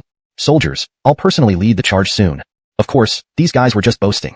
In university, ugly or handsome, everyone could fall in love except for cowards. Many college students talked about pure love, but ended up watching their crushes kiss others. The audience burst into applause. Brooks then walked onto the stage with his guitar. Under everyone's gaze, the surrounding lights gradually dimmed, leaving only a spotlight slowly shining on Brooks. One person, one chair, one guitar. He sat down, he was the best student in this cohort, originally eligible for a guaranteed admission to Tsinghua or Peking University, yet choosing art, a humble 985 and 211 institution. She knew the reasons well. Even in computer science, teachers often admitted they were inferior to him. Geniuses never lack, and Brooks was one of them. Smart, capable, such a promising seed. Brooks, you've given me countless surprises. I'll try my best to secure him a national scholarship, although it might not mean much to him. Meanwhile, on stage, Brooks became more immersed, as if really wearing a scarf and walking through a snowy field. His low, gentle voice flowed through the auditorium. For you, I'll silence my mic. Only sing what you love. Goodbye, don't cry. Cry your heart out. As the music ends, you've wandered away. I admit I'm a failure in love. Gradually, more people were drawn into Brooks's song. His voice was simply mesmerizing, resembling Wang Jiao, Jackson Yi, to some extent, giving his ballads a unique flavor. Many wanted to add this song to their playlists, but upon searching, no results. Original? A real pro? Someone shouted, causing a stir. Countless people went online to verify, all getting the same result. No record of this song. Instantly, the school was abuzz. Dude, are you serious? You're using pro moves, and a noob erupted in applause that seemed to last forever. The applause was so enthusiastic it even surpassed the previous two opening acts. Zane clapped in the audience. Brooks could definitely debut. It's just a pity he's a businessman. If he were willing to join me, I'd do my best to turn him into a top-tier celebrity. Sylvia watched Brooks on stage with admiration but soon found fault. What about Adolf? Zane glanced at Adolf beside him and smiled. He has all the right conditions, and his voice is good. Are you interested in performing? The silent Adolf whispered, not really. Zane persisted. You don't have to if you don't want to, but with my connections, it wouldn't be a problem for you to perform a song. After all, those who can perform here have worked hard for a long time. But Adolf, you should use your connections. We've known each other for a while, and I know your wishes clearly. Exposure at this event is unimaginable. If you sing one song, you might become famous. Adolf remained silent for a moment. This didn't align with his usual principles. He didn't enjoy mixing business with pleasure. Yet once mixed, it became difficult to weigh the pros and cons. After a long pause, he finally said softly, okay. As soon as he finished speaking, Zane made a call to arrange Adolf's performance. In a corner, Alea quietly observed, leaning against Frida. Her eyes held no envy, only acknowledgement. She never imagined Brooks's singing could be so beautiful, nor did she expect him to write such a wonderful song and dedicate it to that girl in front of everyone. If this song were for me, how nice it would be. Alea felt a pang of sorrow, but after the song ended, Brooks didn't leave the stage. The audience below wondered why. Older brother 3, the microphone? Sure thing. Brooks took the microphone with a joyful expression. Please give me some applause. Next, I would like to introduce my girlfriend, Sherry, to come on stage and sing back to you with me. Chapter 204, What is Love? Sherry? The new school beauty of our campus? When did they get together? You don't know? It went viral on the school forum before. Photos of them kissing were even posted. Brooks almost became every man's enemy in the entire school. Not just that, Sherry also nearly became every girl's enemy. Why? Don't tell me you didn't know Brooks made $5 million from a game? Tell me, do you have as much money as he does? Are you as handsome as him? How can women not be swayed by such a man? Look over there. A few male students slightly turned their gazes. A few girls nearby were already grinding their teeth, ready to take on Sherry. On the stage, the sound of high heels was light and dignified. Wearing a black deep V dress, Sherry slowly walked out, like a bride walking up to the altar. When Sherry stood beside Brooks, under the watchful eyes of hundreds of people, there was nothing but, are you bored? I am bored. Sherry's high heels tapped on the ground. Her toes wiggled in front of Brooks. Since we haven't started yet, is it illegal to tease you a little? Not illegal. Brooks smiled and shook his head. Just don't flash anyone. OMG.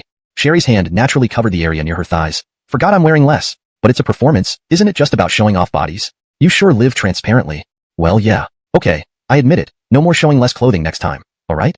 Saying this, Sherry pouted her lips cutely. Unbeknownst to her, the camera had focused on her face, capturing her adorable pout, igniting the hearts of the male audience below. Wife.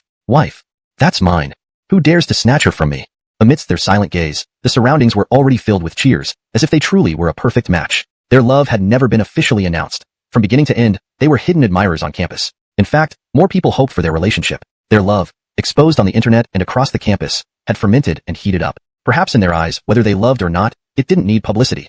Their love didn't require anyone's support, only their reckless freedom. They needed love to sprout and grow wildly in each other's hearts, and they believed they would be blessed by gods. Back to You is Kimura's song, and Brooks's favorite idol was Akil. The relationship between Kimura and Akil, in hindsight, might have been Achilles' fault, but Brooks felt regret for that relationship. This song is a solo by Kimura, so rearranging it for duet performance was incredibly difficult for Brooks. But if today's performance succeeded, it would undoubtedly be a classic version. After staring at each other for a long time, Brooks suddenly grasped the microphone, his eyes solely on Sherry, then whispered, "Had enough? Can we start?"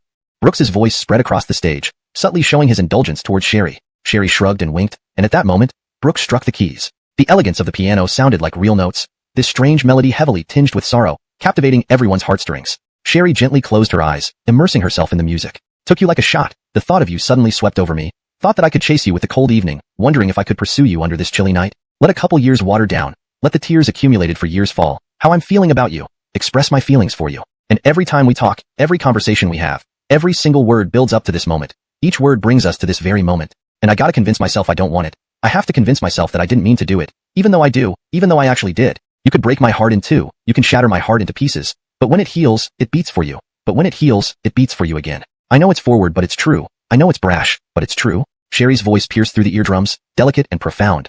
Yet her tone was fresh and sunny, sweet without losing its depth. This rendition might not align with the original song, but it felt seamless. With each line she sang, Brooks harmonized, one sentence after another, gradually immersing himself deeper. This song seemed to be revealing their relationship.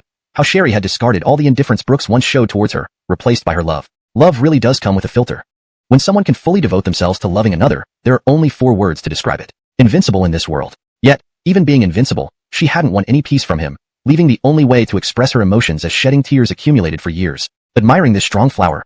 No, this wild rose. Sherry, this wild rose, was blooming in this blessed land. Originally, she painted because it was her hobby, but now, mastering painting allowed her to capture every moment of Brooks and frame them by her side. If not for Brooks in her past life, Sherry might have thrived on her own. At first, Sherry was a girl who could support herself by singing in bar left. It's not too late to regret it. Besides, today's situation is quite unexpected. Abby asked Cooper for a cigarette and lit it together with her. "Lotus, will you even be able to afford cigarettes like this in the future?" Cooper remained silent, stubbing out the cigarette butt. The wind fiercely penetrated his leather jacket, making him feel its chill thoroughly. If you can't afford them, just quit. After all, there's no turning back. I'd rather be a sinner who goes out with a bang. Have you gotten past Eliam yet? Past. He already believes me. As long as he harbors the intent to ruin Brooks's reputation, he'll be the one ruined. Abby exhaled a puff of smoke, inhaling the side stream into her nose. "To be honest, have you ever wanted to sleep with me?" "Yes." "What about Gladys?" "No." "Why?" Cooper fell silent. He's different.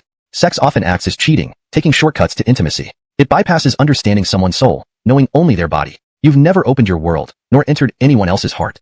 You haven't enriched your spiritual world through love. You've merely filled idle time. In this era of fast food romance, early physical contact is like fleeting fireworks in the night. You remember the brilliance in the sky but forget to clean up the scattered remains. I still hope to find someone honest enough to nurture their own soul. Clearly, Gladys is that person, so I won't touch her at all. Many people say love is sex, marriage, kisses at 6 in the morning, and having a bunch of kids. Maybe love is like that, Abby, but do you know what I think? I believe love is the hand that wants to touch but pulls back.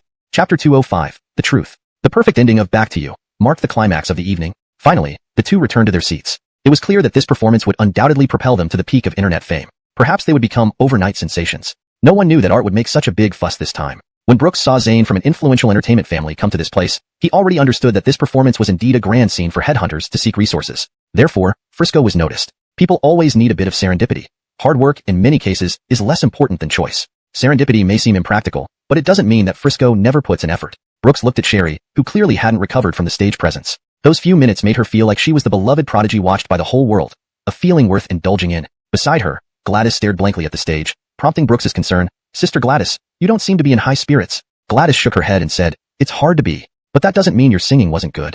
Gladys quickly added, "That's just who Gladys is, sensitive and prone to anxiety." For her, even a mundane comment would play over and over in her mind. This made life comfortable for those close to her, but was torment for herself. Perhaps her plea to retain Cooper had been replayed countless times in her mind. "Actually, Gladys, you don't have to constantly worry about others." "I know, but I'm just like that, right?"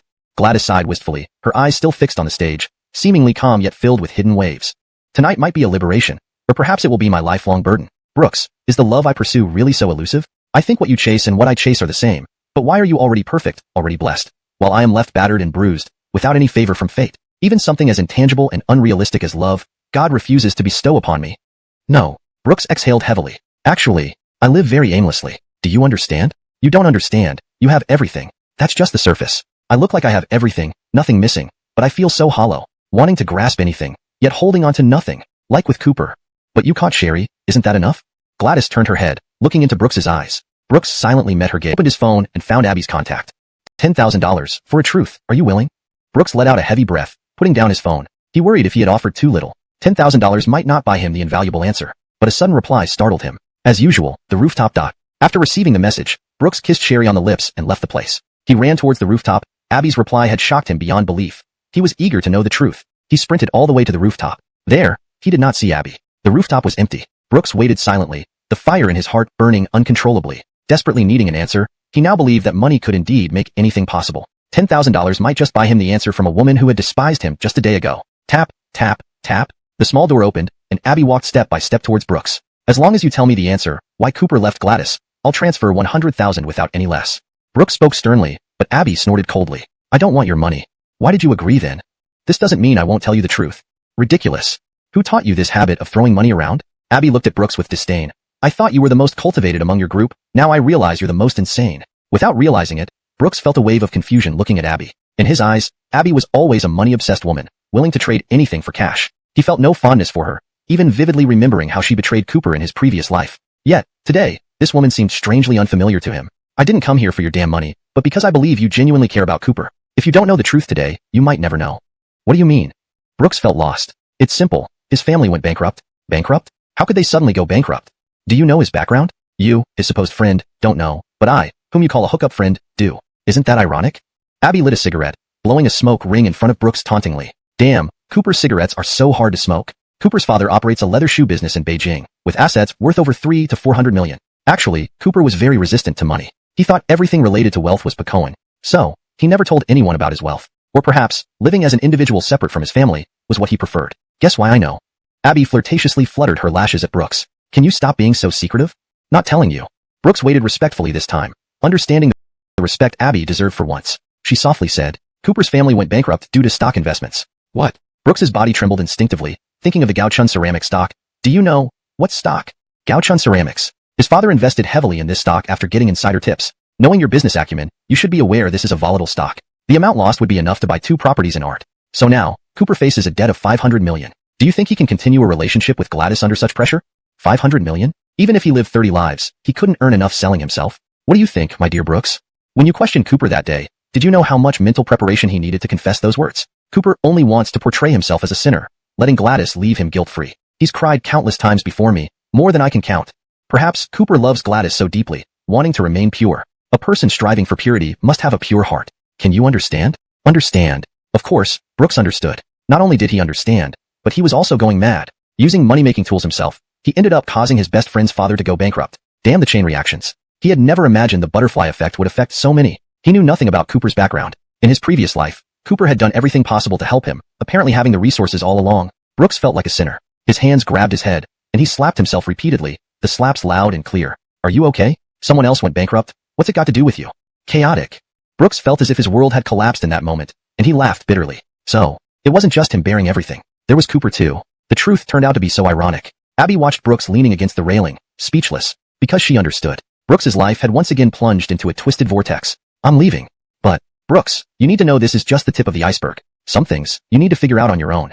Chapter 206, A Shameless and Bastard World. So, what exactly have I been reborn as? What did I really get from this shameless and bastard world? Why does it trample on me again and again? Is my personality, my humanity, and my hopes for everyone so easily squandered? Ha ha ha. Cooper, tell me if there's anything wrong. Why are you trying to handle everything by yourself? Tell me if there's any problem. Didn't we agree that when things happen, we would face them together? Why are you leaving? On the rooftop in the night, silence dominated. Yet Brooks's heart was full of ringing bells. He leaned painfully against the swaying railing, and that sense of being both close and distant made him feel like he had found a home. He could guess that Cooper's departure had something to do with money, or perhaps his own stubborn pride concerning wealth, but he never expected all this to be related to himself. Brooks didn't know how to face Cooper, just as he didn't know about Cooper's background. And Cooper didn't know that her family's bankruptcy was due to Brooks. Though Brooks was passive, he also took some initiative. This contradiction plunged him into an awkward dilemma. Perhaps Cooper was right. Now he was indeed no different from an incapable man. She might deeply understand that she could only accompany Gladys during the carefree days of college. Perhaps they once dreamed of their future lives together, but now the realization of their inadequacy struck prematurely at this humble yet towering man. Cooper didn't want her selfishness to delay Gladys's life, happiness, and future, because she truly loved her. After a long silence, Brooks looked at the photo album on his phone, gazing at their blurry group picture taken on a snowy mountain. This seemingly strong man's eyes brimmed with unshed tears. All this was caused by Brooks. He had considered most of the cause and effect scenarios under the butterfly effect, yet his unknown circumstances disrupted his heart. He profoundly understood what the cruelest despair felt like. He panted, breathing heavily, just like Gladys and Cooper's uncertain love, which was also gasping heavily at this moment. At this moment, his heart felt like it was seized by invisible claws. Brooks was in so much pain that he could hardly breathe, but he couldn't focus on his own agony. His mental scars would only wound Cooper's heart over and over again. Leaving art, the mountainside, and Gladys's embrace would undoubtedly tear out Cooper's heart. In this moment, Brooks seemed to see the simple yet great power of a man, a force that supported him crawling through the darkness, supporting him to traverse the taboos and despair of the night. Brooks took a puff of bird tobacco, exhaling with heavy breaths. He seemed to accept this reality. He realized that he should have one last farewell with Cooper, at least letting her know that he would always be her support, even though such support appeared hypocritical to Abby. However, he understood that whether it was genuine or not, Cooper needed this support, relying on him to cross through the humble and lethal nights. At least, Brooks didn't want Cooper to leave Gladys, nor did he want Gladys to lose hope in Cooper. Knock, knock, knock. Brooks's phone rang suddenly. He hoped it was a call from Cooper, but it wasn't. It was Miles, unexpectedly. But after hearing what Miles said to him, Brooks jumped up instantly. Hey, brother Brooks, come back quickly. What happened? The stage is in chaos. Someone is slandering you. Did you hear? The scene is already a mess. I'll be right there. Sweat dripped down Brooks's forehead as he ran, brushing off the dust from his body. He felt uneasy, predicting something but doubting its possibility. Instantly, Brooks's mind filled with confusion. Finally, without stopping, he reached the playground. Asia, whom he had been expecting, also awaited Brooks's arrival. Seeing the person on the stage, Brooks's pupils involuntarily constricted. Ilium. Everyone, look at me.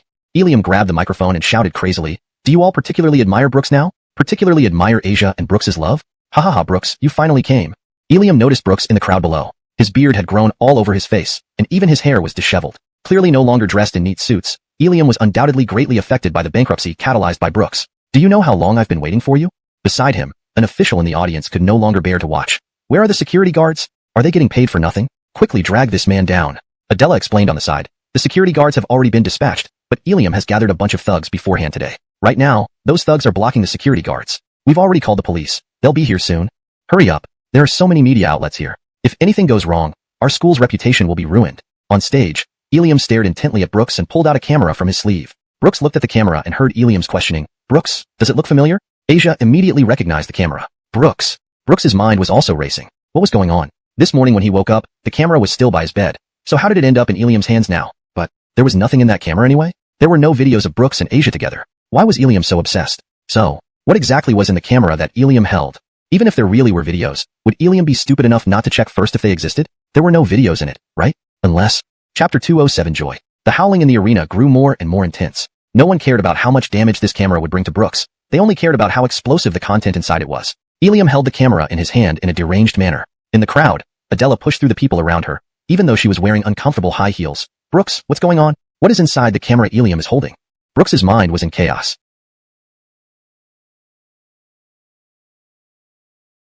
He had his own thoughts but wasn't sure. I don't know. Who knows what this bastard is up to? Don't you know what you've done? I haven't done anything. How should I know? Isn't it something illegal? If I did anything illegal, my name can be changed to Lacey Choying. Adela's anxiety was understandable, as she had organized this performance all by herself. Even if their relationship was good, if this performance were to be ruined because of him, perhaps Art and Adela wouldn't be able to stay here either. Now, I will let you see just what kind of person Brooks really is in your eyes. Ilium inserted the memory card from the camera into the computer. Suddenly, the screen went black. The entire stadium fell silent again. They were eagerly awaiting what the so-called video that could ruin someone's reputation was like. In a corner, under the shadows, Cooper lit up a cigarette with a light laugh, leaving a carefree silhouette behind. Enjoy the pleasure of lifting the rock only to drop it on your own foot. Buzz. Oh, darling lick. Don't rub anymore. It's already big enough. How does it feel? Is it good? Is it good? Yeah. Tie up my hair. Tie up my hair. Pose better, yes, just like that, In the dimness on the sofa, there were continuous sounds of a man slapping a woman's buttocks. The woman's cries were full of embarrassment, each one enough to make any man yearn and stand at attention. Don't leave it inside. Slap. The man threw a stack of 5,000 yuan notes at the woman's face. Is it possible? Yes. The entire video played on the screen. In the end, the man's face was revealed. Everyone froze, including Brooks, Sherry, and Adela, even Ilium included. No, it can't be. How can it be me in there? No. On the screen, Ilium was in a bar, sweating profusely with a woman. Ilium stared blankly at himself in the video. He was breaking down. How could it be? I clearly checked. The video in here is of Brooks, not me. Slander. This is slander. Kneeling on the ground, Ilium panicked and pulled out the USB drive. He wanted to run, but the police sirens were already wailing through the campus. Don't catch me! Don't catch me! Ilium lost his senses, dashing around backstage, knocking over speakers and microphones one by one. Don't move. Stay still. Ignoring the policeman chasing him from behind, Ilium ran for his life, but at the corner, a figure lunged at him, tackling him straight to the ground. The broken camera fell into a corner, while Ilium's neck was pressed firmly against the ground by a burly police officer. Ilium, someone reported you for solicitation. Now, I have the authority to arrest you. I didn't. Ilium's eyeballs almost popped out. He struggled, desperately grabbing at the policeman, but to no avail. It's Brooks. The sirens gradually faded around the university. Adela was numb. Although the video wasn't of Brooks, its content had already crossed the line into pornography. Sister Adela. It's okay. I understand you. You're the victim. I'll help cover up this matter. Adela's retreating back felt like it left an indelible mark on Brooks. He would rather have Adela scold him or place all the blame on him than have her bear everything for him. Noticing Brooks's worry, Sherry patted him lightly on the shoulder. She had always been self-interested. It's fine. At least this incident didn't harm you. We'll help you in after this, helping her get through this rough time. Your concerns now are useless. I understand. Brooks whispered sadly, but I can't shake off this feeling. In the next moment, Brooks seemed to realize something and suddenly turned his head, but the familiar figure was nowhere to be seen. Cooper. Where is Cooper? I don't know. I didn't see him just now. Sherry shook her head, also confused. Brooks looked around, trying to find that figure, but in the end, he only saw Abby. He grabbed Abby's shoulder. Abby, whose shoulder was gently held, heaved a sigh of relief and raised her eyebrows at Brooks. Got it. Brooks spoke in a deep voice. Why is Ilium in the video? You only told me the tip of the iceberg, but now I want to know the whole story, okay? Abby took out a cigarette from Brooks's pocket nonchalantly. The entire story is that Cooper planned everything long ago. A week ago, Ilium went bankrupt. He gave Cooper a bank card with 15 million yuan and asked for a video of you and Sherry sleeping together. Yes, from that camera. He didn't ask for anything else? Brooks asked. No, quite the opposite. He did take the card, but not for the money. Abby flicked the cigarette lightly and said softly, he knew Ilium's bankruptcy would be a constant threat to you, and never expected a bankrupt person could do such extreme things to his enemy. So, he agreed to Ilium's so-called enticement, actually just to set up one last line of defense for this so-called good brother of yours. But Cooper knew what kind of person Ilium was. Although Ilium claimed he borrowed 15 million, no one knew when those 15 million might vanish. Sure enough, yesterday afternoon, that bank card was frozen, just an hour after they completed the camera transaction. Cooper may look rough, but his thoughts on these matters were incredibly meticulous. He even dared not let anyone else film the videos. Instead, he filmed them himself with me. Most women hearing such a request might slap him right away. Only someone like me who is rather unconventional would agree to him. As for why he passed Ilium's scrutiny, I'm not sure. I only know he has been playing with your photos lately. Anyway, I'm not into computers, but somehow it got past Ilium's eye. Regarding the thugs, Ilium hired them with money, while Cooper used more money to switch things around. Initially, when Ilium first approached him about the camera, he wavered, but to leave himself a way out, he had prepared all the scandalous videos from Ilium's bar long ago. As you can see, the seemingly cocky and boastful Cooper who acts cool all the time did so much behind the scenes. Brooks, I'm curious how you feel about this now? How he felt. Brooks choked up, feeling shortness of breath in his chest. He didn't know how to repay Cooper, feeling both moved and pained. His legs felt as heavy as lead. I understand. Brooks answered indirectly, perhaps acknowledging his own failure. He turned silently and looked at the stage which was being repaired, now calm after the storm. Cooper was nowhere to be seen, having vanished into the empty space. Adolf sang on the stage, but no one seemed to have the heart to listen to the song. Brooks felt bitter. That bitter seed inside him grew roots and spread throughout his body. Until, Cooper is at the airport now, on a 9:30 flight. Well, you still have an hour and a half. There's only one airport in Mountain City. You still have a chance. Cooper spat out bitterly, stretching his slightly stiff body. He didn't fear the future much. It was just that he was lingering in the present. He couldn't forget the people and things that tugged at his anxious heart. He was a bit hungry, so he looked back at a shop that hadn't closed yet. Perhaps due to the cold weather, there weren't many people at the airport at night. This rare scene calmed Cooper's restless heart rather than making it numb. He zipped up his leather jacket, not wanting his skin exposed to the air. Soon, he stood in front of the store. As he looked down, he saw an ordinary bowl of steamed buns. Gladys unknowingly entered his mind. Can I have a bowl of steamed buns? What do you want? The voice from Cooper's throat was so soft it almost blended into the wind. Perhaps his nasal cavity was dominated by emotions. Cooper felt his nose clogged up, even finding it hard to breathe, and his throat felt sticky. He swallowed and tried to speak, but no words came out. The owner looked at him disdainfully, not understanding what this man was doing, whether twitching or something else. The owner raised a glass of water and handed it to him. Cooper nodded slightly, accepting the cup. The warmth of the water melted the confusion in his throat. He sniffed, and within seconds, his nose was full of water. His breaths came in short bursts. After a long while, he spoke hoarsely, liquids in his nose and mouth. After an unknown duration of coughing, Cooper finally collapsed in his chair. He slowly, like a 70-year-old, put the bun into his mouth, chewing nonstop, staring at the ceiling while chewing. Bitter. Not just bitter. This meal's taste would linger in his memory, not because it was revolting, but quite the opposite. It was delicious. Yet inside this simple bun seemed to live a person, someone unforgettable day and night, life after life. He wiped away the tears streaming down his face with his rough leather jacket, as the airport announcements called for passengers heading to Beijing. Cooper slowly rose, pulling his suitcase, ready to leave this second home that didn't belong to him. Cooper. Lenihuan. Lane. In the airport, echoes of his name resounded. The suitcase stopped moving forward, and the man holding it turned to look back. He smiled, a faint smile. Who the hell told you I was at the airport? That lousy porn partner of yours told me. Brooks panted. To catch up with you. I broke my sprint record. Brooks took a breath and slowly walked in front of Cooper. Can we talk? Even if only for 15 minutes. Swish. 2 gaudy Lacoon cigarettes were lit. The two men looked out the window at the planes, falling into silence. But Brooks did not let this silence continue. This time, if you leave, will you be able to come back? Cooper glanced at Brooks. Cooper, I don't know. I don't want to trade our years of friendship for this million. That's enough.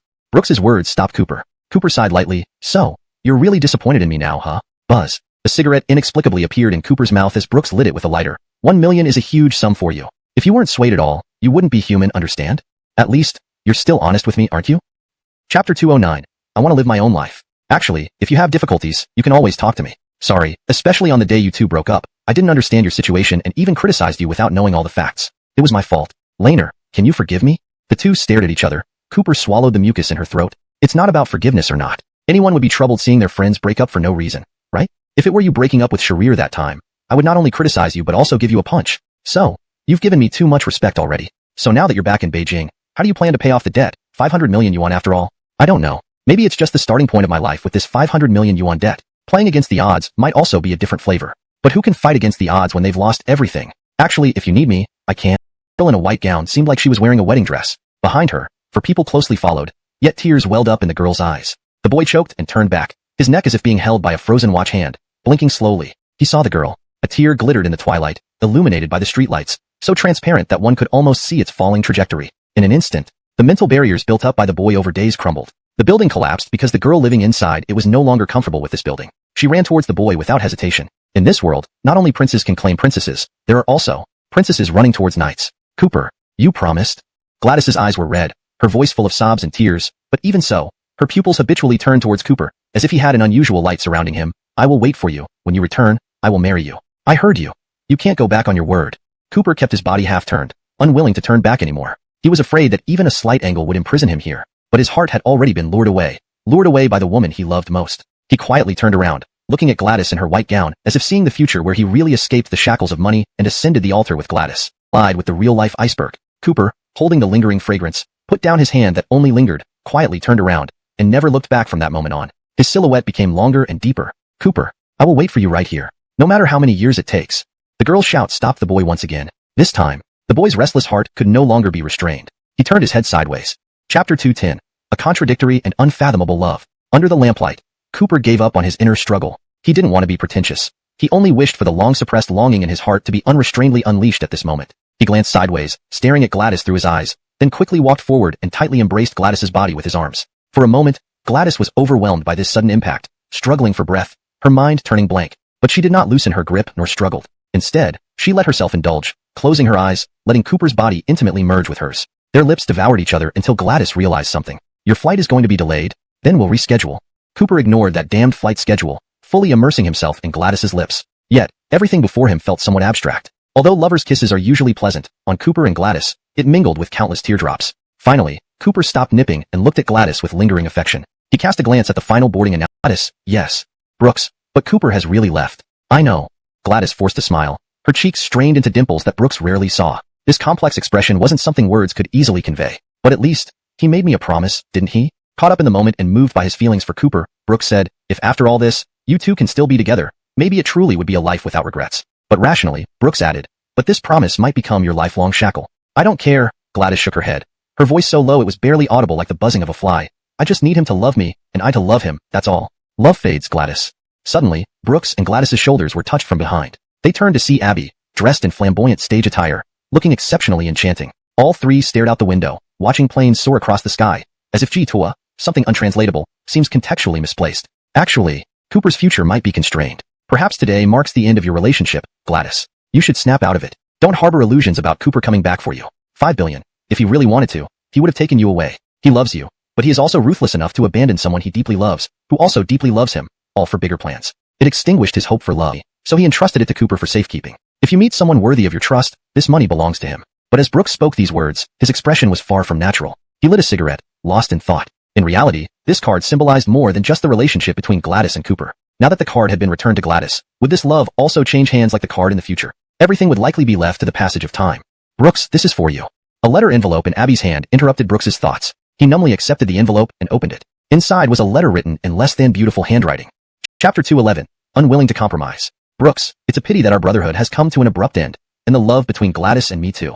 I am very grateful to you for introducing Gladys, such a good girl, to me, and leading us to fall in love now. But there are some storms that we can never stop. Ants may never be completely defeated, but they cannot withstand the blizzard. I don't know if we have any more fate in this life, but what I really want to say is, if you can, please let Gladys give up on me.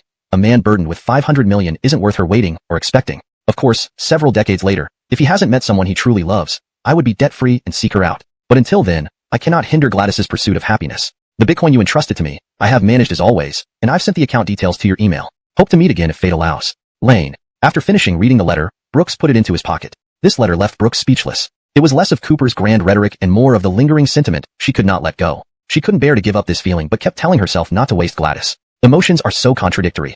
People tend to move themselves deeply, believing their feelings are profound and great. Like Frisco, Brooks didn't know why he related Cooper's thoughts to astrological signs, perhaps as an excuse to understand himself better. People always try to present themselves as noble, not just Cooper, but everyone does it. Brooks was no exception. If this were controllable, then it wouldn't be human nature. Brooks, can you answer one question for me? What? Abby's sudden question made Brooks a bit bewildered, especially given her ever-alluring gaze, making him keep his guard up. Such a woman could still be controlled by Cooper.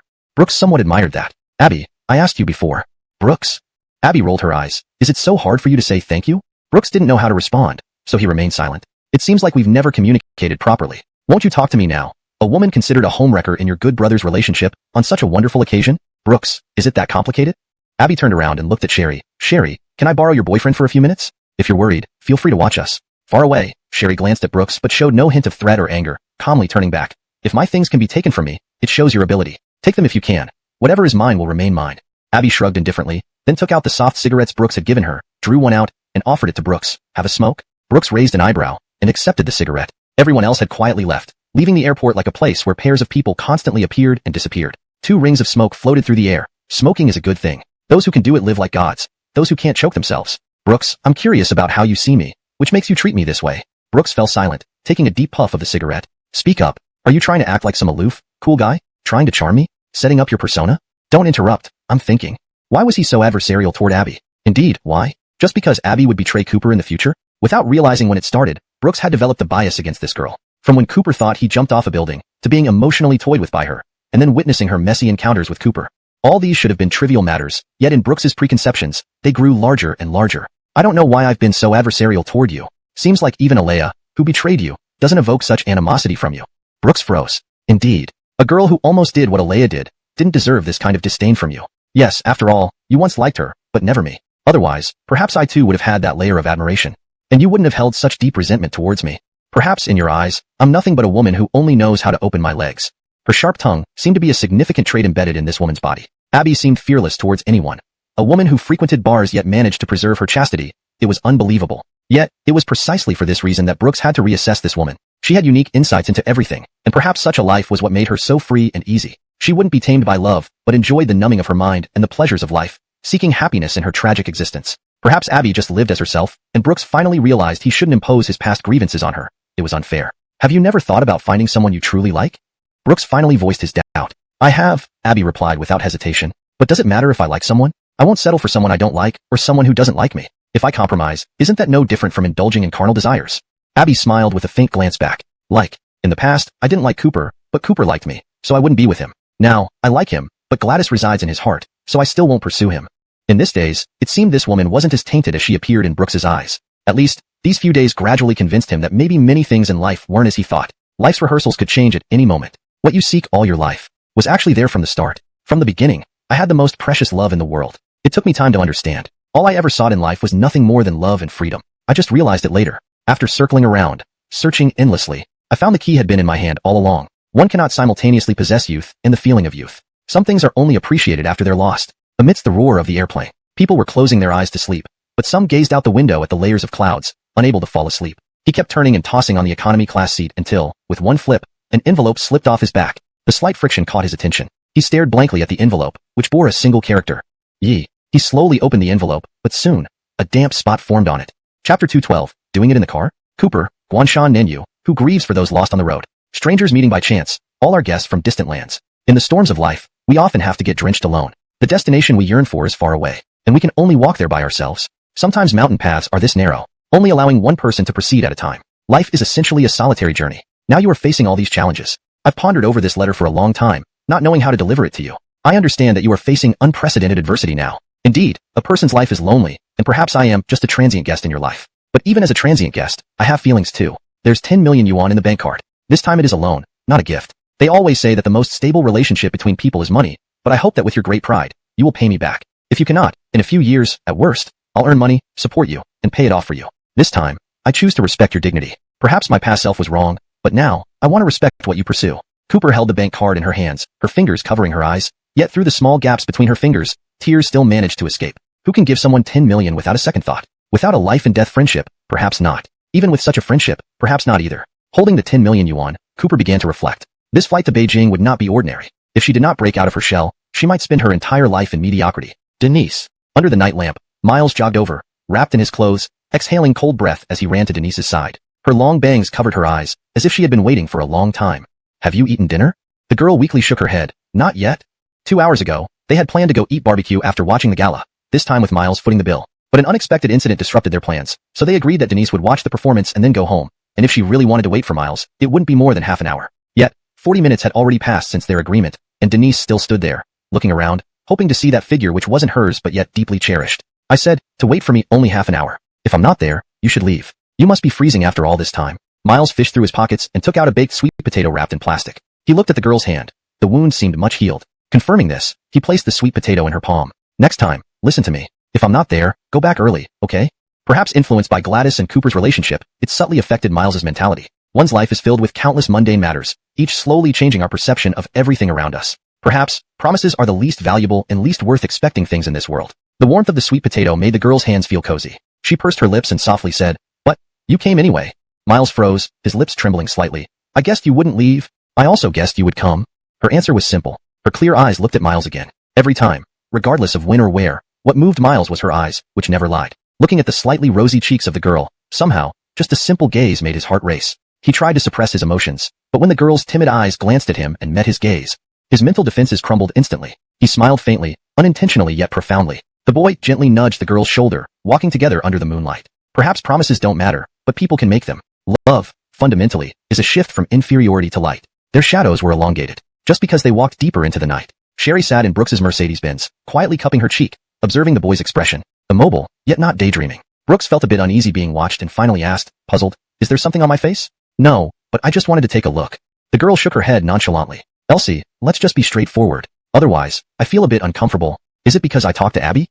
Brooks felt a bit anxious now. Perhaps after falling in love, he gradually became more candid and didn't want to beat around the bush with Sherry. At worst, he would get scolded, but he didn't want to jeopardize his feelings over a member of the opposite sex. Previously, due to his immaturity and overly idealistic thoughts about everything, he almost broke up with Sherry. Brooks didn't want to ruin their relationship again because of these issues. But this time, Sherry held one of Brooks's hands instead. "Do I seem so unreasonable to you?" "Of course not, but isn't possessiveness something everyone has in love?" "But possessiveness that is everywhere isn't possessiveness. It's called being a pervert, you know?" "So you're a pervert? Do you want me to become a pervert?" "I think our current conversation is quite perverted." Brooks was gripping the steering wheel when suddenly he became dazed. His head was forcefully pulled by Sherry, and his lips were kissed, almost bitten, by her, causing some pain. He still gripped the steering wheel, judging whether there were cars ahead only through peripheral vision. It was dangerous. Maybe at that moment, they both really became perverts, but they thoroughly enjoyed this perverted process. Sherry's red lips left the surface of the earth, her lips slightly licking, as if she wasn't done yet. "This is possessiveness, do you understand? Your soul is mine, and your body is also mine. I won't allow anyone else to have even a part of you." "Brooks, I know what happened with Cooper affected you deeply. Her and Gladys's situation may shake your faith in love. But Brooks, I need to tell you, that's them, not us. You shouldn't generalize. If everyone in the world were the same, it wouldn't be a world. There are always good and bad things, colorful and black. Do you understand?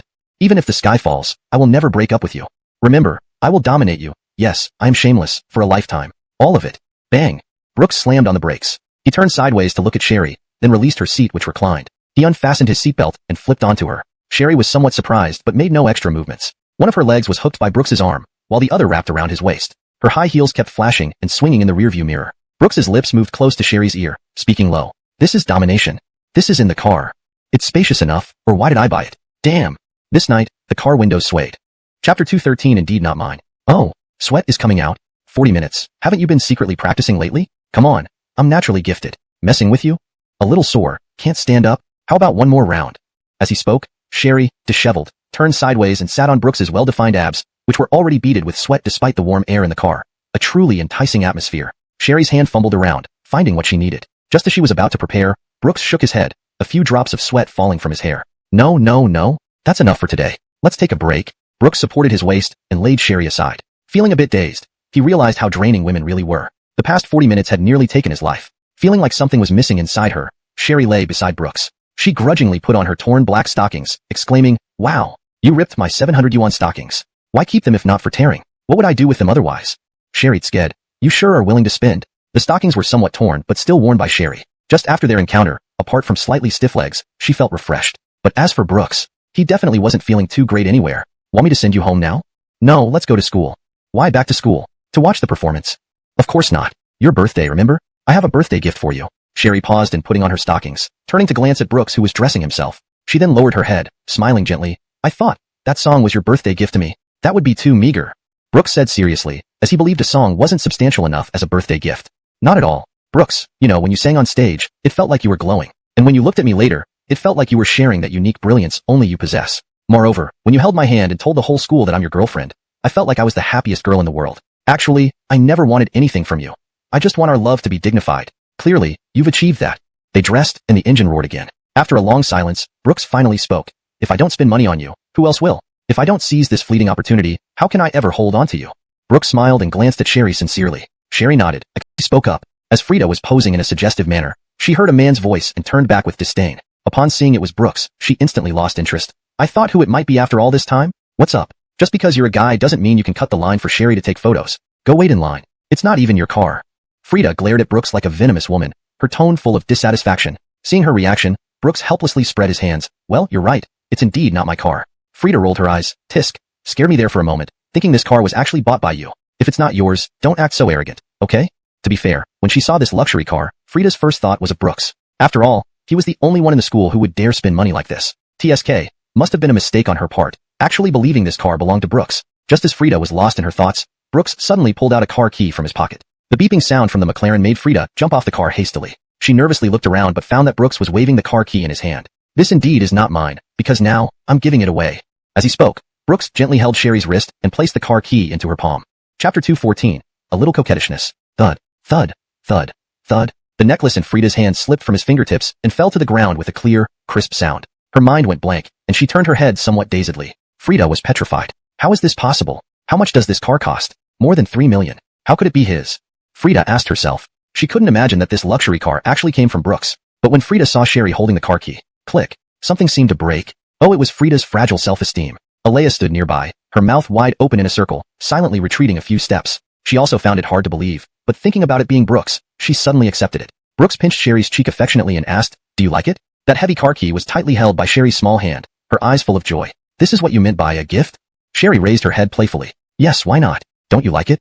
Brooks scratched his head unconsciously. "How could I not? Of course, I love it." Hearing Sherry say she liked it, Brooks finally felt relieved. Seeing Sherry nodding vigorously, he felt warm inside. In her previous life, Sherry loved painting, singing, and racing cars. After all, as a tough flower, liking racing was normal for her. Sherry always had this cool and rebellious vibe. Moreover, Sherry even got a racing license, and she once wanted to become a professional racer. But Sherry had legs too long. Every time she drove, she had to bend her legs, which made it impossible for her to race cars. So she was Chentoyed. Chentoy here means persuaded to quit. Brooks held Sherry's soft little hand and asked, "Do you have a driver's license?" "I didn't know." "Of course, I learned it right after my college entrance exam," Sherry said naively. "How about we go eat some late-night snacks at Guanyin Bridge? You can drive, okay?"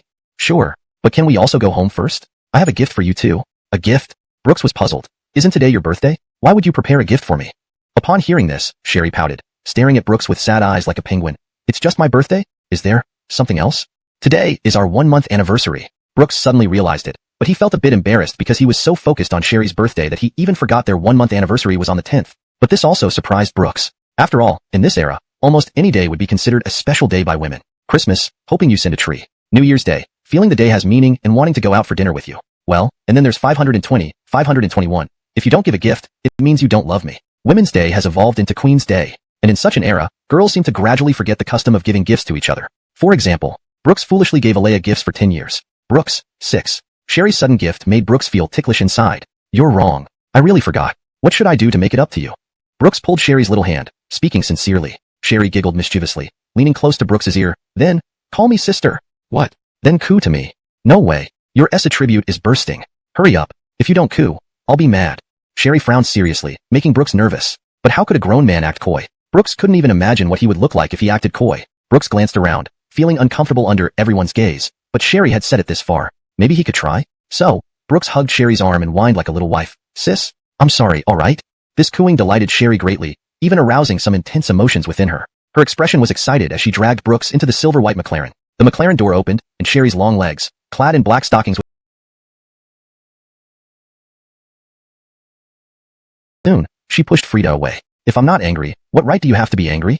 You want to be Brooks's rich wife so much, why don't you just go? Day in and day out, you criticize me. Do you really think I enjoy listening to you? Frida flared up instantly, pointing at Alea's nose. Alea, are you heartless or what? Who has been by your side from the past till now? Have you forgotten? Yes, it's me. Everything is about me. Alea's eyes filled with grievance. If it weren't for you, if I hadn't listened to your trash talk about how to ensnare men, Brooks and I wouldn't have ended up like this. If I had apologized earlier, maybe Brooks and I could at least still be friends. The last sentence came out in a low voice. Alea's nose twitched as she hunched her shoulders, walking further and further away into the cold wind. Chapter 2:15. You can accept everyone. Late at night, a silver-white McLaren LT600 was speeding on the overpass. After leaving Art, Sherry went back to the dormitory to pick up a gift and then drove towards Guanyin Bridge. After getting out of the car, Brooks was still looking with great interest at the two small dolls in his hand. One was wearing a suit, a doll that looked like Brooks. The other one was dressed in pink clothes, resembling Sherry. These two little dolls were handmade by Sherry. According to Sherry, although these gifts weren't expensive, they had taken him nearly 2 weeks of hard work. During the rehearsal period, Sherry had been running around trying to find a good master craftsman. Making two dolls wasn't difficult, but it became a challenge when Sherry insisted on making them himself. Not valuable, but priceless. Tonight in Shanxing seemed unusually busy because of the gala hosted by Art, with more couples appearing than usual. On the roadside, many couples were kissing passionately, and Brooks even suspected that they were excited by Cooper and Abby's performance. Moreover, most of the kisses were forceful ones from men to women. But those kisses, either leading to immediate passion or further intimacy. Looks like the hotels in Shanxing wouldn't be peaceful tonight. Cooper, you've also contributed to Shanxing's birth rate. Baby, I want to eat that candy hawthorn flattened by sitting on it. What? The flat one? Okay, let's buy it. That one too, I want it. Alright, we'll buy them all. Sherry, like a child who had never seen the world, held Brooks's hand and darted from one shop to another. Suddenly, Sherry's gaze stopped on A. Rickety's daddy is grandpa. Rickety's mommy is grandma. Brooks, I want to ride that. Sherry stared at the rocking horse with an innocent look, almost drooling. Go ahead. But I want you to ride with me. No way. Please. Absolutely not. Even if I jump in front of a car today, I will not get on that rocking horse. Brooks said firmly, but Sherry grabbed Brooks's arm, pouted, and showed those big watery eyes, looking pitifully at Brooks without saying a word, just like a little helpless one. In the square, two rocking horses played the song Rickety's Daddy is Grandpa. Brooks felt his hair sprayed with gel being stroked by Sherry until it was all smoothed down. Following the rocking horse's movement, Brooks's hair was shaken and rubbed by Sherry. Ah, this is how obedient you should be. Sherry patted the steering wheel. Look, isn't it fun? Brooks felt like his soul was about to be pierced through by the person next to him. He had never felt such disgrace. Only when they ran out of coins did they finally stop playing. Did you have fun? Of course. I'm so ashamed. Is face saving really that important? Not important? Brooks spread his hands and looked at Sherry. A person needs dignity as a tree needs bark. Without it, what's the point of living? But what's the point of caring about face all the time? Sherry put her two small hands behind her back, blocking Brooks's view, staring quietly at him. Brooks didn't know how to respond, but Sherry smiled and asked, "What do you think of Abby?" Brooks replied sensitively, "Is this some lowbrow question for the new era?" "Serious." Sherry kept looking at Brooks, waiting for his response. Brooks pondered for a moment, glancing habitually at Sherry. Abby, to be honest, I don't have a good impression of her, because I feel that a woman who lives among men and enjoys ambiguous pleasures may not have a good nature. Do you think Abby ever claimed she had a good nature?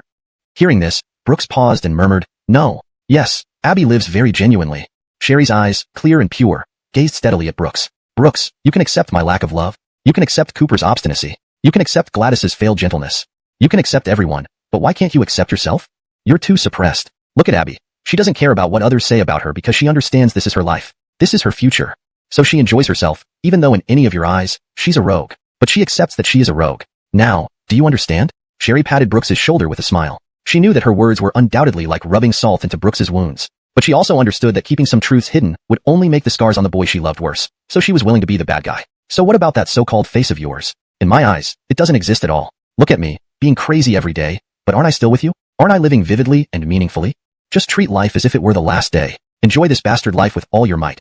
Maybe you'll end up more rebellious than the world itself." Whoosh. While Sherry was chatting away, several brilliant fireworks streaked across the sky. On the rooftop, the fireworks bloomed brilliantly, their reflection like a golden hook inverted on everyone's faces. Looking at the sky filled with fireworks, Sherry's cheeks dimpled slightly. Right at this moment, everything isn't so damn messed up anymore. In the glow, Sherry's face glowed white with a hint of pink, especially when she stared intently at the fireworks, looking unexpectedly adorable. This moment, Brooks was slightly dazed, his pupils reflecting scene after scene like a slideshow. What are you looking at? Little kitten ye. Seeing Brooks's absent-minded gaze, Sherry tapped her feet on the spot. Gradually, she leaned closer to his cheek. The fireworks kept bursting, making Sherry's head feel warm. Brooks, can I kiss you? Huh. Okay, got it. Even a questioning tone means yes. In the next second, Sherry's lips approached Brooks's slender neck, then dominantly left a mark that belonged only to her. Boom. A splendid firework exploded overhead. The brilliant light froze them in place, with Sherry's hand around Brooks's waist, and her lips nipping at his neck, finally leaving an indignant strawberry mark. Does it hurt? Yes. Why are you acting more girlish than me now? Do you believe I can give you another cry? Come on, show me. I beg you to kill me. Chapter 216. Yes, sell you. Waking up, the dormitory felt eerily cold. Brooks groggily got out of bed and saw the door, left open by someone, perhaps a BYD, an uncouth person. Wearing his cheap pajamas that he never changed, he climbed out of bed, closed the door, and prepared himself a cup of black coffee as usual. Sherry had always urged him to have breakfast for his stomach's sake, but he long discarded that advice. In the early morning around 9 or 10 o'clock, the campus was practically deserted. With this weather, even a slight breeze could give one goosebumps. Last night's party seemed to have announced the end of winter, yet the mountain city hadn't welcomed spring. Of course, at this hour, those without girlfriends were likely still sleeping in their dorms, while the energetic ones might be engaging in group DNA releasing activities in their dormitories. Those with girlfriends were probably over at the girls' dorms, or some radicals might already be starting the baby-making process in hotels. What a coincidence. Just as Brooks was mulling over this, Cal opened the dormitory door. Brooks squinted his old eyes. You, preparing to celebrate Benjamin's Day next year? No. Cal shook his head. We argued. How can we check into a hotel? I thought you would force it. Then you'd have to meet me at the police station. Brooks shrugged and handed Cal a cup of leftover water. Only this, just make do. Cal nodded and gulped down the water. Then Brooks asked again. Third brother. Wasn't that girl your recent girlfriend? Your first one? How did you argue so soon? How should I know? We started off inseparably, but after barely half a month, she feels lukewarm towards me. Is it like that with Sherry too? Brooks froze for a moment and quickly shook his head. No, she's always been good to me. Not argued. How could we not argue? If we never argued, he'd be a simple organism. But we always reconcile before nightfall. Brooks added. Once you go to bed angry, you're screwed. Cal said indifferently. Forget it. Maybe this is how it goes. Women love what they can't get more. I feel like my girl is affected by Alea. Why would she be affected by Alea? Are you an association master, connecting everything? Brooks puzzled. I don't know, but I think seeing Alea apologize to you on stage made her doubt me. WTF? After hearing that, shouldn't she love you more, care about you more? Are you guys brain damaged? Whatever. Let it be. Break up if we must. Cal sighed sadly and climbed back into bed, seemingly giving up completely. Brooks became agitated upon hearing this. This is your first relationship, and you're this casual? Half a month. Even buying toilet paper takes longer than this. What can I do? We'll just drag it along. She doesn't say break up. I won't either. Maybe she's just busy now. We can communicate better later. Anyway, I think she still likes me. Brooks raised an eyebrow halfway. The most poisonous psychological drug in the new era is probably, she still likes me. Oh, there's someone waiting for you downstairs. Why don't you check? Who? Don't know. You go see yourself. All right. As Brooks put on his clothes, he was curious. Who, besides Cal's acquaintances, could find him here? Could it be Leah and Zane? Not likely. Two alcoholics wouldn't wake up this early. After dressing up, Brooks couldn't help but ask Cal again. Are you sure you're okay? Yes. Cal shook his head. Really okay? Yes, hurry up and go. People are waiting. Cal implored impatiently. Brooks didn't press further and slowly walked out of the dorm. Just before leaving, he turned back to stand quietly for a moment.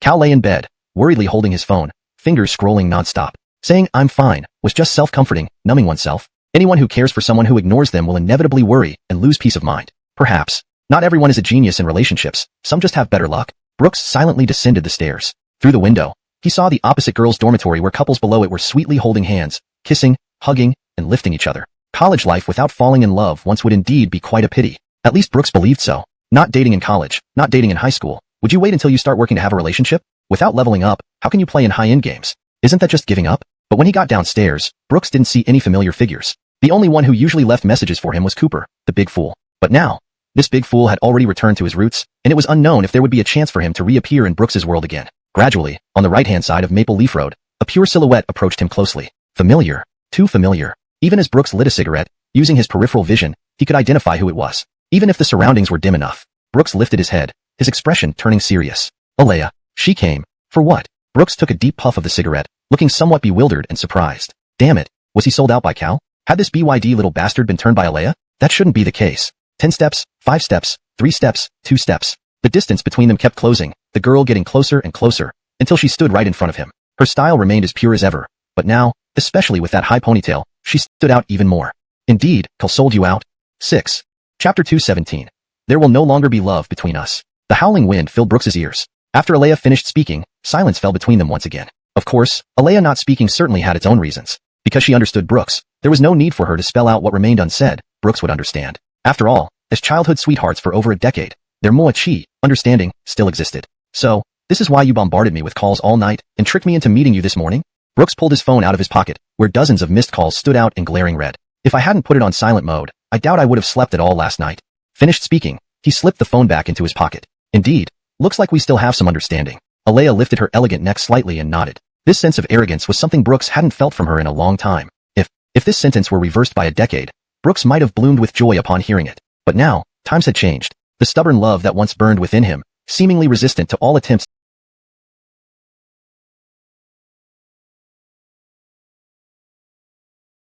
to extinguish it, was no longer there. What remained was just a moth unwilling to rush into the fire once more. He stared at Alea, but there was no emotion in his eyes. No fondness, no disdain, as if looking at a complete stranger. Through Brooks's pupils, Alea felt a great unease. During this period of losing touch with Brooks, it felt as if she had been living in a cage, drowning in a dark, lightless quagmire every day, questioning herself, introspecting, repenting. Each second, each moment without Brooks felt unbearably long for Alea. The feeling was as unreal as watching snowflakes melt in her hand. In these endlessly tormenting days, Alea constantly reminisced about every detail of her past with Brooks.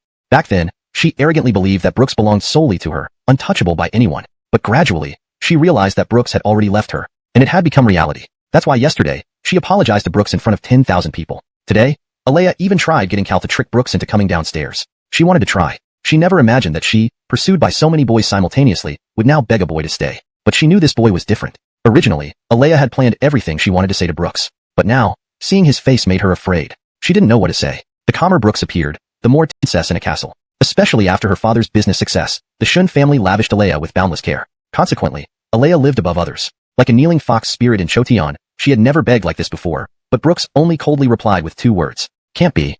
Lifting her head slowly, Alea's expression trembled as she gazed shakily at Brooks. Her eyes were brimming with tears. Tears gradually flooded her eyes. One drop, after another, fell to the ground. Why?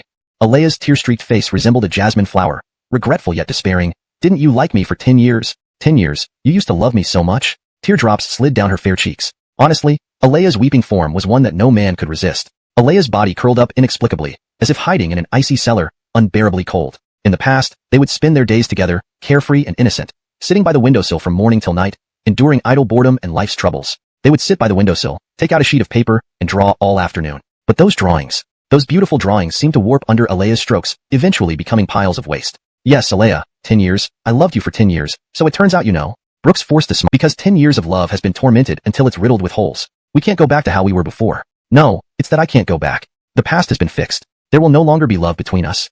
Chapter 218. The last photo. I don't love you anymore. Do you know that, Alea? You placed your romantic aspirations on an uncertain relationship. Even the old me couldn't understand you. How much more now that I have Sharir, and we are officially together. Do you know why I said Sharir is my girlfriend on stage? It's because what you said on stage could harm her. It wasn't to prove anything. I only wanted to give Sharir a sense of security. That security is what Sharir once gave me, something you were never able to provide. When I tried to be there for you, you indulged yourself in another man's arms. And what about me? Like a worm crawling through the dead of night, my affection for you has already worn out. We can never go back to the way things were. Now, please respect me and respect yourself too, and let's put an end to this non-existent relationship. After all, it never truly started, so there's no need to revert to what used to be. After hearing these words, Alea stood frozen, as if struck by thunderbolt. Her mind was momentarily blank. Dazed even, she forgot to breathe, unable to feel the rhythm of her breath. Her nostrils felt blocked. At campus under the breeze, 2 solitary figures stood alone. Once, their shared history seemed perfect. Looking back at several years' worth of stories, they grew up together innocently in the purest times. But in the end, they drifted apart, driven away by time and their unexpressed true feelings. Alea seemed to have conceded, finally accepting the end of their relationship. Perhaps, Brooks not humiliating her publicly, not accusing her of injustices, was the best outcome. She gently dried her tears with the back of her hand, checking if her makeup was smudged. Then, she took out a camera from her small bag, a camera very familiar to Brooks. Brooks, take one last photo with me. After this photo, I'll leave. Brooks frowned slightly, puzzled. Seeing his confused expression, Alea explained. Do you remember this camera? We bought it 5 years ago. You used to love taking photos of me. I went through those photos again and again yesterday. Are you trying to play an emotional drama with me? No. Then. I know that was in the past. I know you've lost the patience to take photos for me, but I have no right to meddle in your future either. Whose photo might appear in the camera, I just wish to take one last photo with you. After that, I'll leave immediately. Alea clutched the camera tightly, looking at, but what puzzled Brooks was that he laughed for a full minute. Yet the boy didn't press the shutter button. What's wrong? Am I too ugly to photograph? Brooks teased the boy. The boy tugged at the corner of his mouth, shook his head, looking slightly embarrassed. Bro, no. It's because Aspen has been wiping away tears. Upon hearing this, Brooks silently turned around and saw Alea with her back to him, continuously wiping away endless tears with her sleeves. Alea seemed unwilling to get entangled with her tears anymore.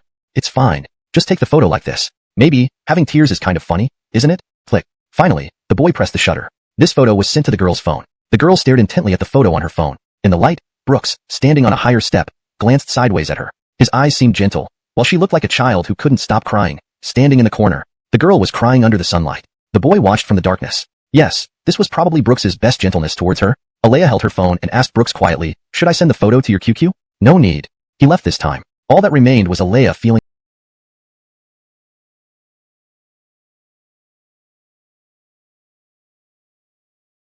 a desolate despair.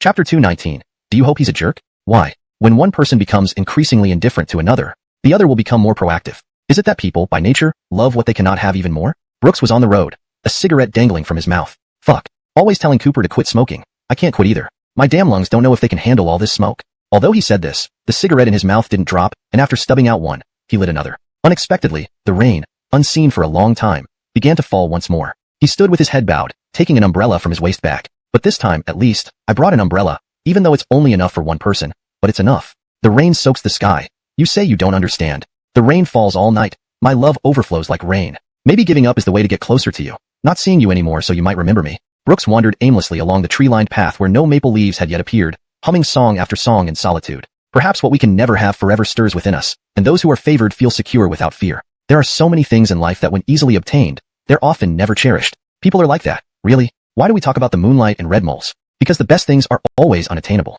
When you chase her and she refuses to turn back, it's because people realize their feelings only through the pain of separation. There are many ways to learn appreciation, but loss is the most painful method. Nice guys rank right behind dogs. Brooks certainly understood the principle of playing hard to get, but how could he bear it? Or have the heart to be cruel, especially toward a girl he once loved? How could someone use such despicable tricks on someone they love? Pain comes from losing something, just like when we were kids. Having doting grandparents meant we took their love for granted, relying on it to act badly towards them, until they were gone, then realizing how wrong we had been. Fitz is a perfect example. He was a good person. Once he did something unforgivable to his grandmother, and when she passed away, he cried uncontrollably, unable to understand why he had acted so poorly. Of course, Fitz was good-hearted, but in his immature years, he did something immature. Many people. In the dormitory in the rain, the steady rhythm of the rain tapping against the awning outside the window. Alea leaned on her chair, holding a glass of juice, which Brooks used to frequently make for her in high school. Now, she could only sit alone on the small wooden stool, drinking this nostalgic juice. She stared blankly out the window, thinking how ill-timed yet fitting this rain was. Her eyes vacant, she drank the juice mechanically, but a tear mercilessly slid from Alea's corner of her eye, tracing her cheekbone before falling onto her knee. Outside the door, Frida returned to the dormitory after lunch and saw Alea sitting alone by the window, lost in thought. She paused, then put down her bag, crouching beside Alea. What's wrong? Ching, why are you crying again? Hearing this familiar voice, the tears that Alea had stopped moments ago welled up again without warning. Ching, I'm sorry. I truly regret it. I don't want to lose him. My heart really hurts. Alea leaned her head on Frida's shoulder, fresh tears streaming down her face. Frida's eyes flickered. She smiled bitterly. But, talking to me won't change anything, darling. Alea's tears gradually soaked Frida's clothes, her body trembling as she clung to her friend. But, talking to him doesn't help either. The rain didn't stop, nor did the wind cease. Under the window, two girls in jackets huddled together, leaning on each other. Especially the girl whose face was wet with tears, drawing pity. Her worn-out face bore dry tear streaks. She seemed somewhat calmer now. Yes. From the past until now, how many chances did she have to be with Brooks? But each opportunity slipped through her fingers, alive and well. She gazed at the curtain of rain, her voice low and melancholic. Did I really not love him before? I seem to have forgotten how good he was to me, as if he was just a part of my life. It made me heartlessly condemn him. Only now that he has left me, do I realize it belatedly.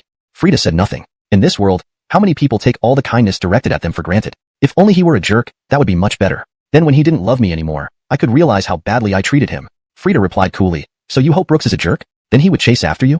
Alea silently shook her head. This wasn't what she wanted, but she didn't know how to express it. Her high ponytail swayed slightly. Frida patted her shoulder. Get some sleep. You still have rehearsal tonight. Alea nodded slightly, and then got up and returned to bed, unsure if she could fall asleep. After seeing Alea get into bed, Frida chuckled softly and opened the QQ chat interface with Brooks. On the tree-lined path, Brooks's phone in his pocket kept ringing. He opened the phone, his eyebrows knitting together involuntarily. Chapter 220. A free spirit unrestrained. My word. Brooks's phone buzzed, and as he stared at the photos appearing one after another on the screen, he was momentarily dumbfounded. Black stockings and bunny outfit. Young woman. To maintain a good figure, yoga is an essential course. The living room had the heater on, and combined with the muscle stretching, sweat poured down her body. Gradually, her tight-fitting clothes were soaked through, revealing even the contours of her chest.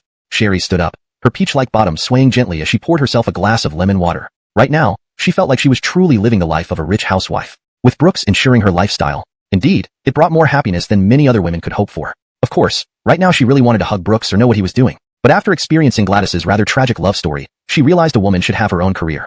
Otherwise, how could she provide a solid support for a man? She had this thought for a long time, but recently had been fooling around with Brooks all the time. Well, you know, college students love to play, right? Creak. Gladys's room door opened, and a woman with a haggard face slowly emerged. Sherry shrugged. She wasn't surprised, guessing this woman hadn't slept all night. She naturally handed Gladys a cup of water. Miss him? Can I not? Gladys lay on the yoga mat with a melancholic expression but jumped up, startled by Sherry's leftover sweat. She ended up lying on the couch, glaring at the ceiling. Elsie, do you know what I dreamed about? What? Sherry leaned against. He wandered out of his room half asleep. But when he focused, he saw Sherry in her tight-fitting clothes, her curves standing out prominently. He felt he couldn't hold himself back. Put on another piece of clothing, Elsie. You're about to scare that little kid to death. Gladys said teasingly with dark circles under her eyes. Sherry rolled her eyes and didn't bother to put on more clothes. What's there to be afraid of? That little kid probably hasn't even grown hair yet. Can he eat me, or what?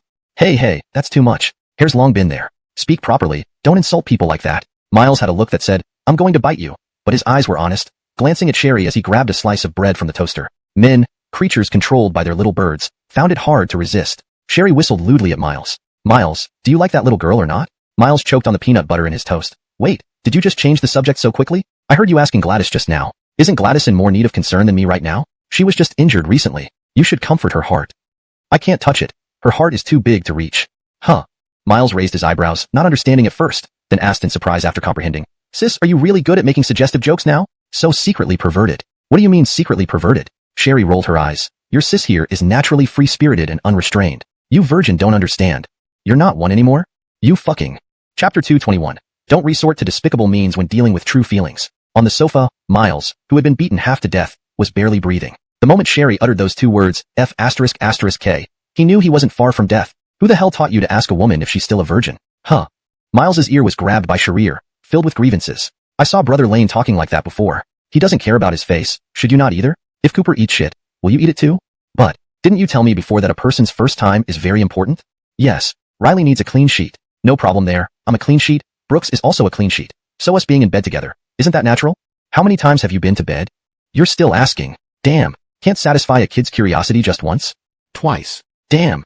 What? We're both adults. We all have needs, right? Miles gave a bitter smile. After several struggles, Sherry finally let go of his hand. Back then, my behavior around you guys was a form of camouflage. People speak differently depending on who they're with. Do I need to be reserved in front of you? There's no point since none of you think much. Of course, I'm crazy too. Only crazy people hang out together. When Sherry was upset, her chest would tremble with every breath. So, how is that girl now? Miles pointed at his own nose, facing Gladys and Sherry. The two women stared at him, demanding a confession. It almost made him wet his pants. Just like that. Miles couldn't explain it clearly all at once. He spread his hands. Or you guys could ask me? Do you think this is truth or dare? Damn, I'm not a crow. Sherry asked gossipy. Have you held hands yet? Miles, held the wrist. She said holding the wrist probably means holding the sleeve while crossing the road. Gladys saw through it immediately. Miles nearly cursed under his breath. Damn, how do you know this? Did you install surveillance on me? Sherry massaged her forehead. Are you this timid as a guy? It's been almost a week, and you haven't even held her hand? Miles defiantly said. I don't believe elder brother Brooks, and you progressed so quickly either. Sherry chuckled. He held my wrist within half an hour when he met me for the first time. Not like you. Chicken****T. Miles muttered quietly in the corner, too scared to voice out. You boys should be more proactive. Pursuing girls isn't that hard. I don't agree. Miles rebutted. I think girls find it easier to pursue boys. You see, it was light a cigarette, reminiscing about someone familiar, or a familiar voice, and end up guiding you down a path they've never walked before. So, that's the path you walked? No. If you were facing a flirtatious woman, I could give you some advice right away. But Denise is pure. The more despicable you act, the less worthy you are of her.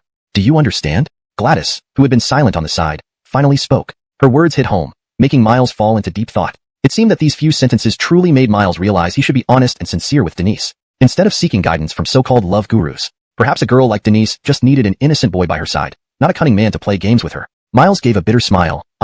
In fact, these past few days I've been asking myself whether my encounter with Denise was too abrupt, meeting without clear reasons and now becoming good friends out of nowhere. Little brother, many things happen ambiguously. Even your birth from one of the 3 billion sperms from your dad was ambiguous, Sherry said with a raised eyebrow. My relationship with Brooks started the same way. He thought it was absurd. Yet now we're like an old married couple.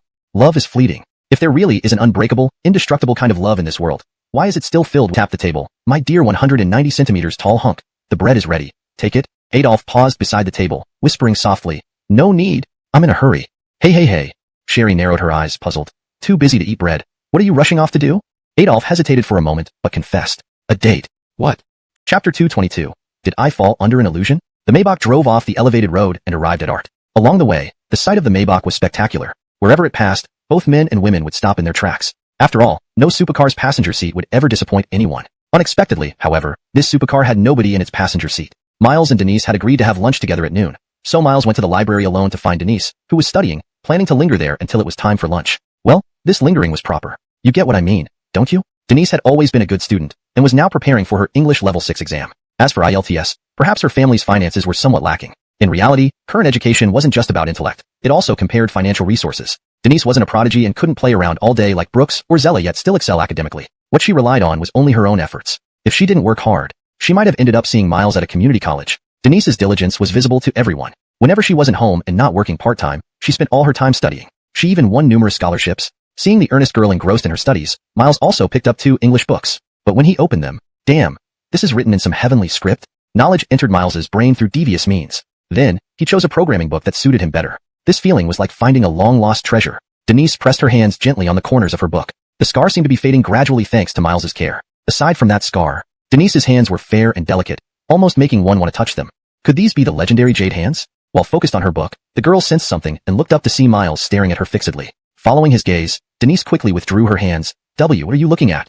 Startled, Miles immediately turned his eyes back to his book. I am reading my major-related book. What's your major? Programming. The same as Sister Zella? Yeah.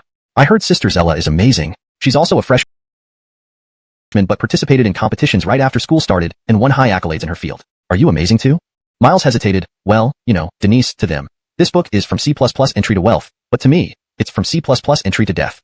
Denise pouted, seeming amused. Even though our family has some money, we can't just do nothing all day, right? Skills never hurt anyone. But actually, I've always been curious how people like you who study well manage it. Denise pursed her lips, lifted her head, but shook it. Her bangs were wonderfully tousled. Can you see over there? Following Denise's finger, Miles spotted someone in the library with an MP3 player, humming along. Some people only look diligent. I just use the time others spend playing to study. Miles nodded and then sat next to Denise, holding onto the book titled C++ from Entry to Death. Denise blushed slightly. It's nothing. I feel more comfortable being close to you. Oh, okay. Denise timidly moved closer to Miles. This made Miles a bit dazed and fidgety, but soon, Miles began to enjoy such leisure moments. Just sitting quietly beside the girl made him genuinely happy. For the girl, she also didn't know why, but whenever Miles was by her side, she felt incredibly at ease. Perhaps it was because that time the boy stood in front of her, giving her an inexplicable sense of reliance. Denise really liked staying by Miles's side, even if they did nothing, because all of this already felt luxurious to her. She dared not dream of anything more. While Denise was reading, Miles mustered the courage to poke her arm with a pin. A white mark was left on her arm, but it quickly disappeared. It was as if this small action had opened a new world for Miles. His pin kept leaving marks on Denise's arm, but suddenly, the girl turned her head and looked at him. Miles paused with the pin in his hand. Both of them. Chapter 223. Gia. Denise. Is that friend of yours your only friend at school? In the library, Denise had finished her practice problems. She carried a small Garfield bag and closely followed Miles like a dazed kitten with no awareness. Upon hearing Miles's question, the girl raised her head blankly and answered earnestly. Yes, I have very few friends at school. In fact, it's just her, but she cares about me a lot. She often brings little snacks that I haven't eaten before. The girl was feeling a bit hungry. It seemed her stomach started to rumble, but only she could hear it. Denise pouted slightly, yet her tone remained gentle when speaking to Miles. Do you become someone's good friend just because they give you something to eat? Then it's too easy to be friends. No. The girl shook her head hurriedly with a simple expression. Because no one has ever given me anything, so she is the best person to me. That's why she's my good friend. Such a girl who can be easily pleased by some little snacks must have a completely innocent heart. However, this might only apply to a girl like Denise. She seemed frail in more ways than one. Even towards friends, she couldn't express her feelings fully. It's as if she felt that her presence in the world was merely to bring trouble to others. Miles silently decided to try and change this girl somehow, even if he wouldn't be by her side in the future. Maybe seeing her changes would remind her of him? That way, proof of his existence in this world wouldn't just be limited to the indent on the sofa in his home. Thinking of this, Miles smiled gently. So, how many friends do you have now? Miles asked with a smile playing on his lips. Denise opened her mouth slightly. One. Miles stopped walking and stared into the clear eyes of the girl, causing her to blush and then quickly lower her head. Realizing something, TT2. Seeing the girl's dazed expression, Miles couldn't help but laugh softly. I thought I wasn't counted as your friend. No. The girl looked like she had been wronged. They had agreed to meet for lunch at a hot pot restaurant, which was originally an invitation from Denise's friend just for Denise alone. However, after hearing that Denise had made a new friend, she invited Denise to bring the new friend along as well. Denise, who was afraid of being a bother, was eventually convinced by her friend. But actually, Miles was quite curious what kind of person this girl who befriended Denise really was. They stood under the large one named Gia looked so elegant. Ugh, but thinking back, his own name wasn't exactly sophisticated either. Speaking of names, Denise's, though she had a petite and delicate appearance, sounded rather dignified. Indeed, most people are more or less dissatisfied with their own names to some extent. Let's go to dinner then. How did you know I was selected as one of the top 10 school beauties? Huh? Miles was taken aback. But seeing the serious expression on Gia's face, he wondered if he had asked the wrong question. As she spoke, the girl opened the campus website, where photos of the top 10 school beauties and top 10 school heartthrobs were neatly listed. Among them were Sherry, Gladys, and Brooks. And then, Miles saw a familiar figure. Cooper. Miles smiled bitterly, realizing that Cooper wasn't particularly handsome. Perhaps it was the fiery performance that night that placed this man among the so-called school heartthrobs. Maybe, at some point in time, Cooper would be delighted for quite a while upon seeing he could still earn an honor in school. Finally, Miles noticed Gia ranked 10th among the school beauties. Although she was slightly behind Gladys and Sherry, it was still quite an achievement to become one of the school beauties in this campus. Oh well, there's nothing I can do about it. Given my looks, ever since yesterday, my QQ message list has been 99 plus all the time. Do you think my charm is really that big? The girl patted Miles' shoulder and laughed. Just kidding. I'm like this. Whenever I have something to be happy about, I just want to share it with others. Sorry about that. Let's go to dinner. Miles and Denise exchanged glances. I won't feel right if I don't treat her a meal today, after hearing her showing off in front of me. Miles grumbled. Denise heard his complaint and quietly smiled as she walked behind Gia. How come? How can Denise be friends with such a carefree person? Oh my heavens, how strange. Chapter 224. 18? A bit young. At the Hot Pot restaurant. At one table, there were clearly 3 menus, but everyone was staring at just one. Why are you all looking at me? Is there something on my face? Denise awkwardly glanced at Jocelyn, then at Miles. Seeing both of them still staring, she quickly lowered her head and covered her small face with her hands. Though she occasionally sneaked a peek at them from the corner of her eye, she eventually remained fixedly looking down. Alright, we won't stare anymore. We're here to have fun, yet you're still this shy. Take your time choosing. Let's chat, brothers of the Song family. Jocelyn raised an eyebrow at Miles.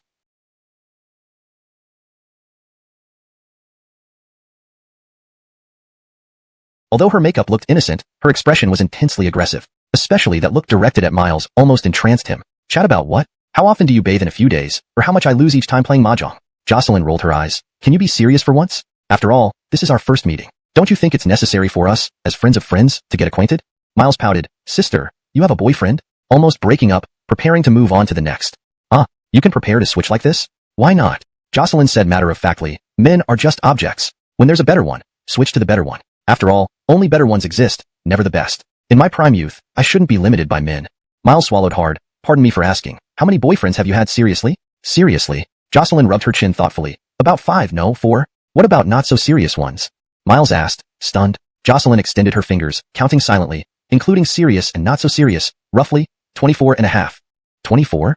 Hearing this, Miles's eyes nearly popped out, but then he hesitated. Why half? Jocelyn nodded, seemingly reminiscing. That one worked out at the gym and was quite vigorous, so he counts as 1.5. Miles felt his values being shaken, his jaw practically hitting the floor, and could only silently type out a 6. He wanted to ask more questions, but seeing Denise's innocent demeanor nearby, he couldn't help but lower his voice. Forget it. I'll stop asking. Go ahead and ask. Why are you being such a girl? No way. That's not right to ask. I'd get beaten up. Give a hint.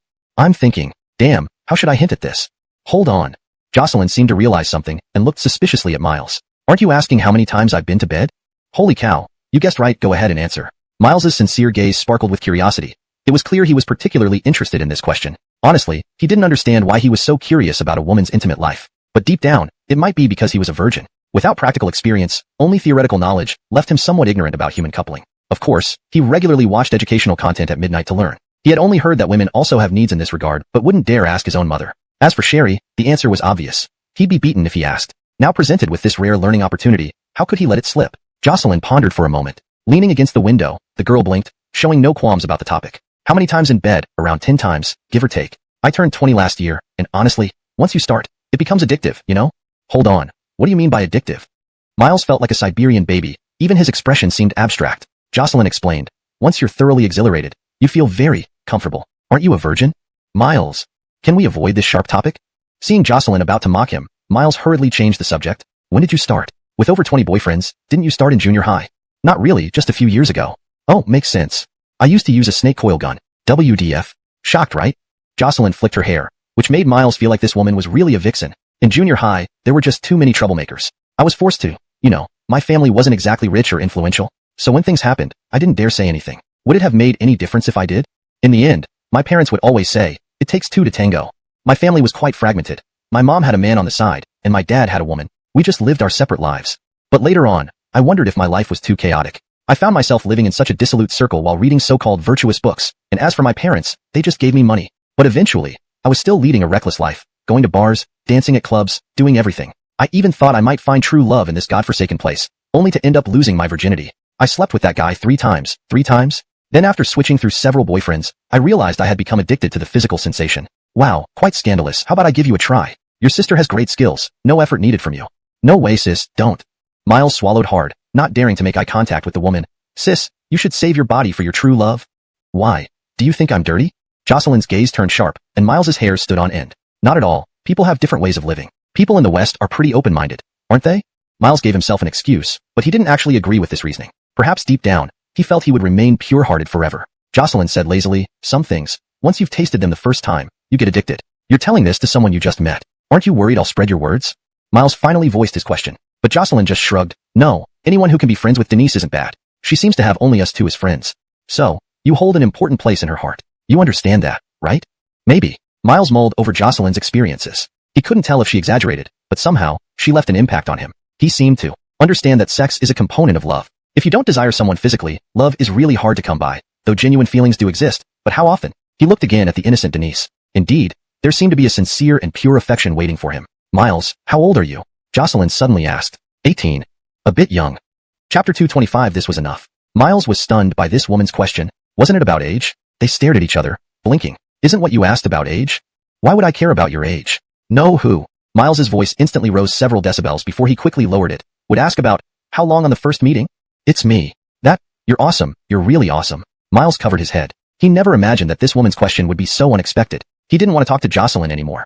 Any more conversation might make him lose his innocence. So, Miles turned his gaze to Rita. You have been looking for so long. Haven't you chosen the dishes yet? The girl, nibbling on her cheap nail polish while staring at the menu, raised her head blankly. She looked at both of them with a hint of timidity and spoke softly. I'm thinking a girl always orders based on others' preferences. Besides me, it can only be what you like. Hearing this, Miles felt warmth in his heart. He slowly looked at Rita, who was eating quietly with her head down. Wearing a hooded jacket, Rita was picking up baby bok choy daintily. Noticing the boy's gaze, she dared not raise her head. Suddenly, several shrimp balls appeared in the girl's bowl as Miles put the dish in her bowl. Don't just eat vegetables, get some protein. Eating vegetables makes me full, Rita argued softly. Miles pinched the girl's soft cheek, making her squint her eyes. Her face was really soft, making Miles imagine how comfortable it would be to kiss it. Watching the intimate scene between the two, Jocelyn quipped, Don't you already have plenty of proteins in you? Miles blushed and glared at Jocelyn. But fortunately, Rita was rather innocent, and seemed not to understand those remarks. Miles thought he was already quite innocent, but Rita's mind was purer than his. Tisk, eating hot pot every day in the mountain city, people will get tired of it. Jocelyn grumbled. Shrimp balls are so pricey, and you still love eating them. Are you rich? Miles shook his head. Average, not really rich. For example? Miles thought for a moment, then suddenly remembered his car parked outside. He took out his car keys from his pocket and pressed a button. Beep beep. The headlights of a Mercedes Maybach lit up on the road. Jocelyn squinted and gazed at the Maybach in amazement. Not rich? Kind of 2 million yuan. 6. The two chatted randomly. College students after all could talk about anything except studying. But soon, Miles felt more puzzled. Why wasn't his bowl ever empty? He turned his head and noticed Rita quietly adding food to his bowl with her chopsticks and spoon, occasionally feeding Song Hiram Jean as well. Miles was eating his meal with a mouth that seemed as busy as a laser gun. Yet, his bowl was never empty. Jocelyn watched the two of them awkwardly, silently complaining in her heart. Why don't you two just date an elephant? Finally, Miles couldn't take it anymore. He stopped the girl's chopsticks with his and stared at her questioningly. How much have you eaten yourself? Why are you always putting food in my bowl?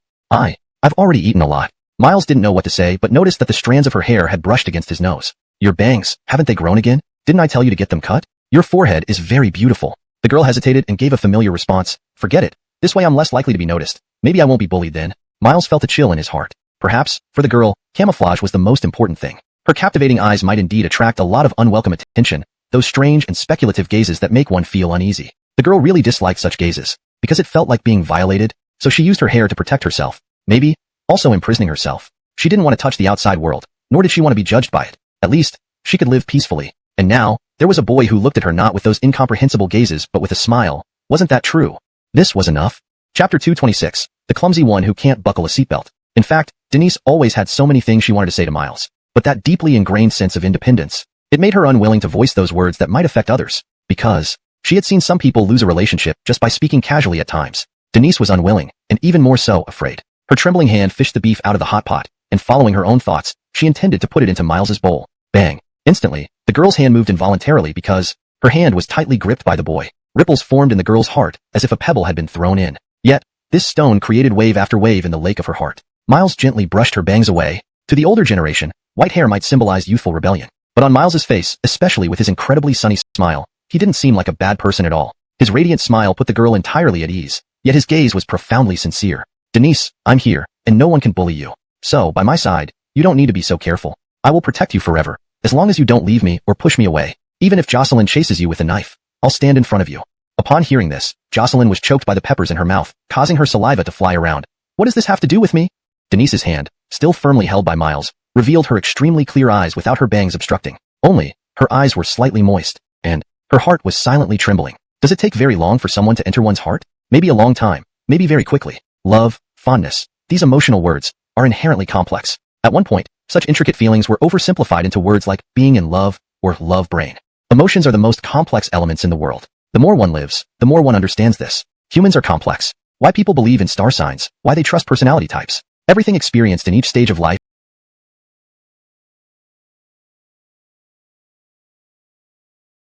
These two standing next to Miles caught quite a bit of attention, especially when they stood beside that red Maybach. Everyone's eyes seemed to express, damn brats having such good meals. Do you have any plans?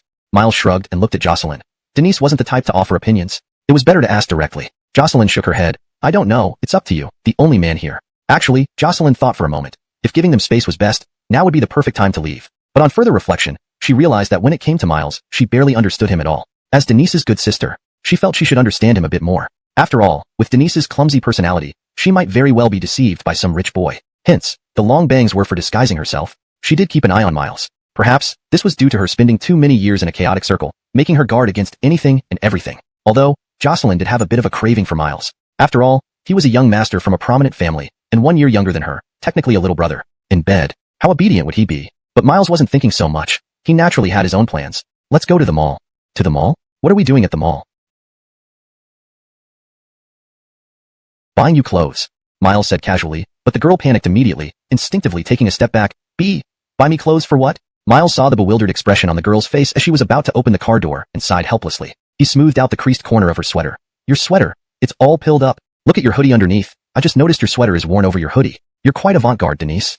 Miles opened the car door. Get in. The girl looked reluctant, which made Miles a bit annoyed. Without hesitation, he lifted her princess style into the passenger seat. As she was about to struggle, Miles placed his finger on his lips and gave her a stern look, intentionally letting a hint of anger show in his eyes, which scared Denise into silence. Don't move. With that, Miles closed the car door. Jocelyn watched Miles's slightly out-of-place domineering gesture and teased. So violent, aren't you afraid you'll break her? Miles shrugged. She resists money, but my presence is to make her not resist me. Get in the car. Miles, now seated in the driver's seat, smiled at the girl. Remember your seatbelt. We're about to start. He revved the engine, but didn't hear the click of the seatbelt locking. Slowly turning his head, he saw the girl looking utterly lost, tightly gripping the seatbelt. You, put it on. The girl's eyes seemed ready to spill tears as she gazed pitifully at Miles. I've never sat here before. I don't know how. Chapter 227. If I give you 10 sets? In the back seat, Jocelyn wore an expression of amusement, as if she was enjoying a spectacle, not saying a word. She simply wanted to see how Miles would handle this situation. She had a car too, so naturally, she knew Denise never used a seatbelt. Each time she drove, Denise would quietly sit in the back seat by herself, thus she had never used a seatbelt. Miles was momentarily stunned. It was hard for him to imagine that there were people who didn't know how to use a seatbelt. But you know, when you like someone, no matter how abnormal the person you like may be, you tend to overlook their flaws. Seeing the girl's helpless appearance, he did not show much emotion but found her endearingly foolish. He slowly got up, took the girl's hand, and gently inserted the seatbelt with his body slightly turned. Denise leaned tightly against the seat, eyes closed, feeling the faint warmth radiating from Miles's proximity. She didn't even know why her face was burning. Do I scare you so much that you have to close your eyes? Denise pursed her lips and slowly opened her eyes, only to find that Miles hadn't moved away from her, but was staring at her intently. Wherever Miles's gaze went, Denise's eyes would avoid in the opposite direction. She felt like it was as if Miles was really going to eat her up. Huh? You even brought a camera? Miles looked somewhat surprised at the small camera next to the seatbelt, perfectly sized for Denise's 2 hands. Upon seeing Miles noticing the camera, Denise quickly placed it on her abdomen. I wanted to take pictures of Sheen. Miles responded with an, oh, and returned to the driver's seat. He thought it was intended for him, only to realize he had gotten ahead of himself. The mall wasn't crowded since it wasn't a holiday. The Maybach zipped through the city and soon arrived at the shopping center within the second ring road. Miles unpromptedly unbuckled Denise's seatbelt and opened the door for her. The two walked side by side down the road, with Jocelyn trailing behind. Unconsciously, Jocelyn seemed to have envisioned a luxurious future life for her good friend. Denise, oh Denise, you sure have good fortune. Wait, department store, huh? Jocelyn adjusted the sunglasses on her nose, examining the mall closely. Damn, a high-end department store like this must be selling adult products that will drain my wallet. Damn it. Walking alongside the girl, Miles soon reached the entrance of the mall. Two greeters immediately stood up straight as they saw the duo approaching. "Why, young master?" Miles silenced them with a finger to his lips, signaling them to keep quiet. The greeters chimed in formally, "Welcome to Hangsong Department Store." Seeing their enthusiastic response, Denise showed her little fangs and smiled naively. Naive as she was, she couldn't help but wonder, is everyone in large malls always so warm? On the way, many people handed out flyers. They seemed hesitant to approach Miles and Denise, but Denise kindly accepted the flyers whenever she saw them moving forward and backward. Confused, Miles asked, "Aren't you getting too many flyers?" Denise shook her head lightly. "Not at all. If they finish distributing them sooner, they can go home earlier." Denise's simple reply made Miles understand her thoughts. Perhaps because she often distributed flyers herself, she understood the hardship of such a job well. Living for survival is not easy for anyone. Having been caught in the rain, one might want to hold an umbrella for others. However, if it were Miles, given his nature, he would grab a pen and sign his name on those flyers. To Denise, those flyers were indeed of no use. After all, she couldn't afford what they advertised. So, after glancing over the contents, she found a corner and quietly discarded the flyers. Though this behavior seemed a bit artificial, it wouldn't bother anyone unseen, right? "I'll buy you clothes. Next time you can treat me to a meal." "Treat me? Why should you?" Miles rolled his eyes. Clearly, he disapproved of the girl's notion of reciprocity. If everything required payback, what? "How did you know that?" Jocelyn whispered. "On the way here, anyone who saw you looked like they saw a living Buddha." Hangsong Department Store. It's not hard to guess that you're not just some ordinary young master. Miles pulled at the corners of his mouth. Although everything made sense coming from her mouth, he felt it wasn't entirely reasonable. Yet in a flash, an idea struck Miles. "Cough. If I give you 10 sets of clothes, can you do me a favor? Mr. Duo?" Chapter 228 My eyes are the measure. 688. So expensive, how many pork rib meals could this buy? Denise held the price tag in her hands, glanced at it briefly, but seeing the shocking price, she put it back on the clothing. Denise wandered around the store, looking from one piece of clothing to another. They were truly beautiful, and this down jacket was so thick.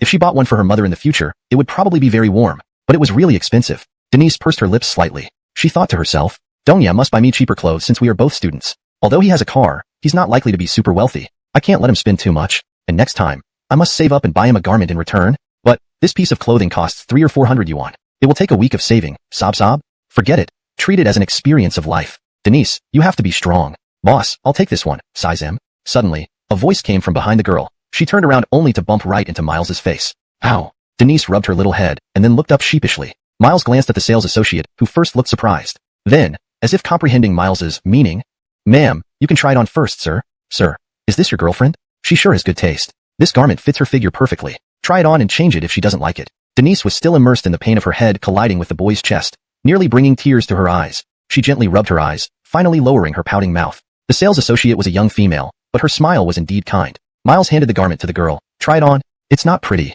the girl argued. "Trust me, you'll look beautiful in it. It's too expensive." Finally, the girl mentioned her real reason for not wanting to wear it. Miles sighed lightly and said earnestly, "We've been shopping for so long, and you don't like any of them? That's impossible. Don't worry about the price, it's fine. Even if you don't like it after trying it on, we'll pick another one. I'm very patient with you, understand?" Denise couldn't counter Miles's sly logic and finally nodded. Soon, the girl entered the fitting room. As for Miles, he turned directly and looked at Jocelyn. "Hey, have you made up your mind?" Jocelyn had tried on countless pieces of clothing in front of the mirror. "Nope, these clothes don't show off my figure. With such big breasts, they shouldn't be wasted. Isn't it possible for you to tone it down a bit?" "Why should I? Big breasts are for catching people's eyes. Otherwise, what's the point? Might as well get rid of them. Why? Shall I book a room and give you a massage?" "Enough. Don't impose your North American culture on me." Miles rolled his eyes impatiently. "Salesgirl, just pack this one up. It's taking forever." The salesgirl nodded like a servant, and then was pulled by the arm by Miles. "Did you remember what I told you? Just say the store is running a promotion. Buy one get one free for that lady. Got it?" Miles took out an inner layer and long pants, both in Denise's sizes. "Also, say these clothes and pants come as a gift for spending over 700 yuan. Understand?" The salesgirl nodded repeatedly. "Yes, Mr. Song, I understand." Miles reassured, "Okay, I'll deduct 2,000 this month for your rent." The salesgirl was delighted. "Got it?" Soon, the girl shyly walked out wearing a blue baseball jacket over her white hooded sweatshirt, paired with light blue jeans. Although she was looking down when she emerged, she still appeared charming and exuded a high street vibe. Of course, there was also her incomparable chest muscles. "You see, aren't you looking good? People should be more confident." Miles smiled contentedly. The girl's face flushed hot, but she mumbled with a small mouth. "No, it's not good looking. Really not good looking. Let's change into another one." Denise clutched the price tag tightly in her hand. Although she really liked this dress, especially since it felt so comfortable to wear, it was a feeling none of her previous clothes had given her. But it was really expensive. Stone Mue timidly stole glances at Miles again and again. In a daze, she saw Miles walking toward her step by step. "Doesn't look good? Really doesn't look good? If it doesn't look good, you still have to wear it." Snap. Stone Mue's wrist was suddenly grabbed by Miles. The unexpected sensation made the girl loosen her grip on the price tag, which fell into Miles's palm. In the next moment, the price tag was torn by Miles. The girl froze. Her lips pouted slightly, even with a hint of grievance. "Didn't he say that if I don't like it, we can change it?" This isn't what was agreed upon. He lied. Miles lied to me again. Miles seemed indifferent, his eyes seeing through everything. The words, like, were practically written on her face. Yet she still said, don't like. Who would believe it? She hurriedly pulled Miles's arm. This is very expensive. 600, no, nearly 700 yuan. Can we not buy it? Miles's arm was tugged by the girl, but he somewhat enjoyed this feeling mischievously. Don't worry, I didn't spend money. With a whistle from Miles, Jocelyn came over to smooth things out. Alright sweetie, there's a promotion today in the mall. Buy one get one free. Look at the clothes I'm wearing. How nice they are. Yours is a gift, put it on. Saying this, Jocelyn winked at Miles leaning against the wall. Stone Muwei, tightly held in Jocelyn's arms, blinked her big watery eyes, shaking her head like a little dog. Hearing this, the sales associate quickly joined in. 2,000 for rent. Damn it, must get this. Like this ma'am. Today Hongsong department store has a promotion. For every 700 yuan spent, you get an inner layer and long pants for free. That gentleman has already picked them for you. Why not try them on? No need. Miles waved his hand dismissively. My eyes are the measure, period. Chapter 229 Young Master Song. The clothes were quickly wrapped up. Since the boutique's packaging was always exquisite, Denise clutched the bag tightly as if it were a family heirloom. Of course, a 600 yuan piece of clothing couldn't possibly be given away for free. However, judging by Denise's inexperienced look, she couldn't discern what price range this clothing belonged to. Miles simply let Denise put on the clothes right there. Innerwear. Finally, the girl in new clothes walked out of the store side by side with Miles. The sales assistant, leaning against the counter, watched their backs with envy. Hey brother, which one? Is the boss's own son? The sales assistant frowned. How do you address him like that? Call him Young Master Song. If you don't, I'll beat some sense into you. The cashier nodded quickly. But that girl looks kind of dumb. Does Young Master Song really like that type? Sales assistant, you don't understand. This is called innocence. Besides, I heard Young Master has never even been in a relationship. Finding a white paper for a white paper. Isn't that normal? I really envy that girl, getting to be with Young Master Song. You didn't see the underground parking lot filled with supercars. They're all his. The female cashier's mouth dropped open in an, I'm envious too. The sales assistant sighed. There's nothing we can do.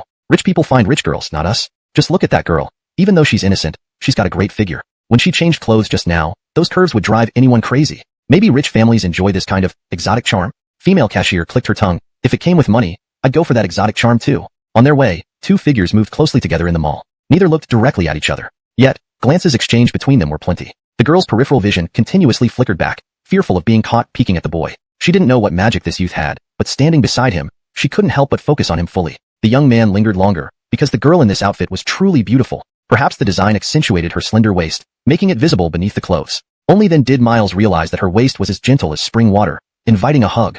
But given the current high birth rate, he quickly dismissed such thoughts. Perhaps this was a way to show Denise how to enjoy life. We should be masters of our lives. Miles believed. There is happiness within 10 yuan. 50 yuan brings 50 yuan's worth of beauty. 100 yuan means 100 yuan's worth of carefree joy. Even if he were penniless, his life would still be full of joy. Maybe, after a while, once he introduced Denise to a job where she could earn money using her brain, she could support herself and bear the hardships of life. As they strolled, Miles visited shop after shop. Every time they entered a store, Denise would receive one piece of clothing after another under the pretense of, buy one get one free. Unknowingly, Miles's hands were already laden with luxury brands. Miles, can you help me carry a couple of these too? They're really heavy. Gia's mouth was already... Chapter 230. Something's not right. The sense of ease that Denise had just accumulated in her heart was shattered instantly by Miles. She had thought that Miles would finally settle down, but she never expected him to suddenly turn around and buy things for her mother. What a rascal. Why does he always bully people? No. Can't you stop buying? There are too many things. My mother's things. I will definitely save up money to buy them for her. Denise felt a bit anxious. She grabbed Miles's wrist with both hands. Once she realized it might be somewhat disrespectful, she released his hand and habitually lowered her head, taking a few steps back. Miles raised half an eyebrow, seemingly exuding a hint of ruffian charm. He bent down slightly, his pen tip nearing the girl's cheek. The girl looked up slightly, blinking her clear, lucid eyes. Miles said indifferently, Denise, don't you know how to take advantage of others? I don't want to take advantage of you. Denise's mom, you know, actually I don't mind. If we follow what you say, saving money to buy something like supplements or clothes for Andy, given your hard work every day, how long do you think it would take for you to provide your family with a good life? I don't know. The girl's voice was very soft. As for this question, she had truly never considered it. Because in her family, as long as they were alive and had enough food each day, that was enough. Her parents, including herself, all had jobs that paid little, but were very tiring. Therefore, there was really no space for her to imagine the future because this kind of life seemed predictable to its end. Denise, think about it.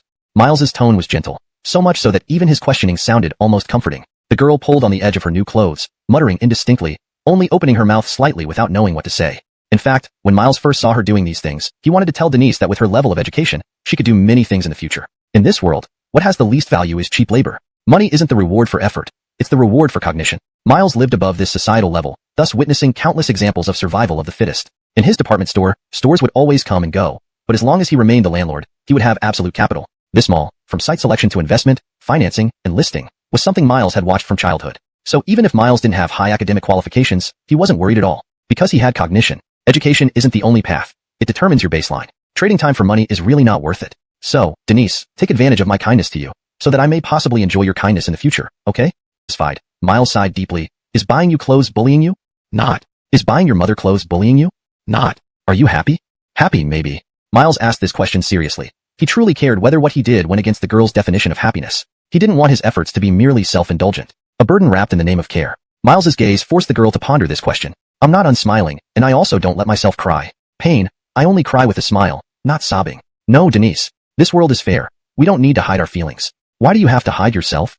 The beauty of this world has always belonged to those who embrace it. Laugh heartily when you're happy. Cry freely when you want to. There aren't so many spectators in this world, nor are there so many prying eyes. We just need to be ourselves and not suppress your emotions. As long as you're happy, I can laugh with you. If you're sad and want to cry, my shoulder is here for you to lean on, even if your tears soak my clothes. I don't know how terrible your family or your future might be, but things are different now. But, now you have me. Any emotion of yours, even sorrow overflowing like a river, I can share it with you. Can you understand what I'm saying? Not all pigeons in the sky deliver flyers. Some are the silly sons of landlords willing to give pigeons a home. The boy half turned, looking at the girl without any ripple in his eyes, yet also without coldness. He was for emotions, and it wasn't clear whether this was good or bad. At least, she was willing to let them out. Miles teased. Are you thinking of repaying me? Denise, having wiped her tears, nodded slightly. Then for you leaning on my shoulder just now, shouldn't you give it back? Denise paused. Well, then when you cry next time, lean on my shoulder too. My shoulders are pretty strong. A smile flickered across Miles's lips. This girl really liked trading one thing for another. He didn't reply but merely leaned against the window, gazing outside. The red flowers by the window caught Miles's attention. He couldn't help but glance at the barely noticeable camera around Denise's waist and said softly, those flowers are beautiful. Aren't you going to take some photos for Jocelyn? Denise gripped her camera tightly, about to turn her head, but Jocelyn refused right away. No need, I don't look good today. Let me take the photos for you? Denise blushed, but before she could respond, Jocelyn had already pulled open the car door. Sheen, I don't want to. Don't think I don't know what you're up to. Why have you never had the leisure to ask me for photos? Don't end up with albums full of other people's pictures, and not a single group photo after a few years. Without waiting for Denise's explanation, Jocelyn dragged her to the side of the flower bed. Flowers dotted around the two of them. After seizing the camera, Jocelyn posed gracefully beside them, clearly skilled at it. Smile. Move closer. Come on.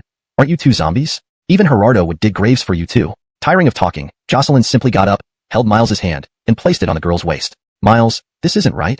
Jocelyn, hold. I told you to hold. What? Will holding her make you pregnant? Or is there something wrong with holding Denise? Denise quietly kept silent as Jocelyn pushed her closer to the boy. Their distance was close enough to feel each other's warmth. Click. The moment was frozen in time. The boy smiled at the camera while the girl instinctively glanced sideways at the boy's profile, despite knowing she should be looking at the lens. That unconscious gesture was captured by the camera. What is the significance of a photograph? It's simply about recording these extraordinary yet ordinary moments. But this time, there was no hesitation, no awkwardness, just a snapshot apart. Spring sunshine never sets, understood silently, and all is peaceful, awaiting a century-old fate. At the hotel, Brooks had been waiting for a long time. Zane had scheduled a lunch meeting with him that afternoon. They rarely met privately. Even when they did, it was only for a couple of drinks at a bar since Zane's roots were in Old Beijing, not Mountain City. But before that, Brooks was reading QQ messages. Overnight, his QQ notifications had exploded beyond 99+. Many girls wanted to reach out to Sherry, given Brooks had become a public figure after the party.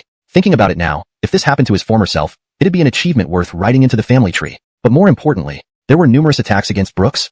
King Brooks, how can you make my goddess have a crush on you?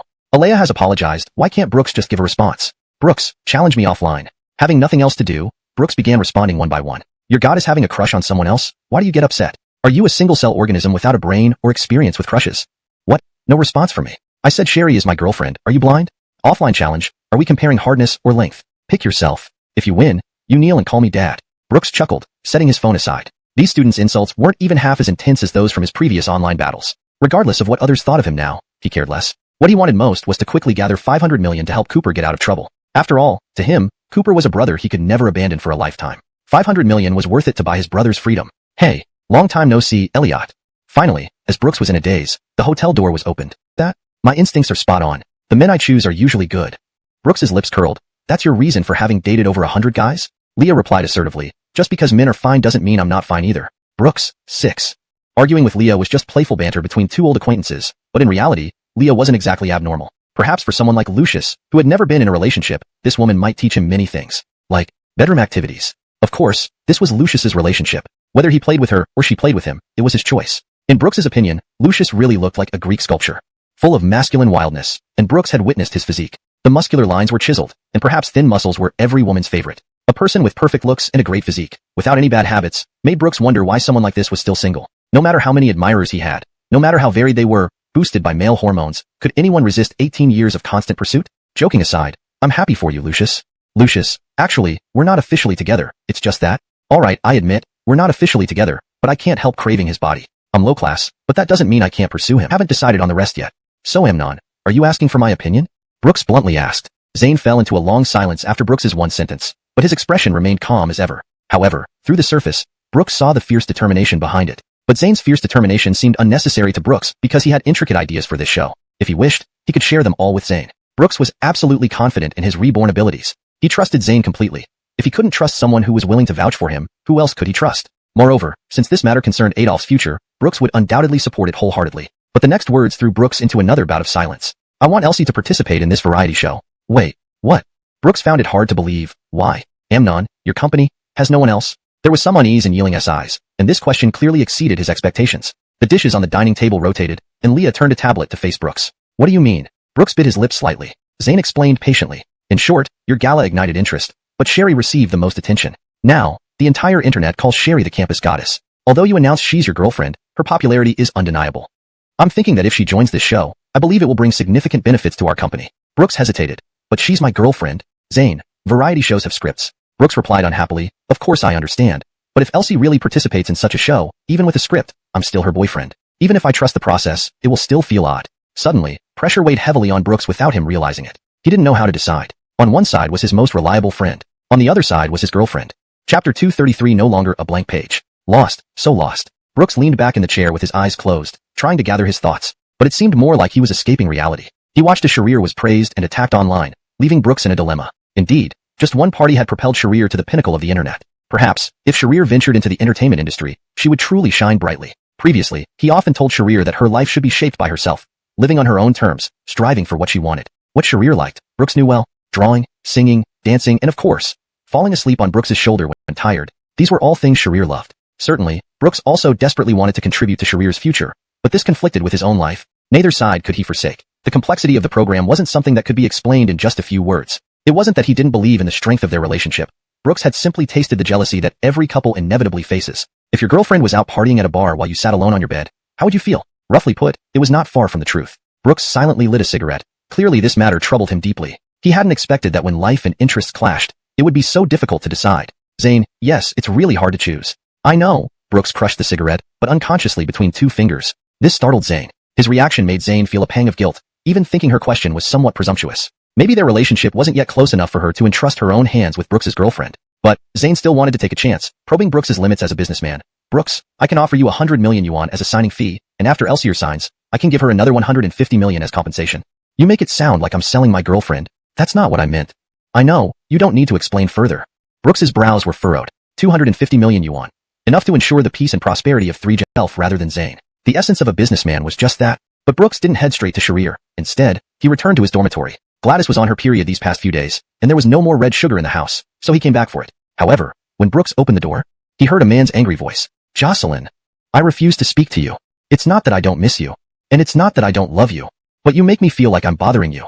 I know, damn it, I have no money. I only get 1,000 yuan a month for living expenses. I spent 200 yuan just going out once, and every time I go out, I have to eat instant noodles for a week or two. Yes, of course this has no value to you, because my appearance doesn't match your beauty. What do you mean by break up sex? How? Did I spend money just for a fling with you? Hey, damn, bang, yeah, fa. The man in the room punched an iron pillar, and even outside the room, Brooks could hear the reverberation clearly. Brooks pushed the door open without expression, then slowly closed it. He took a bag of red sugar and asked Cal, whose face was contorted in pain, not sure if it was from heartbreak or physical pain. Did you break up? Not exactly, I got dumped. We've already had breakup sex, so you're not at a loss. Do you think I spent money just for her body?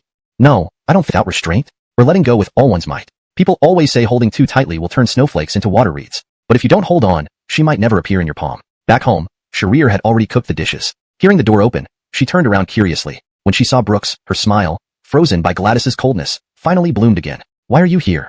Brooks's eyes aimlessly surveyed the room. You forgot? You needed red sugar? Sharir softly replied, oh, I forgot. I spent the whole afternoon thinking about cooking. As she spoke, she turned off the stove and fell into Brooks's arms. Though there was a bit of grease smell, Brooks didn't mind at all. Sharir knew that no matter what she looked like, Brooks would never despise her. I have been learning to cook for a long time. Today, there's your share too. Would you like to eat together? Brooks was surprised. Didn't you forget I was coming? Why did you still cook for me? Sharir gently hummed. Not really. I cook for you every day. I don't know when you'll come, so I always make extra food and cook more rice. Looking at Sharir's long-awaited expression, it felt like they had been apart for a year instead of just a day. Brooks put down the red sugar, took a cloth, and wiped the water from Sharir's hands. Today, with you? Are you troubled about something? And, alright, stop joking around. Let's get serious. Sherry leaned compliantly against Brooks's shoulder. Okay, I'll listen. Go ahead. Sherry's obedience gave Brooks an inexplicable sense of reassurance. It was hard to imagine what would happen if Sherry were to throw a tantrum right now. He might not even be able to say a word. Elsie, you're getting a lot of attention online now because of my school's gala, which has propelled you into an internet sensation. And because of that, Amnon found me this afternoon, wanting to talk about a partnership. You remember my dating show, right? The first season has already been successfully recorded and was quite successful. This is one of Amnon's major milestones in business. And Lasig also seems to be being groomed by Amnon. There might be a chance for Lasig to join the second season. I actually want to help Lasig, but Amnon said he hopes you will also participate. I know it's a great opportunity for Lasig, but I'm torn. I'm unsure if you'd like to go. Honestly, I prefer you not to, but if you really want to, it's a significant development opportunity for your future. I wouldn't stop you. So, I feel this decision should be yours, not mine. Even though Amnon told me the contract is worth over 200 million yuan. At that moment, it was very awkward. Fortunately, I left early, a bit. Brooks nodded, and they both got up immediately. But when Brooks pulled open the iron gate, it seemed he thought of something. He took off his shoes again, grabbed 2 chopsticks, and tasted every dish Sherry had made. Not bad. The flavors are great. You could start a little stall. Really? Absolutely. I've always been serious about what I say to you. Brooks kissed Sherry's lips, then they walked out of the house together. On the road, the two walked silently. This familiar feeling made Brooks somewhat intoxicated. They strolled on. The girl spoke quietly. Brooks, do you have a dream? Chapter 235. I don't love painting. Dreams? The word seemed unfamiliar to Brooks. If one could return to the past, dreams seemed like ideas that only children could retain. As a child, if asked about one's dream, perhaps he would have genuinely said, I want to be a scientist. Why? Because of what he saw in advertisements. Later on, astronauts, mathematicians, great painters, whatever was famous, we wanted to become. It was absurd, but indeed, as children, we truly didn't know what we liked. We just knew that watching fireworks and playing with the cats and dogs at home brought us joy. But gradually, we found things we liked, starting to love music. For how many ideals he once had, they were now washed away by time. On the 10-minute drive to the restaurant, Brooks couldn't figure this question out. But Sherry didn't persist in questioning. She let Brooks think quietly. This question seemed deliberate after deep consideration by Sherry. Otherwise, considering Brooks's perception of Sherry, this seemingly simple yet thought-provoking question wouldn't come from this spirited little girl. Gradually, Sherry finished ordering the menu. And during this idle moment, Brooks's mind felt like a parking lot destroyed by a tornado, completely blank. Isn't this a simple question? Why do you need so much time to think? Sherry blinked her eyes playfully, half smiling. Brooks's fingers tapped his thigh silently. I'm just trying to answer your question seriously. Wouldn't it seem too dismissive if I weren't? Sherry laughed softly. You're being so serious with me? I've always been serious. Seemingly recalling something, Sherry suddenly asked, why do you like the guitar? The guitar? Brooks pondered. Back then, I might have thought playing the guitar was cool. It could attract girls and... Brooks hesitated, but Sherry saw through his hesitation. To make Alea happy? Actually, I didn't want to say that. Brooks was taken aback, but Sherry didn't mind. What does it matter? You're my boyfriend now, so I should accept your past, right? Besides, people shouldn't always live in the past. And if you badmouth her after breaking up, it would make you seem heartless and lacking character. Because I'm afraid the same might happen to me in the future. Listening to Sherry, Brooks felt relieved. Gradually, his heart lightened, and he whispered, when Cooper was around, especially when we first met in high school, we really wanted to form a band. He was very talented, skilled in all instruments, whether electric guitar, drums, or bass. He was very popular in high school, while I was just a bumpkin. But to avoid making me feel bad, he rejected all the girls who asked him out. At that time, we had great ambitions, hoping to create a heartfelt song in this city, filled with human warmth and build our ideal band. Back then, really, we even performed in high school, a rock band with 2 girls and 3 boys. We were so happy back then. Later on, we even learned R&B. That period was truly the happiest time apart from being with Alea. Music, perhaps, is the thing I love most in my life. I really enjoyed composing during that time. So, Love Failure, and You Are Everywhere, you wrote them? Sherry raised her eyebrows slightly. At this point, Brooks blushed a little. Casper, our team leader. It's not that I want to betray you, but circumstances forced me to plagiarize. Brooks didn't answer this question but continued with the previous topic. Perhaps, in the future, I will really devote myself to music again. After all, it's the only interest that can liberate my soul. Maybe, I'll rent a big RV, start from a small place, even if no one cares, and gradually sing and compose, slowly entering people's lives. Perhaps I won't become famous, but I'll definitely be happy. Of course. Brooks's eyes turned towards Sherry. If my beloved girl is willing to accompany me to see mountains, water, and the world, this might make my music journey more beautiful and happier. The boy's eyes sparkled with anticipation, as if light had brought him back to life. This question, like a key, unlocked the boy's heart. The girl gently guided him. Do you know what my dream is? The boy softly replied, I only know that you love painting very much. The girl shook her head. I don't just love painting. I love painting you. The boy was slightly taken aback, feeling his throat tighten. The girl was used to the boy's reaction because he was an emotional person who often felt touched by heartfelt words. But I want to capture you in my paintings along the way. Brooks. Chapter 236. The egg is about to break. Brooks, do you know why I would go to perform at a bar even though I knew it was a filthy place? Because only when standing there, everyone's eyes would be on me. Only there did I feel that I was being appreciated. My past life was always confined and restricted. My mom wanted me to become a lawyer like her. I lived under her plans and always wanted to tell her this. Even if I'm not Trisha's daughter, I can still live a good life. I always felt that standing in front of the camera was an extremely beautiful thing for me. So Brooks, I want to tell you, this time, I really want to try. Unbeknownst to him, the hand Brooks had placed on the table had already been held by Sharir. Under the warm light, the two silently stared into each other's eyes. Sharir smoothly guided the conversation to this critical point. But inevitably, everyone has their own aspirations. The past Brooks told himself that as long as Sharir wanted something, he should let her pursue it with peace of mind. However, when Sharir's pursuit diverged from his expectations, the torturous sense of frustration was unbearable. Perhaps Brooks had become a shadow of Trisha, whom Sharir often talked about. The present Brooks found himself becoming more hypocritical. It was the truth. Sometimes, rebirth might twist one's life. From that moment the words were spoken. Neither spoke again. Their silence signified that their opinions would lead to disputes and conflicts. Brooks also questioned himself. If telling Sharir wouldn't change the outcome and he didn't want her to leave, what was the point of telling her? Was it just to add trouble? He reluctantly swallowed every bite of food, but the rice felt like rolling knives irritating his throat. If you don't agree, I can certainly choose not to go because you will always be the most important to me. No, you must go. Brooks put down his chopsticks, feeling his emotions were off, but these words needed to be said. I don't want to be like your mom, even if it's hard. I need to convince myself. I've said before that whatever you decide to do, I'll support you. I don't want to be someone who just promises grand plans without following through. I'd rather not see you waste your future because of my thoughts. You'd be unhappy that way. After all, I'd rather be unhappy than have you be unhappy.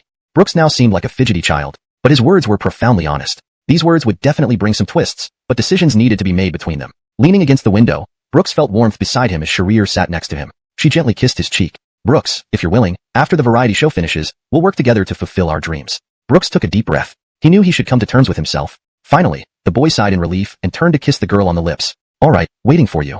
They smiled. After this kiss, Brooks felt his anxiety somewhat relieved because he didn't want their relationship marred by such disagreements. Love is innocent. Dreams, at this moment, were worth looking forward to. At least, Brooks would really start his own band, and Sharir would successfully stand in front of the cameras. Because perhaps this was the original path they were meant to take. After finishing dinner, the two returned home. Maybe it was spring or something else. Both Sharir and Brooks felt an affinity to stay close to each other. Despite their earlier disagreement, they avoided those topics intentionally. Both had tacitly placed their relationship at the pinnacle of their hearts. Bang. Door opening. Bang. Door closing. Gladys, sitting in the living room, was puzzled. Both had walked into the bedroom calmly, but the next second, they rushed into the room like wild animals in heat. Hey, slow down. No, I've waited for so long. Weren't they arguing just now? Yes, but this kind of activity might heal the wounds, right? Rip. Sharir quickly undid Brooks's belt while hastily taking off her jacket. Sharir seemed to be burning with desire. Since the first time with Brooks, she had truly become addicted to this feeling. It seemed that a certain need had indeed arisen. Brooks had also been suppressing his physical desires for quite some time. Especially after these past few days filled with numerous troubles, he was eager to release some of the stress through certain activities. Soon enough, Brooks's legs were already held tight. Without fully taking off his upper body clothes, Sharir had already stripped down and pressed against Brooks's body. Brooks felt a wave of pain, while another distinct pain surged into Sharir's mind. Outside the bedroom door, Gladys, who was drinking red sugar water, raised her eyebrows at the sounds coming from inside. That's pretty intense. 50 minutes later, the room was filled with the scent of sweat from both genders. Sharir lay limp on Brooks's chest, her body softening. The two chests pressing against each other gave Brooks a strange and addictive feeling. Feel better now? Too tight. It hurts a bit. Weren't you taking medicine? Why do I feel you've gotten bigger? What? Am I developing again? The earlier argument seemed to have vanished like smoke after their passionate session. Brooks couldn't help but wonder. Someone who only studied textbooks could turn out to be so vigorous in practice. Was it because of natural talent? Brooks didn't know. All she knew was that if this kept up, her body might be worn out by Sharir. Now, he somewhat understood why men over 35 didn't want to go home. One more time. You're serious? Of course, don't you think it feels amazing? Sharir's face brushed against Brooks's ear, sending shivers down his spine with her breathy voice. She turned around, grabbed hold, and sat down again. But this time, as she sat down, Brooks felt as if he was lifted into the sky. A sudden sharp pain shot up his head, and right after, Sharir felt pain in her chest too. Wait, let's stop. My egg, it seems, damn, it hurts. I feel, my chest is getting dizzy. So, what did the doctor say? Gladys pursed her lips and scratched her head. Do you really want to know? Frowning, Brooks felt something wasn't right. Wait, you're not going to tell me they need to cut off one of my testicles, are you? Well, you're very smart. No way, absolutely no way. The chill running down his spine made Brooks hastily pull on his underwear and get out of bed. He hurriedly put on his clothes, planning to leave the room, but a doctor walked in just then, blocking his way. Is this Brooks? Halfway into his jeans with his red underwear still visible, Brooks sniffed. Clearly, leaving wasn't an option. Don't worry, finish putting on your pants first. Is it your zodiac year? Embarrassed, Brooks quickly pulled up his pants without a word. So, what's the situation? Brooks paused and asked softly. The doctor adjusted his glasses. You have 3 testicles. This condition? Is it rare? I've never seen it before. Brooks's face darkened. He couldn't believe he had 3 testicles. Though he often played with himself as a kid. Kids do such things when they're bored. He only ever felt one small one. He even checked online, where people said some men might have an epididymis. So, Brooks believed it. But who would have thought that third one was real? Seeing Brooks's incredulous expression, the doctor reassured him. Don't worry. Just because I haven't seen it doesn't mean other doctors haven't.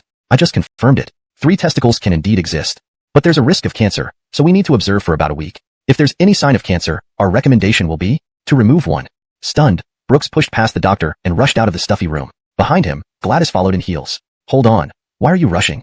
Gladys tugged at his sleeve. Why shouldn't I be in a hurry? She wants to cut off my balls. Damn it. I'm telling you, I'd rather die than let that happen. What kind of man cuts off his own balls? That would make me half a eunuch. You don't have to be this desperate. Where are you going in such a rush? Find Tiffany. Do you even know where she is? Where? Brooks's mind went blank. Gladys rolled her eyes. You're going the wrong way, behind us. Brooks turned abruptly, causing Gladys, who was holding onto his shirt, to stumble. Grumbling, Gladys complained, Ugh, here I am on my period following you around the hospital. Shouldn't you be taking care of me instead? Gladys suddenly remembered something and walked a few steps closer, gossiping, No wonder you guys last so long in bed. Over an hour each time. Is it because you have 3 of those things? Angry, Brooks retorted. Can we drop it? It's a gift from heaven. A natural talent, understand? A holy body born for pleasure. Get it? Gladys hushed him. Keep your voice down. I'm embarrassed enough here without you making a scene. Brooks responded. I'll be more embarrassed if I have to tell someone later that I had surgery to remove a testicle. I'll be crawling in the shadows like a worm. After some pulling and pushing, they finally reached Sherry's room. Sherry was having her pulse taken by a doctor at that moment. Hearing their footsteps, the doctor looked up. Are you Sherry's parents? Yes, I'm her boyfriend. You young people?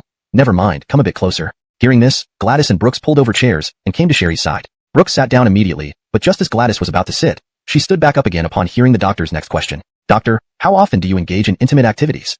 Brooks and Sherry exchanged glances. Brooks remained calm, but Sherry blushed. It depends on how we feel. I see.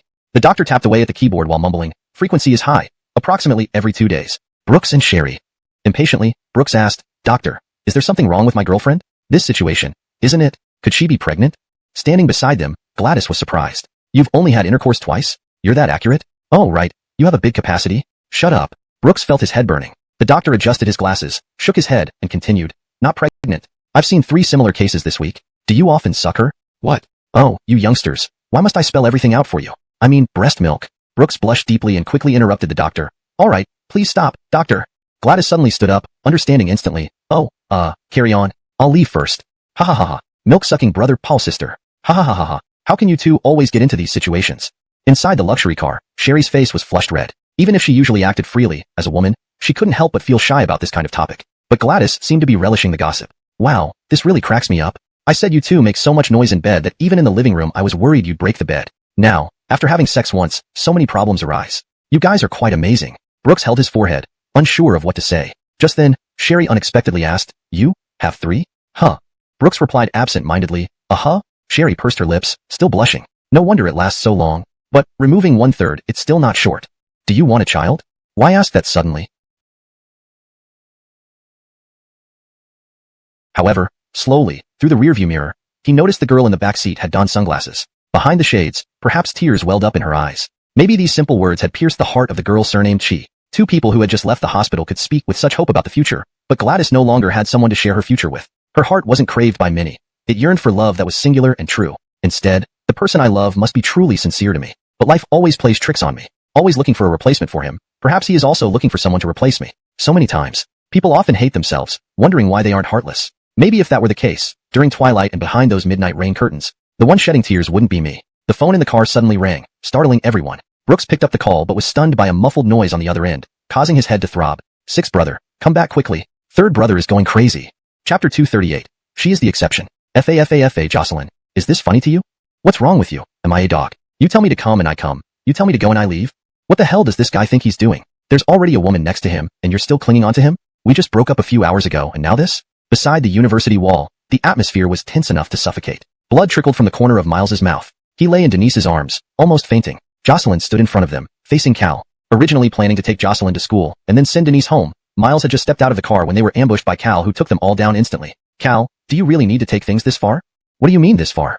Wait until I find out for sure if you've been cheating on me. So what? You call this a breakup sex? Am I your free laborer to satisfy your vulgar tastes? You're a real bastard, Cal. Right, I'm a bastard. But at least I'm cleaner than a woman who has slept with over 20 men. Old 3, that's enough. You're losing it. Behind Cal, his roommates pulled at his arms. That punch really frightened them. If it were caught on camera in school, the consequences would be severe. But how could a man fresh from an emotional wound care about such things? His eyes, red with rage, fixed sharply on the woman before him. Jocelyn, is it because of this man that you left me? Cal, I'm telling you again, I have nothing to do with him. Nothing? Nothing, and he carries your luggage like a slave? Yes, Cal, may not have money, but have I ever done anything to betray you? To turn around and find another man like this, you really don't give a damn about me. Bang. The ceramic cup in Cal's hand shattered on the ground. Finally, this man's anger erupted. Ceramic shards scattered on the ground, one of which cut the woman's calf. The slow pain jolted through her nerves as she stared at the wound on her leg, raising her head dazedly. She tugged at the corners of her mouth. No money. Cal, do you know what I hate most about you? Money, it's always about money. Why do you always bring up the lack of money? Do I owe you money or something? I've never been someone obsessed with money. Yet, you always act as if I couldn't live without your miserly savings.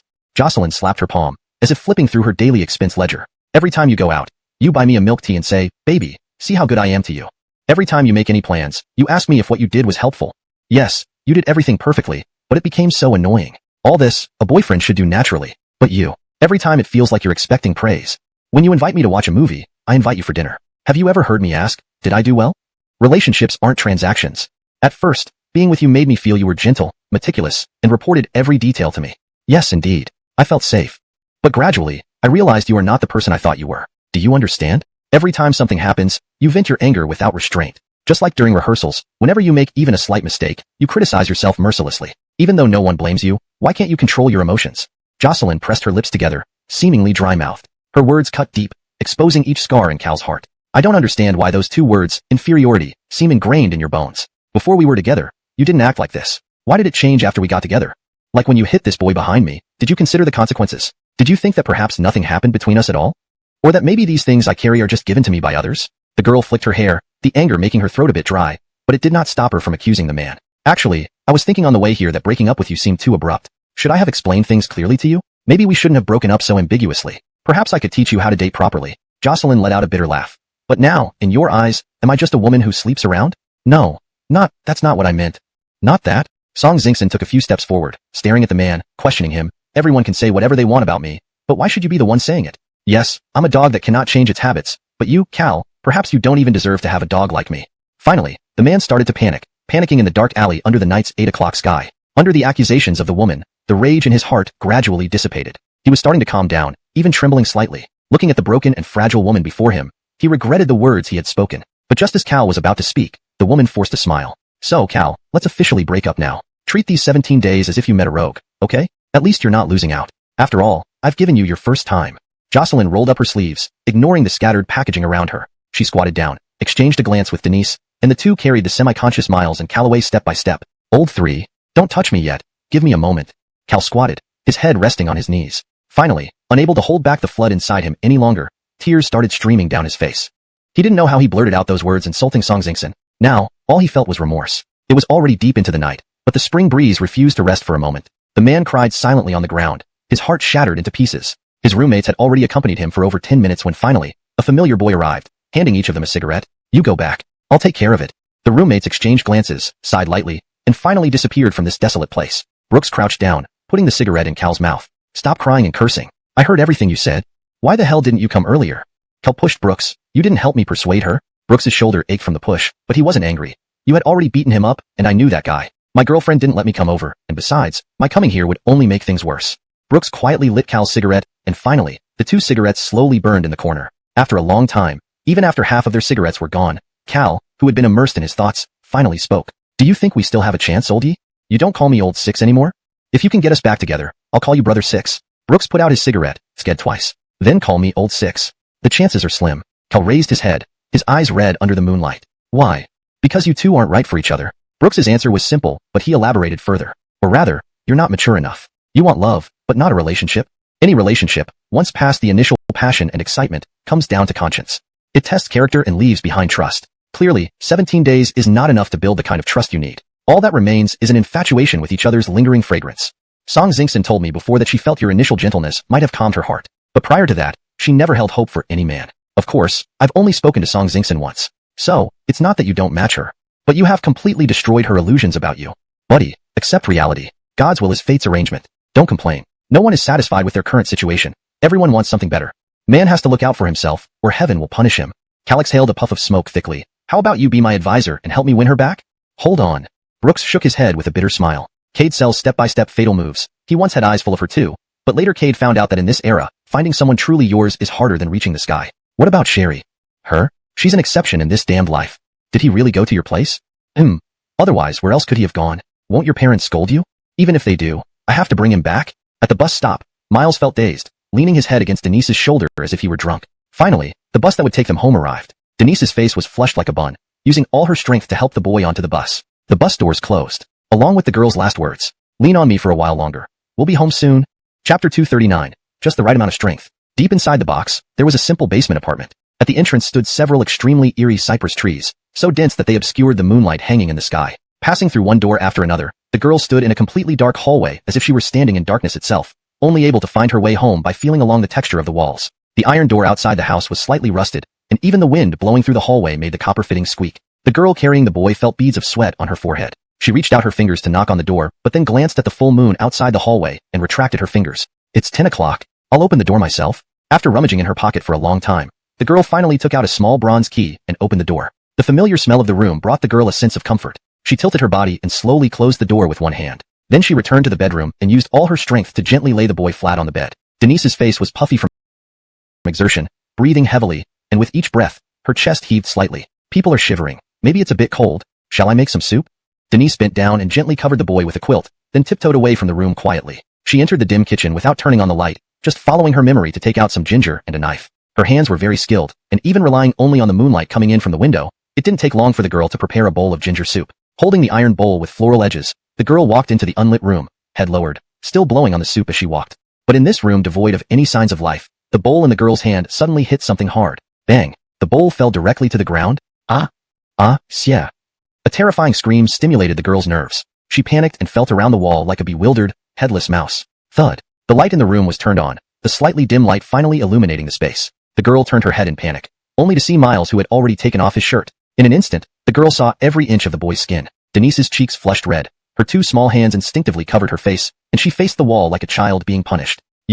How did you wake up suddenly? Miles rubbed his abdomen, feeling a scorching sensation. The hot ginger soup had spilled onto his clothes, making him wonder if he was burned. He scratched his head and looked back at Denise. Just came back from hell after having a drink. Are all your people so fierce? That punch nearly left me infertile. Miles stared blankly at the girl, then slowly approached. Is it necessary? Am I going to eat you? Denise pressed herself against the wall. Could you please put some clothes on? Miles shrugged. My clothes are now so hot. Don't you fear I'll be scalded into pig broth? Denise said nothing, glancing sideways, but seeing the boy's nipples, her face flushed red again. Why can't you even look at me?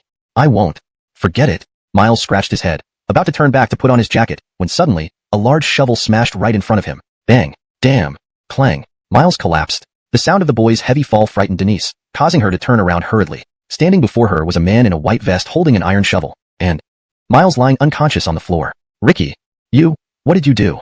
Denise fell to her knees, her hands cradling Miles's face, almost in tears. Mr. Anthony held the shovel, looking bewildered. He wasn't a rapist? To bring a rapist in for no reason? Sniff sniff. Oh, hi Ju, please don't be so rash next time, alright? How would I know? This guy has white hair. He doesn't look like anything good. Don't say any more. My daughter said he's her friend. Have some mercy. Outside the iron door, the girl held an ice pack, rushing to Miles's side. One night, from mouth to forehead, where wasn't there an injury? The girl felt a bit heartbroken at the sight. She touched the boy's abdomen, and there was still a red mark. For a moment, she felt guilty. She didn't know where the boy lived.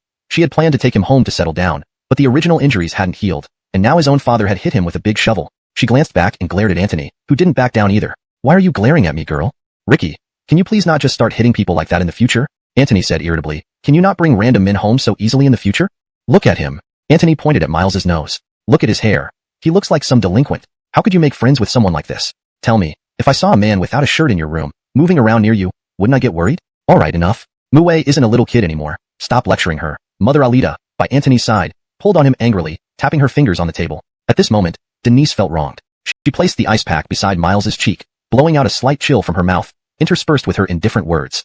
Yes, so I didn't really have any friends before? She curled her little finger, wiping away a tear trace from the corner of her eye in a very hidden manner. She sat there all night long. The old father sat nearby, dozing off throughout the night. Mother had already prepared breakfast for the two. As for the grandfather and grandmother, who weren't awakened, they gave a curious look at the boy on the sofa when they woke up. Then they bent down, kissed their granddaughter's forehead, and slowly walked out of the house, sitting under the tree outside the house, waving their hands leisurely. Finally, Miles, who had been asleep all night, woke up drowsily in the sunlight filtering through the leaves from outside the bed. He stretched, but as his body relaxed, his head throbbed. Holding his head, he recalled the previous night, only remembering being hit on the skull with a shovel. Looking at the sunlight streaming through the gaps between the leaves, and an extremely discordant voice came from behind him. Now that you're awake, you can leave. Chapter 240, The White-Haired Boy. Are you? Miles's gaze was somewhat hazy, but when he saw the man's angry expression, his brain immediately snapped out of its daze. Barnaby, who had not slept all night, took a sip of tea and then spat it back into the cup. Barnaby, Denise's father. If you're awake, then leave. Upon hearing this, Miles was stunned. Although the man's tone lacked overt anger, it still pierced through to Miles clearly. He didn't even know what he had done wrong. All he could do was nod lightly and turn to leave. Was he going to extort money from Denise's family for medical expenses? He put on the damp and dusty clothes that were on the coffee table and threw on a jacket before standing up. Stay away from my daughter in the future. I'll only say this once. If I ever see you close to her again, there's no doubt that I'll go to your school and beat the hell out of you, white-haired boy. Hearing this, Miles stopped mid-step and turned around with a slight smile at the corner of his mouth. Wait, what did you call me? Was I Pakor? Or is it that your ears are worse than a man over 40? Miles rubbed his nose and chuckled. Sir, who is older than me by about 10 years? Uncle? I'll tentatively call you that. Firstly, I don't understand what I've done to earn such disrespect from you. Perhaps you witnessed something unsettling last night, so I don't blame you for hitting me with that shovel. Secondly, I'm just friends with your daughter. I have no inappropriate intentions towards her. Thirdly, considering your character, it's hard to imagine how you raised such an excellent girl like Denise. Oh, you start by calling me a white-haired boy and end by calling me boy. Honestly, I don't understand how someone as domineering as you managed to raise a compliant girl like Denise. Besides, whether Denise chooses to be my friend or not is her choice, not yours. Also, my hair color is my own choice. It doesn't signify anything bad. Got it? Barnaby's provocation made Miles quite annoyed. He put on his leather jacket and prepared to leave this cursed room. In the room, Denise, who had been resting slightly, hurriedly put on clothes upon hearing the commotion in the living room and stood in front of Miles, who was about to leave. Where are you going? Miles had a belly full of fire without knowing where to vent it. Looking into Denise's concerned eyes, he held back his anger and pointed to his head softly. Your dad hit me with a metal rod. I need to go to the hospital to check it out. Wait, let me go with you. Denise rushed back into her room, grabbed a box from her wardrobe, and stuffed all the loose paper bills and coins into her pockets. Denise, you're not allowed to go. When Denise approached Miles, Barnaby suddenly stood up, smashing his teacup on the cluttered coffee table, causing Denise to retreat against the wall. The loud sound startled Alita, who was in the kitchen. She turned off the gas and hurried out, seeing Barnaby with veins popping on his forehead. Barnaby, if you want to go crazy, don't do it here. You've scared your daughter. Alita hugged Denise's head into her chest, patting her gently. Stepping forward furiously, Barnaby retorted. What do you mean by crazy? Can you really stand watching your daughter mix with a guy who looks like trouble? Boy, which university do you attend? Community college? Looking at you, you don't seem like someone who goes to a prestigious university. My daughter goes to a well-known university. I beg you, can you please leave her alone? Ricky. Denise broke free from Alita's arms, refusing to suppress her emotions any longer. Throughout my life, haven't I always listened to you? No matter who I befriended or what I studied, I listened to you. Whenever I made a friend, regardless of who they were, you'd always say they won't play well together in the future and that I should focus on studying. Yeah, look at them now. Aren't they better off academically? Barnaby countered. Look where they ended up. Not one attended a decent university. So should I cut ties with everyone then? Denise roared, even the saliva on her teeth seeming to tangle. The girl placed her palms together as if in prayer. Please, Ricky, I beg you, give me a little freedom. In the future, let me decide what kind of friends I can have, okay? The way you act really leaves me at a loss for words. Barnaby, Denise. Enough. Alita raised her voice, instantly drowning out the man's. This woman's pupils radiated a restraining gaze toward the man. The man clenched his lips and muttered, damn it, before sitting down. But then, outside the house, a shout suddenly rang out again. Barnaby, come pay the rent. The man slapped himself on the cheek and then said amiably, hey, please wait a moment, I'm coming. As the man put on a simple polo shirt and left the house, finally, this broken household fell into silence. Miles didn't know where to look. He even dared not look at the shattered girl. He could only look around this place that barely resembled a home. Clothes were strewn everywhere, some areas even moldy. Miles shrugged helplessly, holding back for a while. He finally spoke to the two. Auntie, I'll leave first. Stay for breakfast. Chapter 241. My Benjamin-in-law. The woman's invitation for him to stay was truly unexpected for Miles. He had assumed that everyone in this family, except Denise, would be hostile towards him. But he hadn't expected that someone would actually want to keep him here. The mother led the girl by the hand to sit beside the table and placed a stool next to her. Then she pulled the boy over and tied both of them together somehow. 2 bowls of plain minced meat noodles were soon set before them. Alita handed them each a pair of chopsticks. Only then did Miles realize how difficult it was for this household to come up with even a matching pair of chopsticks. But he didn't say anything, and instead picked up the chopsticks and started eating. After taking one bite, Miles suddenly realized something and hurriedly got up to give his chair to Alita, sitting down on a small stool himself. Are you and Muwei friends? As a mother, Alita asked curiously. Miles, unruffled, rubbed his bruised forehead and smiled. Yes, we are. We just met recently. I don't do well in school, but rest assured, I'm not some troublemaker. I don't smoke or drink and have no bad habits. The boy rubbed his head. Actually, even getting my hair dyed like this got me beaten by my dad back then. But after a while, he stopped scolding me. How old are you? As she spoke, Alita got up to fetch a drink from the fridge for Miles, but was stopped by the girl. He has a sensitive stomach. Cold drinks will make him uncomfortable. Wait, I'll get him a warm glass of milk. Denise retracted her hand and lowered her head, staring endlessly at her bowl of noodles. Seeing the girl's reaction, Miles felt uneasy. If it weren't for him, perhaps the girl wouldn't be feeling so terrible today. After a moment of silence, he answered, I'm 19, about the same age as Muwei. Just as the woman seemed thirsty and tried to get a water cup, Miles quickly stood up and placed the cup next to Alita's hand. Then he sat back down, eating the noodles and garlic with ease and sincerity. They chatted back and forth. Miles explained, the rent increased to 2,500 yuan per month, not a cent less. Others have already offered 2,500, so if you can match it, you can continue renting. Otherwise, pack up and leave. Brother, have a cigarette? Barnaby took out a cigarette and respectfully handed it to the landlord, lighting it for him. You know our situation. My wife and I only make about 4,000 yuan per month, and we're a family of 5. It's really inconvenient, let alone moving on short notice. Please be kind and accept 2,000 yuan. I can pay it right away. No need. The landlord took a puff of his cigarette and waved his hand. 2,500 yuan, firm price. If not, I'll just refund your rent. Others have offered more, and I can give it to them. Besides, didn't I say I'd give you 5 days? That should be enough for you to move out. The landlord had the typical image of a prosperous person with golden teeth in his mouth, and Barnaby, who was constantly degrading himself, now seemed like a humble man living at the bottom of society, unable to hold his head up or maintain his dignity. He flattered and fawned, calling the landlord brother, which made a huge impact on Miles's heart. Perhaps, this father had an unusual possessiveness over his daughter, even one that could be described as perverted. But this did not mean he didn't love his family. A superhero who stood tall and mighty in his own eyes was merely someone unworthy of dignity in others' eyes. Ricky. Behind the man, the girl's voice trembled. Hearing the familiar Ricky from behind, the man realized something. He turned around and couldn't help but be stunned for a moment. Didn't you say you were going to the hospital? Hurry up, go now. Barnaby's bulky body pulled the girl's arm. Now, all he wanted was for the girl to leave this place quickly. Or, he didn't want her to see the side of him that had no face in this world. Ricky. You go. It's fine. Come back early tonight. Hey, don't put on any emotional drama in front of me. I'm not buying it. The landlord looked at the hesitant father and daughter, lifted his sunglasses, spat on the ground, and disdainfully said. Listening to the conversation, Miles stepped between them. Do you have a contract? This question made the landlord pause for a moment. Miles took off his jacket and draped it over Barnaby, who was only wearing a polo shirt, then explained in simple terms, Uncle, do you have a contract? The white paper you signed when renting this place. Barnaby seemed to recall something and nodded repeatedly. Yes. Could you get it for us? The landlord raised an eyebrow and pointed at Miles's nose, wondering how there was another person in this household. Who the hell are you? I advise you not to meddle in other people's business. Miles looked indifferently at the arrogant man before him and calmly replied, But I'm not. I don't mind spending money to seek justice for them. They lack education, it's their problem, but you can't take advantage of that to bully them. But I can tell you that you won't have any rights before me, do you understand? Miles nonchalantly returned the contract to Barnaby and instructed him to keep it safe. Then he calmly looked at the bald-headed man in front of him. If you just think they're easy targets, then too bad for you today, as you didn't succeed in bullying them. But, I also want to give you some advice. Always leave room for others, don't make things too ugly. The bald-headed man stood there dumbfounded, his cup in hand, trembling along with the stubble on his face. What do you mean? Miles chuckled lightly, took a deep breath, changed his tone, patted the man's shoulder gently, and said softly, My point is, I'm quite good at being repulsive too. Of course, we're all in business, I understand, highest bidder wins. If it really comes to court, well, I have money to burn, but you may not have a strong case. Why bother?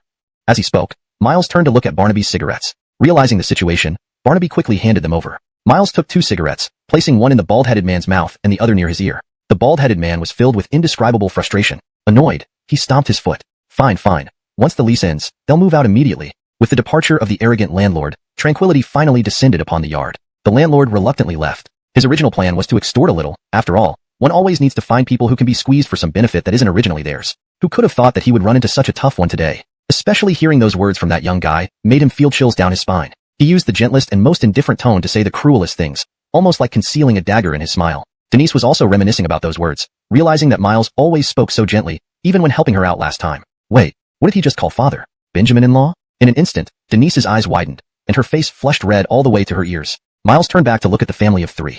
Well, everything's settled. Auntie, I'll head to the hospital now. The boy lowered his head and looked at the dazed girl, whispering softly, Aren't you coming with me? Like a startled white rabbit, Denise raised her head, her blushing face looking at Miles, only to lower it again shyly without saying a word, tugging at the edge of his clothes and standing behind him. Genevieve, I'm going to the hospital with Donghua.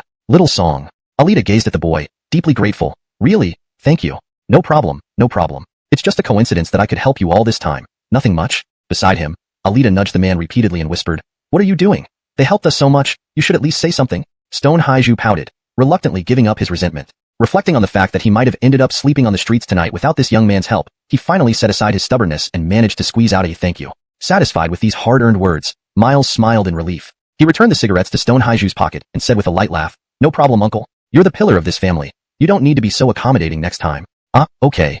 The two men exchanged meaningful glances. Actually, resolving conflicts between men can be very simple. It just needs a spark. A few hours later, Miles completed a series of tests at the hospital, bought the necessary medicine, and even had a CT scan. Frankly speaking, getting hit by that shovel was no ordinary feat. Finally, after all the tests were done, Miles found out he had mild intellectual disability. Really? Since birth? Not exactly, just a slightly lower IQ than average. Impossible. Miles declared from the wooden bench, "My father is a third-generation businessman. My mother is a foreign-educated return." Chapter 243. "You wouldn't be using my name to flirt with my little sister." The girl gave a simple response to the boy, then stumbled and familiarly got into the car. Miles smiled foolishly. The girl's words were like a piece of soft candy melting in his mouth. "In the future, if you ever give me a chance again, I will definitely marry you, my naive and sweet girl." Miles mumbled softly to himself, then ran back to sit in the car. But just as he sat down, Miles's phone rang from a call from Jocelyn. He answered it absent-mindedly, clearly still savoring what the girl had said earlier. "What's up, big sister song? Calling me so early in the morning, something unexpected must be happening, right?" On the other end, Jocelyn was in a noisy place. "Brother, your clothes and stuff are still at my place. When will you pick them up? Also, that punch you took last night, it really hit you. As your future, can she hear this?" "Can't hear." "Great. As the only good friend of your future girlfriend, I should console you, right? That punch didn't knock some sense into you, did it?" "Not really. The doctor said there's an 82% chance of mild intellectual disability," Miles replied with a wry smile. "We aren't that close, are we?" Miles rolled his eyes. "Alright, don't worry, even if I am mildly intellectually disabled, my life will be better than yours for sure." "Damn, too harsh. Why do you judge our future like that?" "Of course," Denise looks at you like she's ready to drool. "Isn't it just a matter of time?" "Thanks for the jinx. Hey, why is it so noisy over there?" The noise from Jocelyn's call was making Miles's head hurt. Jocelyn covered the microphone. "Afternoon KTV, of course it's noisy. But let me tell you, I've set my sights on a guy who seems into fitness. Last time I was with a muscular man was, well, waiting. Watch me get him." "You better be careful. Don't let him stand you up." "How thrilling would that be? You're so open." Jocelyn mused, "Oh yeah, we're going to a bar tonight. Will you and Denise come?" Miles frowned. "A bar? Do you think Denise's personality suits going there?" "Just ask her anyway, since you're there. I think Denise needs a glamorous place to open up to the world, or else she always seems like someone owes her a few $100,000. I'll leave it to you, come or not. Sis here is getting wild. Hey boys, party time." Beep beep. Miles looked at the phone with a twitching corner of his mouth. "Wild? Who can be wilder than you?" As he said this, he put down the phone, and Denise leaned over curiously. "Was it Sheen?" "Yeah, she wants us to go to a bar tonight and asked for your opinion." "Bar? Does it have many people?" The girl blinked. "Yes, don't you dislike crowded places?" "If you don't want to go, it's okay to say no," Miles admitted. "Expanding social circles doesn't necessarily require such flashy places. Rather, they're everywhere in school. Do you want to go?" "You idiot, of course I'll follow your lead." Denise pursed her cherry lips. Through the mirror, she saw Miles slurping milk, but she could tell he seemed eager to go to the bar. "Then, let's go." Miles raised his eyebrows in surprise. "Are you serious? You won't panic like a little kitten?" "I'll have you with me." Miles happily slurped his milk. "Okay, approved. So where are we going now?" "My place." What? I found you a job. Hurry up and buckle up, or I'll crawl over you." No, I'll buckle up right away." In the room, the four family members sat with their legs crossed, staring at each other blankly. Miles sat in the middle, flanked by his father and stepmother who looked like living Buddhas, the man holding prayer beads and the woman holding a golden silk teacup. Facing Miles was a rebellious kid. "My dear dad, my dear stepmom, listen up. My friend's case is smaller than a mouse. Can you guys just stay quiet later, alright?" Speaking, Miles took out 2 red envelopes from his pocket and placed them steadily in his parents' hands. "Ricky, Genevieve, I've never given you red envelopes before. This is my first time, so please give me some face." "Brother, what about mine?" In front of him, a young female high school student with bangs named Cheryl shouted loudly, "Do you even deserve one? With your grades, if you end up at a junior college just like me, don't even think about getting a red envelope. I'll beat your bottom into 2 halves first. Once I turn 18, I can sue you for that, Miles. Who are you to call me Miles? Call me brother. If you don't, I'll hit you until you see stars." Beside him, Miles's father, Germano, paused in his prayer bead handling and asked, "Is your friend reliable? $1,000 per lesson? That's just throwing money away." "That's where you're wrong. He's from a top 985 university and is almost set to win scholarships. Need I say more about the quality?" Miles's stepmother Hiram Rumai also inquired carefully, "Who's paying for this?" "Of course it's Ricky. You two are her parents. How can I pay? I provide the person, not the money. Why would I burn money?" Miles nonchalantly munched on an apple as he debated with everyone around him. His sister Cheryl was his stepmother's child. Honestly, Miles's father treated him well, ensuring property went mostly to Miles. Even though his stepmother Hiram Rumai was quite attractive, Germano stayed faithful to avoid any conflict. Hiram Rumai maintained a very refined appearance, especially her impressive figure which attracted many men despite being 37, 10 years younger than Germano. At her age, she was particularly captivating, embodying the essence of vitality. Even when discussing life with Miles, Germano would often complain about how long he had gone without desire to protect Miles's inheritance, saying the restraint caused nightly discomfort. Hearing this, Hiram Rumai asked suspiciously, "Is your friend a boy or a girl?" Miles paused for a moment and said, "Well, you don't need to worry about that. What matters is that they can definitely help Cheryl. Cheryl seemed to sense a hint of gossip and quickly started an encrypted chat with Miles. Tower 1, this is Control. What's up? My dear brother, why so mysterious? Is it a girl? Mind your own business, go study. That doesn't make sense. You've never dated anyone in 19 years. Did you finally bloom? Can you shut up now? You're not using my name to flirt with someone, are you? Miles, damn, caught red-handed. Chapter 244, Tutor Denise. Outside the villa, lush green plants exuded vitality. Bathed in sunlight, every tree seemed to live more comfortably than people. The girl outside the villa paced back and forth Denise. Almost slipping up, Miles nearly revealed too much. Denise hadn't even agreed to be with him yet. He quickly turned to the girl, who was looking down nervously, breathing heavily, giving her an encouraging look without a word. Noticing the girl's silence and timidity, Lizzie set down her teacup, stood up gracefully, and walked over to them, gently guiding Denise to sit beside her on the sofa. Denise, right? Despite the gentle tone, this did little to alleviate the girl's anxiety. Instead, it made her even more nervous. Denise's hands remained stiffly on her lap as if glued there. Only her eyes seemed under her control. She glanced fearfully at Miles, who gave her a reassuring look and a comforting smile. Finally, the girl lifted her head. Seeing that she was no longer looking down, Miles felt relieved. He continued to give her meaningful glances, signaling her to stick to the plan. Recalling something, the girl spoke up suddenly. Auntie, hello. My name is Denise, I am. Looking at the girl's bashful demeanor, Lizzie's gaze softened further, almost indulgently. Muwei, what a beautiful name. Though Lizzie had never met or heard of the girl before, from their first meeting, she felt that Denise was genuinely well-behaved and considerate, even pure-hearted with no trace of impurity. Such girls were rare these days. Moreover, when Lizzie touched Chapter 245, Black Hair. Look at your son, this domineering attitude. He's all like you. Now it's like me? When he was winning awards in vocational high school, you said he took after you, his stepmother. He's your son too. Your son. Your son. Josh and Lizzie sat on the sofa, each pushing off the responsibility of whose son Miles was. After all, sons are praised when they're good, and kicked when they're not.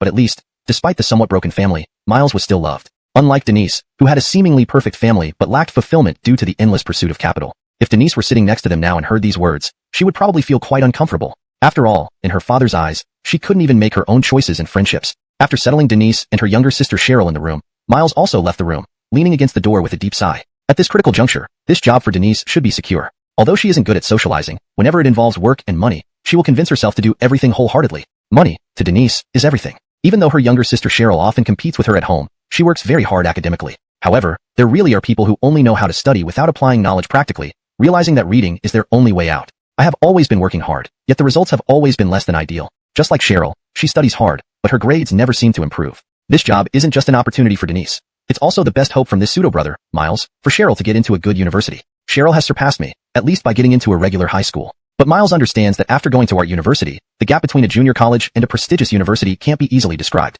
Even though his junior college is famous for being private, most of the rich kids there just hang around bars all day, sleeping late during the day and eating at night, living in China, but following American time schedules. Why? Because having money allows one to indulge in pleasures both physical and spiritual without limits. Miles sat on the sofa, picking up a toothpick and skewering a slice of apple, biting down. The fruit was sweet, and so was his heart. Thinking about how this job would be secured by Denise made him feel secure. This job was like a lifeline for their family, even if it wasn't glorious. But if they end up together, who would care about these 10,000 or so yuan? Wife spending money isn't really spending money. Lizzie got up and went somewhere unseen. Seeing the woman's figure disappear, Josh seized the chance to ask Miles, what about studying abroad in the US? Have you thought about it?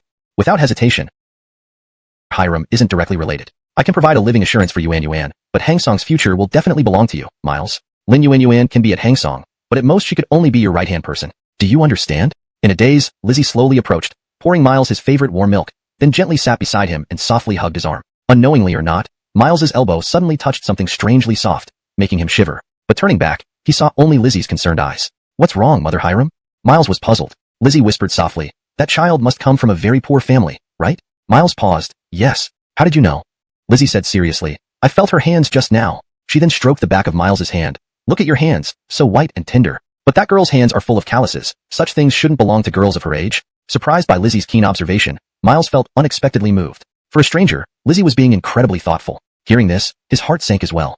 Yes, her family life is really tough. Tough to a point I can hardly comprehend. After telling his parents about Denise's family situation and recent events, Lizzie, who had always been emotional, started tearing up.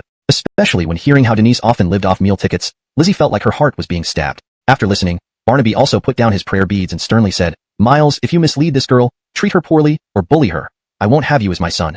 Miles, what's it got to do with me? So, love fades away, right? Just look at how great you are, Germano. Alright, son status in the family -1. Germano added, our family may not be extremely wealthy, but if you really care about her, I'll give you a card with 200,000 on it. Pay her salary as you see fit. If it's not enough, just let me know. Miles clasped his hands together, Boss, you're generous. Lizzie immediately stood up and shouted, Auntie, come with me outside. Miles teased, Genevieve, are you going to play mahjong again? Lizzie tapped Miles's forehead. What are you thinking? This girl must eat with us today. I'll cook myself. Miles patted his body and stood up. Seeing his parents react more intensely than himself, he realized. Looks like there's no place for me in this house anymore. I'm going out for a bit. I'll be back soon. Where are you going? Asked Germano. Miles opened the drawer, looking at dozens of car keys, and took his dad's Rolls Royce. I'm using your car. You fill up the gas yourself? gun. 2 hours passed quickly. Lin Yuan opened the door happily. Sis, how can your math be so good?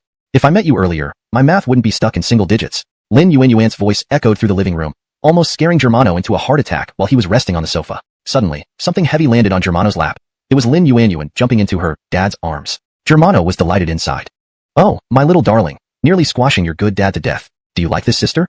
Germano pinched the girl's cheek softly. Lin Yuan leaned close to Germano's ear and whispered, yes, but it feels like brother likes this sister even more. Germano's eyes lit up as he hooked the nose of his smart daughter. You're much smarter than I was at your age. Lin Yuan chuckled. Denise looked around the unfamiliar room, searching for a familiar figure but found none. Gradually, unease returned and filled her heart. Feeling flustered, she stammered, Uncle, I should leave now. Hearing her weak voice from the kitchen, Lizzie hurried out. Oh, Mue is leaving so early? Auntie has already cooked dinner for you. Why don't you stay and have a meal? As long as she didn't see him, Denise felt like a heavy stone was pressing on her heart. She hurriedly waved her hands, wanting to leave. No, Auntie, it's really too much trouble. In a daze, the front door slowly opened. A black-haired man walked in. The light streaming in from the doorway naturally caught Denise's attention. The girl raised her head and looked toward the door. By chance, the boy's figure came into her view. Have a meal. Aunt Hiram has been preparing it for a long time. Your hair color? Well, Uncle doesn't like my white hair, right? This way, I can come into your house without any issues next time.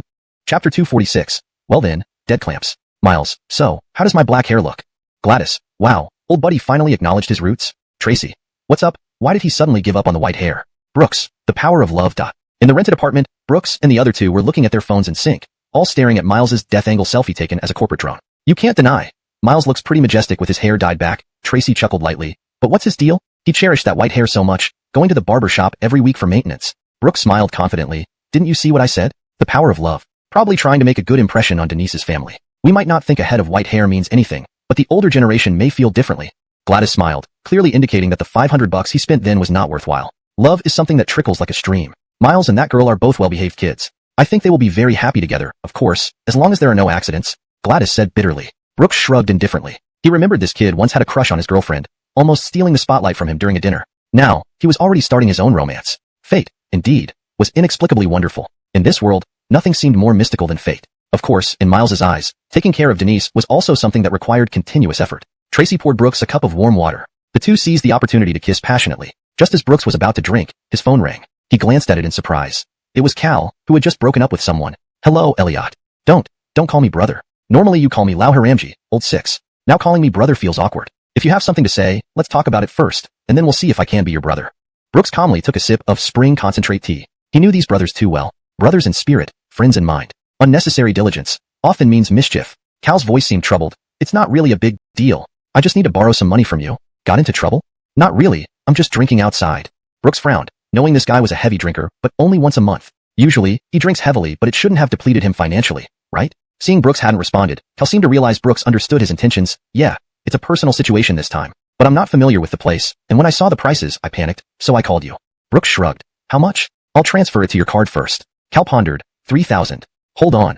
Are you drinking gold or liquor? Brooks felt like he was talking to a living Buddha. This kid's monthly allowance was only 1,000 yuan. How could one meal cost 3,000? Not a street stall, it's a bar. Cal's voice became softer. In front of Brooks, he had lost confidence. Let Brooks scold him a bit. It would be a lesson for his ignorance. Once he's done scolding, maybe he'll lend him the money. Brooks hesitated. You go to bars with guys? That doesn't sound right. Are girls involved? On the phone, Cal gave a soft hum. Is Jocelyn there?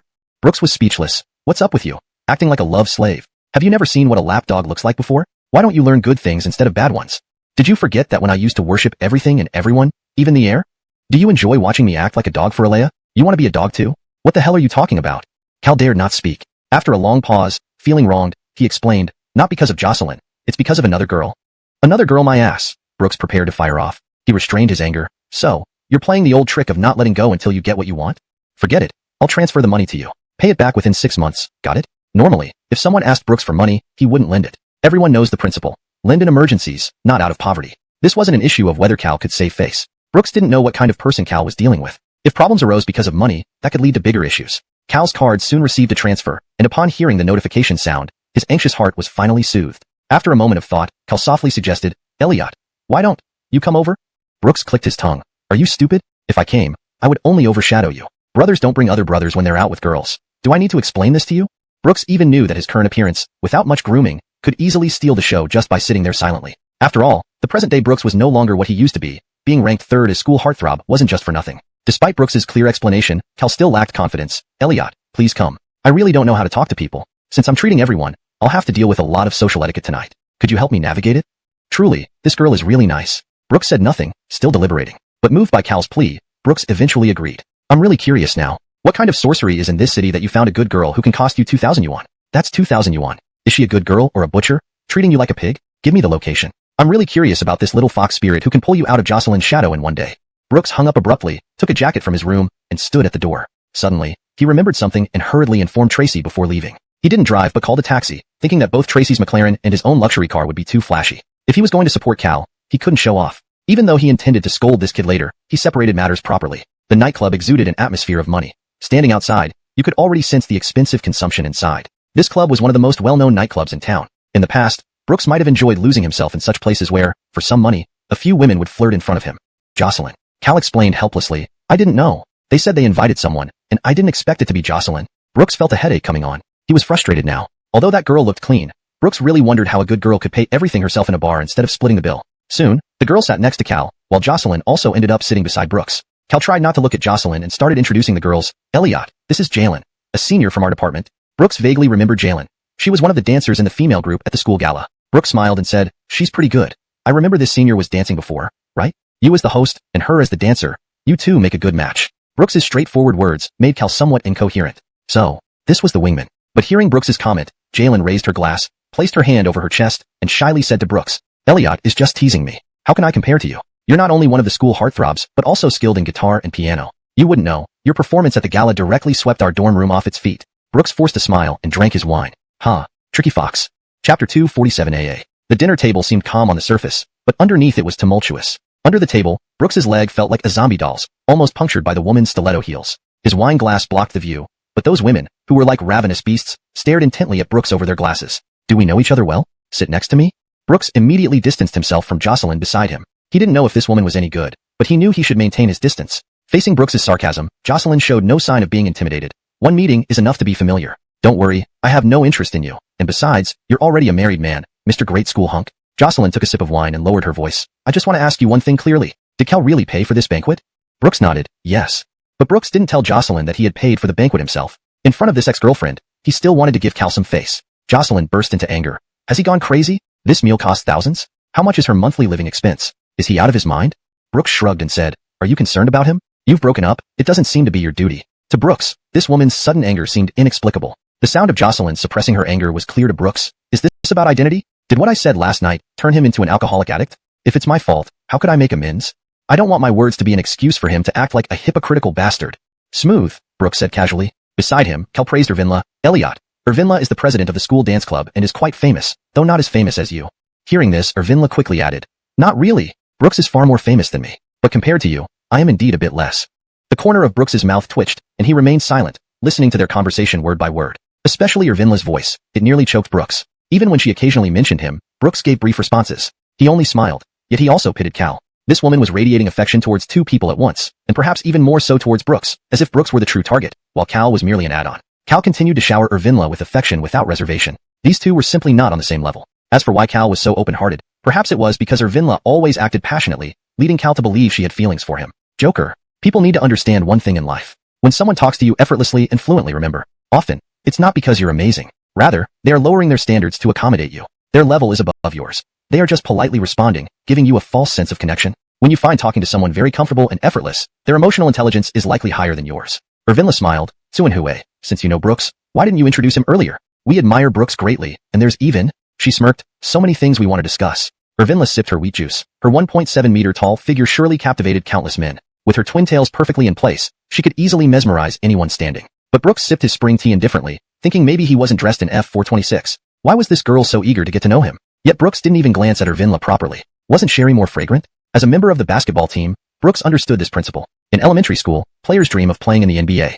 In middle school, they dream of playing in Cuba. In high school, they dream of playing in CBA. And in college, well, only C and B remain. Let's skip the discussion. I'm not particularly talented. Without Cal's help, I'd have starved through college. Brooks redirected the focus back to Cal. But Ervinla grinned and persisted, gold will always shine. Brooks laughed bitterly. Even the best horse needs a wise eye. All my opportunities were given. This bastard drank too fast, leaving no chance for him to intervene. Brooks sighed heavily, prepared mentally, and said to Ervinla, pour me a glass too. I haven't tried this wine. Ervinla was slightly surprised and poured a glass for Brooks. In the next moment, Brooks downed the fiery red liquid in one gulp. Beside him, Jocelyn's eyes sparkled. Big brother, you don't care about your life?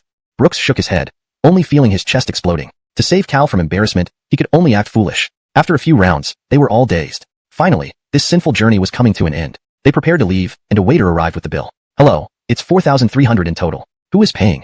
Let's split it, Ervinla smiled. I'll pay.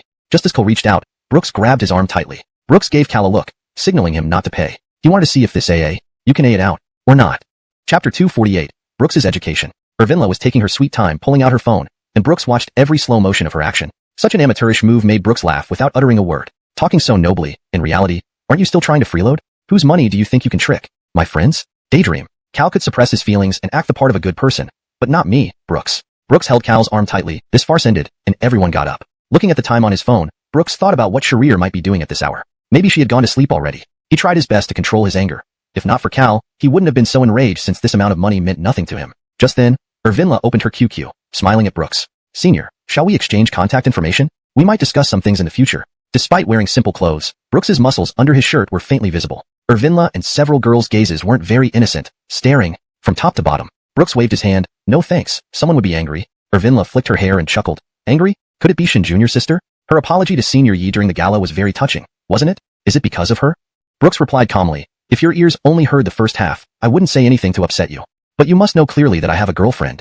With these words hitting home, Ervinla pouted her lips unhappily and left the bar indignantly along with the other girls. Jocelyn, you go ahead. Staying here means nothing. Jocelyn lit a cigarette and nodded. All right, I'll leave for the next place. Regarding Cal's generosity, Jocelyn also felt furious, but realizing there was no one she could vent to, she obeyed Brooks and left.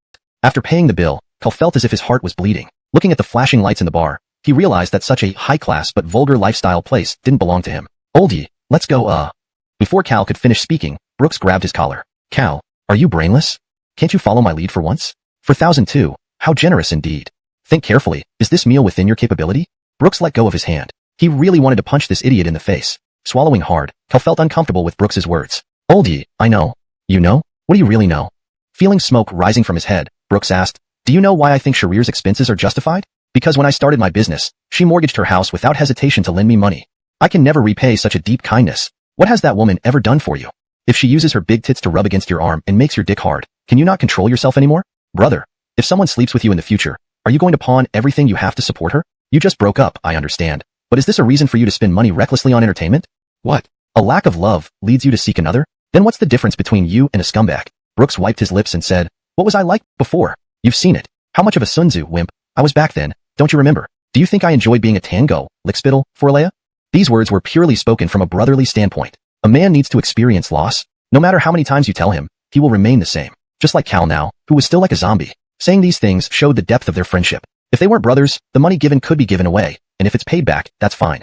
No one would be so concerned. Don't tell me you still have feelings for her? Brother, you two only met for a day, right? Brooks tilted his head. Cal pondered for a moment. Well, I want to try. Maybe she really is a good girl. Fucking idiot. Brooks covered his forehead, already blushing. You're more of a dog than me. Think about it. Which good girl would let a man who has only met her once pay 4,000 yuan for drinks? Either she thinks you're an idiot, or you really are an idiot. After being berated by Brooks, Cal also flared up. When you pursued Alea, didn't you also spend a lot of money? How about those instant noodles we had in the dormitory all the time? Have you forgotten them? Hearing Alea's name, Brooks's face turned ashen. You fucking.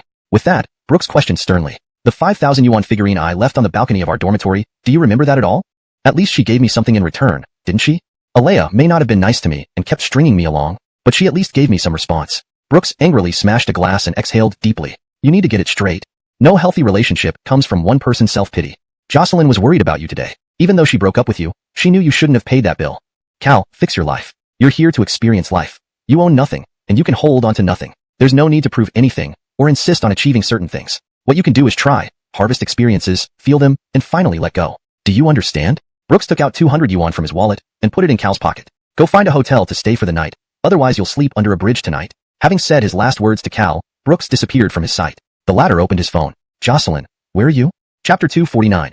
There's no suddenness between people. He passed through the bustling crowd in the bar, having smelled the flirtatious friction between men and women inside, and even had the incessantly spilled drinks hit his face. Finally, Brooks found Jocelyn in this flashy and complex place filled with strobe lights. Jocelyn. At this moment, Jocelyn was bobbing her head and dancing wildly to the music. Honestly, that intensity was even more. There were differences between the two. Abby exuded a sultry charm like Ji by King Zhou of Shang, while Jocelyn had a lot more freedom. She carved her soul deeply into her flesh. Through these two women, Brooks understood what it meant to be human, not just an individual. Though considered filthy by traditional standards, they lived freely. Brooks lit a cigarette and took a deep puff. I want to talk to you for a minute. What? I can't hear. The fuck? I want to talk to you for a minute. Do you want to sleep with me? The fuck? The fuck I do. You booked the hotel? Go to hell. Brooks rolled his eyes helplessly, while Jocelyn looked triumphantly as if her plan had worked. Alright, what do you want to say? Finally, Jocelyn stopped dancing, stood next to Brooks, and naturally pulled a cigarette from his pocket. Wow, cigarettes this expensive, I haven't smoked one in centuries. Brooks asked, why did you break up with Cal? Do you really think he became boring? Jocelyn laughed and shook her head. Of course not. In my eyes, all men are boring. Aren't they all after my body? Jocelyn lit the cigarette, and the smoke circles danced around her face. Certainly, he did give me something special, but he destroyed that very thing with his own hands. Brooks was startled upon hearing this, but he knew it in his heart. It was likely due to that line, you're only good at sleeping around, that finally broke Jocelyn. Even if that statement wasn't Cal's original intention, it indeed shattered Jocelyn's heart. Jocelyn teased him by blowing out a puff of smoke, with different flashlights reflected in her pupils. It seems you aren't really serious about love, Brooks sighed. Jocelyn replied decisively, no, it's because I've never truly felt happiness, so I don't hold on so tightly. Look at the people here. Every friendship has some ambiguity, yet their lovers and their phones are cold and distant. This is human nature, Brooks. Of course, I can also offer you a chance to jump on me. My skills in bed might be better than Sherry's. Who knows? Maybe I'll treat you for free. Brooks was speechless. Low taste? Jocelyn clicked her tongue. This is called normal need. I don't believe you and Sherry haven't slept together. As she spoke, Jocelyn suddenly slapped Brooks's inner thigh with the back of her hand, sending a pain that resonated with the three balls, Sherry's figure. I think any man lying down with her wouldn't be able to resist her body, right? Brooks couldn't argue. He indeed had been to bed with Sherry, more than once, and both of them actually enjoyed it. He gradually began to believe that love included the element of sex. Obtaining the true answer to the multiple-choice question no longer seemed like a joke, nor was it something despised by pure love. Instead, it was a real and concrete answer. The two of them watched the DJ on stage, the intense vibrations shaking Brooks's heart painfully. Jocelyn had indeed adapted early. Brooks, you have money, fame, and even a beautiful woman in your arms. You might not understand.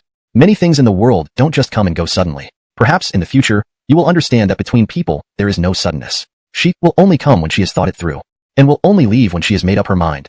Chapter 250 Surrounded. Maybe Jocelyn was right. Brooks pondered deeply. The brightness before his eyes made his gaze hazy. He couldn't tell if it was because he was lost in contemplating Jocelyn's words, or if it was due to the backlighting. Living this life over again, everything seemed to come so quickly, be it money, fame, or love. Everything flowed smoothly, perfectly naturally, almost unnaturally so. It was precisely because he had tasted happiness that he became so attached to it, insisting that everyone in this world should pursue it. But what about people like Jocelyn and Abby? What is their definition of happiness? Is it finding a place to survive in this city that drains human blood? They may have never pursued love as intensely as some others, but in another sense, perhaps what they pursued is purer than Brooks imagined, and maybe even greater. Abby's words still lingered in Brooks's mind. She wanted mutual affection. When Cooper liked her but she didn't reciprocate, she wouldn't be together with her. And when Abby liked Cooper, and Cooper didn't like Abby, they wouldn't be together either. Such a heavy karma was placed on a relationship that couldn't withstand superficiality and decay. Their pursuit of love carried too much weight. Happiness has never been about being loved by many people, but about loving someone who loves you back. But life always plays tricks on you. Actually, parting ways is quite simple, not even requiring farewells. More absurdly, your single message, "Are you there?" could make everything good again. People don't understand true depth of feeling. They only know to keep cigarettes in hand. Then amidst the thick smoke, anxiously waiting for you to finish your business. In the end, cherishing every moment spent with him. But all this ultimately is futile. In other words, you don't even own the so-called him. Brooks thought hazily about these things which he shouldn't worry about, but people tend to indulge in imagining matters irrelevant to themselves. His arm was yanked by Jocelyn, the woman's strength causing his pupils to flash black and white. Stumbling through the crowd, they arrived at a booth where the people inside surprised Brooks halfway. Miles, with his jet black hair looking freshly done, sat formally. Rich men like him often frequented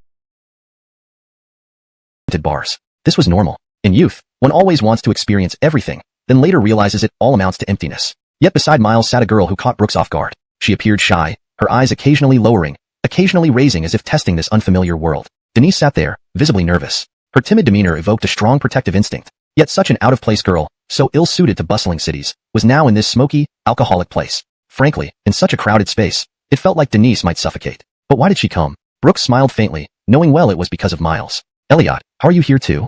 Miles greeted warmly, quickly filling Brooks's cup with alcohol, the most prestigious in the bar. Smelling it, Brooks knew this was the top brand, reflecting Miles's respect. Come sit down, Elliot. No need to stand. It must be tiring.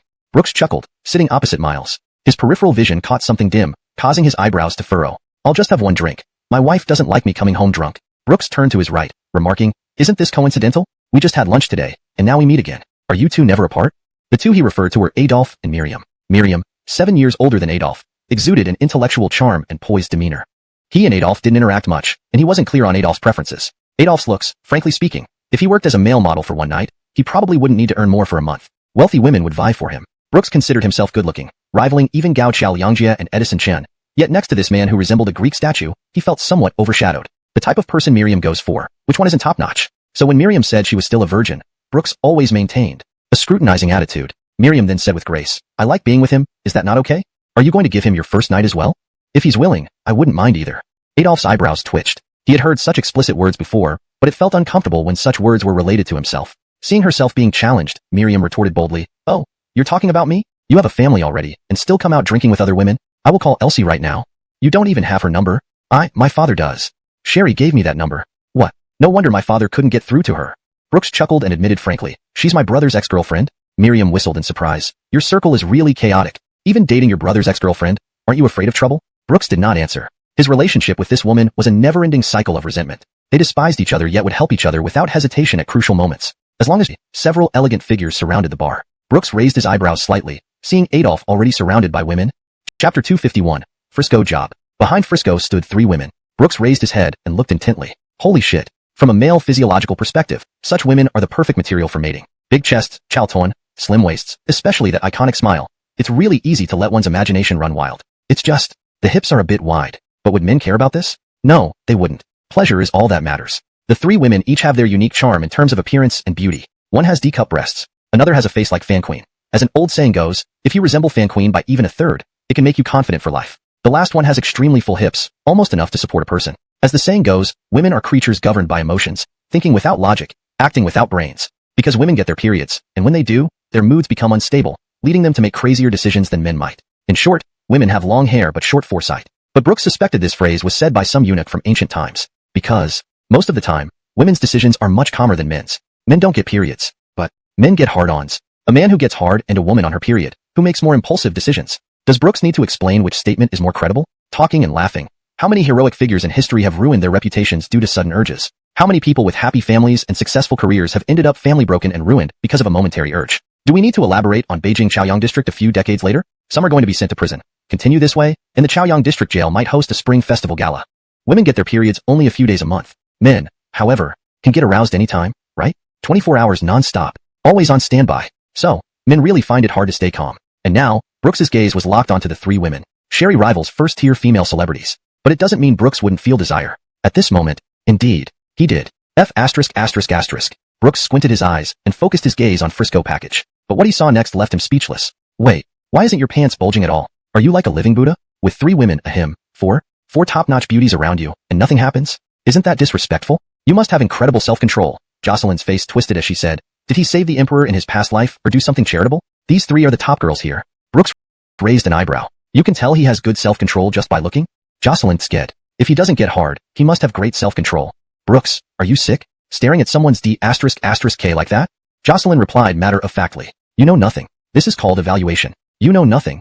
Suddenly, Jocelyn had a bold idea. Maybe he's just too small? Enough. Brooks muttered. A delicate hand reached out to Frisco's neck. The woman, whose face was extraordinarily seductive, spoke in a breathy tone. Little sheep, how long has it been? I've missed you so much. As she spoke, her fingers continued to slide down. But within seconds, her hand was caught by Frisco, then released. Seeing Frisco's reaction, the corner of the woman's mouth curled into a smile. What? Is this not in your service range? 10,000 yuan, drink some wine with me. I know you never take requests for bed, but lying in your arms drinking a little wine, would that be alright? The other 2 women also sat on the sofa, their gazes greedy as they stared at Frisco. This gaze made Frisco feel exposed even though he was fully clothed. Not enough? How about 20,000? Please, give us a chance. Sister adores this flower. Under the dim light, Frisco pursed his lips, took a sip of wine, then silently put down the glass. Play while I go to work. With that, Frisco stood up. Miles didn't stop him, knowing this was part of Frisco's routine. Usually, he rarely came to bars, but whenever he did, it was during his most troubled times. His aspirations were painting and composing music. But without money, he had no family to back him up, no capital. What could he use to support his so-called elusive dream? Go back early. Miles's soft words remained unfinished when he caught sight of a domineering wrist from the corner of his eye. Frisco's tall figure didn't straighten because his wrist was tightly held by one of the women beside him. Sit down. The woman flicked her wrist, and the slender Frisco found himself pinned to the sofa in an instant. Sylvia lit a cigarette, not even glancing at the three women. You're here to drink, not to work. Today, you are our guest at this bar. Seeing Sylvia's casual expression, the three women chuckled mockingly. Sister, are you trying to steal our man? Sylvia took a deep drag on her cigarette. I don't need to fight for the men I want. Do you understand? Humph. The big-breasted woman rolled her eyes. I've seen plenty of women like you who pretend to be rich in bars. Frisco earns his living this way. We ask him to drink with us, which is natural, and he's practically the star of this bar. Are you really going to compete with us? Yeah, 30,000 little sheep, come with us quickly. I'll go and return soon. This is my job, Frisco said expressionlessly, trying to get up again. But his arm wouldn't budge under the domineering grip of the woman. What do you mean by job? Did you sign a contract? You just take their money and provide services. It's not like you have a real job without a contract. Uncooperative, huh? Sylvia's voice was extremely low, a tone Brooks had never heard before. It was truly oppressive, making cold sweat trickle down his back. In the past, Brooks only saw this woman's sophistication and charm, but now, he saw the powerful presence she exuded in business settings. Indeed, no one standing firm in the business world is weak. What do you mean, anyway? Frisco isn't a staff member here, but you are, right? Sylvia smiled sardonically, then took out a card from her bag and slammed it on the table. 200,000. Go upstairs and dance the coolest national wind, for me. Chapter 252. Big Sister delivered right here. Everyone, eyes on me. What's going on? Holy shit. Why are there 3 top DJs on stage? Is the bar not making money today? Dang. The entire place went pitch black, and everyone's sight turned into an abyss of darkness. At 2 in the morning, no one knew what was happening inside the bar. Looking at the pitch black surroundings, people instinctively huddled together, even warming each other with a sense of togetherness. Men took advantage of the closeness, touching legs and chests without restraint. Some women even felt a sharp pain on their bottoms. And in the next moment, the lights flashed. On stage, the bar's 3 top DJs were dressed like Mongolians, posing. Below, Brooks's mouth twitched. Damn it. You can really get anything done with enough money? Everybody. Tonight we're only playing this song, presenting the most dazzling ethnic win to everyone. Instantly, the woman with big boobs pressed the keyboard, and the entire dance floor started moving to the beat. Everyone stood up, letting loose under the influence of the song. Even though the 3 DJs on stage were dressed like savages, under Xander's request, they actually performed the 5 animal exercises in front of everyone. It was indeed showing off one's butt cheeks for sure. Big brother, you just threw away 20 million? Just so someone could dance the 5 animal exercises for 10 minutes on stage? 2 million per minute. This is better than being a prostitute. Brooks grumbled. Xander laughed nonchalantly, and then hooked his arm around Frisco's shoulder. Once Frisco becomes a star, those 20 million will be peanuts. Brooks half smiled. He couldn't predict Frisco's future, but if he really became a star, would the tug-of-war of capital interests let this young man maintain his original intentions? Perhaps when people are desperate, when profit conflicts with their pursuits, they would choose profit. After all, Brooks had seen too much and walked too many paths. He knew that human nature is inherently flawed. But, living in constant contemplation, wouldn't that be tiring? Fighting against your own human nature every day. This kind of life truly drains you. Brooks finished his drink, stood up, and pulled Jocelyn's arm. The two of them danced wildly on the dance floor. Miles watched as Brooks let go of his inhibitions. He too began to immerse himself in the bar's intoxicating atmosphere. He held Denise's hand, seemingly trying to stir her emotions. His dancing was intense, but Denise remained like a natural idiot, standing still, only 2 fingers slightly moving. Frisco rubbed his temples, his eyes revealing fatigue. Tired? Xander asked with concern. Frisco nodded. I rarely stay up late. Xander smiled. Want me to take you back to sleep? Without giving Frisco a chance to answer, Xander led him out of the bar by the arm. Outside the bar, the Maserati shone brightly. With a roar of the engine, the Maserati sped away. In the passenger seat, Frisco closed his eyes. Take me to Jujiangpo. Our house is there. Xander chuckled. So eager to go home? I spent 20 million helping you out of trouble. Haven't thought about how to repay me. Frisco hesitated. Once I sign with JX, I'll transfer the money immediately. Xander didn't look at Frisco, instead gently saying, don't worry so much. Take a nap first. We'll arrive in 20 minutes. Frisco nodded and closed his eyes. Blinking, 20 minutes passed. Xander drove fast yet smoothly, allowing Frisco to sleep soundly despite just resting his eyes.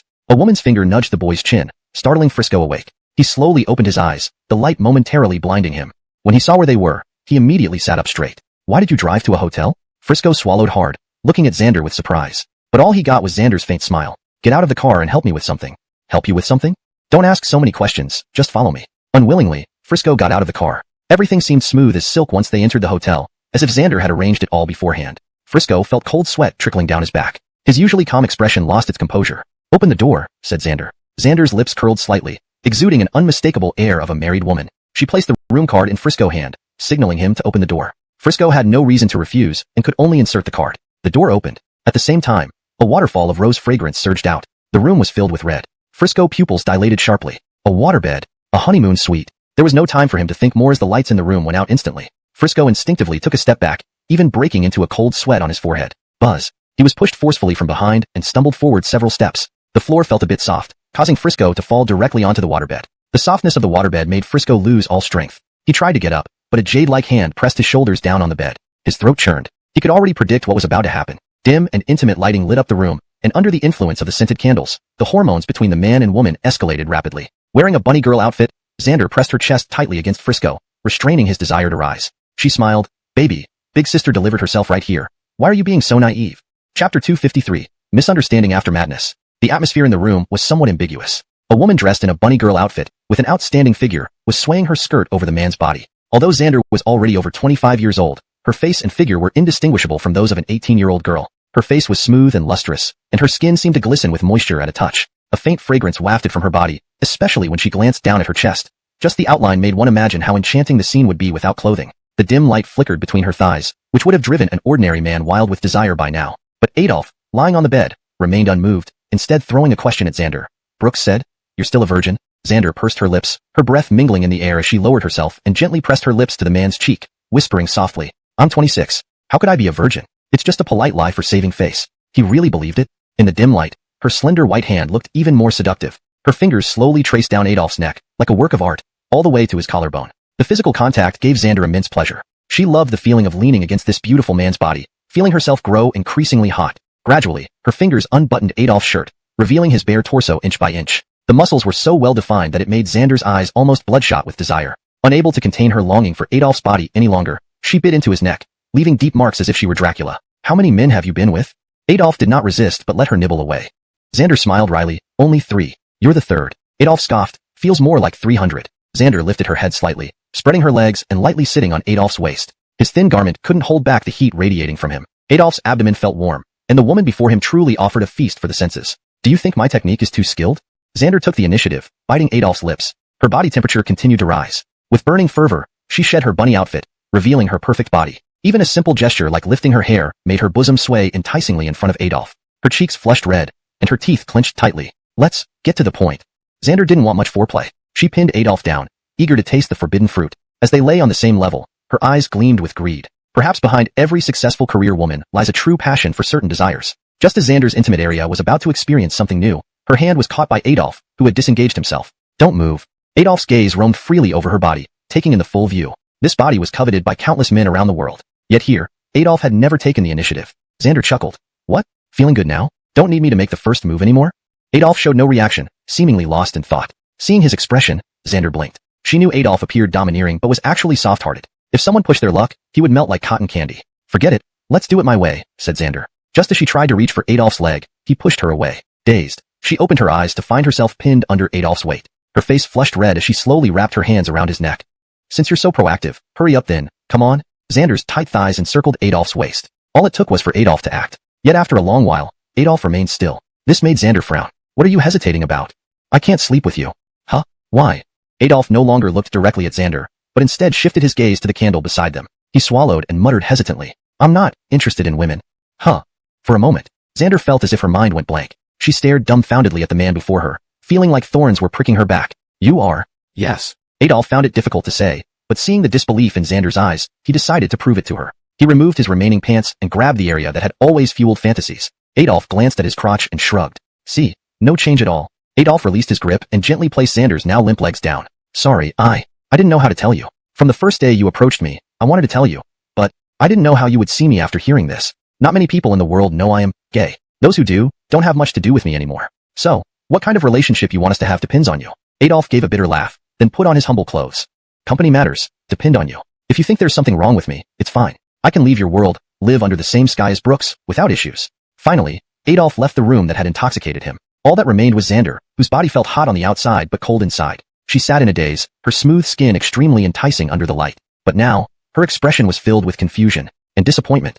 She didn't know what to say. Her mind was filled with Adolf's silhouette. The wind outside the hotel seemed bewildered. It made Adolf involuntarily shiver. He had no habit of smoking and didn't drink either. He could only sit in a car, tapping his fingers silently, trying to pass the sleepless night. He opened his phone and dialed Miles's number. But once, twice, thrice, Miles didn't answer. Adolf turned off his phone, sighed deeply, and walked down the deserted street, waiting for a taxi, also unable to sleep, to take him back home. Ding ding. After a long while, a car stopped in front of Adolf. Dragging his weary body, he got into the passenger seat. "Where to?" "Julongpo."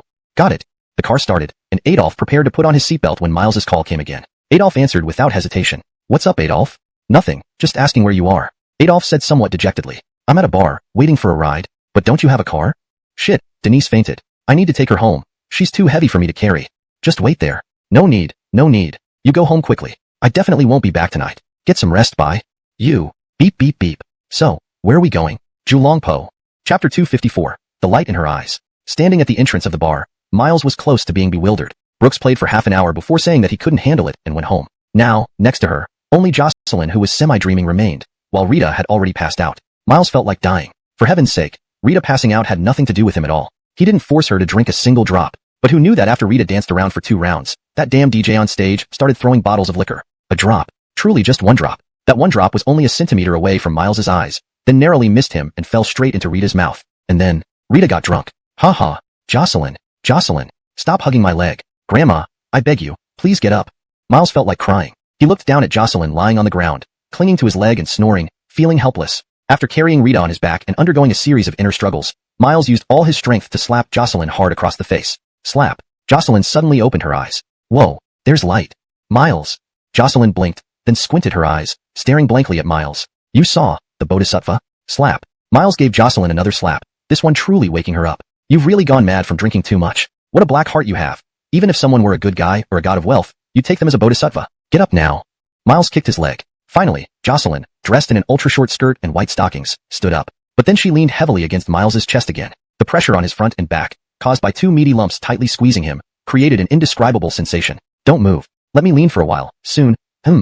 Jocelyn fell asleep again. Miles closed his eyes, head tilted upwards. Although being pressed by 2 beautiful girls should have been wonderful, why did he feel so stifled? Ugh. Damn.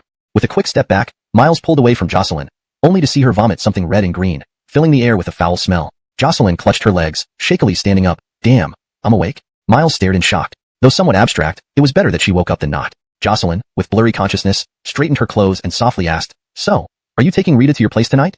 Suddenly realizing something, she squinted her eyes. Damn. You can't take advantage of her. You don't want her to carry your child and settle things by force, do you? Miles twitched the corners of his mouth. You're thinking too much. I will definitely send her back home. Her parents would go crazy if they didn't find her at home when they wake up tomorrow. Miles still vividly remembered how Barnaby wielded that shovel. Jocelyn nodded. She didn't doubt Miles's integrity. Is it tiring to carry her? Tiring, but I have to. How long have you known Rita? 16 days. To be honest, do you like her? Jocelyn smiled sideways. This question left Miles unsure how to answer. This girl was Rita's best friend. Should he say it? Miles hesitated. Then Jocelyn continued. Okay, stop talking, I get it. You like Rita. Miles denied it. Wait, I didn't say that. Jocelyn. But she has feelings for you. Haven't you noticed? Miles took a deep breath and gently said, I can see it. But maybe it's because the world has been too hostile to her, making even my appearance as an ordinary person make her so pleasantly surprised. Jocelyn did not deny it. Yes, the world has indeed been very hostile to her. But that doesn't mean you are ordinary, understand? The two stood at the entrance of the bar waiting for a ride. The spring breeze was unromantic, yet stirred the heart of the young man carrying the girl. After a long silence, Jocelyn spoke. Miles, can you promise me something? Miles nodded. Sure, what do you need? Just tell me. Jocelyn said helplessly. Don't leave Rita easily, okay? Miles was stunned, looking sideways at Jocelyn. Her eyes held a rare seriousness. Because, she is becoming more and more dependent on you. The two stood quietly facing each other, listening to the gentle snoring of the young man behind them. If I don't leave her, will she stay with me? The sincerity in the young man's words made the girl pause. She hadn't expected this seemingly carefree boy to speak so openly. Jocelyn sighed softly. Yes, but maybe not. She didn't know how to describe it, but seeing Rita's expression full of security, she seemed to understand how to put it into words. She, perhaps, can't live without you now.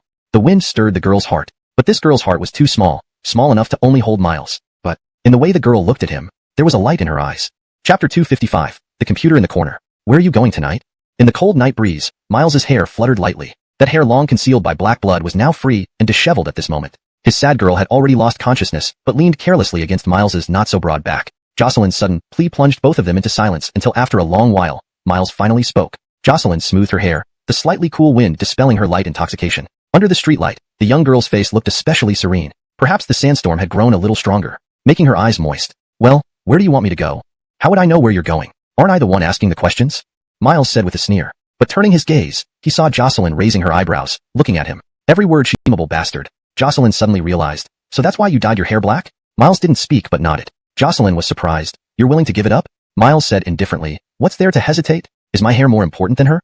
Just as he finished speaking, 2 cars happened to stop in front of them. Jocelyn placed Denise's house key in Miles's pocket and got into the small yellow car. Watching Jocelyn leave, Miles's lips curved up slightly, never expecting this girl to be so thoughtful. How they met and became friends remained a mystery to Miles. Two entirely different personalities. Two entirely different lives. Whether in thoughts or in lifestyle. They were clearly people from two different worlds, filling in the blanks of this world's black and white. But one thing was certain. Jocelyn treated Denise with complete kindness. Hearing the taxi honk, Miles snapped back to reality and carried the girl into the car. After informing the driver of the destination, the two quietly sat in the back seat. Miles gazed out the window nonchalantly, and Denise's cheeks rested steadily in Miles's arms. This was the first time Miles had been this close to a girl. The girl was fast asleep, her face flushed red, exhaling warm breaths through his thin white shirt, as if droplets formed on Miles's chest. Miles wasn't sure if his behavior could be called taking advantage.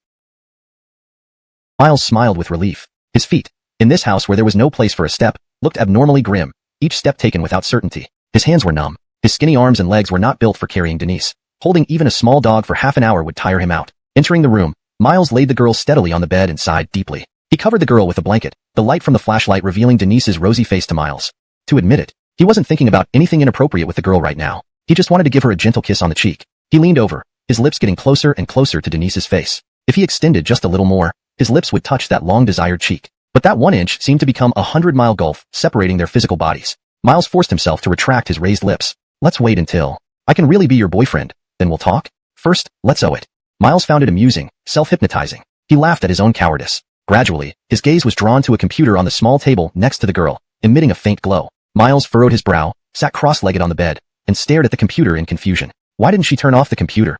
Chapter 256. Why is he on my bed? The computer was somewhat old, seemingly a defective laptop. When lifting the laptop, one could hear the sound of broken parts inside, just like the shattered bones of an elderly person.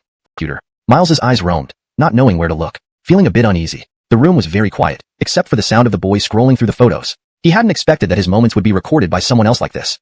Miles wasn't sure if he should laugh or cry. He felt his eyes becoming moist, yet his lips couldn't help but curve upwards. Denise, you're really great. She made Miles sometimes worry about gaining and losing something precious. But isn't being worried and anxious in love the most real feeling? Isn't this the most genuine portrayal of love? Some people believe that feelings can fade over time, so they find a partner but constantly suppress their longing. If that's the case, why even bother falling in love? If you have to suppress yourself in front of your lover, are you really in love or just pretending to be? Thinking of this, Miles couldn't imagine how painful it would be if one day either of them had to part ways. The pain would be unbearable for both of them. Miles rubbed his eyes and glanced at the time.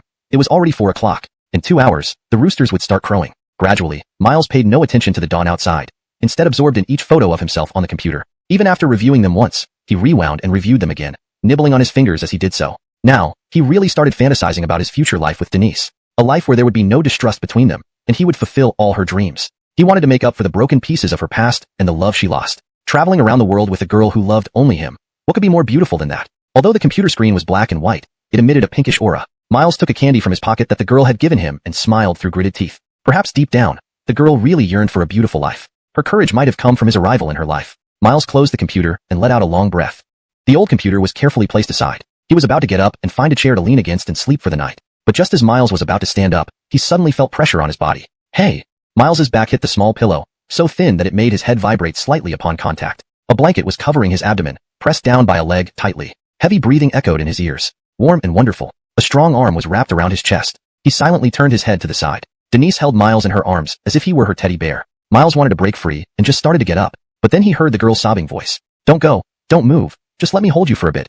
Really, just a little while, okay? Miles swallowed hard. The girl's soft and sweet voice was like a pair of pliers, making it impossible for Miles to move. Miles soothed her gently. Okay, that's not right. If he entered through my door, could it be that? Denise belatedly realized that Miles might have taken the key from her person. A complex wave of emotions washed over her. She buried her head between her knees. Her long hair concealed a face flushed crimson. Just then, Miles, who had been sleeping soundly moments ago, began to stir awake. The still drowsy Miles thought he was lying on his massive bed at home, spacious enough for 3 or 4 people. He carelessly flipped over. Splat! Following the intimate contact between flesh and floor, a shriek followed. Ah! Hearing the scream, Denise snapped back to reality. She instantly got up and saw Miles sprawled awkwardly in the narrow space between the bed and wall. Due to the confined space and the natural instinct to grab something while falling, his body got stuck there. Seeing Miles's ridiculous posture, Denise couldn't help but burst into laughter. Laughing. Still laughing. Hurry up and pull me out. After much effort, Denise finally freed him by pushing the bed away using her slender arms. When Miles emerged, he was covered in dust with some strange marks on his face. Your face? Denise asked curiously. Miles didn't reply right away, only sidestepping slightly, allowing Denise to see various plastic bottles scattered in the narrow gap. She remembered how every time she binge-watched shows in bed, she prepared snacks and drinks. Since this tiny place room was still messy, there was now some room to move around. Seeing Miles come in, Denise fumbled with the garbage bags in her hands. unsure whether to drop them or keep holding them. Finally, she explained with a sheepish smile. Well, usually no one comes here, and living alone can make one lazy. I only clean up once in a few days. Her voice trailed off, clearly embarrassed as she said it. Miles, however, didn't mind. He walked straight forward, took the garbage bags from under her arms without asking, effortlessly lifting what she found cumbersome. Where should I throw these? Staring at the boy she had liked for so long, Denise didn't say anything, simply walking stiffly toward the door with the 2 bags in hand. Just follow me. Throughout the process, her eyes never left Miles. She, Denise, was no longer the naive little girl she used to be. Having gone through so much in this society, how could she not see that Miles was trying to show his affection towards her? To be honest, she was happy. But there was more melancholy than happiness. She had known him for a long time. A young man like Miles, who walked in the world of fame and fortune every day with all kinds of beauties surrounding him, had more than one woman she saw having intimate behaviors with him, let alone those she couldn't see. Undoubtedly, at this moment, she was delighted. She liked this man. But she also knew that there was an unbridgeable gap covered by a pair of warm big hands and gently lifted. If it's inconvenient to receive guests, would it be convenient to maintain a relationship above the level of guests? Chapter 258. What do you mean? The tears that were about to spill out of her eyes vanished in an instant. The rosy blush that had spread across her cheeks remained, coloring her adorable face. Why you? What do you mean by that? What kind of relationship is more than just guests? As she spoke, Denise's hands started to push against Miles forcefully, trying to free her face from his grasp. But despite being careful not to hurt the young girl, Miles was not easy for Denise to break free from. Thus, the 2 of them remained at a standoff in the hallway. What's happening up there? Is it a couple arguing again? 2 aunties who had just finished their morning market stroll were chatting about neighborhood gossip on their way home. As they reached the stairway, they heard a commotion upstairs. Almost instantly, the gossip spirit unique to aunties flared up, sniffing the air thick with gossip potential. They forgot all about breakfast recipes and even their usual aches and pains, ascending the stairs with newfound vigor. Hearing the approaching footsteps, Denise's mind snapped back to reality. She didn't bother struggling anymore, but instead tugged on Miles's collar, dragging him inside quickly. Miles hadn't expected this weak-looking girl to have such strength. Before he knew it, he was pulled in, and the door shut behind them. When the 2 aunties excitedly approached, all they saw was the tightly closed door. Though somewhat disappointed, they couldn't very well knock on the door to satisfy their curiosity. So, they reluctantly stifled their gossip cravings and went home, probably ensuring a rather bland breakfast conversation. Though they narrowly avoided becoming neighborhood gossip, a slightly embarrassing scene unfolded within the small room. Due to the urgency of her actions, Miles was pulled down to the floor, and Denise, whose face was still cupped, couldn't escape the fall either. Then came the cliché moment. These 2 people, who in some ways exhibited textbook behavior, skipped several steps and went straight to a pivotal moment. Miles's mind was blank. He only knew one thing. Denise's lips are so soft, sweeter and softer than any expensive gummies I've ever tasted. Denise, meanwhile, was in a daze, lying limp on top of Miles without any reaction. Her chest pressed against Miles's broad chest, distorting its shape. Miles reacted first, hurriedly helping Denise up. Only then did Denise realize what had happened. Her entire face flushed, extending even to her ears, and her eyes filled with misty moisture. Her lips parted and closed, unable to utter a word, only making small, kitten-like whimpers. The brief return of Miles's rationality broke once again. What gentlemanly principles? Gladys said it right. Men should take the initiative. This old saying applies not only to men ensnared by women, but also to women entranced by men. The refined upbringing he had since childhood was shattered in this moment. Miles leaned in again before Denise could react, kissing her passionately this time, more forceful than before. Denise tried to resist, but was already too deep into this situation to escape easily. One hand pressed firmly on her slender back, while the other held her head tightly. No matter how much Denise struggled, Miles's grip didn't loosen. Finally, Denise either gave up or began to succumb to this intimate act, closing her eyes and placing her hands on Miles's strong arms. They were lost in the moment, emotions running high as things escalated further. Human biology is truly amazing. Simple acts of love can naturally evolve into more profound moments of intimacy. Fortunately, as the dominant party, Miles didn't lose all reason. Just as his hand was about to remove her clothes, he recalled everything about this innocent, somewhat naive girl. He didn't want to ruin her life because of his selfish desires. Thus, he finally released Denise, and in that instant, she regained her clarity. Instantly, she retreated backward. Denise looked at the boy she had so flustered that he forgot to close the door. Denise made no extra movements. She stood up and closed the door. Turning around, she saw the button that had fallen off due to their fall. The smooth button contrasted sharply with the rough floor, blinding her eyes. Finally, her tears could no longer be held back. Chapter 259 Preparations before recording. Brooks left the drinking party early last night and unreservedly indulged in Sharir's affectionate embrace. He naturally had no idea that last night, Miles experienced his first major ups and downs in life. At this moment, Brooks was lying lazily on the bed, admiring Sharir's breathtaking beauty in her sleep. He couldn't resist poking her tender cheeks with his hand. Eventually, he successfully awakened Sharir after repeatedly provoking her. Upon being woken up like that, Sharir wasn't about to give in. She immediately pounced onto Brooks, pinning him down as her restless little hands wormed into his armpits, launching an aggressive attack. Soon enough, Brooks succumbed under Sharir's assault. Wrong. I surrender. Hearing Brooks's words of surrender, Sharir chose not to press her advantage further, but instead burst into laughter and fell to one side. This scene resembled a couple who had been together for many years, yet still maintained their love for each other. Benefiting from it being the weekend, neither of them had classes today. After the playful scuffle, which was a funny action, but she looked utterly adorable doing it. Haha. Soon, both of them couldn't help but laugh together. After finishing the meal, Brooks dutifully took over the task of cleaning the dishes. Sharir sat on the sofa watching TV. Just as Brooks was struggling with grease, his phone rang. Seeing this, Sharir picked it up instantly and ran it over to Brooks, noticing his rubber-gloved hands. Being thoughtful, she answered the call and activated the speakerphone. So, Brooks, how have you considered it? Zane's voice came from the phone. Since Sharir had strongly insisted earlier that Brooks inform her about the invitation for the show, both quickly understood what the caller was referring to. Brooks was no longer lost or uneasy as before. Smiling, he glanced at Sharir beside him. She was gazing at him with affectionate eyes. Yes, he had been too much of a control freak. Besides possessiveness between lovers, hadn't there also been a lack of trust in Sharir? However, their previous conversation had completely dispelled all of Brooks's concerns. Right, before becoming his girlfriend, Sharir should first be true to herself. This was her dream. How could he, as her lover, selfishly stop her? I've thought it through. We've discussed it. Elsier wants to give it a try, and I support her dream. Amnon, please help arrange it. The person on the other end strongly possessed by a man. It felt pretty good. Thinking about this, Sherry intentionally furrowed her brows, forming a faint, Chuan character on her smooth forehead, then silently mouthed a few words. It's normal to feel threatened. Brooks felt his pride bruised, so he quickly said a few more words and hung up the phone. Then he splashed water at Sherry, who was making funny faces. The two of them chased each other around, running back and forth in the kitchen. Since everything had been decided, the following days were quite simple. Brooks accompanied Sherry in purchasing some necessary items for the show, and went to school to arrange for Elsie's leave of absence. Although the shooting schedule wasn't long, only about 2 months, it was still a considerable duration for a college student. Fortunately, participating in this variety show could count as early internship experience. It would also increase the school's visibility, since Sherry, as their school's campus beauty, would bring fame and become a living advertisement for the school. Therefore, they managed to secure a 2-month leave for her rather quickly. While everything was progressing smoothly on Brooks's end, the other side found itself in a strange situation. Chapter 260 Coward. At this moment, Gia was sitting across from Miles, idly playing with the straw in her hand and teasing the passion fruit seeds at the bottom of her cup. Miles, who sat opposite her, held a cup of untouched milk tea, remaining silent. At that moment, he seemed like a stone lion guarding a gate, completely devoid of life. After playing for a while, Gia felt bored and threw the straw aside casually, then looked at Miles in front of her. She was now a bit confused about the situation. A week ago, Denise had unexpectedly gotten drunk, and Miles had volunteered to take her home. Before that, she had said so much to Miles. Looking at the expression on his face at the time, it seemed he had finally made up his mind. She thought that her silly girl would finally be able to experience a sweet romance. But the next day when she saw Denise again, the other party's mood was clearly off. There wasn't a hint of the pink clouds that usually come with falling in love. Instead, she could almost see solidified resentment coming from the little girl. Since then, until now, the young girl hadn't mentioned Miles once. Before she and Miles met, Denise often spoke about this man in front of her. Even when she proactively brought up Miles, Denise would deflect the topic herself. Just as she couldn't hold back her curiosity and was planning some means to get Denise talking. Since that girl was so innocent and easy to fool, she received a call from Miles. Not wanting to resort to bad tricks with her good friend, Gia quickly agreed to Miles's request for a meeting. She intended to ask this man why Denise had been so different these past few days. Unexpectedly, after meeting, this guy started playing the aloof godlike role, ordering a drink and just sitting there like a wooden post, unmoving and silent. Unsure if he noticed Gia finally moving, Miles finally spoke. Has Josephine been okay recently? Damn, what's going on? My move was anticipated? This feeling really sucks. I was about to speak, but I got cut off. Gia grumbled inwardly, but ultimately endured it for the sake of her good sister. Well, to be honest, not so good. These past few days, Josephine has seemed lost, always absent-minded. It's the first time I've seen that young girl daydreaming in the library. After answering, Gia immediately asked, what's going on between you two? Since last week when you took her home, she's been like this ever since she came back the next day. What happened? Did you enter a lover's cold war before even starting dating?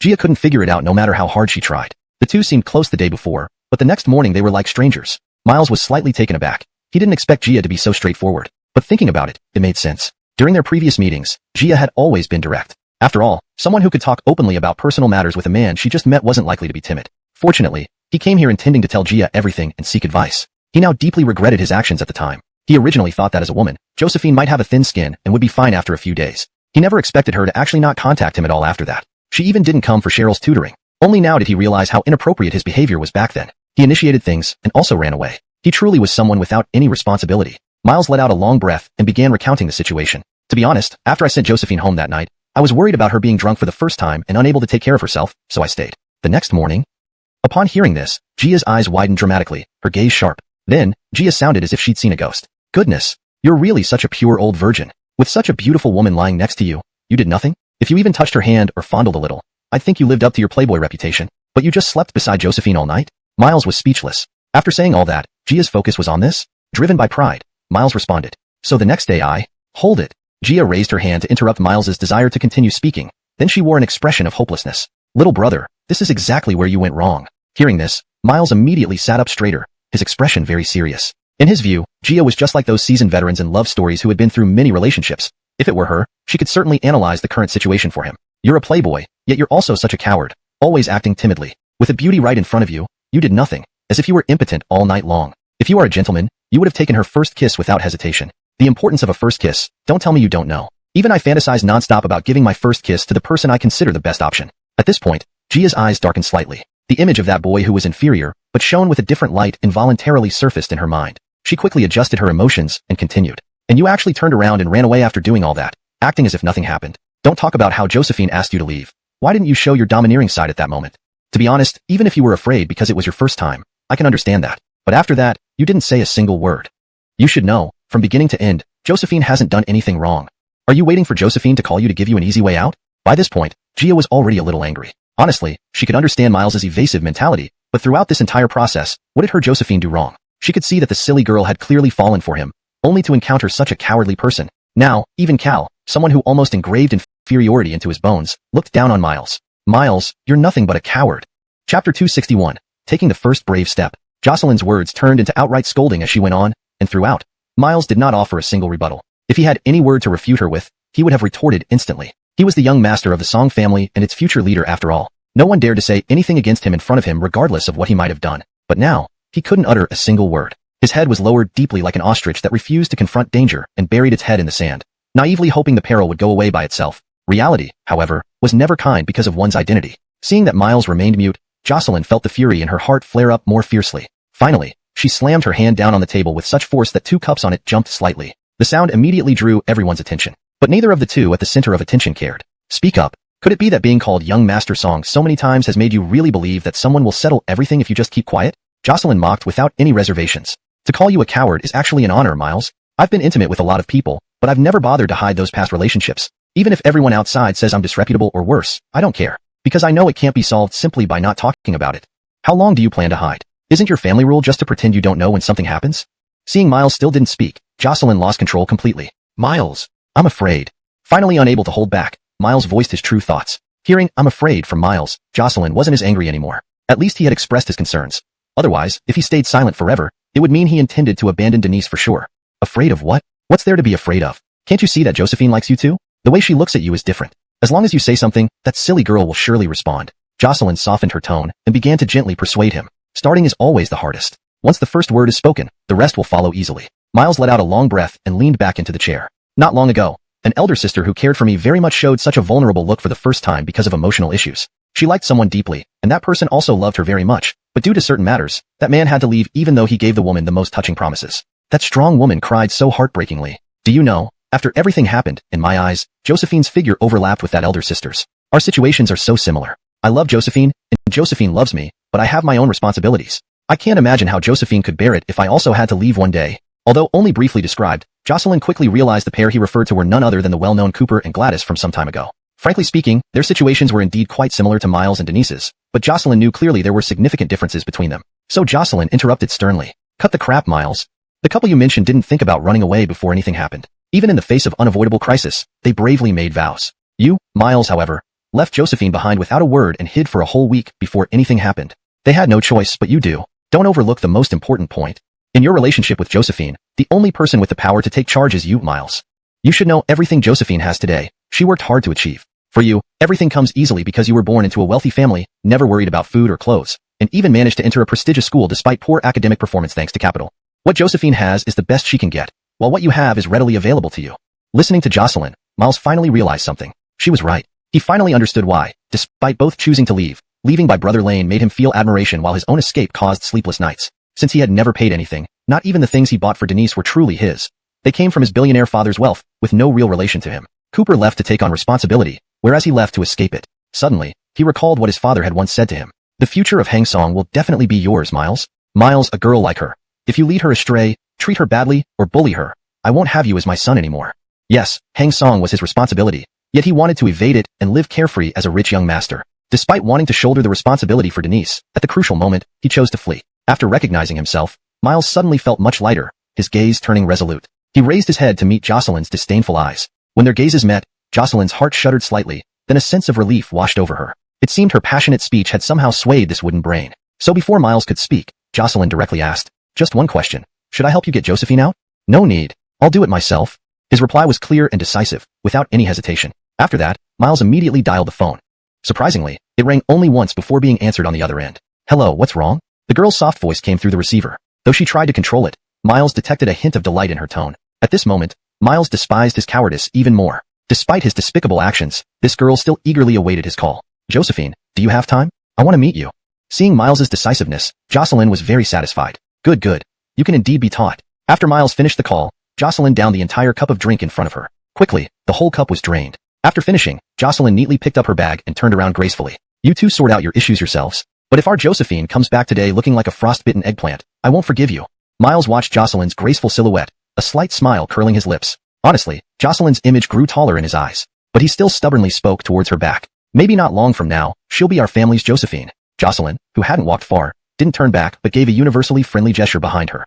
Chapter 262 Confession. Obviously, Miles's guess was right.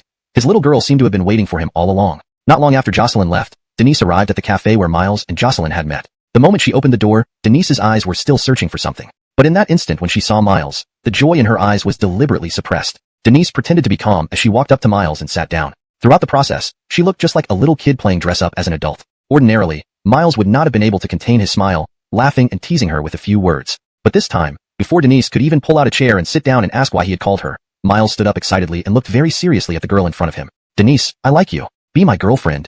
His sudden confession caught Denise off guard. She started to sit down, but then didn't know how to proceed due to surprise. However, because of inertia, she fell onto the chair. Because it was so unexpected, it almost felt like she had collapsed into it. Denise's mouth slightly parted, her eyes wide with astonishment as she looked up at the tall boy. Miles's big movement drew the attention of others nearby. Realizing that everyone around was looking at them, Denise quickly pulled Miles down to sit, forgetting her shock for a moment. "Lower your voice. There are still so many people around." As she said this, Denise kept glancing around, feeling for the first time such intense gazes from everyone, which made her feel like she was being scorched by those stares. "Do you see? Everyone around is looking here. What did you do that for?" Denise spoke with a mix of embarrassment and anger, turning her head to properly admonish this reckless young master. Really, did rich people not care about other people's gazes at all? But when she turned her head, she met Miles's expression, which was still very serious, and she couldn't utter a single word. "I'm sorry about last time. It was my mistake. I lacked the courage." Ignoring the growing attention from others, Miles's eyes only saw this little girl. He continued on his own, fearing that if he paused, the courage he finally gathered would dissipate again. "Do you know, not long before that incident, I witnessed a pair of— She wanted this relationship to last as long as possible. Is this your way of confessing?" Denise finally asked. Miles froze for a moment. Wasn't it obvious enough? He felt frustrated, wishing he had read more books so that his confession wouldn't be misunderstood. But regretting now was too late. Miles could only use actions to convey his sincerity. "Yes, this is a confession. I like you. Be my girlfriend." However, what Denise said next nearly made Miles spew blood. "Do you always say this to girls when you confess? So fast. So quick." All the pink bubbles of romance shattered instantly. Miles stood up as if facing a great threat, his expression panicked, filled with the shyness of being confessed to and the embarrassment of misunderstanding him. It felt like time had stopped. On the other side, Miles wasn't as embarrassed, but his heart was still in agony. What should he do? Why isn't she speaking? Did she agree or not? "No, I promised myself not to be a coward again." Miles encouraged himself silently and then looked up seriously. "Muwei, will you be my girlfriend?" Hearing this again, Denise trembled slightly. She lifted her head, her face flushed all the way to her ears, her eyes shimmering with moisture due to excitement, looking like a ripe peach waiting to be picked. She looked into his eyes and nodded firmly. "Okay, Miles, will you be my boyfriend?" "Yes." Chapter 263. Passion makes people less intelligent. Brooks woke up from bed, stretching his limbs vigorously. Then, like a fish leaping out of water, he jiggled his body on the bed for a few times.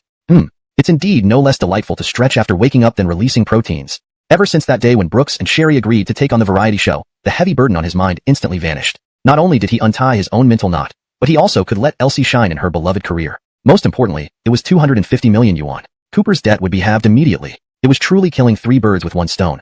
So ever since then, Brooks had felt much better. He became more motivated too. After being lost in thought for a while in bed, Brooks got up soon and tidied himself up, preparing to pick up Sherry. They agreed today to meet Zane to discuss matters related to the variety show. After getting ready, he drove to Sherry's building. Carrying the breakfast he bought, he quickly went upstairs. As soon as he went upstairs, he saw Sherry and Gladys, 2 beautiful ladies wearing fresh pajamas, cleaning up in the room. Undoubtedly, both of them were rare beauties in the world. Plus, they were in their prime, and even without makeup, they still shone brightly. The moment the door opened, the eyes of the 2 beauties focused on Brooks. Sherry rushed over and gave him a big bear hug upon seeing him. She hung onto Brooks like a koala, wrapping her long legs around him. Brooks didn't say anything, but let her hang on to him as he walked over to the dining table and put things down. Though not particularly muscular, Brooks did some simple exercises regularly. Carrying Sherry was effortless. After putting things down, Brooks had a wicked idea. He pinched the soft flesh on Sherry's waist. Admittedly, to present the best version of herself under the spotlight, Sherry did put effort into maintaining her figure. Her slim waist barely showed any excess fat. Ha ha ha. Sherry couldn't hold back as she was tickled at her weak spot, laughing and squirming on Brooks's body uncontrollably. Don't pinch anymore. It's so ticklish. Sherry pleaded, looking incredibly cute. If you didn't say men are strange creatures, wouldn't Brooks have been completely aroused by this adorable presence? His hands didn't stop but became more active. This made Sherry squirm more exaggeratedly. However, playing was one thing. Brooks always kept Sherry's safety in mind. Finally, after fooling around, he dragged Sherry's pert buttocks, pulled out a chair at the dining table, and sat her down. Brooks. Sherry glanced at Brooks coquettishly, but soon softened under his tender gaze, ultimately saying nothing more. Then she opened the breakfast bag, took out a big steamed bun, and bit into it heavily, seemingly trying to vent her anger toward Brooks through the food. Looking at the irritated kitten Sherry, Brooks patted her head. Dealing with an angry kitten involved necessary soothing gestures. Sure enough, after a while, Sherry calmed down. Gladys watched the affectionate interaction between the two and couldn't help but smile maternally. Then she recalled the somewhat unreliable yet very gentle boy, her eyes tinged with a hint of melancholy, but she quickly concealed it. Gladys smiled and walked up to the dining table. I wonder if boss you can show me some pity and bring me breakfast as well? Brooks chuckled and said, what are you talking about? Isn't it said that a girlfriend's first interviewer is usually her best friend? To ensure our future happiness with our Elsie, you're my top priority right now. Of course, a portion for CEO Chi is indispensable. Please. Saying this, he ceremoniously pulled out the chair on the other side, making a courteous gesture to invite her to sit. Hearing this, Gladys's playful side came alive. She lifted her little face and said solemnly, yes good. You get an extra point today. Sherry shook her head disapprovingly. TSK. CEO Chi, one breakfast earns you an extra point already? Seems like I don't weigh enough in your heart. Boo-hoo. Saying this, she put on an affected air and pretended to sob. While the three chatted and ate breakfast, the doorbell rang. Who is it? Who would come visit us so early? Gladys asked in puzzlement, then looked at Sherry for clarification. Elsie, have we missed paying any bills recently? Sherry tried hard to recall and, confirming there were no such expenses, shook her head. Hearing this, Brooks walked to the door and peered through the peephole. He saw Miles standing outside, dressed very neatly. Brooks was slightly puzzled, but quickly opened the door to let him in. Elliot, you're here too. Miles greeted as soon as he decided to arrange the family's yacht for me. The three exchanged glances, all speechless. They say love makes people blind. This saying seemed too mild when applied to this silly Miles. It was as if falling in love had taken away the little bit of intelligence he had. Chapter 264. Leah is also going. Miles's sudden visit took everyone by surprise. Fortunately, although this kid isn't the sharpest tool in the shed, his manners didn't completely disappear because of love. Upon learning that Sherry was heading to the entertainment company to discuss important matters, he immediately sat down obediently without further disturbance. The three people glanced at the somewhat foolish Miles and chuckled softly. How has this kid become more and more like a landlord's dim-witted son? After breakfast, Brooks left with Sherry. Meanwhile, Gladys pulled Miles aside and began planning the details of the fool's first date. Who would have thought that little iron tree Miles would finally blossom? I thought with his wooden personality, he wouldn't experience springtime until he was nearly 30. Sherry sat in the passenger seat, checking her makeup in the mirror while chatting with Brooks beside her. Who can predict these things? Sherry glanced at Brooks, noticing the faint smile on his face, as if he were a seasoned recluse wise man. She teased, oh, Mr. Yi is playing hard to get now? Unbeknownst to her, Brooks had indeed experienced much more than his peers. After all, he had lived once before, but in that life, his immaturity led to a tragic end for his family. I'm not putting on an act, it's just that having more experiences naturally gives one more wisdom. Sherry laughed lightly, neither confirming nor denying, assuming Brooks was just teasing her. Well, that's true. After all, when you were pursuing Alea, you really pulled out all the stops. You're definitely battle-tested in romance, so of course you have experience. Sherry smiled mischievously, trying to tease Brooks. Exactly, which is why after all those battles, I came back victorious with our Elsie. Just then, the traffic light turned red. Brooks removed his hands from the steering wheel, gently twisted Sherry's small face, and gave her a quick kiss on the lips. His movements were smooth and graceful, and this small move had quite an impact. Sherry turned bright red, like a guilty kitten, quietly nestling into her seat without saying a word. Brooks wondered if he had said something wrong, but upon turning around, he saw Sherry's beet red face as she lowered her head, fiddling with her hair. Relieved, he realized that his move had been too powerful, and the girl was still processing it. With that thought, Brooks's smile stretched from ear to ear. He proudly reached out and stroked Sherry's head. The young woman didn't resist at all. Soon, they arrived at the company building. Brooks gently pinched Sherry's cheeks. Let's go. His tone was filled with affection. From past events, Brooks understood that to keep Sherry, he couldn't simply she were a kitten. Sherry's face was almost entirely buried in the valley between Leah's chest. Damn, for a moment, she didn't know whether to envy Sherry or Leah. Brooks thought somewhat shamelessly. Oh, Elsie baby, you're finally here. I was so bored.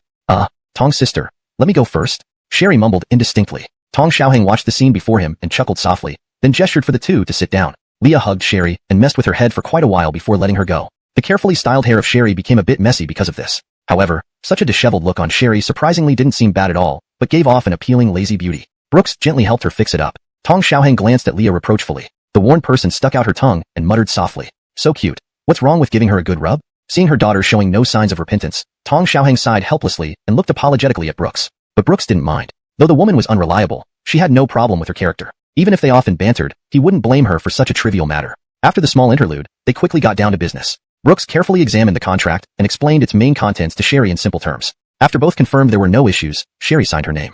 Once the contract was confirmed, Tong Xiaohing indicated for his secretary to put away the documents. By the way, my little troublemaker doesn't know why she suddenly wants to join the show too. When the time comes, please take good care of her, Elsie. Chapter 265, The Jaw-Dropping Secret. What? Brooks looked at Leah with some confusion. No, others participate in variety shows just for money. You, as the young miss of the Tong family, why come and join in this fuss? Brooks spoke bluntly. Hearing the slightly interrogative tone from the other side, Leah was not angry at all. At some point unknown, their relationship had developed to a level where they could joke with each other like this now. She pouted without any concern. Please, it's the hottest variety show lately. All participants are top-notch handsome guys in the circle. Can't I go find myself a boyfriend there?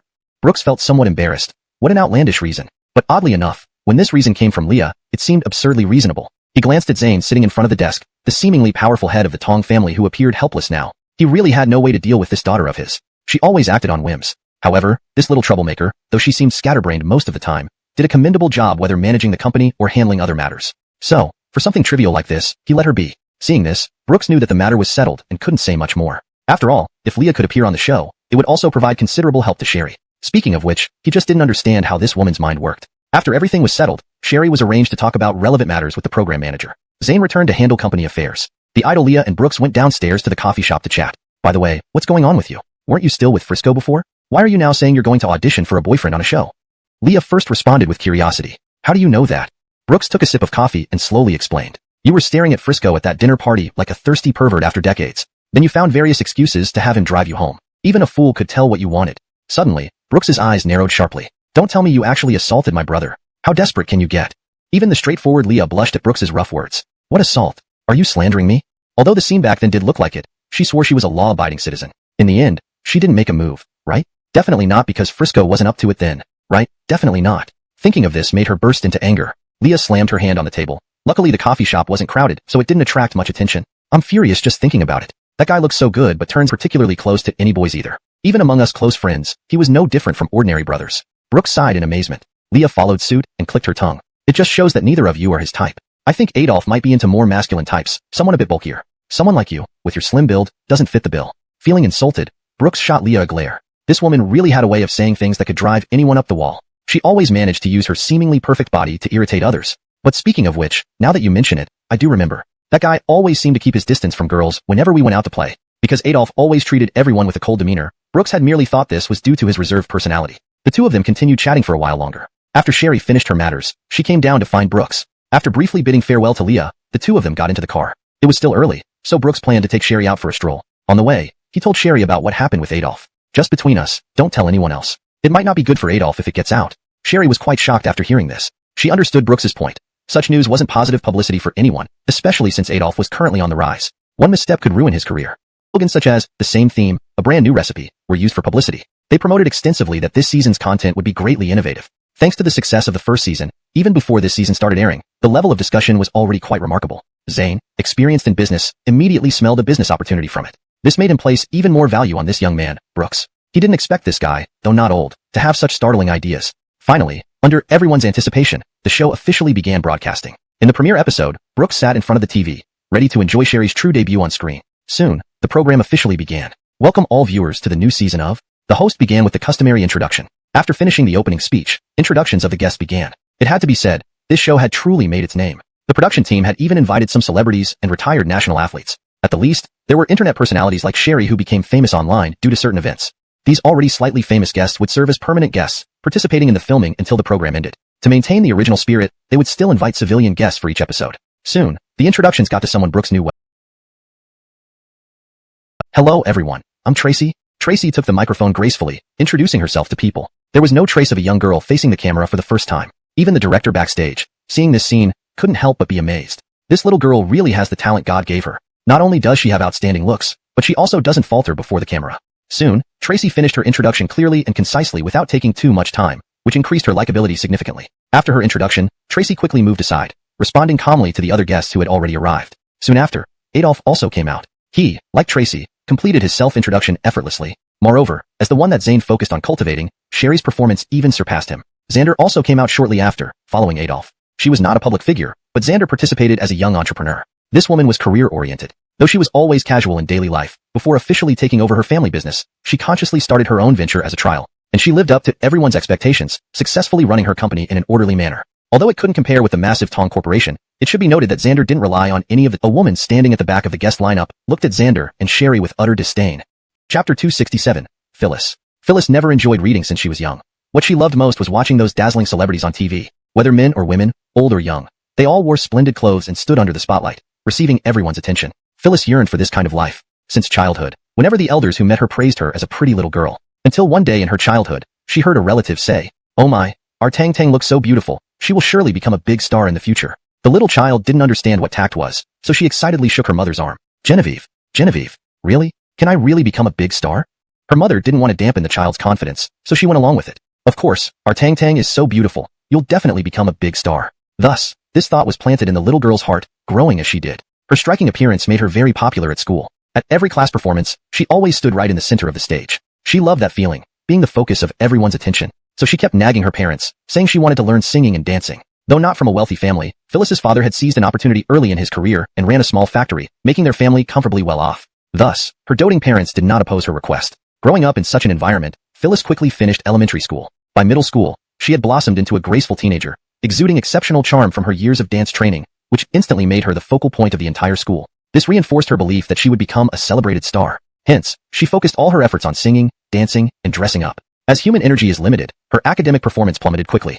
But she wasn't bothered by it at all. When her parents and teachers tried to counsel her, she confidently replied, "I will definitely become a big star, so studying doesn't matter at all." After multiple unsuccessful attempts to persuade her, the teacher gave up, while Phyllis's parents eventually let her be since she didn't have any other significant problems. Then, instead of continuing regular high school, Phyllis chose to be an art student. Step by step, she finally fulfilled her dream of entering the entertainment industry, standing under the spotlight. However, after everything going smoothly for over a decade, things didn't work out this time. In a singing and dancing talent show, she was overwhelmed by more talented singers and dancers. Attempting to directly join an entertainment company, she was told that her abilities were limited and could only join an idol group. Once joined, she realized she couldn't gain attention. Even her proud beauty paled among these unknown idols. Eventually, unable to bear it, she decided to switch to the film industry. Yet, without ever learning acting, she could only play minor roles slightly more important than extras. Gradually, becoming a star became Phyllis's obsession. Finally, lured by a supporting role, she slept with a man twice her weight. That night, her cries echoed through the room. But when she learned the next day that she had successfully landed the role, she felt all the sacrifices were worth it. Afterward, she devoted herself entirely to getting even 1 second more screen time.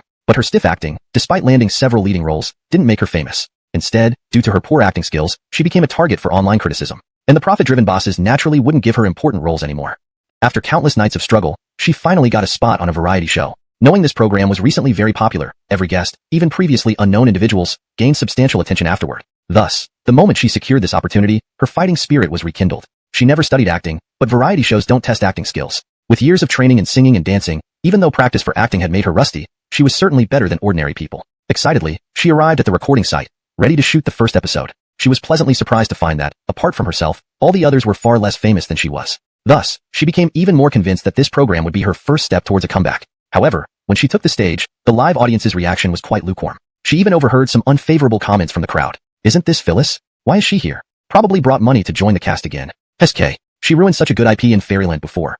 I hope she doesn't ruin my favorite variety show too." When Phyllis heard these words, she didn't feel particularly upset. After all, as a public figure, who could avoid negative comments? After all, when faced with money, people can always turn a blind eye to it. But after introducing herself and going to rest on the side, she noticed that a girl named Sherry received thunderous applause upon her entrance. She didn't know who this girl was or why she was so popular. Phyllis consoled herself that this woman must have used some unsavory means to buy off these audience members to hype her up. However, when she saw Sherry dancing gracefully on the screen, alarm bells rang in her heart.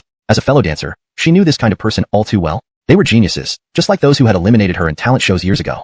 A strong sense of crisis ignited in Phyllis's heart, but she still told herself to stay calm. After all, her status was much higher than hers, and dancing was just an extra point for her. She tried to comfort herself like this, but soon it would involve a lottery system. This way, guests could get familiar with each other faster, and there would be more CP, couple, options available. After the guests got to know each other for a while, they could form teams on their own, or let the audience vote based on their preferences. Although this method was not bad, due to his possessiveness as a man, Brooks did not really want to arrange things this way. If he could, he still wanted Elsie and his old friend Zeke to work together. Especially after knowing this guy was cunning zero, he felt more at ease in trusting Elsie to him. However, in the end, he did not do so. He couldn't give up the opportunity to make money, and moreover, he had clearly said before that he would trust Elsie. Fortunately, after seeing the male guests appearing on the show, the big stone in his heart finally fell. Thank goodness, except for Zeke this kid.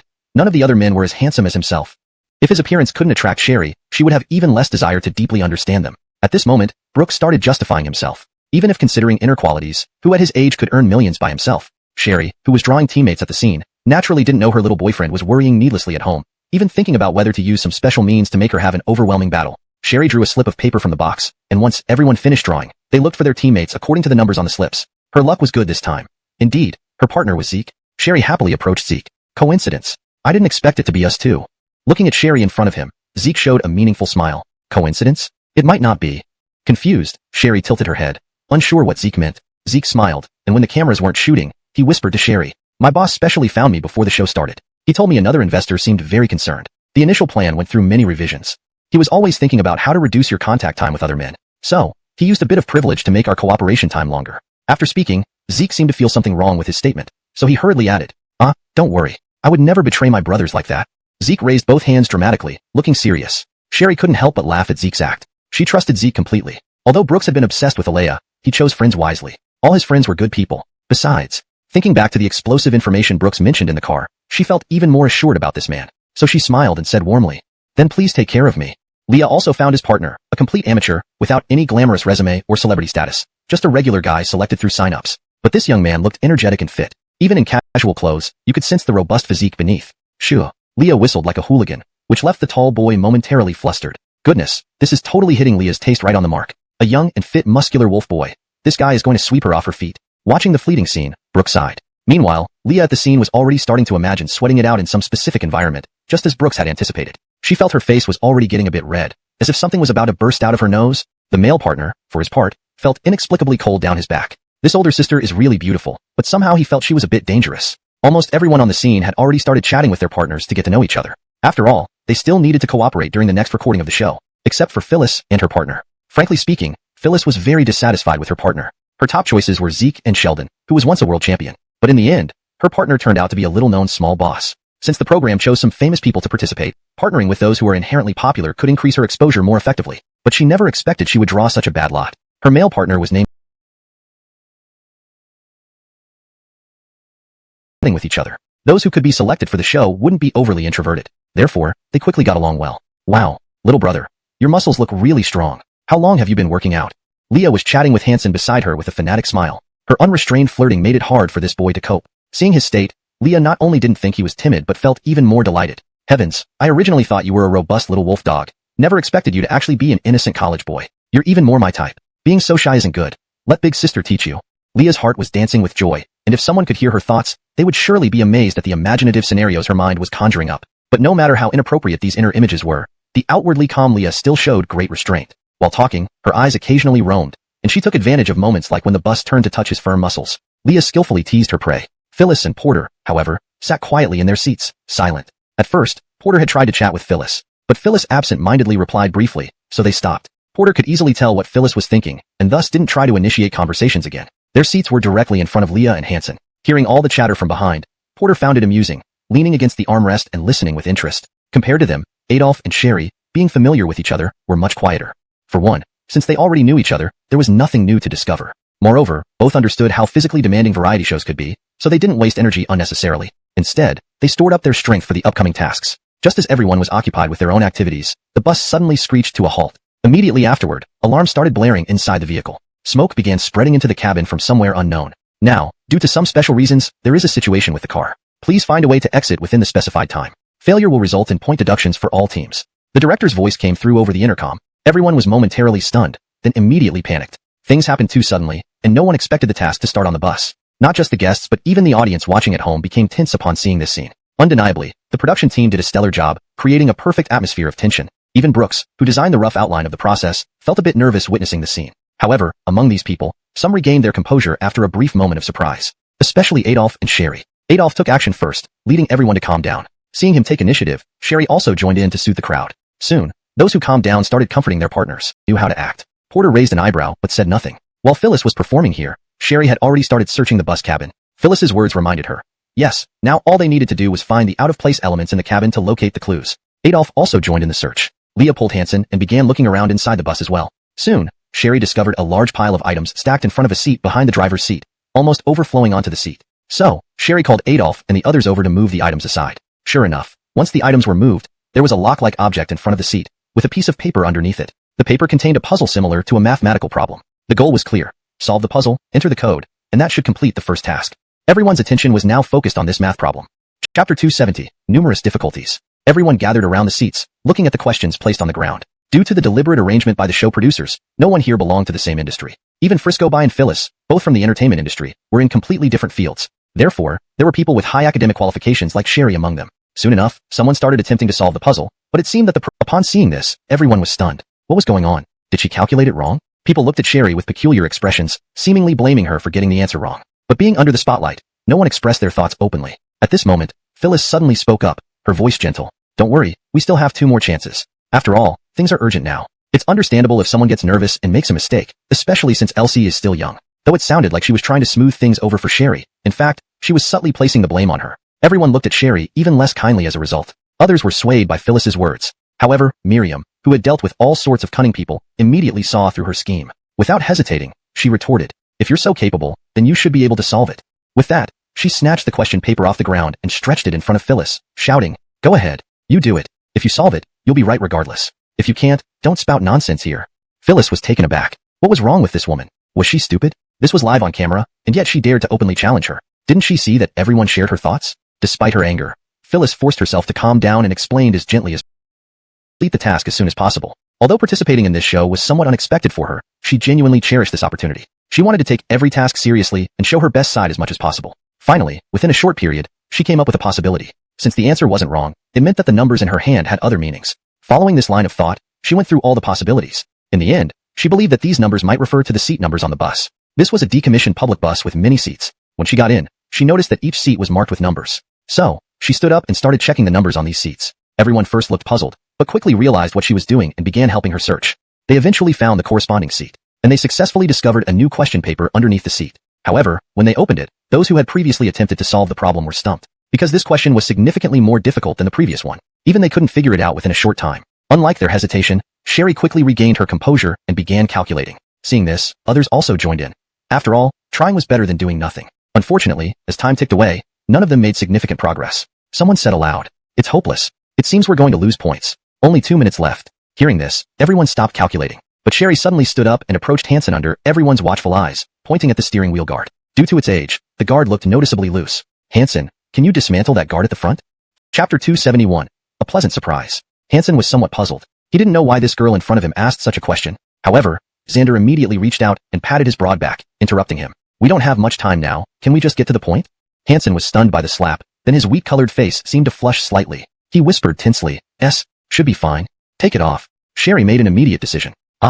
Everyone present was startled at the words. Setting aside whether destroying the car was reasonable, instead of trying their best one last time to solve the puzzle, they were thinking about dismantling the vehicle. However, Hanson did not ask again this time. Under everyone's gaze, he walked directly towards the already loosened railing, grabbed its upper end, and shook it fiercely several times. Once the loosening became more severe, he found the right angle and kicked hard at the base. With a crisp sound, the steel rail was bent off. Hanson handed over the object to Sherry. Sherry accepted it with a word of thanks, then shouldered the railing and walked toward the window behind. Then, in front of everyone's amazed eyes, she climbed up next to the window, seemingly observing something. While everyone was still confused, Adolf reminded them, step back a bit.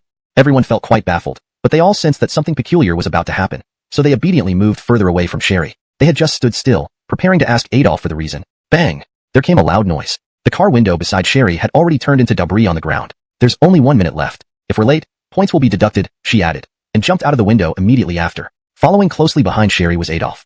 Though he was also shocked by her sudden bold move, as her teammate, he couldn't afford to lag behind. At first, everyone was marveling. What's wrong with this girl? She looks so adorable yet is surprisingly violent. But upon hearing her reminder that only 1 minute was left, they also jumped out of the window without any hesitation. At this moment, the directors watching the hidden camera footage were all dumbfounded. What kind of shockingly dramatic plot twist is this? Could this scene really be aired? Won't it lead children astray? While the director team was still in shock, everyone on the other side had already left the carriage. Everyone stood outside, waiting for the directors to announce something leisurely at the back. You can make things up. What nonsense about passing instantly when the exit appeared? When I came out, I even checked and noticed that the countdown hadn't stopped. Sherry pouted slightly, expressing her discontent. Adolf remained calm. It's normal. The director wants to boost ratings. After all, what you did was quite astonishing. Who would have thought such a delicate-looking girl could smash a car window? If this episode can be broadcast smoothly, it will likely attract more viewers. Sherry nodded non-committally in agreement. Indeed, if she were a viewer, she would also enjoy such an unexpected plot development. So, To reward Miss Sherry for coming up with the solution first, we will award her team an additional 10 points. The host said this with an enthusiastic tone as he announced Sherry's reward. As soon as these words were spoken, everyone clapped and turned their attention toward Sherry. And just moments ago, the two individuals who were still unaware of the situation instantly became the center of attention. Smile and clap along. Lasagbai, as a seasoned veteran in the entertainment industry, immediately put on his professional smile and whispered a reminder. Taking the cue, Sherry quickly replaced her expression with a smile, clapping and thanking people around her. Of course, there were those who rejoiced and others who fretted. Phyllis, who had already regarded Sherry as her top rival, wore a smile on her face but inwardly gnashed her teeth in frustration. She had intended to use this opportunity to suppress Sherry through public relations tactics. But unexpectedly, the director team not only approved Sherry's actions but also rewarded her. This meant she had failed again to stand out. Soon, this task concluded successfully. Everyone boarded the show's vehicle once again, heading to the pre-decided location. At this moment, Brooks, sitting in front of his TV, watched the screen and fell into silence. So this was the unexpected situation Amnon mentioned in his call last week. Yes, current variety shows were not live-streamed like they would be in the future. Instead, they were pre-recorded and edited before being broadcast. Just last week, Brooks received an unexpected call from Zane.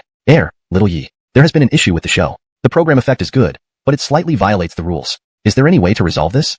As someone from the future, Brooks quickly understood that sometimes such situations arose where the outcome was excellent, but carried the risk of complaints. So, Brooks simply asked, is it one of those incidents that might lead to complaints about influencing children negatively after airing? Zane confirmed it right away. Brooks then relayed the handling methods he remembered from the future to Zane. Now, seeing the on-screen notice, purely for entertainment effect, good children should never imitate. Brooks first sighed helplessly, then laughed lightly, proudly saying, true to my donghua, she really does have character. Chapter 272, Complaints. It turned out that the production team's decision was absolutely correct. The very next day after the show aired, all the related topics about Signs of Heartbeat Season 2 exploded on the internet. Although there were indeed some negative comments as expected, they only accounted for a small portion. The majority still showed intense interest in the first episode. Because of the addition of game-like tasks, the entertainment value of the second season had significantly increased. Moreover, with the skillful editing techniques employed by the production team, quite a few scenes appeared ambiguous between the guests. This perfectly retained the hearts of viewers who came to watch due to the first season. At the same time, it also attracted many new viewers. As a result, many of the guests gained extremely high exposure. Especially Sherry and Leah, these two extraordinary women. One is a girl who can solve math problems with a pen but will smash car windows with a stick, a super contrasting girl. The other is a CEO beauty who talks non-stop and at a fast pace. The discussions around these two people sometimes even surpass the show itself. Underneath the official forum, many people were discussing these two. Production team, you should control Leah a bit. She's almost making Hansen look like he has no emotions left. I hold up my banner for Elsie, swift action when show, you haven't called me once. Brooks suddenly sat up, realizing he hadn't called Sherry at all. Since Sherry wasn't around, he had focused all his efforts on making money, forgetting this little troublemaker. He was just about to explain when Sherry's voice abruptly rose on the other end. Tell me, Brooks, are you out doing something disgraceful? I warn you, if you dare to do such things, I'll turn your single egg into two. Brooks suddenly felt a chill in his legs and unconsciously clenched them. No, my lady. Believe me, I absolutely didn't do anything like that. I've just been really busy lately. That's why I forgot to call you. Brooks tried to soothe Sherry over the phone for half a day. Finally, this troublesome lady's temper cooled down a bit. In the end, only after Brooks promised to visit Sherry once he finished his work, did the matter finally settle. Actually, Sherry wasn't really angry. She understood Brooks's difficulties. After all, they had fully confirmed their relationship now. She liked this boy because she knew exactly what was in his heart. This man was incredibly proud, so he wouldn't show any weakness. He doesn't oppose her becoming stronger, but will force himself to become even stronger to protect her. Additionally, Sherry also knew that Brooks was a very gentle and emotionally deep person. Another reason for her hard work was Cooper. Thinking about that unreliable man who could protect Gladys at the cost of himself, the biggest surprise a sudden visit? Apart from that, after landing, Brooks went to the airport restroom and tidied himself up nicely. After confirming there were no issues, Brooks, holding a bouquet of flowers and pulling along a suitcase full of snacks for Sherry, walked out of the airport. Once in the car, the driver noticed his demeanor and chatted merrily while driving. Hey, young man, you're going to see your girlfriend, right? Brooks chuckled in response. Hee, did I give it away? The middle-aged driver who was quite outgoing giggled again. Isn't it obvious? Look at your smile. It's almost reaching your ears. Then, as if feeling something, the Paco rolled down the window. Hey, young man, do you mind if Uncle here smokes one? Oh, this middle-aged man seems to have quite a story too. Upon hearing this, Brooks became interested and even prepared to light a cigarette for him. However, after searching through his pockets, he finally remembered that he had started a smoking cessation plan under Sherry's supervision. With permission, the Paco lit up a cigarette during a red light. Ah, who hasn't been young? When I was young, I was much more enthusiastic than you. Back then, your Paco here was a well-known heartthrob, extremely popular.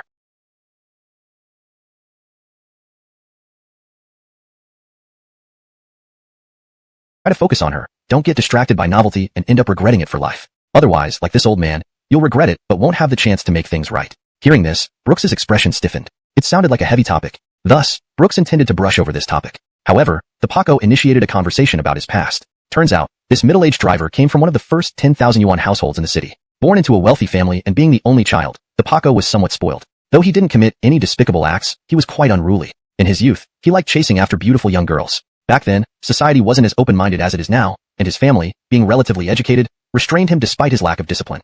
So, while he didn't go as far as ruining anyone's virtue, he changed girlfriends as often as changing clothes. Just like in many stories, the playboy finally found his destined one. During that time, believing he had finally found true love, the young man reigned in his wild heart. He began to earnestly chase after the girl who had captivated his heart. To achieve this, he dedicated most of his efforts. As the saying goes, effort never betrays a man with resolve, and the young man's dedication finally paid off. In the end, the girl chose to stay by his side. Winning over his love, the youth also rekindled a long-dormant ambition deep within him. He started working hard, turning the family business left by his elders into a flourishing enterprise. However, reality is not a fairy tale. Just like in novels, where endings are frozen at the moment when the two lovers are most in love, no further detailing of the mundane life ahead. As time went on, the bright moonlight ultimately turned into grains of rice. The young man was once again attracted by a lively and vibrant soul, leading him to make an irreversible mistake. Naturally, the outcome was that the two, once in love, now grew tired of each other. And naturally, the betrayer did not fare well either. The vibrant soul refused to linger for him. After many twists and turns, the youth finally entered middle age. Looking back suddenly, there was nothing left behind him. After hearing the driver's story, Brooks felt somewhat melancholic. Frankly speaking, his initial curiosity had vanished, leaving him feeling that the Paco somehow brought it upon himself. But he wasn't completely unsympathetic. After all, people always crave what they don't have. Even with beautiful things right beside them, they still wonder if something outside might be better. Take Sherry, for instance. She could be considered a universally perfect girlfriend. Beautiful, supportive during tough times without playing guessing games, and even willing to play games with you. Possessing any one of these qualities would make her an extraordinary girlfriend. Yet Sherry possessed all of them. Even so, he occasionally found himself thinking immoral thoughts when he saw girls on the street who were completely different from Elsie. To him, the Paco's experience was a cautionary tale. If he couldn't control himself and made such a mistake, given Elsie's personality, they would become complete strangers forever. Uncle, you really deserve your fate. This remark was directed at the Paco but served more as a warning to himself. So uncle, now that you're driving a taxi, are you trying to win her back? After speaking, Brooks pursued with a question. Unexpectedly, the Paco answered straightforwardly. Yes, she changed all her contact details after she left. Now I can only use this method and hope for a chance. And what would you do if you met her? Of course, beg her to give me another look.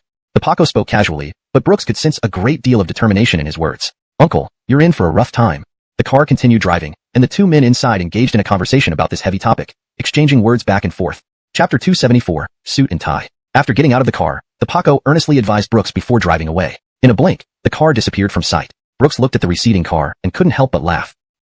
At this moment, he seems like an enlightened person. If he had been honest earlier, nothing would have happened. After saying this, Brooks sighed. He never thought that taking a taxi could almost drive him into depression. But speaking of which, it was quite coincidental. This time, he came here precisely to make up for neglecting Elsie in the past few days. Little did he expect to hear such a dramatic love tragedy after arriving. Brooks shook his head vigorously. Damn, why am I blaming myself here? It's not me who cheated. I'll be good with my Elsie. Immersed in his own world, Brooks suddenly felt the weight on his back increase. Brooks, why did you come here? Why didn't you tell me in advance? Feeling the sudden added weight on his back, Brooks was slightly dazed at first. Upon hearing Sherry's voice, he quickly regained his senses, freeing one hand to support her, afraid she might accidentally fall off. I wanted to give you a surprise, didn't I? Don't you have any shooting today? While talking, Brooks helped Sherry down from his back and handed her the flowers he held. Sherry made no attempt to hide her joy. She happily took the flowers and gave Brooks a big kiss on the cheek. After doing this, she finally answered Brooks's question. Yeah, the director wants to set up the scene for the next episode today, so there's no shooting today. Just then, a teasing female voice came from not far away. Oh my, look who it is! Xiao Elsie acted like she saw some precious treasure, running out without even turning her head. Turns out it really is a precious treasure. Sylvia walked over dramatically while talking. Tongji. Hearing this, Sherry playfully glared at her. Brooks couldn't help but smile wryly. This woman was truly the epitome of provocative charm. She was undoubtedly a beauty, whether viewed from afar or close up, her figure graceful from every angle, leaving no man unmoved. But once she opened her mouth, all thoughts flew out the window. All that remained was, this woman is so annoying. Seeing Brooks's annoyed expression, Sylvia also got riled up. Hey, kid, you don't look too happy. SK, am I that obvious? You're about to roll your eyes to the sky. What do you think? At this moment, another woman's voice came from behind them. Her tone was so affected that even Brooks, who had seen much of life's storms, felt goosebumps all over. Wow, whose flowers are these, Elsie? Is it a gift from one of your fans? From her words, it seemed she mistook him for a delivery person. Brooks glanced down at himself curiously. There was nothing wrong. He dressed very handsomely. How could he possibly look like someone delivering goods? Still, he asked Sherry hesitantly. Elsie, do I really look like a delivery guy? I even dressed specially for this. Even Brooks didn't notice the slight grievance in his tone. Hearing this, Sherry couldn't help but chuckle, patting Brooks's head as a sign of comfort. Then she prepared to speak up passionately. Unexpectedly, Sylvia took the lead and retorted mercilessly. Phyllis, I originally thought you were just pretending to be slow. Looks like I underestimated you. You're genuinely stupid. Can't you see they're a couple? The corners of Phyllis's mouth twitched, but she managed to stay composed and continued. Sorry. Boyfriends usually wear suits and ties when they visit their girlfriends. Seeing how casual you are, I just assumed you were a delivery guy. Plus, you obviously knew Elsie was shooting in a remote place, yet you didn't even drive or rent a car. It sounded like she thought he wasn't formally dressed enough. However, that was only the surface meaning. He sensed she was clearly targeting Elsie. Without immediately asking Elsie about the specifics, he fired back directly. What use is wearing a suit and tie, or driving a car? Following a scumbag will only make you eat shit. Forgive him for borrowing a line from a famous singer's movie, but it fit the situation perfectly. Hearing Brooks's blunt sarcasm, everyone present was stunned. None of them expected that Brooks would give no face at all. But very soon, Sylvia started clapping. Right on point, sincere, and to the core. You. Realizing this, Phyllis immediately prepared to retaliate, but was cut off by Brooks directly. Wearing suits and ties, I admit I don't have that habit. But as for driving, I did make preparations. With that, Brooks took out his phone and dialed the director of this variety show. Actually, before setting out, he had already contacted them, hoping they could rent him a car so he could drive Sherry around during their free time. Upon hearing Brooks was coming, the director immediately offered his own car for Brooks's use. What kind of joke was this? This person was the planner of 2 seasons of Heartfelt Signals. If he could build a good relationship with this person, there might be more chances to host such variety shows in the future. Wouldn't his reputation spread then? Originally, Brooks intended to decline, but now he changed his mind. Although he didn't know why this woman was targeting Sherry, since she dared to find trouble for his woman, he couldn't stand by idly. So, when the call connected, he spoke with a somewhat stiff tone. Hello, Ellison. I'm currently at your filming location's entrance. Could you bring your car over? I'd like to borrow it. Upon hearing Ellison, Phyllis's eyes twitched. What did that mean? This stingy guy knew Ellison? How could that be possible? Ellison was a renowned director in the industry. How could he possibly know such a person? However, soon she saw Ellison's Mercedes-Benz appear at the entrance. Even more astonishingly, Ellison showed such respect toward this man. Mr. Yi, when did you arrive? Why didn't you tell me? I could have sent someone to pick you up. Yet, Brooks not only ignored his question but responded directly with, what's going on with you? Such an important occasion for filming the show, how can you not wear a suit and tie? After saying that, he looked at Phyllis. Don't you think so, miss? Chapter 275, Relief After a Long Drought. Ignoring the shock on Phyllis's face and the director's expression that seemed ready to tear her apart, Brooks took Sherry straight to the car. In the car, Sherry seemed to be in high spirits because of Phyllis's humiliation earlier. Ha ha ha, did you see? That woman's face looked like a liver.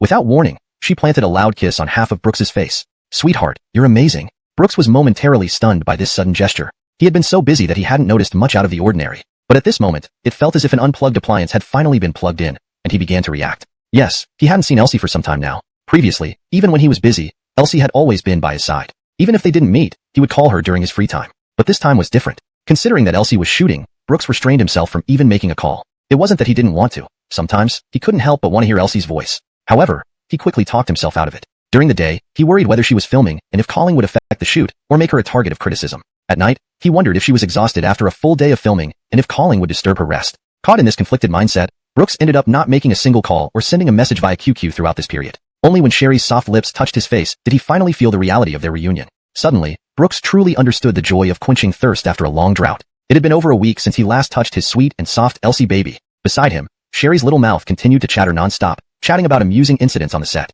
Some stories were already shared with Brooks over the phone before, but she didn't mind, babbling away as if entertaining herself. Sherry was like a happy kitten who had finally found her favorite scratching post, venting her heart's joy without noticing Brooks's distraction. At this moment, Brooks couldn't hear anything around him. His entire body seemed numb except for the spot where Sherry's lips had touched him. The faint scent of Sherry's perfume hit Brooks's nerves like punches, one after another. Unbeknownst to him, his small tent was beginning to form. Realizing something was off, Brooks abruptly turned the steering wheel and parked the car by the roadside. Caught off guard by this sudden action, Sherry lunged forward. Fortunately, Brooks reacted quickly and protected her, preventing her head from colliding with the dashboard. Sherry's mind was still foggy, and looking at Brooks beside her, she couldn't help but feel angry. What was going on with this guy? Why did he stop the car all of a sudden? At this moment, Elsie Cat had no idea that her innocent actions would soon lead to a storm. Just as Sherry was about to scold Brooks fiercely and show him the wrath of a mature woman, her mouth barely opened when Brooks held her head captive. The smell of the man flooded her nostrils. She felt like her mouth was being pulled out. Quickly, Brooks's scent dominated her entire mouth. Sherry's small hands flailed in panic due to this sudden intimacy. But Brooks was overwhelmingly powerful.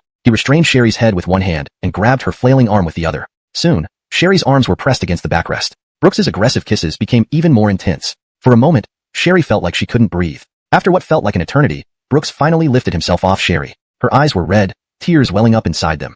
Brooks, who had just barely suppressed his urges, felt them rising again. Noticing that Brooks was acting oddly, Sherry quickly pushed him away. Brooks. No, at least wait until we're in the right place. It was broad daylight, and clearly stationary. The car kept swaying. Anyone could notice this, right? A mischievous smile appeared on Brooks's face. This is what you said? Sherry felt a shiver down her spine. She suddenly regretted telling him that she missed him. She had expected that after holding back for so long, a man might get a bit crazy, but she didn't expect this guy to be so outrageously insane. His passion was overwhelming. To her surprise, however, Brooks didn't take her straight to a hotel. Instead, he stuck to the original plan and took her shopping. On the way, Brooks didn't show any unusual behavior as he did in the car. Even when they were sitting in a restaurant, preparing to eat, Brooks remained very calm, as if the earlier crazy person wasn't him at all. Sherry wondered if her refusal made him angry. But that situation was really too embarrassing. Just as Sherry thought about saying something nice to appease Brooks, she saw his fingers tapping away on his phone screen. Curious, Sherry leaned over to see what was on the screen. It turned out Brooks was browsing some rather frugal clothes. Watching him constantly scrolling and occasionally clicking to place orders, Sherry's face showed a hint of panic. Noticing the gaze beside him, Brooks decided to play a trick, flashing a standard villainous smirk. Hee hee, this fire was stoked by you, and it's your responsibility to put it out. After they finished their meal, Sherry, like a helpless little lamb, was led to the hotel by Brooks, the wolf. That night, although there were only 2 people, Brooks felt as if he had experienced the pleasure of having 3,000 concubines. They battled tirelessly, seemingly until the roads wore out. Chapter 276, Tour. The next morning, Sharir woke up earlier than Brooks. Upon waking, she felt as though her waist was about to snap. She had heard that a man who has restrained himself for too long becomes fierce and uncontrollable like a wolf, but this guy took it to another level. Last night was one round after another until they finally stopped. You rascal, you really don't know how to cherish a lady at all. Sharir made an adorable yet slightly irritated face at the sleeping Brooks. However, very soon, looking at Brooks's peaceful sleep, Sharir lay back down, watching his face with a smile creeping onto hers. This is the boy she liked. What a good person. She merely complained over the phone, and he managed to adjust his schedule so quickly just to see her. This feeling of being cherished is truly wonderful. Sharir reached out and poked Brooks's cheek. A comforting warmth filled her heart. Before she realized it, Sharir fell asleep again deeply. When she woke up again, Brooks was already gone. Strangely enough, she wasn't alarmed, because she knew that he wouldn't leave without saying goodbye. Like a little cat, Sharir stretched her arms freely on the bed before getting up to freshen up. Seeing the clothes scattered all over the floor and the stockings that couldn't be worn again, the craziness of last night flooded back into her mind. Her face flushed involuntarily. Oh, you bastard, always pulling stunts like these. Sharir threw all the clothes and stockings into the hotel's bin in a huff, and stormed into the bathroom with a pout. While she was brushing her teeth, her phone rang. Picking it up, Brooks's voice came through. Are you awake? Sharir responded indistinctly while brushing her teeth. Yes, I'm brushing my teeth now. For some reason, Sharir sounded exactly like a kindergarten kid getting up and cleaning up voluntarily, extremely obedient. Brooks's eyes softened hearing Sharir's tone. Because of her tone, he instinctively slipped into the role of a teacher taking care of a child. My Elsier is so great. Now, can little Sharir open the door for me? Brooks used all his charm to make his voice as cajoling as possible. Sharir burst out laughing, opening the door while giggling. There stood Brooks holding breakfast in one hand and the phone in the other. Brooks put away his phone, looked at Sharir lovingly, then touched her head. Hurry up and freshen up. Once you're done, we'll eat.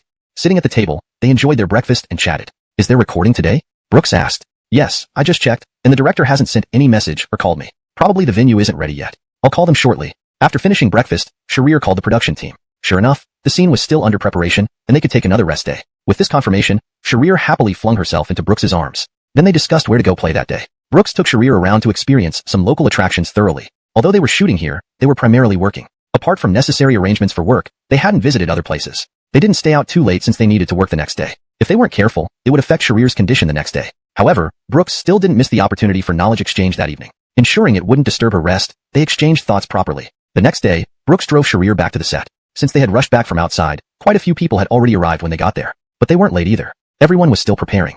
Phyllis saw Brooks escorting Sharir in and remembered clearly the incident 2 days ago when Brooks publicly embarrassed her. After Brooks left gracefully that day, she was harshly reprimanded by the director. Now, she was burning with resentment. But seeing the director held this person in high regard, she couldn't say anything, only suppressing her anger. Brooks noticed Phyllis's unhappy expression immediately, but he didn't care. After all, this woman had sought trouble on her own. Whose fault could it be? Glancing once more at Phyllis's sour expression, Brooks turned away, looking around. Although he now had one foot in the entertainment industry, this was his first time at a real filming set. So everything here felt incredibly novel to him. Curiosity drove him to observe his surroundings. However, while he was wandering around, he saw someone unexpected. Abby, what was she doing here? But he was merely curious. After all, they had spoken several times before. He clearly realized that this woman wasn't a bad person. In fact, one could say she was quite clear-headed. The superficial frivolity was just a protective layer for her. And after putting aside any prejudice, Brooks found that this woman was actually very capable. Indeed, considering her background, managing to come to university was already a testament to her abilities. Just as Brooks was thinking this, Abby, who was still preparing nearby, finished getting ready.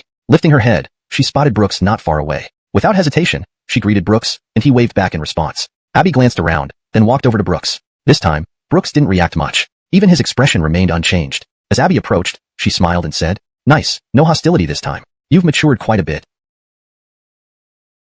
Brooks laughed and replied sincerely, "Sorry about what happened before. I was too set in my ways and unfairly labeled you without knowing better. That's why I treated you so harshly." Abby paused for a moment, then smiled more warmly. "It's okay. I accept your apology. Brooks nodded, leaned against a railing, and started chatting with Abby. Were you introduced by Hamza?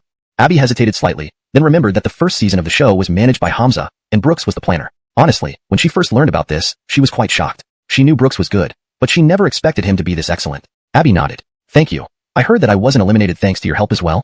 Chapter 277. Sudden Incident. Upon hearing this, Brooks was slightly stunned. Then he recalled. Initially, when Hamza and he went to the celebration party for the success of Heart Flutter, they saw Abby who had come for an interview. At that time, Hamza had asked him if there was any conflict between him and Abby, and even inquired if he wanted to eliminate her directly. Fortunately, although back then, Abby still reminded him of the woman from his past life who caused Cooper's death, he did not abuse his power to suppress her. Thinking up to here, he shook his head. You misunderstood. I didn't say anything. At most, I just wanted Hamza to judge you fairly. Despite this, appearing on TV must be all-powerful. Until now, the filming scene seemed like a mysterious illusion. But now, witnessing it firsthand, it actually felt rather mundane. One might even say, boring. A group of people stood in front of the camera, playing games just like normal people. Only, because they occasionally had to consider the camera, some of their actions looked stiff and unnatural. They weren't as perfect as they appeared on the show, making mistakes for various reasons, and having to restart upon the director's call. Watching as an amateur guest missed a crucial moment due to an error and was now being scolded by the director. Gradually, Brooks's view of the entertainment industry began to change. Indeed, whether stars or internet celebrities, they are ultimately just ordinary people. A new plan formed in Brooks's mind. He intended to start his own entertainment company. The success of the 2 seasons of Heart Flutter gave him enough confidence that his ideas were feasible. By leveraging the knowledge gap from his previous life, he could create many unique variety shows like Heart Flutter. Even drafting outlines of future film scripts based on his memory and finding writers to complete them wasn't impossible. Previously, he had doubted whether he could manage these so-called godlike figures effectively because subconsciously, he still regarded them as too divine. A Sherry fall. His body acted before his mind could catch up. He ran quickly towards the ladder leading up. Ignoring the swaying of the hanging bridge, he rushed all the way to Sherry's side. He grabbed the rope, trying to work with the staff to pull her up. But sensing the violent shaking on the other end of the rope, no matter how hard Brooks tried, he couldn't lift her up. So Brooks let go of the rope, climbed to the edge of the broken bridge, and shouted down at the 2 people below. Elsie, calm down. But at this moment, Sherry was trapped in the most primal fear of being suspended in midair. How could she possibly remain calm? Look out! Someone shouted. Everyone's attention was drawn in that instant. A girl pointed to the other end of the safety rope. Following her finger, everyone saw that the pulley was showing signs of breaking due to the violent shaking. Chapter 278. Frightening but safe. Seeing the pulley with a safety rope creaking under the weight, everyone's heart leaped to their throats. Brooks felt as if his mind exploded. No, it was too high a drop. Even though precautions had been taken below, falling would almost certainly cause serious injury. Brooks immediately lay flat on the bridge, gripping the rope tightly with both hands to prevent the pulley from snapping and letting people fall. Afraid that too many people would overload the suspension bridge and cause another break, the staff did not all rush over but could only stand outside, anxiously watching. At this moment, Sherry, being one of those involved, was also extremely agitated. Even she noticed the change right away. He looked down and saw that Sherry had stopped struggling and was now looking up at him. Without wasting time, he stood up, holding the rope firmly. Then he began pulling in rhythm with the people behind him. Finally, after she stopped struggling, the situation improved. The rope, which had been motionless, started to slowly move upwards. Sherry was gradually pulled up bit by bit. While the people behind retreated, they continued to pull on the rope. Only Brooks stood at the edge, letting the rope pass backward through his hands. Until Sherry was completely pulled up, Brooks felt like all his strength had drained out of him. His legs went weak, nearly causing him to sit on the bridge. But realizing the precarious state of the bridge, he held back and didn't collapse. He supported Sherry and helped her walk to the end of the bridge. Upon reaching solid ground, Brooks finally gave in and sat down. The staff rushed over. Some helped Sherry remove the ropes while others checked on Brooks. Sitting on the ground, Brooks could hardly feel his legs. He stared blankly at them, noticing they were trembling uncontrollably. Seeing Sherry sitting quietly beside him, Brooks finally felt a sense of relief. A sharp pain came from his palms at this moment. He looked down and found his hands were torn and bloody from gripping the rope. However, this pain made Brooks feel real again. He couldn't imagine what might have happened if he hadn't managed to calm Sherry down. Soon, ambulances and fire trucks arrived on the scene. Both Brooks and Sherry were sent to the hospital. On the way, Sherry was silent as if she had been stunned by the incident. Brooks didn't know what to say either. To put it mildly, Sherry had just had a close call. Even Brooks didn't know how to console her. He could only move closer to her for support. At the hospital, Sherry was taken for various tests. Even without falling, being suspended in the air for so long could have unforeseen consequences. Brooks went for simple bandaging. His hands were badly injured. After everything was settled, Brooks went to the ward where Sherry was staying. To be on the safe side, Brooks decided that Sherry should stay at the hospital for observation overnight before making any further plans. When he arrived at the ward, Sherry still had that dazed and absent-minded look, sitting on the bed without any reaction. Brooks's brows furrowed slightly. Even though he had no knowledge of psychology, anyone could tell that Sherry's current state was not right. So, Brooks walked up to Sherry. Normally, she would have already clung to him, but now she showed no response. Brooks used his financial power to arrange a private room for Sherry. Now it was just the two of them. Then, Brooks made an unexpected move. He pulled back the covers, grabbed the soft flesh around Sherry's waist, and started teasing her as usual. Soon, under physical stimulation, Sherry finally reacted. Ha ha ha. She laughed, grabbing Brooks's arm, trying to push him away. After a while of fooling around, Brooks immediately withdrew his hand. This time, instead of retreating to the side with a smirk as usual, he directly pulled Sherry into his embrace. It's okay, it's okay. It's all over now, don't think about those things anymore. His voice was filled with warmth. Sherry felt Brooks's soothing caresses and listened to his gentle whispers. Finally, Sherry's fear-induced confusion cleared up completely. Ah, Brooks. It was so scary. I almost fell down. Sherry cried out, pouring out her distress. Brooks didn't say anything. He just held Sherry quietly, listening to her release her pent-up fear. Only then did he finally feel relieved. He remembered seeing on TV that people in a state of extreme repression often showed no reaction. But this seemingly calm state was the most dangerous. Unreleased negative emotions could drive a person mad. Crying is good. Crying is good. Chapter 279. Something's up? Inside the ward, a heartwarming scene was unfolding. But outside the ward, Sylvia peeked out like a thief, looking through the gap at the situation inside. Watching the interaction between the two people inside, Sylvia smiled with an ant-like smile. TSK, TSK, TSK. Look at this young couple. The taste of love just tickles and it comes right up. Though she spoke words of disapproval, the smile on her face did not diminish in the slightest. Behind her, Hansen stood with a pile of gifts in his arms. These were all consolation items that Sylvia had prepared for Asia. Hansen showed no reaction to this. Whether he was being used as a tool or witnessing the frequent actions of this woman that did not match her appearance, nothing surprised him anymore. After all, no matter how novel something might be, once you see it often enough, it ceases to be strange. Compared to now, behaving like a pervert lurking at the door eavesdropping.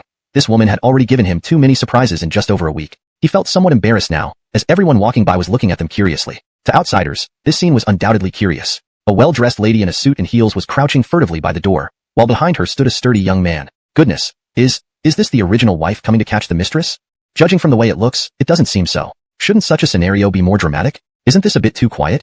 It probably isn't. Look, there's a man behind her too. You don't understand, do you? In situations like this, one definitely needs backup. See how young that guy is. He must be her younger brother or something. Not necessarily. Look at how beautiful this woman is. Maybe she's the gold digger and came to check if the old man is dead yet. Sometimes these gossipers have no sense of shame at all. They speak ill of others without any hint of restraint. Their whispers all reached Hansen's ears. The further they went, the more absurd their nonsense became. Especially when they said that Sylvia might be a gold digger. What a joke. This woman is a big shot herself. And for some reason, when he heard these insults against her, he felt uneasy inside. So he turned his head and looked at the two middle-aged women gossiping. As a sports student, Hansen's skin was suntan dark, and his features were rugged and firm. Thus, when he glared, it was intimidating. Seeing his gaze, the two women immediately shut their mouths and hurriedly left the scene. Seeing that the two women finally left, Hansen sighed helplessly. Then he looked at the oblivious Sylvia and thought to himself, what's wrong with this person? She's usually quite reliable, but why does she not care about such small matters? Hansen tried calling out to Sylvia a few times. Perhaps considering the hospital environment, or not wanting to ruin Sylvia's self-assumed stealth, he kept his voice low, which resulted in her not responding. Finally, having no choice, he adjusted his position and squatted down. Then he leaned next to the woman. Miss Tong. Fully focused on what was happening inside, Sylvia was startled by the sudden sound. She turned her head and saw Hansen's dark but handsome face. Instinctively, she backed away, then pressed her whole body against the wall. Was it just her imagination? Or did her heart skip a beat? Her retreat was noticeable, and when her back hit the wall, it made a muffled sound. Hansen noticed this and immediately looked worried. He put down the things in his hands and asked, "Are you okay? Sorry, I didn't mean to scare you. I called you several times, but you didn't respond." Seeing Hansen's face getting closer, Sylvia instinctively moved away, avoiding his concerned gaze. "I'm fine, what are you doing?" Hansen looked innocent. "Miss Tong, do you know your actions just now could easily cause misunderstandings? If you want to go in, why not just go in?" With her mind in a bit of a haze, Sylvia couldn't think of a rebuttal. In normal circumstances, she would have demonstrated her formidable eloquence and countered. But facing this pure-hearted, even somewhat slow, young man, she found herself speechless. She shook her head and said to Hansen, "All right, got it." After saying this, Sylvia stood up, but she didn't directly take the things inside.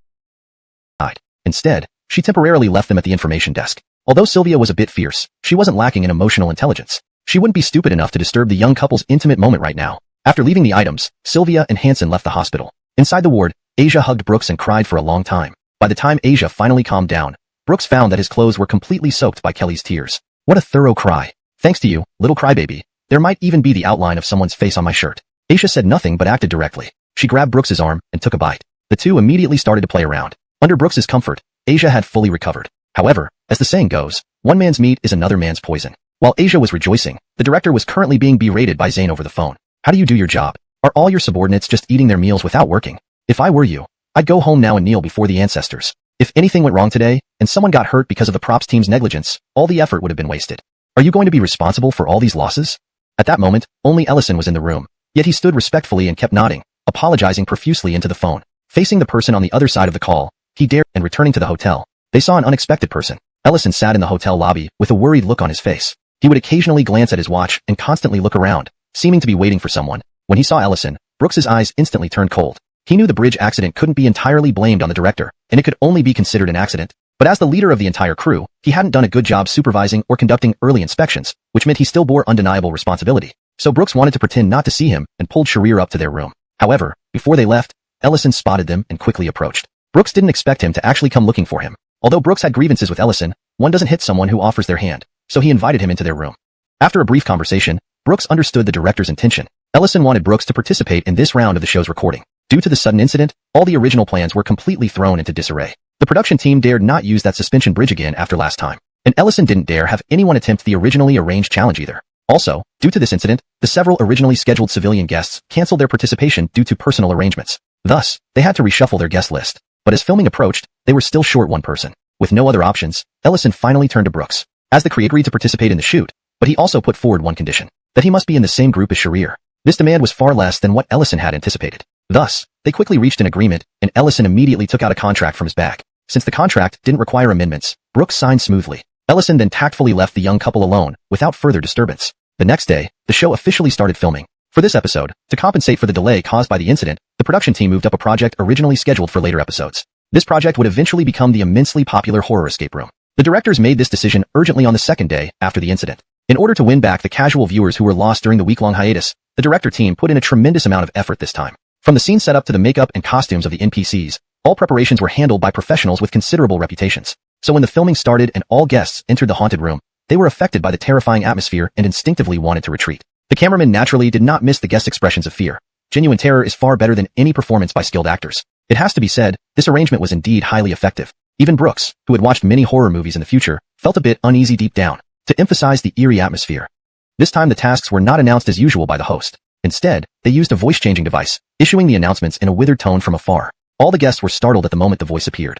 A few girls with smaller courage even screamed out loud. What surprised Brooks was that Sylvia actually had the loudest scream among them, and after screaming, she immediately hid behind Hansen, peeking around cautiously. He didn't expect this fiery female CEO to have such a cute side. Because this task required group cooperation, Brooks's group chose to collaborate with Sylvia's team. Walking through the pitch-black room, only 2 flashlights provided dim illumination. Throughout the entire process, Sylvia clung to Sharir like a frightened bird. At first, Brooks firmly protested. "Sylvia, you're going too far. Sharir is my teammate." Sylvia chose to answer Brooks with her actions. She clutched Sharir's arm tightly. If Sharir wasn't slightly shorter, Brooks didn't doubt that this woman would dare to cling to her like a koala. In the end, seeing that Sylvia was truly scared, Brooks didn't insist further. And so began the exploration of the task. Chapter 281.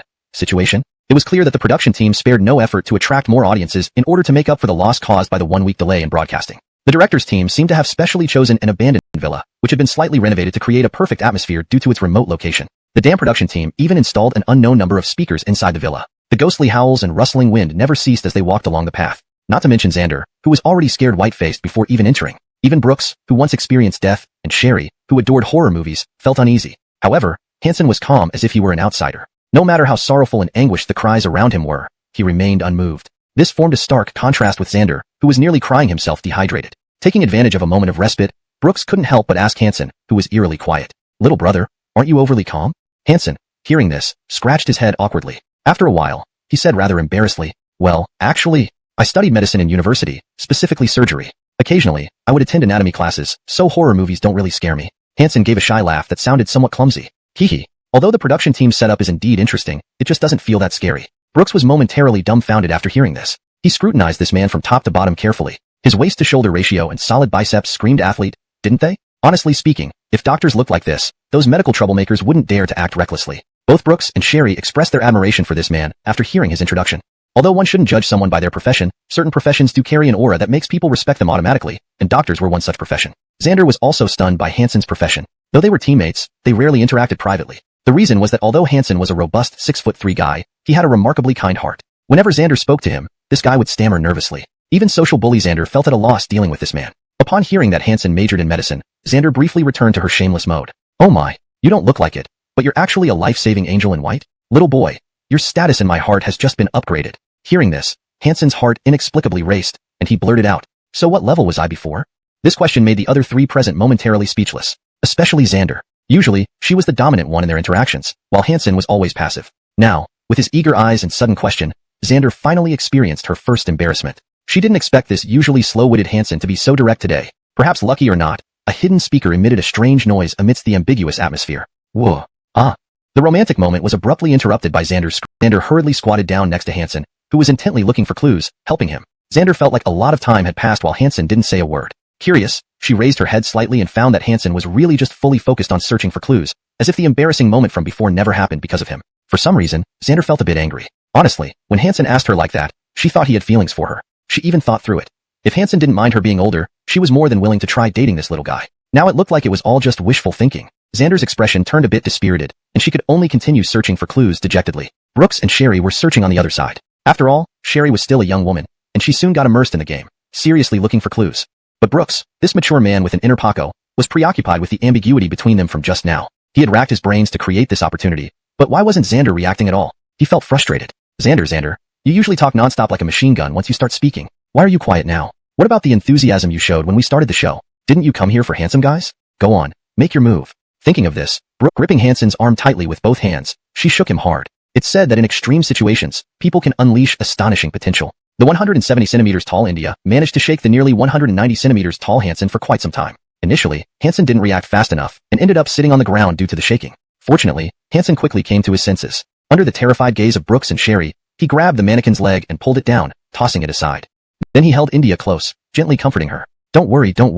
It's fake, just a dummy. Hansen, as tough-looking as he was, comforted people with a similar straightforwardness. Oddly enough, India seemed to prefer this kind of reassurance. After Hansen shouted those words, she calmed down completely. She glanced back at the mangled mannequin behind her, which looked even more terrifying now. Yet oddly enough, she felt reassured. Embarrassed, she lowered her head and freed herself from Hansen's embrace. Awkwardly thanking him, she continued searching, keeping her head down. Without realizing it, she was now aimlessly groping around on the empty floor, oblivious to this fact. Hansen stood there in a daze before finally realizing that he had just hugged this woman into his arms. His dark face instantly flushed red. Then he also quickly resumed searching for props. Watching the now flustered and helpless couple, Brooks and Sherry exchanged glances and shared knowing smiles. The tasks after that went surprisingly smoothly. Due to what had just happened, India became unusually quiet. When a rather realistic fake hand fell right in front of her, Brooks was startled, but India calmly stepped over it without a fuss. Without India's screams, the four of them completed the task rather quickly. Actually, one should say it was done by two people. Yes, since the small mishap involving India and Hansen earlier, they seemed like puppets moving mechanically,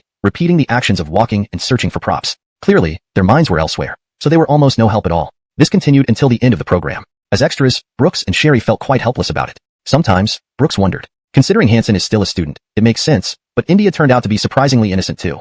Indeed, through Abby and Jocelyn, Brooks finally realized that you can't judge a book by its cover. Both Abby and Jocelyn were very open women, yet they had unexpectedly profound views on love. India, the seemingly hedonistic female CEO, also showed an innocent side when faced with genuine feelings. Soon, when the recording ended, the sky outside had already turned dark. After the director announced the end of today's shoot, everyone left the location listlessly. Brooks had anticipated that this episode would definitely be a hit. In such an environment, the torture that the guests endure can be considered a double blow to both mind and body. They will soon fall into a state of extreme fatigue. However, it is in this very state that some highly engaging program effects are exhibited. For example, today, the scene where India and Hansen embraced. For a dating show, what could be more impactful than such a scene? After all, isn't there a saying? Smiles never disappear. They just move from one face to another. That night, Brooks brought some snacks and several bottles of beer, knocking on Hansen's door. Indeed, tonight's Brooks would not be the same as before. Tonight, he would be Brooks, Matchmaker Limited Edition. Although India usually gave him a hard time, considering her father was his benefactor and she often helped him, he decided to take the initiative and help set up a match for her. Hansen opened the door, and Brooks stood outside with a broad smile. How about it? Are you free now? Want to have a drink? Sometimes, friendship between men is quite inexplicable. Before today, Hansen didn't know Brooks at all, but after brief interactions, he developed a good impression of this man who seemed much more mature despite being around the same age. So when invited, Hansen did not refuse at all. After inviting Brooks in, the two of them sat directly on the carpet and started eating. After a few rounds of drinks, Hansen was already somewhat tipsy. Brooks curled his lips, thinking the moment was right. He put his arm around Hansen's shoulders and asked in a familiar manner, Xiaobei, I'm calling you by your name now. Hansen didn't object at all, even replying rather generously. Sure thing, brother. Honestly, although I've only known Elliot for a day, I really feel like we should have met earlier. Brooks nodded, then his expression turned slightly serious. Brother feels the same way. I knew you were a straight shooter the moment I saw you. Since that's the case, I have something to ask you, and you must tell me the truth. Hansen thumped his chest and declared confidently, You can trust me, brother. I'll tell you everything. Do you like India? Chapter 283, Declaration of Intentions. Do you like Xander? Right after Brooks asked this question, Hansen clearly heard something explode in his mind. Does he like Xander? Yes, he does. Sometime along the way, he had fallen for this unconventional woman. In this day and age, prejudice against women still exists. People instinctively think that girls should be quiet, elegant, serene, and beautiful. They should be reserved and depend on men, being graceful and lovely behind their partners' backs. He once saw a dating reality show called Heart Skipping Signals while watching TV with his mother. At first, he was not interested at all. However, as he watched the men and women get to know each other and eventually leave hand in hand, he felt a bit envious. He had been single all his life, without any significant romantic experiences. To some extent, he might even have less dating experience than others because he did not even have anyone to secretly admire when he started college. Yet, this variety show inexplicably stirred up the impulse of a pure-hearted youth to fall in love. Just as he was ready to give it a try during college, he regretfully found out that his extreme lack of romantic experience made it impossible for him to find someone for a relationship there, no matter how hard he tried. It was then that he accidentally learned that Heart Skipping Signals was planning its second season and was recruiting ordinary guests nationwide. After much consideration, he submitted his resume to the production team. Then one afternoon, just when he was about to give up on the whole thing, he received an invitation from the production team. He quickly prepared everything and arrived at the show full of expectations. And there, he met his first partner, Xander. Frankly speaking, he had a pretty good first impression of her. After all, humans are visual creatures. Beautiful things always attract. According to his values, he liked the kind of girl who clung to him like a small bird, making him feel protective. But as he got to know her better, he realized she completely subverted his worldview. He had never met such an outgoing, confident, and radiant girl. Moreover, he later learned that she was not only a high-achieving graduate from a prestigious university, but had also founded her own company through her own efforts. Gradually, he felt his standards for choosing a partner began to twist. They were gradually tilting towards what Xander represented. Even though he was slow in matters of the heart, he understood that this feeling was infatuation. He had fallen for Xander, and this affection grew more and more profound over time. However, with this growing feeling, his inner turmoil also increased, because he knew the gap between himself and Xander was immense. Apart from the age difference, he was younger and possibly perceived as more childish. There was also the class and ability gap, which seemed insurmountable. Brooks sat quietly nearby, listening to Hansen pour out his deepest worries. After saying it all, Hansen looked like a deflated balloon, sitting limply by the bed, looking profoundly lonely. Brooks wasn't drunk at all. Rather, he was quite sober. Years of drinking with Cooper and others had made him capable of holding his liquor well. Today, he came here intending to probe for information. He hadn't expected to hear such shocking content. He originally just wanted to gauge Hansen's attitude towards Xander. If this kid truly had an interest, he wouldn't mind doing her a favor by bringing them together. But he didn't expect this kid to have already gone beyond mere interest. He had already convinced himself deeply, almost reaching the point where he idolized her beyond reason. If this continued, this kid might follow the same path as he once did with Alea, the so-called path of unrequited love. While he couldn't deny that Xander was indeed an excellent person, Hansen's admiration was too exaggerated. According to his description, Xander seemed to be an omnipotent celestial descending from heaven. No, he could not allow the image of that woman to become so elevated. So, Brooks mercilessly recounted almost all the embarrassing incidents he knew about Xander. Do you know, this woman is even less reliable than you think. She can even. After Brooks's elaborate and exaggerated description, Hansen looked at Xander with a strange gaze the next day, a mix of curiosity and difficulty. Fortunately, despite Brooks's intentional mischief in spreading tales about Xander, due to her inherent excellence in Hansen's heart, she merely transformed from an almost perfect celestial older sister into one that was slightly less perfect, even a bit quirky. The affection in his eyes remained abundant. To better understand the thoughts of both individuals, counseling naturally proceeded concurrently. Brooks took charge of Hansen, while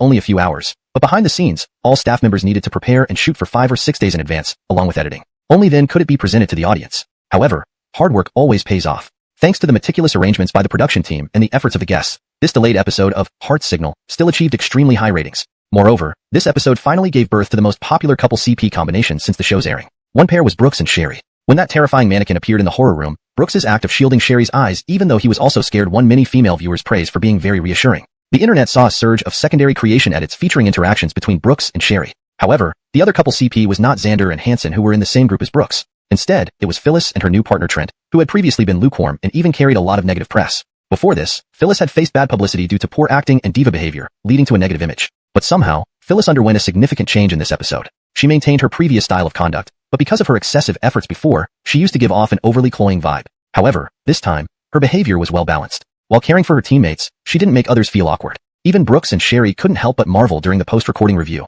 Had something possessed Phyllis?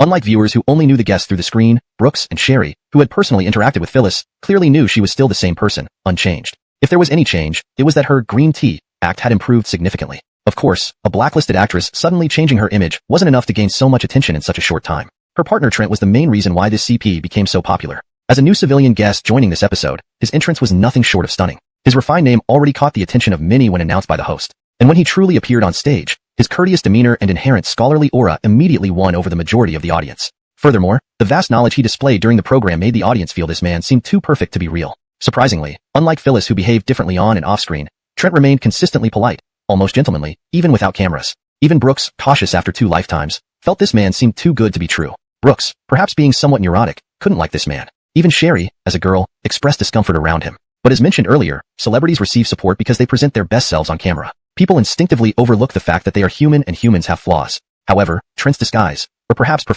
so how to leave and whether any compensation should be made before departure became important considerations. That afternoon, Brooks and Ellison discussed for a long time in the office. Finally, they decided that Brooks would participate in the early part of the next episode's recording and personally explain his reasons to the audience on air. This way, it wouldn't seem abrupt and would leave a good impression of respecting the audience. After the decision was made, Brooks left the office. Since he would continue filming here for a bit longer, he took this opportunity to spend more time with Sherry. I could have tolerated darkness if I had never seen light.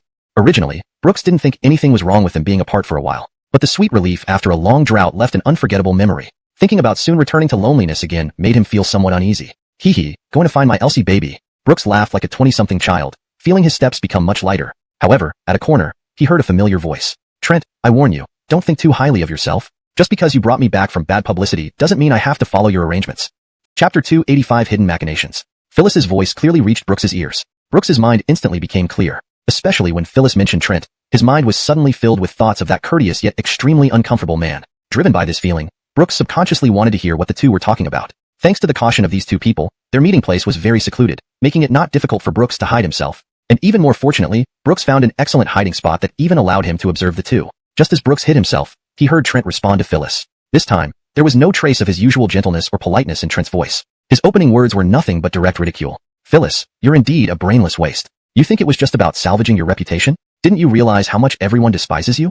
Do you know how much effort I put into turning public opinion around for you? And now you can casually say, just helped salvage my reputation?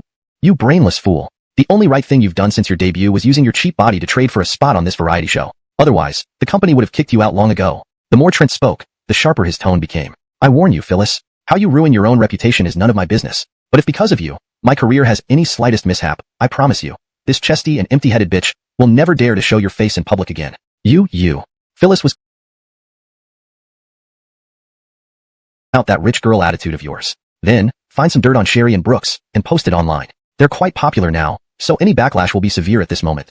Phyllis felt like she was going mad. How dare this guy treat her like a subordinate? But deep down, she knew she couldn't do without Trent now. She gritted her teeth and asked her question. What if I can't find anything? Trent laughed mockingly as if he had just heard the biggest joke. These laughs sounded gratingly unpleasant to Phyllis. Trent stopped walking and turned around, looking at Phyllis as if she were a fool. Initially, my agent told me you were a brainless idiot, warning me not to let you affect me. I didn't take it seriously then, thinking you've been in the entertainment industry for several years and should have some experience or skills. It seems now that apart from sleeping with others, you really have no talent at all. Use your swine brain, Phyllis. If you can't find anything, why don't you just fabricate it? Haven't you even seen a pig run, let alone eaten pork? To prevent others from overhearing their conversation, both spoke in low voices. Trent was almost furious, but had to suppress his anger, making his expression especially distorted. Would you know how to hire professional paparazzi for catching shots? Do you even know that there are people in this world who can Photoshop images that shouldn't exist? Do I have to teach you how to eat again? Useless fool. After cursing, Trent seemed to fear being contaminated by the stupid woman before him and quickly left the scene. Phyllis stamped her feet fiercely at his back, but only went as far as that. This was her last chance. No matter how she disliked this guy, she had to temporarily compromise. After venting her temper inwardly for a while, Phyllis finally left. Not far away in a corner, Brooks calmly put away his phone. How dare you scheme against me and Elsie, Trent? You think too highly of yourself.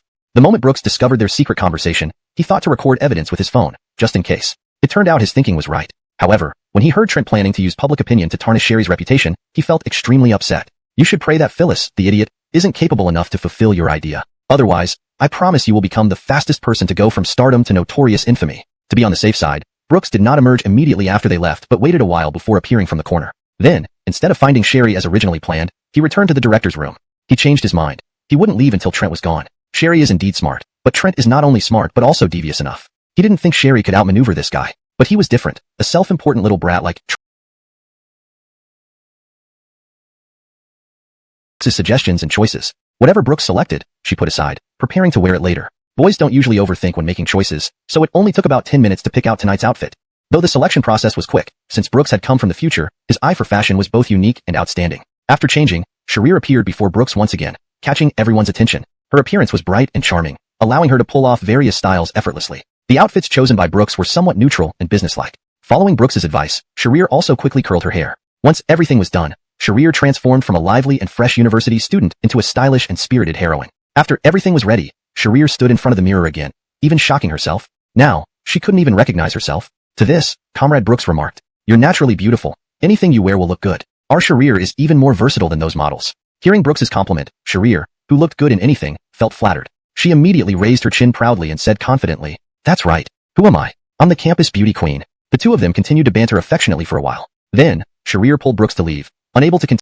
Indeed, no matter how she tried to appear otherwise, Sharir's tough essence couldn't be hidden. However, this kind of straightforward and passionate personality is exactly what Brooks admired. And now, the infuriated Sharir oddly matched this outfit perfectly. If there were outsiders who happened to pass by and see Sharir at this moment, they would probably think she was some company's female CEO, scolding her incompetent employees. Brooks did not stop Sharir from venting her anger. He watched her explode with a smile the entire time. Only after she had fully vented did Brooks gently pat her head as if calming a ruffled bird. Sharir sat obediently beside him, accepting his petting motionlessly. Brooks felt his heart almost couldn't take it anymore. Family people, who could understand? A beautiful tycoon was sitting there like an inflated kitty cat, and this pretty kitty cat even let him stroke its fur.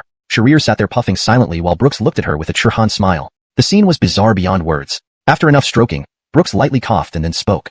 Alright, don't be mad. As the saying goes, he has Zhang Liang's strategy. I have a rope to climb over the wall. They make their move, will respond. Are you afraid your husband can't deal with an 18-line newbie artist? Hearing this, wherever they went. With the success of the show, both of them had gained quite a bit of fame. Especially Sherry, whose beautiful appearance and carefree yet thoughtful personality on the show had won her many fans. Excuse me, are you Sherry? A voice came from behind them, tentative and slightly excited. Today, under Brooks's guidance, Sherry's look was quite different from usual, but her striking features still made her recognizable to some keen-eyed people. Upon hearing the question, the two knew they had been recognized by a fan. However, Sherry wasn't the type to shy away from such situations, and having been on the show for some time, she quickly entered her role, turning around to engage with the fan professionally. The moment she confirmed their identity, the fan's nervousness turned into joy. Especially feeling the warmth from the idol, the fan immediately relaxed and began chatting enthusiastically with Sherry. Throughout the interaction, Sherry remained patient and friendly, responding to all questions and requests without hesitation as long as they didn't involve any sensitive issues.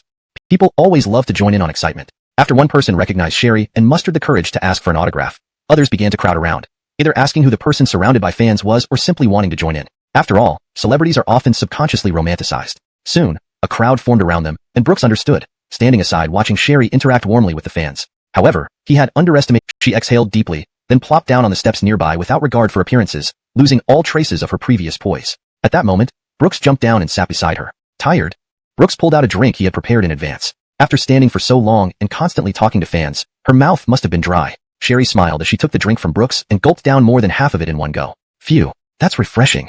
After drinking, she let out another long sigh, exuding a sudden air of carefree charm, reminiscent of the Sherry who used to play games passionately in internet cafes while chatting enthusiastically through her headset. After finishing the drink, Sherry didn't immediately answer Brooks's question. Instead, she leaned on his shoulder, closed her eyes to rest for a moment, and then slowly spoke. So tired. I'm utterly exhausted. Well, after that scene just now, I need to seriously revise an old saying. What old saying? Standing and talking doesn't hurt your back. It hurts like crazy. My slim waist feels like it's not even mine anymore. As she spoke, she absent-mindedly rubbed her waist. Brooks chuckled softly and began massaging the other side for her. Feeling the warmth and strength of Brooks's hands, Sherry felt as if all the fatigue from earlier had vanished instantly. Her tone was filled with joy. But, I really love this feeling. The feeling of being watched by others. It's tough, but it's incredibly rewarding. I don't crave being treated like a goddess, surrounded by admirers. But I do want the efforts I put into showcasing myself to be seen by more people. You know, when I first started learning dance, my dream was that one day, people would talk about my dancing, whether good or bad, as long as they mentioned it. Saying something like, do you know Sherry? She performed a dance, and I felt, even if it's criticism, I'd feel so happy. Sherry leaned on Brooks's shoulder, sharing her inner thoughts with him. Brooks did his part as a listener, quietly sitting beside her, listening intently to Sherry's chatter. But he was very happy. Each time she opened up to him, it brought them closer together. Just as Sherry enjoyed being in the spotlight, he enjoyed the feeling of her leaning on him. On the bustling street, the young couple was lost in their own little world. Chapter 288 Negative Press. After a good rest, Brooks and Sherry resumed their quest for food. Fortunately, this time Sherry did not cause any of the previous commotion. The two found a bustling street stall with great reviews. After enjoying dinner, they walked hand in hand back to the hotel. Because of what happened tonight, Sherry slept particularly soundly. Brooks even noticed that she was still smiling before he fell asleep. However, this joy didn't last long. The next morning, while both were still immersed in sweet dreams, a phone call jolted them awake. After a brief search, they discovered it was Leah calling Brooks. Brooks picked up the phone somewhat irritably, preparing to give this time-oblivious woman a piece of his mind. But before he could say anything, he heard Leah's hysterical voice on the other end. Brooks, what were you doing yesterday? How could you do nothing when something so big happened to Elsie? That sentence hit Brooks like a bucket of cold water, instantly waking him up. Something happened to Elsie? For a moment, he couldn't process it, and turned to look at the bewildered girl beside him. Isn't Sherry right here? Then he heard Leah's urgent voice again. Quickly check the comments. Things aren't looking good for Elsie. Because of this, the director has paused today's filming. Get ready and come to the director's office. Without waiting for a reply, she hung up. Confused, Brooks's mind was still hazy, but his body was already in motion. He sat up immediately, grabbed his phone, and opened the comments section. Instantly, the trending comment marked with a flame icon pierced Brooks's eyes like a sharp thorn. Sherry is throwing her weight around, occupying public resources. Suspected prior connection with an unknown guest. Ulterior motives for joining the show? Various topics flooded the headlines. Brooks frowned deeply. He randomly clicked on the first trending topic, the one criticizing Sherry for throwing her weight around. Upon opening, a short video appeared. When played, it showed yesterday's scene where Sherry was recognized by fans who asked for autographs and photos. The video was filmed from another angle. At first, everything seemed fine, but soon an unwelcome voice emerged. "Hey, what's going on here? Can you please move aside? Don't block the way. I'm still trying to go home after work. What's happening up ahead? Why are people gathering here?" Indeed, it was during the peak of yesterday's crowd surge. Due to disrupting normal traffic, it quickly caused a wave of complaints from those trying to pass through. Sherry, hearing these unfriendly voices, realized the impact and immediately urged the fans to disperse. However, due to the dense crowd, her voice didn't carry far enough. At least in the video, Brooks barely heard Sherry's voice at all. So, although the fans started to move, the sheer number made it seem ineffective. If the video continued, it would show the fans gradually dispersing. But here lay the problem. The video abruptly cut off without showing the aftermath. Thus, from this video, it appeared that Sherry's fans disrupted traffic without her proper guidance as an idol. Despite today's more tolerant attitude toward celebrities, such behavior still faced criticism, especially for new stars like Sherry, whose reputation was just starting to grow. The backlash would be severe. Sure enough, Brooks glanced at the trending text. The author used Sherry's actions in the video to extrapolate to other celebrities' behaviors. Ultimately, it raised the question of whether celebrities should enjoy such privileges. In the comments section, almost all were accusatory. "Yeah, these celebrities really are out of control. They don't care about ordinary people's lives. Our gym downstairs hosted a concert once. It went on until midnight, completely disregarding the neighbors' need for sleep. If this is how a minor celebrity behaves, imagine how arrogant they'll become if they get famous. Don't comment without knowing the full picture. Words carry weight. I was there yesterday asking Elsie for an autograph. Elsie quickly guided us to move aside. This video is obviously edited to mislead. The blogger's intentions are questionable.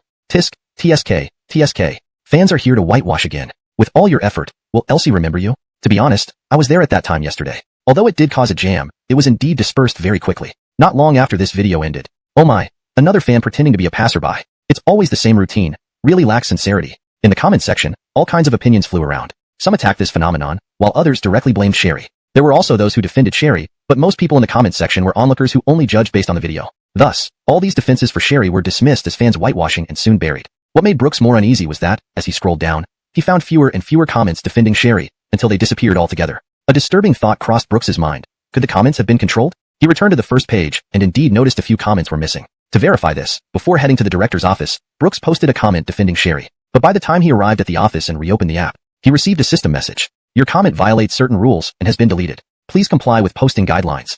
Brooks frowned deeply, realizing this was what Trent mentioned yesterday about using public opinion to suppress Sherry. Just didn't expect that something proving Elsie had finally taken her first successful step would, overnight, become a tool that could drag her into irredeemable ruin. Chapter 289, At a Loss. In the hotel's conference room, Brooks, Sherry, and relevant heads of the production team sat together, discussing how to handle the current situation. Leah attended on behalf of her father Zhang. After a long silence, Leah, who had an impatient personality, was the first one to lose her cool. She slammed the table hard and pointed at Brooks to berate him. "Brooks, what's going on with you? How did you get entangled in this mess when you went out last?" The cameras in the area seemed to have malfunctioned, failing to record the entire incident. When this news came out, everyone felt a chill run down their spines. How could such coincidences happen? It was almost certain this was malicious competition from a rival party. Those present began speculating which competitor might be responsible. However, Brooks, who had accidentally overheard Trent's plan, and Sherry, the only person informed, already had suspects in mind. But they couldn't say anything now because they lacked evidence. A hasty accusation would be disastrous if the opponent turned the tables. After discussing for a long time, no concrete conclusions were reached. They finally wrapped things up hastily. But Brooks did offer a potential lead. Elsie made quite a scene last night. There must have been more than one person filming. We can only hope we find a bystander who recorded the whole event. This was the only option left. Though the chances of success were slim, like finding a needle in a haystack, there were no better alternatives. Okay, I'll contact Ricky and have him start preparing for PR, Leah added. Afterwards, everyone left, leaving only Brooks, Sherry, and Leah. Leah had noticed something was off with Brooks early on. This kid wasn't the type to take losses lightly. For him to be so calm while Sherry was embroiled in trouble, something must be wrong. As others gradually left, Brooks saw that Leah had no intention of leaving, realizing she had seen through something. He couldn't help but think, is this woman overly perceptive? Brooks muttered under his breath. What are you muttering about? Leah, who had been observing Brooks, immediately asked upon hearing his mumbling. Knowing her stubborn nature, Brooks realized he couldn't dismiss her today, but thankfully, she could be reliable when needed. So Brooks decided not to hide anything. He clearly explained the intelligence he had overheard last night. Finally, he even showed a secretly filmed video. Surprisingly, after listening quietly, Leah didn't lose control. Instead, she remained calmly seated. It's very likely these two people are behind it. If not them, then their company is pulling strings. Now only Elsie's popularity has shaken them. Although you have this video, releasing it now won't solve the problem. After all, thinking is one thing, doing is another. It won't help clear Elsie's name, but may instead make people suspect that it's released just to divert the hot search on the internet, or even think it's digitally synthesized to deliberately frame someone. Brooks and Sherry exchanged glances, slightly changing their perception of Leah. Though she was usually loud and boisterous, in this situation, she surprisingly remained calm. Her analysis made a lot of sense. This was precisely what Brooks was worried about, which was why he hadn't immediately posted the video. If it were released now, as Leah had analyzed, it would complicate things further. Even in the best-case scenario, it might end up harming both parties involved. Leah scratched her head irritably, then helplessly scolded Brooks. Brooks, you're usually pretty sharp, right? Knowing those two were plotting something shady, you didn't take any precautions at all. Suddenly, she changed her tone, a mischievous look appearing on her face. In theory, shouldn't a boyfriend be thrilled enough to record if his girlfriend, who is a star, has so many fans chasing after her? Brooks, you sure have a wooden head. If only you'd thought of that, wouldn't things be much simpler? Soon, the originally tense atmosphere eased considerably due to Leah's half-joking remarks.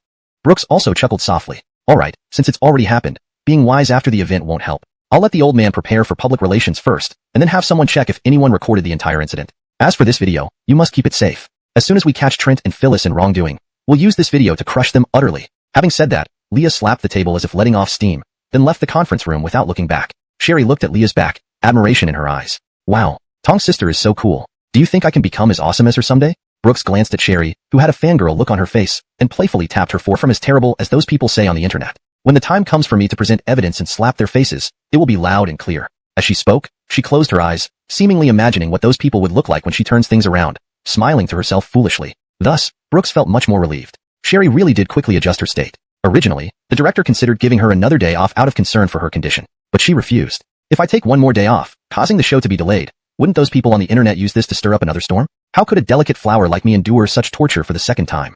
While saying this, Sherry exaggeratedly pretended to wipe tears from her eyes, looking rather artificial. However, her actions made everyone on the scene breathe a sigh of relief. No matter what, since she, the center of public opinion, has figured it out, that's the best thing that can happen. Thus, the filming proceeded as usual. Once everything was prepared, all guests got into the busy filming session. At this point, the show had entered its late stages, so the guest pairings were relatively fixed. Naturally, Sherry paired with her true boyfriend Brooks. Xander, on the other hand, was with Hansen, with whom she had teamed up from the start. This team could be considered the most talked about one. Though previously in popularity rankings, they didn't measure up to Sherry and Brooks or the rising stars Phyllis and Trent. However, as the only duo from the beginning that hadn't changed partners, the discussion about them remained constant. Only because these discussions are mixed with good and bad comments. Hence they did not achieve top ranks in popularity. As the program progressed, almost all civilian guests were eliminated, either unable to continue due to personal reasons or choosing to leave voluntarily. Those left from the first episode were Hansen and Porter, who initially partnered with Phyllis. Porter could be described as the opposite-sex version of Xander. He too is a young entrepreneur and equally handsome. However, Phyllis has become nearly pathologically obsessed with fame,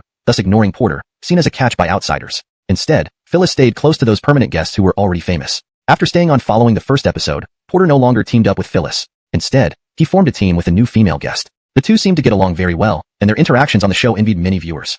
Thus, despite their middling popularity, they were well-liked. They have remained together as a team from then on. For this task, all teams were divided into two large groups for competition. Brooks and Porter found themselves interacting through this arrangement. As the last member to join his team, Porter greeted others politely. When it came to Brooks, Porter paused momentarily but soon recovered and extended his greeting. Brooks also formed a good impression of this man. From the first episode, Brooks felt that this person is quite reserved. Even if they couldn't become friends, they would surely get along comfortably. It was just bad luck that his initial teammate was Phyllis, a woman with some mental issues. In order to monopolize the camera, she almost constantly blocked Porter from performing. And Porter had a non-contentious personality. He didn't seem to mind at all. Thus, in the first episode of the show, Porter's presence was greatly reduced. According to Sherry's account, part of the reason was that Phyllis always sought the limelight, doing things that were unreasonable, which led to Porter being implicated. As a result, many scenes involving him were cut out. Moreover, Brooks clearly remembered that at the time. Sherry told him that if he had met Porter, they might have gotten along very well. Just as Brooks was slightly distracted, Porter standing beside him spoke in a voice only the two of them could hear. Will you have time after today's shooting? Can we chat for a bit? Brooks's thoughts snapped back instantly. He looked at Porter with some confusion. Finding no ill intent from the other side, Brooks decided to ask about his intention directly. Porter did not beat around the bush, but replied straightforwardly. Miss Sue seems to have fallen into an unfriendly public opinion storm recently. I want to discuss a deal with you, Mr. Yi. Are you interested? Getting straight to the point, huh? Porter said in a teasing tone. But seeing that Brooks didn't respond at all, just staring at him blankly, it was clear that Brooks really cared about Sherry. Porter knew how to measure things. He knew when to act. In his view, Sherry's situation wasn't as bad as Brooks thought, but it was understandable that the young couple had deep feelings for each other. So Porter put away his teasing manner and took out his phone decisively. He opened a video and clicked play. Then Brooks saw the complete version of the footage from that night. He could even hear clearly Sherry shouting to the crowd around her. I truly appreciate everyone's support, but there are many people here now. Please move to the open square behind us so as not to disturb others' normal activities. Thank you.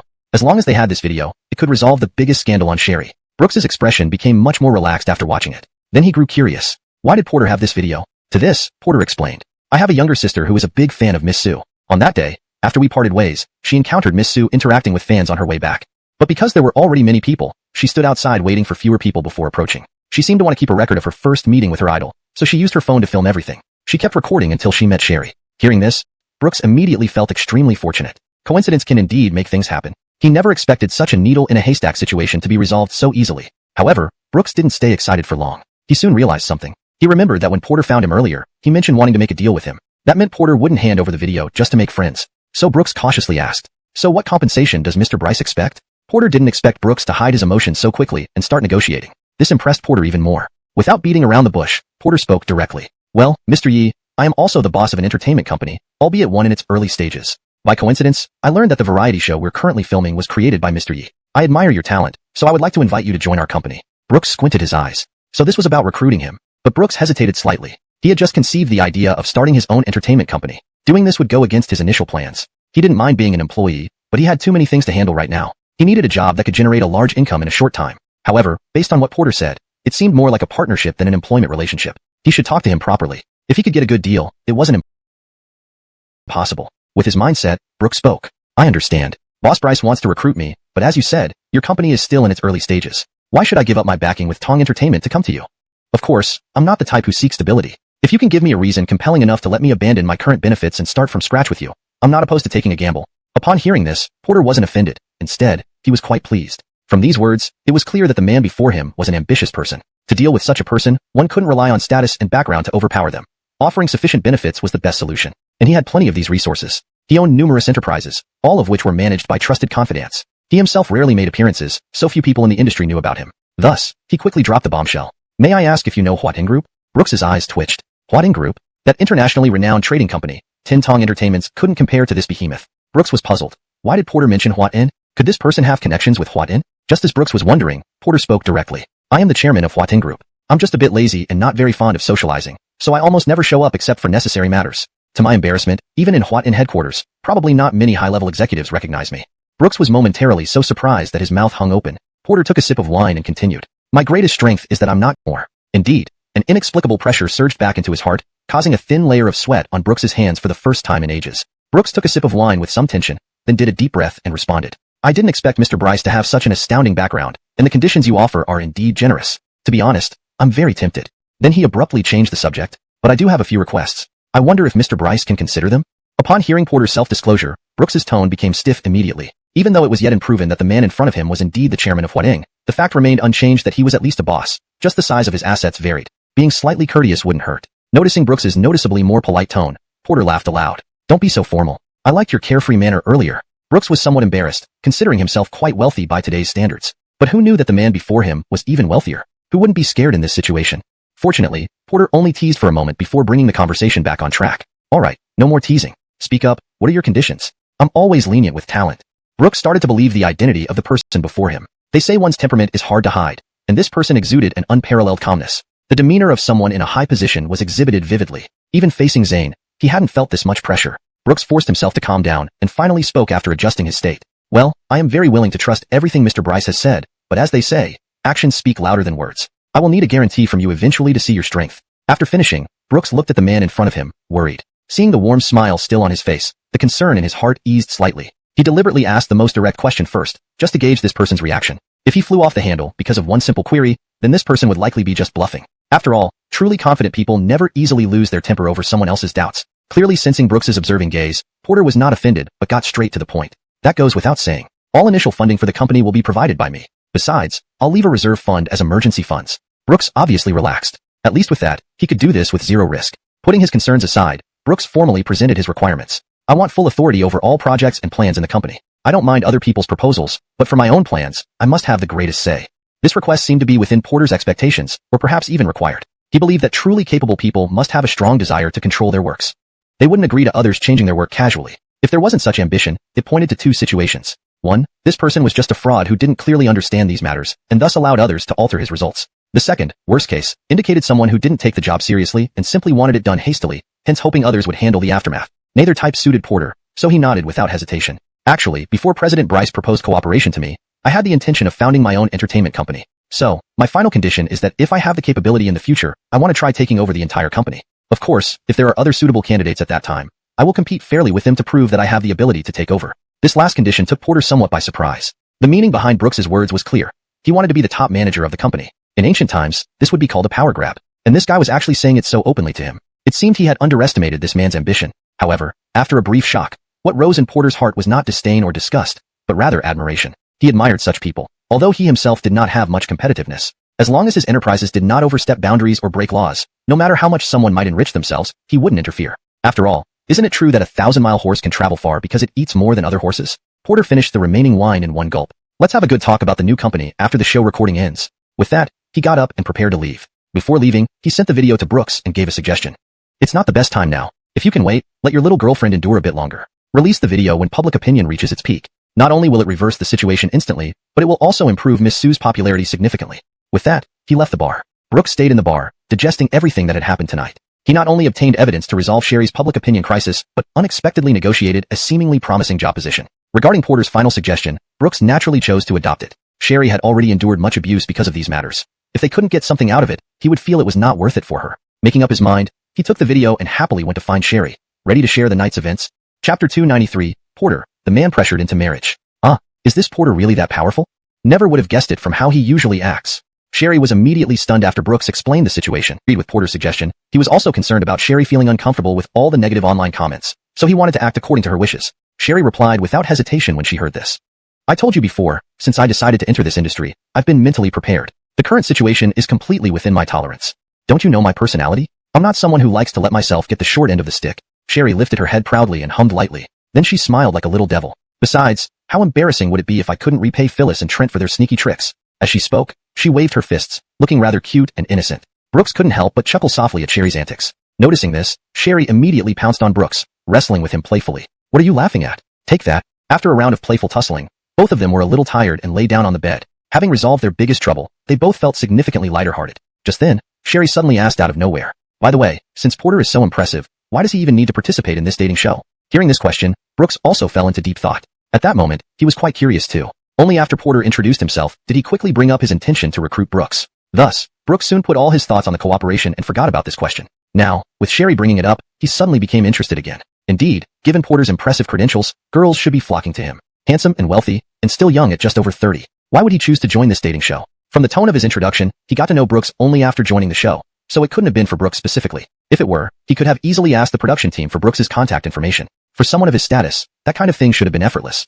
Brooks recalled Porter introducing himself as someone with a lazy nature, so he hesitantly suggested, could it be that because of his laziness, he hasn't found a partner and thus has been pressured by his family to marry? Sherry immediately dismissed this possibility. Brooks also quickly ruled out this idea. The couple started discussing possible reasons for Porter's participation while sitting on the bed. Sherry even speculated some fantastical scenarios, like Porter having an eye for a small girl in the crew. Meanwhile, in another room, Porter was on the phone, looking troubled. Listen to me, you brat. You promised me before that by joining the show, it would be like placing a marriage advertisement for yourself, so I agreed not to arrange blind dates for you first. If you don't bring me a daughter-in-law this time, let me tell you, from the moment you step into the house, you'll have one blind date every day until you find a partner. Porter held the phone away from his ear for a moment, then put it back once the voice on the other end stopped. I said, these things can't be rushed. Why are you in such a hurry? Before he could finish, an irritable voice erupted from the other side of the line. How can I not be worried? How can I not be worried? You're almost 35, and in a few years, you'll be 40. Do you plan to wait until your old mother dies before bringing a wife home? I'm counting on you to give me a lovely grandchild. Don't even get me started on how much I love my neighbor Aunt Zhang's pair of adorable twins. I'm not greedy. I just want you to give me one grandchild. But look at you. Not only do you have no children, but you don't even have a girlfriend yet. Fine, if nothing else works, how about that young girl you've been paired with on the show? She seems nice. Bring her home too. Seeing his mother getting more outrageous by the minute, Porter quickly interrupted. Oh, never mind. Someone's calling. We'll talk later. Without waiting for a response from his nearly enraged mother, he hurriedly hung up the phone. Ever since his 30th birthday, his mother seemed to have flipped a switch, constantly urging him to find a girlfriend every few days. But he was used to his free and easy life and didn't want to change it or settle for just anyone. That wouldn't make him happy and wouldn't be fair to any girl either. Initially, he could brush it off with some laughs. But a few weeks ago, his mother seemed to have reached her breaking point and prepared 2 full weeks of blind dates for him with extreme determination. And she really did get diminished. In this way, it reduced their strongest competitor for her and Trent's group. This was Trent's strategy. Originally, they planned to use some photo manipulation or PS to create some ambiguous rumors to attract netizens' attention. But on the night they set the plan, they accidentally witnessed the scene of Sherry signing autographs for fans. Phyllis, who had been scolded by Trent, an industry junior, that afternoon, felt quite unhappy inside. That evening, she went out for a walk and stumbled upon this scene. She found it unbelievable that a young celebrity who started through variety shows could have more fans than herself. Angry, she casually recorded a video and sent it to Trent. That person even said Sherry was just a minor star without any works or background, nothing to worry about. But the reality was that he possessed such a huge fan base. He could not be underestimated at all. While Phyllis was sending sarcastic messages about underestimating Sherry, the other party replied first. On the other end, there was only one sentence. Delete the video. Absolutely do not let it leak.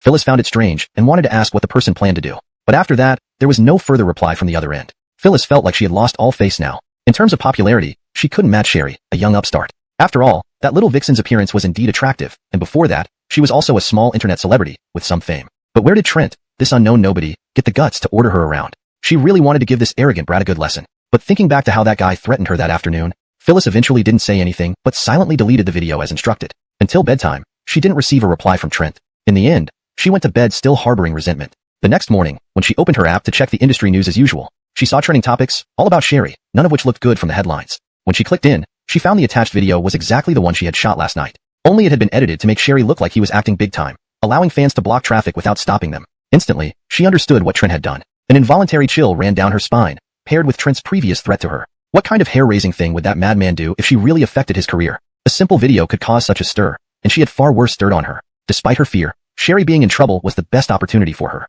Unexpectedly, when she met Sherry the next day, he didn't seem particularly shaken. Instead, it was his partner who seemed distracted. It seemed their relationship wasn't ordinary, but she didn't care. Both Sherry and Brooks were tied together. If one had problems, the other would suffer too, especially since this was a dating show, filmed together. Originally, things were going smoothly. Filming had many issues due to Brooks's neglect that day. But unexpectedly, the boy adjusted his state well after just one day. He was even better than when filming the previous episode. Feeling some ominous premonition, Phyllis took advantage of a break to pull Trent over. Her movements were not gentle. In fact, they could be described as rough. But Trent, considering the numerous cameras around, did not show any sign of rejection. Only in his heart did his disdain for Phyllis grow stronger. Phyllis pulled him to a relatively secluded spot. Then she looked around and whispered, "Hey, your plan doesn't seem very effective." After just one day, both Brooks and Sherry appear fine and still perform well in front of the camera. Trent did not show any aversion like before, maintaining his trademark warm smile. But his words sent a chill down her spine. "My plan? When did I ever tell you my plan? You don't think I released the video just to simply affect their filming state, do you? Isn't that what it is?" Phyllis was about to ask, but she was interrupted by Trent. "If your brain isn't good enough, use it less. Don't be so self-centered, okay? A fool shouldn't rack her brains over things she can't understand. Just be a waste of space, pretty face obediently. As long as you don't mess up my plans, that's your greatest contribution." Hearing Trent's words, Phyllis's temper flared instantly, wanting to rebuke him, but he put a finger to her lips, signaling her to shut up. "I've told you many times, it took great effort to salvage your persona. Please mind your image. Though this place is a bit secluded, it's still a filming site with cameras everywhere. Mind your influence, trash." Throughout the exchange, Trent kept his polite smile, but he gritted his teeth while saying the last sentence. His tone made it sound like he wanted to tear Phyllis apart. After finishing, he warned her one last time not to act rashly and then left. Though Phyllis was displeased, for the sake of her career, she could only grit her teeth and endure it.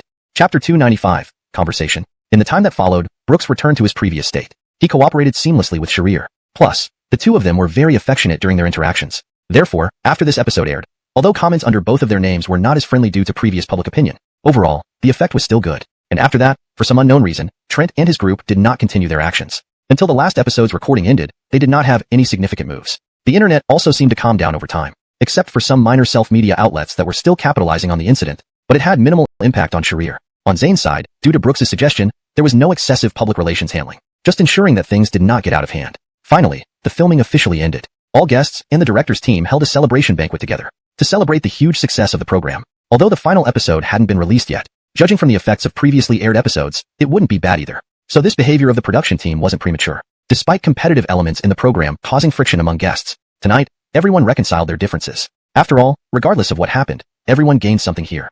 Not to mention anything else, just the appearance fees per episode were substantial sums. Some groups genuinely developed feelings for each other over long-term interaction, eventually holding hands successfully. There were even amateur guests who, despite not making it to the end, garnered considerable attention due to their standout performances in the show, and used this popularity to directly embark on a path to becoming internet celebrities.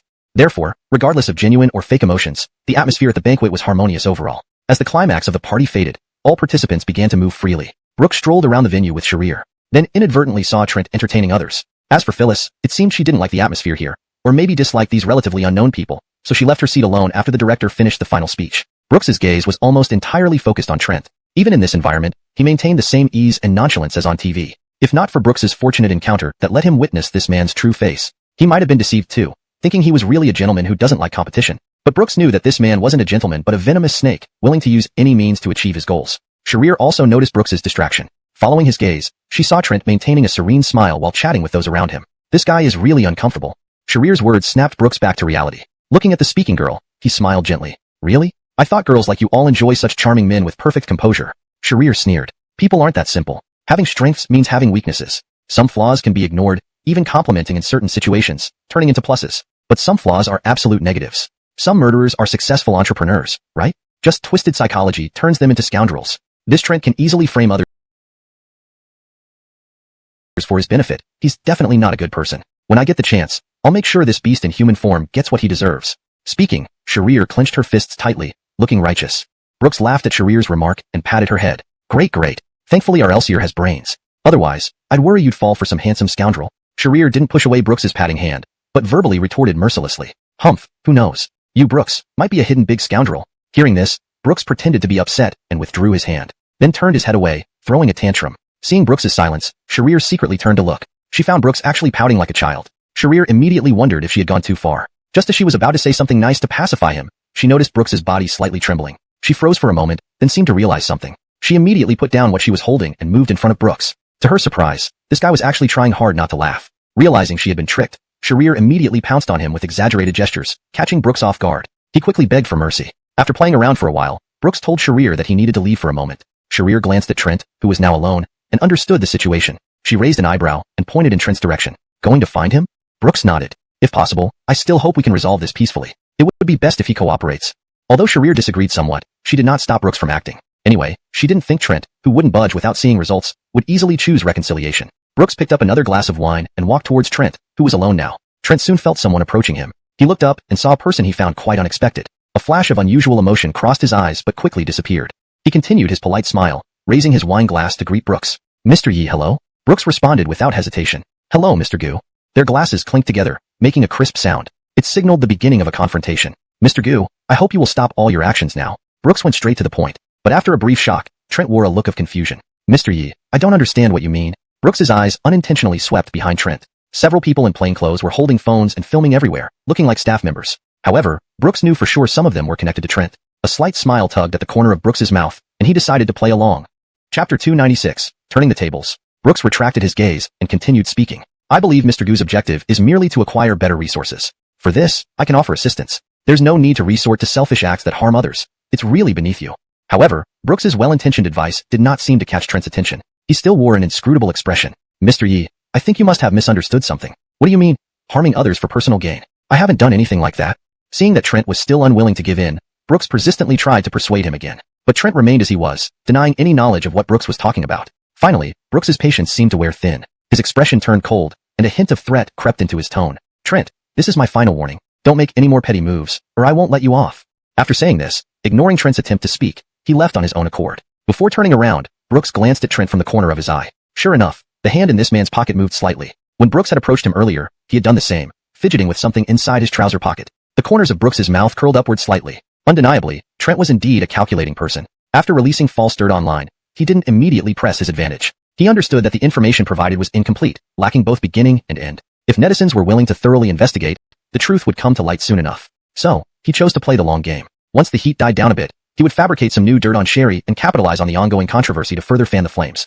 This way, true and false, real and fake, would quickly lead netizens to believe that Sherry was truly so despicable. At that time, being another guest on the variety show, his biggest competitor gone, he would be the contrasting example people would use for comparison. With the massive discussion generated, after some maneuvering, he could amass huge traffic. Then all kinds of invitations would start coming his way. Brooks didn't doubt that this cautious man would continue to lie low until he was certain enough to strike. But now, Sherry was at the center of public opinion, and the longer it dragged on, the more disadvantageous it became for her. Therefore, Brooks wanted Trent to make his move sooner. Initially, he hoped their conversation might put an end to things, but he knew this was unlikely. So, his main goal was to deliberately expose a flaw to him, prompting him to act prematurely. This way, he could continue his plan, to turn Sherry's reputation around and drag this hypocritical scoundrel Trent down with her. After returning to Sherry's side, Brooks deliberately searched around and found that several of the previous phone-wielding photographers were missing. He concluded that Trent had taken the bait. The other party couldn't wait to leak tonight's conversation as yet another piece of dirt. It remained to be seen how long he planned to wait. Hopefully, it wouldn't be too long. Brooks thought to himself. Soon, the victory banquet came to an end. Everyone gradually left.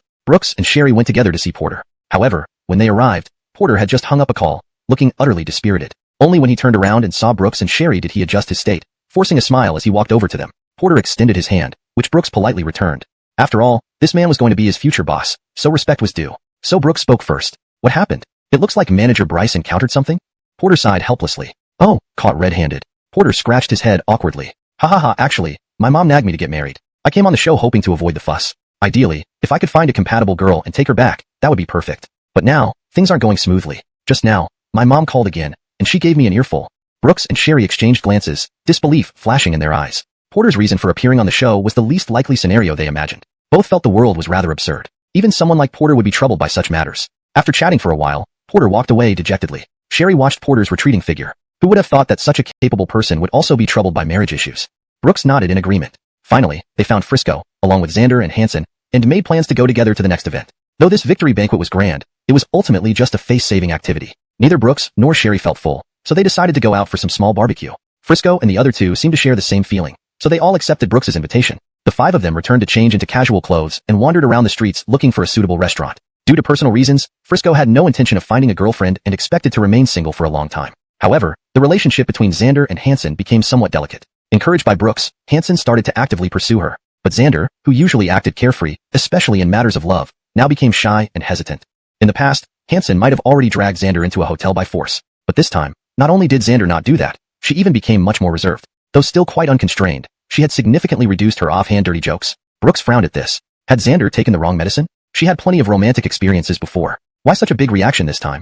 Suddenly, he became curious. Seeing such a reserved Xander now, Zane might be so surprised his mouth wouldn't close. However, Brooks didn't dig deeper into it. He glanced at Sherry beside him. After all, love was always something mysterious. Back when he pursued Adeline, he was also blind with love. Who could explain it clearly? As they chatted about various topics, the conversation eventually turned to Sherry's recent scandals. Chapter 297, Sherry's Thoughts. Just as others were discussing how to address the recent smear campaign against Sherry, Brooks remained remarkably calm. There's no need to worry now. I have already obtained the complete video. Everyone was taken aback. He actually got it already? They all urged him to show it. All present, except for Hansen, were old acquaintances and naturally felt at ease. As for Hansen, after Brooks's observation, this kid wasn't a bad person. At least he had nothing to do with Trent and others, so there would be no harm in showing him. Brooks took out his phone and played the entire scene from that time. In the video, shortly after being surrounded by fans, Sherry quickly started urging the surrounding fans to step back a bit, clearing the way for others to pass. Everything proceeded orderly. The road congestion indeed existed, but only lasted for 2 to 3 minutes before gradually easing. After watching, Leah gently ruffled Sherry's hair.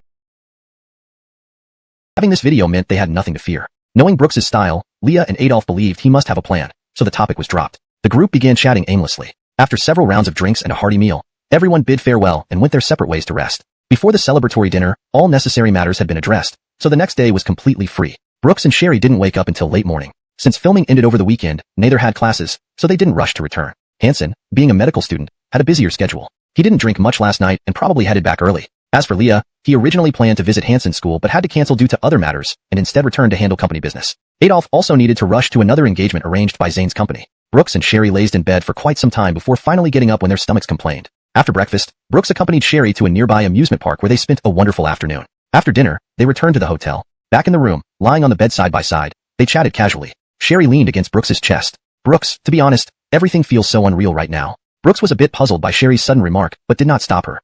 I always have this strange feeling, like our current life is just an illusion. It's as if you should continue pursuing Alea and walk down that dark path, while I remain just a passerby in your life.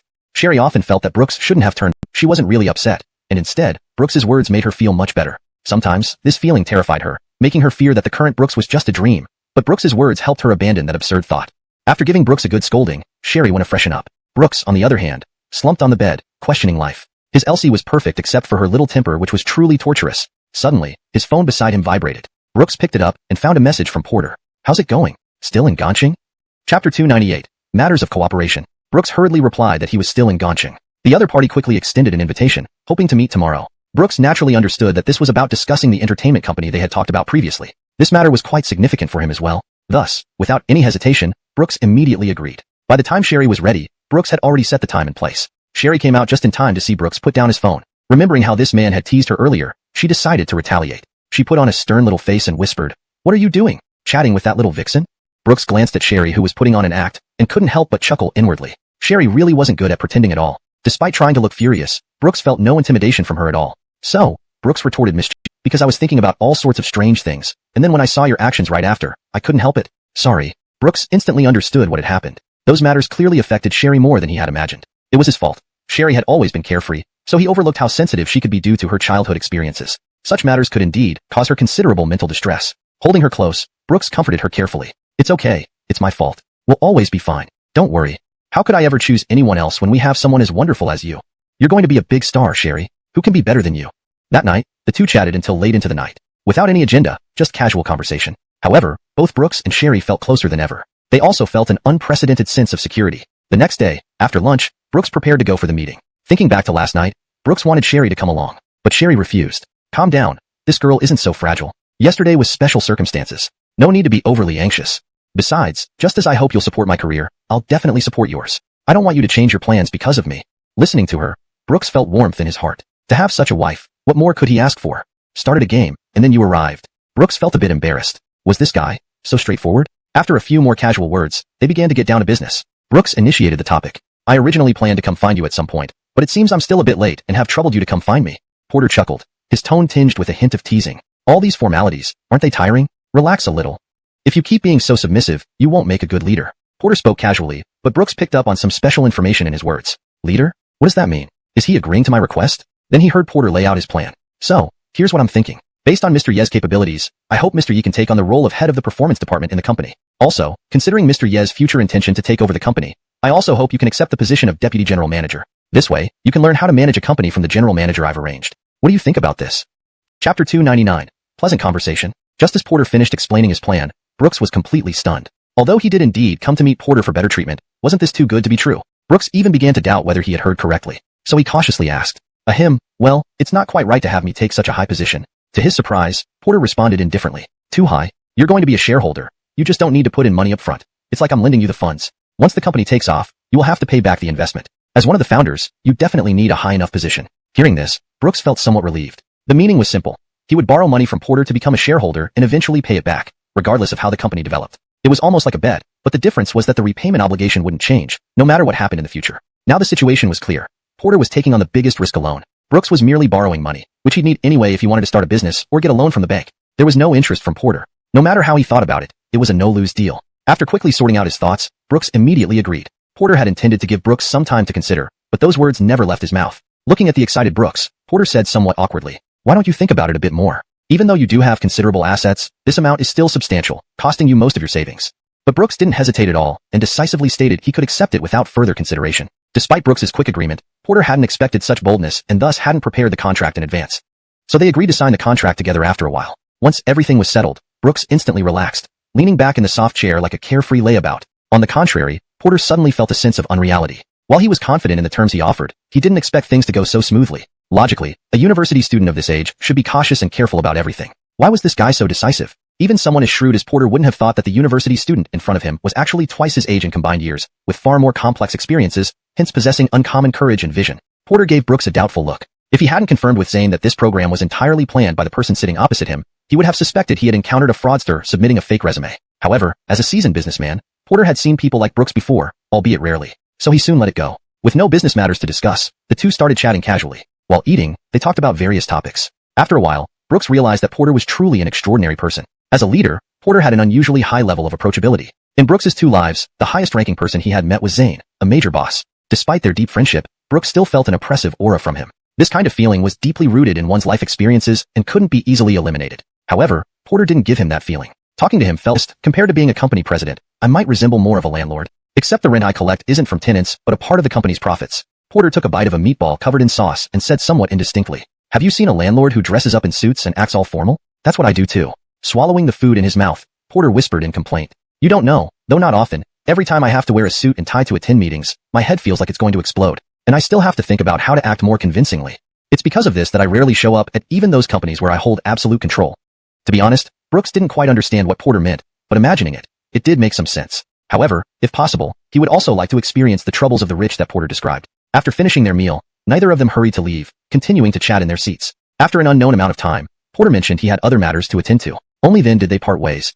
Chapter 300 Return to School. Since Brooks and Sherry had already visited many places in Gongcheng during the breaks between filming and the few days after the filming ended. After dealing with Brooks's last matter, which was discussing company-related issues with Porter, the two of them returned to school. Brooks accompanied Sherry to see the teacher to cancel her leave. Sherry's counselor was very pleased to see her return. She had also been following that program. At first, she just wanted to keep an eye on her student, but she was soon captivated by the interesting content of the show, and Sherry's performance on the show also won her favor. Now, Sherry's online attention has increased significantly. This made her as a counselor feel honored by association. Student Sherry, congratulations on successfully completing your role. In response to the teacher's congratulations, Sherry thanked her very politely. However, after offering her congratulations, the counselor still expressed some concern. Don't take the matters online too seriously. I believe in you. You're not someone who can't distinguish right from wrong. Don't let those baseless comments affect your studies going forward. Apart from watching the program, Heart Signal, the counselor also paid attention to related forums because of her student.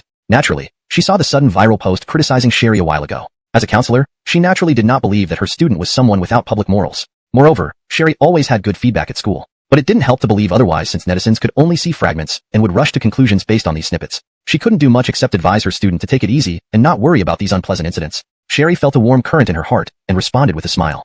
Emily stood up first to stop him. That's enough, Jackson. As a teacher yourself, shouldn't you have the tolerance of a mentor? Students are young and impulsive. Aren't you supposed to be mature? Emily spoke calmly, leaving Jackson momentarily speechless. His well-prepared words were completely disrupted. Emily knew that this Jackson had a tendency to be harsh. If not handled properly, he might find ways to make things difficult for the student, which could impact her grades. So she also pretended to scold Brooks a bit. This student, you should respect your elders. Even if you disagree with our statements, you should communicate more politely.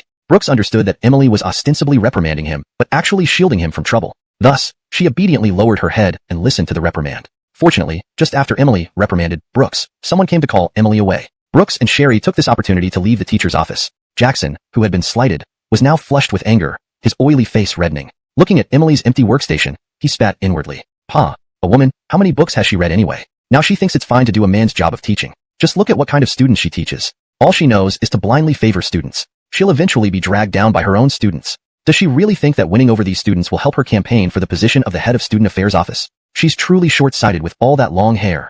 After saying this, he sat back at his desk in low spirits. After leaving the office with Emily, she continued to give Brooks some more instructions before leaving on her own. Brooks and Sherry respectfully watched the teacher leave. Then they started wandering around the campus together. You were quite brave today. You know, the one across from Emily is supposedly vying for the position of the head of student affairs office, and he's petty. The seniors don't have good things to say about him.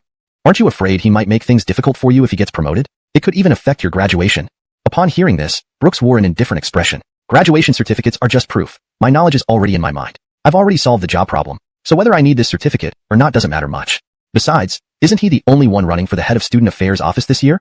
Sherry immediately replied. How can that be? There are 3 teachers running, including our Emily. As she spoke, Sherry's tone carried a hint of pride. Emily enjoyed a good reputation among the students. Many students regarded her as an elder figure and showed great respect for her. Sherry was one of them, and she had received much help from Emily, so she hoped Emily would get promoted smoothly. Hearing this, Brooks nodded. This Emily was indeed a good teacher. However, in his previous life, when he graduated, the head of student affairs office wasn't this Emily. He wondered what went wrong. Since it was an issue between teachers, he hadn't paid much attention to it back then. At that time, he was too focused on pursuing Alea, not having any extra thoughts on other matters, so he had no clear memory of it. After chatting for a while, Brooks sent Sherry back to the dormitory and then returned to deal with his other matters. Chapter 301. Troubles arise again. After Brooks and Sherry returned to school, they didn't have a moment's rest. Instead, they were extremely busy trying to catch up on the classes they had missed. Almost the whole day was spent either eating, sleeping, attending classes, or frantically making up for previous lessons. Brooks had it slightly better since he joined the program towards its end. However, Sherry was in a much worse position. A full month of courses had already caused her to fall behind. She needed to quickly grasp the past material before she could effectively continue with subsequent learning. So during this period, Sherry was constantly reviewing the recorded teaching videos she had asked her friends to film for her. Thankfully, Sherry was indeed an accomplished student, and with the help of these pre-recorded instructional videos, it didn't take her too long to catch up with the current curriculum. During lunchtime, Brooks, Sherry, and Gladys had lunch together at school. After the meal, Sherry no longer needed to rush back to continue studying after eating as soon as possible. She could finally take a breather. Finally free.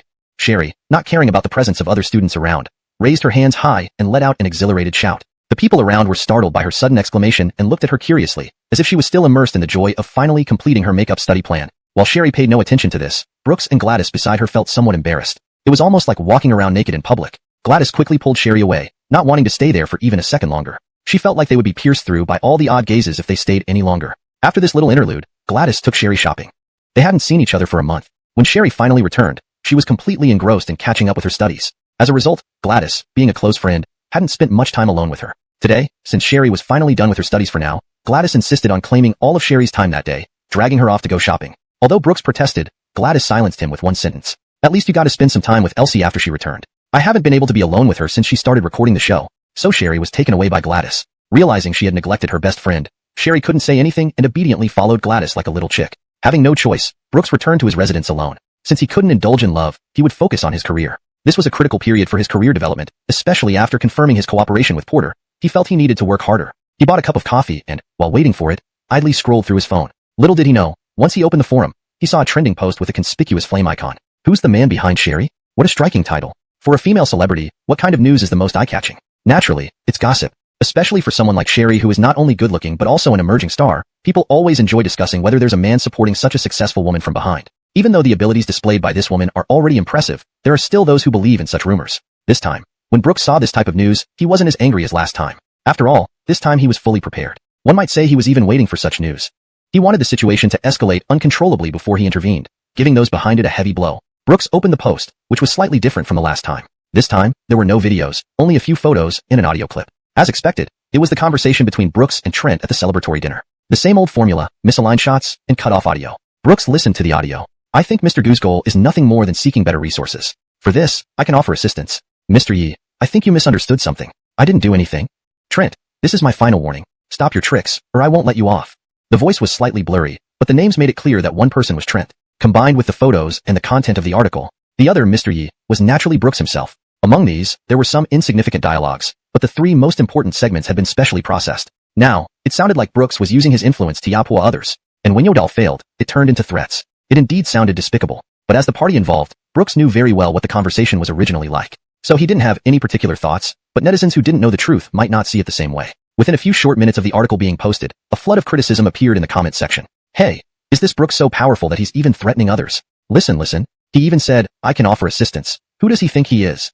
This Brooks seems to be Sherry's teammate on the show. At first, these people also expressed their willingness to believe him. As for how many genuinely believed or merely showed surface concern while secretly gloating, Brooks did not know, nor did he care. People like Adolf in India, who had some knowledge of such matters, even called to ask when he planned to counterattack. To this, Brooks's response was simple. Let things play out a bit longer. Once things have developed to a certain extent, striking back will hurt them more. After hanging up with his friends, Brooks received an unexpected call. Cooper, who hadn't been in touch for a long time, actually called him. Brooks's eyes lit up, and without hesitation, he answered the phone immediately. Before the other side could speak, Brooks started scolding first. Damn it, Cooper, you little brat. You still remember to call your dad. I thought you were kidnapped to Myanmar for organ trafficking and couldn't make calls. It's been so long without a single call from you.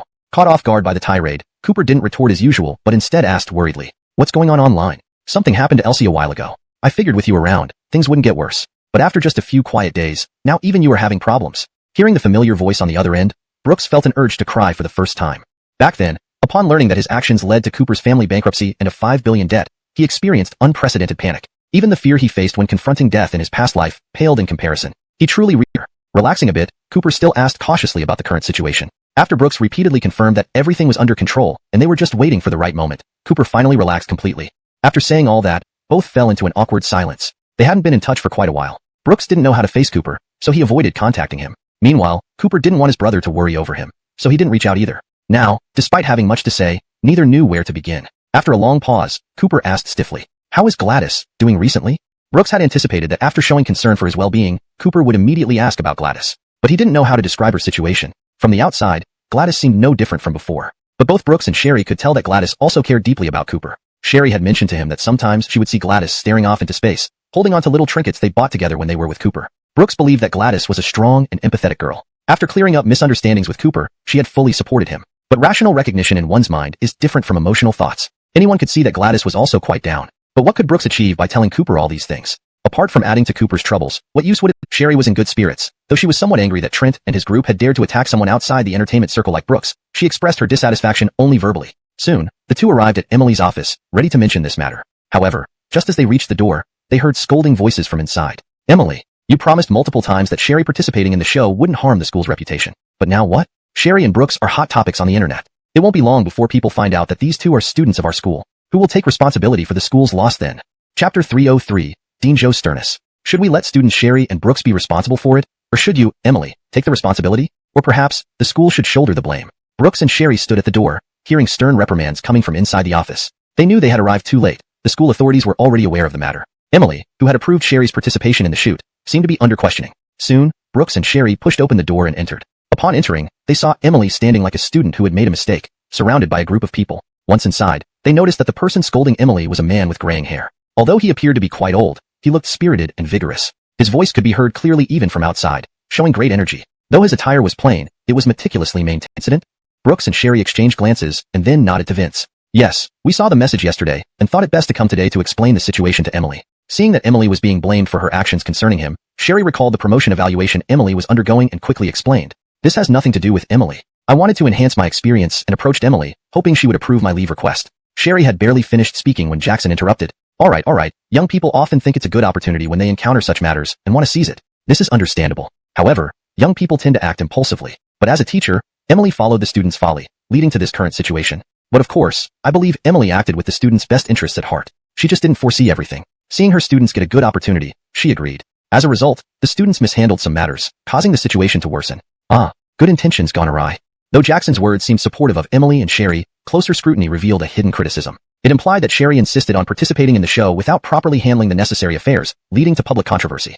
And as a teacher, Emily failed to stop the student, allowing whatever the student wanted to happen, thus leading to the current situation. Brooks looked at Jackson coldly. From their last meeting, he sensed that Jackson harbored deep resentment towards Emily, by us teachers. With that, he waved them off. Brooks couldn't help but feel a hint of respect for Dean Zhou. It seemed the rumors were true. While strict, he was indeed a responsible and conscientious teacher.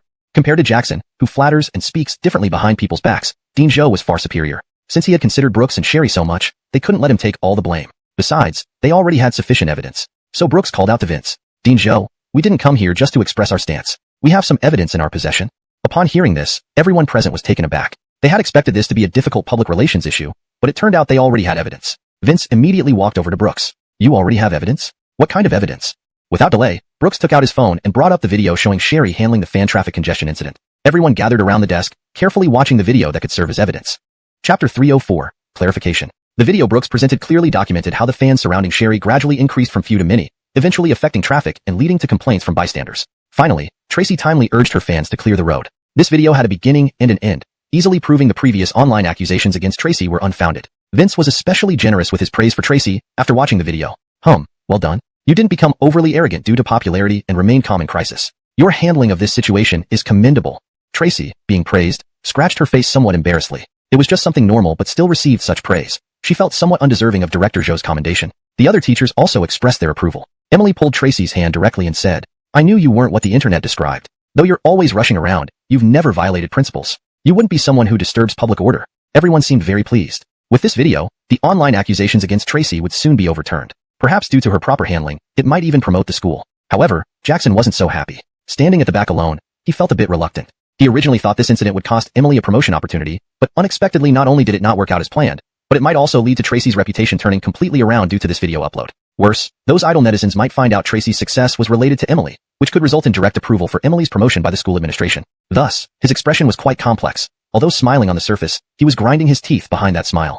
Looking at Tracy, now surrounded like a star, he still forced himself to say, if that's the case, it's indeed good news. But students, don't make up fake videos just to clear your name. As these words were spoken, the entire office suddenly fell silent. Vince looked at Jackson disapprovingly. Jackson felt cold down his spine, but he still pretended to be calm and said in a seemingly fair tone, my point is, I trust our students. It's just that modern technology can easily create false videos through minor editing. What if the netizens don't believe it?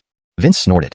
Humph. A clear conscience needs no embellishment. If one hasn't done anything wrong, they haven't. Let those idle people believe what they want. I trust most people can see the truth clearly enough. Hearing this, Jackson finally shut up, afraid of pushing too far and getting eliminated from the promotion competition. Brooks watched Jackson nodding obsequiously with half-bent head, almost wishing this old man's bald spot could turn into a light bulb shape. This guy truly disgraces the title of teacher. Tracy's matter was virtually resolved at this point.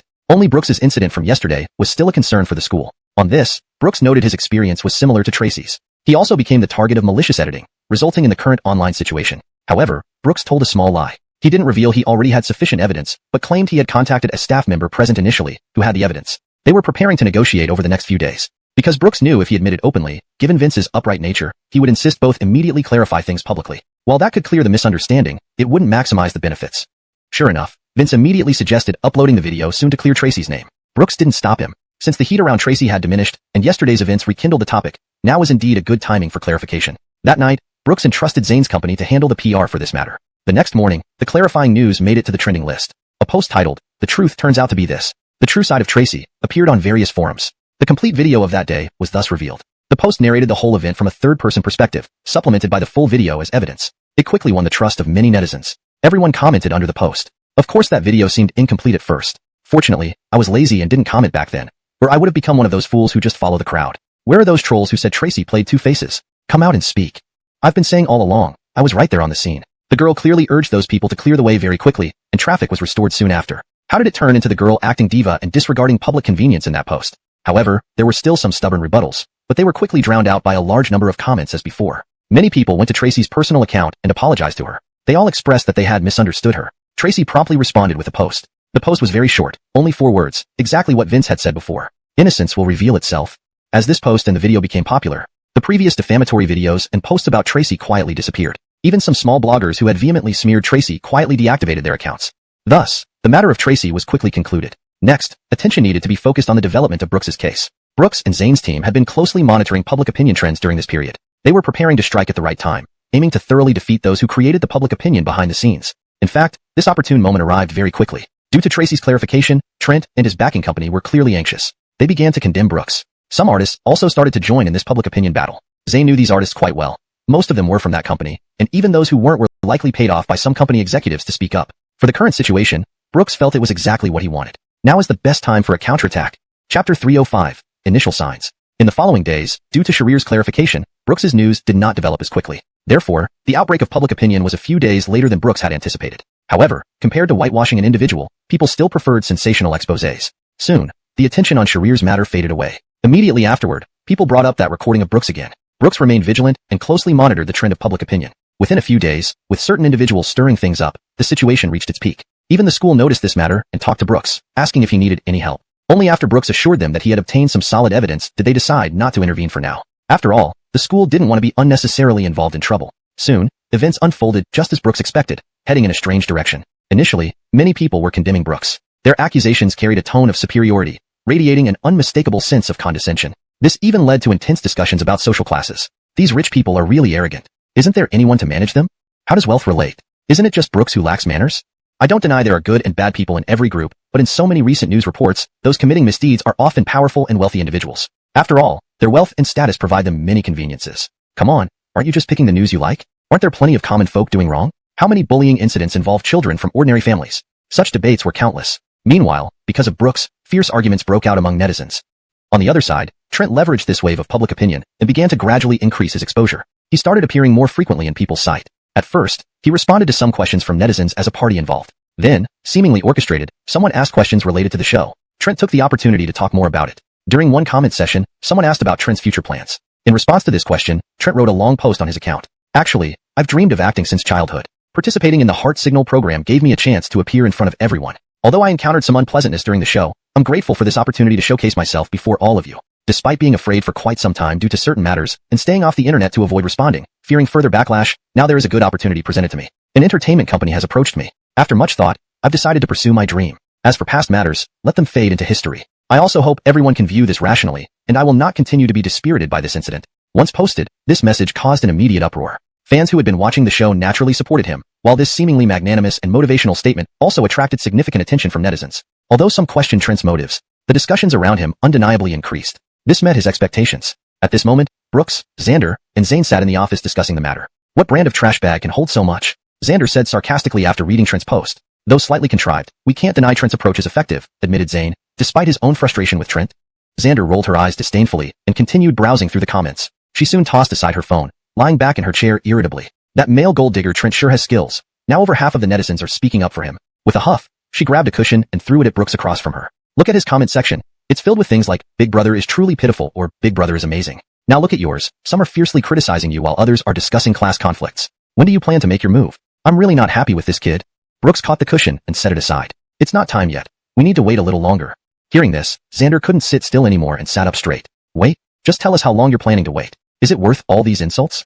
Brooks spoke calmly. Since this kid posted that article, he hasn't had any news for almost a week. Now that Trent is getting so much attention, those people can't sit still. It won't be long before they start promoting Trent. At that time, it will be the best moment to strike. Xander exchanged a glance with her father, both showing disapproval. Both of them were seasoned veterans in business and understood that what Brooks said made sense. Now that Trent was receiving high levels of attention, it was indeed the best time for him to debut. However, nothing was guaranteed. If the other side could endure, they could wait until the incident cooled down a bit but not entirely lose its heat before promoting him. But now Brooks was genuinely being scrutinized by netizens. So, both tried to persuade Brooks that now would be the best time to act. Further delays would not benefit him. Yet, Brooks remained very confident.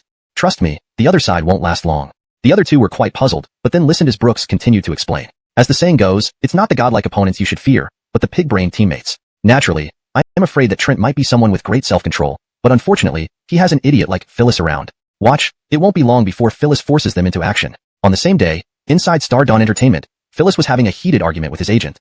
Chapter 306 Turnaround. Phyllis, it's useless to talk to me here. If the management doesn't allow promotion, what can I do? Phyllis's agent explained to her with impatience written all over his face. He was genuinely afraid of this ancestor-like figure. She didn't have much talent but had plenty of schemes. She was dead set on becoming famous, but always acted on her own accord, getting herself into a situation where everyone was cursing and criticizing her. Now, finally, there was a chance for a comeback. All it would take was for this young lady to settle down and wait patiently for some time, until they could promote her and Trent's pairing. If it blew up big, she could continue receiving job offers. But this young lady, ever since seeing Trent's growing popularity while her own remained lukewarm, called him every other day, asking him to talk to the higher-ups about early marketing for her. Today, she even came directly to the company, demanding that he talk to the boss in person. He really couldn't stand it anymore. If he had such influence, would he be listening to Phyllis vent? In short, what we need to do now is wait patiently. When the time is right, we can leverage your pairing with Trent to rejuvenate your career. The agent tried to look as kind as possible. He hoped to get rid of this troublesome woman as soon as possible. Patience, patience. Where do I get patience from? Check the internet now. Almost everyone is talking about Trent and Brooks. Who still notices me? I told you, I only want my job offers. Let Trent wait as long as he wants. I don't care. The agent rolled his eyes so hard they nearly went sky high. This woman kept saying the same thing over and over. She wanted work. She wanted job offers. No matter how patient someone was, they couldn't handle this constant disturbance. So how many times do I need to tell you? You're almost inseparably linked with Trent now. The best way is to issue an announcement together with him. This will achieve the best effect, and you'll get better resources. Isn't that good? The last 3 words were noticeably higher in pitch. When Phyllis heard the annoyance in his voice, she was momentarily at a loss for words. Actually, Phyllis wasn't unaware that waiting longer would yield better results. But she was used to spending extravagantly. She barely had any work because of her bad reputation before. She couldn't control herself and bought many things. Now, not only did she have no money in her account, but she also had a loan to pay off. Originally, thinking that her reputation seemed to be improving, she borrowed money, assuming she could earn it back quickly. Who knew the matter would drag on for so long? Soon, she wouldn't be able to pay off the loan. Otherwise, why would she be so anxious? Thus, even knowing that, then, with a sulky tone, she said, Anwar, I've had no popularity lately. If I don't start working soon and don't show up in front of people, it'll be like being frozen out. Her tone was mellifluously winding, with a single sentence twisting as if it could loop 18 times.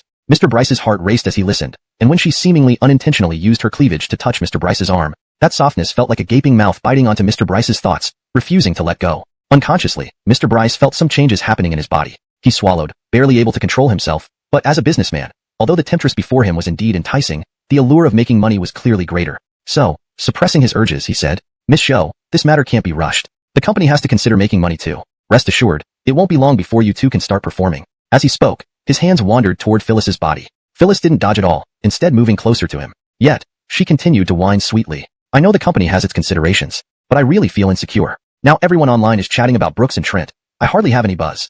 I want to become popular too. As she spoke, Phyllis even took Mr. Bryce's hand directly. Look, Brooks hasn't responded for so long. Surely he has no backup plan. Please be kind, Mr. Bryce, help me.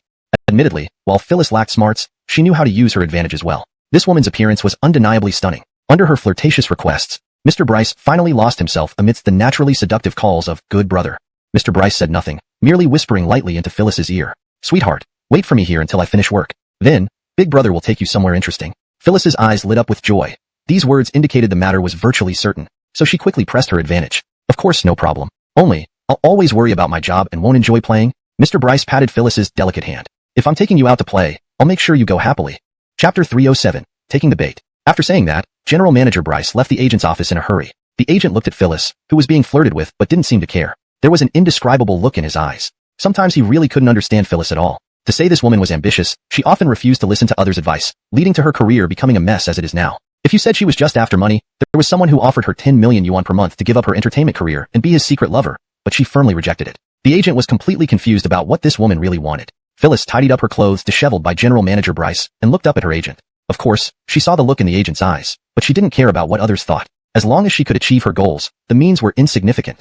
After that, neither of them knew what to say. The agent seemed to have something to say to Phyllis, but looking at Phyllis, he swallowed his words. As for Phyllis, she was so engrossed in her own affairs that she had no time to consider others. So in the not-so-big office, the two of them didn't say a word. Not until near the end of the workday did any news come through. Phyllis appeared anxious, but she dared not act rashly. Now that General Manager Bryce had agreed, it wouldn't be good if she continued to stir things up. Finally, the agent's phone rang at this moment. Hearing the ringtone, Phyllis's gaze quickly turned to it. She urged him on. Answer it quickly. The agent glanced at Phyllis, then at the phone, hesitating for a moment before answering it.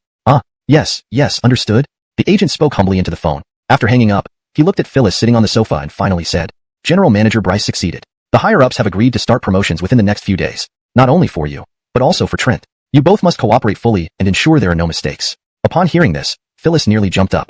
This outcome far exceeded her expectations. She hadn't expected that General Manager Bryce not only persuaded the top management to lift her restrictions, but also those on Trent. Phyllis herself knew that if she worked alongside Trent, it would yield better results. If not for her urgent need for money, she might have waited patiently. Now that they decided to operate together, this was the best possible outcome. Seeing Phyllis's joyful expression, the agent's face showed mixed emotions. After much hesitation, he still wanted to say something. But before he could speak, the door to his office was pushed open. General Manager Bryce walked in with a smile. "How about it, Miss Joe? Feeling better now?" General Manager Bryce's greasy gaze remained unchecked, his eyes almost piercing through Phyllis's clothes to see her slim figure. Phyllis didn't mind at all. Instead, she moved forward and hooked her arm around General Manager Bryce's. "Happy, of course happy. Brother is truly impressive." Hearing Phyllis's sweet voice, General Manager Bryce laughed heartily. Then he left the office with Phyllis. The agent watched their retreating backs, remaining silent. That night, General Manager Bryce took Phyllis to dine at a high-end restaurant. After dinner, naturally, some exercise was needed to aid digestion. However, this exercise ended up on a hotel bed. That night, Phyllis suffered quite a bit. She hadn't expected that despite General Manager Bryce's seemingly simple appearance, he had some peculiar habits. By the next morning, Phyllis felt like her body had been dismantled. When she woke up, General Manager Bryce was already gone. His clothes disappeared too. He seemed to have returned to the company, likely to handle her and Trent's matters. Looking at the bruises on her well-maintained body, Phyllis gritted her teeth and angrily muttered, "This fatty truly doesn't know how to cherish the fair sex." After cursing, she went into the bathroom for a thorough wash. Despite the lingering pain, thinking that she would soon be back on the big screen made her hum a tune lightly. While Phyllis was in high spirits, Trent, the other lead who was about to be heavily promoted by the company, was extremely angry. In his room, he was furiously smashing everything. Damn it! Have the company's top management lost their minds? Is now really the best time for promotion? Weren't we supposed to wait for a while? When he learned from his agent that promotions were about to start, he felt as if his brain had exploded. He immediately called the higher-ups. He questioned why they were starting promotions now when it was agreed to wait for some time. However, he received a stern reprimand from his superiors. They scolded him for having the audacity to question the company's decisions as a product created by the company. In the end, he could only accept the reality reluctantly. After a spree of smashing things, he could only silently pray that Brooks didn't have any evidence that could impact his debut. Under such conditions, with some people rejoicing and others worrying, Trent announced his official debut. He also stated that he would participate in an idol drama shoot with Phyllis. Although neither of them was the lead, they both had significant roles. Once this news broke out, it caused quite a stir. Due to the prior marketing for Trent, many netizens expressed welcome for his debut. Not only him, but even Phyllis, whose reputation had always been poor, gained a lot of positive feedback because of their collaboration and the intentional hype around their pairing. Everything looked just as expected. Trent finally began to relax. It seemed that Brooks really had no other tricks up his sleeve, so he could finally focus on promoting. At this moment, Brooks was summoned to the Tong group by Xander. He had also been following recent entertainment news. He knew that Trent and Phyllis had started their promotional activities. The Tongs must want to discuss a counterattack. Sure enough, as soon as he stepped into Zane's office, he saw Zane looking at him approvingly. Even Xander rarely praised him, saying, "Not bad. You've got good judgment." Phyllis and Trent really did start promoting. Hearing this, Brooks smiled lightly, exuding an air that everything was just as he had anticipated.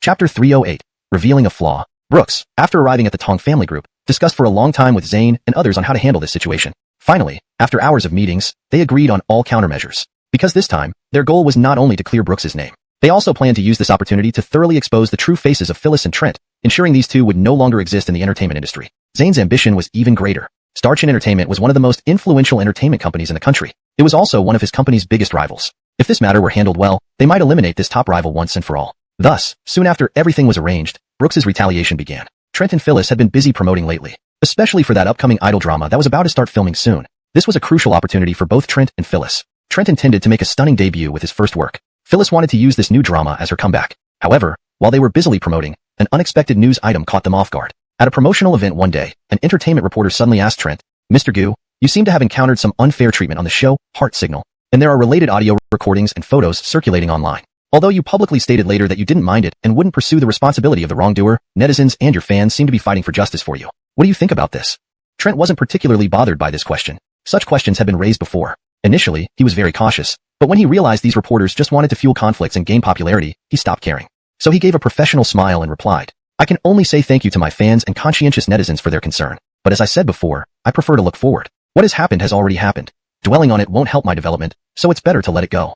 After he finished speaking, the questioning reporter thanked him and sat down. Soon after, another reporter stood up and requested to ask a question. Without hesitation, Trent allowed it. But the next question made his mind explode. "Do you have any thoughts on the incident where Miss Sherry was falsely accused of being a diva and disrupting public transportation?" Many netizens note similarities between the two incidents. And some people wonder if Mr. Brooks might have also been deliberately framed. As a party involved, what do you think about it, Mr. Gu?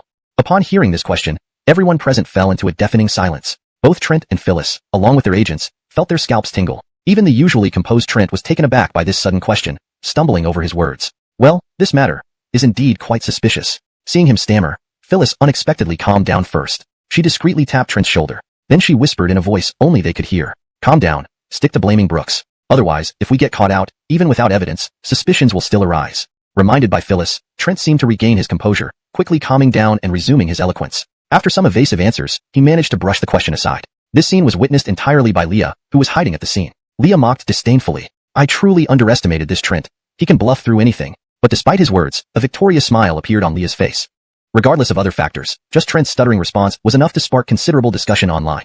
Netizens love conspiracy theories the most. If they could guide the situation at that time, it was likely that many people would start to delve into the specifics of the matter. Then, when the decisive evidence is released, it would definitely thoroughly tarnish these two individuals. Thinking about this, Leah felt his mood improve significantly. He then asked the person next to him who was filming with a phone, how about it? Did you get the part where that guy made a fool of himself? The person nodded immediately in response. Rest assured, little President Tong. I kept my eye on that guy the whole time. The moment he slipped up, I zoomed in.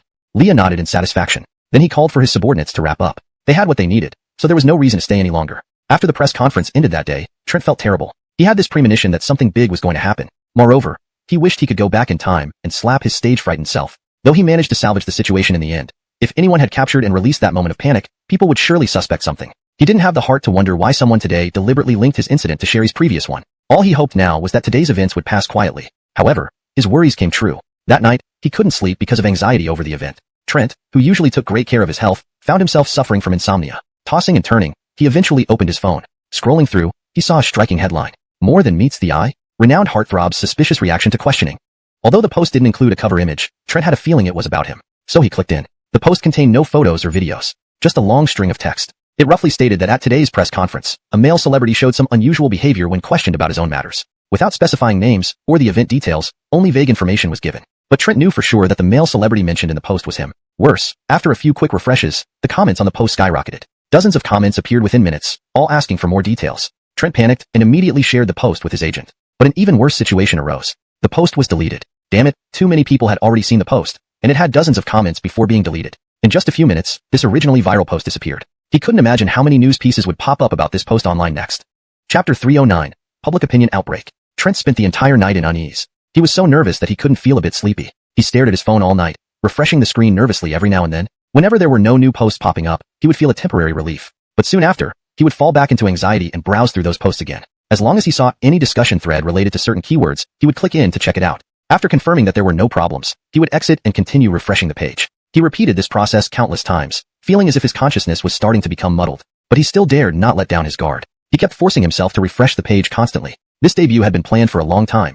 He could not fail right from the start. For the success of this debut, he had made countless efforts behind the scenes. He trained day and night without rest, never daring to eat an extra grain of rice or sleep a minute later to maintain his appearance. His life was almost mechanical, just to make a big splash in the future and become the dazzling person he dreamed of being. He had sacrificed too much for this dream already. He could not allow anything to go wrong at this critical moment. Gradually, the sun began to rise, with sunlight slowly seeping into the room through the slits in the curtains. A few rays of light shone on Trent's face, revealing dark circles under his eyes. His bloodshot eyes were filled with exhaustion and fear. The phone he had been using to check posts finally slipped from his hands. Trent fell back onto the bed with a look of utter despair, helplessly hugging his head with both hands. On the phone that fell onto the bed, the interface was jumping wildly. Comments appeared one after another, pushing previous ones upward continuously. If one didn't hold the screen, it would be impossible to read these comments clearly. However, the title of the post remained like a lighthouse, firmly positioned at the top of the screen. New traffic star scandal. Genuine victim or opportunistic crybaby? Having stayed awake all night, seeing the dreaded post finally appear was the last straw for him. Moreover, the post was attracting so much attention. Trent ultimately lost consciousness. When he regained consciousness, the first thing he noticed was that the bed beneath him seemed to be vibrating. Realizing this, Trent immediately sat up. He looked toward the gap in the curtains. The daylight outside was already bright. Even with the curtains drawn, the room wasn't completely dark. Realizing how late it was, he noticed the vibrating phone on the bed. Crawling over hastily, he picked up the phone in panic. It was a call marked as boss. Just as he was about to answer, the call disconnected. Trent tried to call back immediately, but when he opened the phone screen, there were dozens of missed calls from boss, agent, and various others, almost 50 calls in total. Even a fool would know that the online situation had erupted. Daring not to delay, he immediately dialed his agent for confirmation. Once connected, Trent hadn't even spoken when the other side anxiously questioned him. Lacey-chun, what's going on? Why haven't you been answering your phone? Do you know the internet is blowing up right now? Boss is about to go mad. Sure enough, just as he thought, Trent felt a shock wave in his scalp, but he quickly calmed down, trying to sound calm. Sorry, GG. I didn't feel well and overslept. I didn't hear the phone. Hearing Trent's response, the person on the other end clearly wanted to curse but held it back. Yet, the tone was still unpleasant. You sure picked the perfect timing. Check the situation online right away, and get yourself together quickly. Come to the company immediately. With that, the call was disconnected abruptly, giving Trent no chance to respond. Trent's expression was grim, but he had no time to be upset or depressed. He hurriedly returned to the forum to check the current public opinion. The moment he opened it, he felt dizzy. Only a few hours had passed, yet there were already numerous posts about him. Several of them had already gone viral. What distressed him even more was that almost all of these posts were unfavorable to him. Some posts even began analyzing the recording second by second, analyzing where things might have gone wrong. The entire forum seemed to have suddenly plunged into a carnival. A fierce debate about who the real victim was broke out, and in just a few moments, it seemed that those supporting Brooks were gradually gaining the upper hand. Trent couldn't figure out why, in such a short time, Brooks's reputation had completely turned around. But now wasn't the time to ponder over these matters carefully. Trent quickly tidied himself up and rushed straight to the company. During this time, he received another call from the boss. As soon as the call connected, the boss didn't hold back at all, berating Trent mercilessly. Trent dared not argue at all, only listening to the scolding from the other end, his face turning darker and darker. His hand nearly crushed the phone. Soon, he arrived at the company. The moment he entered the meeting room, he saw the group of people sitting together with serious expressions. Seeing Trent come in, Boss Devin, who was sitting in the main seat, immediately stood up, grabbed whatever was beside him, and threw it at Trent without caring what it was. He wanted to throw more but was stopped by someone nearby. Damn it, useless piece of trash, Trent, you can't even answer a question properly. You stuttered on such a sensitive issue, giving others a huge leverage against us. Now because of you, this useless trash, the entire company has been thrown into the center of public opinion. You slept until noon, feeling quite pleased with yourself, huh? What a big face you have. Trent kept his head down, his gaze terrifyingly cold, yet he remained motionless. Finally, after Devin had vented his anger, the meeting could continue. Everyone first systematically analyzed the current situation. In summary, when faced with reporters' questions about his relationship with Brooks, Trent had shown obvious panic. This became a major leverage for people to exploit, leading to extensive online promotion and discussion. Then, some nosy netizens began re-examining the previous accusations against Brooks on the internet. Upon closer inspection, some issues with the photos and audio files in the posts were indeed found. The audio files had a few places where abnormal pauses could be heard, though not obvious unless pointed out specifically.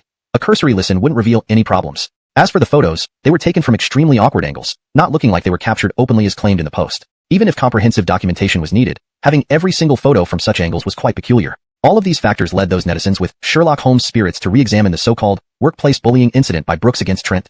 Chapter 310. Different Sides of Joy and Sorrow. Shingshan Entertainment started scrambling to manage the crisis caused by Trent's incident, striving to salvage their reputation as much as possible. Zane's team was also actively engaging in the public opinion battle, armed with all sorts of evidence provided by Brooks, constantly monitoring the development of online sentiments. They were ready to release the information step by step, solidifying the fact that Trent had intentionally smeared Brooks. While the two companies were busily engaged in their respective efforts, Brooks sat leisurely at home watching movies with Sherry. After Trent's promotional activities, Brooks handed over the complete audio recordings he had made and the video evidence he had shot, of Trent and Phyllis conspiring to frame Sherry and himself, to Zane. He trusted them completely to handle the situation, allowing him to return to his normal life. Sherry, snuggled up in Brooks's arms, munched on chips while glued to the screen. Suddenly, her phone rang. Upon answering, she discovered it was her close friend Gladys calling. Over the call, Gladys excitedly said, "Wow, your Brooks has some real skills. The internet is in an uproar over the whole affair between him and that Trent. Do you know how many people have already taken Brooks's side?" Sherry glanced at Brooks, who was still engrossed in the movie beside her, then asked, "How many exactly?" "It's more than half. There's even a poll on forums asking who framed whom. The number of votes supporting your Brooks as the good guy has surpassed 60%. Hearing this, a slight smile appeared on Sherry's lips. Since Brooks said he would handle everything, she had no doubt he would make things right. Sure enough, the online public opinion was now tilting rapidly in Brooks's favor. After chatting for a bit more, Gladys sensed Sherry wasn't very enthusiastic and teased her. TSK, you lovebirds spending every day together. Isn't it too sickeningly sweet?"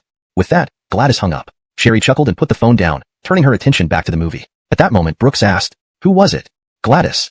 What did she want?" "Just that the public opinion is now leaning towards you, praising you." Brooks immediately pulled Sherry closer. "Is that so? Sounds like you don't think I'm impressive." Of course, Sherry didn't mean it. It was just Brooks's teasing tone that sparked her playful spirit. "Maybe you're just okay." Brooks, hearing this, wasn't pleased and stopped watching the movie, focusing entirely on Sherry. "What do you mean just okay? Haven't I turned public opinion around? Isn't that impressive?" Though he knew Sherry was just joking, sometimes men can be quite childish when they want to hear praise. Brooks wanted to hear her acknowledge his effort, but Sherry wouldn't budge, replying stubbornly, "If not for your luck in capturing key evidence, this could all fall apart anytime. Hey, I saw through Trent's intentions and recorded deliberately. That's just what you say. It's all about being lucky." Brooks grabbed Sherry's hand holding the chip, snatched the chip from her, and chewed it ferociously before saying menacingly, "You little scamp, so stubborn, huh?" Seeing Brooks's mischievous expression, Sherry felt a bad vibe but couldn't back down. Just lucky. Brooks didn't hesitate and lifted her into his arms, carrying her toward the bedroom. Realizing where he was going, Sherry panicked. What did this mean? Couldn't persuade her, so he thought he'd sleep it out? Ironically, that was exactly what Brooks had in mind. He had missed being alone with her lately due to all the chaos, and now he planned to teach this bold, little girl a lesson. Brooks, and the plan to run an entertainment company together, had been following Brooks's progress during this period. For a long time, Brooks showed no reaction, and honestly, Bruno was somewhat disappointed. However, today, while he was browsing entertainment news during his leisure time, he saw Brooks's strong counterattack. Soon, his opinion of Brooks changed significantly. Chapter 311. The first counterattack begins. In the following period, Shinshin Entertainment had fallen into an inextricable kunjing and could not extricate itself. An increasing number of people began to reassess the so-called workplace bullying incident between Brooks and Trent. Furthermore, Zane's deliberate guidance influenced public opinion. People started noticing that the supposed evidence in those previous posts indeed seemed somewhat contradictory. However, because the situation had taken a turn, netizens did not dare to hastily choose sides this time. Their indecision wasn't due to careful consideration before speaking out. It was purely out of fear that if they chose the wrong side, they would find themselves in an awkward position when the truth eventually came to light. Thus, as soon as someone initiated a stance, others naturally followed suit. So, Zane's team prepared to arrange online shills for public opinion guidance. However, it was clear that the opposing company had anticipated this move. Almost simultaneously, two types of viewpoints appeared on the internet, both marked with trending hashtags. One was distorting the truth. Can capital really act with impunity? The other read, the innocent will prove themselves. The truth will soon come to light. As soon as these two posts appeared, the entire internet was set ablaze. Normally, such entertainment news wouldn't attract much attention. But this incident was different, involving many hot topics like workplace bullying and capital issues. Moreover, because some previous posts mentioned that Brooks and Sherry, who recently faced a public opinion storm, had been screen partners, Sherry's case was also brought up again. Thus, this piece of news caused a huge sensation. Soon, under such deliberate guidance, netizens split into three factions. Apart from supporters of Brooks and Trent, there were also those who chose to remain neutral. These three factions argued vehemently. Brooks's side pointed out that the provided evidence was lacking and hoped Trent's company would provide more substantial evidence. Trent's side, however, insisted that the current evidence was sufficient to prove Brooks's misconduct, requiring no further proof. As for the third party, they were merely interested bystanders who enjoyed the spectacle, regardless of who would ultimately win. Clearly, Shinshin Entertainment, at this juncture, still dared to boost support for Trent. This indicated their certainty that Brooks's side couldn't produce exonerating evidence. Thus, had it not been for Brooks coincidentally overhearing Trent's plot with Phyllis earlier, he might have struggled to respond proactively. If that were the case, Brooks would likely be left speechless now. However, Trent overlooked one crucial detail, that initial conversation where Brooks had approached him, warning him to stop his schemes. But Trent dismissed this as mere bluster and paid it no mind. This arrogance would soon lead him into irreversible trouble. At the same time, in the president's office of Tong Group, Zane felt almost overwhelmingly joyful when he saw the announcement posted by Shinshin Entertainment. He had originally been afraid that Shinshin Entertainment would merely stay as a bystander, letting its artists fight on their own. Unexpectedly, they couldn't hold back and personally joined in as soon as they noticed Trent losing momentum. This provided him with an excellent opportunity to strike. This time, he planned to pull down this biggest enemy all at once.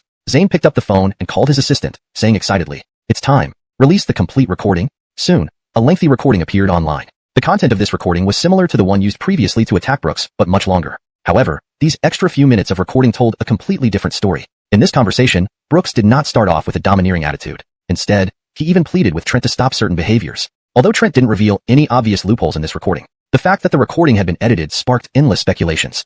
Thus, the internet erupted again, with people debating the situation. The recording has been edited. This Trent must be problematic. What problem? Did you hear our brother admit anything in this segment? Exactly, there's no admission. Why say our brother is problematic? Maybe it's Brooks trying to create confusion. Even though there's no direct statement, the act of editing the original recording is suspicious. If there's nothing wrong, why not release the complete version? Though there's no direct admission, I feel the deleted part might contain some provocative tone from Trent. There's some provocative tone. You're really good. Using that to tarnish our brother?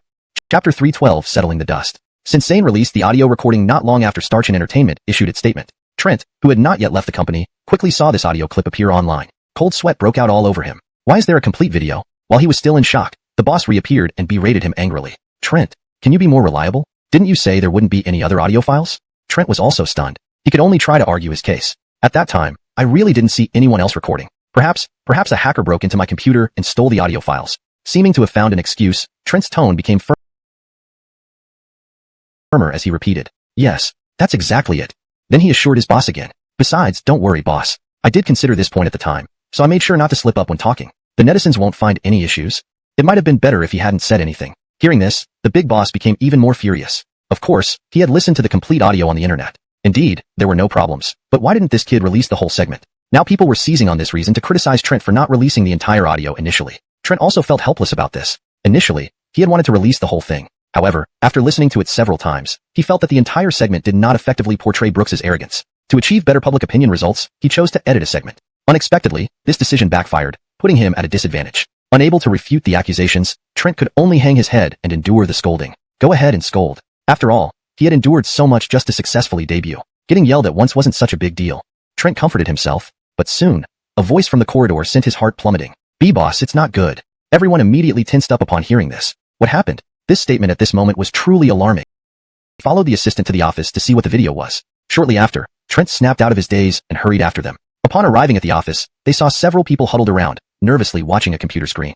The boss shoved the people aside and clicked on the video. Soon, images of Trent and Phyllis appeared on the screen. Some of their voices were recorded too, though some parts were faint. The general conversation could be heard. As the video played, the boss's expression darkened. This was the video of Brooks accidentally overhearing the two plotting to tarnish Asia and Brooks's reputations through public opinion. If the previous audio had merely made netizens begin to doubt the authenticity of the matter, this video would completely prove that Trent was deeply involved in this matter. One might even say that with this video, even if Trent didn't orchestrate this incident, the blame could still be placed on him, and he would have no choice but to bear this silent grievance. When Trent arrived later and saw the scene, along with his boss whose expression grew darker by the minute, his unease magnified infinitely. Disregarding any formalities, he pushed past the crowd and stood before the screen. Seeing the familiar scene and footage of himself conversing with Phyllis, he knew his career was over. Since Brooks and Trent were the only two involved in this matter, Phyllis naturally didn't need to be part of it. During this time, while everyone else was in turmoil, she stayed home happily taking care of herself, preparing for future shooting schedules. But then her phone rang. Her agent was calling. Audio recording. This one was much more compelling. Furthermore, because of this video, all prior accusations against Brooks could now be turned around.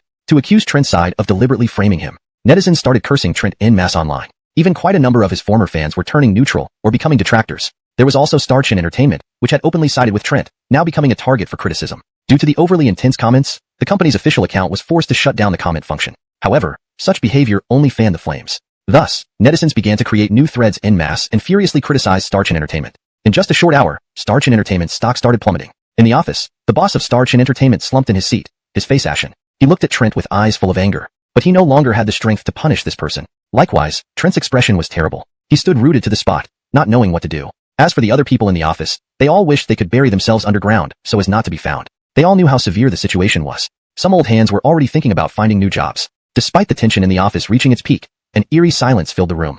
Everyone knew that with just one spark, this beautifully decorated office would turn into a battlefield. Soon, that spark appeared. The door to the office swung open. Boss Bryce's greasy body rushed in. Seeing so many people standing in the office, he paused for a moment. Then he saw Trent, who was standing there dazed. Upon seeing him, Boss Bryce instantly charged forward, grabbing Trent by the collar. "What's wrong with you? Look at the mess you've caused. Now because of you and Phyllis, the entire company is paying the price." Trent himself was on the verge of losing control. His carefully planned debut plan had been interrupted right at the last minute. Not only was it interrupted, but he was even being retaliated against, ruining his future career. Enraged, Trent pushed Boss Bryce's hand away from his collar. "Who's causing the mess? How come you don't talk about your part in this?" Trent no longer cared about hierarchies. His job was obviously going to be lost anyway. "Boss, go to hell." He surveyed the surroundings, pointing at the executives present, and reprimanded them without reserve. "I told you to wait a while until the incident cooled down before resuming operations. It's you short-sighted fools who insisted on starting the publicity campaign now. Now that we're taken advantage of, whose fault is it?"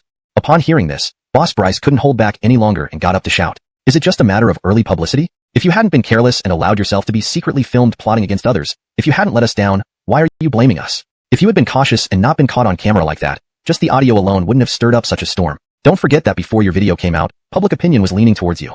Feeling that cursing Trent wasn't enough, he immediately turned to scold another executive. "And you useless waste, being good for nothing, earning your keep honestly would be enough. But you insisted on involving yourself in the company's decision-making.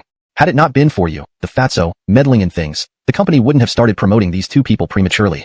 Upon hearing this, the other executive naturally disagreed. "You're the boss, I'm also a boss. Why should I be lectured by you?" Thus, three people began to argue passionately in the office. People nearby didn't try to stop them. Instead, they silently retreated to one side. At this moment, it was best not to step in and make oneself the target. While Star Chun Entertainment was embroiled in a heated argument, the situation online was relatively simpler. Now, there were very few people speaking up for Trent. Even if there were still some hardcore fans who wanted to rebut in the face of such solid evidence, they were quickly overwhelmed with criticism and eventually slunk away. This mahjong curse was earth-shattering. All kinds of methods of insult emerged one after another. Even Brooks couldn't help but marvel when he saw these comments. Netizens are truly a breed of talent. They have 100 ways to curse someone.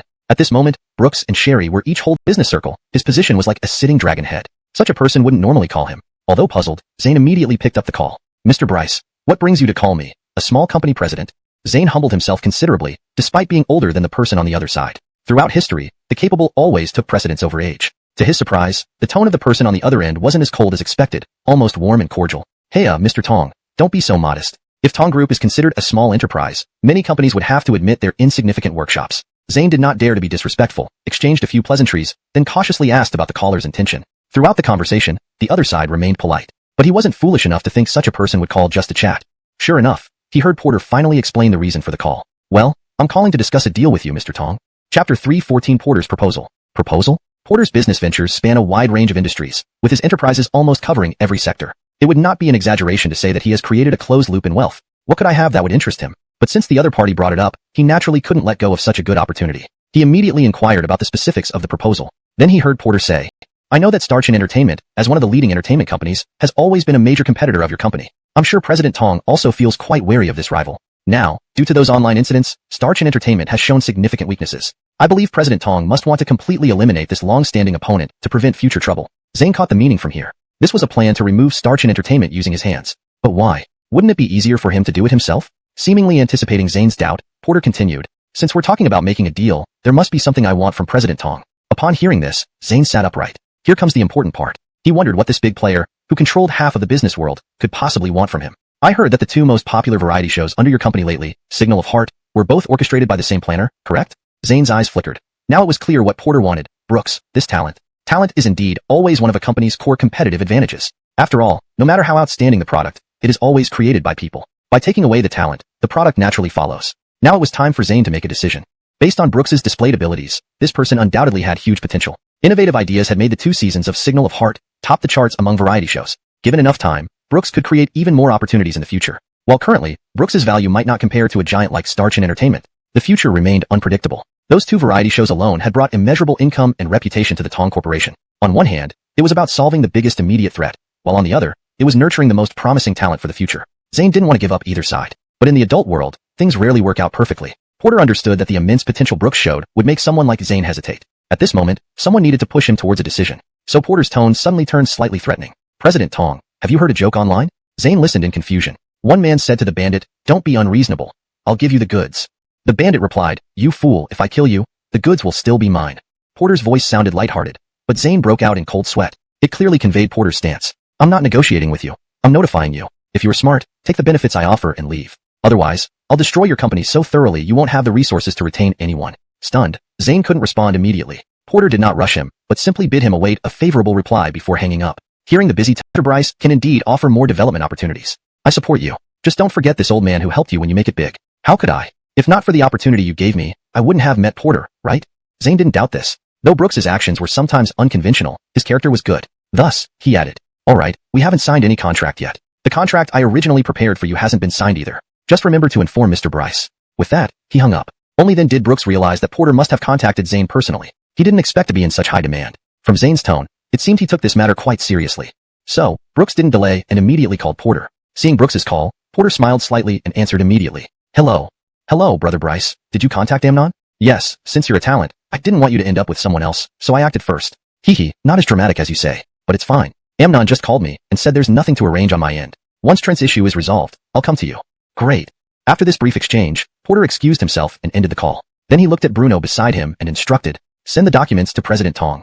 Chapter 315 completely finished. That night, Zane received an anonymous email. He quickly thought back to the deal Porter mentioned that day. Since he had already handed Brooks over to the other party, could this email be from them? Was it the supposed great gift that could solve all of Starchin Entertainment's problems? Zane wasn't one to worry endlessly over things. While losing a talent like Brooks did make him feel a little disappointed, he had adjusted by the afternoon. Now, his concern was minimal, just a bit of regret. In comparison to the method now before him to utterly ruin his rival, such feelings were insignificant. With a mix of excitement, Zane opened the email and found a compressed file package inside. After downloading and extracting it, Zane was stunned. There were numerous files, photos, videos, and documents. Suddenly, Zane became intensely excited. He had just been about to clean up and rest, but now all sleepiness vanished as he sat in front of his computer to carefully examine the contents. The material contained detailed records of negative news concerning Starchin Entertainment. Every single item came with clear evidence, videos, photos, even contracts that were clearly against regulations. Zane felt both thrilled at finally obtaining the means to thoroughly dismantle Starchin Entertainment, and awed by Porter's formidable methods. Though Starchin Entertainment couldn't match Wat-In, an internationally renowned company, it was still a top-tier enterprise within the country. Yet, secrets so zealously guarded by such a company were uncovered so easily by Brooks, and the team immediately got to work. Thanks to timely measures taken by Starchin Entertainment, the company quickly escaped the media spotlight. While some still used this incident as a pretext to criticize the company, the heat had largely subsided, and the remaining criticism didn't have much impact. Recently, the company's stock stabilized, no longer continuing its decline. Starchin Entertainment managed to retain many fans of their artists who were willing to support their idols, helping the company show signs of recovery. Thatcher, the company president, wasn't inexperienced. After a period of silence, he seized an opportunity to promote the high-profile stars within the company. During such times, nothing served as better promotional material than these popular artists. Due to their efforts, Starchin Entertainment began generating revenue once more. Just as Thatcher was aggressively preparing to implement his recovery plan, Another wave of negative publicity flooded the internet, swamping Star-Chun Entertainment. And this time, it was different from when Trent and Phyllis had their negative news previously. Back then, their scandals were released gradually, step by step. But this time, the news about the company was all dumped out at once, in a massive wave. And almost every piece of news was fatal. Pick any one of them, and it could ruin the company's reputation. One of the scandals revealed that the company had signed Trent long ago but deliberately suppressed him to build up his image, preventing him from debuting until after he finished participating in Season 2 of Heart Signal, which had just started to recover, plummeted again. This time, it fell to rock bottom, leaving no hope for recovery. Chapter 316. Examination. After that, Trent and Phyllis quickly became like rats crossing the street. Everyone scolded them. Whenever people talked about these two individuals, they would be pulled out for a good mocking. At first, the remaining fans of the two would still stand up to say a few words for their idols. However, these fans led the charge one after another. As the parties involved, the two appeared indifferent. They never gave any proper response but chose to play dead instead. Thus, those fans, after fighting for some time without getting any response from their idols, finally had their hearts chilled. Eventually, they stopped speaking up as well. As for Star-Chun Entertainment, it goes without saying. These two still had some fans defending them, but as a company, there was no such thing as having fans. Moreover, the evidence against the company was almost conclusive. Even if they tried to refute it, no one would believe them. The company's reputation had thoroughly rotted. Even Thatcher, the CEO of the company, was being investigated for tax evasion by the company. It was unknown whether he was still outside now or not. Finally, this internet event originally triggered by entertainment news came to an end. Only online did it stir up quite a fuss. Brooks and Asia were living a very peaceful university life. Every day was filled with attending classes, so he responded politely. Alea cautiously shared recent events with Brooks. Yet, Brooks showed little interest all along. Feeling reluctant, Alea continued. I saw what happened recently. It must have been tough. You just accompanied Asia on a show, and such things happened. Already annoyed by Alea's constant disturbance, Brooks found it worse when she mentioned Asia, and there was a hint of condemnation in her tone. Brooks finally lost his patience. Attending the show was my own decision, and what does it have to do with Asia? Besides, if you knew about those matters, you should also know that none of it had anything to do with her. It was all someone else's deliberate actions. Don't drag Asia into everything. Brooks's tone was unkind, which frightened Alea. Her eyes began to glisten with tears. Though she understood the possibility of reconciliation with Brooks was slim, she still held onto a sliver of hope and kept approaching him. But Brooks didn't seem to waver at all. Indeed, one only feels the pain when the knife is stuck in their own flesh. What Alea endured was exactly what Brooks had once gone through. While Brooks had tolerated neglect for so long before eventually erupting, she couldn't bear it after such a short time. Looking at her teary eyes, Brooks felt no pity, only deep disgust. He somehow understood why Alea had rejected him in the past. Startled by Brooks's sudden appearance, Asia gave him a playful slap. Let them break if they want. What's wrong? Are you unhappy about accompanying me shopping? Asia didn't use much force, and Brooks replied with a grin. How dare I? Accompanying our great campus beauty, Miss Sue, is a real honor. Asia seemed quite pleased with this response, lifting her chin arrogantly. That's more like it. They left the exam hall chatting and laughing. Alea saw Brooks submit his paper and leave. She wanted to invite him to go home together after the holiday, so she hastily submitted her paper without fully checking it. When she came out, she saw this scene and wanted to pull Brooks aside but couldn't muster the courage. Chapter 317. Face-to-face confrontation. The exam did not last long and ended very quickly. Afterward, Brooks did not see Alea's figure in the examination room anymore. After all, the arrangements for the exams were randomized. It was impossible to meet her by coincidence twice. Therefore, nothing troubling happened during the following 2 days. After the exam went smoothly, Brooks planned to spend a few days playing with Sherry and then start dealing with another big matter of his. Yes, he didn't plan to go home during this holiday but instead intended to discuss company-related matters with Porter. He planned to get involved in company affairs starting from this holiday. If he could take over the company earlier, he could help Cooper solve her problems sooner. It would also provide a better life for Sherry. He told Sherry about his thoughts, and she did not object to this decision. She had always known what Brooks had in mind. This man seemed carefree on the surface, but he liked to shoulder everything alone. Moreover, he didn't like to confide in others about his pain. Sherry understood Brooks's peculiar sense of pride that only belonged to men, so she wouldn't point out these things. She only needed to be a partner beside Brooks. Of course, Sherry wouldn't really let Brooks bear everything. She chose to enter the entertainment industry partly for her dreams, and partly because she didn't want to be the kind of woman who solely depended on others. She, Sherry, not only wanted to be Brooks's emotional support, but also be the solid pillar he could rely on when he couldn't bear it any longer. So when Brooks expressed that he would continue working during this holiday, Sherry only showed concern and did not stop him. She also planned to return home after some time, visit her family, and then come back to stay with Brooks. These past days, the two of them had played happily outside for quite a while. Just the day before Sherry was going to take the train back, Brooks took her shopping and bought many gifts to respect the elders later. After buying the gifts and having dinner, Brooks drove Sherry home. Since they had to wake up early the next day, Sherry needed to rest early. They laughed and talked along the way. However, just as Brooks pulled into the driveway and began parking, Sherry, who was ready to unfasten her seatbelt and get out of the car, saw a woman's silhouette waiting downstairs in the darkness. When the headlights illuminated the woman's face, Sherry's expression turned unpleasant. Alea, recognizing the license plate number under the light, clearly showed a hint of joy on her face. But soon, she also saw Sherry sitting in the car. Her expression instantly turned nasty. Originally, the person sitting there should have been herself. Because of her naivety, she ended up being replaced. Brooks was busy reversing and did not notice Alea's presence. Seeing the woman was Alea, Sherry sneered and said sarcastically, "Brooks, you're quite attractive. Brooks was concentrating on observing the road conditions since the streetlights here had recently malfunctioned, leaving the surroundings dark, even under the headlights. Not noticing the unusual tone in Sherry's voice, he casually replied, "Well, of course, who's my girlfriend? If I wasn't outstanding and charming, how could I have hooked up with our great school beauty, Sherry?" Originally somewhat upset by seeing her ex-girlfriend, Sherry couldn't stay angry after hearing Brooks's teasing reply. Indeed, Brooks had already made his stance clear. It was just that Alea must have taken some wrong medicine, ignoring her previously cold attitude toward people and now acting affectionate. Thus, after Brooks parked the car, Sherry nudged his shoulder, indicating for him to look ahead. Brooks looked strangely at where she pointed and saw Alea standing downstairs. Suddenly, his good mood from the whole day vanished completely. He impatiently undid his seatbelt, preparing to get out. Why is it her again? Didn't I make myself clear enough? Why can't she just give up? However, before Brooks placed his hand on the door handle, Sherry stopped him. That's enough. Don't get involved in this. Let me talk to this woman. Some matters are best handled personally by us women. Hearing this, Brooks immediately wore a disapproving expression. Sherry, seeing this, gently scolded him. What, are you afraid that I'll hurt your little sweetheart? What are you talking about? Alea can be ruthless and do anything. I'm afraid she might hurt you. Hearing this reply, Sherry's somewhat serious expression eased up a bit. All right, there will be nothing to worry about. She may be ruthless, but I, Sherry, am not someone to mess with either. You know this best, don't you? Sherry was notoriously tough and indeed wouldn't back down easily. After some consideration, Brooks agreed. Some things were not appropriate for him as a guy to say or do. Perhaps the girls could better resolve the issue between them. The two of them got out of the car and walked over to Alea. Seeing both of them come down together, Alea's eyes darkened a little, but quickly recovered. She took a few steps toward Brooks, preparing to speak. But she hadn't taken more than a few steps before being stopped by Sherry. Alea, let's talk. Follow me. Straight to the point, it was an overwhelmingly assertive statement. Brooks felt that Sherry had the makings of a powerful CEO. Her small display of authority was quite captivating.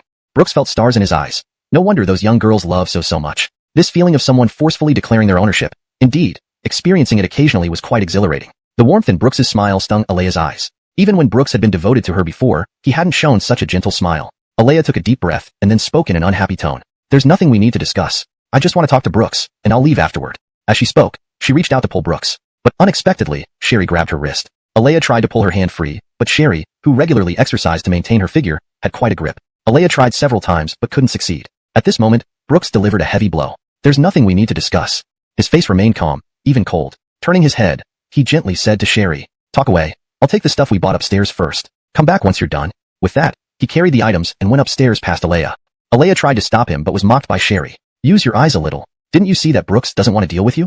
Chapter 318. Face the reality. The words, my family Brooks, pierced Alea's ears to the extreme. But at this moment, she couldn't come up with any retort. Just now, Brooks had thrown back at her, word for word, the harsh things he said to Sherry. This made whatever she might say seem completely weak. Seeing Alea hanging her head, Sherry released her hand and walked straight out. Come on, I know you still haven't given up on Brooks. Let's get everything clear today. Alea gritted her teeth. Although very reluctant, she finally followed. The two didn't walk far, but sat down in a nearby beverage shop. Sherry ordered her favorite hot cocoa, as well as the red bean milk tea specially prepared for Brooks. Without asking, she also got a honeydew milk tea for Alea. Alea looked at Sherry in surprise, but the latter ignored her, finding a seat after ordering. Then she gestured for Alea to sit over. Alea hesitated slightly, then moved to sit beside her. However, once seated, neither of them spoke first. Alea stared at Sherry, while Sherry seemed completely at ease, casually propping her cheek with her hand, gazing at the twinkling lights on the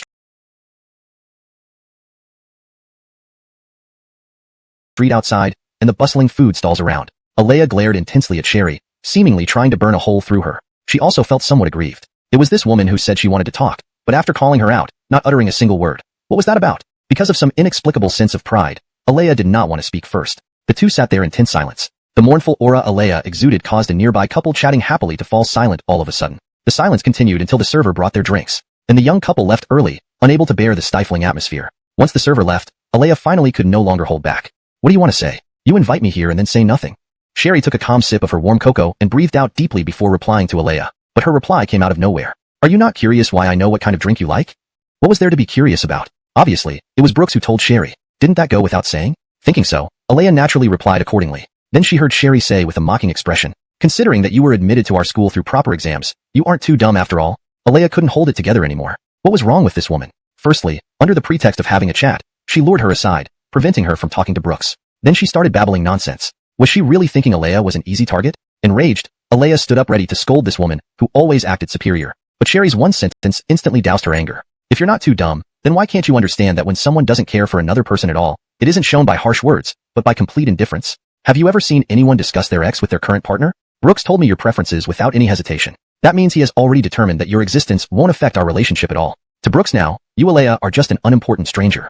At this point, you probably mean less to him than someone who gave him a pack of tissues when he forgot to take some during a bathroom break. Face the reality, Alea. Whether you regret seeing how strong Brooks has become now, or whether you've truly changed your mind and realized how good Brooks is, he won't turn back for you. And I, Sherry, Brooks's current girlfriend, the future wife destined to enter the fortress of marriage with him, will not allow people like you to be a stumbling block for my love. In the future, we may argue over various trivial matters, but even so, I won't let any opportunity arise for someone with ill intentions to meddle in our relationship.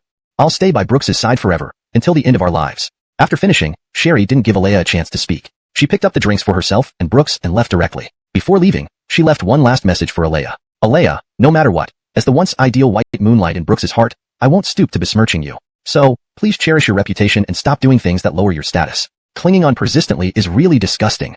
With that, Sherry left gracefully, holding the items in her hand, leaving a bewildered Alea sitting motionless in her seat with no reaction. Sherry's words continuously replayed in Alea's mind, especially the sentence, for Brooks now, you Alea are just an unimportant stranger, which echoed like a hammer relentlessly pounding in her thoughts. Wow, was that a showdown between the ex and the current girlfriend? No wonder the atmosphere was so oppressive. But, that girl who left first was so cool.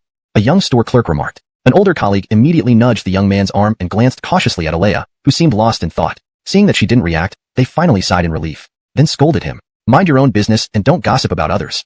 After what felt like an eternity, Alea finally regained some strength. She dragged her lifeless body out of the milk tea shop in a daze. The honeydew milk tea she had always loved sat untouched on the table. Chapter 319. Interview. On the afternoon of the day Sherry left, Brooks contacted Porter. He wanted to arrange a meeting with Porter to discuss when he could start working. As soon as they were connected, Brooks immediately explained his intention to join the company recently. Recently? Isn't it the holiday season now? Don't you want to go back home and see your family? Porter asked in confusion. That's fine. I have already discussed it with my family. Besides, I consider this as doing something important. Who wouldn't agree? If it succeeds, I won't have to worry about future employment. Brooks said half-jokingly. Porter moved the phone away a bit and glanced at it. It was as if he was looking straight at Brooks through the phone. Soon, admiration appeared on his face. As Porter had once mentioned, he wasn't particularly hardworking himself, but he had still managed to develop up to this level thanks to one thing. Ambition. Ambition is never a negative term but a neutral one. While it shouldn't overflow into greed, without ambition, a person can only remain mediocre all their life. After just a few brief interactions, Porter saw ambition in Brooks. This was precisely why he chose him. Porter then continued the call. Alright, I do have some things on hand these days, but the mentor I mentioned earlier is available. I will pass her contact information to you. You can coordinate with her. Well, I need to get ready for my flight. We'll talk when I have time. After saying this, Porter hung up the phone. Not long after the call ended, Brooks received another one. The caller's name was marked as Elsa. What a cute name. Just seeing this name somehow alleviated his nervousness about facing a situation similar to an interview, though it did ease his anxiety somewhat. Had it been Porter, there would have been no significant pressure since they were relatively familiar. But this time, it was someone he had never met before. It made Brooks slightly reminiscent of the nervousness he felt during interviews in his past life. Brooks took a moment to calm down and check the time. It was working hours. After mentally preparing himself, he called back. It didn't take long for the call to be picked up. Then came a voice that was completely unexpected. Hello, may I ask who's calling? The voice turned out to be surprisingly young and crisp, very pleasant to hear. This caught Brooks off guard for a second. Oh, hello, this is Brooks. Boss Bryce should have mentioned me to you. There was a brief silence from the other end, and just as Brooks started feeling uneasy, the other side responded with excitement. You're the Brooks leader Lien told me about. You're the planner behind Heartfelt Signal? Yes, I prepared the planning proposal for that show. Brooks answered quickly, though he was still a bit puzzled. Leader Lien? Was he referring to Porter? Why does President Zhang seem so energetic? Wow. Hello, I love that show. Holiday. Bennett hurried back up the mountain right away. He waited eagerly for his dear sister. However, when he saw that Sherry had returned alone, Bennett's expression immediately turned sour. Bennett asked in an unfriendly tone, where is that Brooks? Why didn't he come back with you? Did you two break up? Did that guy cheat? Don't worry, sis. I'll go down now and teach that guy a lesson. Although Bennett wasn't very fond of Brooks as his soon-to-be brother-in-law, he reluctantly accepted him because this guy talked grandly at first and his sister truly liked him. He never thought that just after a few months, this guy had abandoned his sister, leaving her to come home alone. He would definitely beat that guy until he couldn't move if he saw him. At this moment, Brooks, who was lying on the sofa watching movies, had no idea that he almost experienced those punches from the mountain again, and was even smiling widely. Seeing her brother imagine such a complicated story without her saying a word, Sherry could not help but laugh and cry. But deep down, she felt a warm sensation. After all, this was her flesh and blood younger brother, who genuinely cared about her. So Sherry kindly refrained from giving her brother a personality correction punch, but instead gently patted Bennett's forehead, teasingly saying, Alright, your imagination has gone wild. Your brother-in-law has some matters recently and couldn't come back with me. Hearing her sister's calm tone, Bennett looked her up and down several times, confirming that his sister wasn't pretending to be strong, before huffing unhappily. Not coming is better. But, I haven't fully recognized that being Sprout as my brother-in-law yet. His probationary period with me isn't over. Chapter 320 Sibling Conflict. Heya, so that means the program you participated in was Brooks's idea. This kid is good. He has some brains. With this kid being so capable, Kayleigh can also relax a bit more in the future. Yes, and how ambitious young Yi is. He even plans to be his own boss. Our Kayleigh will be a boss lady too one day. At the dinner table, Guadalupe explained why Brooks didn't return with her and detailed his recent accomplishments to Haley and Larry. After hearing everything, the two couldn't help but lavish high praises on Brooks endlessly. They were extolling him as if there was no one like him under the sky. Barton, who sat nearby, listened in silence with a black face, not saying a word while silently eating. Sigh. Indeed, only delicious food should never be missed. At such times, only fine cuisine could comfort his tender heart. Haley, Larry, and Guadalupe exchanged glances subtly. Of course, they all noticed Barton's disgruntled expression, but knowing his temperamental character, when he gets upset, don't try to persuade him, or he would become even more insolent. Therefore, at such times, it was best to leave him alone. After finishing dinner, Guadalupe and Barton took care of cleaning up the dishes together. While washing the dishes, the siblings chatted about miscellaneous matters. Barton shared some interesting things he had seen and heard during this period with his sister, and Guadalupe shared with her brother some amusing experiences from shooting the program in school. The elderly couple, peeking cautiously from the window at their harmonious interaction, showed relieved smiles. As elders, their greatest joy was seeing the younger generation getting along peacefully. Despite the siblings' relationship always being good, Brooks's proposal to Guadalupe a short while ago had caused some tension between them. Seeing the two now let go of past grievances made the old couple feel much more relieved. With minds set at ease, the old couple walked aside contentedly, planning to watch the news and have some drinks in their room. Suddenly, quite a commotion came from the kitchen. What? You're saying you'll only stay for a week and then leave? You've barely got a holiday, coming back home for just a few days before leaving? Guadalupe, do you still have a conscience? First came Barton's serious interrogating voice. Guadalupe, known for her fiery temper, immediately retaliated sternly. Wow, what do you mean I don't have a conscience? If I really didn't, would I have flown all the way back here to see you guys? Didn't mention it right away, focusing instead on soothing her. Fortunately, Guadalupe wasn't really angry. She was just frustrated that Barton, despite being grown up, still acted childishly. How could he act like this and still hope to take over Larry's responsibilities in the future? It's okay, Ricky. I'm not mad. Just annoyed that this kid is so big yet still so immature. It makes me upset. They could tell Guadalupe wasn't truly angry. They understood her concerns. Exchanging looks again, they pulled Guadalupe to sit down. In fact, you're wrong. Xingsu is usually very sensible. Otherwise, wouldn't he just stay on the mountain practicing? Why does he keep going downhill to work?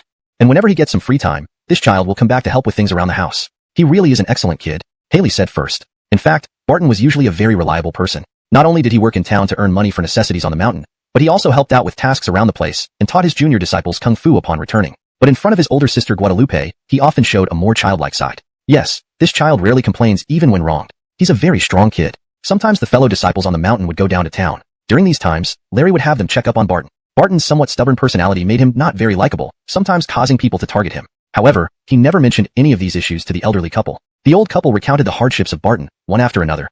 Xingsu has a stubborn nature. He doesn't like sharing his troubles with others. Only when he's with you, his close sister, does he show some childlike behavior. After hearing what they said, Guadalupe realized she had indeed neglected her younger brother to some extent. Indeed, from childhood, her little brother had always been by her side. Now that she had grown up and had things of her own to deal with, naturally, they couldn't stay as close as before. Thinking of this, Guadalupe sighed. I understand, Ricky, Genevieve. I'll talk to Xingsu. I've indeed neglected him lately.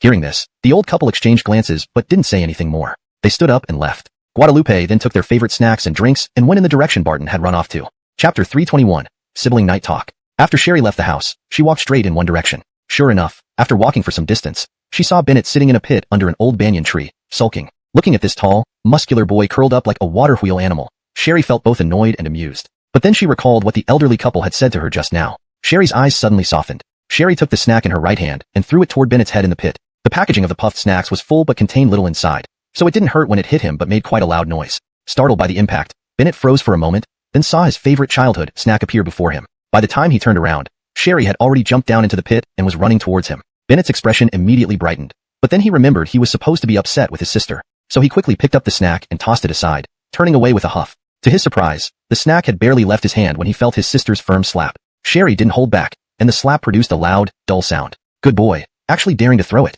Let me see you throw one more.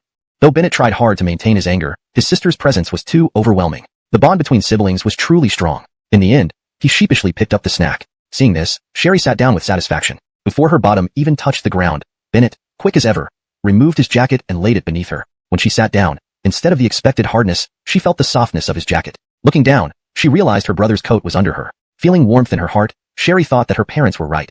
She had indeed neglected her brother too much. Her brother had grown up into a responsible adult, not one to fuss over trifles. Sherry uncapped the drink in her hand. The popping sound of the soda opening exploded in the night air. Bennett felt a wave of nostalgia, as if transported back to his childhood. Back then, whenever he felt wronged, he would hide alone in some remote spot and cry. But his sister would always find him, just like now, bringing food and drinks. Memories flooded back. Both he and his sister had grown up. He realized that his sister couldn't always revolve around him as before, and he became aware of how childish his earlier tantrum had been. Without hesitation, he said, "I'm sorry, Xingxiu." Unexpectedly, Sherry spoke at the same time. Under the dim lighting, they stared at each other, seeing astonishment on each other's faces, which soon turned into smiles. Bathed in moonlight, they laughed heartily together. After laughing, Bennett resumed their previous conversation. "Sorry, sis. I was being unreasonable." Sherry handed him a bottle of drink and said, "It's okay. It's my fault too. I did neglect you and Mom and Dad after I went to school." The two, who had always been close, quickly forgave each other. They continued chatting happily as they used to. "Did I hear right that you even started teaching the junior disciples in Ricky's place? Good job. Don't mislead them though." "What do you mean mislead?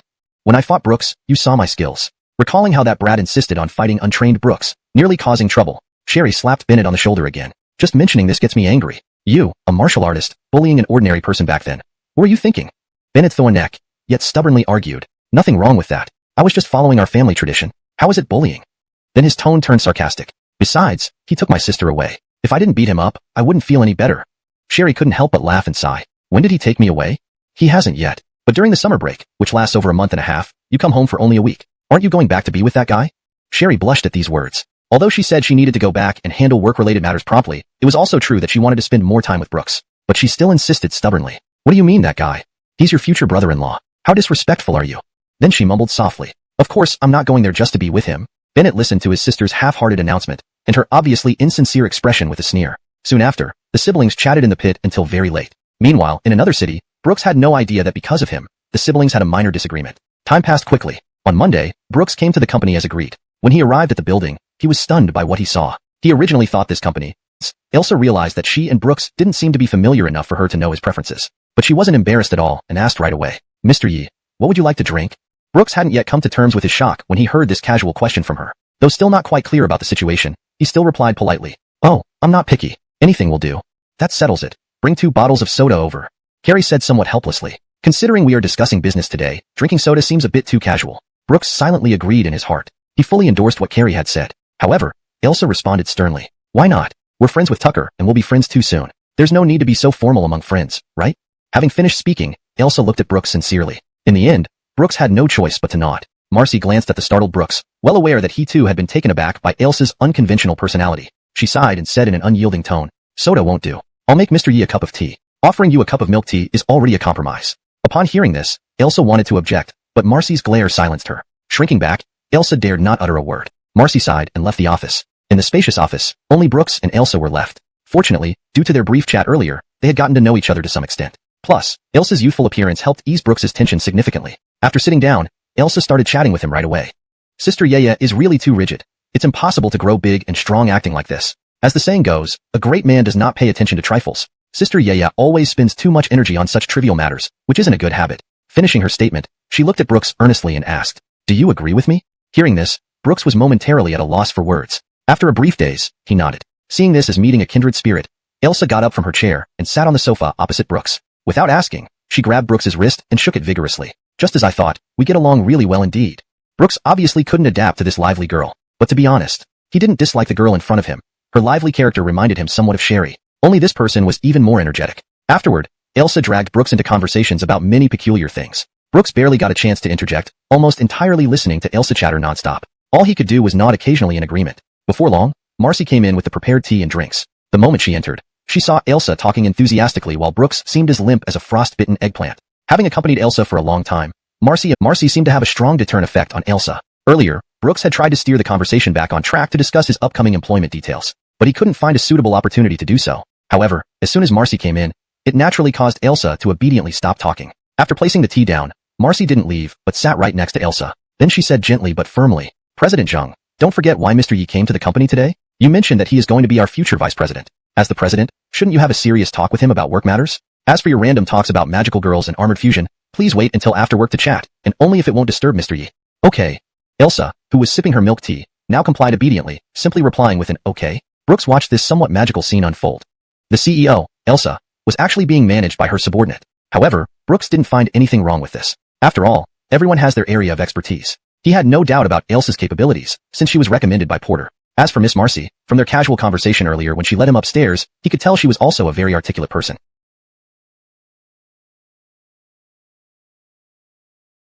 With Marcy's presence exerting pressure, Elsa began discussing work-related matters seriously. Though Elsa still maintained a relaxed and lively demeanor, the Elsa now felt like a completely different person to Brooks. Even though her tone and attitude were no different from before, the professionalism and rigor that emerged during their work discussion immediately made Brooks understand why Porter trusted this girl so much. Chapter 323 Misunderstanding. Sometimes, acknowledging a person can be very simple. Take Brooks for instance. Previously he had quite a few complaints about Porter making Elsa guide him in business matters. Although he did not dislike her, in his subconscious, as a company leader, one still needed a stable temperament to be qualified. Elsa seemed too impatient. However, after just a few minutes of conversation, Brooks's view of Elsa underwent a complete transformation. He now fully believed in her professional capabilities. After finishing their work discussion, Elsa wanted to continue the previous topic, but was interrupted again by Marcy. President Zhang, you have a meeting coming up soon. Didn't you forget? Marcy smiled, while Elsa broke out in cold sweat upon hearing this. Without wasting any time, she stood up and left immediately. Yes, I did forget. It would be bad if I'm late. I'll go ahead.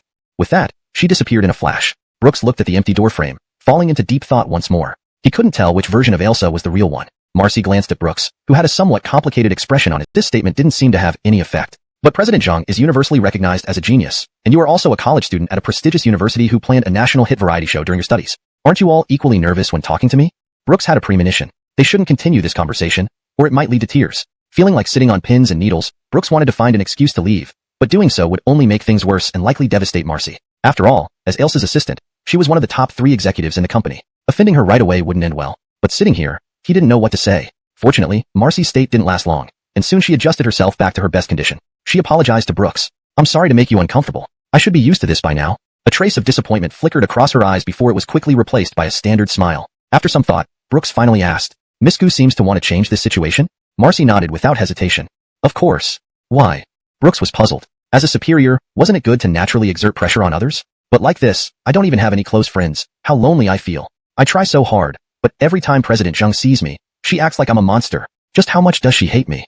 Hate? Why did Marcy think that? Although Elsa did appear scared of Marcy, Brooks could clearly feel that Elsa actually liked Marcy. Otherwise, she wouldn't have kept Marcy by her side all along. For some reason, Brooks seemed to understand the situation now. This urban beauty appeared somewhat insensitive when it came to feelings, and her self-perception seems to be somewhat off as well. Realizing this, Brooks's perception of Marcy changed significantly. People instinctively hold a certain reverence for those who seem perfect, just as people wouldn't have any reverence for a child's painting, but would handle with care the masterpieces in a museum that are protected meticulously. Though, to most people, both remain incomprehensible. But professionals would not give special treatment to those masterpieces. Because, as experts, they fully understand that even works by renowned artists have their flaws, and thus can view them with a normal heart. The same applies to people. When faced with someone flawless, one subconsciously takes a defensive stance. But once they learn that the other person has flaws like themselves, they naturally relax their guard a bit. Initially, he also maintained a respectful attitude toward Elsa, but after getting to know her, he could soon face her calmly. Similarly now, learning about Marcy's obvious flaws made that sense of reverence fade away. This allowed Brooks to communicate better with her. So Brooks took a deep breath and cautiously asked, Is there a possibility that President Zhang doesn't hate you?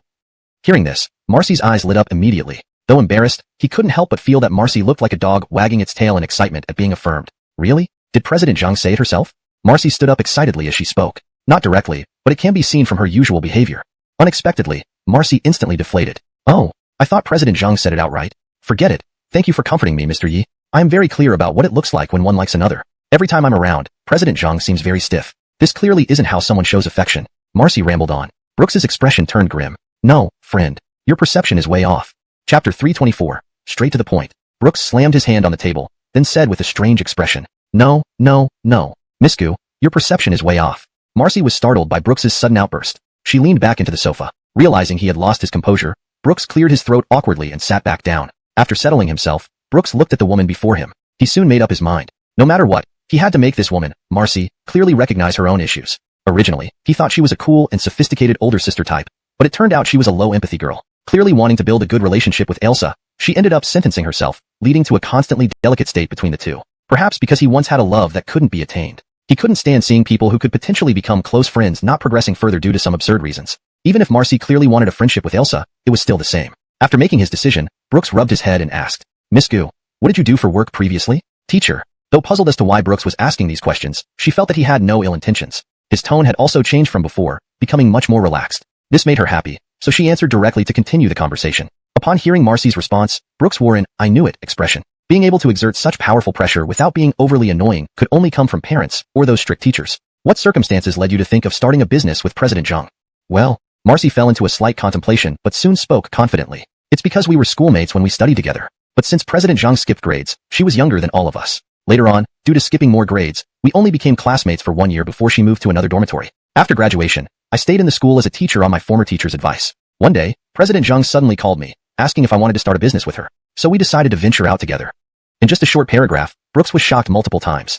Elsa was actually a grade skipper? No wonder she looked so young. And Marcy wasn't simple either, being able to catch the eye of her teachers to be specifically retained as a university lecturer. Also, did Marcy and Elsa really just want to be friends? Why could one sentence from Elsa make this woman give up her high-paying and stable job? But now, these weren't the most important things, so Brooks suppressed his curiosity and continued asking. After starting the business, has your relationship with President Zheng always been like this? Not exactly. At first, President Zheng was just like she was at school, always bringing me along happily. She would prepare snacks for me and include me in everything. When talking about these moments, there was clear longing on Marcy's face, but she soon looked dejected. But President Zheng's personality is too lively. Even during business talks, she behaves the same way. There have been several instances where her hasty attitude almost ruined negotiations. After that, I began advising her to pay attention. Gradually, our relationship became like this. Can I ask what Miss Gu said back then? Marcy thought for a moment, then put on a stern face, mimicking her past self. President Zheng, always laughing isn't the behavior of a leader. Please take your work seriously. Brooks covered his face. Those words left no room for negotiation. Seeing Brooks's expression, Marcy panicked. Did this make you hate me? Brooks didn't speak, stopping Marcy with a gesture. After that, did you act very stern whenever you were with President Zheng? Marcy answered matter-of-factly. I didn't want to, but staying serious is exhausting. Only if I remained serious would President Zheng feel more relaxed with her usual attitude. I sighed and concluded directly. Miss Gu, please have a little confidence in yourself. Since President Zheng chose you initially and kept you around even after the incident you mentioned, it should already explain everything, right? President Zheng doesn't dislike you. Instead, Miss Gu's attitude always seems to be upset that she isn't serious enough in her work. This made President Zheng a bit afraid to interact with you. Once the root of the problem became clear, everything suddenly became much more straightforward. Indeed, from their previous interactions, Brooks had already noticed that Elsa deliberately tensed up whenever Marcy was around. It wasn't because Marcy thought Elsa didn't like her and was intentionally putting on an act. On the contrary, after that incident, Elsa was afraid that acting too carefree in front of Marcy would upset her, so she forced herself to appear more mature. However, one of them has a more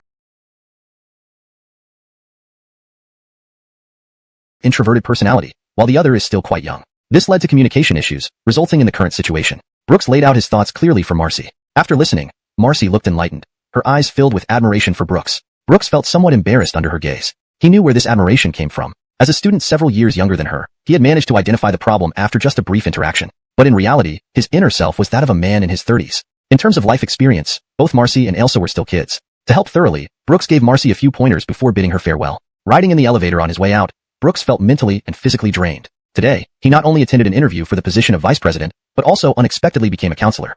Brooks felt as if he had been completely drained. All he wanted now was to go home and lie down for a good rest. Chapter 325, First Day at Work. The company Brooks was about to join was still in its preparatory phase. Originally, Porter had planned to wait until Elsa had settled most of the company's affairs before asking Brooks for help. However, Brooks requested to enter the company early during his holiday. So now, Brooks was also involved in the initial construction work of the company. On the second morning, after waking up, Brooks only briefly lay in bed idly before getting up immediately to freshen up. Then he hurried off to the company without delay. To his surprise, when Brooks arrived at the company, he found that even the front door was not open. Brooks looked at his phone with some confusion. It showed 9:37 a.m. Actually, Marcy had told him yesterday that he could come after 10:30 a.m. the next day. Brooks thought it was because Marcy was being considerate of him as a newcomer who might not be used to working, and specially let him come late. After all, as an unfortunate college student with early classes, this time would usually be during the second class. But he didn't expect that Marcy wasn't being polite. Brooks awkwardly adjusted his forehead. Why did he think someone like Marcy, with questionable emotional intelligence, would particularly care for him? Finally, around 10:10 a.m., the receptionist finally arrived. She saw the new vice president with a wry face as soon as she came in. Scared, the receptionist hastily checked her phone to confirm she wasn't late, and then relaxed slightly. Question: what should a receptionist do if the newly appointed vice president arrives earlier than her? The answer was obviously to quickly say the timeless classic line. Hee, President Yi, you're so early today. Seeing this, Brooks didn't say much. After all, she hadn't violated any rules. It was his misunderstanding of Marcy's words that led to his waiting alone outside the door in the early morning, braving the cold wind. Although in this life, Brooks had earned a lot of money leveraging advantages from his past life and enjoyed the luxurious lifestyle. Since he didn't need to work before, he rarely sat on such chairs. Anyway, it was still early, and being his first day at work, Brooks didn't have any accumulated work to handle, so he played by spinning on the chair. Though childish, sometimes happiness is this simple. While Brooks was having fun, there was a knock on his office door. Knock, knock, knock. President Yi, hello, may I come in? Recognizing the voice as the receptionist from earlier, Brooks quickly sat upright facing the door and replied, yes, please come in. The door opened gently, and the receptionist entered with a cup of freshly brewed tea. Sorry, President Yi. The company is just established, and we don't have much to offer in terms of drinks. This is the best tea we have now. While speaking, she placed the tea on Brooks's desk. Thank you. Brooks responded politely. The receptionist nodded, but didn't leave right away. Brooks noticed that the receptionist didn't seem to be leaving, and he gave her a somewhat curious look. Then he saw that her expression seemed unnatural. He immediately understood that she had something she wanted to say. Brooks quickly assured her not to be nervous and to just speak her mind. Then he heard the young lady at the front desk cautiously say, I'm really sorry, President Yi. Yesterday, I didn't receive any notification that you would be arriving early this morning, so I came in at the usual time. I didn't expect you to wait for so long at the company in trance. Brooks hadn't anticipated it was about this matter. She was probably worried that as someone with power, he might hold a grudge over this. Brooks felt speechless. Was he the type to hold a grudge? But since he had just arrived for less than a day, it was normal that she didn't know him well. So Brooks smiled and said, It's okay. I didn't clarify things clearly yesterday. That's why I came early this morning. I take full responsibility for this. It has nothing to do with you. Hearing what Brooks said, the young receptionist visibly relaxed. Then she bowed to Brooks and quickly left while biting her lip. Because the room was quite spacious, Brooks's gaze subconsciously followed the receptionist as she walked out.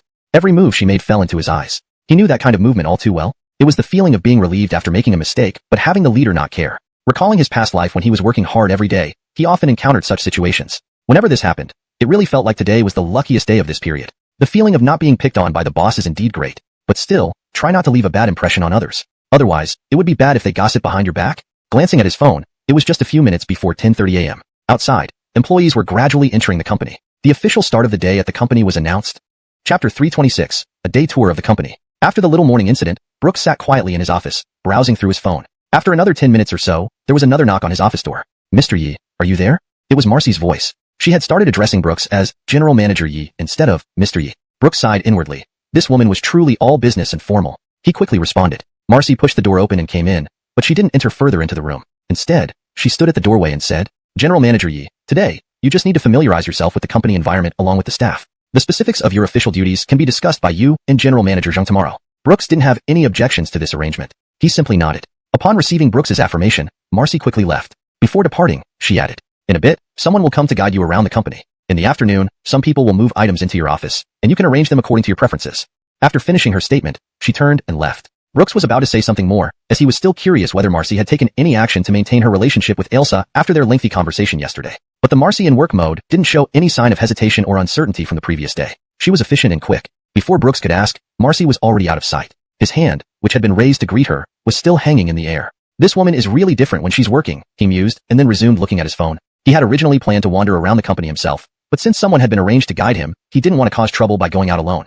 So, he stayed in the office. The knocking on the door resumed at 11:30. Then a young man's voice followed. General Manager Yi, are you there? A familiar inquiry. Brooks, now accustomed to this routine, replied effortlessly. Then a well-dressed man entered. Brooks knew this must be the person guiding him through the company. He hurriedly stood up to greet him. The man rushed forward to shake Brooks's extended hand. Ho, an experienced veteran. Brooks thought inwardly. Then he noticed the nameplate on the man's chest. Creative Director. Indeed, it was one of the company's higher-ups. Brooks glanced once and immediately looked away, smiling at the man. Regardless of the situation, getting along well with colleagues, whether they were of higher or lower rank, was always better than having enemies. So Brooks hoped to build good relationships with everyone as much as possible, or at least not become an enemy. Hello, General Manager Yi. I'm Finley, the Creative Director. Brooks smiled in response. Director Hiram, hello, Brooks. It was said that superiors could be kind to their subordinates, but should avoid appearance probing. After all, they were merely colleagues, not friends. It was normal to ask questions that could potentially benefit oneself. Brooks also took the opportunity during the chat to get to know this creative director of the company a bit better. Fortunately, both were very tactful people and did not ask anything awkward. The conversation remained pleasant throughout. Soon, the elevator arrived at the canteen floor. Upon entering this floor, Brooks was once again taken aback. The renovation here was even more complete than the operational floor. Moreover, the company had invited external vendors to set up shop within, allowing employees to simply use their company meal cards to choose their food. Every month, the company would also provide a meal allowance of 1,500 yuan for the employees. This was enough to eat at the canteen for an entire month. Additionally, the variety of food was extensive. From pastries to stir-fried dishes and rice, even little hot pots and bakeries. All these could be paid for using the meal card. Brooks couldn't help but frown. Then he couldn't resist complaining. The office area is still in shambles, but the cafeteria is built so well. Hearing this, Finley smiled and said, hee indeed. At that time, CEO Zheng argued forcefully that man is iron, and rice is steel. One must eat first to have strength to work. So she insisted on constructing the canteen first. Brooks chuckled. Those words did match Elsa's style. Since Brooks's meal card hadn't been processed yet, Finley treated him to lunch today. Brooks chose his favorite dishes. Placing them on the table, he cautiously tried a bite. His eyes lit up as he found the taste unexpectedly good. He soon dug into his meal heartily. Across from him, Finley didn't chatter unnecessarily over lunch and quietly ate his own meal. After quickly finishing lunch, the two returned to the office area. As all introductions had been completed, Finley excused himself to attend to his own work. Brooks returned to his office, continuing his extremely relaxed day. Chapter 327. Identity and Objectives. After Brooks returned to the office, he reclined in the chair for a while. They say that one easily feels sleepy after having a full meal and drinks. Since there was nothing urgent to handle, he decided to lean back on the chair and take a short nap. It had to be said, the high-priced boss's chair was indeed comfortable for a nap. Brooks quickly drifted into dreamland. Not knowing how long he had slept, he heard the familiar knock on the door, along with the equally familiar voice asking, "Mr. Yi, are you there?" Brooks rubbed his eyes, then stretched his body, finally rubbing his cheeks vigorously to shake off sleepiness. Then he replied to whoever was outside, "Please come in." The face that appeared was new, but still respectful towards him. "Mr. Yi, these are other office supplies for your office. Is it convenient to start arranging them now?" Upon hearing this, Brooks stood up promptly and walked over. What followed was a simple process. Brooks pointed to locations according to his habits and preferences, and the staff placed items accordingly. After 2 hours of busily moving furniture such as cabinets, sofas, and coffee tables, everything was perfectly set up. Once done, the employee bowed slightly and respectfully informed Brooks, "Mr. Yi, everything has been settled. If you need anything else, please tell logistics directly, and we'll prepare it immediately." Brooks responded somewhat hurriedly, "All right, I don't think I'll need anything else. If I discover anything needed later, I'll report to the logistics department." Following this, the employee left the room. Looking at his newly refurbished office, Brooks smiled. Although it didn't look as spacious as before, it definitely looked more like an actual workspace now. Brooks gazed at his office contentedly when the door was knocked on again. This time, however, the voice outside sounded significantly freer. "Bossy, are you there?" This careless tone could belong to no one else but Elsa, the company's top leader. Instead of replying, Brooks, who happened to be standing by the door, opened it personally as she was his superior. As soon as the door was opened, Elsa slipped inside swiftly under Brooks's raised arm. At first, Brooks searched around with slight surprise, but then Elsa's energetic voice came from behind. "Wow, it really looks much better than yesterday after being properly arranged." Brooks couldn't help but smile wryly. Elsa truly is a mischievous girl. Had it not been for her surprising talent seen yesterday, he would never associate a girl like her with a company president. Shutting the door, Brooks stepped inside and asked, "Done with work? Then perfect, no need to wait until tomorrow. Let's talk about business." But just as he finished speaking, Brooks noticed Elsa's unwilling expression. "You people are all crazy. Why do you have to be so eager to work?" Then, Elsa pulled Brooks away from the door a bit and whispered near his ear, "Of course not yet. I'll see a client later, but since they haven't arrived yet, I snuck out to breathe a little." Brooks responded somewhat puzzled. "If they aren't here yet, rest while you can." The next moment, he saw Elsa looking at him as if he were foolish. Only then did he realize it must be hard to relax with someone like Misku present. "Is Misku always so serious?" Brooks asked in confusion. Elsa nodded. "Yes, when it comes to work, sister you never slacks off." Thinking of something, she inquired with interest, "By the way, what did you talk about?" Immediately forgot what had just happened and rushed out the door. Brooks shook his head helplessly at the scene. One assumes the other understands everything without saying anything. The other thinks they are disliked and dares not speak up. How can such two people get along well? Honestly, it was quite remarkable that they had managed to maintain a good relationship until now. Brooks sighed and went for a stroll. Along the way, many employees greeted him respectfully with "President Yi." Brooks responded very kindly to each of them. Within a short distance, he had already been called President Yi countless times. Eventually, feeling somewhat awkward, Brooks returned to his office. Sitting in his chair, he overlooked the scenery outside the large Lord Dichong window. At this moment, an unusual feeling rose within Brooks. A long-lost impulse surged within him. Originally, when Brooks returned to the past, his initial goal was simple. It was to bring himself and those around him back to their normal lives. So far, apart from Cooper, everyone else, including himself, had succeeded. He had rid himself of the identity of a clingy dog and accumulated considerable wealth. However, after that, he seemed to have lost his direction. But now, with the change in status, it seemed like he had a new path to strive for. But cautiously pushed open the door. She thought Brooks must have accidentally fallen asleep and stayed there till now. To her surprise, she saw Brooks sitting seriously in front of the computer, seemingly organizing something. So diligent? Elsa couldn't help thinking. Admittedly, Elsa was curious about what Brooks was up to, but she wasn't impolite and knew it wasn't nice to interrupt someone at work. So she retracted her playful thoughts and silently closed the door again. Speaking softly to Marcy, she said, "Bossy seems to be coming up with some new ideas for a show. I originally wanted to chat with him, but let's not disturb him now. Let's go." Upon hearing this, Marcy peeked through the door crack and confirmed that Brooks was indeed very serious about what he was doing. So she nodded and left with Elsa. Brooks stayed in the company until it got dark outside. Only then did he realize how late it was. Lifting his head to look outside, he noticed the sun had already set. Checking the time, he found it was already past 6 o'clock. Seeing that most people had already left the building, Brooks saved his work, turned off his computer, and left the company. Though he had found a new life goal, Brooks remained steadfast in his refusal to work overtime. He quickly went down from the office building and drove home. After a restful night, Brooks was energetic the next day. This time, he didn't rush to get up but played with his phone for a while after the 9 o'clock alarm rang before getting up to freshen up. He even had time to prepare a simple breakfast. After eating well, he leisurely drove to the company. Along the way, he greeted every employee who greeted him. Although Brooks had only been at the company for one day, a welcome party had been held for him that morning, so the employees recognized him. Therefore, from the moment he arrived downstairs, he was constantly greeted by staff. In just a few minutes, he managed to greet dozens of people before entering his office. Seems being a boss isn't easy either. He wasn't being pretentious. At least now, every time someone called him President Yi, the corners of his mouth couldn't help but curve upward. However, considering his dignity as a leader, he did not dare to act too frivolously. So every time, he would try very hard to manage his facial expressions. By the time he got to his office, Brooks felt that his facial muscles had become somewhat sore from overexertion. Brooks rubbed his cheeks and then continued organizing the documents he hadn't finished yesterday. Since there were no official tasks assigned to him as the vice president yet, just like yesterday morning, not many people came in to see him. It wasn't until it was almost lunchtime that Marcy finally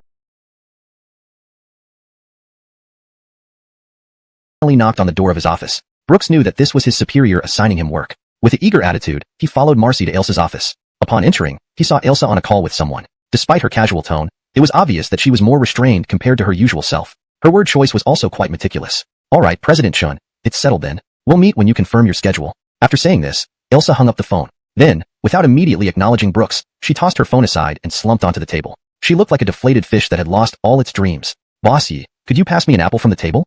Elsa said listlessly. Hearing this, Brooks immediately picked up an apple and handed it to her. "What happened? Is today's workload heavy?"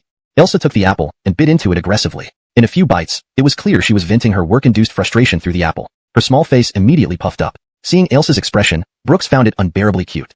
If Sylvia were here, she would have undoubtedly pinched Elsa's chubby cheeks without hesitation. To be honest, he wanted to do the same, but thinking better of it, to avoid being seen as a pervert, he decided to behave. Brooks sat back down on the sofa, waiting until Elsa threw the apple core into the trash before asking. "Today is for assigning tasks, right?"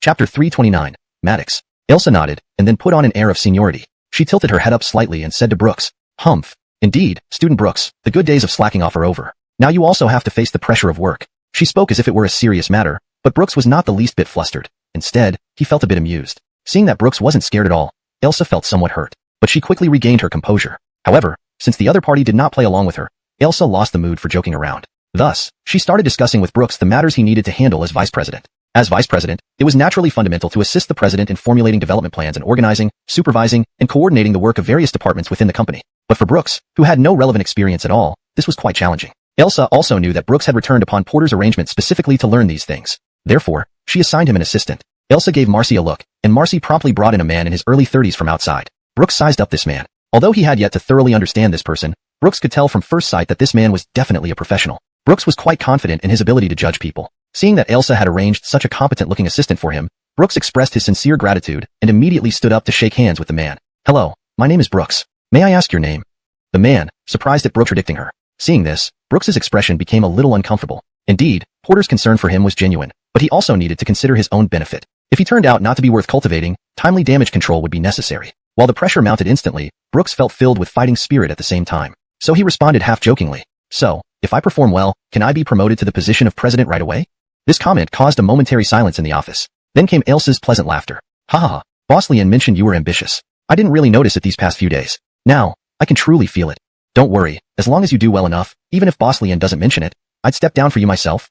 Marcy wasn't offended by Brooks's ambitious statement. Instead, she looked at Brooks with increased admiration. Maddox didn't refute Brooks's words either. Instead, he watched the young man before him with interest. If initially, assisting Brooks was merely due to orders from his superior, now he was genuinely curious about what this young man praised by President Bryce would become in the near future. They gathered together again to discuss some work arrangements. However, these arrangements seemed somewhat foreign to Brooks at present. So, like a well-behaved child, he took note of everything mentally and planned to consult Maddox when he had free time. At the end of the conversation, Elsa looked at Brooks and said, "What I mentioned just now doesn't need your immediate attention. With Boss Shue's assistance, you can take your time. However, the next matter requires your full focus." Brooks was slightly taken aback, but quickly responded seriously. "Tell me what it is. I won't slack off on this." Satisfied, Elsa nodded. "You should know that your role isn't just vice president of the company. You also serve as the director of planning. The company needs a standout variety show or film project during this early stage. So, we need you to start preparing some outlines for a few proposals soon. Once the recruitment of additional staff is complete, we'll begin drafting these plans immediately." Brooks thought to himself, so that's what this is about. Brooks wasn't surprised. Porter had initially recruited him because he designed Heart Signal, a wildly popular variety show in China. Clearly, Porter saw potential in his planning skills. Fortunately, since yesterday, he had started reviewing the characteristics of famous variety shows and films from his previous life. This task wouldn't be difficult for him. Therefore, Brooks readily agreed. "No problem. I'll prepare a few outlines for the proposals as soon as possible. We can discuss them together, and if they're feasible, we can start as soon as the team is ready." Satisfied with his affirmative response, Elsa went on to discuss more work-related matters before dismissing Brooks and Maddox. After leaving the office, Brooks exchanged contact information with Maddox. After all, they would be working closely together for a considerable period. Chapter 330. Outstanding Ability. In the following period, Brooks officially started working in the company. At first, it was inevitably a bit challenging, but fortunately, he had Maddox as an excellent mentor, and Brooks himself possessed much more life experience than what appeared on the surface. So, he quickly got the hang of it. His rapid progress was evident to all. Maddox didn't hold back her praise either. "President, you mastered everything much faster than I expected." All Brooks could do was laugh and play along. Although he indeed put a lot of effort into this, he knew that his being a reborn person with far more life experiences than others played a significant role in his quick learning. However, such things couldn't be openly discussed. So, he just acted silly and brushed it off. Over the next few weeks, Brooks became increasingly proficient in his work. Now, he could even complete some tasks independently. It won't take long before Bossy can fully take on the duties of the vice president, Elsa sighed, watching Brooks work diligently. Upon hearing this, Marcy and Maddox exchanged glances, making no comment. What surprised them even more was that Brooks not only quickly grasped some tricks at work, but also managed to complete the tasks assigned to him while learning new skills. Looking at the business plan Brooks sent over today, Elsa was amazed, unable to close her mouth. Even though she hadn't carefully reviewed its contents yet, each document he sent contained dozens of pages. Regardless of the quality of the content, just the volume of work impressed her. Bossy is really putting in the effort, Elsa sighed. Then, she couldn't help but wonder. Bossy should not lack money. With Heartstrings Season 1, he must have earned quite a bit, but Elsa was merely curious and certainly wouldn't delve too deep into it. Thus, she turned to examine the proposals prepared by Brooks. The very first proposal made Elsa's eyes widen in surprise. It was a proposal for a variety show. The content of this show was somewhat similar to the second season of Heartstrings. Both employed the format of guests completing missions. However, unlike Heartstrings, where missions were simply introduced with a brief background and then given to the guests, each episode now came with a short script. Each guest would have their own character and follow the script to move forward. Just like traditional stories. As the protagonists progressed through the story, they would inevitably encounter difficulties. In this program, these challenges served as the missions for each guest. Guests would strive to complete their tasks according to their roles, creating entertainment value for the show. This program combined the narrative elements of film and TV shows with the unpredictability of variety shows. Just reading the proposal, Elsa felt convinced that this program would be a hit in the future. After seeing the first proposal, Brooks had brought her such a big surprise. Now Elsa was even more curious about the other proposals. She began to look forward to how many surprises Brooks could bring. Sure enough, the next few proposals included outlines for TV dramas and plans for variety shows. Each one seemed to have great potential. Elsa's eyes practically sparkled as she read. When Marcy pushed the door open, she saw her boss staring foolishly with a silly smile on her face. Marcy instantly felt worried. Could it be that Elsa's free-spiritedness has finally backfired, driving her a little crazy? Marcy approached cautiously, her expression somewhat uneasy. President Zhang, what's going on? Elsa was snapped out of her daydream of the success of her company's programs and TV shows.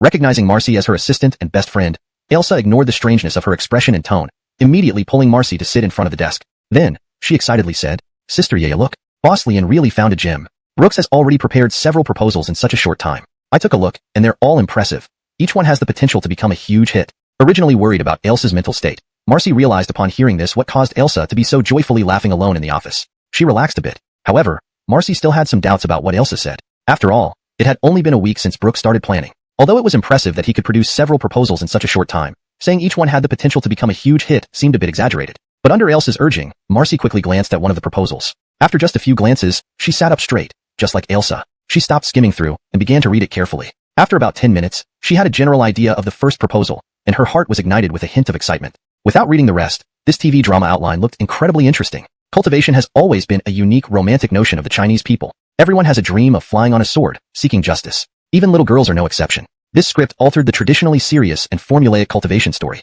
It told the tale of an earthling who, due to a twist of fate, crossed over into a cultivation world. Due to some misunderstandings, he thought himself weak. But because of the crossover, the protagonist gained a powerful advantage, making him stronger with everything he did. Even the flowers and plants he casually cultivated were rare spiritual objects. Based on these elements, a series of special events triggered by misunderstandings unfolded, turning the usual Dandao the cultivation story of becoming powerful and punishing evil into a joyful story of a powerful but self-doubting coward solving problems through mishaps. It was hard to imagine that such a novel story wouldn't be a big hit in the future. Marcy soon wanted to see the other proposals too, but Elsa stopped her. Yeah, go call Boss Shui and any other available executives. Let's review them together. It'll save us time instead of reviewing one by one.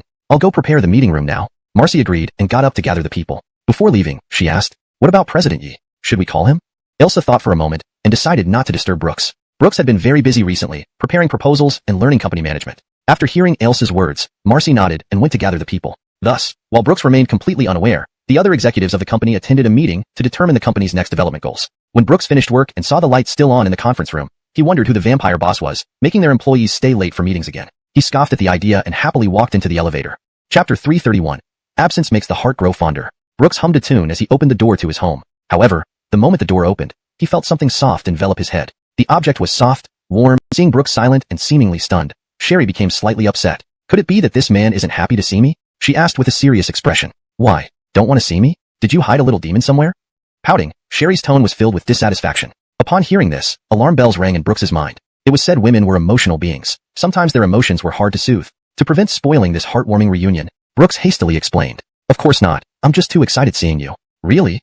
Sherry scrutinized Brooks. With earnest eyes, Brooks looked directly into hers, like a dog desperately proving its innocence. Amused by Brooks's actions, Sherry couldn't help but cover her mouth and laugh. Realizing Sherry wasn't truly angry, Brooks also breathed a sigh of relief. If she had been mad, Tonight would have been unbearable. Laughing and talking, they entered the house. Sherry held onto Brooks's arm all the way. Even while Brooks changed his shoes, she didn't let go. This nearly made Brooks trip over his own feet while changing shoes. Despite this, Sherry didn't loosen her grip on Brooks's arm. Brooks didn't mind, letting her hold him. As they walked into the living room, due to Sherry holding on tightly, Brooks could clearly feel two large soft mounds pressing against his arm. Such is the case when young couples meet after a long time apart. Initially, there's joy in reuniting, which can gradually turn into primal urges. Especially when Brooks felt the sensation from his arm, he instantly recalled the two large objects that wrapped around his head earlier before entering. His mind began to blur. Now Brooks barely heard Sherry chattering incessantly. The sensation on his arm became more distinct. It made Brooks almost entirely focused on that spot. Speaking of which, haven't we not touched in a while? Has this girl grown? How come it feels much more abundant than before? Sherry continued talking nonstop about her return journey. She shared stories of how Bennett threw a tantrum and ran off in a huff. Absorbed in her stories, Sherry hadn't noticed Brooks's state yet. By now, Brooks's cheeks were almost flushed. His mind seemed to be exploding with fireworks. All his thoughts were a mess. Looking at Sherry before him, Brooks felt an intense power within him. Like a hungry wolf who suddenly entered a sheep pen. Mid-story, Sherry felt something amiss. Why wasn't Brooks saying anything? Usually, he'd be quipping endlessly with her. Why so quiet today? Sherry looked up at Brooks. She found him staring at her with deep affection. Normally, Sherry would find this look absolutely charming. It symbolized Brooks's pure love for her. But now, why did she feel a chill running down her spine? Instinctively, Sherry shrank back a little. But Brooks pulled her back with one swift motion. Brooks's actions were slightly rough, causing Sherry to collapse into his arms. Coincidentally, Sherry's hand landed right on the small tent. Before she left, Sherry and Brooks had been busy shopping for gifts for her adoptive parents, leaving them exhausted every day. Earlier, they had been preparing for exams, spending each evening reviewing lessons together after dinner. So in reality, it had been quite some time since they had any intimate moments. However, upon Sherry's return, she gave Brooks an embrace that could melt even the strongest willpower. Then she kept unconsciously teasing him to the limit of his self-control. Finally, when her unlucky hand touched that spot, it was all over. With everything said, how could he hold back? So, Sherry ended up being taken right there on the sofa by Brooks. After a thorough and passionate encounter, Brooks, with bite marks and scratches on his shoulder, obediently knelt on the carpet, while Sherry, adorned with hickey marks, scolded Brooks with tears welling up in her eyes. Brooks, you bastard, you rotten boy, don't just charge at me like that. And, can't you be gentle next time? You've sucked bruises all over me. Chapter 332. Audition for the film crew. Although Brooks was scolded by Sharir. In fact, Sharir wasn't really angry. It was just because Brooks suddenly pounced on her like a starving wolf, causing her some pain. That's why she couldn't help but vent a little temper. However, it had to be said that this guy's technique has indeed improved. So, after Sharir finished scolding Brooks, she went to take a shower. As for Brooks, he tried to reduce his presence as much as possible. After all, it was indeed his fault. And he did seem a bit too wild just now. Sharir's anger was completely understandable. Realizing this, Brooks obediently listened to Sharir's complaints without saying a word. But don't think Brooks was actually being well behaved on the surface. In fact, he was far from honest in his heart. They say absence makes the heart grow fonder, and it's true. The intimate scene from just now replayed endlessly in his mind like a videotape. Especially Sharir's tear-streaked yet beautiful face. It was indeed irresistible. While Brooks was daydreaming and secretly grinning to himself, he heard Sharir, with a slightly hesitant tone but pretending to be angry, shouting, "Don't just stand there. If you don't wash up, you're not allowed in bed."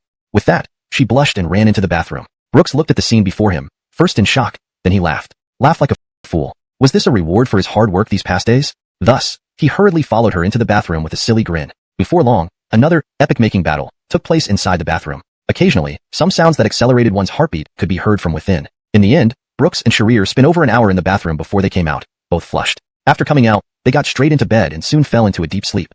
The next morning, when Brooks woke up early, Sharir was still asleep. Originally, Brooks planned to be as quiet as possible. After yesterday's tiring journey, Sharir returned and then was thoroughly troubled by him again. He should let her rest well today. Unexpectedly, while Brooks was halfway into putting on his pants, Sharir grabbed his shirt from behind. "Why are you getting up so early?" At first shocked by Sharir's sudden move, Brooks turned around to see Sharir, like a kitten, half opening her sleepy eyes, wet and tender, making his heart melt instantly. Brooks marveled at how lucky he was. After such a tragic life, he not only got a second chance, but also met such a precious girl under this precious opportunity. Leaning down, Brooks kissed Sharir's cheek lightly and whispered, "You forgot I'm working now. Of course, I'm going to the company." At the mention of work, Sharir, who was half asleep, suddenly snapped awake. "That's right, work." In her hurry to get up, Sharir almost bumped into Brooks's nose. Brooks, feeling like he had narrowly escaped disaster, rubbed his nose and watched as Sharir jumped out of bed. Puzzled, he asked, "What's wrong?" Hastily dressing herself, Sharir answered while doing so, "I told you that Amnon found me a job in a film crew. I have an audition today." Speaking quickly, she finished dressing and rushed into the bathroom. Immediately, the sound of rushing water and rapid movements could be heard. Recalling it, Brooks slapped his forehead. Yes, Elsier did mention this yesterday, but due to his nature, they didn't discuss it further. After a moment of thought, Brooks took out his phone and called Marcy. He intended to ask for leave to accompany Elsier to the audition. Normally, he should call Elsa for leave, but knowing her habits, she must still be fast asleep. He had never seen Elsa come to the company before noon. Soon, Marcy answered the call. "President Yi, What's up? Briefly explaining the situation, Brooks expressed his desire to take leave. Marcy readily agreed. Regardless of Brooks's outstanding work attitude, even the proposals he submitted yesterday alone were enough to justify any request. The company itself is in its preparatory stage, and attendance rules haven't even been officially implemented yet. So when Sharir emerged from the bathroom, Brooks was just hanging up the call. Thinking it was the company urging him, she hurriedly said, "Hurry up and get ready. Don't be late." However, Brooks put down his phone and said calmly, "I've already taken a day off today to accompany you to your interview." Sharir was delighted, but also understood how much Brooks valued this job opportunity. She thought it best not to disrupt his plans because of her. But after Sharir expressed her concerns, Brooks responded with these words. "This is your first interview. It's the first step toward officially entering the entertainment industry. How can I let you go alone for something so important? Besides, the company is still in its early stages, so it's not that tense. Missing one day as a newbie won't matter." This was indeed Sharir's first formal interview. The previous program she participated in was prearranged, so there wasn't a real offline interview involved. For such an important moment, how could he not be present? Hearing this, Sharir's lips curled into a smile. Then she planted a small red kiss mark on Brooks's face. Happiness came unexpectedly, leaving Brooks somewhat dazed as he went into the bathroom. After quickly getting ready, he drove Sharir to the interview location. The interview venue was set in a local film city. Upon entering, they saw various types of set designs. One moment they were walking beside ancient-style buildings, and the next, they found themselves surrounded by medieval foreign architecture. After asking around while walking, they finally found the place after about 10 minutes. After a brief chat with the staff at the entrance, Sharir showed her interview notification, and the staff allowed them to proceed. Not long after they walked away, they heard a staff member behind them mutter under his breath, "SK, young people these days are really creative. The girl gets opportunities by sleeping around and still brings her boyfriend along." His colleague chimed in, "Hee, isn't there a saying?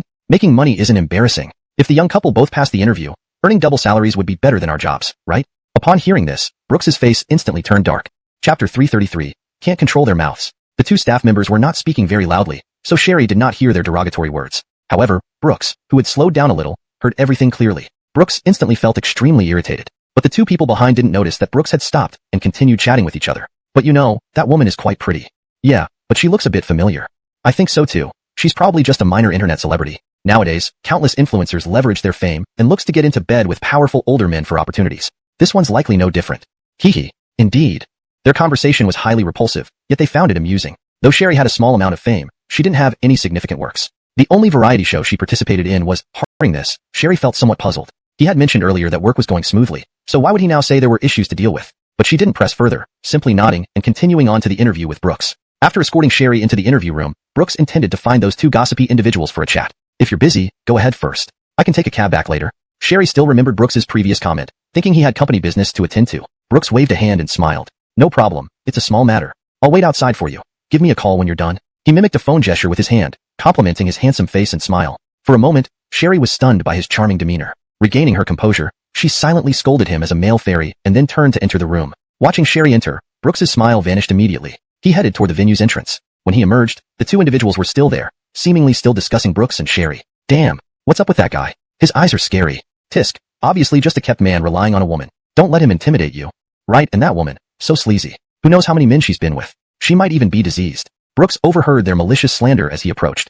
Thanks to his time at the company and experiences with Elsa and others, including meeting various clients, Brooks had matured and wasn't as impulsive as before. Although his anger burned intensely, his mind remained clear. He walked straight up to the two men. A shadow loomed over them. They instinctively looked up and were startled to see the very person they had been insulting. Embarrassed, they stood up and fidgeted nervously. "Why stop now? You were chatting so happily just moments ago. Continue on." The moment Brooks spoke, the two men immediately understood that they had been overheard. However, they did not feel an ounce of shame. Instead, they acted as if they had nothing to lose. "SK, so you heard us? You should have said something earlier instead of letting us worry." Brooks couldn't help but laugh out of anger at what one of them said. It sounded like it was his fault. Brooks resisted the urge to hit someone and reached out to grab one of their name badges. Seeing Brooks's hand coming towards him, the man thought he was about to be attacked and instinctively tried to retaliate. But Brooks grabbed his arm and pulled up the name badge for a glance. Sure enough, both of them were employees of Tong's group. Earlier on the way here, Brooks had chatted with Sherry about her upcoming interview. He learned that this drama series was entirely planned by Zane. From scriptwriting to casting to filming, everything was managed by them. So it wasn't surprising that the employees here belonged to Tong's group. The two men found Brooks's actions peculiar, and then heard him ask the other person. He knew their top boss's surname was Tong. Of course, it wasn't impossible that this kid was putting on an act. But from how he first checked their ID badges and then asked if the other was from the same company, and right after got straight to making the call without any nonsense, it was a series of actions too smooth for them to bet against such a possibility. The two found themselves in an awkward situation. And on the other end of the line, Zane also picked up on the hostility in Brooks's tone. His expression immediately turned serious. He sat up straight and sternly asked, "What happened? What's going on?" Brooks noticed that those two were looking at him warily from a distance, not daring to come closer. Brooks knew his words had scared them. This was precisely the outcome Brooks wanted. Through his recent experiences at the company, his mentality had far surpassed what it once was. While these two were detestable, beating them up himself might have been satisfying, but it could land him in prison, and there was always the chance these types of people would keep Jo-chan, harass him. Thus, Brooks opted for the most direct method, to solve the problem from its root. From their tone alone, one could tell these people were quite confident about their status, so depriving them of the job they relied on and took pride in would be the greatest punishment for them. Brooks glanced around, finding a spot where a camera could capture him, ensuring his safety before answering the call. Isn't this silent production team your company's latest project? That's right. There are 2 staff members here wearing your company's ID badges. Not sure about their working ability, but their talent for badmouthing others behind their backs is truly remarkable. Zane also caught the gist of what was happening. It looked like someone under him was talking behind someone else's back and got caught red-handed. Honestly speaking, this wasn't a huge deal. After all, showbiz was full of various characters. Anyone who worked inside inevitably faced defamation. Zane inwardly grumbled. How come this Brooks is still so petty after all this time out there? Considering Brooks's current situation, however, he decided to mediate. If it could be resolved peacefully, that would be best. So that's how it is. Tell me their names. Brooks gave the name of one person, having not seen the badge of the other. Upon hearing the name, Zane quickly searched his memory but found no match. Likely just a low-level employee. Deciding to play it down, Zane replied. I don't recall anyone by that name. Must be some lackey. I'll have the project manager give them a good talking to. Zane intended to continue speaking, but he heard Brooks's cold voice through the receiver. Those people said that Elian made that phone call. The aura around him completely transformed. It reminded them of their boss. No, this presence was even stronger than their bosses. Seeing Brooks finally finish the call, the two cautiously approached. Despite their fear, they still planned to intimidate the other side. Don't think we'll be scared just because you pretend by making a call. Brooks ignored their bluster. Soon, the employee who showed his ID badge received a phone call. The moment he answered, an angry voice came through. What did you do? You actually got President Tong to call me personally and reprimand me. That person was stunned on the spot. He didn't expect this person to really call the CEO of the company, not just bluff. Glancing at Brooks, who remained calm, he quickly pleaded humbly. No sir, let me explain. It's like this. No need to explain, you're fired. Go back to the company and handle your resignation immediately, then get out. Upon hearing he was fired, the man desperately begged. However, the person on the other end seemed unconvinced. The other staffer understood things were dire now that they had mentioned the CEO. He secretly rejoiced that Brooks hadn't seen his ID badge, but in the next moment, his hope was dashed. He heard the man on the phone say, you can't fire just one person.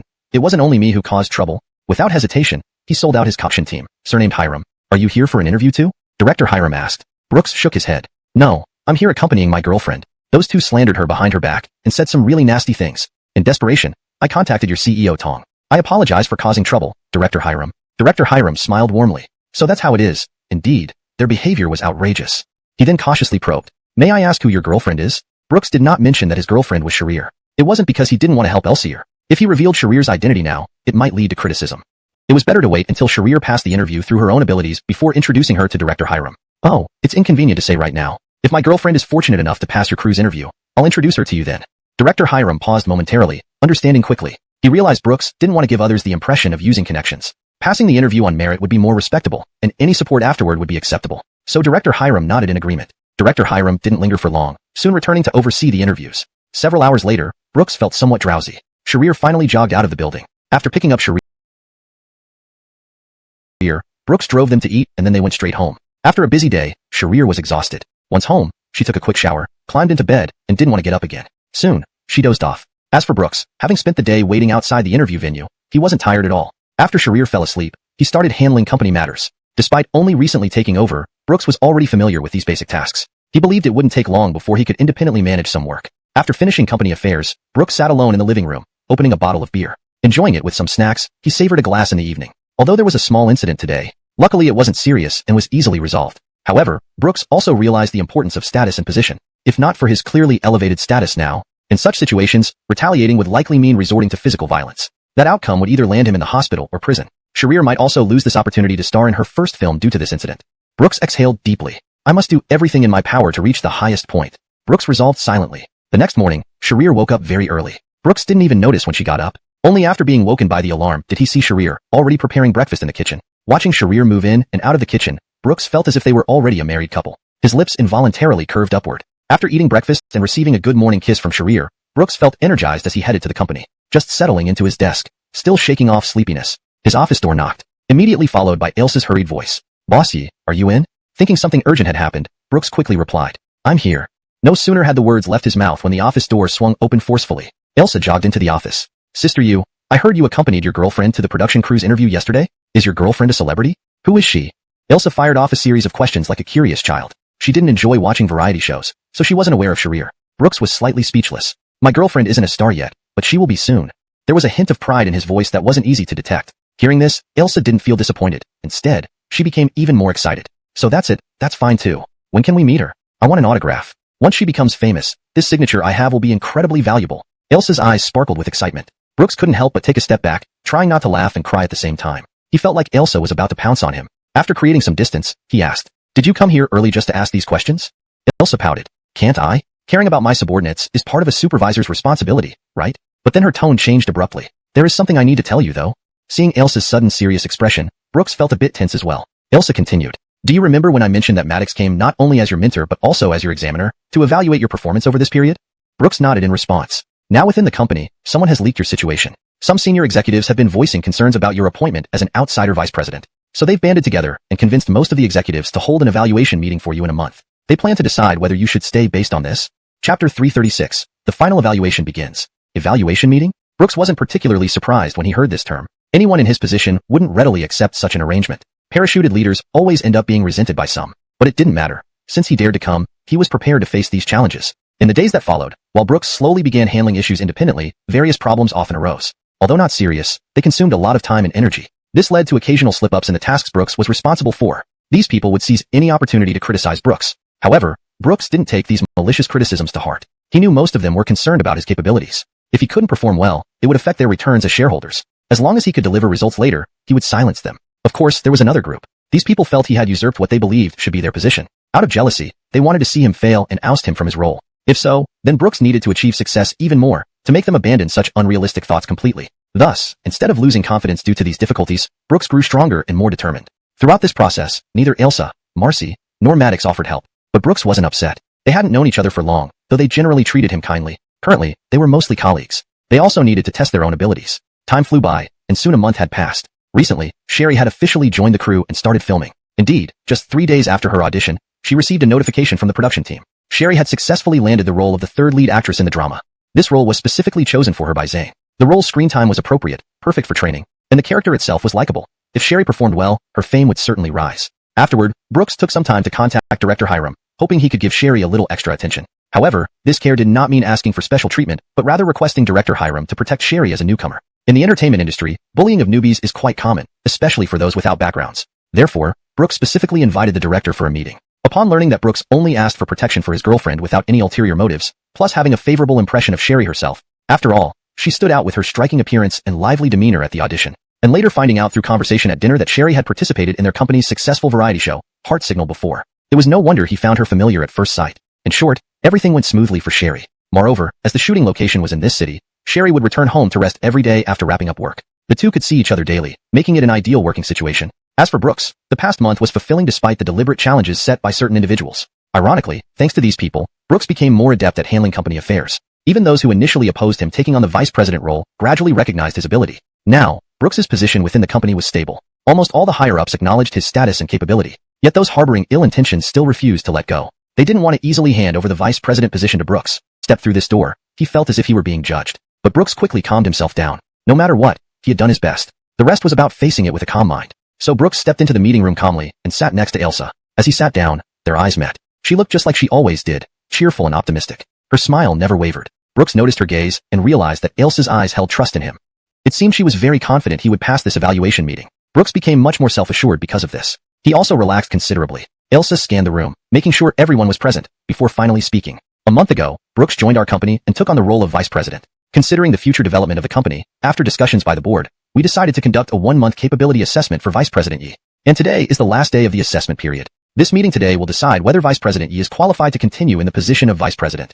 Chapter 337 Proof of Himself. As soon as he finished speaking, there was a brief uproar in the meeting room. However, under Elsa's management, it quickly returned to silence. Soon, someone stood up. To be honest, Mr. Ye's abilities are indeed outstanding. During his time at the company, he has made significant contributions. Especially those plans he previously showcased. Every single one was impressive. A middle-aged man in a suit with a resolute face spoke up. He was Phil, the company's administrative director. He could be considered the 4th highest-ranking person in the company. If Brooks were to resign from his position as vice president, this person would most likely take over. Therefore, he had always been the strictest with Brooks during this period. Even though Brooks held a higher position than him, he had always treated Brooks in a high and mighty manner. And yet, today, this very person surprisingly spoke well of Brooks for the first time.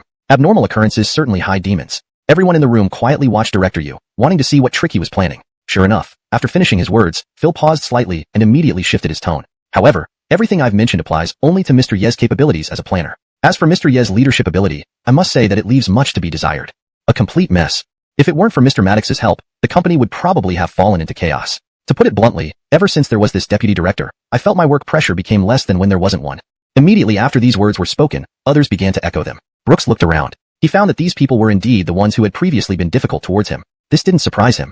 After all, this was their last chance. Once this day passed, everything would be set in stone. Even if he failed Maddox's evaluation due to some issues, their chances of rising to power would become extremely slim, openly undermining the second in command of the company. If they succeeded, could they still expect good days? So, these people launched their final and most intense backlash. Brooks sat up straight, ready to counterattack. After sitting upright, he fearlessly looked at Phil and said with strength, "As for what director you has mentioned, I can't really argue against it. Because a month ago, I was just an undergraduate student with an average family background. I never had the opportunity to learn how to run a company from childhood." Before he could finish, another man interrupted him. "Don't undertake tasks you can't handle. Knowing you lack the capability, why insist on being the vice president? Do you want to ruin the company?"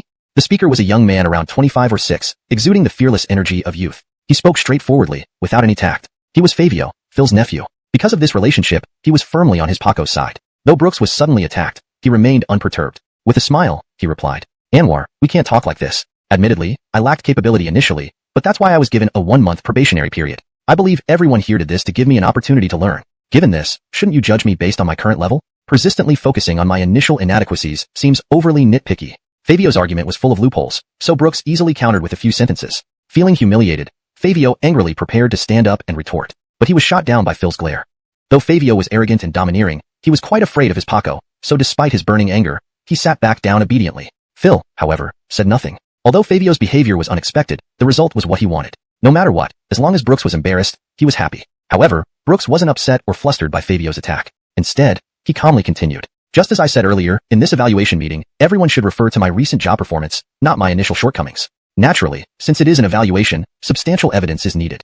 Recently, the cooperation with Leaping Entertainment was negotiated solely by me. In addition, there are also..." Brooks slowly recounted his series of achievements during this period. Many of these cooperations were just negotiated a few days ago. Apart from Elsa and a few close people, very few knew about these matters. Once these achievements were mentioned, those who still wanted to oppose Brooks's promotion were momentarily speechless. They hadn't expected that Brooks had managed to negotiate so many collaborations in such a short time. Although among these companies, only Leaping Entertainment, which was mentioned first, carried some weight, the rest were small companies. However, it must be known that Brooks had transformed from a clueless novice to his current level in just 1 month. This growth rate was truly astonishing. Thus, very quickly, no one continued to object. Except for Phil, others gradually stopped speaking up, and Phil himself was left speechless by the string of accomplishments Brooks presented. In the end, he could say nothing more. Confronted with Brooks's numerous achievements, the remaining opposition finally gave up their resistance. Within just tens of minutes, this evaluation meeting concluded with Brooks's victory.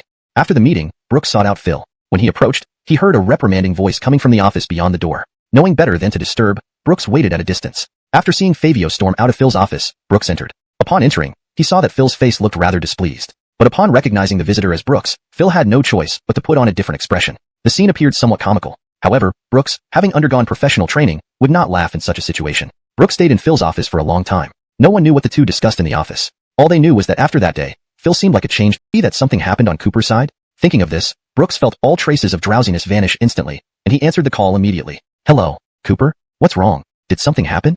There was clearly a pause on the other end, as Cooper seemed taken aback by Brooks's sudden agitation. After a while, Cooper chuckled lightly and said, "You brat. Are you that unwilling for your old man to do well? As soon as you answer, you ask if something happened? Do you think I'm going to have some mishap so you can inherit my credit cards?" Hearing Cooper's lighthearted tone, Brooks relaxed a little, but he still asked worriedly, "Really nothing happened?" "Nothing at all. Not only that, but I also have some good news for you." Cooper couldn't hide his joy. Upon hearing this, Brooks felt a spark of hope arise in his heart. What could this good news be that would make this long-lost man call to report joyfully? "My business venture succeeded. In a few years, I'll be able to clear our family's debts." Brooks stood up excitedly upon hearing this. "What? Really?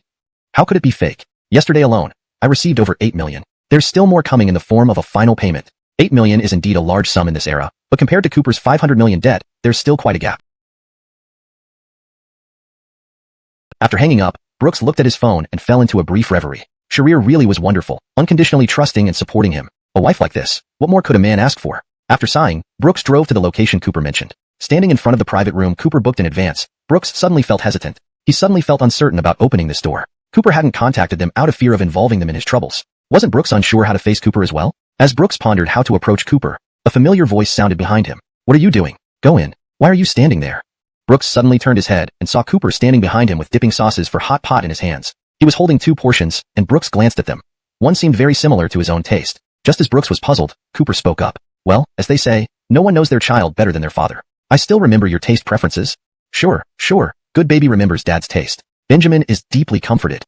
In the past, Brooks would definitely have retorted with that line. But today, Brooks just looked at the Cooper in front of him without saying much. He simply opened the door and took his portion from the other's hand. Cooper was a bit stunned seeing the markedly different Brooks in front of him. Not until Brooks walked inside did he follow suit. The 2 old friends, both harboring so many words they wanted to say to each other, sat there awkwardly, not uttering a single word. The ingredients for hot pot hadn't arrived yet, but both of them held chopsticks, searching in the empty pot except for the broth. It wasn't clear what they were looking for. Perhaps they were searching for that previous feeling. But time had changed. How could they find it in this small hot pot? Fortunately, the restaurant served quickly, and soon the dishes were being brought in one after another. The 2 finally stopped their awkward behavior. They started throwing the newly served dishes into the pot all at once, until the waiter reminded them, "Excuse me, gentlemen, putting too many vegetables in can easily scorch the bottom of the pot." Hearing this, they exchanged a glance and laughed out loud. Taking this opportunity, they finally began talking. As they enjoyed the hot pot, they chatted. From recent amusing events in their lives, they reminisced about their school days. Then from those experiences of chasing girls and cheating on exams, they talked about their recent work. Later, you mentioned you've made quite a bit lately. What are you doing? Chapter 339. A frank conversation. Cooper did not hold back at all as she spoke. My mom had a relative who was in real estate. She used a favor to get me an opportunity to enter the company. It seems I have quite a knack for this field, and I could soon handle tasks independently. Because that relative once owed my mom a favor, after I became capable of working independently, they immediately gave me a share of stocks, and now it's like you see. I've established my own foundation. As long as nothing major happens next, it shouldn't take long to pay off those loans. Brooks nodded. It turns out to be real estate. These days, it's precisely when the real estate industry is at its peak. As long as someone shows the way, making a substantial profit is not hard at all. Besides, the Lin family originally had considerable capital. Even though they declined, they still retained significant assets. Since we've talked about me, let's chat about you. Impressive, haven't seen you in a while, and you're on TV now. Planning to break into the entertainment industry? Well, you certainly have the credentials. Brooks had good looks and a talent for singing, so he wouldn't do too badly in the entertainment industry. Brooks shook his head. Not really. That's Elsie preparing to enter the entertainment industry. I went to visit the set once, and their crew was short-staffed at the time, so I filled in. Cooper nodded with some regret. He had hoped to have a superstar brother, but then he thought again, it wasn't too different. Not only was Brooks betrothed to Sherry, but he also had a good relationship with Elsie. And besides, suddenly, the image of that cheerful and strong girl surfaced in Cooper's mind. Gladys, he muttered softly. With the distance between them and the noise from the hot pot, Brooks didn't notice Cooper's mumbling. Brooks laughed bitterly to himself. This has messed with his mindset. He had worried for so long that if Cooper found out the incident that led to their sudden misfortune was related to him, Cooper might no longer recognize him as a brother. But how could he forget that this was Cooper? In his previous life, this was the brother who sacrificed everything to help him. How could he possibly be unreasonable? Brooks couldn't help but feel ashamed of his past self for thinking so little of Cooper. Having unraveled this knot in his heart, Brooks felt even more relaxed, which caused him to get drunk faster. Sooner than expected, Brooks was losing consciousness. Yeah, Laner, you don't worry about it. I'll treat you this time. Cooper struggled with all his might to pull Brooks out from under the table. Not holding back any grudges, he scolded. Treat yourself. With you in this state, can you even count clearly? This guy usually holds his liquor pretty well. My alcohol tolerance is great. If you don't believe me, let's open a few more bottles. Saying that, he stubbornly tried to crawl under the table again. Cooper quickly pulled him back just in time. Then he took out Brooks's phone from his pocket, preparing to call Sherry to come pick him up. Originally, he truly did not want to meet Sherry because he knew Gladys and Sherry were close friends since childhood. At that time, if he accidentally revealed that Gladys knew he had returned, it would be problematic. Now, although the situation had improved somewhat, it was still challenging. He didn't want that girl to follow him and suffer. Everything had been planned out originally. After finishing their drinks, they would arrange for someone to send them home. However, this guy was now completely unconscious, and he didn't even know where Brooks and Sherry lived. So in the end, he could only reluctantly call Sherry. Soon, the call was connected. Hello, Brooks, what's up? Upon hearing the familiar voice, Cooper felt a bit uneasy as he spoke. Well, Elsie, it's me, Cooper. Upon recognizing Cooper's voice, Sherry looked at her phone suspiciously, wondering if she was hearing things. Lately, Cooper seemed to have vanished from the face of the earth. She hadn't expected that Brooks would actually meet with Cooper tonight. Thinking about how Gladys had been gloomy due to Cooper's departure recently, Sherry suddenly felt a surge of anger. Cooper, you're still alive? Why didn't you call us? Why didn't you call Gladys? Predicting this, Cooper had already held the phone away from his ear. He knew that given Sherry's short temper, he wouldn't escape a scolding. Taking advantage of Sherry catching her breath, Cooper hurriedly said, well, Brooks is drunk. Come pick him up. I'll send you the location. After saying this, he hung up the phone. Then he waited for Sherry to come pick up Brooks. Before long, Sherry arrived at the Hot Pot restaurant by taxi and found the private room. Pushing open the door, she saw Brooks lying on the chair, fast asleep. And Cooper sat there helplessly, like a child who had done something wrong. When Sherry pushed open the door, Cooper cautiously glanced at her.